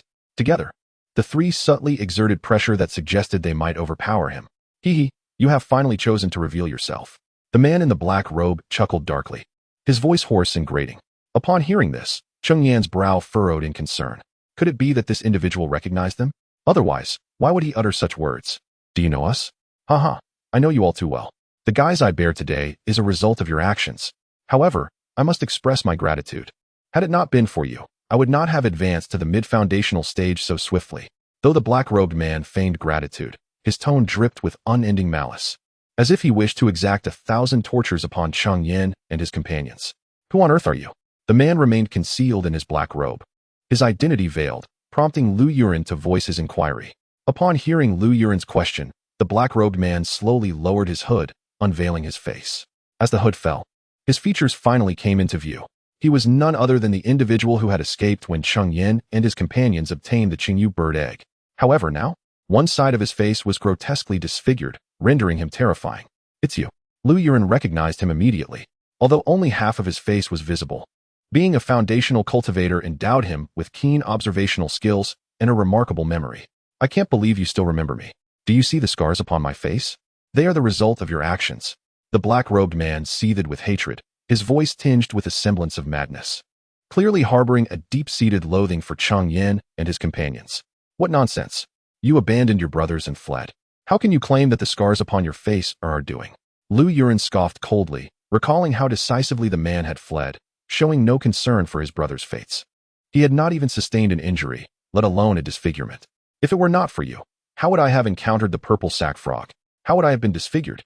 It is all your fault. It is entirely your fault. Yet, I must also thank you. Had it not been for you, I would not have advanced to the mid-foundational stage so quickly." The black-robed man raved like a madman, his voice a cacophony of despair and fury. After he managed to escape from Cheng Yan and his companions, he was consumed by fear of being pursued and intimidated by Cheng Yan's formidable strength. In his panic, he fled aimlessly. Unexpectedly, he encountered a second-tier intermediate purple sack frog during his flight. Being merely at the initial stage of foundation establishment, he stood no chance against such a formidable foe and was forced to flee once more. After a harrowing chase, he successfully evaded the creature, albeit at the cost of sustaining injuries from the frog's venom, which left half of his face disfigured. However, this misfortune turned into an unexpected opportunity, allowing him to break through to the mid-stage of foundation establishment. Once he reached this new level, every glance at his disfigured visage intensified his hatred towards Cheng Yan and his companions. The injuries on his face were not beyond the reach of miraculous elixirs. However, the toxicity of the purple sack frog's venom was notoriously difficult to counter. To remedy his facial scars, he would require at least a second-tier premium or even a third-tier potion, resources he simply could not obtain. His growing animosity twisted his heart whenever others looked at him. He believed they were mocking his disfigured appearance. Consequently, he shrouded himself in a black cloak and began to search for Cheng Yan and his companions, intent on enacting revenge. Eventually, he learned of a marketplace that had opened, intending merely to find a place to rest. To his surprise, he encountered Cheng Yan and his companions there, and his pent-up hatred erupted completely. "If it were not for your greedy intentions upon seeing our Qingyu bird egg, you would not have ended up in such dire straits." Lu Yuren scoffed. The root cause of his predicament was nothing but his own avarice. Had he not been tempted by the Qingyu bird egg that Cheng Yan and his companions had obtained, he would not have found himself in this situation today. "Enough of this idle chatter. Today marks the end for the three of you." The figure in the black robe bellowed, as he conjured a massive fireball that appeared in the sky like a blazing sun, engulfed in fierce flames. A wave of heat surged forth, overwhelming the Qi practitioners within the auction hall, forcing them to retreat. Only a few foundation establishment cultivators could withstand the oppressive heat. "This matter does not concern you. Leave at once," the cloaked figure commanded, addressing the foundation establishment practitioners present. They exchanged glances, reluctant to provoke a mid-stage cultivator, and retreated beyond the confines of the duel, opting to observe from a distance. "This is bad. It's the falling flame technique. Quickly activate the formation. We must not allow him to destroy the marketplace." Zhang Ruxian recognized the massive fireball as the falling flame technique, which ranked among the more powerful fire attribute spells, even exceeding the strength of the Fire Phoenix technique. Should this flame descend, the auction hall would surely be at risk. Hearing this, Cheng Yan retrieved the formation disc from his storage ring and activated the formation. As the first to guard the marketplace, the formation disc was naturally in Cheng Yan's possession. The formation of Qinggu Fangshi is a second-tier mid-grade array known as the Falling Stone Quicksand Formation, characterized by its earth attribute and formidable defensive capabilities. As Cheng Yan activated the formation, an endless tide of quicksand began to rise. The entire sky above Qinggu Fangshi became shrouded in yellow sand, casting shadows throughout the marketplace, as if it had been plunged into the depths of night. With the initiation of the formation by Cheng Yan, the relentless quicksand ascended, enveloping the sky in a swirling tempest of sand, obscuring the marketplace in darkness, akin to a sudden onset of night. Chapter 147. Mid-stage foundation establishment against the enemy. Under the deft manipulation of Cheng Yan, the swirling sands enveloped the colossal fireball, transforming it into an immense yellow sand sphere suspended in the sky. As the yellow sphere gradually diminished in size, the massive meteor flame extinguished, vanishing from sight. Upon witnessing the meteor flame being halted, Zhang Ruxian let out a sigh of relief. This market had consumed more than a year of their efforts, alongside considerable resources. Had it been destroyed so easily, their hearts would ache for a long time. Huh, did you think this was the end? Unexpectedly, the robed figure displayed no sign of surprise at the interruption of his meteor flame. Instead, he emitted a piercing laugh and declared, as if that were the case. No sooner had he spoken than 5 more meteor flames appeared in the sky above the market, revealing the true terror of the meteor flame technique. A single meteor flame, wielded by the robed figure at mid-stage foundation establishment, possessed power comparable to that of a full-force strike from an early-stage foundation establishment cultivator. However, the meteor flame technique allowed for simultaneous launches. When multiple flames descended together, their destructive power escalated immensely, rendering defense nearly impossible and proving exceedingly troublesome. Intervene, Zhang Ruxian bellowed, charging forth to intercept one of the meteor flames with his own methods. Lu Yuran, unwilling to lag behind, rushed forward to block another flame. The remaining 3, however, were left to Cheng Yan. The yellow sands spread out once more, converging toward the meteor flames. Clearly, Cheng Yan intended to employ a similar strategy to thwart these 3 flames. Yet, the combined force of 3 meteor flames crashing upon the flowing sands far exceeded that of the single flame encountered earlier. Although Cheng Yan successfully intercepted 2 flames, one still breached the defenses of the sand flow, hurtling toward the market like a meteorite. Realizing the impending danger, Cheng Yan swiftly tossed the formation plate to a perfected Qi disciple of the Lu family, entrusting him with the control of the formation. The formation drew upon the spiritual veins for energy, allowing even a perfected Qi cultivator to manage it, albeit with diminished efficacy compared to Cheng Yan's command. After passing the formation plate to the Lu disciple, Cheng Yan surged forward, a sturdy iron rod materializing in his grasp. As he infused it with spiritual energy, the rod expanded dramatically. Embracing it with both hands, he struck upward against the meteor flame. The iron rod collided with the flame, releasing an immense force that sent the meteor flame careening away, exploding in the sky like a resplendent firework. Impressive strength. Yet do not presume this is the conclusion. The robed figure had yet to unleash his full might from the outset. He intended to torment Cheng Yan and his companions slowly, savoring his revenge. With a series of hand seals, the robed man conjured several more meteor flames, which plummeted toward the market. As they descended, the flames coalesced into an even larger meteor flame, exuding a pressure that left Cheng Yan feeling a chill of apprehension. Let us strike together and combine our efforts to thwart this, Cheng Yan bellowed, realizing that single-handedly halting the immense meteor fire would prove to be a formidable challenge. Thus, it necessitated the combined efforts of the 3 of them.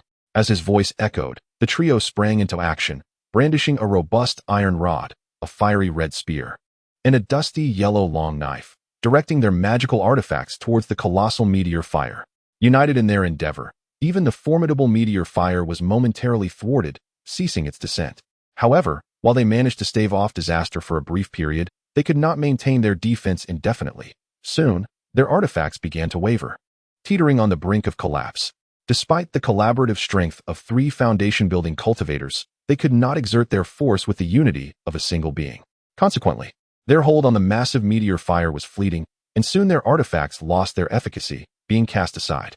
At that moment, the meteor fire appeared to be on the verge of extinguishment, evidently weakened by the efforts of Cheng Yan and his companions.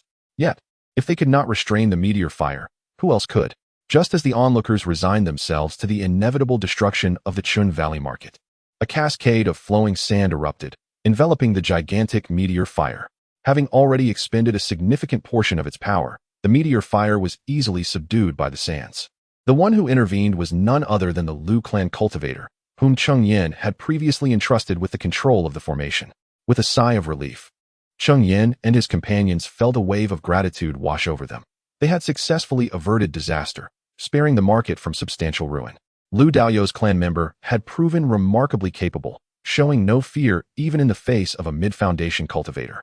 Cheng Yan could not help but commend the Lu clan's adept practitioner for their valiant efforts. Haha, you flatter me. Cheng Daoyu, Lu Yuren laughed heartily, pleased that his kin had brought him honor. Humph, how dare you distract yourselves during a duel? Such folly. The cloaked figure scoffed coldly. Perceiving Cheng Yan and his companion's actions as a blatant affront, daring to engage in conversation amidst the confrontation. With a swift motion, the figure produced a crimson gourd, infusing it with spiritual energy until it expanded into a massive, hovering object. Behold the might of my fire gourd, he proclaimed, unleashing a torrent of flames that surged forth with the force to incinerate mountains and boil seas. Yet, his target was none other than the Lu clan's adept practitioner, clearly harboring a grudge for having thwarted his meteor fire moments before. Such shamelessness. A mid-foundation cultivator striking at a mere chi practitioner. Give me the formation plate. Zhang Ruxian bellowed in astonishment, taken aback by the cloaked figure's audacity. Upon hearing Zhang Ruxian's command, the Lu clan's adept practitioner promptly cast the formation plate into his hands. Zhang Ruxian, a master of earth attribute techniques, was poised to wield the falling rock and flowing sand formation with enhanced potency. A colossal boulder descended from the heavens, positioning itself before the blazing flames. Did this mere stone truly believe it could thwart my fiery gourd? Upon witnessing Zhang Ruxian manipulating the formation in an attempt to obstruct his infernal gourd, the figure cloaked in black revealed a mocking grin, which, combined with the visage of his ravaged half-face, rendered him particularly fearsome. As his words hung in the air, the black-clad man intensified the infusion of spiritual energy, causing the flames emitted by the gourd to surge with even greater ferocity, to the extent that the boulder seemed on the verge of melting away. Chapter 148. Slaying the enemy. Upon witnessing the situation, Cheng Yan recognized that it was time to take action. With a series of intricate hand seals, the spiritual energy within the spirit-gathering pearl dwindled, coalescing into a water dragon that measured 33 zhang in length. At last, you will witness this technique, he declared. Today, I shall demonstrate that the proud maneuver you once wielded is now utterly ineffective in my hands. The figure cloaked in black, upon seeing Cheng Yan unleash the water dragon technique, exhibited an even more frenzied expression. His former companion, a body cultivator, had perished to this very technique, and it was precisely due to this that he had been forced to flee, leading to his current predicament. With a resounding roar, the water dragon raised its head and emitted a mighty dragon's cry. Nearby chi practitioners paled at the sound, their legs trembling, nearly unable to remain standing. Zhang Daoyu, confine him, Cheng Yan bellowed as the water dragon made its appearance. Responding to his command, Zhang Ruxian manipulated the swirling sands to form a yellow sand cage, intending to ensnare the black-cloaked figure along with his magical artifacts. However, as the sands enveloped the figure, a flash of silver light suddenly pierced through. Do you think this can trap me? The black-cloaked man roared in wrath as flames surged forth, causing the sand cage to gradually soften under the unbearable heat. In mere moments, the entire sand enclosure erupted violently. At the very instant the sand cage shattered, a blindingly white beam of light shot forth, striking the black-cloaked man before he could react. This was clearly the effect of the silver pattern mirror, yet the wielder was not Cheng Yan, but Lu Yuren. While Zhang Ruxian ensnared the black-cloaked figure with the sands, that fleeting silver light had been the mirror tossed to Lu Yuren by Cheng Yan. This had been a prearranged strategy among the three. Their earlier casual conversation was not born from disdain for the black-cloaked man. After all, he was a mid-stage foundation establishment practitioner, and even with their combined strength, they needed to approach the confrontation with utmost seriousness. How could they afford to be distracted? The apparent distraction from the two had been feigned, as they needed to communicate discreetly, silently devising a strategy. However, the black-cloaked man's superior cultivation level allowed him to potentially intercept their communication, thus unraveling their scheme. Cheng Yan cleverly devised a method to provoke him, and the opponent fell for the trap, failing to detect their transmission. Momentarily stunned by the white beam, the black-cloaked man regained his composure almost instantly. Yet by then, the water dragon had already surged before him. As he gazed at the approaching dragon, his pupils constricted involuntarily. He felt an unmistakable aura of death emanating from it. At that moment, he finally understood how his former companion had met his demise at Cheng Yan's hands. However, he was no longer the same man. Now a mid-stage foundation establishment practitioner, he believed himself unafraid of the water dragon. With a wave of his hand, he directed the fire gourd, aiming its mouth at Cheng Yan's water dragon, unleashing a torrent of flames. Nevertheless, Cheng Yan's water dragon remained undeterred, resolutely advancing towards the oncoming inferno. A powerful surge of intense heat enveloped the water dragon's form, continuously searing it, as billowing white steam ascended, reminiscent of clouds drifting in the sky. Meanwhile, the flames emitted by the fire gourd gradually diminished. Nevertheless, under comparable might, water attribute spells inherently restrained fire attribute spells. Ultimately, the water dragon succeeded in extinguishing the fire gourd, crashing into the figure cloaked in black. However, the water dragon's potency had also been significantly depleted by the fire gourd, inflicting only a minor wound upon the black-cloaked individual. Yet, just as the black-cloaked figure was about to mock, he suddenly found himself shrouded in an ominous shadow. Looking up, his expression shifted dramatically. A colossal falling rock loomed directly above him. Do not underestimate the power of a mid-tier second-grade formation, Zhang Ruxian bellowed. The falling rock sand formation was indeed a mid-tier second-grade array, capable of threatening cultivators in the mid-stage of foundation establishment, its power far exceeding what had been previously demonstrated. The immense boulder plummeted from the heavens, leaving the black-cloaked figure with no time to evade. He could only manipulate the fire gourd once more, redirecting its spout to unleash an endless torrent of flames at the descending rock, hoping to obstruct its descent.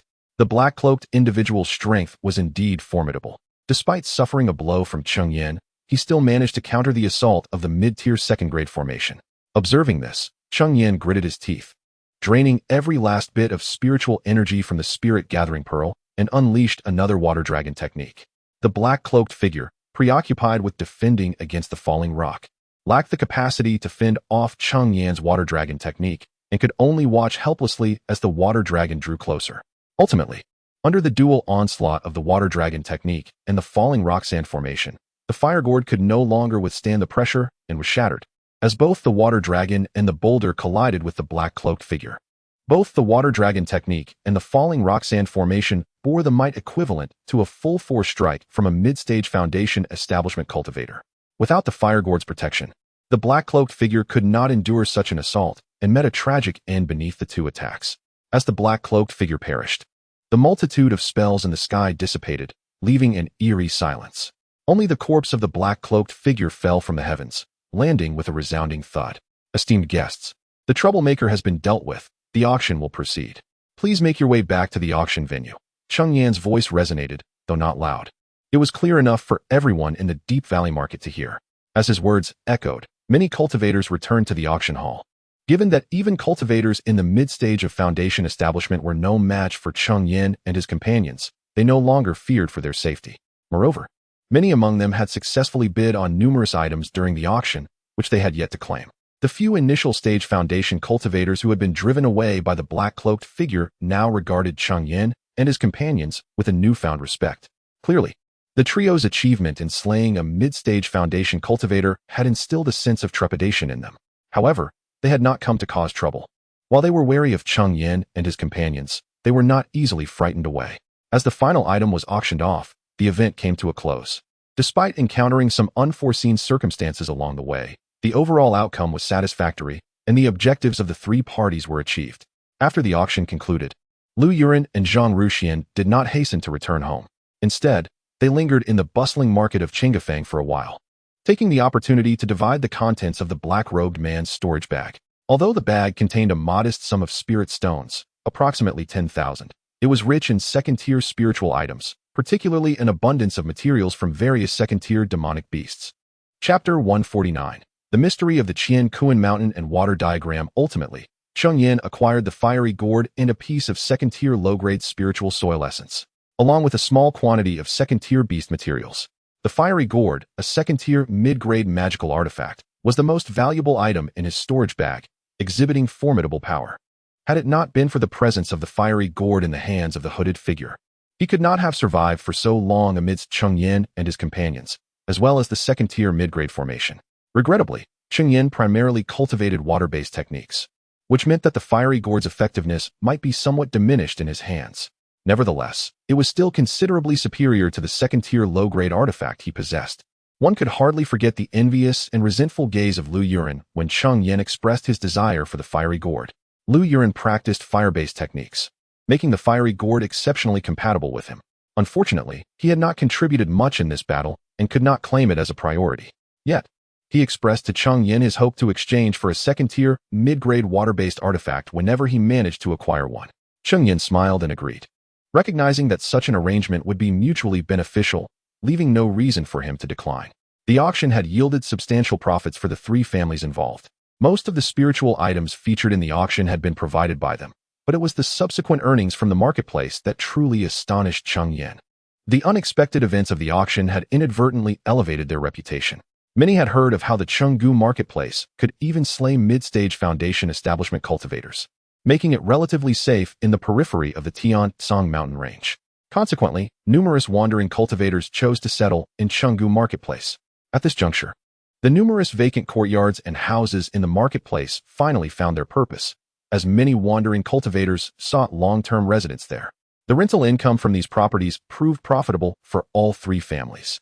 Furthermore, as the reputation of Chengdu marketplace spread, various forces from beyond the Tiansong mountain range began to establish shops within, generating additional rental income. Additionally, the wandering cultivators setting up stalls also contributed to the rental fees. Cheng Yan finally understood how the Liu and Zhang families had managed to amass such a wealth of spirit stones to purchase foundation establishment pills. The marketplace was exceedingly lucrative. One could easily envision that as long as the three families could maintain their hold on Chengdu marketplace, they would continuously reap a bounty of spirit stones. This was merely the result of their shared profits. One could only imagine the extent of wealth amassed by those forces capable of independently establishing a marketplace. As stability gradually returned to Chengdu marketplace, Liu Yuran and Zhang Ruxian returned to their respective families, leaving Cheng Yan to oversee the marketplace alone. After their departure, Cheng Yan returned to the Pill Pavilion. The top floor of the Pill Pavilion had been specially constructed for him, and he had personally set up prohibitions to ensure that any disturbances within would not reach the outside world. Moreover, only late-stage foundation establishment cultivators could probe into the conditions inside. After establishing these protections, Cheng Yan took out the piece of spiritual soil essence. As soon as the essence of spiritual soil appeared in Zhou Yang's hand, the diagram of the universe and mountains within his consciousness began to tremble. Cheng Yan even sensed an overwhelming yearning emanating from the diagram. To his astonishment, the diagram of the universe and mountains abruptly emerged from his consciousness. Cheng Yan gazed at the diagram, astonished. For so many years, it had remained quietly within his mind, impervious to any attempts he made to extricate it. Yet today, it had chosen to reveal itself. Once the diagram emerged from Cheng Yan's consciousness, he felt a formidable attraction that swiftly drew the essence of spiritual soil from his grasp. Was it attempting to refine the essence?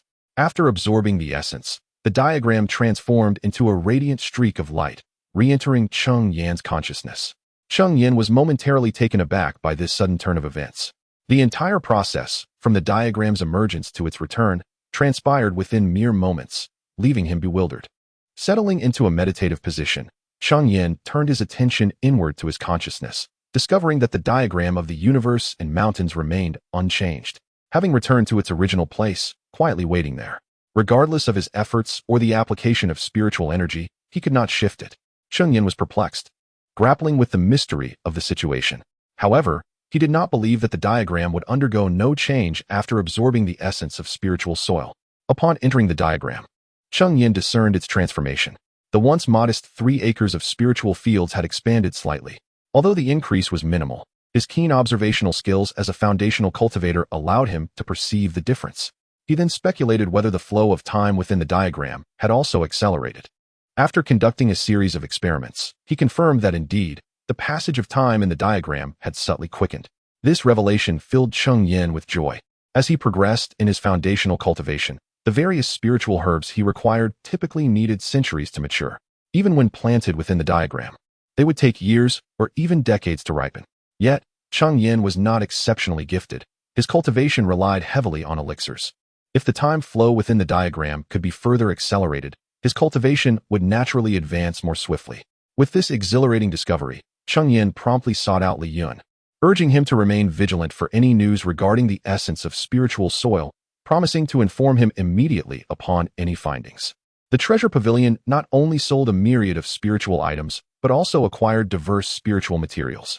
Although Li Yun was unaware of Cheng Yan's intentions for the essence of spiritual soil, he readily agreed to assist.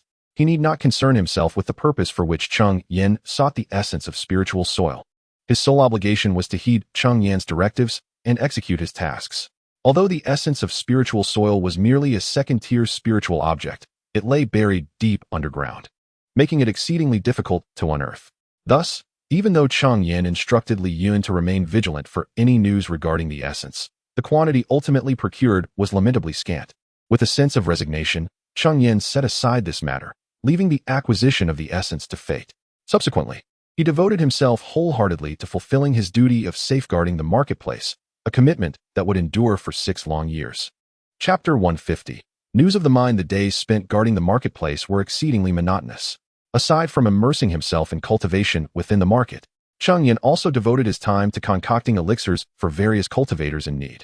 This endeavor significantly honed Cheng Yan's alchemical skills.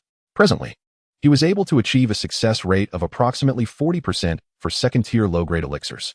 In addition to the enhancement of his alchemical abilities, Cheng Yan's cultivation had also experienced considerable advancement.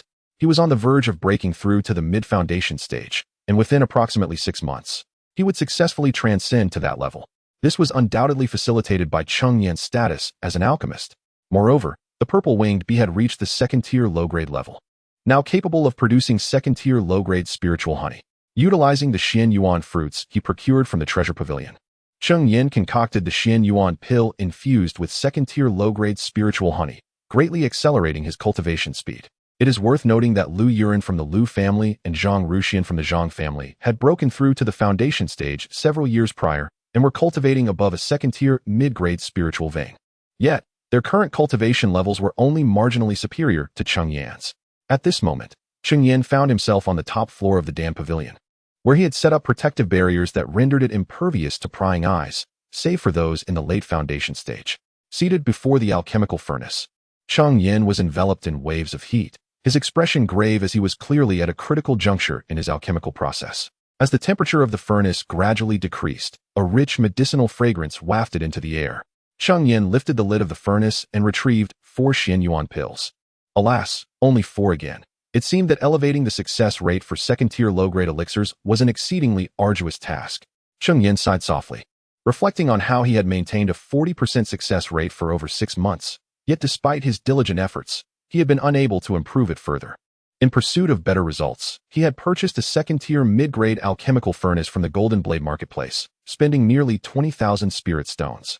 The furnace left behind by Wan Feng was merely a first-tier high-grade one, barely adequate for crafting first-tier supreme elixirs. Cheng Yan had attempted to refine several batches of second-tier elixirs with it, nearly causing the furnace to explode, ultimately forcing him to seek a replacement. As Cheng Yan stored the furnace and prepared to wander the marketplace to clear his mind, he suddenly sensed a familiar aura within the Dan Pavilion. Upon probing with his consciousness, he discovered it was Cheng Yuqing. What was this girl doing in the Qingyu Valley Marketplace? Cheng Yan furrowed his brow, muttering to himself. In recent years, the surrounding demonic beasts had faced extensive extermination, rendering second-tier demonic beasts virtually non-existent, and even first-tier ones were seldom seen. Yet, traversing this terrain was not something a mere 5th-level Qi practitioner could undertake lightly. Lost in thought, Cheng Yan approached Cheng Yuqing. Uncle Six, you've finally emerged from seclusion. Cheng Yuqing exclaimed upon spotting Cheng Yan, her face lighting up with joy. Now 20 years old, Cheng Yuqing stood only half a head shorter than Cheng Yan. She had blossomed into a graceful figure, embodying a charming demeanor, though her penchant for alcohol remained an unaltered trait. She wore a cerulean gourd at her waist, an artifact of the first tier, concealing a universe within, yet it was solely employed by her to store wine. The spiritual liquor enterprise of the Cheng family had gradually fallen into her capable hands.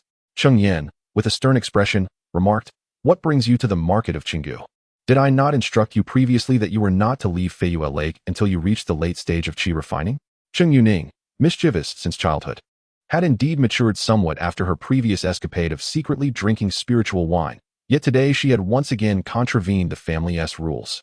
"It was my second brother who summoned me, instructing me to deliver this jade slip to you." Fearing Cheng Yan's displeasure upon seeing his countenance, Cheng Yuning quickly produced a jade slip and handed it to him. He mentioned it contained something of great importance and placed a restriction on it, forbidding me from viewing its contents. As she passed the slip to Cheng Yan, she muttered under her breath, "Ah." Cheng Yan accepted the jade slip and playfully tapped her on the head. "Your temperament lacks steadiness. The reason Yu Hao did not permit you to see it is for your own good. However, Yu Hao should also understand that even when managing family affairs, he ought not to involve you."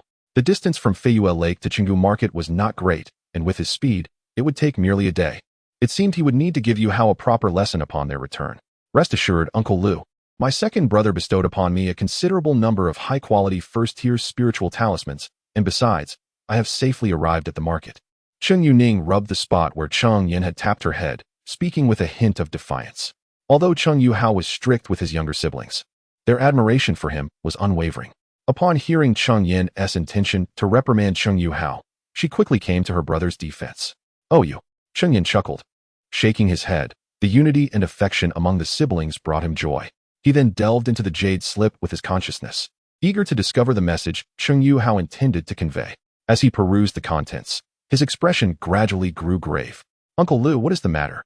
Cheng Yuning, noticing his solemnity, could not suppress her curiosity and inquired further. The Lu family has discovered a second-tier inferior mine. What? Cheng Yuning gasped in astonishment at Cheng Yan's words. A second-tier inferior mine was an extraordinary asset, with benefits beyond measure. Should the Lu family truly have unearthed such a resource, their development would likely eclipse that of the Cheng and Zhang families. Interestingly, this news had initially come to light through Li Yun. Now the manager of the Baibao Pavilion, he frequently interacted with others. Just half a month prior, a practitioner at the late stage of qi refining approached Li Yun, claiming to have information to sell to the Cheng family, offering it at the exorbitant price of 10,000 spirit stones. After much deliberation, Li Yun ultimately decided to purchase the information. However, he was not a fool. He only paid a deposit of 3,000 spirit stones, intending to pay the remainder once he deemed the information worth the price. Subsequently, Li Yun learned that the loose cultivator, who had reached the late stage of qi refinement, was initially engaged in hunting demons in the wilderness. However, he inadvertently stumbled upon members of the Lu family, accompanied by two fully realized qi refinement practitioners. Driven by curiosity and possessing remarkable stealth skills, he stealthily followed them. To his astonishment, he witnessed the Lu family discovering a low-grade second-tier mineral vein, which elicited a profound expression of ecstasy upon his countenance. He realized that this information could yield him a substantial profit in spirit stones. Consequently, he approached Li Yun, but he dared not seek out Cheng Yan. He was acutely aware that revealing such crucial information to Cheng Yan could jeopardize his personal freedom, regardless of whether he could exchange it for 10,000 spirit stones. After all, Cheng Yan would never permit him to harbor such a significant secret in the outside world. Chapter 151. The Lu family. Since he was capable of selling information to the Cheng family, it was only natural that he could also sell it to the Zhang family, or even to forces beyond the confines of Chengdu Fengshi. However, he never anticipated that he would be incapacitated by Li Yun, who was merely at the 6th level of qi refinement, having been drugged by a sleeping potion in the spirit tea that Li Yun prepared for him. Initially, he had no intention of consuming the elixir provided by Li Yun, but upon hearing Li Yun proclaim it to be a top-tier spirit tea with immense benefits for cultivation, he was persuaded. As a wandering cultivator, he had never tasted such exquisite spirit tea. Moreover, having witnessed Li Yun drink from the same pot, he lowered his guard and took a sip. Little did he know that Li Yun had secretly laced it with a potent sleeping drug. The moment he ingested the spirit tea, he collapsed, and now he remained confined in the secret chamber of the Baibao Pavilion.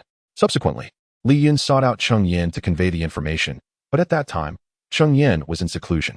After waiting for nearly 10 days without any sign of Cheng Yan emerging, he had no choice but to take the risk of returning to Feiyue Lake to share the news with Cheng Yuhua first.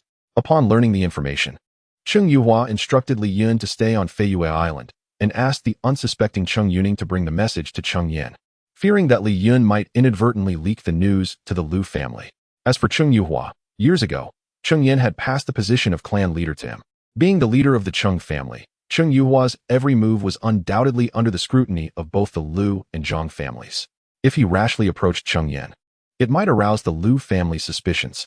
Knock, knock, knock. Just as Cheng Yan was conversing with Cheng Yuning, a knocking sound echoed from outside the door. Senior, someone from the Zhang family requests an audience. The speaker was a wandering cultivator recruited by Cheng Yan, possessing an 8th level of qi refinement, who usually managed the store for him. However, this wandering cultivator was different from Li Yun and Li Yu.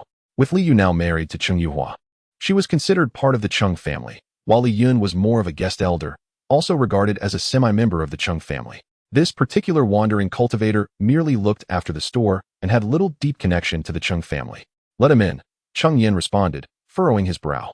The Zhang family had sought him out immediately upon his emergence from seclusion. Could it be that they had received news as well? Yes, the person outside replied, and then ushered in a fully realized qi refinement cultivator. Greetings, Senior Cheng. The newly entered cultivator bowed respectfully to Cheng Yan. Cheng Yan did not recall him, surmising he was likely a recent breakthrough from the Zhang family to the full stage of qi refinement. Ever since both families learned that Cheng Yan could concoct barrier-breaking pills, they had brought numerous spirit herbs for him to assist in their creation. In recent years, both families had produced several cultivators at the full qi refinement stage. Please, no need for formalities. What brings you here? Cheng Yan waved his hand, instructing him to rise, and then inquired further. Greetings, Senior Cheng.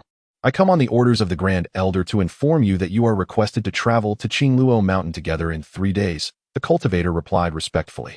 The venerable elder he spoke of was none other than Zhang Ruxian, the foundation-building cultivator of the Zhang family. Qingluo Mountain serves as the ancestral stronghold of the Lu clan. All right, I understand, but is there anything else? Nothing more. The message has been delivered. I shall take my leave now. With that, he exited the room and departed. As for the wandering cultivator, he resumed his duty at the shop. Uncle Lu, what does the Zhang family mean by this invitation to join them at Qingluo Mountain in 3 days? As soon as the Zhang family members departed, Cheng Yuning could no longer contain her curiosity. Presumably, the Zhang family has learned of this matter, and they are aware that our Cheng family is also informed. Hence they extend the invitation to me in an attempt to exert pressure on the Lu clan, Cheng Yan explained to Cheng Yuning. As Cheng Yan had surmised, the wandering cultivator had, prior to selling this information to Li Yun, already disclosed it to the Zhang family. However, the individual from the Zhang family lacked the cunning of Li Yun, who was solely focused on returning to report this news to his family and claim a reward, neglecting to ensure the wandering cultivator's safety. After all, Li Yun had mingled among the wandering cultivators since childhood, accompanied by a younger sister, and his wits far surpassed those of individuals from these families. Oh, Cheng Yuning nodded, half comprehending. Upon seeing this, Cheng Yan chuckled and shook his head. Cheng Yuning was of a simple disposition, not adept in schemes. Her sole interest lay in drinking. It was indeed somewhat burdensome for her to interact with those outside her family. Nonetheless, her talent for brewing was commendable. Hence, in the future, the family's spirit wine enterprise could be entrusted to her, allowing her to focus on crafting wine within the family. Now, you should remain in the Chung Valley marketplace for the next few days. When I return from the Lu family, I will escort you back to Feiyue Island. Oh, after such a long while away, I wish to stay a few more days. Cheng Yuning's spirits dampened upon hearing Cheng Yan's words. She had spent nearly a decade at Feiyue Lake, and now that she finally had the chance to venture out, she naturally yearned to explore the world beyond. There are still 3 or 4 days left. That should be ample time for you to enjoy yourself. Hee, then I shall seek out second sister-in-law. I've heard the family's tavern recently employed a talented spirit chef. I must hurry to sample his creations. Cheng Yuning chuckled and hurried off to the Cheng family's tavern in search of Li Yu. Afterward, Cheng Yan made his way to the secret chamber of Baibao Pavilion, where the wandering cultivator who had sold the information to the Cheng family awaited him. Upon seeing Cheng Yan, the cultivator realized that the situation had entirely slipped from his grasp. Now, all he desired was to ensure his survival, fervently pleading with Cheng Yan for mercy. Cheng Yan, however, did not take his life. Instead, he sealed the cultivator's cultivation, allowing him to remain there in safety. 3 days swiftly passed, and Cheng Yan journeyed from the Chung Valley marketplace toward Qingluo Mountain, encountering Zhang Ruxian along the way. Fellow Taoist Cheng, it has been quite some time. Your cultivation has indeed advanced. Upon seeing Cheng Yan, Zhang Ruxian clasped his hands in greeting. Cheng Yan's progress in cultivation had been remarkable, once considered the weakest among 3. He had now caught up with them. Haha, fellow Taoist Zhang, you two have made commendable strides. You must be on the verge of a breakthrough. Cheng Yan, with a smile, returned the gesture with a slight bow, acknowledging the courtesy. I shall take your auspicious words to heart, Taoist Zhang. Zhang Ruxian first responded to Cheng Yan, then shifted the conversation. May I inquire, Taoist Cheng, about the rogue cultivator who was trafficking information? How is he faring now? Rest assured, Taoist Zhang, he has been apprehended. In that case, I can breathe easy. The younger generation of my clan truly struggles to achieve greatness. They allowed that individual to escape so easily. Thankfully, with your presence, Taoist Cheng, a grave mistake has been averted. Zhang Ruxian's concern did not stem from the prospect of the Cheng clan acquiring the information, for the 3 clans were not far apart, and it was merely a matter of time before the news reached them. His worry lay in the possibility that the rogue might relay the information to forces beyond the 3 clans, which would invite complications should other powers seek to stake their claim. Chapter 152. Matters of the ore vein. It seems that your companion's relative is in a hurry to return home to report, mused Cheng Yan. who had offered some leniency towards the Zhang family's members, as it would be inappropriate to openly declare that their descendant was lacking in merit. Never mind him. Let us proceed to the Lu family. Today, I am determined to extract a share from Lu Yuren. Zhang Ruxian remarked with a hint of jest.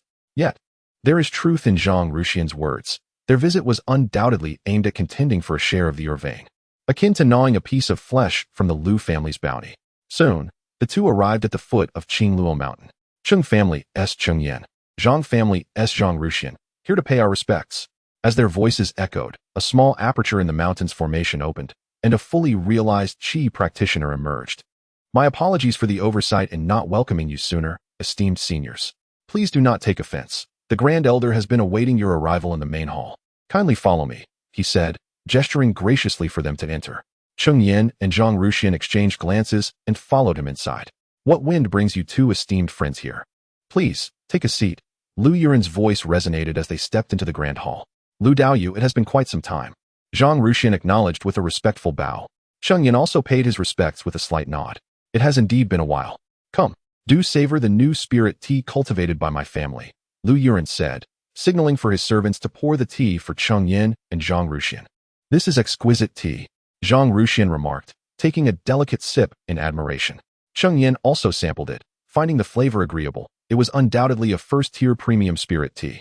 However, it paled in comparison to the second-tier inferior spirit tea he possessed, so he merely took a brief taste and refrained from further indulgence. Esteemed friends, what brings you here today? Having enjoyed the tea, it is time to address the matter at hand, Lu Yuren prompted. We have come to congratulate you, Lu Daoyu, on your acquisition of the vein, Zhang Ruxian stated, a shrewd fox himself, cleverly disguising their true intent of seizing a portion of the vein as merely a congratulatory visit. Vein? What vein? I am unaware of such matters. Quickly, summon Lu Yuang, Lu Yuren responded, feigning ignorance, his face a mask of confusion, as if he were genuinely uninformed about the situation. Before long, Lu Yuang arrived. Yuang, has our Lu family discovered any veins today? Lu Yuren inquired as he saw Lu Yuang enter. To the Grand Elder, indeed. Our family recently discovered a second-tier inferior purple gold vein. However, at that time, you were in seclusion, and thus I could not inform you in a timely manner. Lu Yuang replied. What? Such an important matter. Why did you not inform me sooner? Our three families are intertwined in fortune and misfortune. This vein ought to have shares for both the Cheng and Zhang families. Why was I only made aware of this upon the arrival of these two esteemed friends? Lu Yuren's anger flared as he rebuked Lu Yuang loudly. This matter was poorly managed on my part, and I willingly accept the consequences. Upon hearing Lu Yuren's furious rebuke, Lu Yuyong lowered his body significantly, displaying an exemplary attitude of contrition. Lu Daoyu, let us not dwell on this. For individuals such as ourselves, who often retreat for periods ranging from 3 months to several years, it is indeed commonplace to miss certain news. Thus, this situation cannot be solely attributed to Lu Zuchang. Zhang Ruxian, standing nearby, assumed the role of a mediator. Cheng Yan, watching from the side, could not help but chuckle at the impressive performances of Lu Yuren and Lu Yuyo. It is worth noting that Li Yun had received the news a fortnight prior, implying that the Lu family had been clandestinely mining the vein for at least that duration. To suggest that Lu Yuren was entirely unaware would be implausible to Cheng Yan. The reason for Lu Yuren's theatrics was merely to obscure the fact that the Lu family was independently exploiting the mine. Naturally, this scenario was not unusual. Had the Cheng family been the first to discover the vein, Cheng Yan would have certainly endeavored to suppress the information to secure greater profits before the other families were informed. Cheng Yan and Zhang Ruxian had no intention of exposing him. To do so would be to embarrass the Lu family. Their goal was to negotiate a share of the profits, not to sour the relationship among the three families. However, this would be a different matter if Lu Yuren possessed greater strength than the two families combined. It was likely that when Zhang Ruxian revealed the Lu family's discovery of the vein, Lu Yuren would have erupted, exclaiming, "What business is it of yours? Humph. Had it not been for Zhang Daoyu advocating for you today, you would have certainly faced a penalty at the law enforcement hall." Lu Yuren let out a heavy snort, aligning with Zhang Ruxian's words, thus providing Lu Yuyong a means of retreat. "Thank you, Senior Zhang," Lu Yuyong said, turning to Zhang Ruxian and bowing in gratitude. Zhang Ruxian waved his hand dismissively, indicating no need for formality. "Rest assured, gentlemen, now that I am aware of this matter, the mining rights will be shared among our three families. However, since it was the Lu family that first discovered the vein, we shall claim 40% of the profits." The performance concluded, and it was time to address the substantive issues. Lu Daoyu, your assertion is misguided.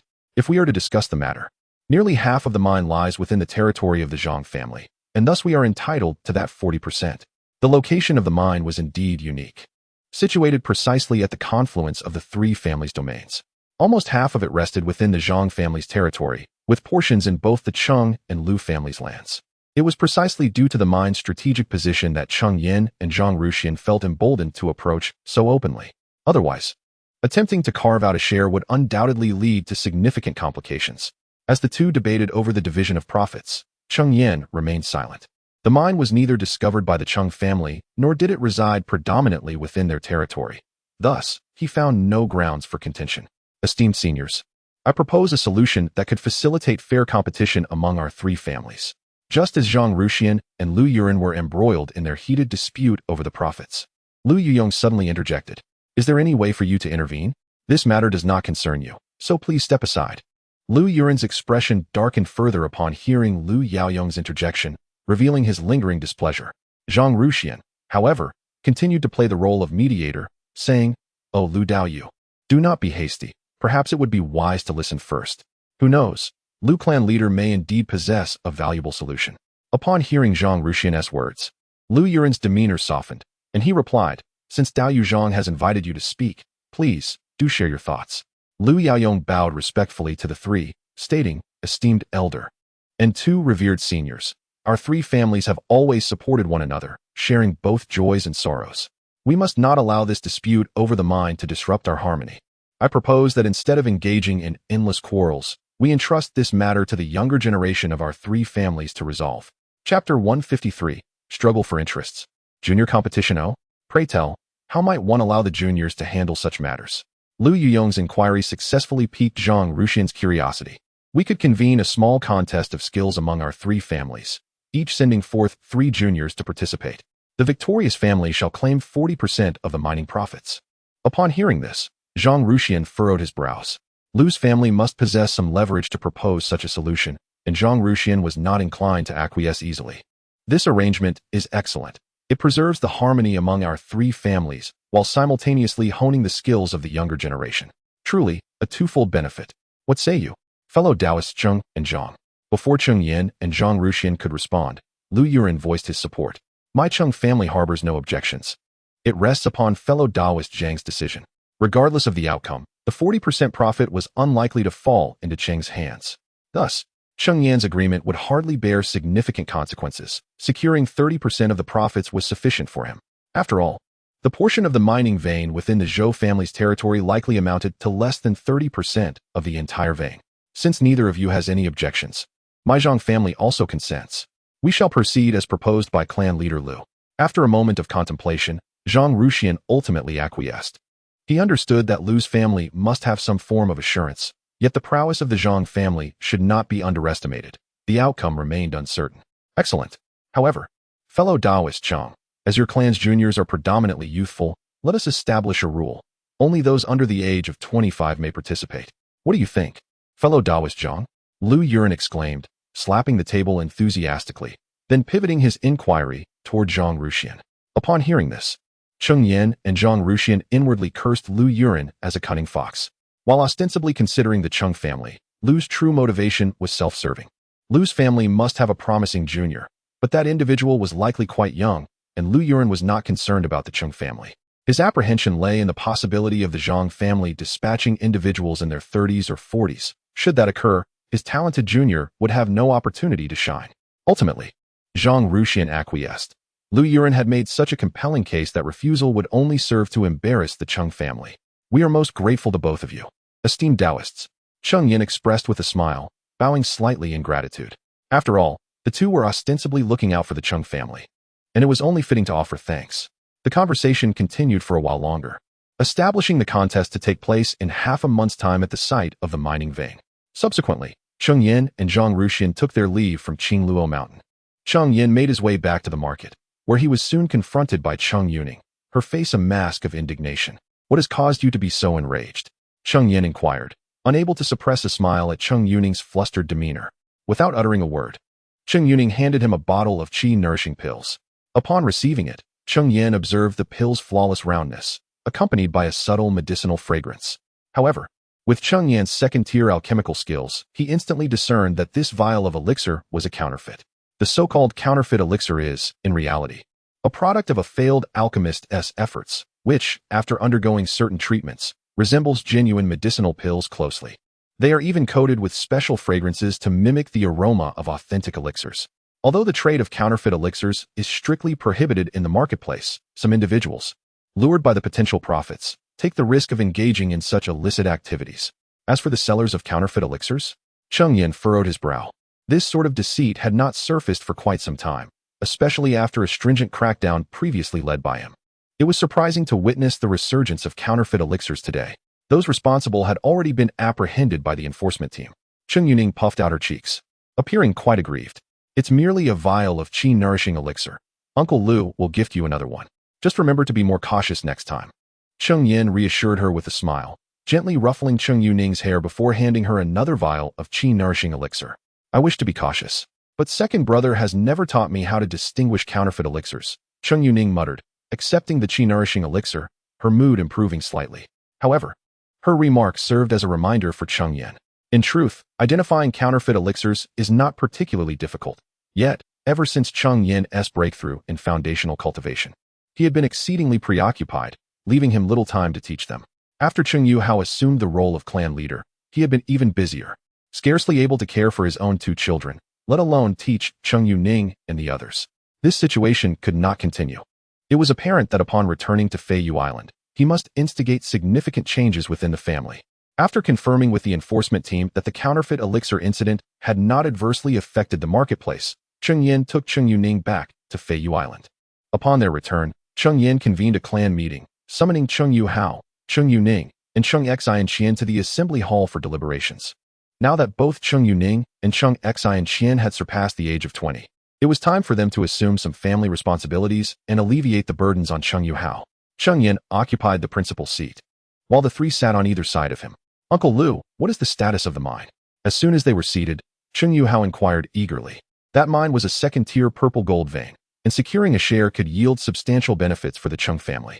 Presently, most of the Cheng family's income stemmed from their tavern, specifically their spirit liquor industry.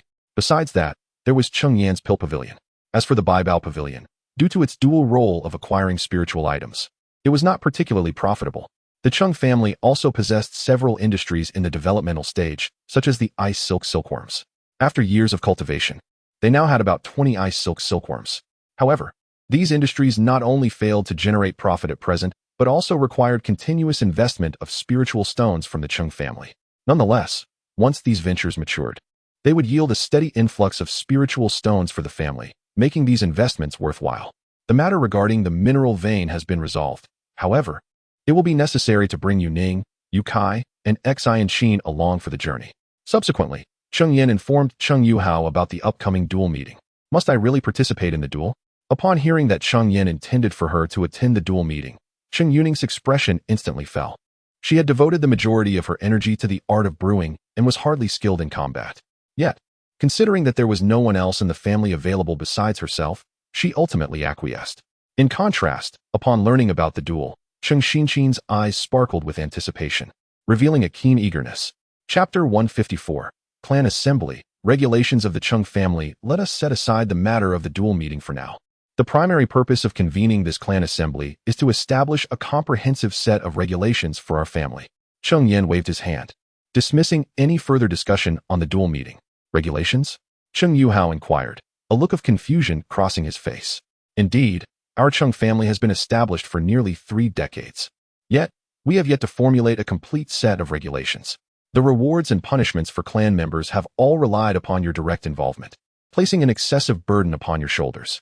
Cheng Yan lamented, as he needed to oversee the market, leaving nearly all family affairs piled upon Cheng Yuhao.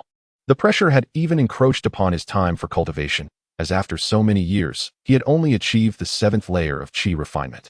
Thus, upon hearing Cheng Yan's intention to alleviate his burdens, Yuhao naturally felt a surge of relief and joy. Uncle 6, what kind of regulations are to be established? First, we must establish a clan academy. I have noticed that some members of our family cannot even distinguish a fake elixir. As he spoke, Cheng Yan cast a glance at Cheng Yuning.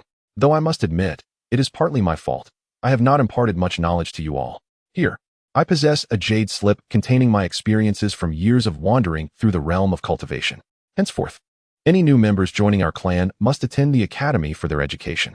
Of course, the academy can gradually expand to encompass the instruction of various arts of cultivation. For now, let the position of the elder responsible for the academy be held by Yu Hao. Having said this, Cheng Yan entrusted the jade slip to Cheng Yu Hao. Second, we shall establish a contribution system. Over the past 6 years, Shuling and Xinchuang have revealed 4 spiritual roots, and we have welcomed another member from the mundane world, bringing our clan's population to over 10 individuals. The previous practice of providing cultivation resources to clan members without charge is no longer feasible. The family can no longer sustain such a practice.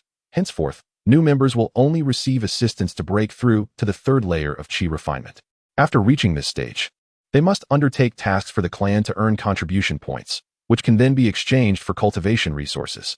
We shall appoint one elder to oversee this matter, and for now, let it be managed by Yuning. Upon hearing Cheng Yan's directive for her to manage this, Cheng Yuning initially believed she was being appointed as an elder, and a smile of joy graced her face. In her heart, she thought she might be the youngest elder in the realm of cultivation. However, Cheng Yan then interjected, "While you may manage this, the title of elder cannot yet be conferred upon you. To become an elder, one must at least attain the late stage of Qi refinement. Once you achieve this breakthrough, we shall bestow upon you the title of elder." Ignoring the disappointment that clouded Cheng Yuning's expression, Cheng Yan continued, "Third, we shall establish a law enforcement hall. From now on, any clan member who errs can be referred to this hall for resolution, with one elder appointed to oversee it. For the time being, let Yu Hao assume this role, with Xinxin serving as his assistant. Should they excel, the position of law enforcement elder will be entrusted to Xinxin in the future. Fourth, we shall establish a battle hall along with various industrial divisions. The battle hall is specifically established to recruit clan members with formidable combat capabilities, serving as both a defensive and an exploratory force for the family. Currently, only the alchemy hall, the talisman hall, and the spirit wine hall are set up as various industrial branches. As new cultivators with diverse skills emerge within the clan, additional halls will be established. Each hall will require an elder for oversight. For the time being, I will manage the alchemy hall, while Yu Hao will oversee the talisman hall, and Yuning will be responsible for the spirit wine hall. The elder for the battle hall will be appointed in due course. Furthermore, a general affairs hall will be created to handle various family matters, with a general affairs elder appointed to oversee it. Beneath each elder, multiple managers will be designated to assist in the administration of clan affairs. From this point onward, the clan leader will focus solely on the strategic direction of the family, assigning tasks to the elders, who will further delegate responsibilities to the managers for execution. Although our clan currently lacks sufficient manpower, leading to significant vacancies in various positions, it is imperative that this system be rigorously enforced, as it will facilitate our clan's rapid development. Thus, the framework of the family is broadly established. Should further needs arise, we shall add to it. As for specific details, such as clan regulations, I shall entrust Yu Hao with drafting them, with Yuning and Xinxin assisting him. Once completed, he will present them to me for review. After an extensive discourse, Cheng Yan has successfully outlined the power structure of the Cheng family. This is of paramount importance for the Cheng family, as order is essential for coherence. With these systems in place, the future development of the Cheng family will be smoother and more secure. Yes, sixth uncle. The 3 responded in unison, nodding in agreement. Let us conclude today's clan meeting here. From now on, we shall convene a clan meeting every 3 years. In my absence, Yu Hao will preside over it. The combat seminar is set to take place in half a month. Yuning and Xinxin, please invite Yu Kai to join me for the next 2 weeks, during which I will impart some combat techniques to you. By the way, since Li Yun has achieved great merit, he should be rewarded. It appears he has been stuck at the 6th level of Qi refinement for quite some time. Let us retrieve a breaking barrier pill from the clan treasury for him. That will be all for now. You may leave. Yu Hao, please stay behind. After hearing Cheng Yan's words, Cheng Yuning and Cheng Xinxin bowed respectfully before departing the assembly hall. After all these years, why are you still at the 7th level of Qi refinement? Cheng Yan inquired, frowning at Yu Hao's cultivation level. These years have been consumed by family affairs, leading to neglect of my cultivation. While family matters are undeniably important, for a cultivator, one's cultivation is paramount. You are nearing 40, and 60 is not far off. If you do not expedite your cultivation, you risk losing the opportunity to establish your foundation. Cheng Yan earnestly urged Yu Hao to prioritize his cultivation, but to his surprise, Yu Hao merely smiled wryly. Sixth uncle, putting aside whether we have access to a foundation establishment pill. Even if we do, my aptitude as a force spiritual root cultivator does not merit the expenditure of such a precious resource. Foolishness. Are you aware of the current number of perfected Qi practitioners among the Liu and Zhang families?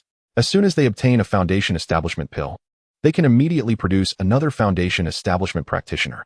Our Cheng family, with its limited heritage, risks being overshadowed by these two families if we cannot match their number of foundation establishment cultivators. Very well, after you return, devote yourself diligently to your cultivation and elevate your abilities. You need not fret over the matter of the foundation establishment pill, for I shall take care of it. Cheng Yan's resolute words left Cheng Yuhao with no choice but to acquiesce with a wry smile. Yet, what cultivator does not harbor a dream of foundation establishment? Cheng Yuhao is no exception.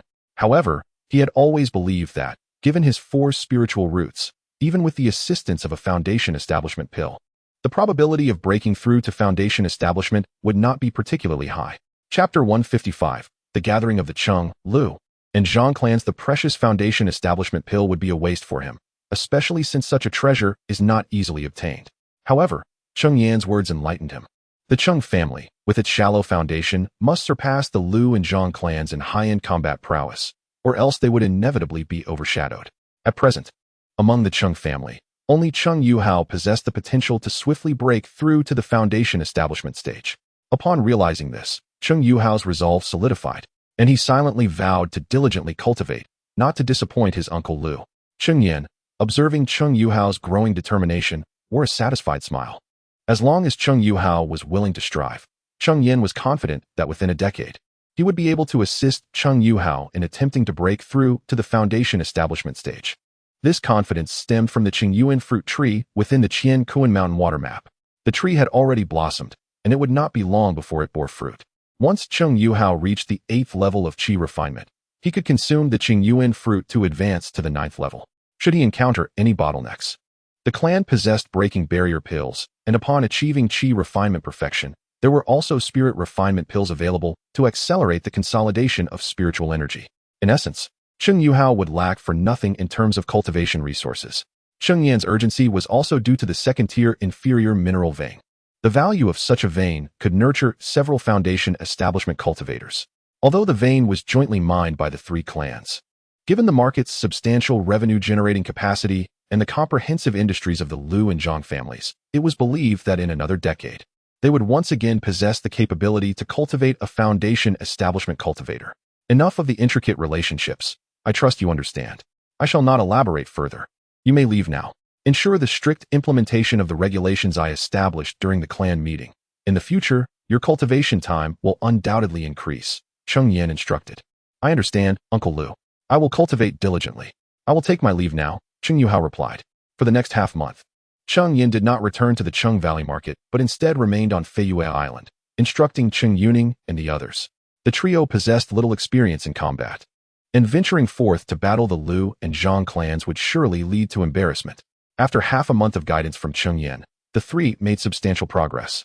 Cheng Xinqin, in particular, surprised Cheng Yan with his keen interest in combat. He was the most attentive during lessons and exhibited the fastest improvement. After the half-month period, the time for the agreed-upon duel among the three clans arrived. Cheng Yan led Cheng Yuning and the others toward the location of the Zijin mineral vein. In less than half a day's time, they reached their destination, where Liu Yuren and the Liu family had already gathered in anticipation. Friend Liu, you arrived quite early, Cheng Yan remarked, bowing slightly toward Liu Yuren while casting a glance at the three individuals behind him. Upon observing the scene, Cheng Yan quickly comprehended why the Liu family had exhibited such confidence in proposing a contest among the younger generation to determine the allocation of the 40% profit. Behind Liu Yuren stood three individuals, two of whom possessed the cultivation level of the 6th layer of Qi refinement, while the remaining one boasted an impressive 7th layer. Achieving the 7th layer before the age of 25 is indeed a remarkable feat for a family of their stature. Cheng Daoyu arrived not too late. As Cheng Yan scrutinized the individuals behind Liu Yuren, in turn, was observing Cheng Yuning and her companions. Noting that Cheng Yuning and Cheng Xinqin were merely at the 5th layer, and Cheng Yukai was even at the 4th layer, a broader smile spread across Liu Yuren's face. Apologies for keeping you both waiting, he remarked amiably. Shortly thereafter, Zhang Ruxian arrived with his own kin. Upon arrival, he immediately noticed the presence of a 7th layer cultivator behind Liu Yuren, internally cursing Lu Yuren as a cunning scoundrel. Nevertheless, his expression remained congenial as he greeted Cheng Yan and Lu Yuren. Following Zhang Ruxian were 3 others, 2 at the 6th layer and 1 at the 5th layer.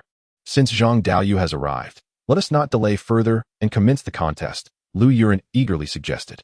The rules were straightforward. The individuals standing on the stage would be the challengers, accepting any duels from those below. Should a challenger prevail, they would assume the position of the current champion. Should they fail, the original champion would retain their status. Naturally, ample time for recovery would be granted after each bout. The last person remaining on the stage would be declared the victor, and the 40% share of the Zijin mine would henceforth belong to their family. Given your eagerness, Lu Daoyu, my Zhang family shall gladly oblige, Zhang Ruxian replied. Both turned their attention to Cheng Yan, seeking his approval. Let us proceed without further ado, Cheng Yan consented. Excellent. Is there anyone willing to step forward first? Lu Yuren called out, glancing around, yet no one volunteered initially. Although each contest would allow for recuperation, the toll on both spirit and energy was considerable, and the first to step forward would undoubtedly bear the brunt of this challenge. Shiyu, you shall go, Zhang Ruxian directed towards an individual among his company. This person was Zhang Shiyu, a cultivator at the 5th layer of Qi refinement. Yes, Zhang Shiyu replied. Stepping onto the stage. I am Zhang Shiyu of the Zhang family, he announced, bowing respectfully to Cheng Yan and Lu Yuren before taking his stance, awaiting a challenger. Is there anyone daring enough to challenge? Lu Yuren exclaimed, his enthusiasm evident. Yukai, you should go, Cheng Yan advised. Seeing that the only 5th layer cultivator from the Lu and Zhang families had taken the stage, Cheng Yukai, possessing merely the cultivation of the 4th layer of Qi refinement, would find it utterly impossible to contend against those at the 6th or even 7th layers. However, facing an opponent of the 5th layer could be considered a feasible challenge. Yes, 6th uncle, Cheng Yukai acknowledged Cheng Yan's directive with a nod. He was advised not to dwell on victory or defeat, but rather to regard this as a form of training. Given that his adversary was at the 5th layer, the likelihood of Cheng Yukai emerging victorious in this confrontation was exceedingly slim. Nevertheless, Cheng Yan wished to prevent Cheng Yukai from becoming despondent over the outcome of this encounter, as youthful ambition often placed undue emphasis on such matters. Understood, 6th uncle, Cheng Yukai responded affirmatively and made his way towards the makeshift arena. In truth, this so-called arena was merely a circle hastily drawn by the 3 families, lacking the authenticity of a true martial platform. Chapter 156, an unexpected turn as Cheng Yan observed Cheng Yukai stepping forward. He smiled and nodded at Zhang Ruxian, who reciprocated the gesture. This time, Zhang Ruxian extended a favor to Cheng Yan, for it was well understood that the first to engage would inevitably bear the brunt of the challenge. Nevertheless, Zhang Ruxian dispatched his junior to ensure that Cheng Yukai would not have to face an opponent of the 6th level of Qi refinement. The Cheng family, represented by Cheng Yukai, stepped forward to issue a challenge. Cheng Yukai cupped his fist in greeting to Zhang Shiryu, proclaiming loudly his intent. Unfazed by Zhang Shiryu's 5th level of Qi refinement, Cheng Yukai radiated a spirited determination, earning Cheng Yan's approving nods from the sidelines. The contest commenced. At Lu Yuren's command, both participants retrieved their respective magical artifacts from their storage pouches. Cheng Yukai specialized in fire-based techniques, wielding a first-tier, mid-grade crimson flag capable of summoning fireballs to assault his adversary. In contrast, Zhang Shiryu brandished a first-tier, mid-grade flying sword. The clash of fireballs and flying swords illuminated the air with a dazzling display. Yet, to the 3 Foundation establishment cultivators observing, it resembled little more than a child's play. Initially, Cheng Yukai held his ground against Zhang Shiryu, but his inferior cultivation level soon became evident, and he was swiftly overwhelmed, conceding defeat in short order. I concede, Dao friend Zhang, Cheng Yukai panted, his face pale, while Zhang Shiryu appeared composed and unruffled. The disparity in their cultivation levels was palpable, and in a contest where their magical artifacts and techniques were relatively equal, such differences are not easily bridged. Thank you, Dao friend Zhang, for your mercy, Cheng Yukai said, bowing once more before exiting the arena. I'm sorry, Uncle Lu. I have lost. Cheng Yukai hung his head low. Although he had anticipated the slim chances of victory from the outset, the sting of defeat was nonetheless disheartening. It matters not. After all, your cultivation is inferior, and you are younger than he. A loss is to be expected, Cheng Yan reassured him. Do not be discouraged. I hope you glean valuable lessons from this contest. For instance, your techniques are too singular, lacking adaptability. Furthermore, as Cheng Yan comforted Cheng Yukai, he pointed out the areas where the latter had faltered during their duel, then handed him a medicinal pill to aid in his recovery. After each round of competition, a quarter of an hour was allotted for the champion to recuperate. After the allotted time, Lu Yuren inquired if anyone was willing to challenge Zhang Shiyu. However, the Lu family members, all above the 6th level of qi refinement, found it implausible to challenge someone of a lesser cultivation level. Thus it fell upon the Cheng family to step forward once more. Cheng Yuning, announced Cheng Yuning as she approached, cupping her fist in greeting to Zhang Shiyu, who returned the gesture.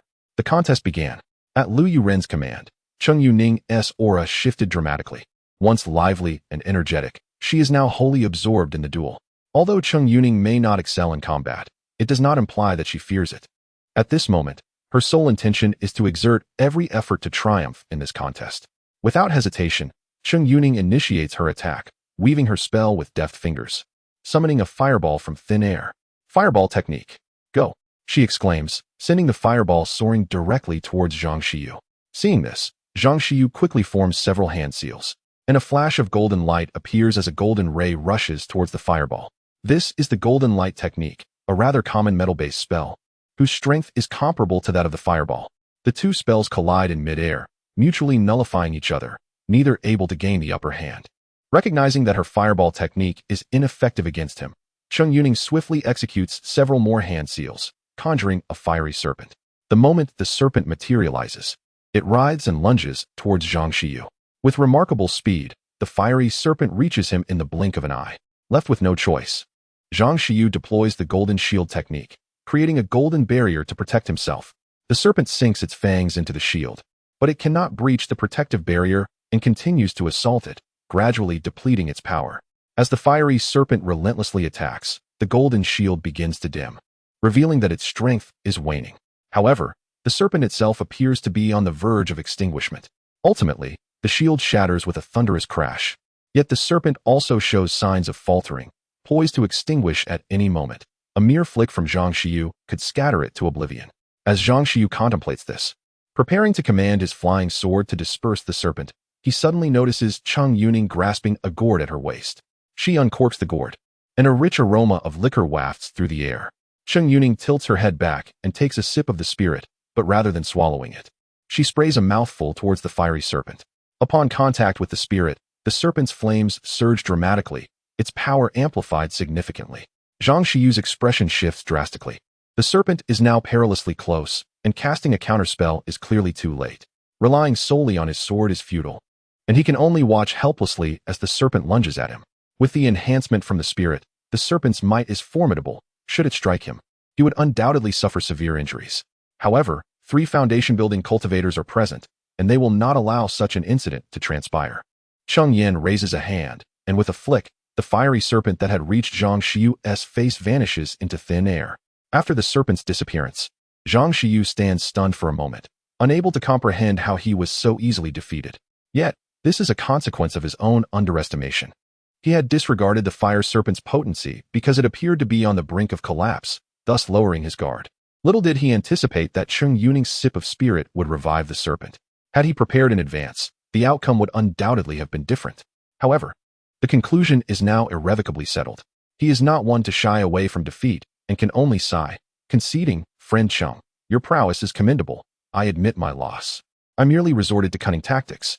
If we were to discuss this matter further, I might not necessarily stand as a match against you, Zhang." Although Cheng Yuning emerged victorious, she did not succumb to arrogance. She understood that her triumph was merely a result of catching Zhang Shiyu off guard. Such tactics can only be employed once. Thereafter, others will be prepared, rendering them ineffective. In the realm of magical combat, cunning does not exist. As long as one achieves victory, it is a commendable strategy, and I humbly acknowledge my inferiority. Chapter 157.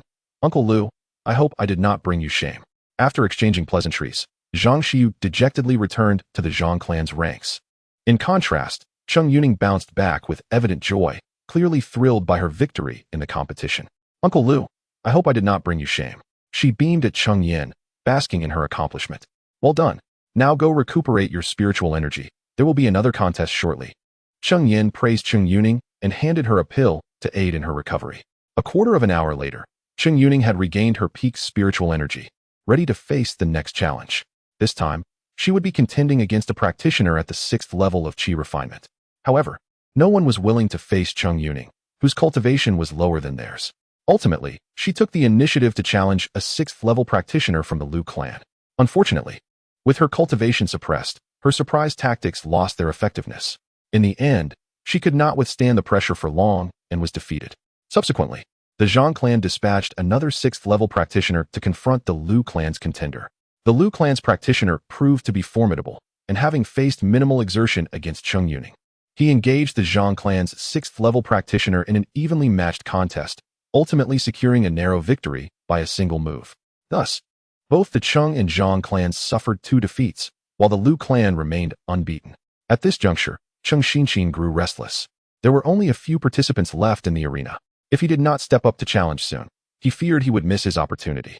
Lacking both natural talent in cultivation and management, he had devoted himself to enhancing his combat abilities. However, over the years, he had seen little opportunity to hone his skills, leaving his prowess stagnant. When he heard of the martial arts gathering hosted by the 3 clans, he was overjoyed, finally presented with a chance for real combat. Yet, upon arrival, he was taken aback to find that only one practitioner from the Lu and Zhang clans was at the 5th level of qi refinement. The others surpassed him in cultivation. Nonetheless, Cheng Xinqin was determined not to forfeit this opportunity, and even against a 6th-level opponent, he resolved to challenge them. Thus, once the Lu clan's 6th-level practitioner had recovered, Cheng Xinqin stepped forward without waiting for Lu Yuren's inquiry. "I am Cheng Xinqin from the Cheng clan. I humbly request your guidance, Lu Daoyu." The Lu clan members, noticing Cheng Xinqin's 5th-level cultivation, could not help but regard him with a hint of disdain. Yet, the rules were established, and they had no choice but to comply. As Lu Yuren issued the command, the duel commenced. "I possess a higher cultivation than you, so I shall allow you to make the first move," remarked the Lu clan practitioner, his tone laced with arrogance. In his eyes, dealing with a 5th-level practitioner like Cheng Xinqin was a trivial task. "In that case, I shall not hold back." Cheng Xinqin responded affirmatively, yet he did not immediately launch an attack. Instead, he retrieved a seed from his storage pouch and scattered it upon the ground. Cheng Xinqin specialized in wood-based cultivation techniques, and most of his spells required various plants as aids. The seeds he cast had been meticulously prepared. As soon as they touched the soil, they began to grow at an astonishing pace. Ultimately, they transformed into a vine as thick as a fist, adorned with sharp thorns that, if struck, would surely leave a trail of blood on the skin. The vine continued to grow, resembling the tentacles of some otherworldly beast, swaying incessantly. The Lu clan members could not passively watch as the vine flourished. They swiftly formed several hand seals, unleashing water blades that sliced toward the vine. The water blades struck with precision, severing the vine instantly. However, the Lu cultivators were taken aback when they discovered that the severed vine retained its vitality, morphing into a whip that lashed out at them. One Lu cultivator sidestepped the attack, conjuring a flying sword that cleaved the vine into 3 segments, which then fell to the ground. Yet, the spectacle was not over. Cheng Xinqin wore a peculiar smile, causing a jolt of apprehension within the Lu cultivators. To their astonishment, the severed vine segments began to sprout roots upon hitting the ground, continuing their growth. However, these new vines were only half the thickness of the original. "What?" exclaimed the Lu cultivator, witnessing for the first time such resilient vines that could grow even after being severed. The 3 newly sprouted vines encircled the Lu cultivator, resembling living tentacles that relentlessly struck at him. Nevertheless, the Lu cultivator was no fool. After a moment of surprise, he quickly regained his composure, wielding his flying sword to counter the assault. For a time, Cheng Xinqin's vines could not inflict any harm upon the Lu cultivator, who maintained a vigilant defense until the vines ultimately lost their last vestiges of vitality and ceased to grow. However, before the Lu cultivator could exhale a sigh of relief, the original vine that Cheng Xinqin had planted had fully matured, stretching nearly 10 zhang in length. With a flick of his hand, the vine lashed out towards the Lu cultivator. Observing this, the Lu cultivator hastily unleashed several water blades to sever the vine. Yet, what had once been easily cut now exhibited extraordinary hardness. The water blades merely left a few marks upon its surface. As the vine drew perilously close, he was compelled to summon a shield artifact to protect himself. The vine struck against the shield, delivering a tremendous force that nearly caused the Lu cultivator to lose his balance and tumble to the ground. Fortunately, he managed to steady himself. Had he fallen, he would have faced dire consequences. Suddenly, gritting his teeth, the Lu cultivator retrieved a high-grade flying sword artifact from his storage pouch. This particular sword had aided him in his previous competition, where he had triumphed over a cultivator from the Zhang clan. However, he had initially been reluctant to resort to such measures, for it seemed dishonorable to employ such a formidable artifact against an opponent of lesser cultivation. Yet, he had not anticipated that Zhou Shiqin would prove to be such a formidable adversary, launching one relentless attack after another, leaving him gasping for breath. Faced with the current predicament, he found himself compelled to wield this artifact. I concede that I underestimated you before, but this shall be the end of it. With a powerful shout, the Liu clan cultivator unleashed a first-tier superior flying sword, cleaving towards the vine. The vine, which had proven impervious even to the water blade technique, succumbed effortlessly to the strike of the first-tier superior flying sword, as if it were but soft tofu, severed with a single blow. Chapter 158. Thus ends once impervious to the water blade technique. The vine succumbed effortlessly to the exquisite craftsmanship of a first-tier superior flying sword, as though they were mere soft tofu, severed with a single stroke. The Liu clan cultivator, fearing that the vine might continue to flourish after being cut, deftly manipulated the sword to uproot it entirely. Deprived of the nurturing soil, the vine quickly withered into a pallid hue. With the loss of this vine, do you possess any other strategies? Should you lack alternatives, this battle may well slip from your grasp. After shattering Cheng Xinqin's vine, the Liu clan cultivator did not hasten to retaliate. In his estimation, having summoned a first-tier superior magical artifact, victory was assured. In that case, my friend, why not test this technique of mine? Unperturbed by the destruction of his vine, Cheng Xinqin retrieved a fresh seed from his storage pouch and scattered it upon the ground. Upon forming a hand seal, the seed sprouted visibly, breaking through the soil with remarkable speed. In mere moments, it grew into a towering tree nearly 3 zhang high. The tree shimmered with verdant light, each leaf's edge gleaming with a sharp glint, exuding an aura of lethality. Leaf blade technique, Cheng Xinqin exclaimed, watching as the leaves began to detach from the tree, hovering in the air rather than falling to the ground. Go! With a decisive wave of his hand, hundreds of leaves shot forth, hurtling towards the Liu clan cultivator. Sensing the impending onslaught of razor-sharp leaves, the Liu clan cultivator raised his flying sword, unleashing a sword chi that cleaved through the mass of foliage, rendering the leaves powerless as they drifted to the earth, quickly turning brittle and brown. Undeterred by the thwarted attack, Cheng Xinqin noted the abundance of leaves still remaining on the tree. With a deft hand gesture, he sent forth another volley of leaves towards the Liu clan cultivator. The Liu clan cultivator, feeling somewhat exasperated, recognized the tenacity of wood element cultivators.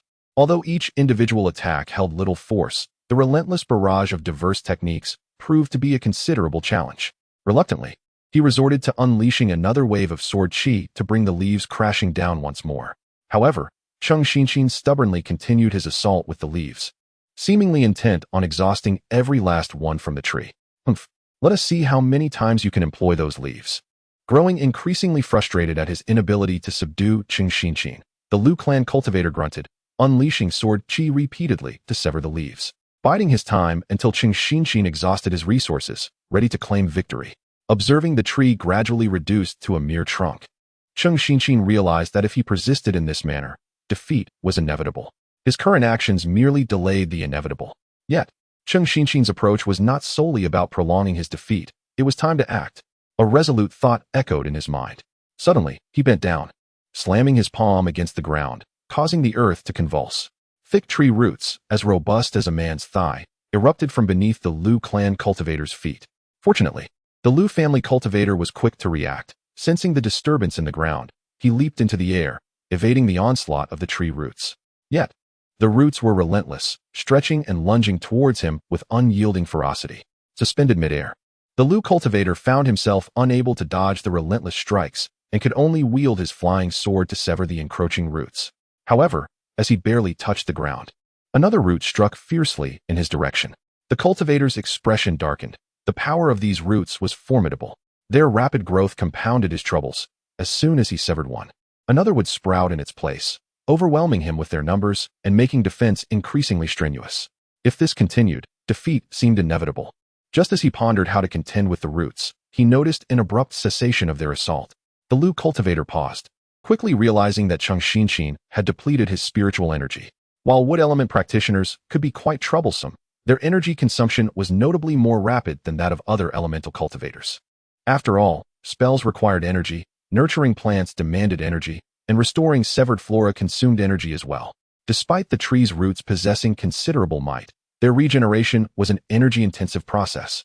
Given Cheng Xinqin's limited cultivation base, his ability to summon roots was slow, and he had to resort to using leaf blade technique to buy time, consequently exhausting a significant amount of energy.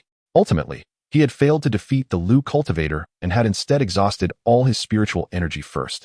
I concede, Cheng Xinqin said, a bitter smile gracing his features as he acknowledged his defeat, ultimately succumbing to the disparity in cultivation levels.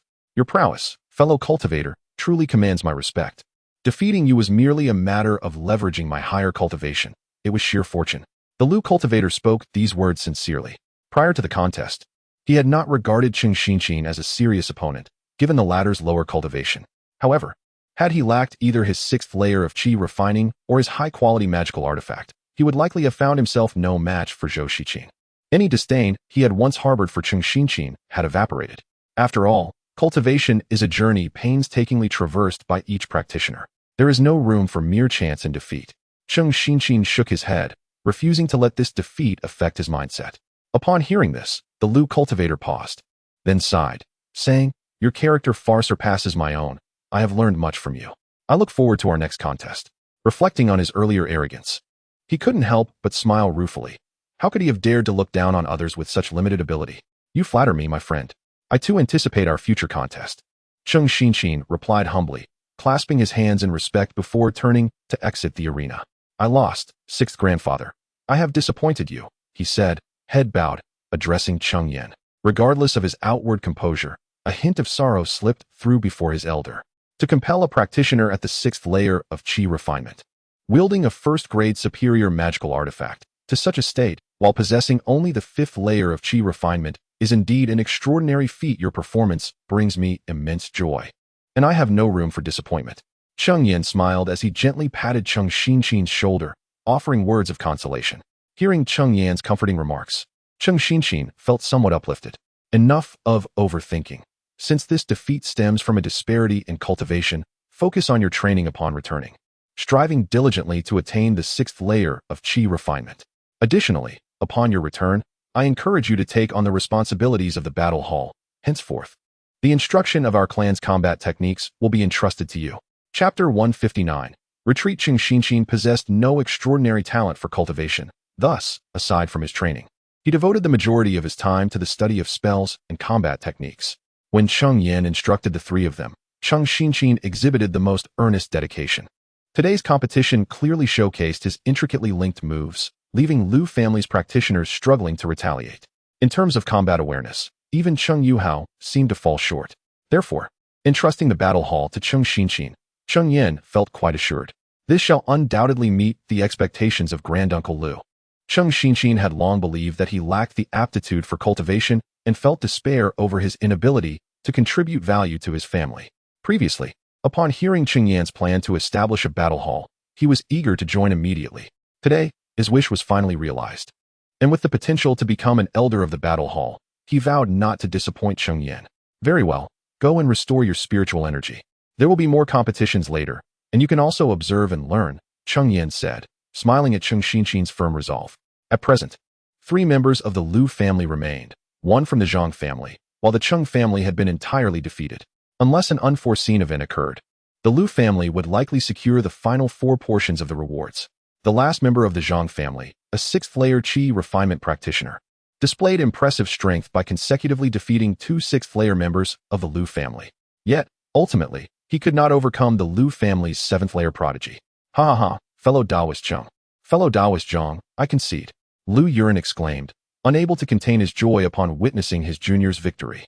Fellow Taoist Lu is indeed fortunate to have such a genius in the family, achieving 7th-layer cultivation at such a young age, Zhang Ruxian remarked, a hint of envy in his voice, for their greatest aspiration, apart from personal advancement, was the flourishing of their clan. A family's growth is undeniably reliant on exceptional successors. Zhang family's junior is also impressive, having bested 2 of my Lu family members. He is a rare contender among those of the same tier. Though Lu Yuren spoke humbly, the delight on his face was unmistakable, a smile stretching from ear to ear. If we are to speak of prowess, Cheng family's junior nearly succeeded in challenging beyond his level. His future achievements are bound to be extraordinary. Fellow Taoist Zhang, you flatter me. Ultimately, the most critical aspect for cultivators remains their cultivation level. Although Cheng Xinqian's talent in combat was commendable, his five-element roots indeed hindered his progress. Without extraordinary encounters in this lifetime, the prospect of reaching the foundation establishment stage seemed bleak. I believe this combat conference has been quite successful, with the disciples from each family experiencing growth. How about we establish a tradition of holding such events every 3 years? After a round of mutual humility, Lu Yuran proposed. That is an excellent suggestion, Zhang Ruxian responded, his eyes brightening at the thought. The initiative not only enhances the martial prowess of the three families' disciples, but also fosters healthy competition among them, encouraging diligent cultivation, a truly advantageous endeavor. Cheng Yan nodded in agreement. In that case, let it be decided that the inaugural event shall be hosted by my Lu family. I eagerly anticipate the visit of both esteemed friends in 3 years. With this matter settled, we shall take our leave for now. Farewell. The three exchanged pleasantries before returning to their respective clans. In the council hall of the family. Yu Hao, the issues at hand have been resolved. You will discuss the details of the mining operations with the Lu and Zhang families. Cheng Yan spoke from his position of authority. Understood, Uncle Lu, Yu Hao replied with a nod. Furthermore, Yu Ning and the others participating in this martial gathering will receive family contribution rewards, regardless of whether they triumph over their opponents. Yu Ning is to promptly outline the contribution values for various tasks and the required contributions for different spiritual items.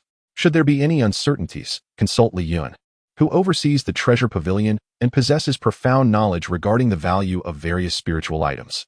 In addition to assisting Xian Hao with the law enforcement hall, Xian Qin shall also take charge of the battle hall and oversee the education of the clan members in martial arts.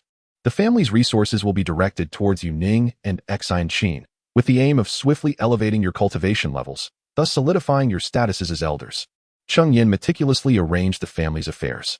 Yes, Uncle Lu, Granduncle. Both Cheng Yu Ning and Cheng Xian Qin responded in unison. Now, I shall enter seclusion for a period and will not return to Chun Gu Fengshi for the time being. Yu Hao, please keep an eye on developments there and notify me promptly via the sound transmission talisman if anything arises. Uncle Lu is going into seclusion? Is he on the verge of a breakthrough? A look of joy spread across Yu Hao's face upon hearing Cheng Yan's intention to enter seclusion. Cheng Yan had already reached the initial peak of the foundation establishment stage for some time, and this sudden decision to seclude himself within the family suggested he was likely preparing for a breakthrough. Indeed, I initially thought it would take another 6 months.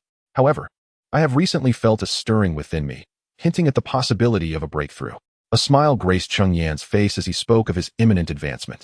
Though he had yet to achieve the breakthrough, he confidently asserted that if he secluded himself in the family's cultivation chamber, he would undoubtedly reach the mid-foundation establishment stage within a month. Then let us preemptively wish Uncle Lu success in his breakthrough. Yu Hao and the others extended their well wishes. All right, you may all return to your respective tasks. I shall now commence my seclusion. Once Yu Hao and the others departed, Cheng Yan made his way to the family's cultivation chamber, a facility he had previously commissioned for construction. The cultivation chamber was divided into an outer and an inner area. The outer chamber was merely enveloped by a spirit gathering array and was not within the range of a spirit eye, resulting in a slightly lower concentration of spiritual energy. In contrast, the inner chamber boasted a spirit eye, complemented by the spirit gathering array, ensuring that its spiritual energy concentration was on par with that of a high-grade second-tier spiritual vein. Since the family established the contribution system, all members of the Cheng family can expend a certain amount of contribution points to cultivate in this place. At the very heart of the cultivation chamber lies a sanctum shrouded in restrictions. This is Cheng Yan's exclusive cultivation room, accessible solely to him, and it is also the most spiritually enriched locale on Feiyue Island. However, Cheng Yan has spent the past several years stationed in Qinggu Square, safeguarding the marketplace. This marks his first entry into the cultivation room since its construction.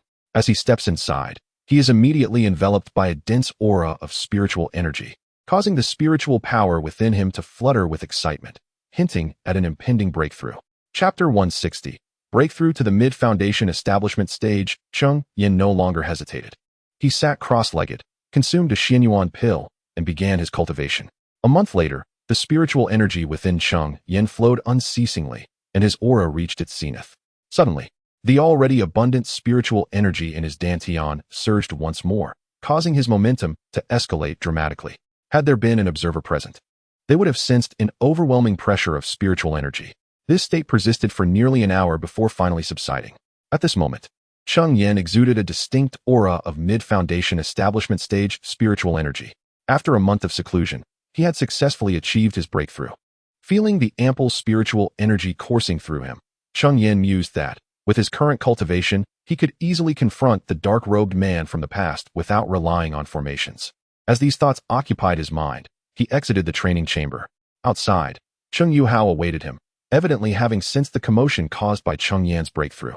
Congratulations, sixth uncle, on your advancement to the mid-foundation establishment stage. Cheng Yuhao exclaimed as he approached to offer his congratulations. Indeed, it seems you have been diligently practicing in recent days. Having also progressed to the 8th layer of qi refinement, Cheng Yan acknowledged, nodding in satisfaction as he noted Cheng Yuhao's own breakthrough. During my seclusion, has anything significant transpired within the family or the market? Cheng Yan inquired. Replying to sixth uncle, there have been no major events. However, one individual has been persistently clamoring to see you, claiming to possess important news that must be conveyed personally. Cheng Yuhao respectfully replied upon hearing Cheng Yan's question. Oh, who is it? Cheng Yan asked. It is the person who sold us the information about the Liu family's discovery of the mineral vein, Cheng Yuhao explained. That individual? Ever since he was captured by Li Yun, he has been confined in the secret chamber of the treasure pavilion. With the mineral vein matter resolved, Li Yun returned to the market to continue managing the treasure pavilion and also brought that person back to the family. However, holding such crucial information about the mineral vein, the Cheng family naturally could not set him free, so he remains confined, Cheng Yuhao elaborated. Then bring him here. If he claims to possess important news that is only meant for me, it would be prudent to listen, Cheng Yan instructed. Understood, sixth uncle, Cheng Yuhao replied and departed.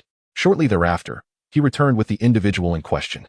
This man, who had sold the information to the Cheng family and had subsequently been subdued by Li Yun, was at the 8th layer of qi refinement, though his cultivation was currently suppressed by the restrictions Cheng Yan had placed upon him. I hear you have news to share with me? Cheng Yan prompted. Indeed, and this information is sure to pique your interest, esteemed senior, the man replied confidently. Oh, pray tell what this news entails, Cheng Yan inquired, his curiosity piqued. He wondered what revelation a mere 8th layer qi refinement practitioner could possess that would warrant such a claim. The information will not disappoint you, esteemed senior. But I hope you will agree to one condition, the man stated, brimming with confidence. What condition? I hope my senior can grant me my freedom. It is impossible to grant you freedom when you possess such critical information regarding the mineral veins. However, I may spare your life. Upon hearing this, Cheng Yan shook his head, resolutely rejecting the offer. What? Are you planning to kill me? The man exclaimed in astonishment, his face draining of color. He had initially believed that the Cheng family would merely imprison him, never considering that they intended to take his life. This is only natural. Only the dead can keep secrets, Cheng Yan replied with an air of inevitability. No, you cannot kill me. If you do, you will never obtain this information. The man shouted in a flurry of desperation. Thus, it hinges on whether your information is worth your life, Cheng Yan remarked, observing the man's panicked demeanor with a faint smile. It is worth it. Absolutely worth it. The man replied hastily, now no longer contemplating his freedom, but solely focused on surviving. Then tell me, what is this information? Upon hearing Cheng Yan's insistence, the man fell silent, lowering his head as his expression shifted. Lost in thought, at last, he sighed and said, I know the location of a celestial spirit fruit tree. What? The celestial spirit fruit tree? Cheng Yuhao, who had been listening, stood up in shock, while Cheng Yan wore a similarly astonished expression. They had not anticipated that the man's so-called information pertained to the location of a celestial spirit fruit tree. This tree bore a fruit known as the celestial spirit fruit, which, when consumed, could enhance the success rate of foundation establishment by 20%. However, most importantly, this celestial spirit fruit was a primary ingredient in the concoction of the foundation establishment pill. The foundation establishment pill required 3 principal ingredients: the celestial spirit fruit, dragon tindengrass, and jade essence mushroom. The rarity of the foundation establishment pill stemmed from the extreme difficulty in locating these 3 spiritual herbs, particularly the celestial spirit fruit. While the other 2 could still be considered spiritual herbs, the celestial spirit fruit belonged to the category of heavenly treasures. A treasure such as the celestial spirit fruit tree might not even be possessed by some of the weaker golden elixir factions. Yet now, he was revealing to Cheng Yan that he knew the location of one such tree, a revelation that could hardly fail to astonish him. This information indeed holds the potential for your survival. However, how can I ascertain that your claim is genuine and not a ploy to lead me into the territory of a formidable beast? Cheng Yan, though surprised, did not lose his composure in light of the celestial spirit fruit tree. It is true, the information is authentic. I not only know of a celestial spirit fruit tree, but I also know that it is guarded by a mid-level second-tier crimson flame tiger. Upon hearing Cheng Yan's skepticism, the man grew frantic, desperately attempting to validate the authenticity of his claim. As Cheng Yan learned that the guardian beast's identity and its tier were clearly articulated, his doubts only deepened. You are merely at the 8th layer of Qi refinement. How could you possibly find the celestial spirit fruit tree within the territory of a mid-level second-tier crimson flame tiger and return alive? This coincidence is indeed a coincidence. When I discovered it, the crimson flame tiger happened to be in deep slumber. Cheng Yan's inquiry caused a noticeable change in the man's complexion, his speech becoming somewhat halting. It appears you are reluctant to speak the truth.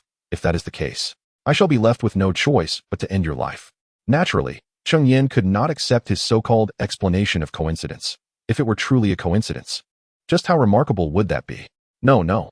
Senior, you must not kill me. If you do, you shall never uncover the location of the heavenly spirit fruit tree.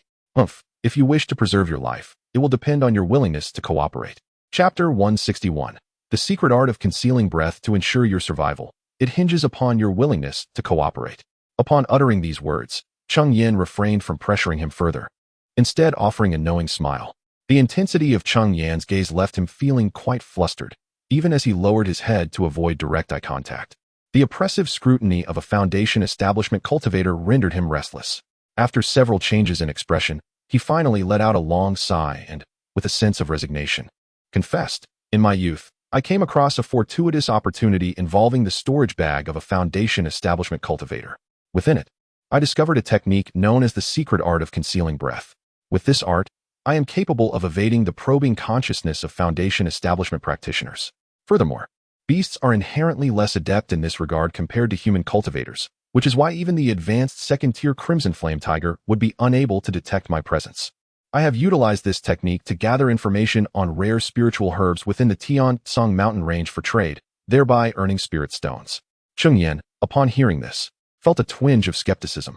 Nevertheless, to err on the side of caution, he dispelled the restrictions binding the man, allowing him to demonstrate the technique to ascertain its authenticity.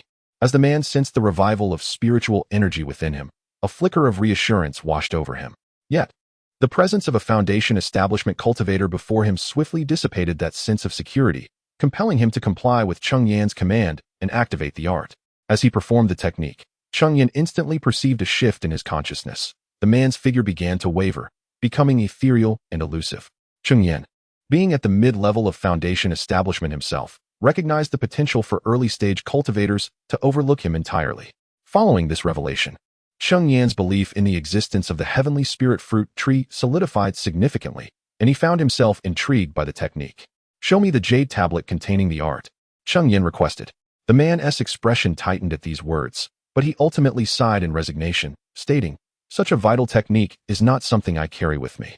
I have rented a courtyard in the Chun Gufang city, where the art is concealed." Upon revealing this information, the man was acutely aware that the secret of the technique was likely irretrievable. Rather than prolonging the inevitable and inciting Cheng Yan's displeasure, he opted for honesty. "Then let us proceed to the Chun Gufang city." Without waiting for his agreement, Cheng Yan grasped him firmly and set forth towards the marketplace. In less than half a day's time, the two arrived before a courtyard within the Chun Gufang city. Courtyards of this nature were plentiful in the market, primarily rented to wandering cultivators. Many of these practitioners would invest spirit stones to secure such spaces for cultivation atop the spiritual veins. And it was noted that a few Foundation establishment cultivators took residence in this very market. Furthermore, the three families overseeing the area would annually allocate spirit stones to nourish the spiritual vein. Perhaps in 2 to 3 decades, it might ascend to a mid-tier second grade, thus attracting even greater numbers of cultivators. Cheng Yan followed the wandering cultivator into the courtyard. In truth, the courtyards in Chun Gufang City bore a striking resemblance to one another. A wall encased the exterior, leading inward to a modest courtyard. In the center of the courtyard lay a small garden, adorned with a solitary tree and a variety of flowers, beyond which stood a guest house. "Where have you placed your jade slip of cultivation methods? Surely, it can be retrieved now," Cheng Yan inquired as he entered the courtyard. "Please follow me, senior," he added, leading Cheng Yan into the guest house, ultimately arriving at his bedroom. There, he began to feel around the bed, and soon enough, a hidden compartment revealed itself, within which lay a storage bag, quietly resting. What purpose does such concealment serve? Even a fully realized Qi practitioner could effortlessly uncover this hidden space with a mere sweep of their consciousness, Cheng Yan remarked. Upon entering the room, he had already sensed the compartment. Under his scrutiny, he could even detect the presence of several ants throughout the courtyard. Such hiding was merely a means of reassuring oneself. In the market, one would seldom find individuals intruding upon another's courtyard. The man chuckled sheepishly, aware that his method of concealment would only deceive those of lesser cultivation. Nonetheless, this act afforded him some comfort. In truth, as long as the cultivation method remained within the confines of this courtyard, it was fundamentally secure. Each courtyard in the Chengdu market was fortified with protective formations, accessible solely by individuals possessing the corresponding tokens. Previously, there had been attempts to forcibly breach these formations and pilfer their contents. However, the formations were linked to the law enforcement team's base. Any disturbance would promptly alert them. After dealing with several individuals who attempted to sabotage the formations, no one dared to repeat such folly. Thus, as long as he kept his belongings within this courtyard, the risk was minimal. Senior, this is the storage bag I acquired from a foundation building practitioner. Most of its contents have been sold for spirit stones or consumed. Presently, only 2 jade slips and 1 magical artifact remain. One of the jade slips is the God-sealing breath-holding technique. However, the other is sealed with a restriction, rendering its contents unreadable. I estimate that only someone of foundation building cultivation could access its information, he explained, offering the storage bag with both hands to Zhou Yang. Cheng Yan accepted the storage bag, inspected it, and confirmed its integrity before probing with his consciousness. As the man had stated, only 3 items remained, 2 jade slips and 1 magical artifact. The artifact was a cyan flag, a second-tier mid-grade magical item, suggesting that its former owner was likely a mid-stage foundation building practitioner. The blue flag, known as the wind blade flag, could unleash a formidable wind blade when activated. Cheng Yan also examined the 2 jade slips, one of which was indeed the God-sealing breath-holding technique. However, after perusing its contents, he felt a twinge of disappointment. Despite its imposing name, the technique's efficacy was rather limited, even at its perfected state. It would only suffice to evade the detection of a novice foundation-building practitioner's consciousness. To Cheng Yan, this technique proved to be somewhat superfluous. After all, he has already reached the mid-stage of foundation establishment. It is quite remarkable that other early-stage foundation establishment cultivators do not flee upon seeing him, let alone requiring Cheng Yan to avoid them. However, another jade slip brought great delight to Cheng Yan. To his astonishment, it contained a spiritual technique. Within the jade slip, which was embedded with restrictions, was recorded the cultivation method of a technique known as the cold desolation palm. Spiritual techniques, in essence, bear a striking resemblance to spells. Yet even the most rudimentary spiritual techniques surpass the might of the most advanced spells. In fact, some high-level spiritual techniques rival the abilities of golden core cultivators. Although the cold desolation palm may not be the most profound of spiritual techniques, when cultivated to perfection, its power can match the full-force strike of a late-stage foundation establishment cultivator. Chapter 162, Spiritual Arts. The cold palm technique, while not particularly profound as a spiritual art, possesses formidable power when mastered to perfection, rivaling the full-force strike of a late-stage foundation establishment cultivator. Moreover, the technique is imbued with a chilling aura that can infiltrate the cultivator's body, rendering them defenseless. However, mastering the cold palm is a cumbersome endeavor, requiring the assistance of a spiritual object infused with cold energy. Without such an object, the potency of the cold palm diminishes significantly, lacking the accompanying chilling aura, and such spiritual objects are typically rare. Nevertheless, Cheng Yan felt as though this cold palm was meticulously prepared for him by fate. Speaking of spiritual objects imbued with cold energy, Cheng Yan happened to possess one, the cold crystal he discovered when relocating the spiritual eye from the Lingyun mountain range. With this crystal, he could swiftly master the cold palm, turning it into a hidden trump card. Contemplating the storage bag in his hand, Cheng Yan furrowed his brow in thought before turning to the man and speaking. Both the location of the heavenly spirit fruit tree and the items within this storage bag are exceedingly precious. However, I cannot allow you to leave with the knowledge of the mine's location. Therefore, I present you with 2 choices. The first, remain on Feiyue Island for 20 years, without stepping foot off the island. After 20 years, your freedom shall be restored. In that time, I am confident I can cultivate to the late stage of foundation establishment, ensuring that the news of the mine remains secure. What is the second choice? The man asked, already nearing 40 years of age. Being confined to Feiyue Island for 20 years would likely extinguish any hope of achieving foundation establishment in his lifetime. Although the spiritual veins on Feiyue Island are of mid-tier quality, superior to those in the market, sufficient to allow a breakthrough to the peak of qi refinement within 2 decades, the question remained, where would he procure foundation establishment pills? The Cheng family would certainly not provide him with such resources. Upon hearing Cheng Yan's first option, he hastily inquired about the second. The second choice does afford you a degree of freedom, but it requires you to serve the Cheng family for 20 years. After that, you may decide whether to stay or leave. However, to ensure your loyalty, you must consume this corpse decay pill. As he spoke, a dark pill materialized in Cheng Yan's hand. This corpse decay pill is a low-tier second-grade poison pill. Once ingested, it will activate periodically and without the appropriate antidote. It will lead to a painful demise through decay. After 20 years, I will provide you with the antidote. The corpse decay pill in Cheng Yan's hand is not a mere facade made from inferior pills. It is a genuine low-tier second-grade poison, potent enough that even a mid-tier antidote would not completely eliminate its effects. The crafting of such a pill is exceedingly troublesome, and Zhou Yang possesses only one. The man gazed at the dark pill in Cheng Yan's hand, his expression shifting as he wrestled with his decision. Finally, gritting his teeth, he resolved to accept the terms. Is what you say true, Elder? It is only natural. As a foundation-building cultivator, would I truly deceive you, a mere qi practitioner? Given this, I shall choose the second option. This decision was anticipated by Cheng Yan, for had he been in Wu Youquan's position, he would have made the same choice. At merely 40 years of age, Wu Youquan has already attained the 8th level of qi refinement, and there remains a chance for him to establish his foundation in life. However, should he be confined to Feiyue Island for 2 decades, that opportunity would surely vanish. The second choice, while requiring the ingestion of a poisonous pill, at least allows for the freedom of movement. With careful maneuvering, the possibility of foundation establishment is not entirely out of reach. With this in mind, he resolved to consume the corruption pill. Thus, Cheng Yan presented the pill, and without hesitation, having made up his mind, Wu Youquan swallowed it in one gulp. What is your name? I am Wu Youquan, your subordinate. After consuming the poisonous pill, Wu Youquan even altered his self-reference, now begrudgingly counting himself among the guest elders of the Cheng family, akin to Li Yun. Having taken so much from you today, I shall not do so without recompense. Although these items bear considerable value, they are of no use to you. I possess a first-tier premium magical artifact. Allow me to bestow it upon you. Cheng Yan retrieved a yellowish gourd, an item he originally acquired from Du Guanyu. Thank you, senior. Wu Youquan accepted the artifact, expressing his gratitude. I am aware of your aspirations regarding foundation establishment.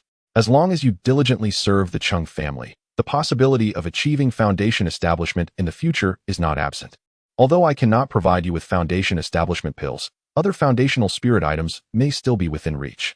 In the realm of cultivation, there exist various aids to foundation establishment beyond just foundation pills. For instance, the celestial spirit fruit is a type of foundational spirit item. Additionally, there are other foundational spirit items available, though none possess the efficacy of the foundation pill. The other foundational spirit items lack the protective qualities for meridians and dantian, leading to a higher probability of failure during breakthroughs. Nevertheless, compared to foundation pills, these foundational spirit items are significantly less valuable. Thus, this is the choice of most wandering cultivators. After all, the value of foundation pills is exceedingly high, often unattainable even after a lifetime of effort. Is that truly so? Wu Youquan's eyes brightened at these words. Your performance will determine that. Cheng Yan smiled at his reaction. No one can resist the allure of foundation establishment. It must be said, Cheng Yan's strategy of using the poisonous pill to subdue Wu Youquan and then enticing him with foundational spirit items is a masterful application of both carrot and stick, ensuring Wu Youquan is thoroughly in his grasp. Now that we have obtained the items, lead me to the celestial spirit fruit tree. After acquiring the forbidden divine concealment technique, Cheng Yan had grown quite convinced of the existence of the celestial spirit fruit tree. Naturally, he intended to claim it. Yes, the location of the celestial spirit fruit tree lies to the north of the Chun Valley Market. At my speed, it will take at least a month to reach. In light of this, let us embark at once. With that, Cheng Yan led Wu Youquan out of the bustling market of Qinggu and soared northward. At Wu Youquan's cultivation level of the 8th stage of qi refinement, the journey would take a month. However, with Cheng Yan's mid-foundation establishment speed, it would require no more than 5 days. Yet, traveling with a qi refinement cultivator naturally slowed their pace. Ultimately, they spent 8 days before arriving at the location Wu Youquan had indicated. Senior, it is here. Upon this mountain lies a second-tier middle-grade spiritual vein. At the summit, There exists a cave where the second-tier middle-grade crimson flame tiger resides, and within that cave, the celestial spirit fruit tree can also be found. Chapter 163. The crimson flame tiger, unyielding in death before the two, stood a towering mountain, over 100 zhang high. You possess quite the audacity to venture into such a cavern, one remarked. Cheng Yan, upon hearing that the heavenly spirit fruit tree resided within, felt a stir of astonishment. It was well known that caves of this nature, situated atop spiritual veins, often harbored ferocious beasts. Yet, Wu Yuquan dared to enter and even discovered the presence of the coveted tree. With a wry smile, Wu Yuquan explained, I make my living by trading information about rare spiritual herbs. This cave, being on a spiritual vein and at the mountain's peak where spiritual energy is most abundant, naturally has a higher probability of containing rare herbs. Besides, as a loose cultivator, if I do not strive earnestly, I would not have achieved my current cultivation level. His words resonated with Cheng Yan, reminding him of his own time as a loose cultivator, where he would risk everything for a breakthrough pill, even participating in conflicts between foundational factions for the sake of his cultivation. Let us ascend and confront the crimson flame tiger, Cheng Yan declared, transforming into a streak of light as he soared toward the summit. Wu Yuquan hastily followed, but being merely at the qi refinement stage. His speed paled in comparison to Cheng Yan's. By the time Wu Yuquan reached the peak, Cheng Yan was already engaged in combat with the crimson flame tiger. Indeed, the crimson flame tiger was, as Wu Yuquan had described, a mid-level second-tier beast with an ominous tendency to break through to the second-tier high level. Had Cheng Yan arrived 3 to 5 months later, he would have faced a formidable high-tier crimson flame tiger.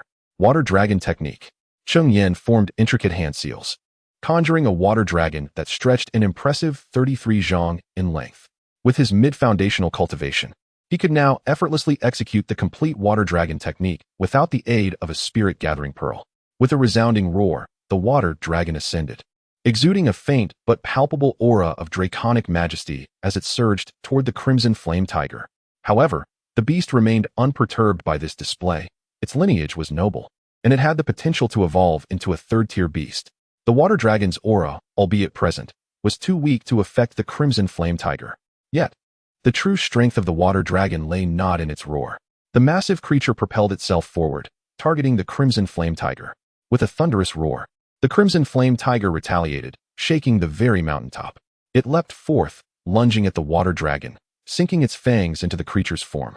Undeterred, the water dragon coiled around the tiger, constricting like a python seeking to crush its prey, tightening its grip in an attempt to suffocate the tiger. Feeling the immense pressure upon its body, the crimson flame tiger intensified its bite, managing to tear several gashes into the water dragon. However, mere biting would not suffice to vanquish the water dragon. The tiger opened its maw wide and unleashed a torrent of blazing flames. The flames evaporated the body of the water dragon, and billowing clouds of white vapor ascended, enveloping the mountaintop in a misty haze. Observing this, Cheng Yan retrieved the Windblade banner from his storage pouch. Infusing it with spiritual energy, he brandished the flagpole, unleashing a streak of azure wind blades that whistled through the air toward the crimson flame tiger, which was entangled in a fierce struggle with the water dragon.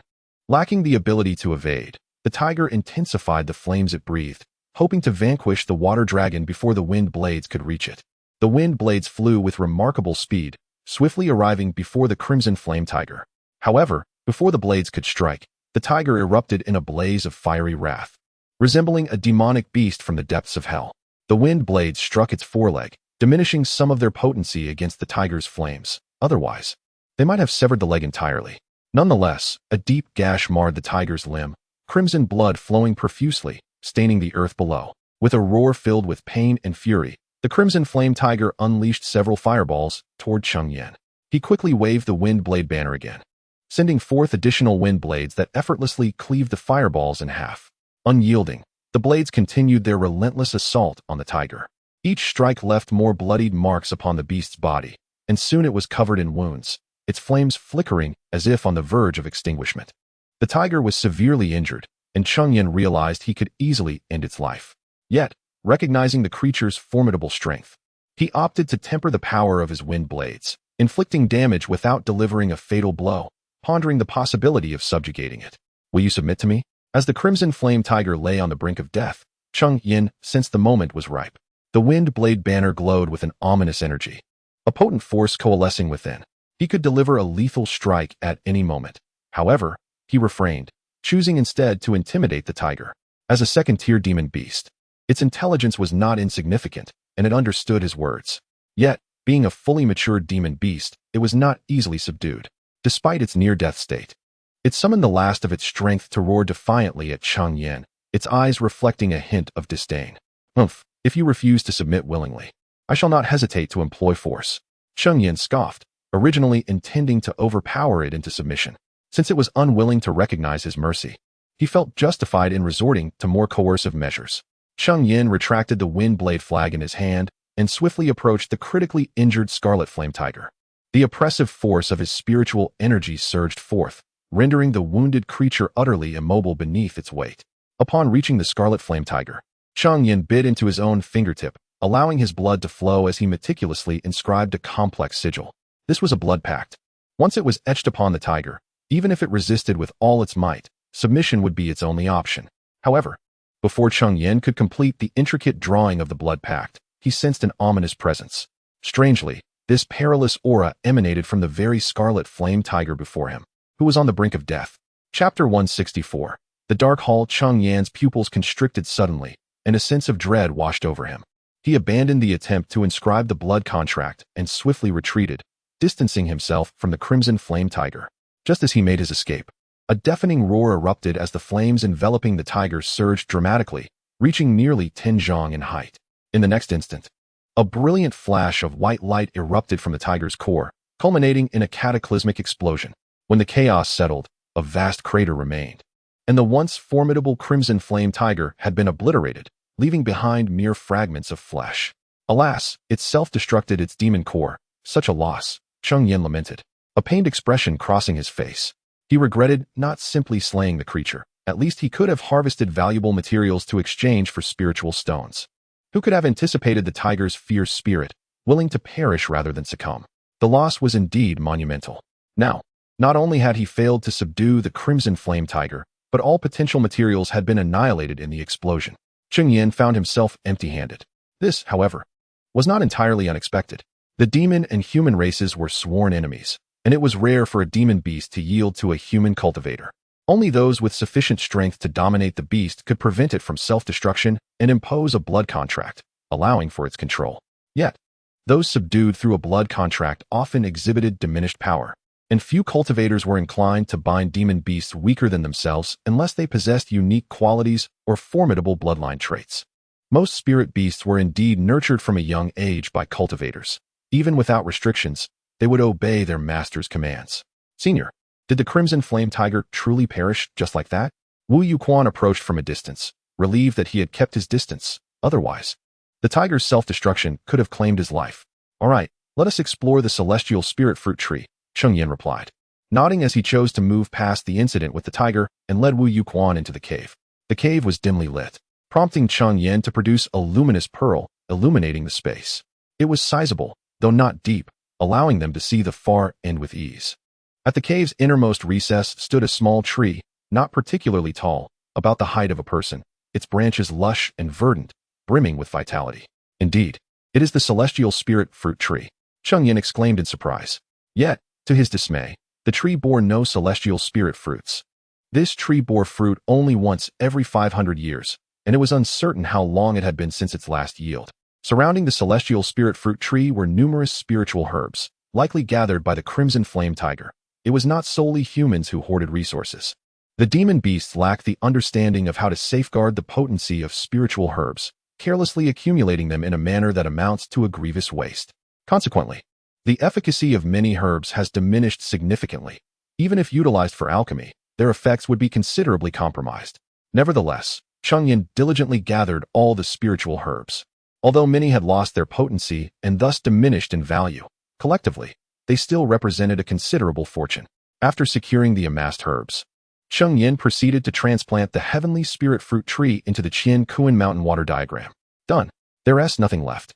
Let us depart," Cheng Yan announced after extending his consciousness to inspect the cave, ensuring that nothing was overlooked.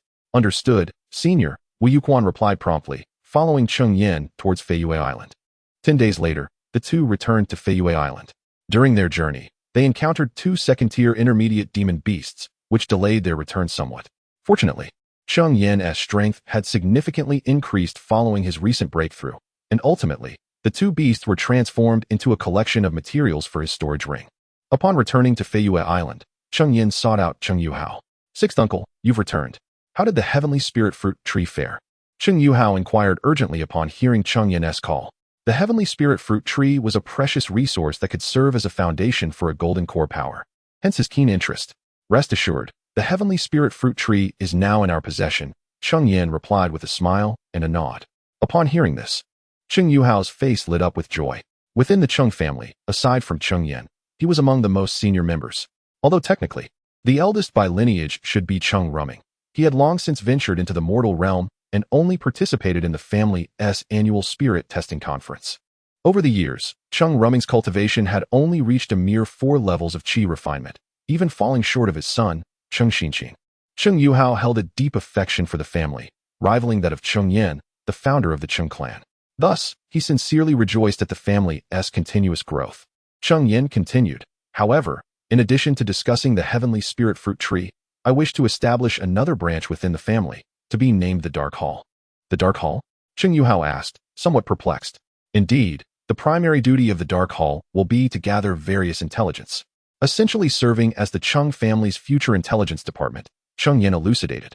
This idea had originated when he acquired the Forbidden God concealment technique, which was also the reason he sought to recruit Wu Yuquan. Not only had Wu Yuquan mastered the Forbidden God concealment technique, but he had also spent years in the Tiansong mountain range collecting and selling various intelligence, making him particularly suited for the role in the Dark Hall. There's no rush regarding the Dark Hall. I share this with you primarily to ask you to select a few individuals from the family to cultivate the Forbidden God concealment technique as preparatory members of the Dark Hall. I have already identified a suitable instructor for them," Cheng Yan said, glancing at Wu Yuquan who stood nearby. Upon witnessing the situation, Cheng Yuhao comprehended Cheng Yan's thoughts and promptly responded, "Indeed, sixth uncle, I understand. However, we must not be arbitrary in our selection. We should not solely focus on innate talent. The cultivation of the Forbidden God restraint technique is not overly arduous, so we should strive to choose some intelligent and astute clan members." "Understood, sixth uncle. Very well. The market cannot remain without oversight for too long. It has been quite a while since I departed from the Chun Valley market. It is time for my return. I entrust the family matters to you, and should any issues arise, feel free to seek me at the Dan Pavilion." Having concluded his instructions regarding the Dark Hall, Cheng Yan prepared to head back to the Chun Valley market. Chapter 165. The Demon Hunting Conference. Upon returning to the bustling market of Qinggu, Cheng Yan found his days once again steeped in monotony, dominated solely by cultivation and alchemy. However, as time passed, a particular term began to circulate with increasing frequency among the scattered cultivators in Qinggu, namely, the Demon Hunting Conference. This topic permeated discussions not only within the market, but also across various marketplaces in the Tiansong mountain range, and even Cheng Yan had caught wind of it. Noticing the fervor surrounding the Demon Hunting Conference, Cheng Yan took the initiative to send someone to investigate further. Through this inquiry, he gleaned the true nature of the event. The so-called Demon Hunting Conference was a collaborative endeavor orchestrated by the 3 foremost Golden Core factions within the Tiansong mountain range: Lingyun Sect, Yunyan Pavilion, and the Tao clan. Each of these elite factions boasted Golden Core cultivators of remarkable prowess. The primary objective of hosting this conference was to diminish the population of demon beasts within the Tiansong mountain range. Over 2 millennia ago, certain forces had opted to relocate to this region, and these 3 factions were among the first to establish themselves there. At that time, the Tiansong mountain range was akin to a paradise for demon beasts, teeming with their numbers. Following their settlement, they frequently faced waves of demon beast onslaughts, causing them considerable distress. It was only after centuries of struggle that they managed to significantly reduce the demon beast population. Nevertheless, as demon beasts continued to reproduce and their habitat shrank due to the presence of humans, sporadic outbreaks of demon beast tides persisted. Consequently, the 3 Golden Core factions resolved to periodically unite in their efforts to eradicate demon beasts, thereby preventing the emergence of these tides. During those early days, even Golden Core masters would personally engage in the hunt. Gradually, this initiative evolved into the present-day Demon Hunting Conference. While the core aim remained unchanged, to curtail the number of demon beasts and avert the birth of new tides, the dynamics shifted. A tacit agreement seemed to have been reached between the human Golden Core masters and the third-tier demon beasts, leading to the withdrawal of both from direct participation. The conflict thus transitioned into battles between Foundation establishment disciples and second-tier demon beasts, transforming the conference into a platform for cultivating disciples from the three factions. However, as time progressed, the three families began to sense an unsettling trend. Their disciples alone were insufficient to achieve the goal of reducing the demon beast population, which paradoxically led to a surge in the numbers of second-tier demon beasts. Reluctant to dispatch their golden core masters and disrupt the fragile balance they had painstakingly established, the three factions decided to extend the scope of the demon hunting conference to encompass the entirety of the Tiansong mountain range. They sought to attract cultivators from other factions and scattered practitioners by offering enticing spiritual treasures as bait. In the present day, the demon hunting conference had evolved beyond merely catering to the forces within the Tiansong mountain range. Numerous disciples from factions outside the range now chose to participate in order to hone their skills.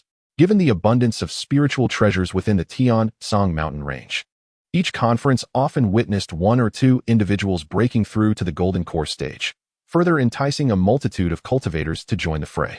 The current demon hunting conference has become a grand event for the entire eastern wilderness. Logically speaking, given the magnitude of the conference, even if there are numerous second-tier demonic beasts within the Tiansong mountain range, they would scarcely withstand the slaughter from the human cultivators of the eastern wilderness. However, the human race sees the conference as an opportunity to train their younger generation, while the demon race, too, finds its own benefits. The flesh and blood of human cultivators are considered a great tonic for them. Consequently, during each demon hunting conference, the demon race dispatches a significant number of second-tier demonic beasts to the Tiansong mountain range, creating a precarious balance between the two factions. The conference is held once every 100 years, and it has been 92 years since the last one, meaning there are merely 8 years remaining until the next event. Upon hearing this news, Cheng Yan initially dismissed it. He had heard that the second-tier demonic beasts present at the conference were predominantly of a higher grade. After all, they would be facing the elite Foundation establishment cultivators from the entire eastern wilderness, and weaker demonic beasts would merely end up as materials in the storage bags of human cultivators.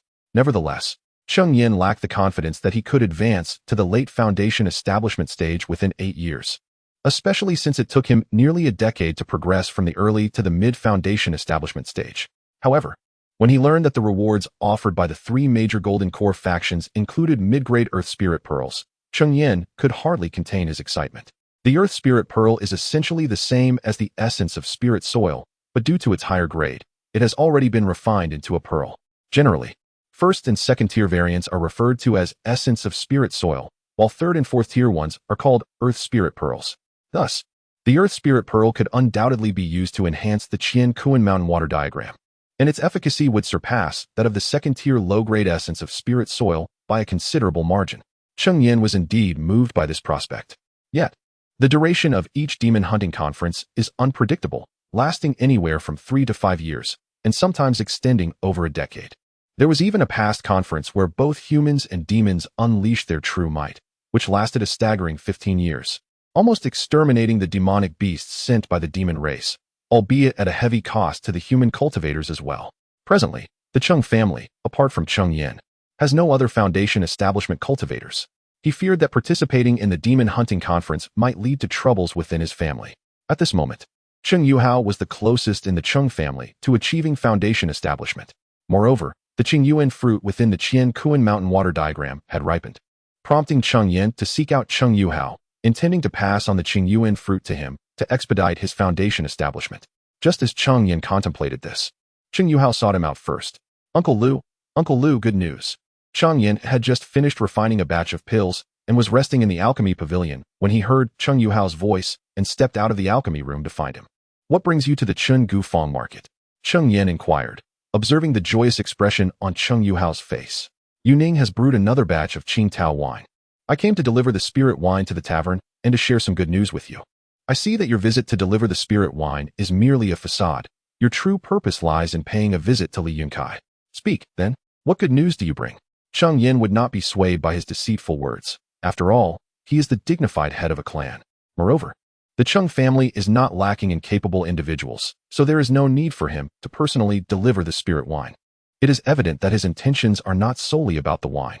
Recently, 2 new members have joined the family, one of whom possesses the extraordinary talent of 3 spiritual roots. Cheng Yuhao's thoughts have been unraveled by Cheng Yan, yet his expression remains unchanged, accompanied only by an awkward smile.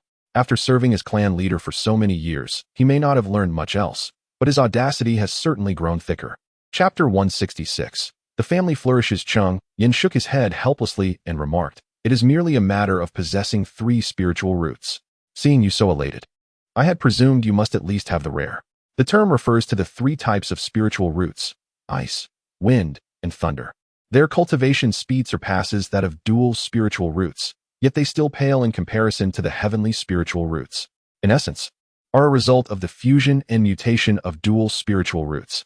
For instance, the ice spiritual root derives from the transformation of water and wood dual roots. This individual stands as the sole 3 spiritual root cultivator in the entire family, aside from Uncle Lu. His emergence signifies that the family has a promising future, with proper nurturing. He is destined to become a foundational cultivator. Cheng Yuhao's assertion holds merit. For the majority of foundational powers, the foundational seeds are typically 3 spiritual root cultivators. It is exceedingly rare for foundational forces, like the Tiger Roar Mountain Manor, to possess dual spiritual root cultivators. Even within the Golden Core forces, dual spiritual roots are a rarity akin to finding a phoenix among chickens. As for heavenly spiritual roots, they likely only manifest within the nascent soul powers. Enough of that for now. I had intended to return to the family to seek you out, and fortuitously you arrived. Have you heard the news regarding the Demon Hunt Conference? Cheng Yan waved his hand, choosing not to delve further into the matter of the 3 spiritual root kin. At present, the most pressing information for him was indeed the Demon Hunt Conference. The Demon Hunt Conference? Uncle Lu does not intend to participate, does he? Cheng Yuhao was momentarily taken aback. He had indeed heard whispers of the grand event, but he was also aware of the immense dangers it posed. Even fully realized foundational cultivators could meet their demise there. The peril of the Demon Hunt Conference is self-evident. Since the agreement between the human and demon races in the eastern wilderness, the conference has essentially transformed into a battlefield between these 2 factions, albeit limited to foundational cultivators. Currently, even the 3 major transformation god forces dispatch disciples to partake in the Demon Hunt Conference. Indeed, among the rewards of this conference, there exists a spiritual item that piques my interest, Cheng Yan affirmed with a nod. This, as the only foundational cultivator in our family, Uncle Lu must not take any risks. Cheng Yuhao felt a surge of anxiety upon hearing Cheng Yan's resolute response. Although he held Cheng Yan in the highest regard, he was acutely aware of the dangers associated with the conference. With his uncle's mid-foundational cultivation, participating in such an event could lead to a near-certain demise. Furthermore, should Cheng Yan, the pillar of the Cheng family, falter, the entire family could face ruin. Hence, it is imperative for you to break through to the foundational level at the earliest opportunity. Cheng Yan had his own compelling reasons to attend the Demon Hunt Conference. As his cultivation continued to ascend, the efficacy of the Qian Kuan mountain water diagram diminished. After all, the various spiritual herbs he required now demanded no less than 100 years to mature, with some taking even longer. Even if planted within the Qian Kuan mountain water diagram, several decades would be necessary for them to flourish. The medicinal pills that Cheng Yan currently consumes for his cultivation are all acquired by his family from other factions. Rather than the type he has refined himself that mitigates pill toxicity. It is not that Cheng Yan lacks spiritual nectar, on the contrary. He has accumulated a considerable amount of it. What he truly lacks are various spiritual herbs. Cheng Yan understands that his innate talent is not particularly exceptional. And in order to eventually break through to the Golden Core stage, or even the nascent soul stage, he must seek the assistance of the Qian Kuan Mountain Water Map. I am determined to participate in the Demon Hunting Conference, and you need not concern yourself with this matter. Coincidentally, the Qingyuan fruit has ripened, so take it with you. For now, set aside your current affairs and devote yourself entirely to your foundational cultivation. However, such matters cannot be disclosed to Zhou Xuanhao. Treasures like the Qian Kuan Mountain Water Map must remain concealed. Therefore, Cheng Yan felt compelled to insist that Cheng Yuhao enter closed-door cultivation. Take this token. It will grant you access to my training chamber. Go and enter seclusion there. I have already prepared foundational pills for you. With that, Cheng Yan produced 3 items and handed them to Cheng Yuhao. This, I understand, Uncle Lu. Cheng Yuhao gazed at the 3 items in his hands, opened his mouth to persuade Cheng Yan further, but ultimately let out a sigh and acquiesced. I know you are concerned for me, but I am not foolish enough to engage in reckless actions. Focus on your foundational cultivation, and once you succeed, I can venture out with greater peace of mind. Cheng Yan patted Cheng Yuhao's shoulder and said, the items have been given to you. Return to the family promptly and begin your seclusion. By the way, Before starting your foundational cultivation, you may study my insights from the scripture pavilion. It will aid you in your progress. Yes, Uncle Lu. With that, Cheng Yuhao took his leave. After delivering the spiritual liquor to the tavern, he exchanged only a few words with Liu before hastily returning to Feiyue Island. After all, possessing such crucial foundational pills made it difficult for him to feel at ease while remaining outside. Upon returning to Feiyue Island, after arranging family matters, Cheng Yuhao entered the training chamber to begin his seclusion. Since he could not prevent Cheng Yan from attending the demon hunting conference, his only option was to strive for a breakthrough in foundational cultivation to alleviate Cheng Yan's concerns. As Cheng Yuhao delved into his seclusion, Cheng Yan also busied himself. He was acutely aware of the perils associated with the demon hunting conference, and if he intended to participate, he needed to be thoroughly prepared. Cheng Yan planned to take advantage of the next few years to study several spiritual techniques. In addition to Wu Youquan's cold palm, there are also some spiritual techniques within the heritage of the mountain and water sect that he intends to select for his practice. However, before that, he must first successfully cultivate the cold palm. The cultivation of the cold desolation palm is a two-step process. The first step involves drawing the cold desolation energy into one's body and then refining it for personal use. The second step is the amalgamation of the cold desolation energy with spiritual power to execute the cold desolation palm. The latter is relatively straightforward, as the energy has already been refined, allowing for its manipulation with ease. The true challenge lies in the first step, for the cold desolation energy poses a significant burden on the practitioner's body. Once this energy enters the body, it relentlessly ravages the practitioner's physical form. Therefore, at this juncture, one requires a substance capable of neutralizing the cold desolation energy to safeguard the flesh from its corrosive effects. Moreover, this substance must not be excessively potent, otherwise, it would completely neutralize the cold desolation energy, leaving Cheng Yan with no means to refine it. Chapter 167. Preparations and Cultivation. Cheng Yan indeed had a choice, the Yi-Yang pill. Upon consumption, this pill would generate a veil of yang energy within the body, safeguarding the meridians and flesh from the encroaching chill. The recipe and requisite spiritual herbs for the Yi-Yang pill were available within his family, yet regrettably, there existed but a single portion. Furthermore, as a pill of the second tier's mid-grade, Cheng Yan, being merely a low-grade alchemist of the second tier, faced a considerable probability of failure in concocting the Yi-Yang pill, particularly since he possessed only this solitary allotment of herbs. Nevertheless, Cheng Yan resolved to take the gamble. After all, the Yi-Yang pill was not irreplaceable. Should the concoction fail, he could always seek alternatives. Moreover, this endeavor would serve as an opportunity to assess his progress in alchemy. With determination, he retrieved the alchemical furnace from his storage ring and commenced the familiar process of warming it.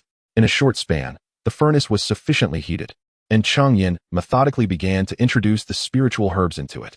Under the furnace's intense heat, the herbs transformed into swirling medicinal liquid. Once all herbs had been refined into liquid form, he proceeded to the next step, merging the elixirs. With careful concentration, he utilized his spiritual awareness to divide the liquid into several portions, ultimately blending them together in precise accordance with the recipe, yielding 4 distinct elixirs. As the temperature within the furnace gradually decreased, 4 pills emerged. 3 of them appeared pitch black, exuding a pungent odor, clearly indicating they were failures. However, the 4th pill was perfectly round, emanating a gentle fragrance that was refreshing and invigorating. Indeed, it was the Yi-Yang pill. Success! A surge of joy filled Cheng Yan's heart, for it seemed his alchemical skills had advanced sufficiently to achieve the mid-grade of the second tier, successfully crafting a pill on his first attempt. With the Yi-Yang pill in hand, the subsequent practice of the Han Sha palm would become significantly easier. He then retrieved the jade slip containing the techniques for the Han Sha palm, meticulously studying it, ensuring the methods were firmly etched in his memory, especially the annotated cautions. These notes, presumably left by the previous practitioner of the Han Sha palm, would undoubtedly save him from numerous detours. Cheng Yan diligently reviewed the cultivation methods of the Han Sha palm several times until he could recite them flawlessly before commencing his formal practice. The first step required him to draw the chill energy into his body. From his storage ring, he extracted the Han Sha crystal, and instantly, a potent chill engulfed the entire room, causing the temperature to plummet several degrees. Fortunately, Cheng Yan's barriers contained the frigid energy within the confines of the room. He promptly seated himself and began to absorb the chill energy. As Cheng Yan continuously drew the energy into his body, the temperature within the room gradually returned to normal, transforming the once lustrous crystal into a dull stone. At this moment, All of the chill energy was absorbed into Cheng Yan's being, relentlessly eroding his body. The biting cold and excruciating pain caused Cheng Yan's body to tremble uncontrollably, his complexion as pale as death, with frost clinging to his brows and hair.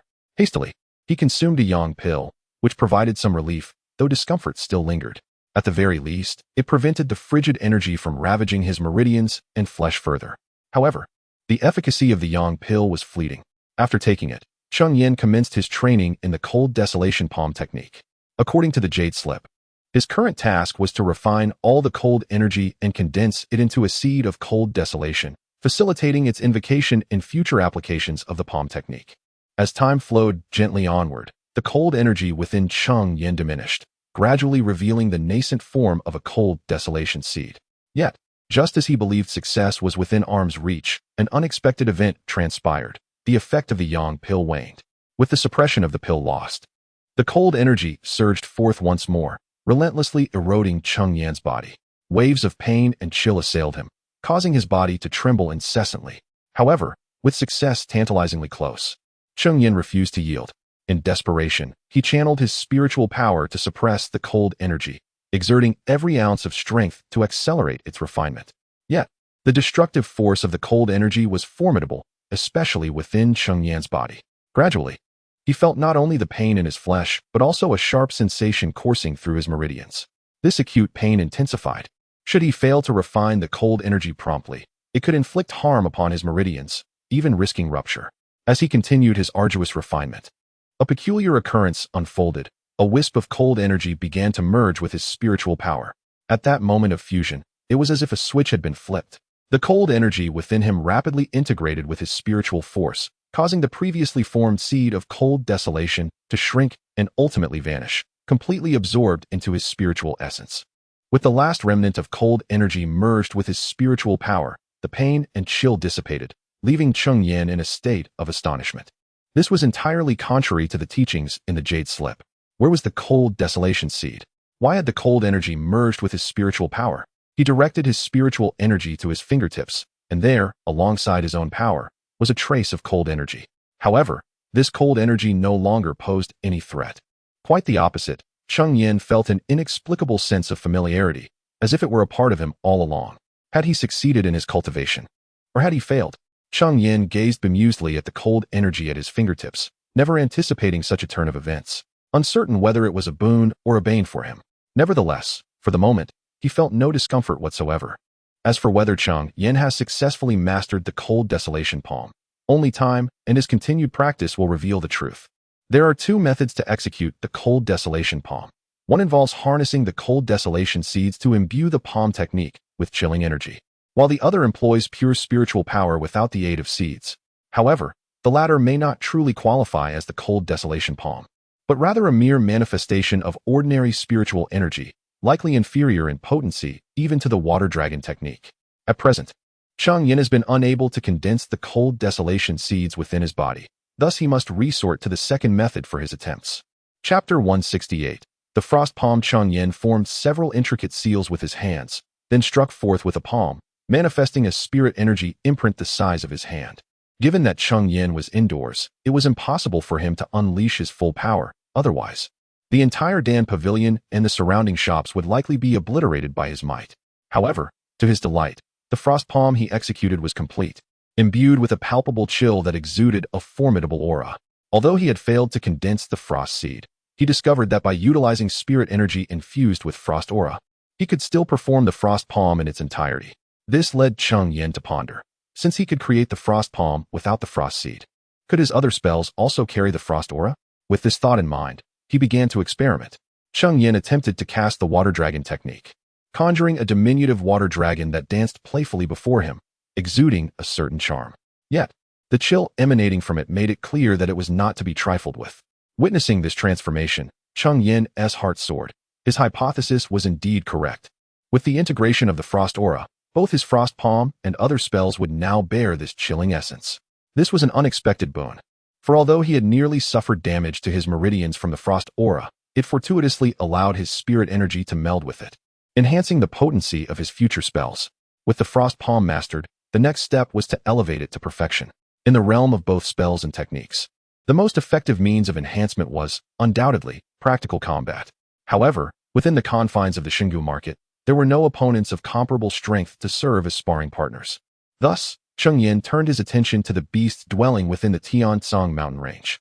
For several months thereafter, Cheng Yan roamed the Tiansong mountain range in search of intermediate second-tier beasts, relying solely on his frost palm without resorting to other tactics. Initially, he found himself at a disadvantage, often being pressed hard by the beasts. Yet, as his proficiency with the frost palm increased, so too did its power, until the beasts began to falter under his relentless onslaught.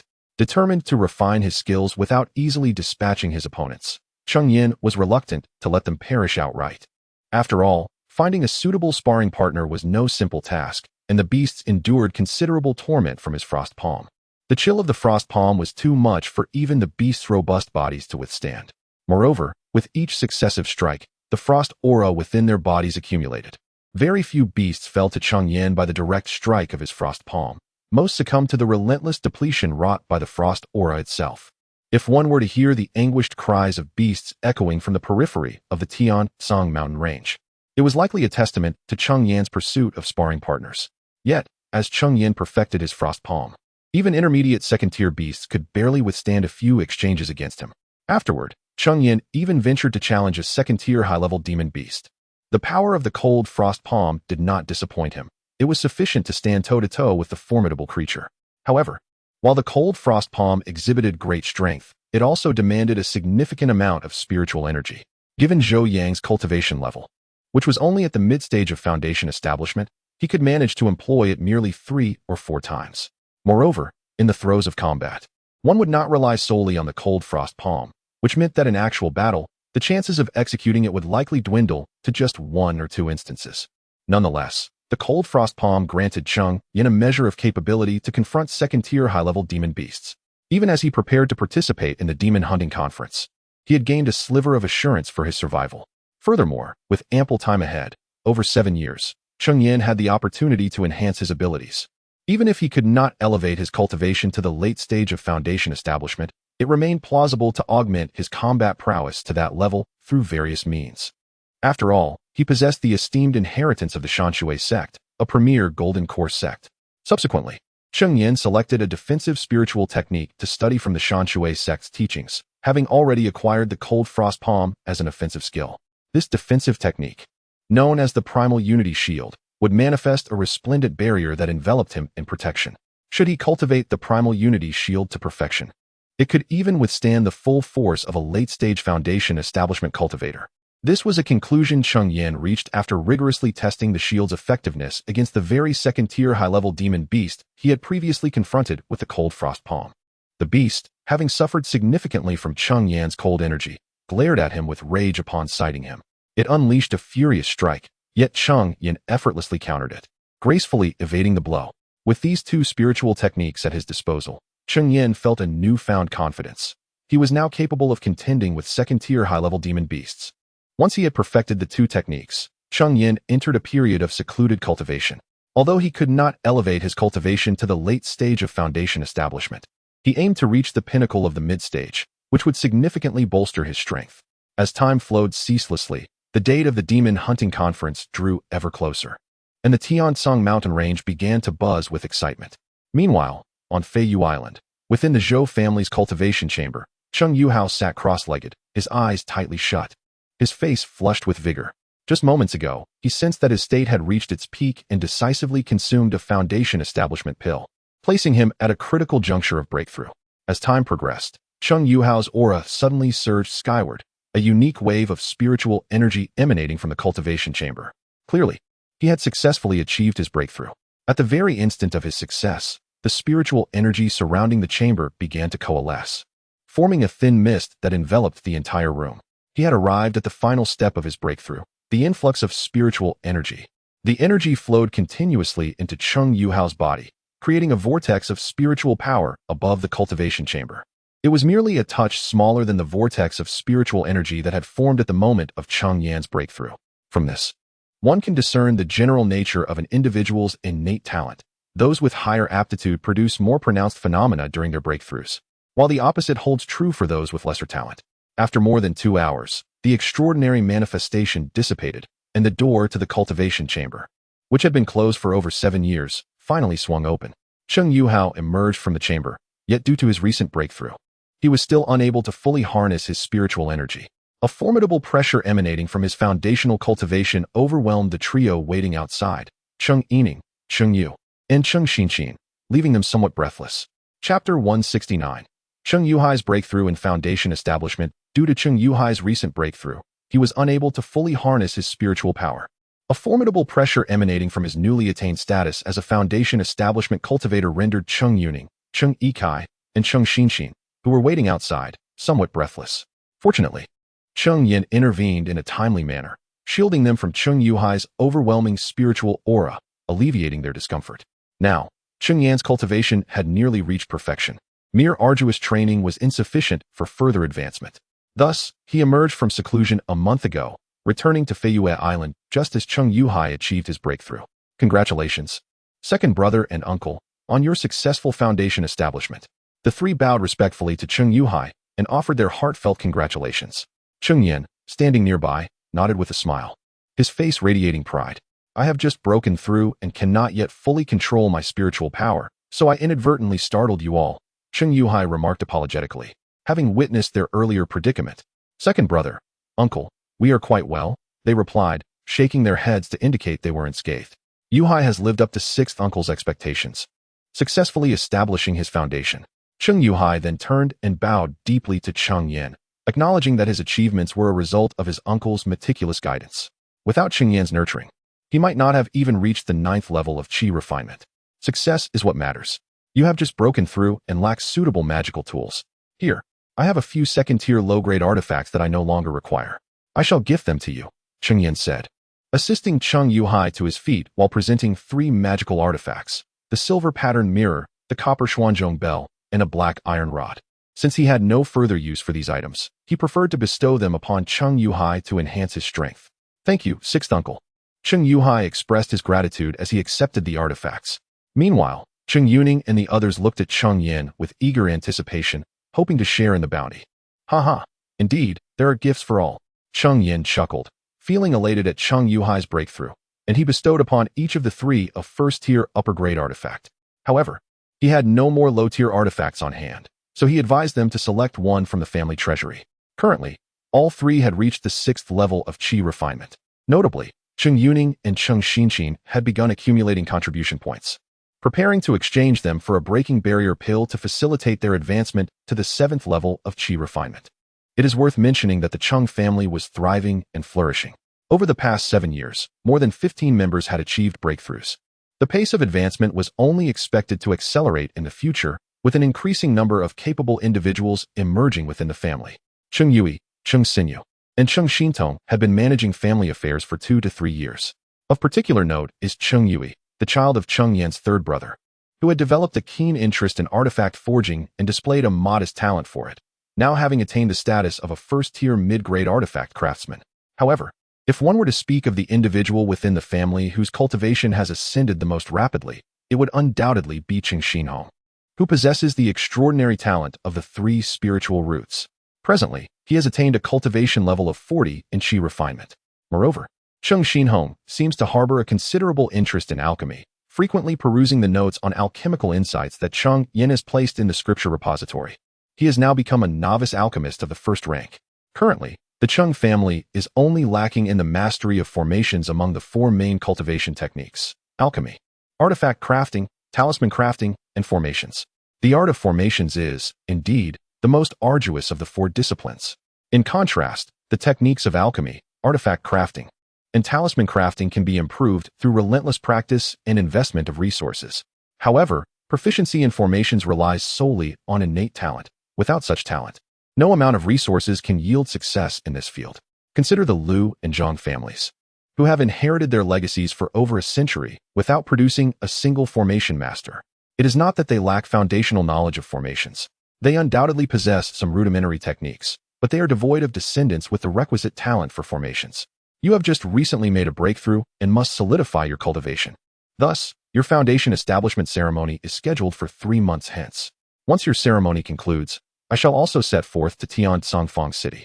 Tiansongfang City is the largest marketplace within the Tiansong mountain range, situated upon a top-tier third-grade spiritual vein. It bears some resemblance to the former Haishifang City, where the three major Golden Core factions initially discovered this spiritual vein, and none were willing to relinquish it. Consequently, the three factions collaborated to establish Tiansongfang City. At that time, the spiritual vein was merely of superior third grade. It has since transformed into the top-tier third-grade vein after centuries of nurturing by the three factions. With half a year remaining until the Demon Hunting Conference, the journey from Feiyue Island to Tiansongfang City will take approximately a month. Departing after your foundation establishment ceremony will still afford us ample time. Yes, Uncle Lu, Cheng Yuhua replied, then turned to return to the cultivation chamber to stabilize his progress, while Cheng Yan and the others also took their leave. The news of Cheng Yuhua's successful foundation establishment and the upcoming ceremony soon spread throughout the area. Now, within the Xingufang City, discussions about the newly established foundation cultivator from the Cheng family abound, even overshadowing the impending Demon Hunting Conference. After all, the conference seems exceedingly distant to them, as it is an event meant for cultivators at the late stage of foundation establishment, or even those who have achieved full foundation establishment. Yet, the highest cultivation level in Xingufang City is merely at the initial stage of foundation establishment. Thus, the emergence of a new foundation cultivator among the three families is far more noteworthy. They could hardly have anticipated that the Cheng family would be the first to possess a second foundation cultivator. After all, no matter how one assesses the situation, the Cheng family is regarded as the weakest of the three, having been established for less than 50 years.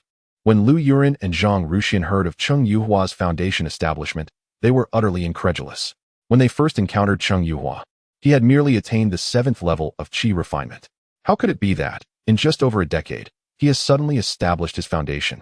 Nevertheless, despite their disbelief, the truth lay before them, compelling them to accept it. In their hearts, both individuals harbored a singular thought: to exhaust every means to procure a foundational elixir, lest they fall behind the Cheng family. However, regardless of the external discussions, Cheng Yuhao's foundational ceremony proceeded as scheduled. In the bustling market of Chengdu, nearly every notable figure made their appearance. The foundational cultivators residing in Chengdu were also present in full force, including Lu Yuren and Zhang Ruxian, who personally attended, thus bestowing significant honor upon the Cheng family. After a lively exchange of toasts and pleasantries, the guests reveled in merriment. As the final discourse concluded, the curtain fell on Cheng Yuhao's foundational ceremony. Chapter 170, Tiansongfang City, Feiyue Island, in the council hall. Since Yuhao has successfully established his foundation, I too shall set forth towards Tiansongfang City. Cheng Yan proclaimed from his position of authority. Is Uncle really going to participate in the Demon Hunting Conference? I have heard that it is fraught with peril. Even fully established cultivators cannot guarantee their survival. Cheng Yuning expressed her concerns, her demeanor reflecting unease. Cheng Yukai and Cheng Xianqin shared a similar sentiment. Aside from Cheng Yuhao, it was the first time the three had learned of Cheng Yan's intention to attend the conference, and being aware of its dangers, they were naturally apprehensive. The Demon Hunting Conference is an event that cannot be missed. However, one cannot simply attend it with reckless abandon. Cheng Yan waved his hand dismissively, indicating that further persuasion was unnecessary. With Yuhao's successful foundation establishment, it was likely to provoke the Lu and Zhang families. Although they might refrain from immediate action, should either family cultivate a new foundational practitioner and learn of my absence from the clan, they might conspire to suppress us. The swift development of the Cheng family would undoubtedly stir the apprehension of the two families. If I remain, even if both Lu Yuren and Zhang Ruxian were to join forces, they would not match my prowess. After all, they lack the inheritance of a Golden Core sect, and it remains uncertain whether they possess any spiritual techniques within their lineage. However, as Cheng Yan prepares to attend the Demon Hunting Conference, once he departs from Feiyue Island, the two families, though unlikely to confront the Cheng family openly, would certainly engage in covert suppression. To ensure the stability and growth of the family during my absence, careful arrangements must be made. The Cheng family is responsible for guarding Chengufang City for over a year. During that time, Yuhao will oversee the city's defense, while you three, Yuning, will manage the family's affairs. I shall feign seclusion and discreetly leave the clan. Understood. The three responded in unison. Although this strategy may not entirely eliminate the possibility of covert oppression from the two families, at least they would be deterred by the fear of Cheng Yan, preventing them from overstepping their bounds. After organizing the family's affairs, Cheng Yan quietly departed from Feiyue Island the following day. Aside from Cheng Hao and a few others who were aware of his departure, the clan remained oblivious, believing him to be in seclusion. Tian Songfang City lies to the northeast of Feiyu Island, necessitating a deep venture into the heart of the Tian Song mountain range. While the outer regions of the mountains are home to numerous second-tier demon beasts, they are not easily encountered. However, as Cheng Yan delved deeper into the mountain range, second-tier demon beasts became almost ubiquitous, with daily encounters of at least one, including some advanced second-tier varieties.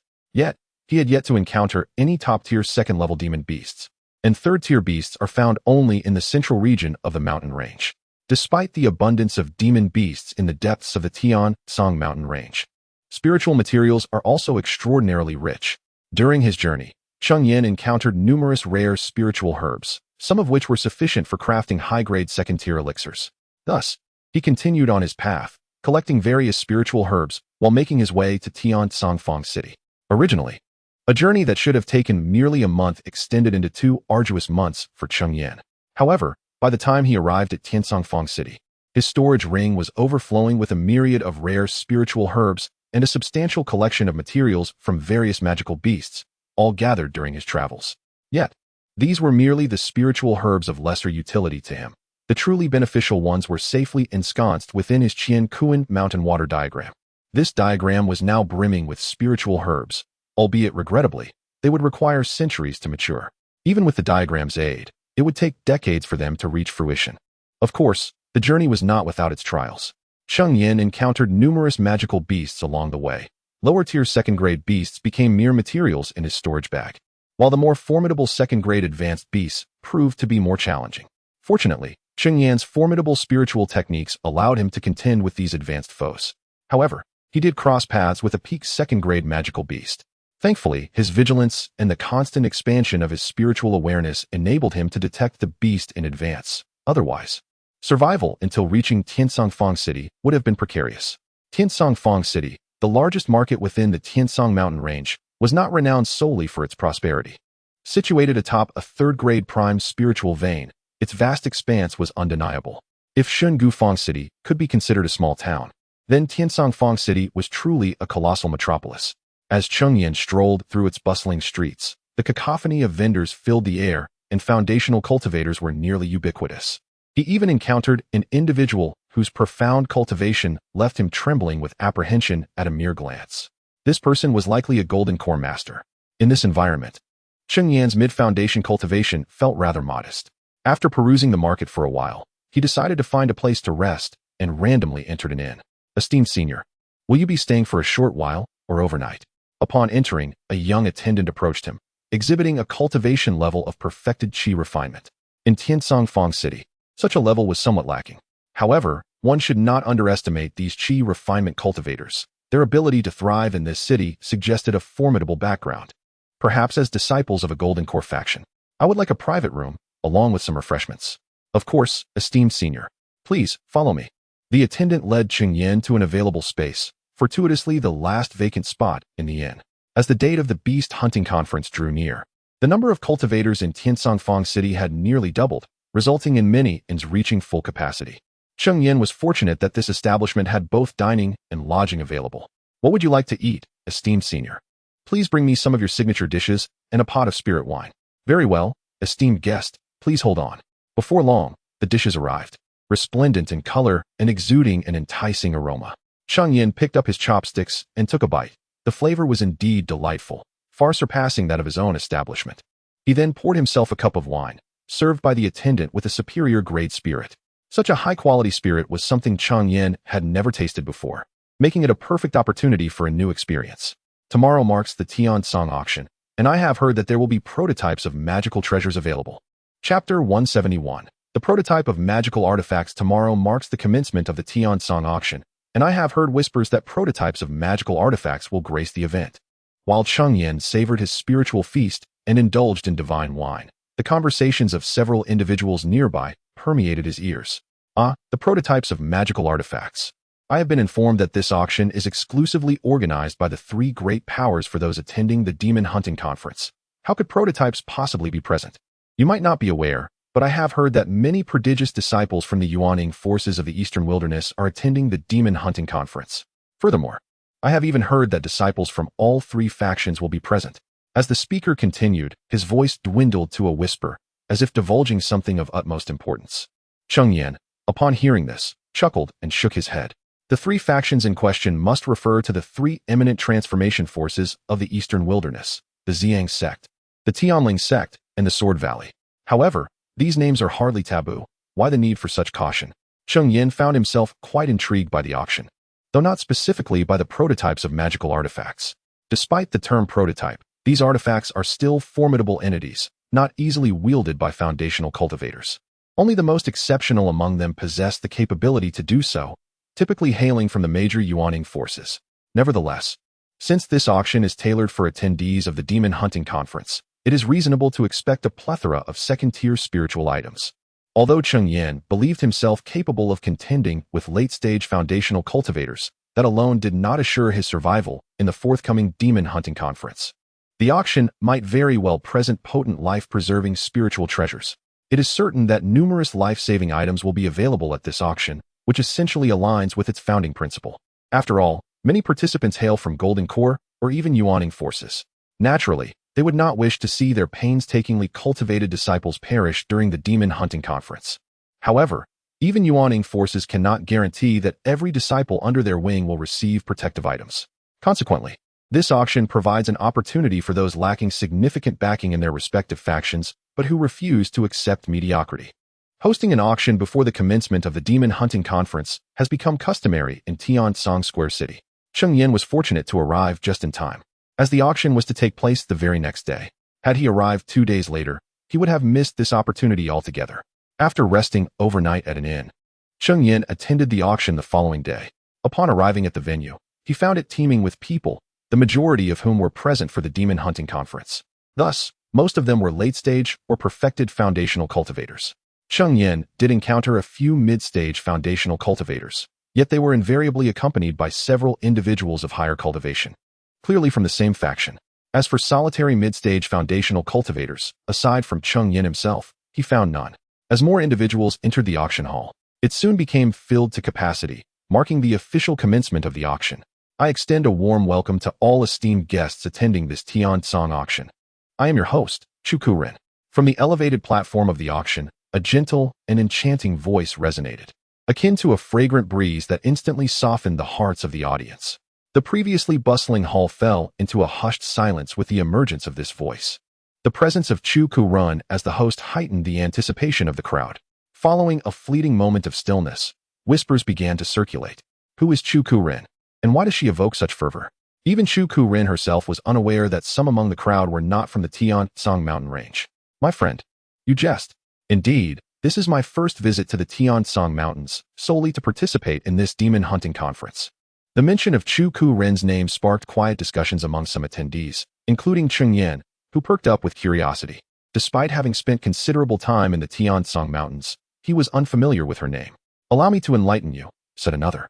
Chu Kuren is a direct disciple of Yunyan Pavilion, possessing consummate foundational cultivation. However, that is not the crux of her allure. The most significant aspect is her title, the Enchantress of 100 Charms. Her beauty is unparalleled, and a mere smile from her can captivate the hearts of countless young talents. She is undoubtedly the dream maiden of many male cultivators in our Tiansong mountain range. As he spoke, his eyes narrowed in a dreamy expression, as if envisioning a delightful evening with his goddess. The newcomer to the Tiansong mountains observed this with a smirk, seemingly mocking the man's infatuation with a mere woman. Yet, when he turned his gaze to the elevated platform, his expression transformed to mirror that of the other man. Cheng Yan, witnessing this, felt compelled to discern what manner of beauty could render individuals so entranced. At that moment, Chu Kuren ascended the platform, and Cheng Yan turned to behold an extraordinary beauty. She possessed a graceful figure and an alluring demeanor, her face adorned with a subtle smile that irresistibly drew one in, causing even Cheng Yan to momentarily lose his composure. Suddenly, a chill swept through his consciousness, jolting him back to reality. Once awakened, a flicker of wariness crossed Cheng Yan's eyes. He had never anticipated that this woman practiced the art of allure. Moreover, she was likely born with an innate charm. He sensed no fluctuations of spiritual energy emanating from her, indicating that she was not actively employing her enchanting abilities. Yet, her allure seemed instinctive. capable of ensnaring individuals within an illusion with merely a smile. Fortunately, the Qianquan mountain water map intervened in time. Otherwise, Cheng Yan might have succumbed to the same infatuation as those around him, revealing a foolish countenance. In truth, many harbor misconceptions about the art of allure. It is merely a branch of illusionary techniques. However, it is often practiced by those who have delved into the sinister arts of yin-yang manipulation, which are detrimental to others while benefiting oneself. They resort to the art of seduction to captivate male cultivators and seize the essence within them. Consequently, this practice has been unjustly labeled as a malevolent art. In truth, malevolent arts refer to those techniques that deplete others for personal gain, not the art of seduction itself. The Union Pavilion is renowned for its illusions, so it is entirely reasonable for it to possess a lineage of seductive arts. Chu Karen channeled her spiritual energy and spoke.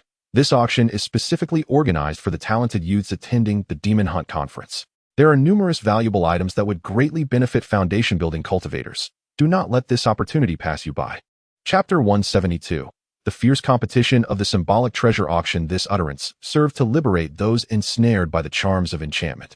Had they been allowed to remain entrapped in such a mirage, the auction would have surely faltered.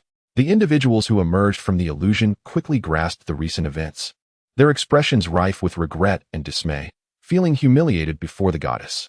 The auction then commenced with the first item. Chu Karen chose to disregard the crowd, merely clapping her hands as a maid approached with a tray. With a graceful gesture, Chu Karen unveiled the crimson cloth covering the tray, revealing a blade-like magical artifact. This exquisite second-tier premium artifact, known as the cloud-slicing blade, was forged by a third-tier mid-grade artificer. True to its name, this blade possesses the formidable capability to sever even clouds, establishing its prowess among second-tier premium artifacts. The starting bid was set at 50,000 spirit stones, with increments of no less than 500 spirit stones. Let the bidding begin. Cheng Yan, observing from the sidelines, could not help but marvel at the initial offering, a second-tier premium artifact. Typically, such artifacts hover around the price of 50,000 spirit stones. However, the cloud-slicing blade commanded an opening bid of exactly that amount. Cheng Yan had arrived at the Tiansongfang market with a total of 100,000 spirit stones, a portion of which, around 30 to 40,000, had been extracted from the family treasury, much to Cheng Yuhao's chagrin. Initially, Cheng Yan had intended to procure 2 protective spiritual items for his safety upon arriving in Tiansongfang, but it now appeared that this sum would scarcely suffice. 51,000 spirit stones. 51,500 spirit stones. As soon as Chu Karen finished her announcement, bids began to soar, and within mere moments, the cloud-slicing blade had escalated to 55,000 spirit stones. 65,000 spirit stones. Suddenly, a voice emanated from the private box behind Cheng Yan, propelling the price of the cloud-slicing blade to 65,000 spirit stones. A stir erupted among the crowd, a cacophony of speculation filling the air. Who was this young master? While the cloud-slicing blade was commendable, its worth was at most 57 or 58,000 spirit stones. Was he not squandering wealth? Yet, a mere few thousand spirit stones seemed trivial if it could evoke a smile from the enchanting Bai Mei. This sentiment evidently reached the ears of the bidder, who chuckled and remarked, "I recall now, this voice belongs to Tao Zongmu, the scion of the Tao family, a leader among the foundation establishment cultivators, boasting a perfected foundation." Thus, it became clear that he was of the Tao lineage, elucidating how he could regard a few thousand spirit stones with such nonchalance. Upon hearing the discussions around him, Cheng Yan understood the identity of the high bidder. 65,000 spirit stones. Sold. The cloud-slicing blade was successfully acquired by young Master Tao. Chu Karen remained unfazed by the lofty bid, and after 3 consecutive inquiries yielded no further bids, she declared the item sold, her smile radiating charm, thereby granting young Master Tao a measure of respect. Her smile was indeed captivating, as evidenced by the throng of male cultivators below, who seemed eager to rush forth. As Chu Karen smiled, her innate charm inadvertently manifested, casting a spell of allure. Fortunately, Cheng Yan was already on guard and remained unaffected. Regardless of the depth of Chu Karen's enchanting prowess, the lack of deliberate invocation rendered her influence relatively weak. Previously, Cheng Yan had merely fallen prey due to his unpreparedness. Next, we present the second auction item.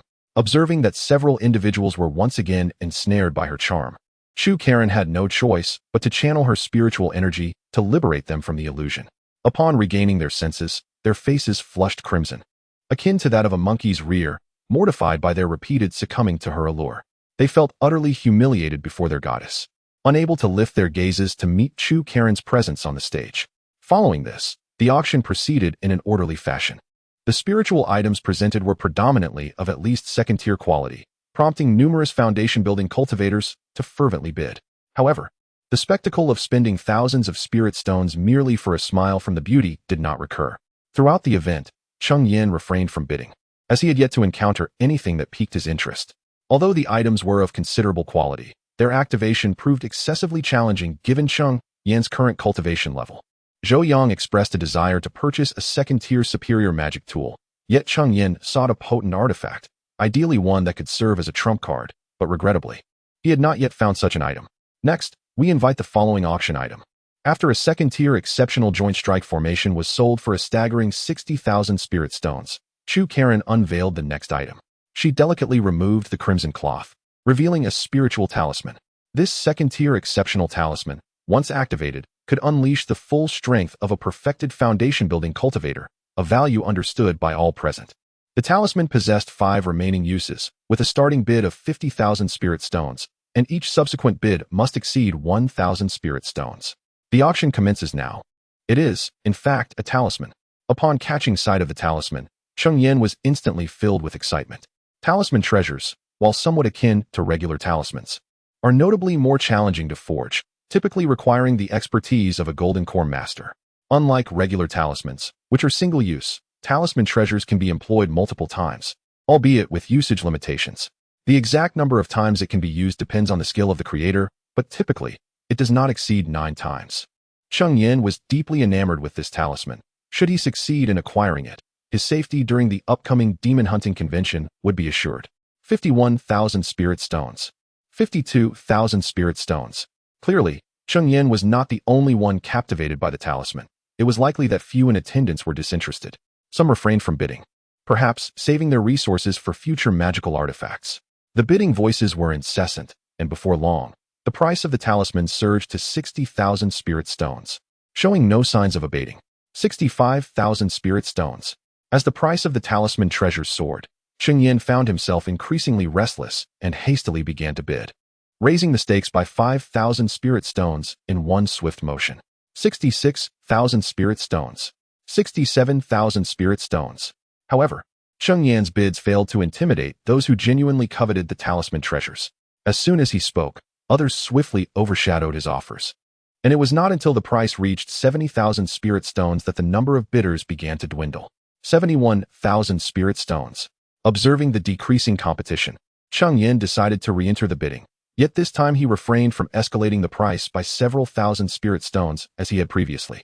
After all, at this juncture, every additional 1,000 spirit stones could potentially dissuade several participants from continuing. Chapter 173 Familiar Faces, Tiger Roaring Mountain Villa. Chinyu 72,000 spirit stones. 73,000 spirit stones. After Cheng Yan made his bid, there was a moment of silence before someone else dared to raise the price. However, Cheng Yan, unfazed, promptly countered. He was determined to acquire this talisman, even if it meant exhausting his 100,000 spirit stones. In truth, the value of this talisman should hover around 68,000 spirit stones, considering it only offered 5 opportunities for use. Yet, the talisman's emergence just before the commencement of the demon hunting convention had significantly inflated its price. Logically, items with limited uses, such as this talisman, should be valued lower than artifacts that could be used indefinitely. Nonetheless, the talisman possessed an unparalleled advantage over artifacts. A second-tier premium artifact generally required a fully realized foundation establishment cultivator to operate. Those in the late stages of foundation establishment could manage it with difficulty, but their attempts would be limited.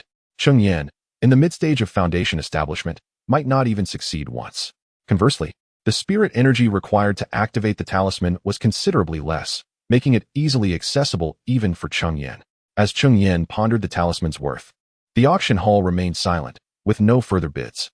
Ultimately, he successfully secured the second-tier premium talisman for 73,000 spirit stones. With this talisman in hand, Cheng Yan's safety in the near future was effectively assured.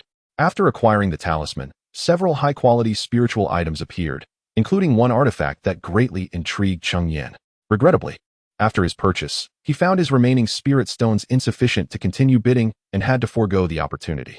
Unbeknownst to him, The auction was drawing to a close, culminating in the final item, the prototype of a magical treasure. On the tray atop the high platform lay a diminutive sword, no larger than a finger. Yet no one in the audience dared to underestimate its significance. The subtle fluctuations emanating from this seemingly inconspicuous sword caused even the fully realized Foundation establishment cultivators to feel a twinge of trepidation. This was the final item of the auction, the soul-cutting sword, which inflicted damage not only upon the enemy's body but also upon their consciousness, rendering it a formidable weapon. If one could procure suitable spiritual materials and enlist the assistance of a third-tier artifact refiner, it could be transformed into a true magical treasure. The starting bid was set at 60,000 spirit stones, with increments no less than 1,000 spirit stones. Let the bidding commence. After a brief introduction by Chu Ku Run regarding this magical treasure prototype, the auction began. The atmosphere within the auction hall grew tense, as many had come specifically for this item. 61,000 spirit stones. 62,000 spirit stones. 65,000 spirit stones. As the first bid was called, the auction voices began to resonate continuously. In no time, the bids surpassed 70,000, with the momentum showing no signs of slowing. 80,000 spirit stones.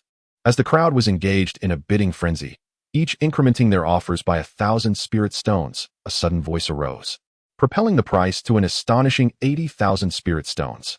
Cheng Yan was momentarily taken aback, not by the figure itself, but due to a peculiar familiarity with the voice, though he could not immediately recall its owner. 81,000 spirit stones. 85,000 spirit stones. After the initial call of 80,000 spirit stones, a hush enveloped the auction hall.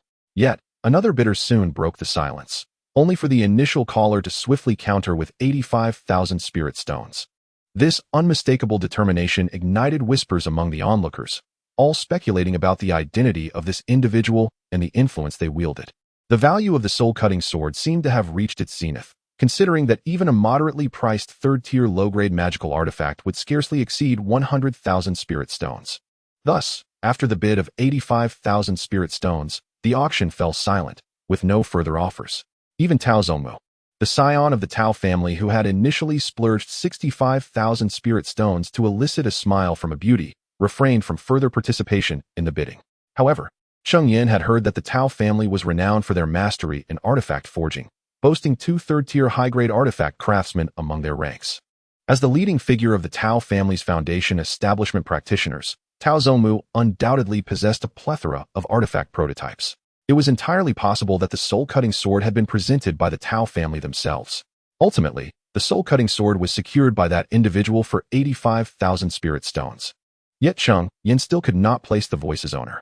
It was only after the auction concluded, upon catching sight of that figure, that he recognized the individual as Chun Yu, the young master of the Tiger Howl Mountain Villa. Now, Chun Yu had attained the pinnacle of Foundation establishment. Sword cultivators are typically endowed with acute perception, and as Cheng Yan fixated on his silhouette, Chun Yu sensed his gaze and turned to look at him. Upon seeing Cheng Yan, Chun Yu appeared momentarily stunned. As cultivators, their memories are remarkably sharp, and he certainly recalled Cheng Yan. However, he was astonished to find that the first time they met, Cheng Yan had merely been at the 5th layer of Qi refinement, and now, he had progressed to the mid-stage of Foundation establishment. Chun Yu offered a slight nod to Cheng Yan as a form of greeting, to which Cheng Yan reciprocated. Chun Yu then gracefully turned and departed, leaving Cheng Yan to ponder alone. Is this the brilliance of a dual spiritual root talent? While others have achieved the consummation of Foundation establishment in the same span of time, Chun Yu had come to participate in the Demon Hunting Conference, likely in pursuit of a chance to attain the Golden Core. After all, opportunities to acquire Golden Core spiritual treasures are scarce within the territory of the Golden Blade sect. At each Demon Hunting Conference, there are always a few who succeed in condensing their Golden Core, thus becoming Golden Core true persons and enjoying a lifespan of 500 years. It seems Chun Yu is driven by this very ambition. Nevertheless, many others are also vying for the same opportunity, and it remains uncertain whether Chun Yu will succeed. Yet, such matters are of little concern to Cheng Yan, who, at present, is merely at the mid-stage of Foundation establishment, far from the realm of Golden Core condensation. After the conclusion of the auction, Cheng Yan remained in the inn, patiently awaiting the arrival of the Demon Hunting Convention. A month later, at the Demon Hunting Square, a venue specifically established for this grand event, which only opens its gates during the convention. In the very center of the square stands a colossal stone monument, which Cheng Yan estimates to be several dozen zhang in height. At this moment, The demon-hunting square is teeming with an exuberant crowd, bustling with life. A glance reveals a dense throng of people, all gathered to participate in the convention. At that instant, 3 streaks of light sliced through the sky, swiftly descending upon the elevated platform of the square, revealing 3 figures. They are the leaders of the 3 major factions. As the trio appeared on the stage, gasps of astonishment echoed through the crowd. Chapter 174, Ranked First. The sword departed from Sword Valley. The leaders of the 3 great factions made their grand entrance at the Demon Hunt Square, prompting gasps of astonishment from the crowd. Through the murmurs of those present, Zhou Yang discerned the identities of the trio. The individual on the far left was none other than Chun Lurin, the current master of Lingyun's sect, whose beaming countenance suggested an amiable disposition. In the center stood a woman, her face veiled by a delicate gauze, obscuring her features. Yet, the elegance of her figure hinted at a striking beauty. This was Yun Yan, the esteemed leader of Yun Yan Pavilion. It was said that she had been an orphan discovered by the previous master of Yun Yan Pavilion in the mundane world. Upon recognizing her exceptional talent in illusions, she was renamed Yun Yan and groomed as the next sect leader. Living up to expectations, she had achieved late-stage golden core cultivation at the tender age of less than 200, making her the youngest among the 3. On the far right was Tao Xingwu, the patriarch of the Tao family, also possessing late-stage golden core prowess and distinguished as a 3rd-tier superior artifact craftsman. "Welcome, everyone, to this Demon Hunt assembly," Yun Yan spoke, her voice as refreshing as a mountain spring, invigorating all who heard it. As she began to speak, the square fell into an immediate hush. What followed was a lengthy discourse, primarily recounting the history of the event, which, under the spell of Yun Yan's enchanting voice, did not seem tedious at all. Those wishing to participate in the Demon Hunt assembly were invited to approach the management office. After an extended monologue, the moment for registration finally arrived. There were 3 management offices at the Demon Hunt Square, and Cheng Yan casually chose one to join the queue. Originally, there was no formal registration for the Demon Hunt assembly. Merely venturing into the Tiansong mountain range to slay demon beasts sufficed for participation. However, since the appearance of the stone tablet in the square, this registration process had been instituted. Do not underestimate this stone tablet, known as the Demon Hunt Tablet. It is a 3rd-tier superior magical artifact. Yet, this artifact is not intended for combat, but rather for displaying rankings. Once one registers at the management office and drips a drop of blood onto the tablet, one's name, cultivation level, and the points earned during the Demon Hunt assembly will appear, subsequently ranking participants based on their scores. This arrangement is particularly appealing to the young talents from the Eastern Wilderness, many of whom hail from nascent soul factions and are not overly concerned with the so-called golden core opportunities. Ironically, this seemingly inconsequential ranking holds greater allure for them. However, as the Demon Hunt assembly had yet to commence officially, everyone's points remained at 0, and rankings were determined solely by cultivation levels. While Cheng Yan awaited his turn in line, waves of astonished exclamations erupted ahead. Each gasp signified the participation of a fully established foundation establishment cultivator in the assembly. Another foundation establishment. The exclamations drew Cheng Yan's attention. Beneath the demon-slaying monument stood a solitary figure, none other than Chen Yu, whom Cheng Yan had encountered at the auction previously. Chen Yu held a commendable rank of 18th on the monument. Shortly thereafter, Cheng Yan spotted another familiar silhouette, Chu Karen, with her innate charm, ranked significantly higher at 12th. Additionally, Tao Zongmu from the Tao family and Zhu Feng from the Lingyun sect also boasted respectable positions, occupying the 10th and 11th ranks respectively. Zhu Feng was notably the leading figure among the foundation-building cultivators of the Lingyun sect. However, the rankings of these 3 did not remain stable for long, as they continually descended, overtaken by disciples from the Yuaning sections. Suddenly, the entire demon-slaying square erupted into a hubbub, for the individual occupying the top rank on the monument had been dethroned. The previous first-place holder hailed from a prestigious Yuaning sect, mentored by a genuine Yuan-ing true monarch, rumored to have survived encounters with golden core true persons. His name had graced the top of the monument since its appearance, making his sudden fall all the more remarkable. At that moment, a tall figure clad in white stood beneath the monument, exuding an aura akin to a peerless sword, radiating an astonishing sword intent. It was Jian Li from the Sword Valley. Rumors had circulated that the 3 dominant forces of the East Wilderness had sent disciples to the demon-slaying conference, but none had mentioned Jian Li's personal attendance. It seemed the first position was undoubtedly his. As the Sword Valley stands as the sanctuary for sword cultivators in the East Wilderness, Jian Li was a direct disciple of a formidable transformation cultivator. reputed to have matched a golden core true person in combat. The crowd collectively surmised that the victor of the demon-slaying conference was already determined. Yet, no one wished to allow Jian-Li to bask in the limelight alone. A light, mocking laugh echoed, and a figure appeared beneath the monument. He squeezed a drop of blood from his fingertip, which fell upon the monument, and Lu Yi's name emerged in the second position. Observing his placement, Lu Yi grimaced and muttered, "What a wretched stone monument! How could my name be beneath Jian-Li's?" Jian-Li cast a cold glance at Lu Yi without uttering a word, preparing to descend from the high platform when another voice rang out. "Ha ha ha, Lu Yi!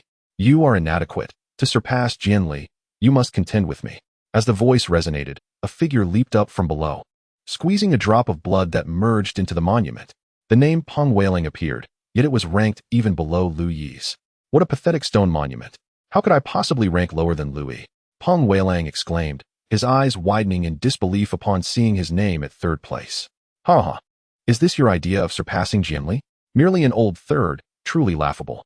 Upon witnessing Peng Weiling's ranking, Lu Yi couldn't help but burst into laughter. "Humph, what are you laughing at? You are merely an old second, hardly superior to me." Peng Weiling scoffed, expressing his disdain. Meanwhile, Jian-Li, observing the two, furrowed his brow but chose to remain silent, turning away from the Demon Hunter Square.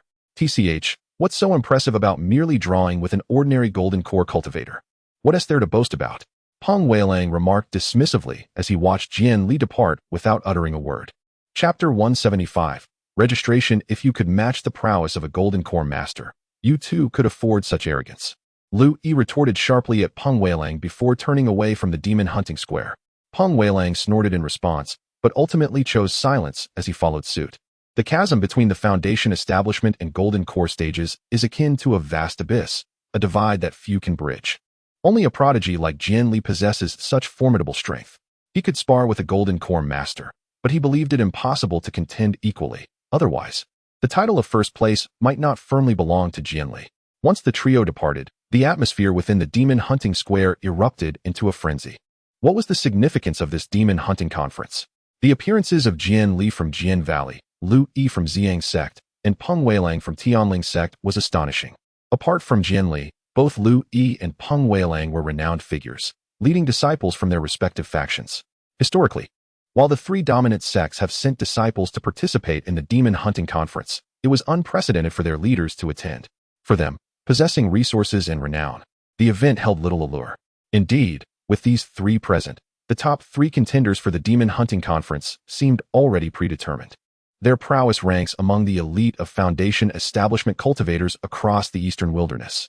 Among the perfected Foundation establishment practitioners present, none dared to claim they could engage a golden core cultivator in battle. Even the previous champion had barely escaped in the face of a golden core master. After the tumult, order gradually restored itself and registration resumed. However, subsequent participants could no longer incite discussions among the crowd. After all, no matter how formidable they were, they paled in comparison to Jian-Li and his companions. Name? Soon, it was Cheng Yan's turn. After Zhou Yang announced his name, the official in charge presented a token inscribed with the number 0. This numeral represented one's score. The corpses of the demon beasts hunted could be brought here for point redemption. Points are non-transferable, and the token must not be lost, as it serves as proof for the exchange of spiritual items. While handing the token to Cheng Yan, the official elaborated. The non-transferability of points serves two purposes: to prevent disciples from major sects from purchasing points with spirit stones to manipulate rankings, and to avert internecine strife among human cultivators. If points were transferable, there would inevitably be individuals seeking to seize others' points, leading to a chaos where no one would be inclined to hunt demon beasts. The primary objective of the Demon Hunting Conference remains the extermination of demon beasts, with the beasts themselves being the principal adversary. Nevertheless, such regulations cannot entirely eliminate conflicts among human cultivators. Should points be off limits, they could resort to directly contesting the corpses of demon beasts. Moreover, the various rare spiritual items encountered would also spark competition among participants. Having received the token, proceed to inscribe your name upon the demon hunting stele. The person in charge waved his hand, indicating for Cheng Yan to inscribe his name upon the demon hunting stele. Cheng Yan accepted the token and placed it within his storage ring before ascending the high platform. From his fingertip, he squeezed forth a drop of blood, which fell onto the stele, causing his name to materialize there. However, Cheng Yan's name appeared at the very bottom of the stele, belonging to the last group of entrants. Ha ha ha, this is utterly hilarious. A cultivator in the mid-foundation establishment stage dares to participate in the demon hunting convention. Does he not realize that the majority of participants are formidable beasts of at least second-tier rank? How long do you think his name will remain on the stele? If it vanishes, it signifies that the individual has perished. I doubt he'll last 3 days. That may not be the case. If I were him, I would certainly stay in Tiansong Square City and avoid venturing out. They chuckled. As soon as Cheng Yan's name appeared, it provoked a wave of laughter. Among the names inscribed on the stele, there were scarcely any cultivators in the mid-foundation establishment stage, thus placing Cheng Yan at the very bottom. Cheng Yan frowned upon hearing their jeers. While he had anticipated such an occurrence, recalling how previous mid-foundation establishment cultivators had been met with similar mockery, he noted that some had influential backgrounds that deterred others from being overly critical. However, as an unfamiliar face, Cheng Yan had never been heard of before, which led to unrestrained ridicule. Yet, Cheng Yan chose silence, allowing others to voice their opinions, for after all, one cannot dictate the words of others. Today marked the registration for the convention, and tomorrow the demon hunting convention would formally commence. As long as he demonstrated sufficient prowess, he would be able to silence his detractors. If his strength were inadequate, what would be the use of silencing others anyway? In this world, only strength holds true significance. As the names on the stele multiplied, the registration approached its conclusion. After inscribing his name, Cheng Yan turned and departed the demon hunting square. Though the convention would not officially begin until the following day, many had already left Tiansong Square City after registering, eager to hunt demon beasts and secure an advantageous position. Achieving a rank within the top 100 not only promised fame, but also ensured better cultivation opportunities upon returning to their respective sections. Those in the top 30 were often regarded as golden core seeds, with promising futures ahead. Cheng Yan had even heard that nearly all past champions of the demon hunting convention eventually ascended to become true monarchs of the nascent soul stage. Those who emerged victorious were assuredly not mediocre. After completing his registration, Cheng Yan opted not to rush out of Tiansong Square City like others, but rather chose to rest at an inn for the night, conserving his energy and preparing for the challenges ahead. The following day, Cheng Yan radiated vitality and was in exceptional spirits as the demon hunting conference officially commenced. Countless foundation establishment practitioners emerged from the Tiansong market, venturing into the Tiansong mountain range. A few fortunate souls who had departed the market the previous day managed to hunt demon beasts and returned to exchange their spoils for points. The rankings on the demon hunting stele fluctuated wildly, with even the names of Jian Li and his companions relegated beyond the 20th position. However, this was merely a temporary state. Those individuals could only rely on such underhanded tactics to secure a fleetingly advantageous rank. In truth, those of genuine prowess have always held disdain for such methods. Chapter 176. Dragon Muscle grasped the rankings on the Demon Slayer stele were in a state of chaotic flux, with even the names of Jian Li and his companions relegated to beyond the 20th position. Of course, this was merely a transient occurrence. Those who employed such underhanded tactics could only temporarily ascend the ranks. True prowess has never been associated with such methods. Nevertheless, this approach yielded some benefits, as the individuals now occupying the higher ranks garnered a modicum of fame for themselves. However, this method ultimately falls within the realm of the trivial, and soon enough, their names would be overshadowed by those of genuine capability. As for the names in the top 3, ever since Jian Li and his companions fell and subsequently returned, they have remained unchanged. At this moment, Cheng Yan had already spent over a month in the Tiansong mountain range. Yet, within his storage ring, he possessed merely 2 demon beast carcasses, one of intermediate second tier and the other of advanced second tier. It was not for lack of desire to hunt more demon beasts. Rather, Cheng Yan found himself constrained by his capabilities. Since the commencement of the Demon Slayer conference, intermediate second tier demon beasts had become exceedingly rare. After all, these creatures possess a significant degree of intelligence, and those lacking sufficient strength tend to seek refuge away from danger. During the past month, Cheng Yan had encountered only a single intermediate second-tier demon beast, while he had faced numerous advanced second-tier ones. Although Cheng Yan was not intimidated by the advanced second-tier beasts, slaying them proved to be a formidable challenge. Furthermore, his cultivation at the mid-stage of foundation establishment could not sustain prolonged engagements with advanced second-tier beasts.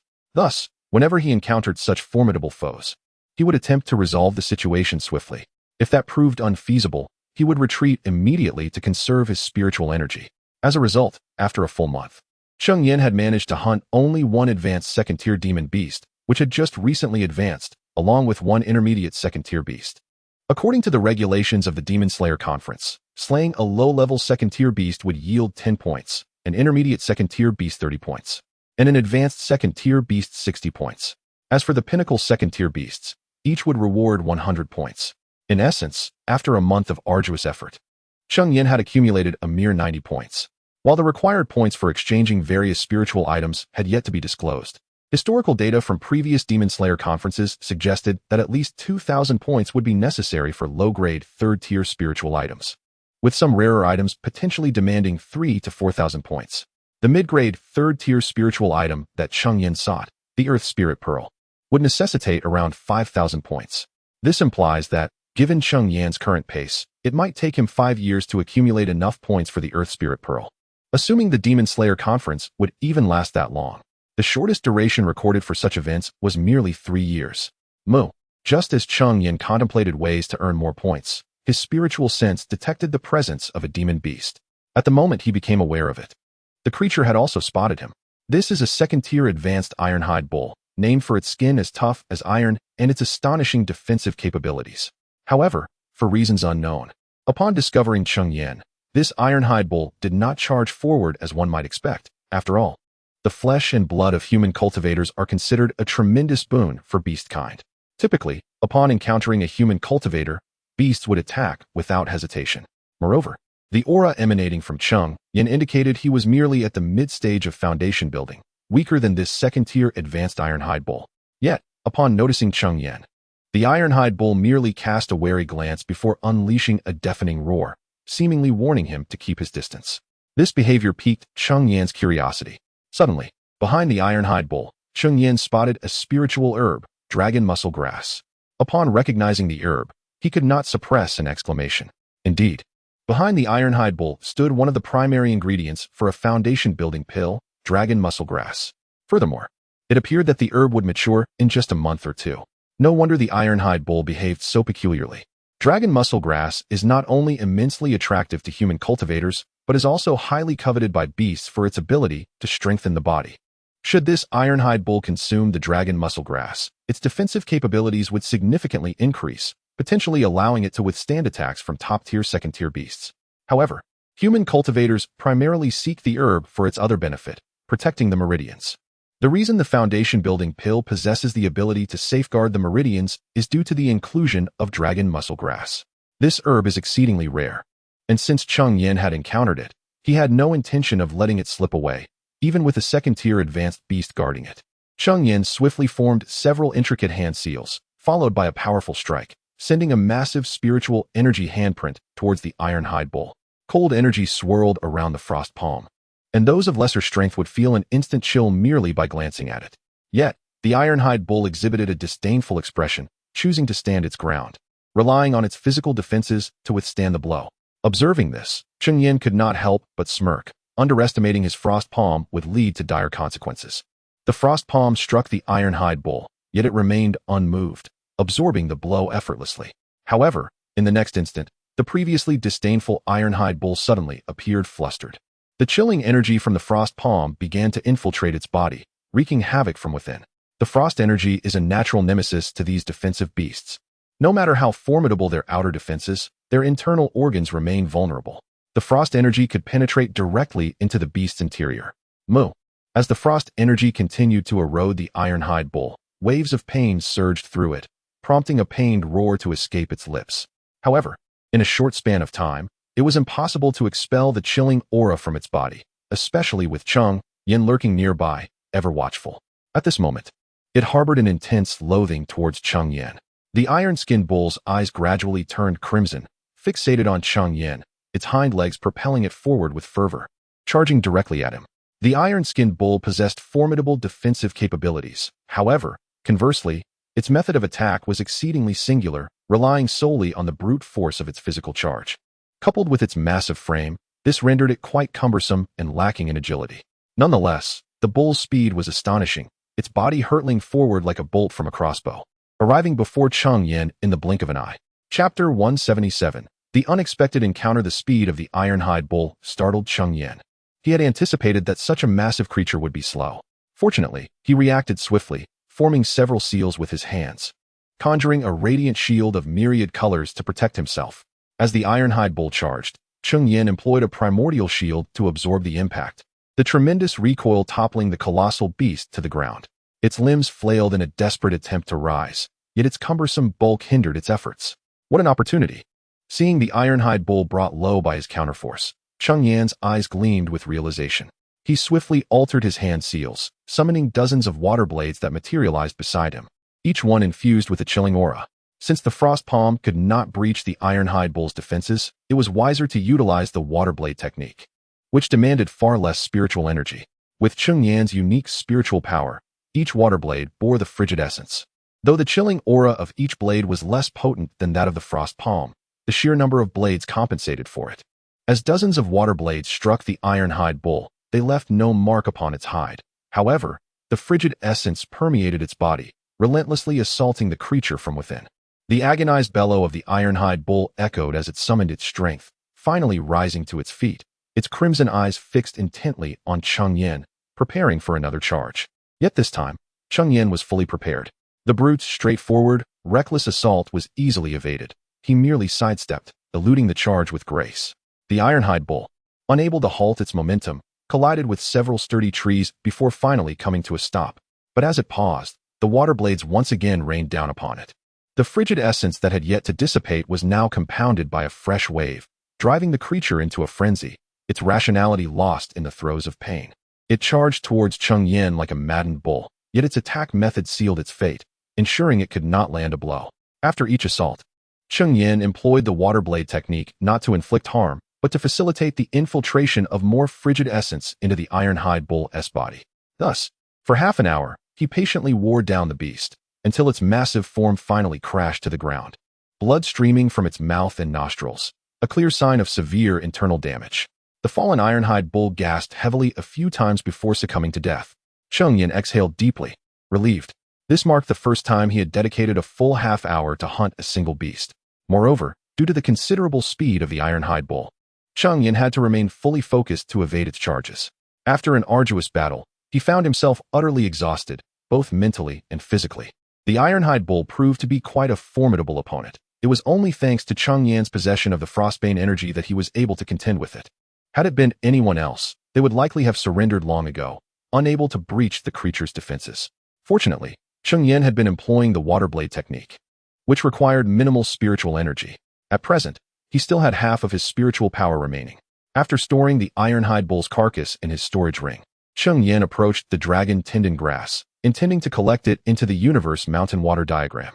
Suddenly, a figure appeared within his consciousness, drawing ever closer.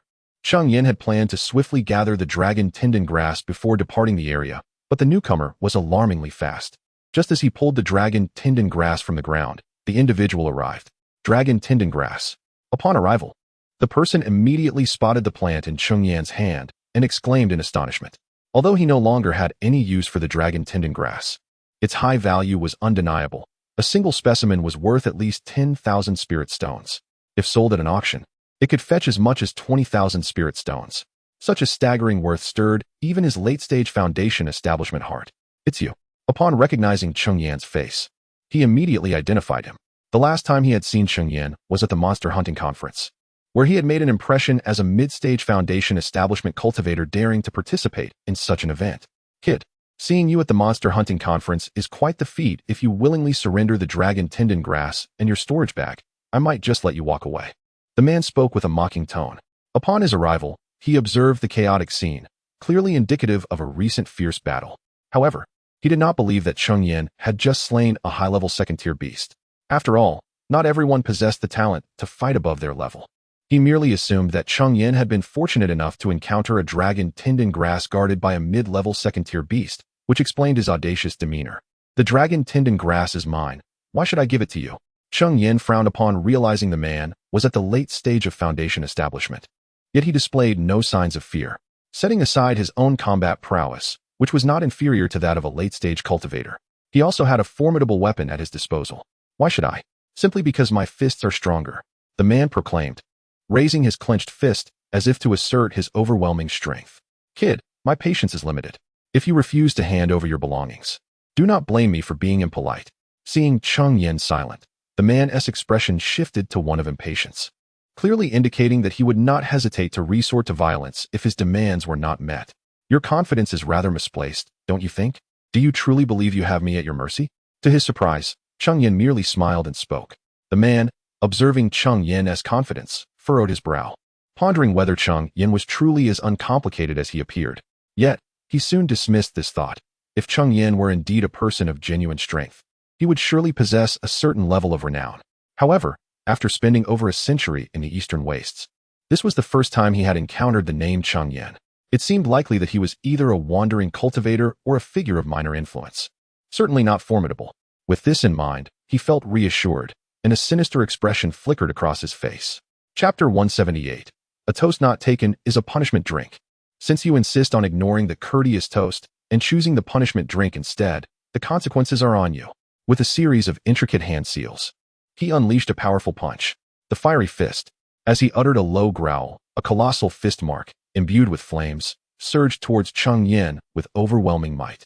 Observing this, Cheng Yan quickly summoned the primordial shield to encase himself within its protective embrace.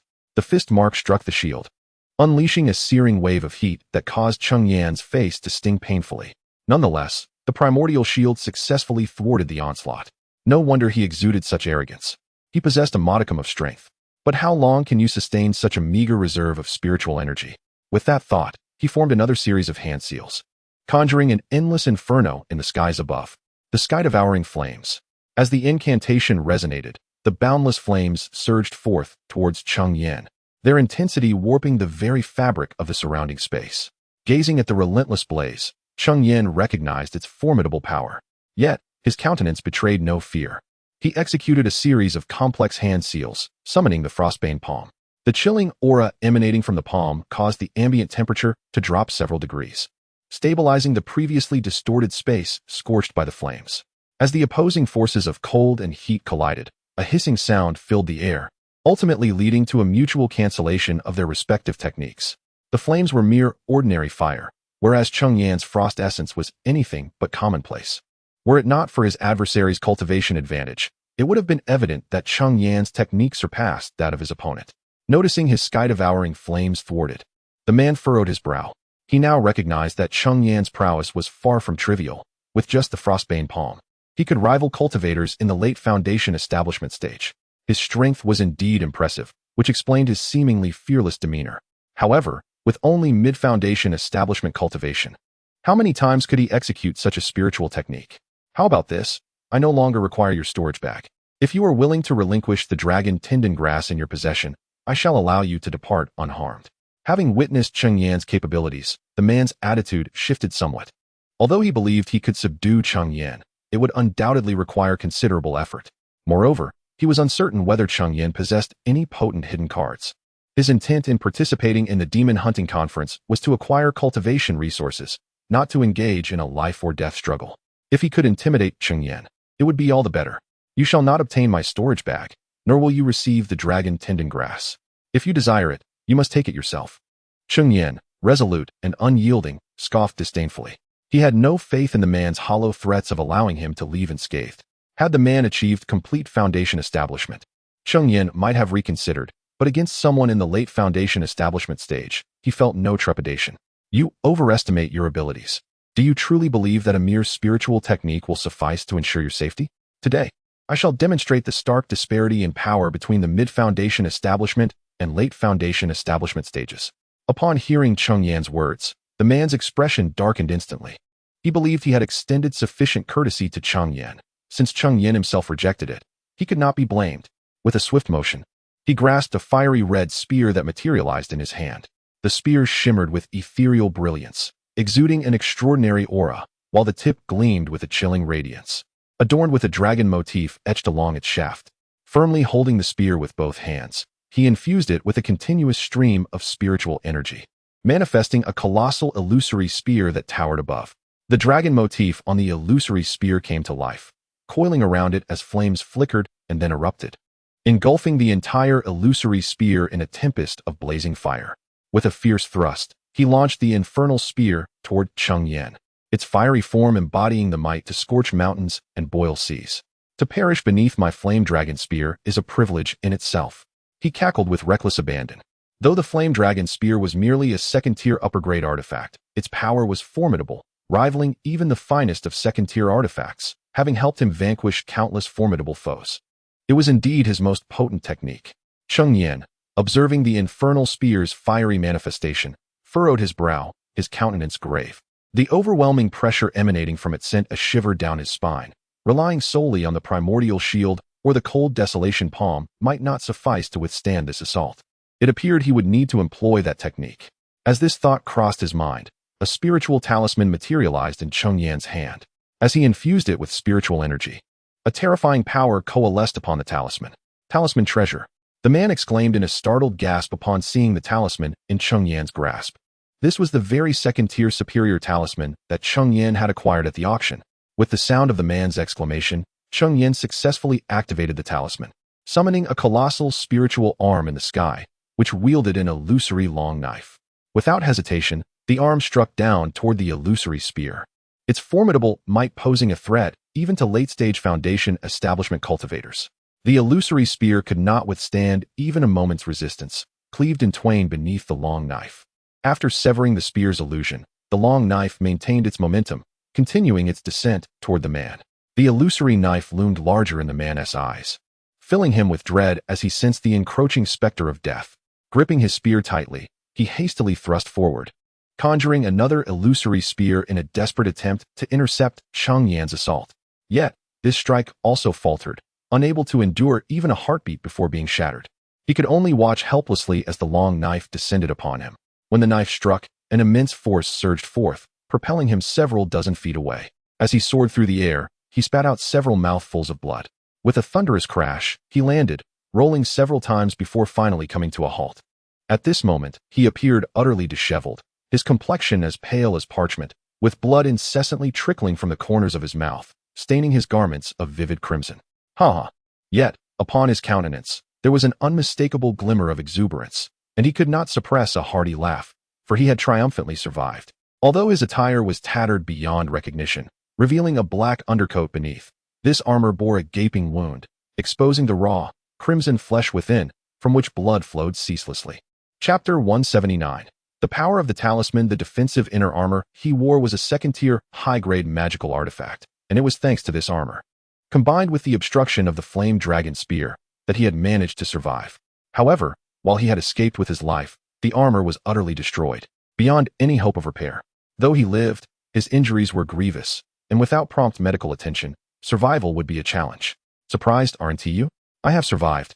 Having exhausted all his spiritual energy using the talisman, you must be left with none. The wound on his chest burned fiercely, driving him into a frenzy of rage. Cheng Yan had inflicted such severe harm upon him. He longed to see Cheng Yan torn to shreds. Cheng Yan gazed at him, furrowing his brow, realizing that even a second-tier premium talisman had failed to vanquish him. As he had stated, Cheng Yan had indeed depleted all his spiritual energy. Yet, his brow soon relaxed. He was no stranger to running out of energy. The solution, naturally, lay in the spirit-gathering pearl he possessed. Cheng Yan retrieved the spirit-gathering pearl from his storage ring and absorbed all the spiritual energy it contained. What? You actually possess a spirit-gathering pearl? Upon seeing the pearl in Cheng Yan's hand, his eyes widened in disbelief. It turned out to be a second-tier low-grade spirit-gathering pearl. With such limited energy, you could hardly execute the same spiritual techniques as before. However, upon discerning the grade of the pearl, he relaxed slightly. Cheng Yan, hearing his words, let out a cold laugh, but offered no reply. Instead, he unleashed a water dragon technique. The water dragon exuded a chilling aura, its might greater than the water dragon technique he had previously employed. Water dragon technique. Go. With a soft command from Cheng Yan, the water dragon surged forward, attacking the man. As the water dragon approached, the ease on the man's face vanished, replaced by sheer terror. He was gravely injured, his strength reduced to a mere fraction. Not only Cheng Yan, but even a mere chi practitioner could take his life. His earlier bravado had merely been a fade, yet Cheng Yan remained silent, directly launching an assault. The power of the water dragon technique was formidable, while it might not rival the frost palm Cheng Yan had used before. It was certainly lethal enough to end his life. How could he not feel dread? No, do not kill me. I no longer desire the dragon's tendon grass. I will give you everything I possess. I beg you, spare me. As the water dragon drew ever closer, he could no longer maintain his composure. pleading incessantly with Cheng Yan, who appeared oblivious to his cries. Having already forged an enmity, Cheng Yan would not let him escape. As for the man's belongings, killing him would still yield the same result for Cheng Yan. Ultimately, a scream echoed as the man met his demise beneath the water dragon technique. Cheng Yan stepped forward, retrieving the storage pouch from the fallen figure and picking up the flame dragon spear that had been cast aside before departing the scene. Recently, the confrontation they engaged in was quite formidable. Should they linger here any longer, it is likely that they would attract the attention of others or even other ferocious beasts. Given Cheng Yan's current state, which is considerably weakened, encountering any adversaries or beasts would spell certain doom. After departing from that location, Cheng Yan sought a secluded spot, settling down to recuperate his spiritual energy. Only after restoring his energy to its peak did he feel a sense of relief. In the wilderness, a deficiency in spiritual energy could prove to be perilously dangerous. During the recovery period, Cheng Yan remained on high alert, anxious about being discovered by either humans or beasts. However, upon regaining his spiritual strength, he chose not to depart immediately. Instead, he retrieved the storage bag of the individual he had encountered and began to assess his gains. As he probed into the storage bag, a smile of delight graced his face. The bag was predominantly filled with the corpses of 3 second-tier advanced beasts, which he surmised must have been hunted by that individual recently. This bounty amounted to a substantial score of 180 points, which was quite fortunate for Cheng Yan. Additionally, a valuable item within was the second-tier superior flame dragon spear, the power of which Cheng Yan had already witnessed. Regrettably, the armor he wore had been destroyed by a talisman. The spirit stones he found totaled just over 10,000, likely spent shortly after arriving at Tiansongfang City. As it would be unusual for a late-stage Foundation establishment cultivator to possess such a meager sum. There were also some pills, materials, and spiritual herbs, though none of them were particularly rare or precious. It seemed like it was time to return to Tiansongfang City. Cheng Yan murmured to himself as he gazed at the storage bag in his hand. He had been away for over a month and had now acquired 3 second-tier advanced beast corpses, making it an opportune moment to return and exchange them for points. Moreover, the bodies of second-tier beasts were sizable, and even Cheng Yan's storage ring could not accommodate many of them. 5 days later, Cheng Yan found himself back in Tiansongfang City. Although the city was not as bustling as when he first arrived, especially with many individuals currently hunting beasts in the Tiansong mountain range, there were still a considerable number of people present, particularly at the beast hunting square, where many gathered daily to exchange points. Upon his arrival, he even found himself in line. Isn't that the mid-foundation establishment cultivator? He has come to exchange points as well. When Zhou Yang appeared at the beast hunting square, some recognized him immediately. In terms of reputation, Cheng Yan's name was not inferior to those ranked higher on the beast hunting monument. After all, there were very few mid-foundation establishment cultivators on the entire monument. It was speculated that he had encountered good fortune in slaying a mid-tier second-tier beast and had eagerly returned to exchange for points. He must possess considerable strength to dare participate in the beast hunting conference, someone remarked with a tone of mockery. Yet, others contended that Cheng Yan was no fool. Knowing his own limitations, he would not recklessly attend the conference if he were aware of his inadequacies, as that would be akin to courting death. In the midst of foundational cultivation, what prowess can one truly possess? It is merely a case of failing to recognize one's own limitations, believing oneself to be a prodigy, while in reality, there remains a vast chasm when compared to genuine geniuses.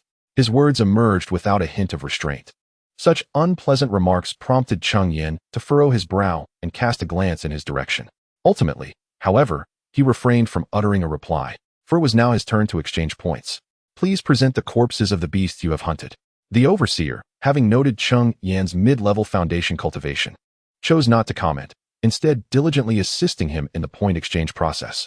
Chapter 180, Redemption of Points and Provocation. Cheng Yan nodded slightly, producing the corpse of a mid-level second-tier beast. Ha ha ha, did I not tell you? Clearly, luck smiled upon me, allowing me to hunt a mid-level second-tier beast. And I couldn't wait to return to redeem my points. Upon seeing the beast's corpse Cheng Yan presented, the man who had mocked him became even more brazen in his derision.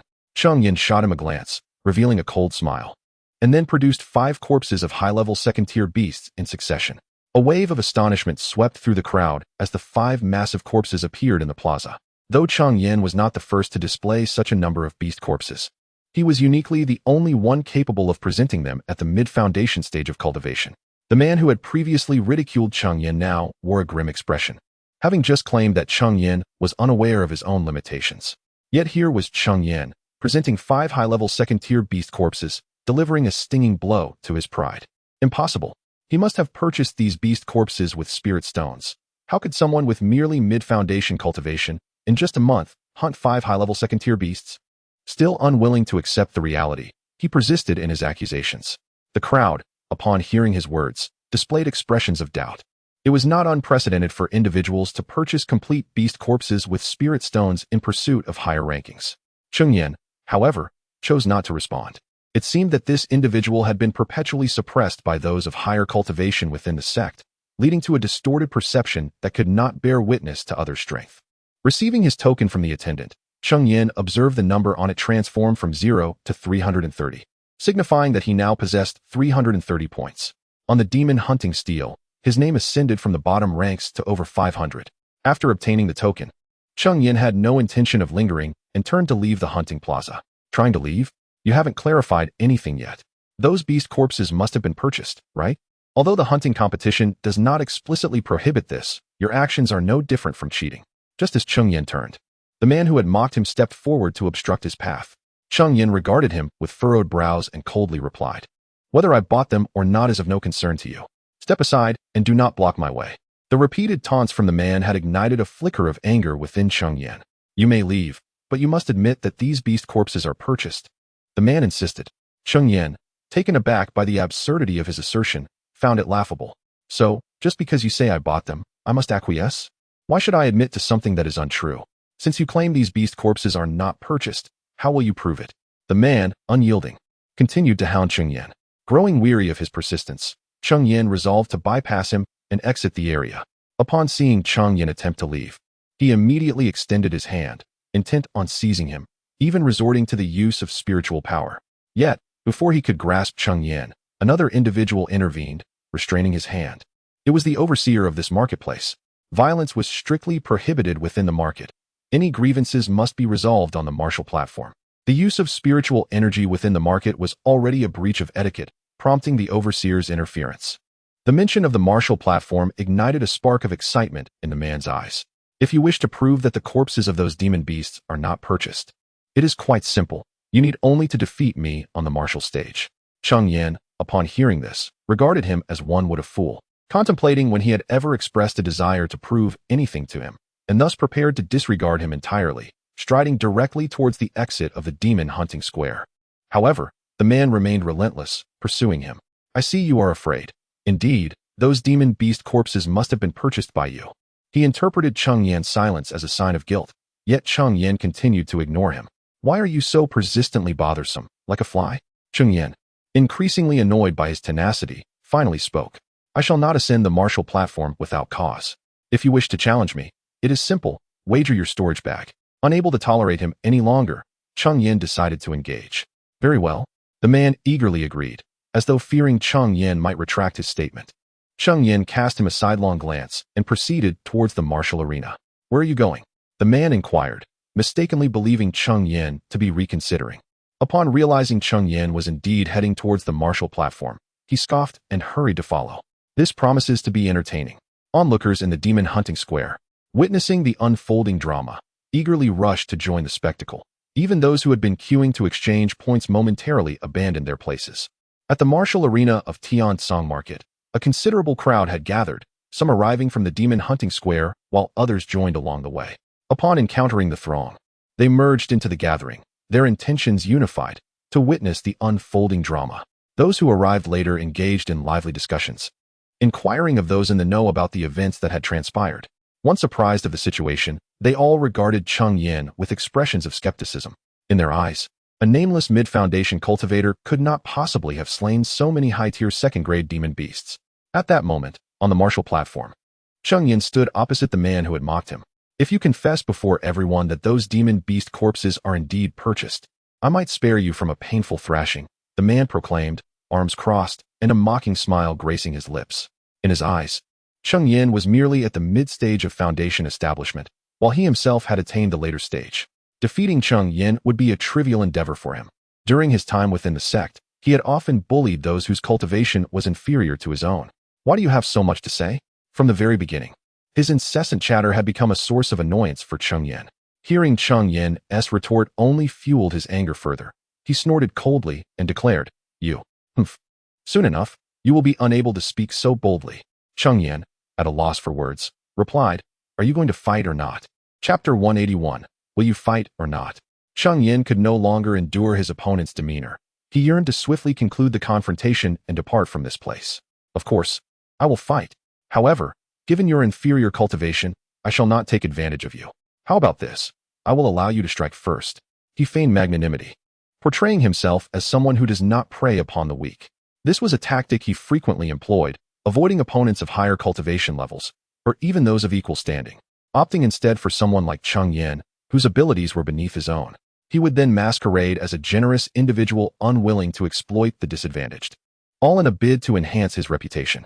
In essence, such individuals are merely bullies who thrive on the feeble. "Are you prepared now?"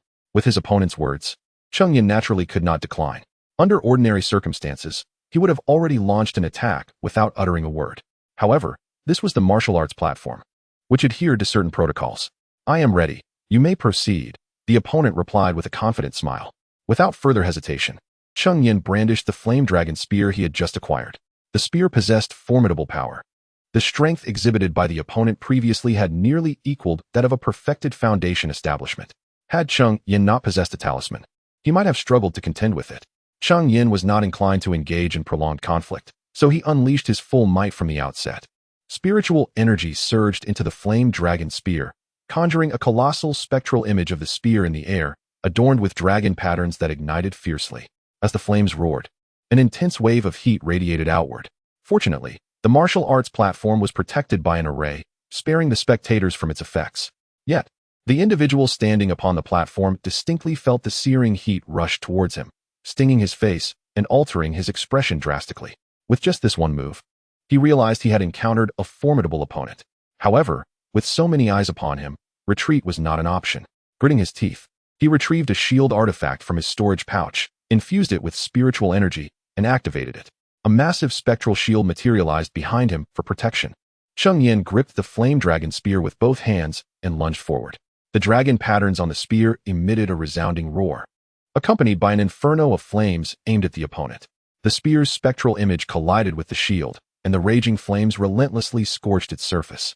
In mere moments, fine cracks appeared upon the shield's spectral form. With a sharp, cracking sound, the fissures began to propagate. In the blink of an eye, they enveloped the entire shield, which ultimately could not endure the assault, disintegrating into a swirl of spiritual light. Yet, the flame dragon spear maintained its momentum, piercing through to strike the shield artifact the opponent wielded. The spear's immense power forced the individual back, driving him to the very edge of the martial arts platform, where the spear finally dissipated into a cascade of embers. What an astonishing technique! Is this truly something a mid-stage foundation establishment cultivator can achieve? The prowess of Cheng Yan's technique was evidently observed by those watching the battle, and with just this one move, he had garnered the respect of many foundation establishment practitioners present. Humph, it's merely the advantage of a magical artifact. If I possessed such a tool, I could accomplish the same. Yet, in this world, those unwilling to acknowledge the strength of others are numerous.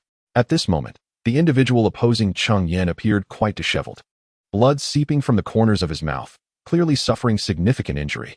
Cheng Yan, noticing this, slightly furrowed his brow, not out of concern for the interruption of his assault, but rather in astonishment at the weakness of his opponent, who had been struck to the point of coughing blood with merely one blow. However, how could Cheng Yan know that this opponent was accustomed to bullying the weak and feared the strong? His usual adversaries were those of lower cultivation.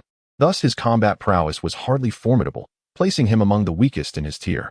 Nevertheless, Cheng Yan would not show mercy simply because his opponent was weak. Once on the martial stage, the stakes were life and death. As Cheng Yan manipulated the hand seals, spiritual energy coursed through his meridians and gathered in his palm. Before he unleashed a powerful strike, a colossal palm imprint, imbued with a chilling aura, surged toward his adversary. Upon witnessing the incoming icy palm, the opponent realized that its might was only slightly diminished compared to the previous technique. Coupled with his injuries, he sensed he could not withstand this attack. He would surely perish. In an instant, he was paralyzed by fear, frozen in place. Yet, the icy palm would not halt simply because he was terrified, lacking any defense. He was doomed if the strike landed. "Friend, wait." Just as the icy palm was about to descend upon him, a voice rang out. Following it was a powerful fist imprint, its force causing Cheng Yan's heart to race. The owner of this fist imprint possessed formidable strength, likely a perfected foundation establishment cultivator. The fist effortlessly shattered Cheng Yan's full-force icy palm, yet the imprint seemed unaffected, its might undiminished. However, it did not advance toward Cheng Yan, instead dissipating in midair. At that moment, a figure leapt onto the martial stage, clasping his fists towards Cheng Yan, and spoke. "Esteemed friend, I implore you to show mercy." Upon seeing him, Cheng Yan inquired, "Who might you be?" This individual demonstrated the cultivation of a perfected foundation establishment. And from the earlier display, it was evident he was no ordinary practitioner. Yet, it remained unclear why he intervened on the martial stage. "Brother Wei, save me. He intends to kill me." Before the newcomer could utter a word, the frightened individual, who had been terrified by Cheng Yan, regained his composure and scrambled behind Brother Wei, practically rolling in his haste. "Silence." To his surprise, Brother Wei reprimanded him coldly. The reprimanded individual's anxious expression froze upon hearing Brother Wei's scolding. Ultimately, he lowered his head, falling into silence, yet a fleeting glimmer of resentment flickered in the depths of his gaze. Upon hearing him refer to the other as senior brother, Cheng Yan swiftly comprehended their connection. They were indeed fellow disciples. In the presence of Wei Lu, a member of the Qiyu sect, the latter, after silencing the former, turned to introduce himself. "Wei Lu." The Wei Lu ranked 38th on the Demon Hunter's tablet. As he proclaimed his name, murmurs of recognition rippled through the crowd. Cheng Yan narrowed his eyes upon hearing the spectators' remarks. Given Wei Lu's prominent standing on the tablet, his prowess was undoubtedly formidable. Should the opponent seek to avenge his junior brother, it would pose a considerable challenge. Chapter 182. 3-petal white lotus seeds. Might I inquire, esteemed sir, why you have intervened in our duel? The arena possesses its own regulations. Your interference in this contest between us has undoubtedly disrupted the established order. However, these rules rely solely on the collective adherence of the participants, as there are no explicit mandates from the Tianchong marketplace regarding the construction of the arena. Its purpose is merely to provide a venue for the resolution of personal grievances, thereby preventing disturbances within the marketplace itself. Nevertheless, once one steps onto the arena, the resolution of conflicts is no longer under the jurisdiction of Tianchong. Outside the arena, dueling is strictly prohibited. My interference in your duel is indeed my fault. However, this individual is my junior apprentice. Witnessing his plight compelled me to extend my assistance. I happened to return today to redeem points, and, drawn by the commotion at the arena, I was curious enough to take a closer look. Through the conversations of those around, I grasped the essence of the unfolding events. Although it was my junior who instigated this situation, and his demise would ordinarily be of little concern, having seen it unfold, I felt obliged to intervene. Should word spread that our sect remained indifferent in the face of a crisis befalling one of its disciples, it would tarnish our reputation. Most individuals choose to join a sect in pursuit of cultivation resources and protection. If we cannot safeguard our own disciples, who would wish to join our ranks in the future? Thus, for the sake of our sect's honor, I must step forth to halt Cheng Yan. Yet, it is undeniable that my junior is at fault. I have heard that you intend to wager his storage bag. Might I propose that you spare his life? And in return, his storage bag could serve as an apology to you? However, I am not one devoid of reason. Were it not for the sect's reputation, I would have little desire to involve myself in this matter. Senior brother. Upon hearing that his storage bag was to be surrendered, the individual panicked. That bag contained all his worldly possessions, and he yearned to protest. Yet, upon seeing the stern expression on Wei Lu's face, he swallowed his words, directing a venomous glare at Cheng Yan. The storage bag was, after all, the wager. Having lost, it rightfully belongs to me. How can it be deemed an apology? Furthermore, given his malevolent demeanor, allowing him to leave alive would be a source of great unease. Cheng Yan observed the malice etched on the man's face. If he were to let him go, countless troubles would surely ensue. This aspect had not crossed my mind. In that case, the storage bag shall remain yours, and I shall require him to publicly apologize to you. As for your concerns regarding potential retribution from him, rest assured, this incident will undoubtedly result in severe consequences upon his return to the sect, leaving him with no time to trouble you. Moreover, considering your prowess, such trivial matters should not pose a threat to you. Wei Lu turned to glance at the individual, who quickly suppressed their emotions, burying the animosity deep within. Observing this, Wei Lu furrowed his brow but chose to remain silent, instead turning to Cheng Yan with a smile. His words served to affirm that their Qiyu sect would not neglect the safety of its disciples, yet would not permit them to act recklessly, thus enhancing their reputation. Since my fellow cultivator has spoken thus, I shall grant him a chance for redemption, Cheng Yan remarked after a moment of contemplation. It wasn't that Cheng Yan was inclined to let him go. Rather, Wei Lu's prowess was formidable, far beyond what Cheng Yan could contend with at present. Even with the aid of talismans, Cheng Yan could not guarantee victory against such an opponent. Under these circumstances, retreat was the only viable option. Then I extend my gratitude to you, fellow cultivator, Wei Lu replied with a courteous gesture. Hand over your storage pouch. He then turned to the individual, addressing him directly. Senior brother. The man, upon hearing Wei Lu's demand, wished to protest. Your storage pouch. However, he was abruptly interrupted by Wei Lu's cold voice. Leaving him no choice but to reluctantly produce his storage pouch and surrender it to Wei Lu apologized to my fellow cultivator. Wei Lu instructed as he accepted the pouch, without even glancing at it, tossing it to Cheng Yan. He then commanded the man to express his contrition. Though the man's face was rife with reluctance, under Wei Lu's imposing presence, he ultimately inclined slightly towards Cheng Yan and muttered a barely audible apology. Given this, I shall take my leave. Cheng Yan, without further comment, accepted the storage pouch, bowed slightly to Wei Lu, and turned to exit the arena. Observing Cheng Yan's departure, Wei Lu followed suit, ushering his junior disciple away from the scene. The onlookers, witnessing both parties depart, also chose to leave the arena, engaged in lively discussions about Cheng Yan's remarkable achievements. They praised him as an extraordinary talent, noting how he had successfully challenged opponents beyond his level and nearly vanquished them, thus garnering him a measure of fame. After leaving the arena, Cheng Yan did not immediately head out to hunt demonic beasts. Instead, he decided to rest for 2 days in Tiansong Square while examining the contents of the man's storage pouch. As Cheng Yan's consciousness delved within, he could not help but be astonished. Was this the wealth of disciples from a significant faction? It was no wonder he had shown such reluctance to part with it earlier. Within the pouch lay a staggering 60,000 spirit stones, alongside 3 second-tier superior magical artifacts, one of which was the shield he had previously employed, while the other 2 served as offensive tools. However, they paled in comparison to the flame dragon spear in Cheng Yan's possession and were not of the water attribute. Cheng Yan found little utility in these artifacts. Offensively, he was well equipped with the flame dragon spear, cold desolation palm, and his trump card talismans. Defensively, his primordial shield sufficed entirely. In addition, there are 3 bottles of true essence pills, which are second-tier superior elixirs utilized by late-stage foundation establishment cultivators for the enhancement of their cultivation, along with various healing and mana restoration potions. The remaining items consist of several spiritual herbs and materials, all of considerable value. If sold in their entirety, they could easily fetch several tens of thousands of spirit stones. When calculated together, the contents of his storage bag amount to a value exceeding 100,000 spirit stones, sufficient to purchase a low-grade 3rd-tier magical artifact, with some surplus remaining. However, what excites Cheng Yan the most are the 3 lotus seeds nestled within a jade box. The lotus seeds are entirely milky white, adorned with 3 azure patterns, signifying the rare 3-patterned white lotus seeds. Chapter 183. The gathering. The white lotus seed grows a stripe every 1,000 years, and it is said that the maximum number of stripes it can attain is 9. The 9-striped white lotus seed possesses extraordinary capabilities, capable of reviving the deceased and reconstructing the flesh of even the most formidable practitioners, aiding those in the nascent soul and transformation stages in the recreation of their physical forms.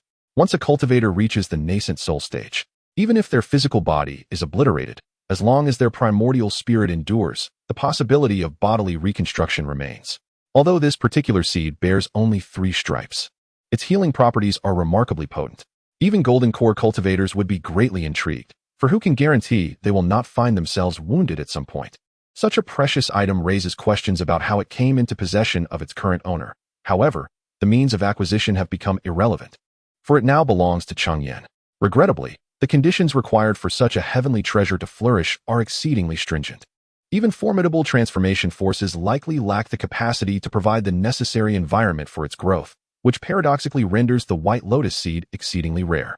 Nonetheless, Cheng Yan resolutely excavated a small pond within the cosmic mountain water diagram, placing the white lotus seed into it. The sprouting of the white lotus is a straightforward process, requiring no special conditions, yet its growth demands extraordinarily unique circumstances. As for what those conditions are, Cheng Yan remains uninformed. Once the white lotus seed sprouts, it signifies the loss of its original potency. Cheng Yan has long believed that the cosmic mountain water diagram within his sea of consciousness is no ordinary entity, for the ability to accelerate time is already a profound advantage. Thus, he decided to plant a white lotus seed. As he still possesses two more, should he succeed in nurturing it to life, it would be a tremendous gain. However, the growth of the white lotus is exceedingly slow. From the moment the seed is planted until the emergence of the lotus pod, a millennium is required, and to develop into a 9-striped white lotus, an additional 9,000 years is necessary. In essence, a 9-striped white lotus requires a full 10,000 years to mature. Even with the existence of the cosmic mountain water diagram, it necessitates a millennium. Yet, the lifespan of a foundation establishment cultivator is merely 240 years, and even that of a golden core cultivator extends only to 500 years. This predicament drives Cheng Yan to seek the enhancement of the cosmic mountain water diagram. After organizing the contents of his storage bag and transferring everything into a storage ring, Cheng Yan settled into a meditative posture, activating his cultivation techniques to commence his practice. Cultivators seldom take breaks, generally substituting rest with their training. Moreover, foundation establishment cultivators have the ability to abstain from food, consuming sustenance only occasionally to appease their appetites. However, on the following day, Cheng Yan received a communication talisman. Fellow cultivator Cheng, this is Wei Lu. I apologize for intruding upon your serene cultivation, and I hope you can forgive my impertinence. I will be hosting a small exchange gathering in 3 days, and it would be my honor to invite you to attend. Accompanying the talisman was an exquisite invitation, detailing the location of the upcoming exchange gathering. It turns out to be at Wei Lu. At first, Cheng Yan felt a twinge of confusion. He had no acquaintances in Tiansongfang City, nor was anyone aware of his residence here. How then? Did a communication talisman find its way to him? If it were Wei Lu, it would indeed make sense, as Wei Lu, a core disciple of the Yuaning faction, could easily locate Cheng Yan's dwelling. However, Cheng Yan was puzzled as to why Wei Lu would extend an invitation to him for this exchange gathering. He had heard of such gatherings before. They were typically led by core disciples of Yuaning powers, who would invite familiar faces to share resources and trade items of little personal use. Yet, Cheng Yan and Wei Lu were not particularly close. Their sole encounter had nearly resulted in the death of Wei Lu's fellow disciple. It was unexpected that Wei Lu would invite him to the exchange meeting. Cheng Yan pondered for a moment, but in truth, Wei Lu's intentions were quite straightforward. Those capable of battling beyond their level were invariably exceptional individuals. He merely sought to forge a connection with Cheng Yan. As for the disciple who had nearly met his demise at Cheng Yan's hands, Wei Lu paid him no mind. Had it not been for the reputation of their sect, he would not have intervened to save such a foolish person. Gazing at the invitation in his hand, Cheng Yan contemplated his options and ultimately resolved to attend the exchange gathering. He possessed several items that were of little use to him, and perhaps this gathering could yield beneficial outcomes.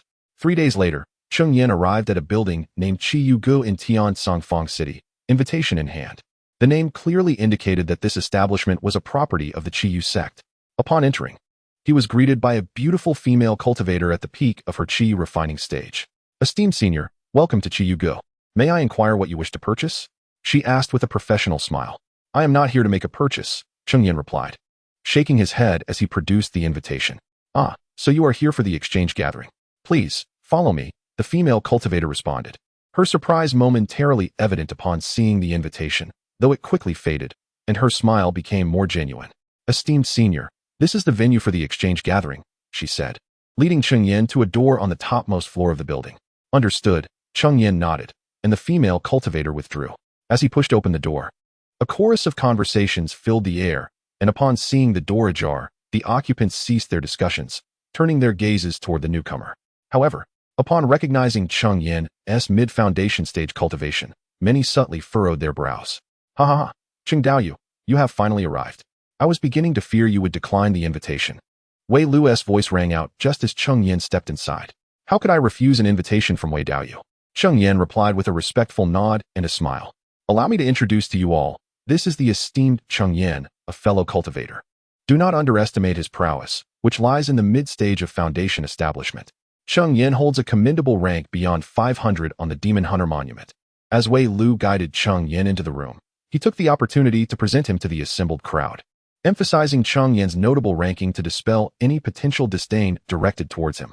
Indeed, upon hearing Wei Lu's words, the expressions of the attendees shifted, as they recognized that a rank beyond 500 is by no means trivial. Some among them even found their own rankings to be inferior to that of Cheng Yan. With a gentle smile, Cheng Yan clasped his hands in greeting and said, I am Cheng Yan, honored to meet all fellow cultivators.